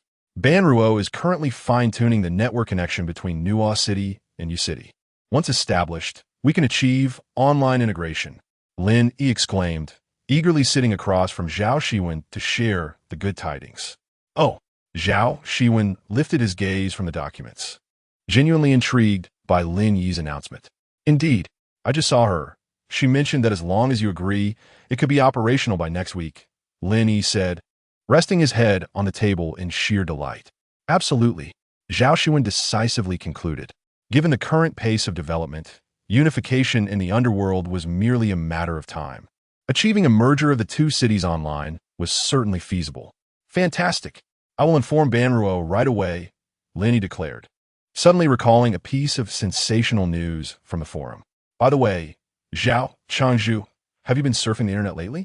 Lin Yi cautiously inwarded, uncertain whether Zhao Xiwen had seen that particular post. Surfing? Do you think I have the time for that?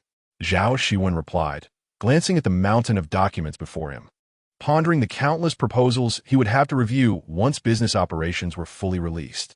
Haven't you checked the forum? Lin Yi continued to probe. The forum? Our forum? No. Is there something I need to see? Zhao Xiwen looked puzzled, sensing he might have missed some crucial information. No, absolutely nothing. Just some trivial updates, haha. Lin Yi hurriedly deflected, anxious that Zhao Xiwen might detect her unease. However, Zhao Xiwen was not easily misled. He paused his work, opened his phone, and casually scrolled through the Nuo City forum. Recently, the forum had seen a remarkable surge in followers. The posts mainly revolved around various happenings in Nuo City, with even some individuals seeking romantic connections. Zhao Xiwen's attention was captured by a few trending posts at the top, and he clicked on the most popular one, only to find his photograph inundating the comments section. Lin Yi sat across, exceedingly tense, regretting her decision to mention the forum, realizing that it might have been better left unsaid. Zhao Xiwen, however, appeared remarkably unfazed. He swiftly scrolled through the comments, his fingers moving with grace as he absorbed the content. After a moment, he locked his phone screen. What did you expect? That they would be spreading mere fabrications? Zhao Xiwen, seemingly nonchalant, returned to his documents, his mood surprisingly lighter than before.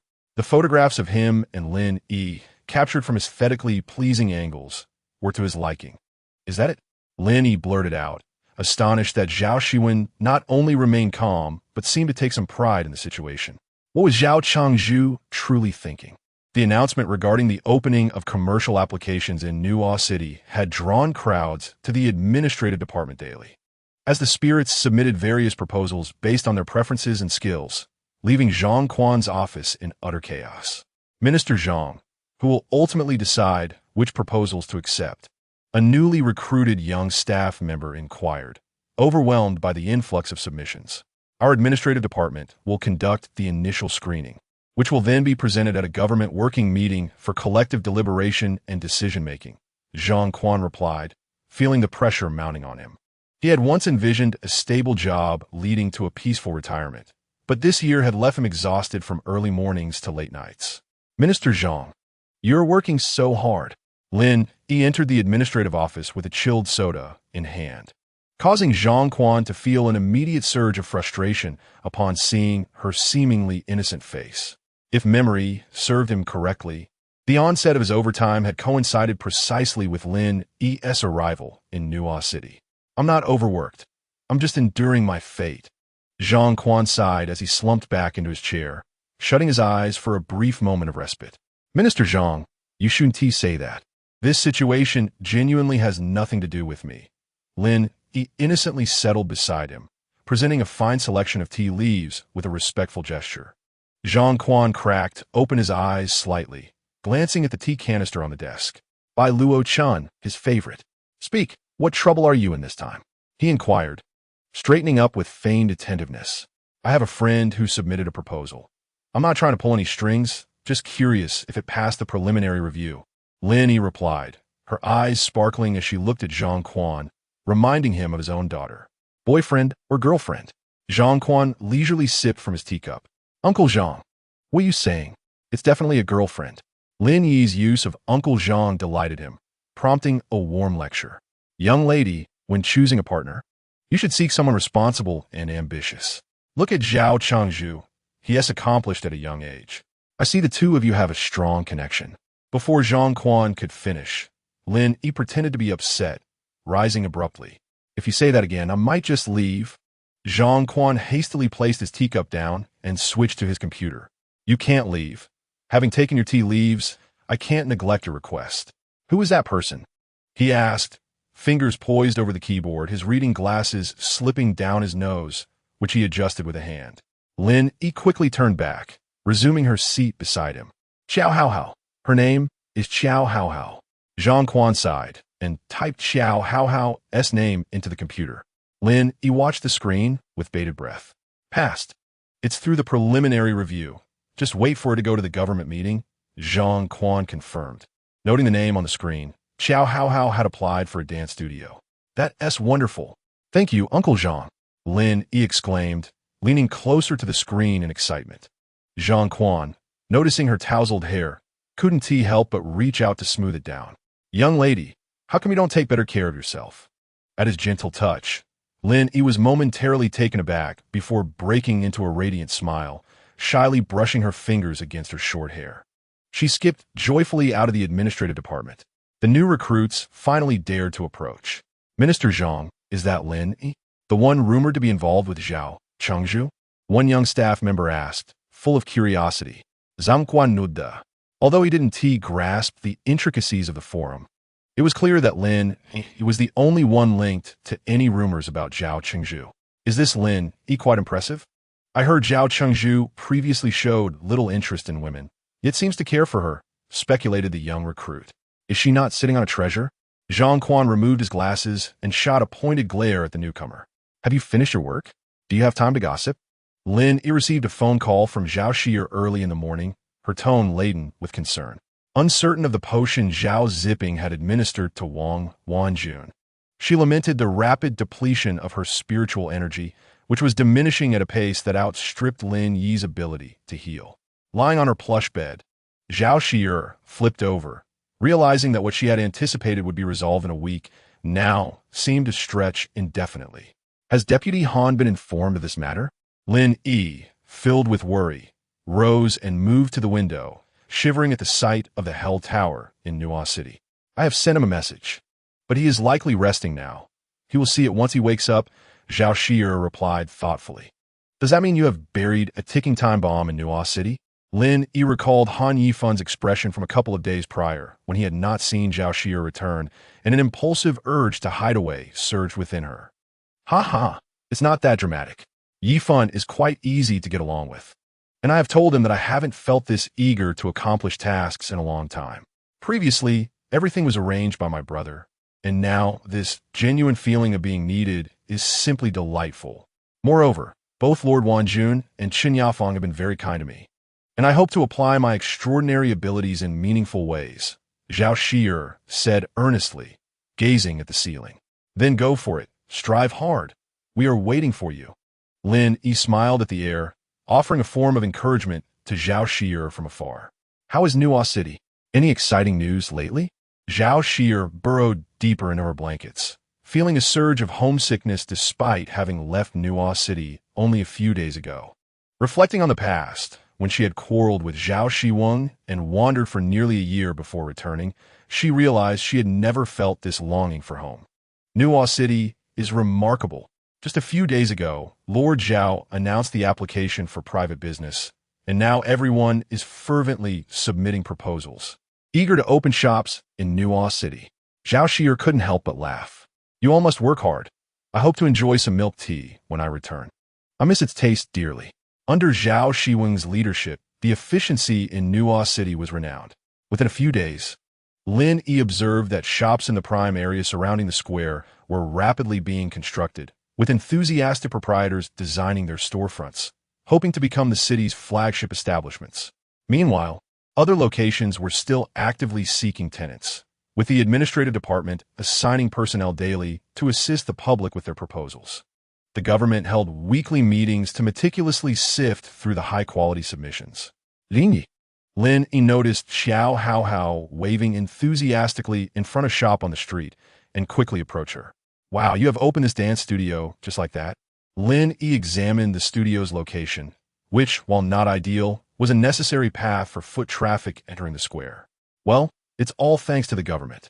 Nuo City has truly invested heavily. It's not merely about who has more money to secure a good spot. I heard these decisions were made based on research conducted by Lord Zhao and the leaders, considering the city's aesthetics and overall development. Xiao Haohao whispered to Lin Yi. Finally, I, a humble commoner, can earn a living through my own efforts. I am utterly grateful.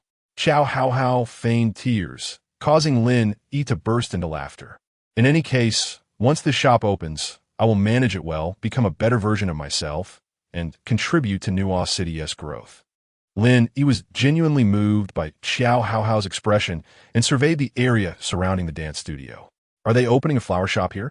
She noticed the signs of a flower shop being renovated to the left of the studio. Yes, I heard the owner loved flowers in her lifetime. So she applied to open a flower shop, Xiao Haohao replied, glancing at the newly erected sign that read Aaron Flower Shop. Lin Yi tilted her head, pondering strange. But this name sounds familiar. What is wrong? Xiao Haohao asked, noticing Lin Yi lost in thought. Nothing, just that the name of this shop sounds quite familiar. What does the owner look like? Xiao Haohao tiptoed to catch a glimpse and then waved cheerfully at the woman inside. Owner. Lin Yi watched as a woman in a white dress emerged, her complexion rosy and her demeanor warm, exuding a friendly aura. Xiao Hao, are you here to check on the renovation progress again? Lin Yi scrutinized the woman's features for a moment before realizing why she seemed so familiar. Isn't this Zhang Zhengwo's wife, Anren? Lin Yi gasped, recalling a few months back when she had accompanied Lord Zhao to the mortal realm to save a scholar who was determined to take his own life, during which she had disguised herself as his wife to complete the mission. To her astonishment, Anren was now standing right before her. Anren? Lin Yi blurted out, and the woman initially looked surprised before breaking into a radiant smile. You must be Xiao Hao's friend, Lin Yi. She often speaks of you. Anren extended her fair arm from beneath her shawl. Hello, I am Anren. This flower shop is mine. Feel free to come by any time. Lin Yi numbly grasped Anren's hand, momentarily rendered speechless. During their last parting at Zhang Zhengwo's home, he had asked the Lin Yi disguised as Anren what she was doing in the underworld. Lin Yi had answered, Anren is opening a flower shop in the underworld. To her astonishment, This had come to fruition. Lin, he felt an overwhelming sense of being a prophet of the underworld. Do you have many sunflowers in your shop? Lin, he inquired, unable to resist looking at the new bouquets in Anren's store. Anren appeared slightly puzzled before relaxing into a smile. Do you find it amusing to cultivate sunflowers in the underworld? But my husband and I adored sunflowers during our lives, so I couldn't help but stock up on them for the first shipment. Lin, he was momentarily entranced by Anren's warm smile. Linny, are you all right? Xiao Hao asked, concerned by Lin Yi's expression, placing her fingers on Lin Yi's forehead. You don't have a fever. Why do you look so stiff? Xiao Hao fretted, sensing Lin Yi might faint at any moment. Xiao Hao, do you believe in fate? Lin Yi's sudden question left Xiao Hao somewhat bewildered. Is there really such a thing as fate in this world? Lin Yi lifted her gaze to Anren's flower shop, her steps becoming lighter. Perhaps Anren would indeed wait in the underworld for their eventual reunion, just as Lin Yi had promised Zhang Jingguo. The commercial street in Nuo City rose like bamboo shoots after a rain. Each day, passers-by might stumble upon a shop they had never seen before at a corner. As the owner of the dance studio, Xiao Hao welcomed a diverse clientele, encompassing all ages and styles, even providing options for children. Zhang Zishuan watched her return home, each day utterly exhausted, his heart aching for her. He did not want his girlfriend to endure such hardship in the underworld. I am more than willing. I am truly happy, and I find each day fulfilling, Xiao Hao reassured, holding Zhang Zishuan's hand as they basked in their happiness and joy. Linny, did you know a dream delivery shop recently opened nearby? During their lunch break at a street-side shaved ice shop, Xiao Hao shared with Lin Yi. A dream delivery shop? Lin Yi tilted her head in confusion. I haven't heard of it. What is it for? She glanced at Xiao Hao intrigued.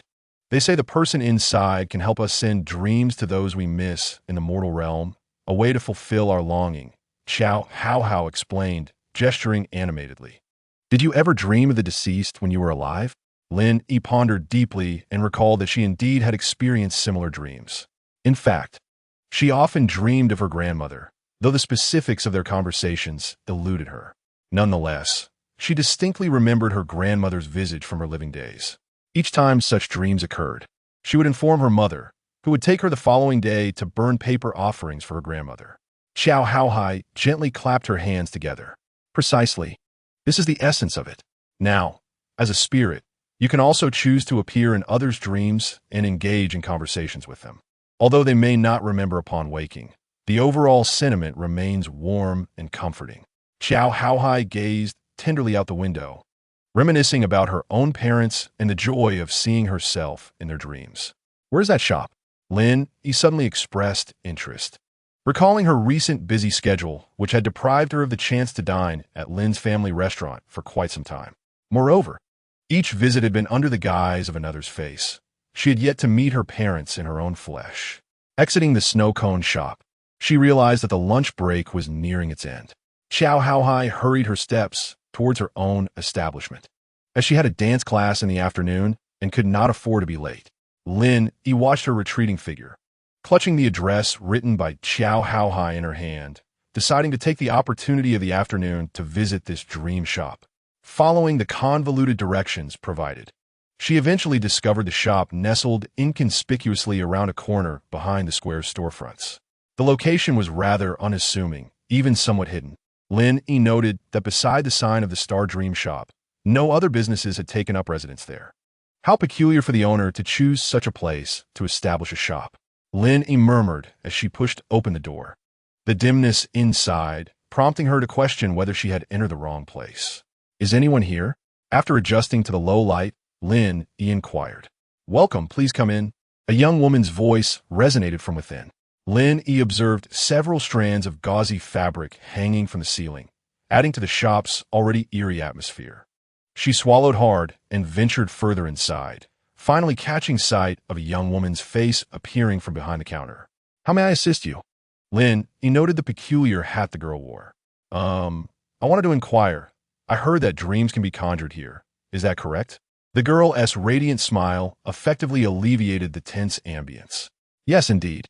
Today is quite slow. Please step inside.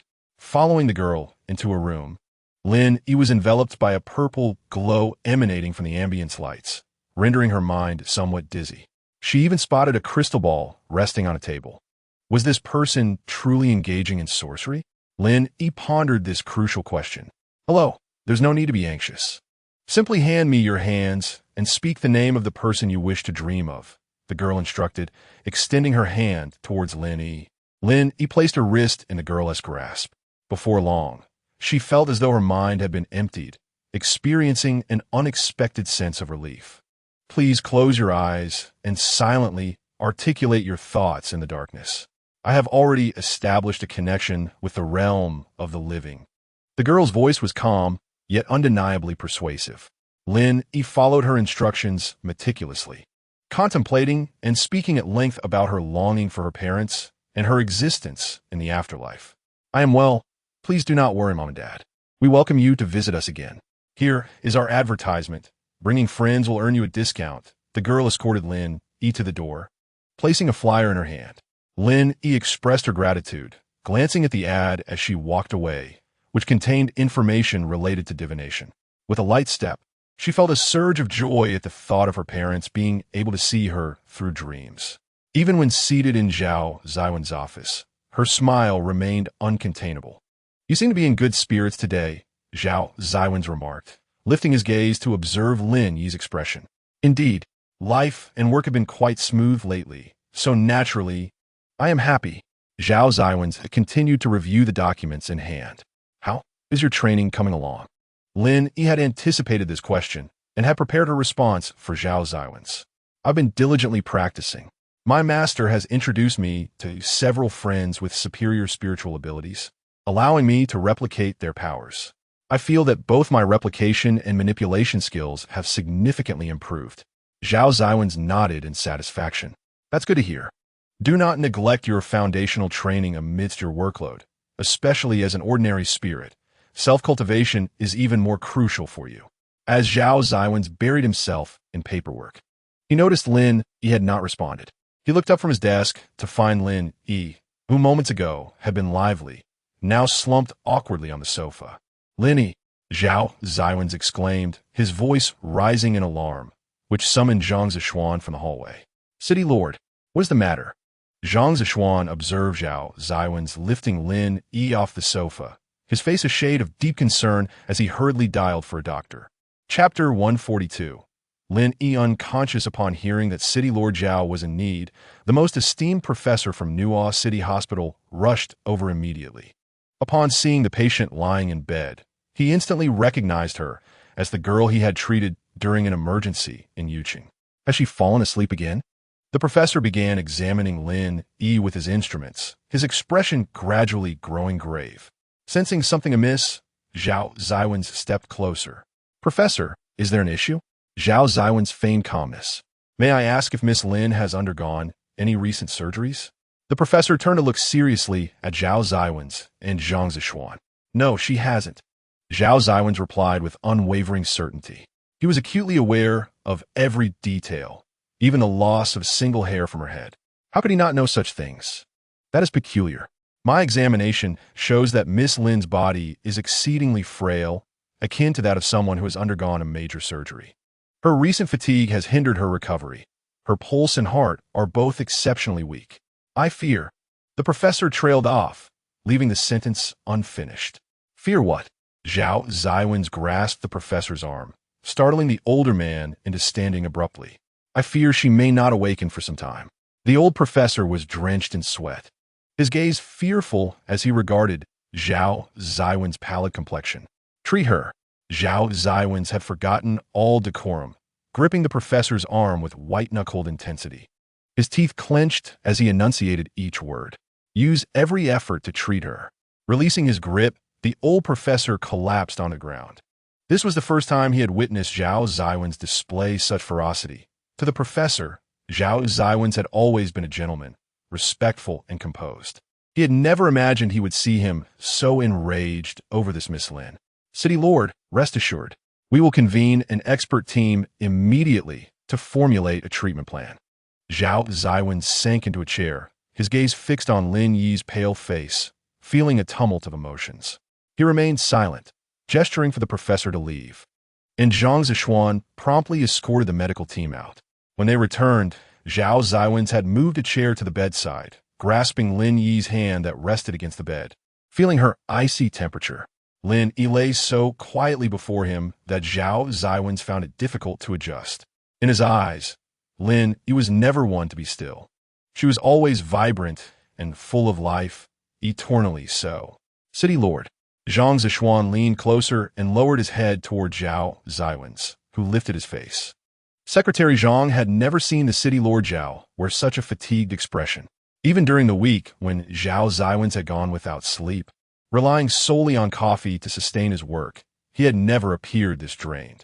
The news had already been conveyed to Deputy Han, who was on his way with Master Han. As soon as the words left his lips, the door was abruptly pushed open. Lin Yi. Han Yishuan's anxious voice echoed at the threshold.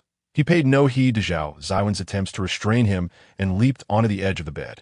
Lin Yi. Lin Yi.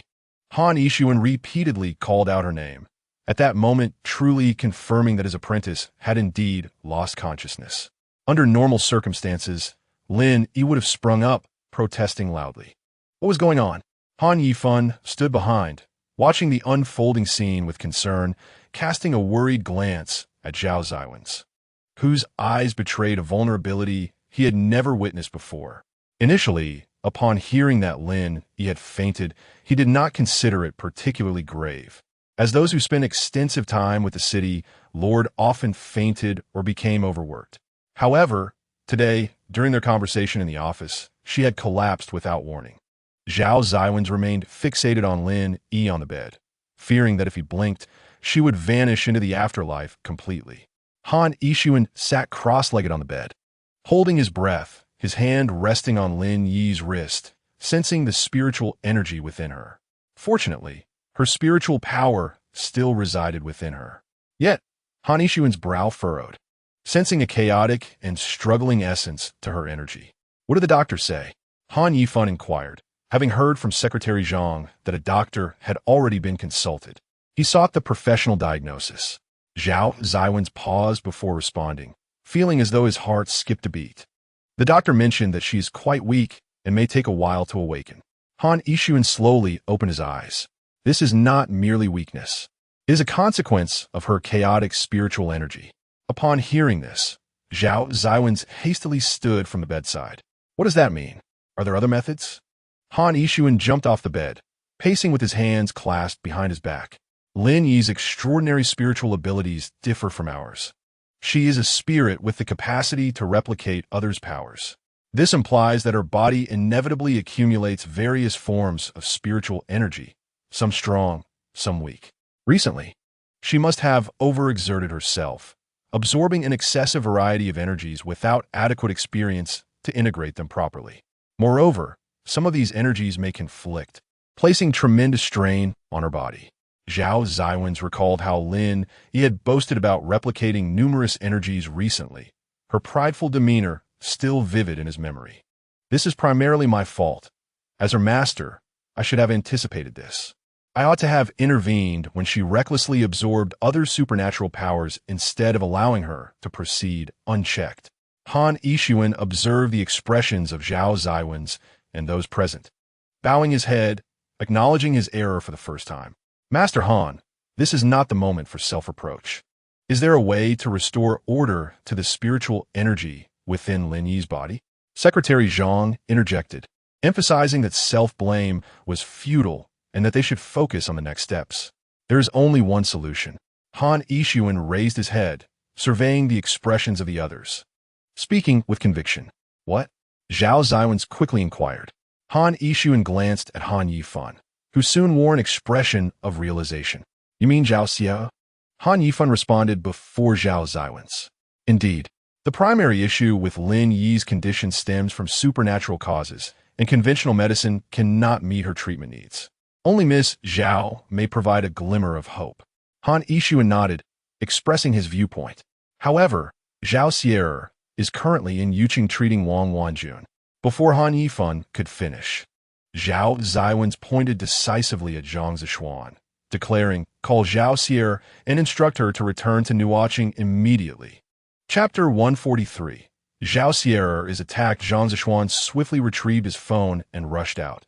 There could be no delay regarding Lin Yi's situation. Everyone was inextricably linked in this crisis. Should anything happen to Lin Yi, the city lord would surely take drastic measures against them all. As Zhang Zishuan burst through the door, he found Zhao Xiwen still seated at the bedside, his gaze unwaveringly fixed on Lin Yi.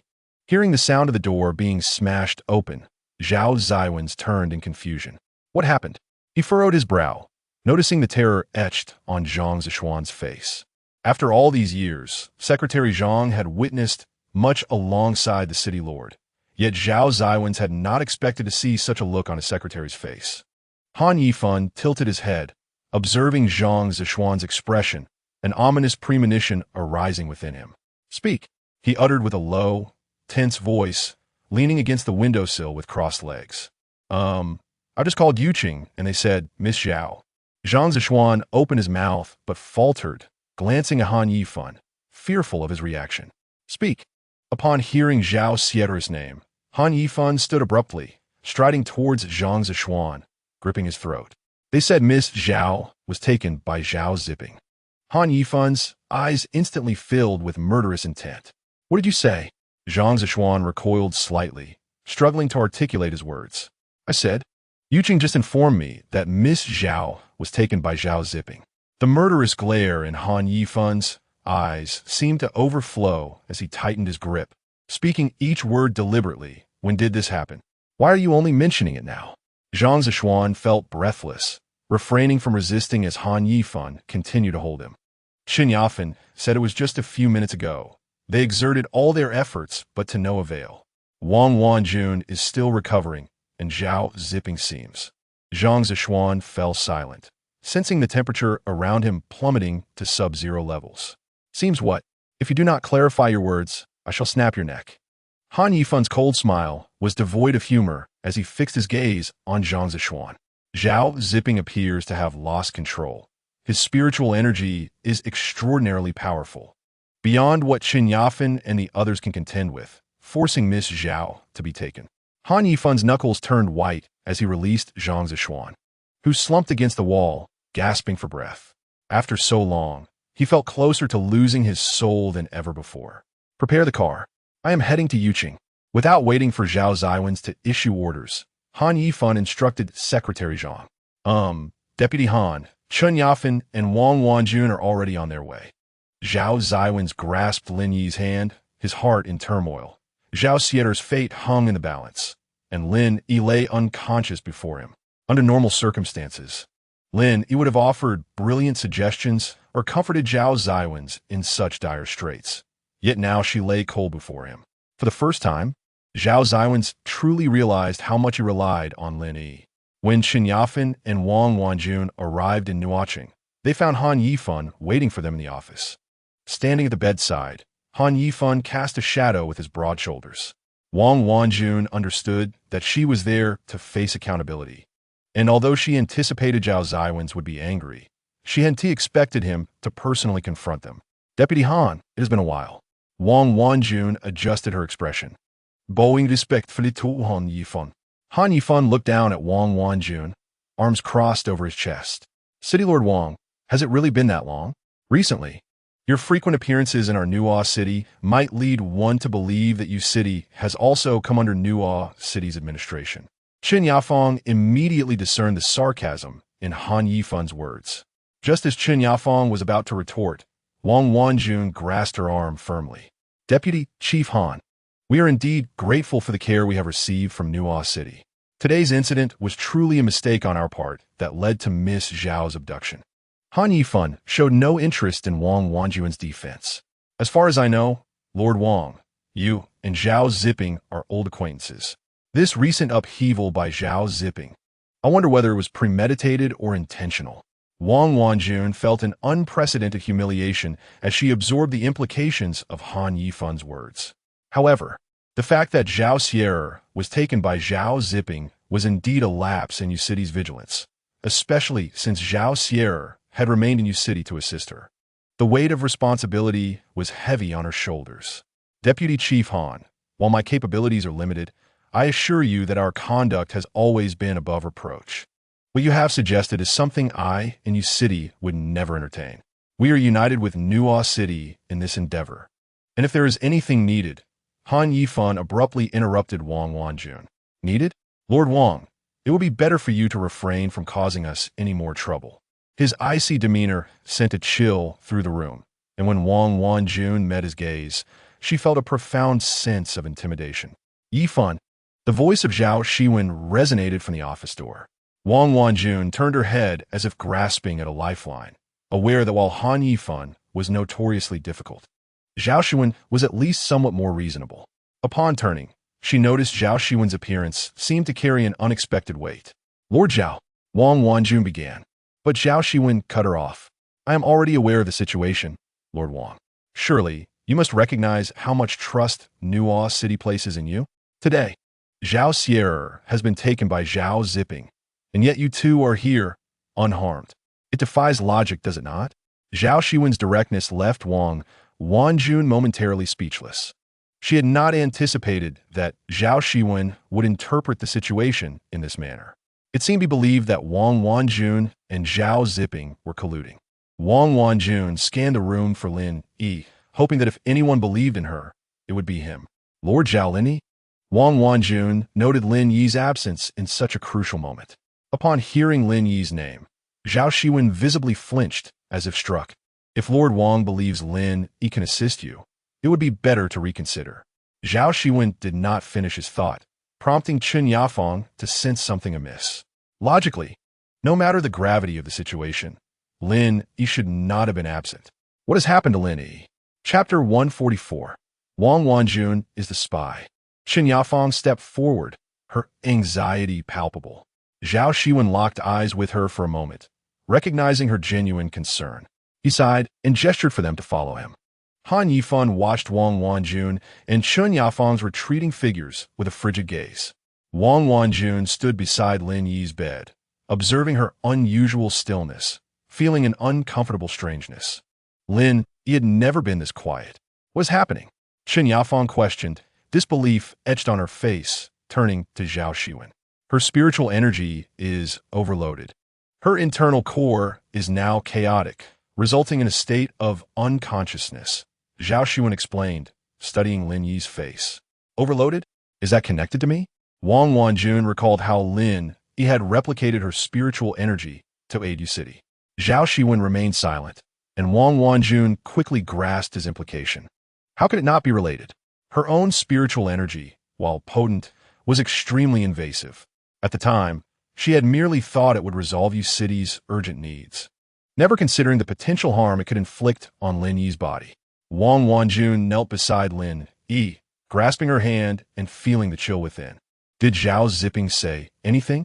Zhao Xiwen leaned against the window, observing Han Yifan's menacing approach. Wang Wanjun recalled how Zhao Ziping had intruded into the Wang residence without a word, forcibly taking Zhao Xiwen while spouting self-righteous nonsense. My energy is at a critical juncture. I need to borrow my niece for a bit and will return her afterward. Wang Wanjun recalled Zhao Ziping's exact words. Did Zhao Ziping know of Zhao Xiwen's abilities? Zhao Xiwen mused aloud, casting a glance at those present. He had always concealed Zhao Xiwen's capabilities, even more meticulously than Lin Yi's, aware that her healing powers straddled the line between beneficial and malicious. If exploited by nefarious individuals, such abilities could become a formidable threat. Before Zhao Xiwen could react, Han Yifan lunged toward Wang Wanjun, his pupils reddening, a scent of blood emanating from him as he pinned her against the wall. Wang Wanjun found herself helplessly restrained by Han Yifan. Lord! Chen Yafang immediately sprang up, her palm transforming into an ice blade aimed at Han Yifan. He did not even glance back. With a mere flick of his finger, Chen Yafang was sent crashing against a table several meters away. Han Yifan. Zhao Xiwen recognized the bloodlust in Han Yifan's gaze and hurriedly intervened. Upon hearing Zhao Xiwen's call, Han Yifan eased the pressure on Wang Wanjun's throat, sneering. Do we still need to uphold chivalry before the people of Yu City? What relation does Zhao Ziping have with us? We all know the truth, do we not?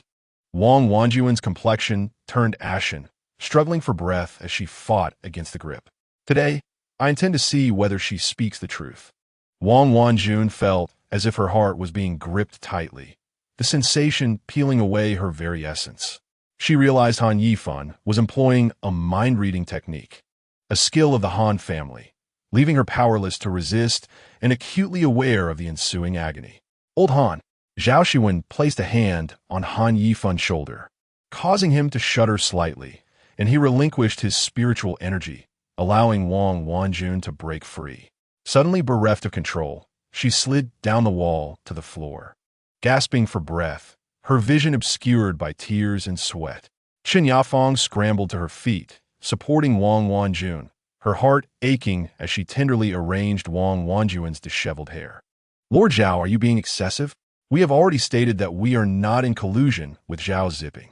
Qin Yafang's voice trembled with emotion as she clung to Wang Wanjun, casting a pleading glance at Zhao Xiwen. Zhao Xiwen sighed, restraining the increasingly volatile Han Yifan. You should take a look at this. He handed Han Yifan a card. Han Yifan raised an eyebrow in confusion, unable to comprehend why Zhao Xiwen would present him with an advertisement at such a critical moment. Xingtua Dream Shop? He scrutinized the text, perplexed by Zhao Xiwen's intentions. I found this in Lin Yi's pocket. She must have visited this place recently, Zhao Xiwen remarked, contemplating that Lin Yi likely sought to send dreams to her living parents. What relevance does this have to the matter at hand? Before Han Yifan could finish, Zhang Zishuan burst into the room, anxiously presenting a stack of documents to Zhao Xiwen. Lord, I have investigated. This shop submitted a proposal a few days ago, primarily dealing in tarot card readings. They applied to operate in a relatively remote location, and the administrative department approved it. The proprietor is a woman. Zhao Xiwen perused the documents in his hands, filled with esoteric content concerning divination and astrological predictions. The sort of material that only young girls would credulously embrace. Was there no dream-entrusting service? Did Lin Yi visit solely for divination? Zhao Xiwen found this explanation hard to accept. From what he knew, Lin Yi would rather spend her money on a delightful meal than squander her salary on fortune-telling. I just contacted Qiao Haohai, and this establishment was recommended to Lin Yi by her. She mentioned that the proprietor could convey dreams to the living. But she wasn't very clear on the details, only stating that there was a crystal ball, and upon entering, one would feel a drowsiness akin to dreaming, as if recalling past events from the underworld, with the proprietor transmitting these memories to the living as mementos. Zhang Zishuan recounted Qiao Haohai's words in one breath. What is the matter? Qiao Haohai sensed something amiss on the other end of the line and couldn't help but voice her concern. How can you believe in such things? Zhang Zishuan sighed, standing before the now empty dream-entrusting shop, where the proprietor had seemingly vanished. Have you been there? Zhao Xiwen looked up at Zhang Zishuan. I have been there. The person has already fled. Secretary Zhang responded earnestly. I now suspect this dream-entrusting individual is a dream thief, pilfering Lin Yi's dreams to abscond with our crucial information. Zhao Xiwen lifted the documents in his hand, addressing those present. Do you mean to say Zhao Zipping became aware of Zhao Xian's abilities through Lin Yi's dreams? Han Yifan still harbored doubts. He couldn't believe this matter was unrelated to Wang Wanjun. From my understanding of Lin Yi, she would certainly wish to inform her parents about the underworld matters, and she must have mentioned Zhao Xier. That person pretended to be a dream-entrusting figure while actually prying into our vital intelligence. Chapter 145. Zhao Zipping becomes obsessed. Han Yifan scoffed and took a seat. Yet he still felt he had not wronged Wang Wanjun and Qin Yafang. Lord Zhao, what shall we do next? Wang Wanjun gasped against Qin Yafang. Zhao Xiwen gazed out the window, laboriously uttering a few words. Let's go to Gan City. Lord, if Zhao Zipping is already aware of Miss Zhao's spiritual powers, then you're... Zhang Zishuan caught up with Zhao Xiwen and whispered a few words in his ear. Zhao Xiwen furrowed his brow and nodded. He likely already knows. Zhao Xiwen sighed. What is meant to come will come. I merely did not expect it to arrive so swiftly. Zhao Zipping grasped Zhao Xien's shoulders, bellowing in fury. I demand you heal me. Do you hear me? Zhao Xier pressed her lips tightly together, regarding Zhao Zipping's ferocious expression with an air of righteous indignation. No. Zhao Xier softly uttered a single word. Zhao Zipping swung his hand, sending Zhao Xiwen hurtling away as if she were lifted by an unseen force. She painfully rose from the ground, observing the clear marks of injury on her arm. Zhao Ziping's extraordinary ability lay in his strength. With just a flick of his finger, boundless might could be unleashed, especially in Zhao Xiwen's estimation. Zhao Ziping had already succumbed to obsession. I warned you not to provoke me. Your chances are gone. Obey and heal my affliction. Grant me greater power, and I may spare your life. Zhao Ziping felt an unbearable heat coursing through him. Each day, he awaited this moment, consuming various medicines to awaken the infinite potential within his body. He sought dominion over the entire underworld. You're already consumed by spiritual power. There is no remedy for you. Zhao Xiwen leaned against the wall, watching Zhao Ziping's eyes gradually redden. Suddenly, she recalled Han Yifan. When he was angry, his eyes also turned red. Yet, those eyes would soften upon meeting her gaze. A sudden longing for Han Yifan enveloped her. How long had it been since they last met? Zhao Xiwen fell into contemplation, and Zhao Ziping, observing her dazed expression, assumed she was frightened. He extended his hand, moving his fingers in the air. Zhao Xiwen instantly felt as though her neck were being tightly constricted. She attempted to breathe deeply, but to no avail.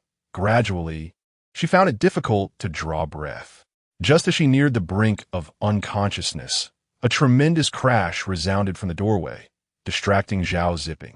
He turned to the entrance, where a tall figure strode in, finding one of Zhao Ziping's underlings lying lifeless on the ground.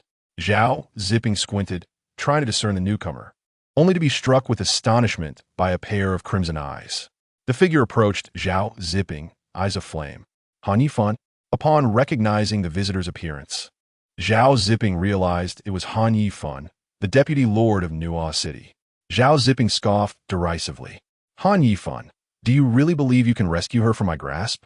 Han Yifan continued to approach, expressionless, delivering a punch to Zhao Ziping's face that caught him off guard, nearly causing him to topple. Han Yifan shook his fist, using the other hand to lift Zhao Ziping, delivering another blow to his face.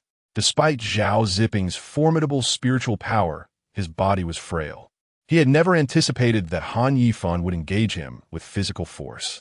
Before he could finish his words, Han Yifan struck again. Zhao Ziping's teeth clattered to the ground, his face a gruesome mess of blood. Ha ha! Despite his bloodied visage, Zhao Ziping wore a peculiar smile. Be careful. Zhao Xiwen, leaning against the wall, witnessed an invisible force rushing towards Han Yifan's back. Han Yifan felt a sharp pain in his back, his body uncontrollably collapsing to the ground. Zhao Ziping slipped from Han Yifan's grasp. Han Yifan, do you truly believe brute strength can surpass me? Zhao Ziping, weakened, rose from the ground, gazing down at the fallen Han Yifan with a smirk. He gently moved his fingers, and Han Yifan suddenly sensed an invisible force striking him from all directions within the room. It was unseen and untouchable, yet it relentlessly assaulted him, sending waves of agony throughout his body. Han Yifan, his power is strength. He has succumbed to obsession. Where's my brother? Zhao Xiwen called out to Han Yifan.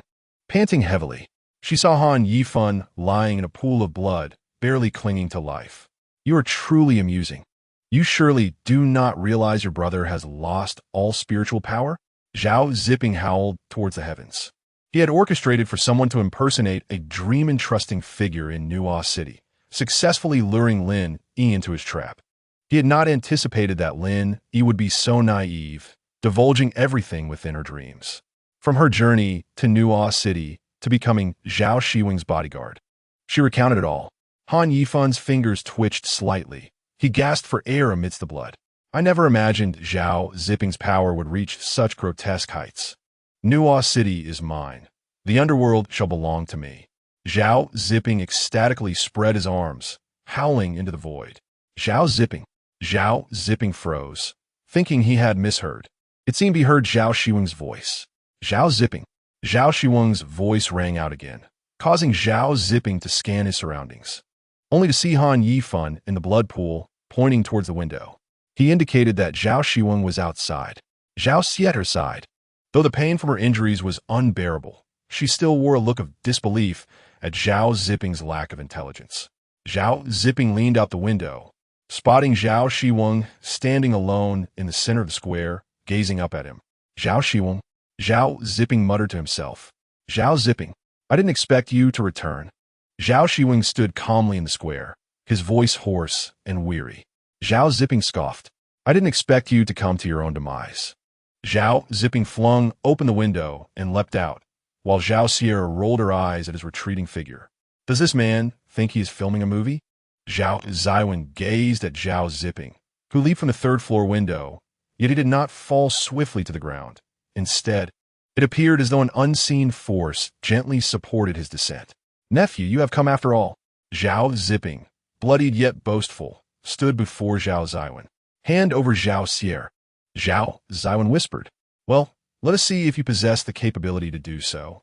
With a mere flick of his finger, Zhao Ziping unleashed an invisible force toward Zhao Xiwen. He sidestepped just in time, feeling the sting of that force graze his cheek, drawing blood. Indeed, you are more capable than Han Yifan. You managed to evade my attack. Zhao Ziping clapped his hands, surprised that his opponent, Zhao Xiwen, could dodge a strike so swiftly, even without the enhancement of supernatural powers. Chapter 146, Duel. Zhao Ziping. I shall say it once more, surrender Zhao Xiwen. Zhao Xiwen delicately wiped the blood from his face, his tone devoid of emotion, sounding more like a command. Zhao Ziping felt a shiver run down his spine, fear bubbling within him. It suddenly struck him that Zhao Xiwen had lost his supernatural abilities. What then was there to fear? Zhao Ziping cleared his throat. Zhao Xiwen, do you really think I still fear you? Perhaps you hold yourself in too high regard. Zhao Xiwen stood calmly in the center of the square, betraying no sign of anxiety. Zhao Ziping, I have given you a chance. Zhao Xiwen sighed deeply, watching as Zhao Ziping staggered closer. It is unnecessary. The underworld now belongs to me, and you can no longer reclaim it. Zhao Ziping's polo collar remained stiffly upright. He could not tolerate Zhao Xiwen's condescending demeanor. Why must their fates diverge so drastically, both bearing the Zhao surname? Why was he, Zhao Ziping, cast aside to the opposing city, scorned since childhood, while Zhao Xiwen sailed smoothly through life? I want you dead, Zhao Ziping exclaimed, thrusting his hands violently through the air. Brother, Zhao Xiwen, peering from the window, witnessed Zhao Xiwen standing alone before Zhao Ziping, who was mustering all his strength to activate his supernatural abilities. Unless Zhao Xiwen were a deity, his demise seemed inevitable. Zhao Xiwen's anguished cries echoed through Gon City Square. Leaning against the window, she yearned to intervene, but all would be in vain. At that moment, as Zhao Ziping's hands clapped the air, Zhao Xiwen extended two fingers, swirling them in midair. To the untrained eye, it appeared he was merely stretching his wrists. Suddenly, thunder roared, and before Zhao Ziping could react, bolts of lightning struck the ground, sending clouds of dust billowing. Zhao Ziping trembled. Had the lightning struck him, he would surely have perished.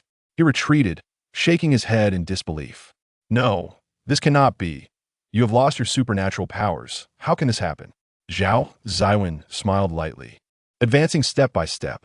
You do not suppose I would share everything with Lin Yi, do you? Zhao Ziping's pupils quivered. Zhao Xiwen had already regained his supernatural powers. Yet no one, not even Lin Yi, was aware. Zhao Ziping, I have given you a chance. Zhao Xiwen leaned closer to Zhao Ziping's ear, whispering softly. Then, with a flick of his wrist, a bolt of lightning struck Zhao Ziping's arm, causing him to scream in agony as he collapsed to the ground. He felt as though his arm had been severed from his body, the pain excruciating. Even with all his strength, he could not compare to Zhao Xiwen's prowess. Please, spare me one arm. Zhao Ziping half sat, desperately seeking to evoke a shred of sympathy from Zhao Xiwen. For the sake of our kinship, grant me one arm. Zhao Ziping gasped for breath, retreating. I have given you a chance. I shall repeat myself.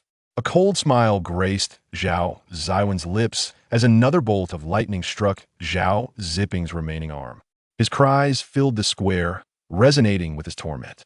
I spare your life out of respect for my father, hoping you will tread carefully in the future and refrain from actions contrary to the natural order. Zhao Xiwen stood before Zhao Zipping, looking down upon his pained expression.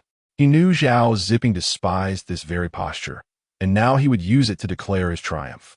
Brother, Zhao Xiwen approached, supporting Han Yifan as he made his way from the Zhao residence. Brother, are you unharmed? Zhao Xiwen had witnessed the entire duel from above, though for the most part, it was Zhao Xiwen who dominated Zhao Zipping. What has happened to Han Yifan? Zhao Xiwen observed Han Yifan leaning against Zhao Xiwen, his face marred with blood, suggesting serious injury. Han Yifan opened his eyes, swollen to mere slits, yet his expression remained stoic. Zhao Xiwen, was this deliberate? Had you informed me of your abilities earlier, I would not have endured such punishment. If he had the strength, Han Yifan would have split Zhao Xiwen in two now. Even breathing felt laborious. When it comes to Zhao Xiwen, do you still possess the capacity for rational thought? I had yet to discuss matters with you when you rashly rushed over. Zhao Xiwen shrugged, indicating it was not his fault. Enough, we must not linger. Han Yifan requires treatment. Let's return swiftly.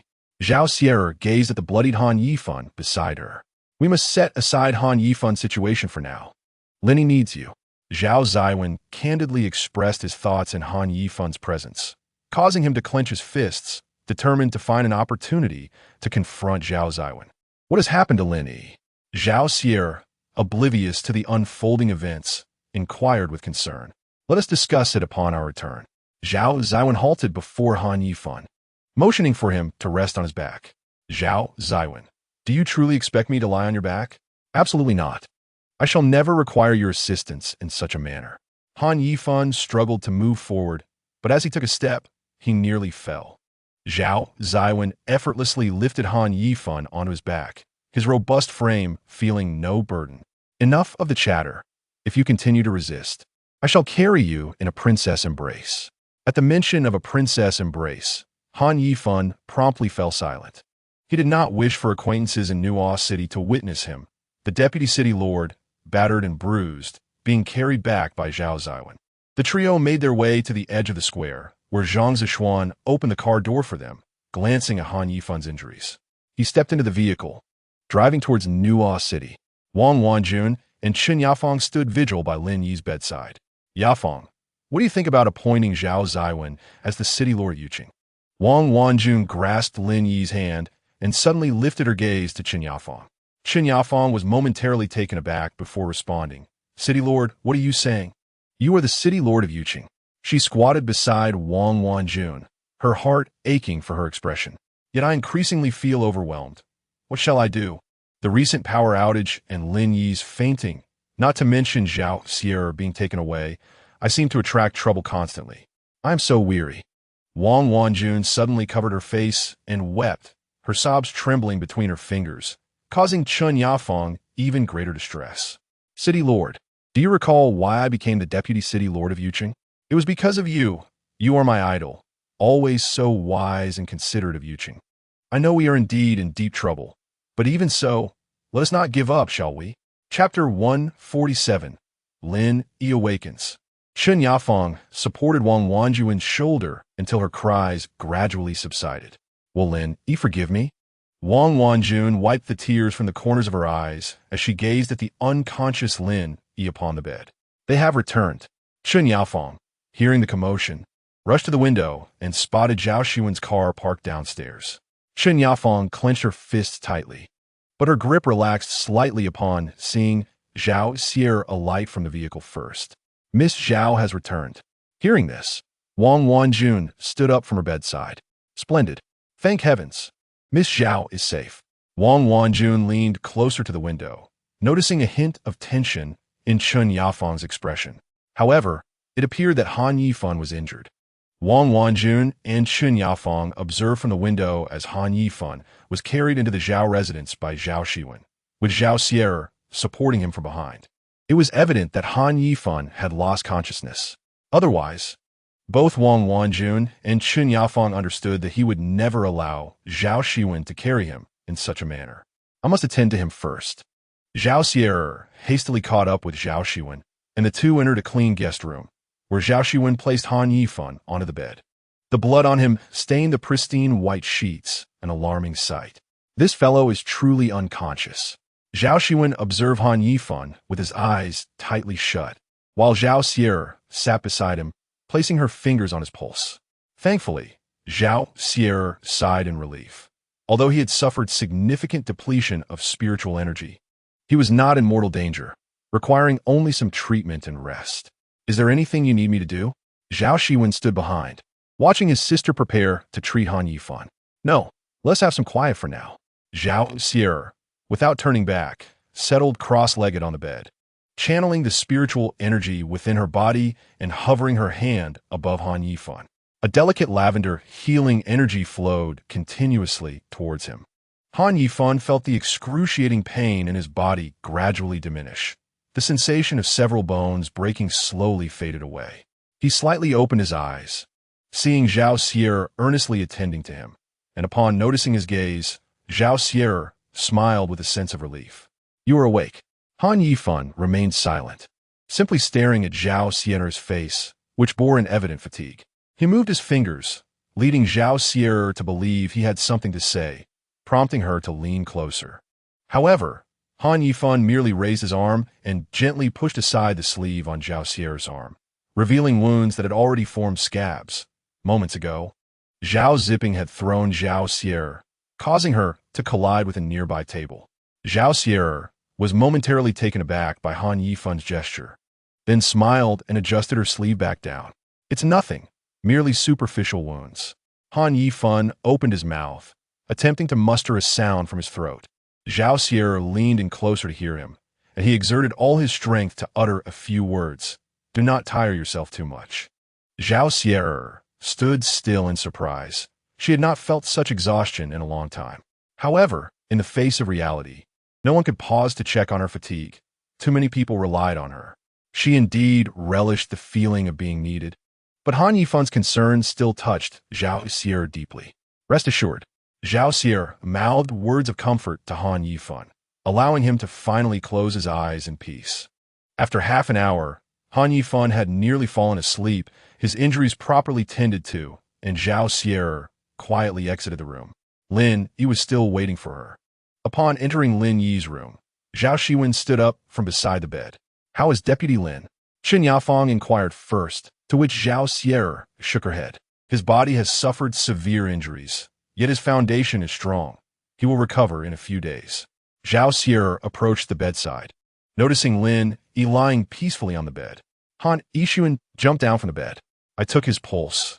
It appears the chaos within his spiritual energy is entangled, and I have already used my own energy to help him expel some of it, but it may require your expertise.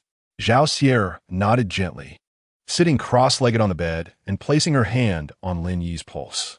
Indeed, chaos is the only suitable description. You all should leave. Her condition requires an extended treatment time. Zhao Xier remained seated without turning back, and Zhao Xiwen glanced at her, hesitating to speak before ultimately following the others out of the room. Zhao Xier tidied the stray hair from Lin Yi's forehead. Lin Yi, this time, it is my turn to assist you. Zhao Xier smiled and pinched Lin Yi's cheek. Asof lavender glo envelopet Lin Yi. While Zhao Xier calmly directed the healing energy to help Lin Yi harmonize the energy within her body. 3 hours passed, and Zhao Xiwen still leaned against the wall by the door. Closing his eyes, he envisioned Lin Yi's smiling face. This time, you must awaken properly. Zhao Xiwen fervently prayed in silence. City Lord, would you like to rest for a while? I will keep watch here. Zhang Zishuan looked at Zhao Xiwen with concern. The city lord had not slept for several consecutive days. Although he had regained his spiritual energy, even stronger than before, a person could not endure such sleeplessness indefinitely. It is fine, I will wait. Zhao Xiwen shook his head, resolutely leaning against the wall. Lin Yi felt as if she had been trapped in a dream, one where countless forces entwined around her, as though threatening to tear her apart. She desperately searched for an escape, but found none, until utterly exhausted. She gazed into the dark void. Surely, this isn't the end for me? I haven't had the chance to say goodbye to my friends. I haven't clearly expressed my feelings to City Lord Zhao. Just as she felt herself slipping away, a refreshing force akin to a clear spring flowed into Lin Yi's body. gradually enveloping her with a soothing sensation. The restlessness and turmoil that had plagued her were calmed by this invigorating energy. Lin Yi sighed in comfort, and when she opened her eyes again, she beheld Zhao Xiwen's face. "Eldest sister, you have finally awakened," Zhao Xiwen exclaimed, feeling her body grow weak, collapsing onto the bed. Lin Yi grasped her hand, relishing the familiar sensation. "What has happened to me?" Lin Yi stared at the ceiling, recalling that she had seemingly experienced an extensive dream. Zhao Xiwen, exhausted, lay on the bed and said, "You almost succumbed to the chaos, eldest sister." Lin Yi abruptly sat up, feeling rejuvenated, while Zhao Xiwen had already fallen asleep from fatigue. "She must have exhausted herself to save me." Lin Yi hurriedly jumped off the bed, gently placing Zhao Xiwen on the bed and covering her with a blanket. She glanced around the room. "How strange. Where's City Lord Zhao?" Lin Yi pondered as she approached the door, just as she locked eyes with Zhao Xiwen, who was also curious about the situation. Chapter 148. Collaboration with the Underworld Surpassing Heaven. Lin Yi swallowed hard, feeling a bit awkward. City Lord Zhao Xiwen, before she could finish her sentence. Lin Yi found herself enveloped in a warm embrace. Is this the embrace of City Lord Zhao? Lin Yi felt herself floating in bliss. The embrace of City Lord Zhao was surprisingly warm. Lin Yi, Wang Wanjun, and Chen Yafeng rushed in upon hearing the news, seeing Lin Yi standing energetically in the office. And they each embraced him tightly. "What are you doing here as well?" Lin Yi reciprocated their embrace, albeit puzzled as to how Wang Wanjun and Chen Yafeng had arrived while she had merely taken a nap. "We have a long story to tell, but it is simply wonderful to see you safe and sound." Wang Wanjun paused, gazing at Lin Yi, who stood before her, as usual, feeling as though her pillar of support had been restored. "Do you have any idea how long you have been unconscious?" Han Yishuan asked from a children's chair. Lin Yi shook her head, feeling as if she had merely experienced a dream without any awareness of the passage of time. "It has been nearly a week. During that time, Zhao Xiwen was kidnapped by Zhao Zipping, who had succumbed to chaos. My brother went to rescue them and was injured, and City Lord Zhao defeated Zhao Zipping using his spiritual energy." Han Yishin spoke rapidly, leaving Lin Yi utterly dumbfounded. "What did you say? Is it true?" Lin Yi turned to Zhao Xiwen, who nodded, affirming the authenticity of Han Yishin's words. "So, does this mean that when I woke up, the greatest villain of the underworld had been eradicated?" Lin Yi found it hard to believe that he had missed such a spectacular scene. What should we do next? He was momentarily unable to accept this newfound peace, falling into a state of confusion. "Of course, we continue with our respective endeavors. Those who wish to open restaurants will do so, and those who wish to hold talent shows will proceed likewise. As for Gansheng, what do you think about transforming it into an entertainment city?" Zhao Xiwen mused, stroking his chin, a spark of inspiration evident in his eyes. "What? Are you certain the Underworld Emperor will agree?" Lin Yi tilted his head, posing a practical question. "I have not yet informed everyone, but I promptly reported to the Underworld Emperor about Zhao Zipping's attempt to disrupt the peace of the Underworld. The Emperor has already issued a temporary order for me to oversee Gansheng." Wang Wanjun shuddered slightly and stepped forward, raising her hand. "Zhao City Lord, Yucheng willingly submits to your command." Zhao Xiwen smiled enigmatically. "Wanjun City Lord, you need not worry. I have no interest in exerting authority over Yucheng. Human energy is limited. Rather than having me command everything, why not consider collaboration?" Wang Wanjun lifted her gaze to Zhao Xiwen, her brow furrowed in confusion. "Collaboration? Please clarify." "Zhao City Lord." Zhao Xiwen rose and turned the computer screen towards Wang Wanjun. "I have been researching ways to improve our underworld. Instead of vying for dominance, we should collaborate. Lin Yi's subordinate, Ban Ruo, has recently succeeded in connecting the internet across 3 cities, meaning that in the future, citizens from all our cities can access information about one another online." Zhao Xiwen pointed at the small globe on the computer screen. "My preliminary idea is that our Nuo Cheng can focus on dining and lifestyle services, while Gansheng can specialize in entertainment and leisure. As for Yucheng, if City Lord Wanjun has no objections, I propose we utilize this talent show to create our own beauty brand and leverage live streaming to gain greater returns." Zhao Xiwen articulated his thoughts clearly, leaving Lin Yi astonished. Was this the same Zhao Xiwen who had previously been oblivious to forums? Now he spoke so effortlessly of live, streaming, and beauty products. How much research had Zhao City Lord conducted behind Lin Yi's back? This plan is genuinely feasible. Wang Wanjuan's eyes sparkled as she listened to Zhao Xiwen.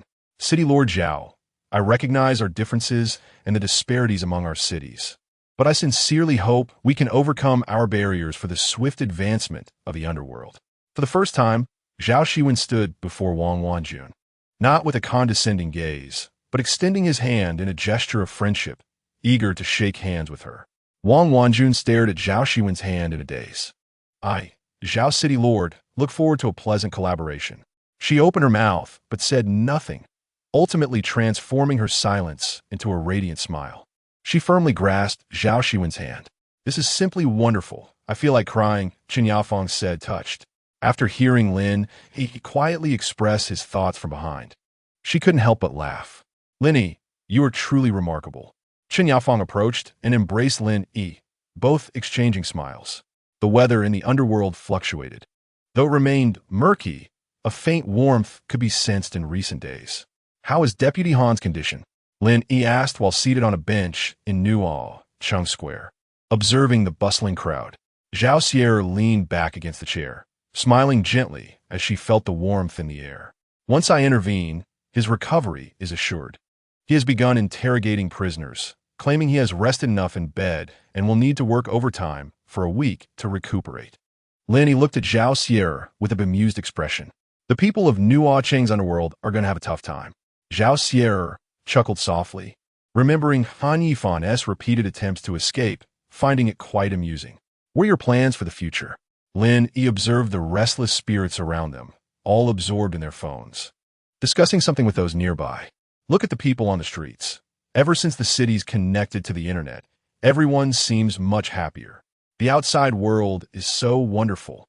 Yet I find myself wanting to stay in Nuo Cheng.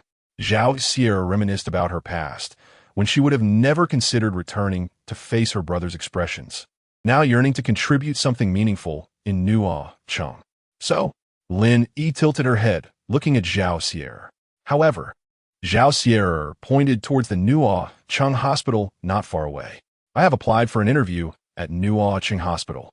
Now that Zhao Ziping is imprisoned and the underworld has returned to tranquility, the supernatural powers have become less significant to me. Nevertheless, I wish to utilize them for the benefit of the people, so I hope to engage in what I can. Zhao Xiwen gazed at the patients entering and exiting the hospital, resolute in her decision to wield her abilities to help save lives in Nuo Cheng. What about you? Zhao Xiwen turned her attention to the invigorated Lin Yi, whose entire being seemed purified since her last awakening, her vitality amplifying each day. I still intend to assist Zhao City Lord.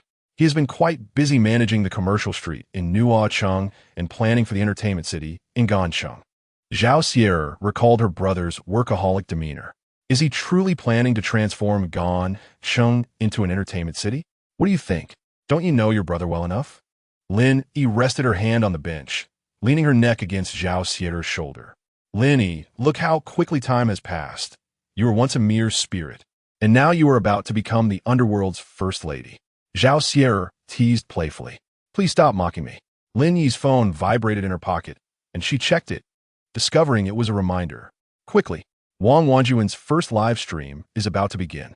Lin Yi took out her phone and opened the streaming interface, just in time to see Wang Wanjun and Chen Yafang sitting at a table with products neatly arranged before them. Welcome, Xiao Wanzi, to the live stream. Welcome, Zhao's eldest daughter, to the live stream. Lin Yi turned to Zhao Xiwen. Your username is Zhao's eldest daughter? Zhao Xiwen rolled her eyes. Don't say it out loud. It's embarrassing. What about you? Welcome to Tai Chue to the live stream. Wang Wanjuan's voice echoed from the phone. Lin Yi raised her hand. Which family comes up with usernames that are identical to reality? The two of them leaned in closely, watching Wang Wanjun and Chen Yafang on the screen.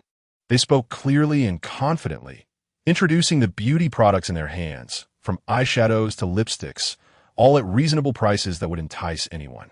I'll demonstrate the colors for everyone, Wang Wanjun said as she removed the lip gloss from her lips and applied the product shade. The comments exploded in excitement. In my afterlife, I can actually watch City Lord Wang Wanjuan's live stream. I have no regrets. City Lord Wanjuan's skin is truly flawless. I suggest a skincare VLOG episode. Oh my, I love the Underworld so much. I will work hard and resolutely avoid reincarnation. The Underworld is absolutely amazing. I wish the living could know. Lin Yi laughed heartily as she scrolled through the comments in the live stream. By the way, I really like this lipstick. Can I place an order now? Zhao Xiwen observed Wang Wanjun passionately recommending the products on screen, and she found herself persuaded by the advertisement. The color made her complexion look radiant. Indeed, Ban Ruo has connected all the networks in the Underworld. You can order online directly. Lin Yi's eyes remained fixed on the screen as she casually clicked a couple of times. She expressed her gratitude for the carnival gifted by the Tai Chue. The cacophony from the screen erupted once more. How do I place an order and then receive the product? Zhao Xiwen pondered whether to purchase this lipstick. Rest assured, just go ahead and buy it. Presently, Yucheng has become a veritable paradise for online shopping, equipped with comprehensive services from procurement to live streaming and logistics. All in place. The men of Yucheng primarily handle the logistics and express delivery, and they will personally ride their bicycles to deliver the products to your hands. Lin Yi replied without a moment's hesitation. How do you know all this so well? Zhao Xiwen was astonished that Lin Yi had grasped the methods in just a few days. Sister, I was an avid internet user in my lifetime. Besides, I've already purchased many items. The skincare product from Zhao Chengzhu were all bought from Yucheng. Lin Yi shrugged. So, can people from different cities move freely now? Zhao Xiwen suddenly realized this question. Not entirely, as there are still prisoners being escorted at night. So, to ensure the safety of the departed, part of the day is allocated for transit between cities. During that time, the transportation tools will cease operation to better protect everyone. Lin Yi felt her phone vibrate twice, and a string of unfamiliar numbers appeared on the screen. She answered the call with curiosity. A polite voice came from the other end. Hello, may I speak with Miss Lin? Lin Yi nodded and acknowledged it. The voice continued respectfully. Miss Lin, hello, we are from the Indu Public Relations Department. Recently, your and Zhao Qingzhu's actions have brought numerous benefits to our realm, and we were informed that the promotional brochures at the entrance of the Ghost Gate need to be updated. We consulted the Ming Emperor and would like to invite you and Zhao Chengzhu to jointly shoot a series of city promotional brochures for the departed to peruse. We wonder if you would be interested. Lin Yi's first reaction was that this person must be a fraud, but then she thought, who would dare to commit fraud at this time, especially involving Zhao Xiwen? That would be courting death. After hanging up, Zhao Xiwen, lounging with her legs draped over the bench, lazily inquired, who was that? They claimed to be from the Indu Public Relations Department, inviting me and Zhao Chengzhu to shoot a new city promotional handbook. Zhao Elf instantly perked up. Are you and my brother finally going to take wedding photos? Lin Yi rolled her eyes. Were you even listening? I said it's for a city promotional handbook. The efficiency of the Indu is always astonishing.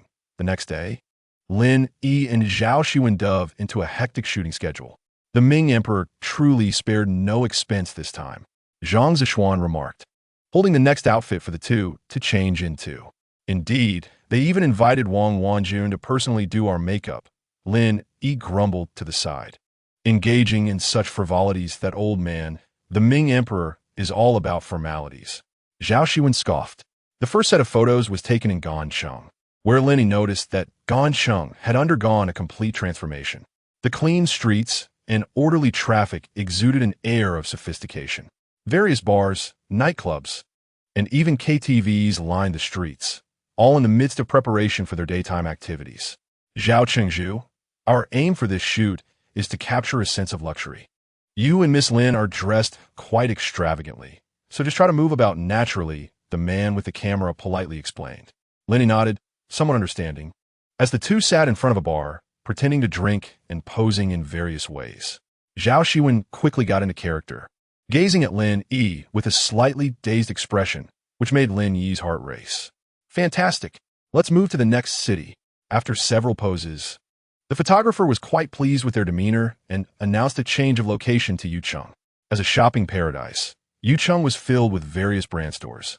Lin Yi, clad in a brand new dress, joyfully walked ahead while Zhao Xiwen quietly followed with an assortment of bags in hand. Their combined aura resembled that of a newlywed couple on their honeymoon in Yucheng. The photographer was increasingly excited, clearly shipping the couple. What is the relationship between Zhao Chengzhu and Miss Lin? He turned to his assistant, unable to deny that even he, as an outsider, felt their chemistry was genuine. Chapter 150. I am willing. Does it even need to be said? The two have been together for quite some time. This realm was forged by their combined efforts. The photographer observed Lin Yi and Zhao Xiwen's interactions. No wonder the chemistry looks so splendid on camera.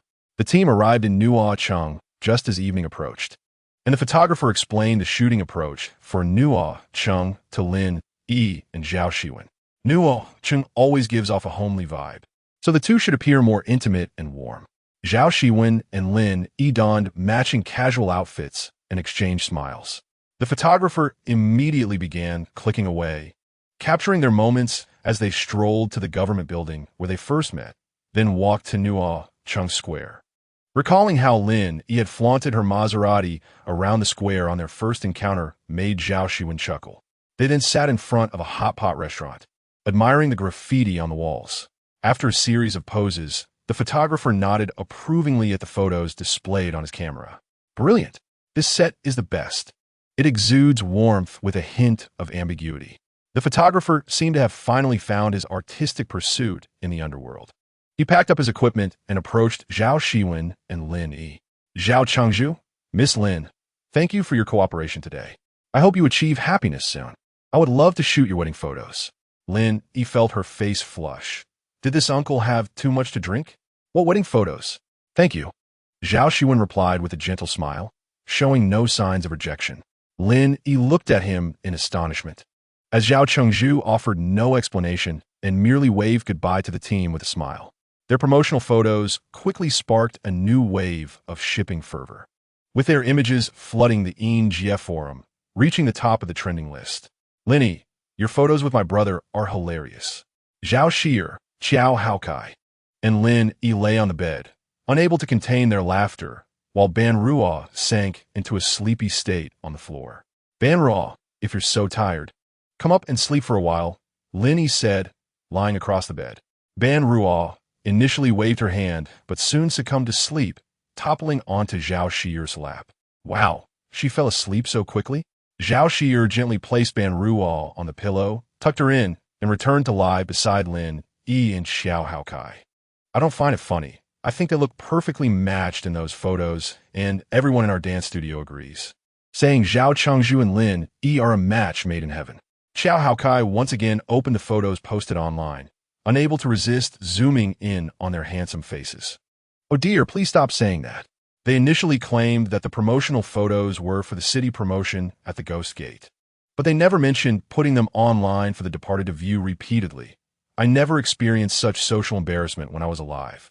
Lin Yi covered her head with the blanket. Zhao Xier pulled the blanket down, saying, You don't understand. This is the internet effect. The Ming Emperor and the others must believe that these photos can not only promote, but also create a favorable public opinion, bringing joy to the departed. Isn't that wonderful? Lin Yi turned her head to look at the photo in Zhao Xier's hand. If what she said was true, it seemed to ease her heart a little. Zhao Xiwen sat at the table, diligently reviewing documents, when his peripheral vision caught sight of Zhang Zishuan leaning against the wall, engrossed in something. A faint smile gracing his lips. What are you doing? Zhao Xiwen could no longer contain his curiosity and finally inquired. Zhang Zishuan immediately straightened up. Reporting to the city lord, I made no sound. Zhao Xiwen pressed his fingers against his temples and replied, But your expression is already quite distracting. Zhang Zishuan pouted in grievance and placed his phone on Zhao Xiwen's desk. I was just looking at this. Zhao Xiwen raised an eyebrow, reluctantly picking up Zhang Zishuan's phone, revealing promotional photos featuring City Lord Zhao and Lin Yi. The two appeared natural and amiable in the images, and with the subtle touch of a photo editor. The atmosphere was perfectly enhanced. The promotional department has been performing remarkably well lately, Zhao Xiwen mused, quite pleased with the photo shoot, especially feeling that the two of them were a perfect match, right? I've already watched it several times. You and Lin Yi are simply too compatible. Zhang Zishuan leaned closer, unable to suppress his praise. Sensing Zhang Zishuan's proximity, Zhao Xiwen moved the phone away slightly and tossed a remark back to him. Download the photos and send them to my phone. He then returned to his documents. With the rapid development and optimization of various cities, Nuo Cheng decided to host its annual food festival to seize the commercial initiative, inviting the spirits from various cities to indulge in local delicacies. Lin Yi and Zhao Xiwen wove through the stalls, savoring authentic snacks from Nuo Cheng, some of which they had never encountered before. Lin Yi, do you think my brother is hosting this food festival to boost performance before the assessment? Zhao Xiwen said, chewing on flavorful, stinky tofu. What assessment? Lin Yi tilted her head in confusion, appearing utterly lost. Zhao Xiwen rolled her eyes dramatically. Sister, after all the effort you all put in over the past year, opening shops, talent shows, and promotional photos, wasn't it all for the assessment set by the Underworld Emperor? Within a year, the spiritual capacity, per capita income, public satisfaction, and GDP must all increase by 50%. You haven't forgotten, have you? Zhao Xiwen concluded, noting Lin Yi's bewildered expression. City Lord Zhao. Before Lin Yi had time to ponder this matter, she spotted Zhao Xiwen among the crowd, undeniably strikingly handsome. City Lord Zhao, you are here too. Lin Yi quickly moved to Zhao Xiwen's side, observing Zhang Zishuan fixated on Xiao Hao, who was responsible for generating excitement through dance, and couldn't help but chuckle. Secretary Zhang, your eyes are practically glued to her. Zhang Zishuan snapped back to reality, his face flushed red, suddenly recalling something, and pulled out a plastic mask from behind him. I brought you something fun. Lin Yi leaned in for a closer look, revealing a mask that depicted a face remarkably resembling her own. Is this me? Lin Yi curiously examined the mask, marveling at its exquisite craftsmanship. Yes, and there's one for City Lord Zhao too. You wouldn't know, but there's a stall selling your couple-themed products, and they're quite popular. I had to squeeze for ages to grab yours. City Lord Zhao sold out. Following Zhang Zishuan's guidance, Lin Yi approached that stall, marveling at the array of masks and various cards. She couldn't help but admire the vendor's business acumen. See if there's anything you need, the vendor turned, calling out to Lin Yi and Zhao Xiwen. Banruo? Lin Yi exclaimed in shock upon recognizing the vendor's face. Oh, you two are here as well? Banruo, unfazed, continued managing her business while addressing the two. What? Want to buy some of your own cards? They might appreciate in value. Lin Yi flipped through the small cards featuring various angles of herself and City Lord Zhao, rolling her eyes at the sight. Wow, this one my brother took is so cute. How much is it? Zhao Xiwen held up a photo of Lin Yi and Zhao Xiwen helping out in a hot pot restaurant. Friendship price, 10 million apiece. Zhao Xiwen promptly pulled out a crisp piece of Underworld currency and waved it at Banruo. You really know how to do business. Lin Yi sighed, realizing that Banruo's stall was the most popular in the entire market, and she felt a headache coming on. Isn't this Lin Yi? A group of young girls whispered while holding up the small cards of the two. Indeed, this is the real Lin Yi. Anyone want an autograph photo? Limited to 30 copies. First come, first served. Banruo shouted, instantly drawing people from other stalls to see the commotion. Lin Yi was quickly surrounded. A signature pen thrust into her hand, and she began signing the small cards. It was clear that Banruo emerged as the biggest winner of the day, counting her Underworld currency with a smile. As the lively Nuo Cheng market drew to a close before nightfall, the administrative department swiftly arranged for the stalls to be dismantled, leaving the ground clean and tidy. Zhao Xiwen stood in his office, gazing at the now tranquil Nuo Cheng, feeling an unprecedented sense of calm within. He tightened his grip on the documents he held. It wasn't until a knock at the door broke the silence that Zhao Xiwen realized he had been standing by the window for quite some time. Lin Yi's little head peeked through the door, prompting Zhao Xiwen to relax and smile. Still awake at this hour? Lin Yi entered, holding a cup. I came to bring you some bedtime milk. Zhao Xiwen paused, as he had never developed a habit of drinking milk. Coffee was his lifeline. 1 cup every day from now on. I guarantee you'll sleep well at night. Lin Yi handed the milk to Zhao Xiwen, who hesitated for a moment before gulping it down. To his surprise, the milk flowing down his throat brought a soothing sensation to him. Look at this. Zhao Xiwen suddenly seemed to remember something and handed the documents to Lin Yi. She unfolded it, her eyes gradually lighting up with surprise. So, our assessment not only met the standards, but exceeded expectations? Zhao Xiwen nodded, having just received the assessment results and eager to share them with Lin Yi. Does that mean we succeeded? Lin Yi, suppressing her inner joy, looked at Zhao Xiwen. You could say that. It's a momentary victory. Zhao Xiwen smiled as he gazed at Lin Yi's slightly tousled hair. Lin, he called her name, his voice suddenly husky, causing the girl to shiver. Thank you, Lin Yi.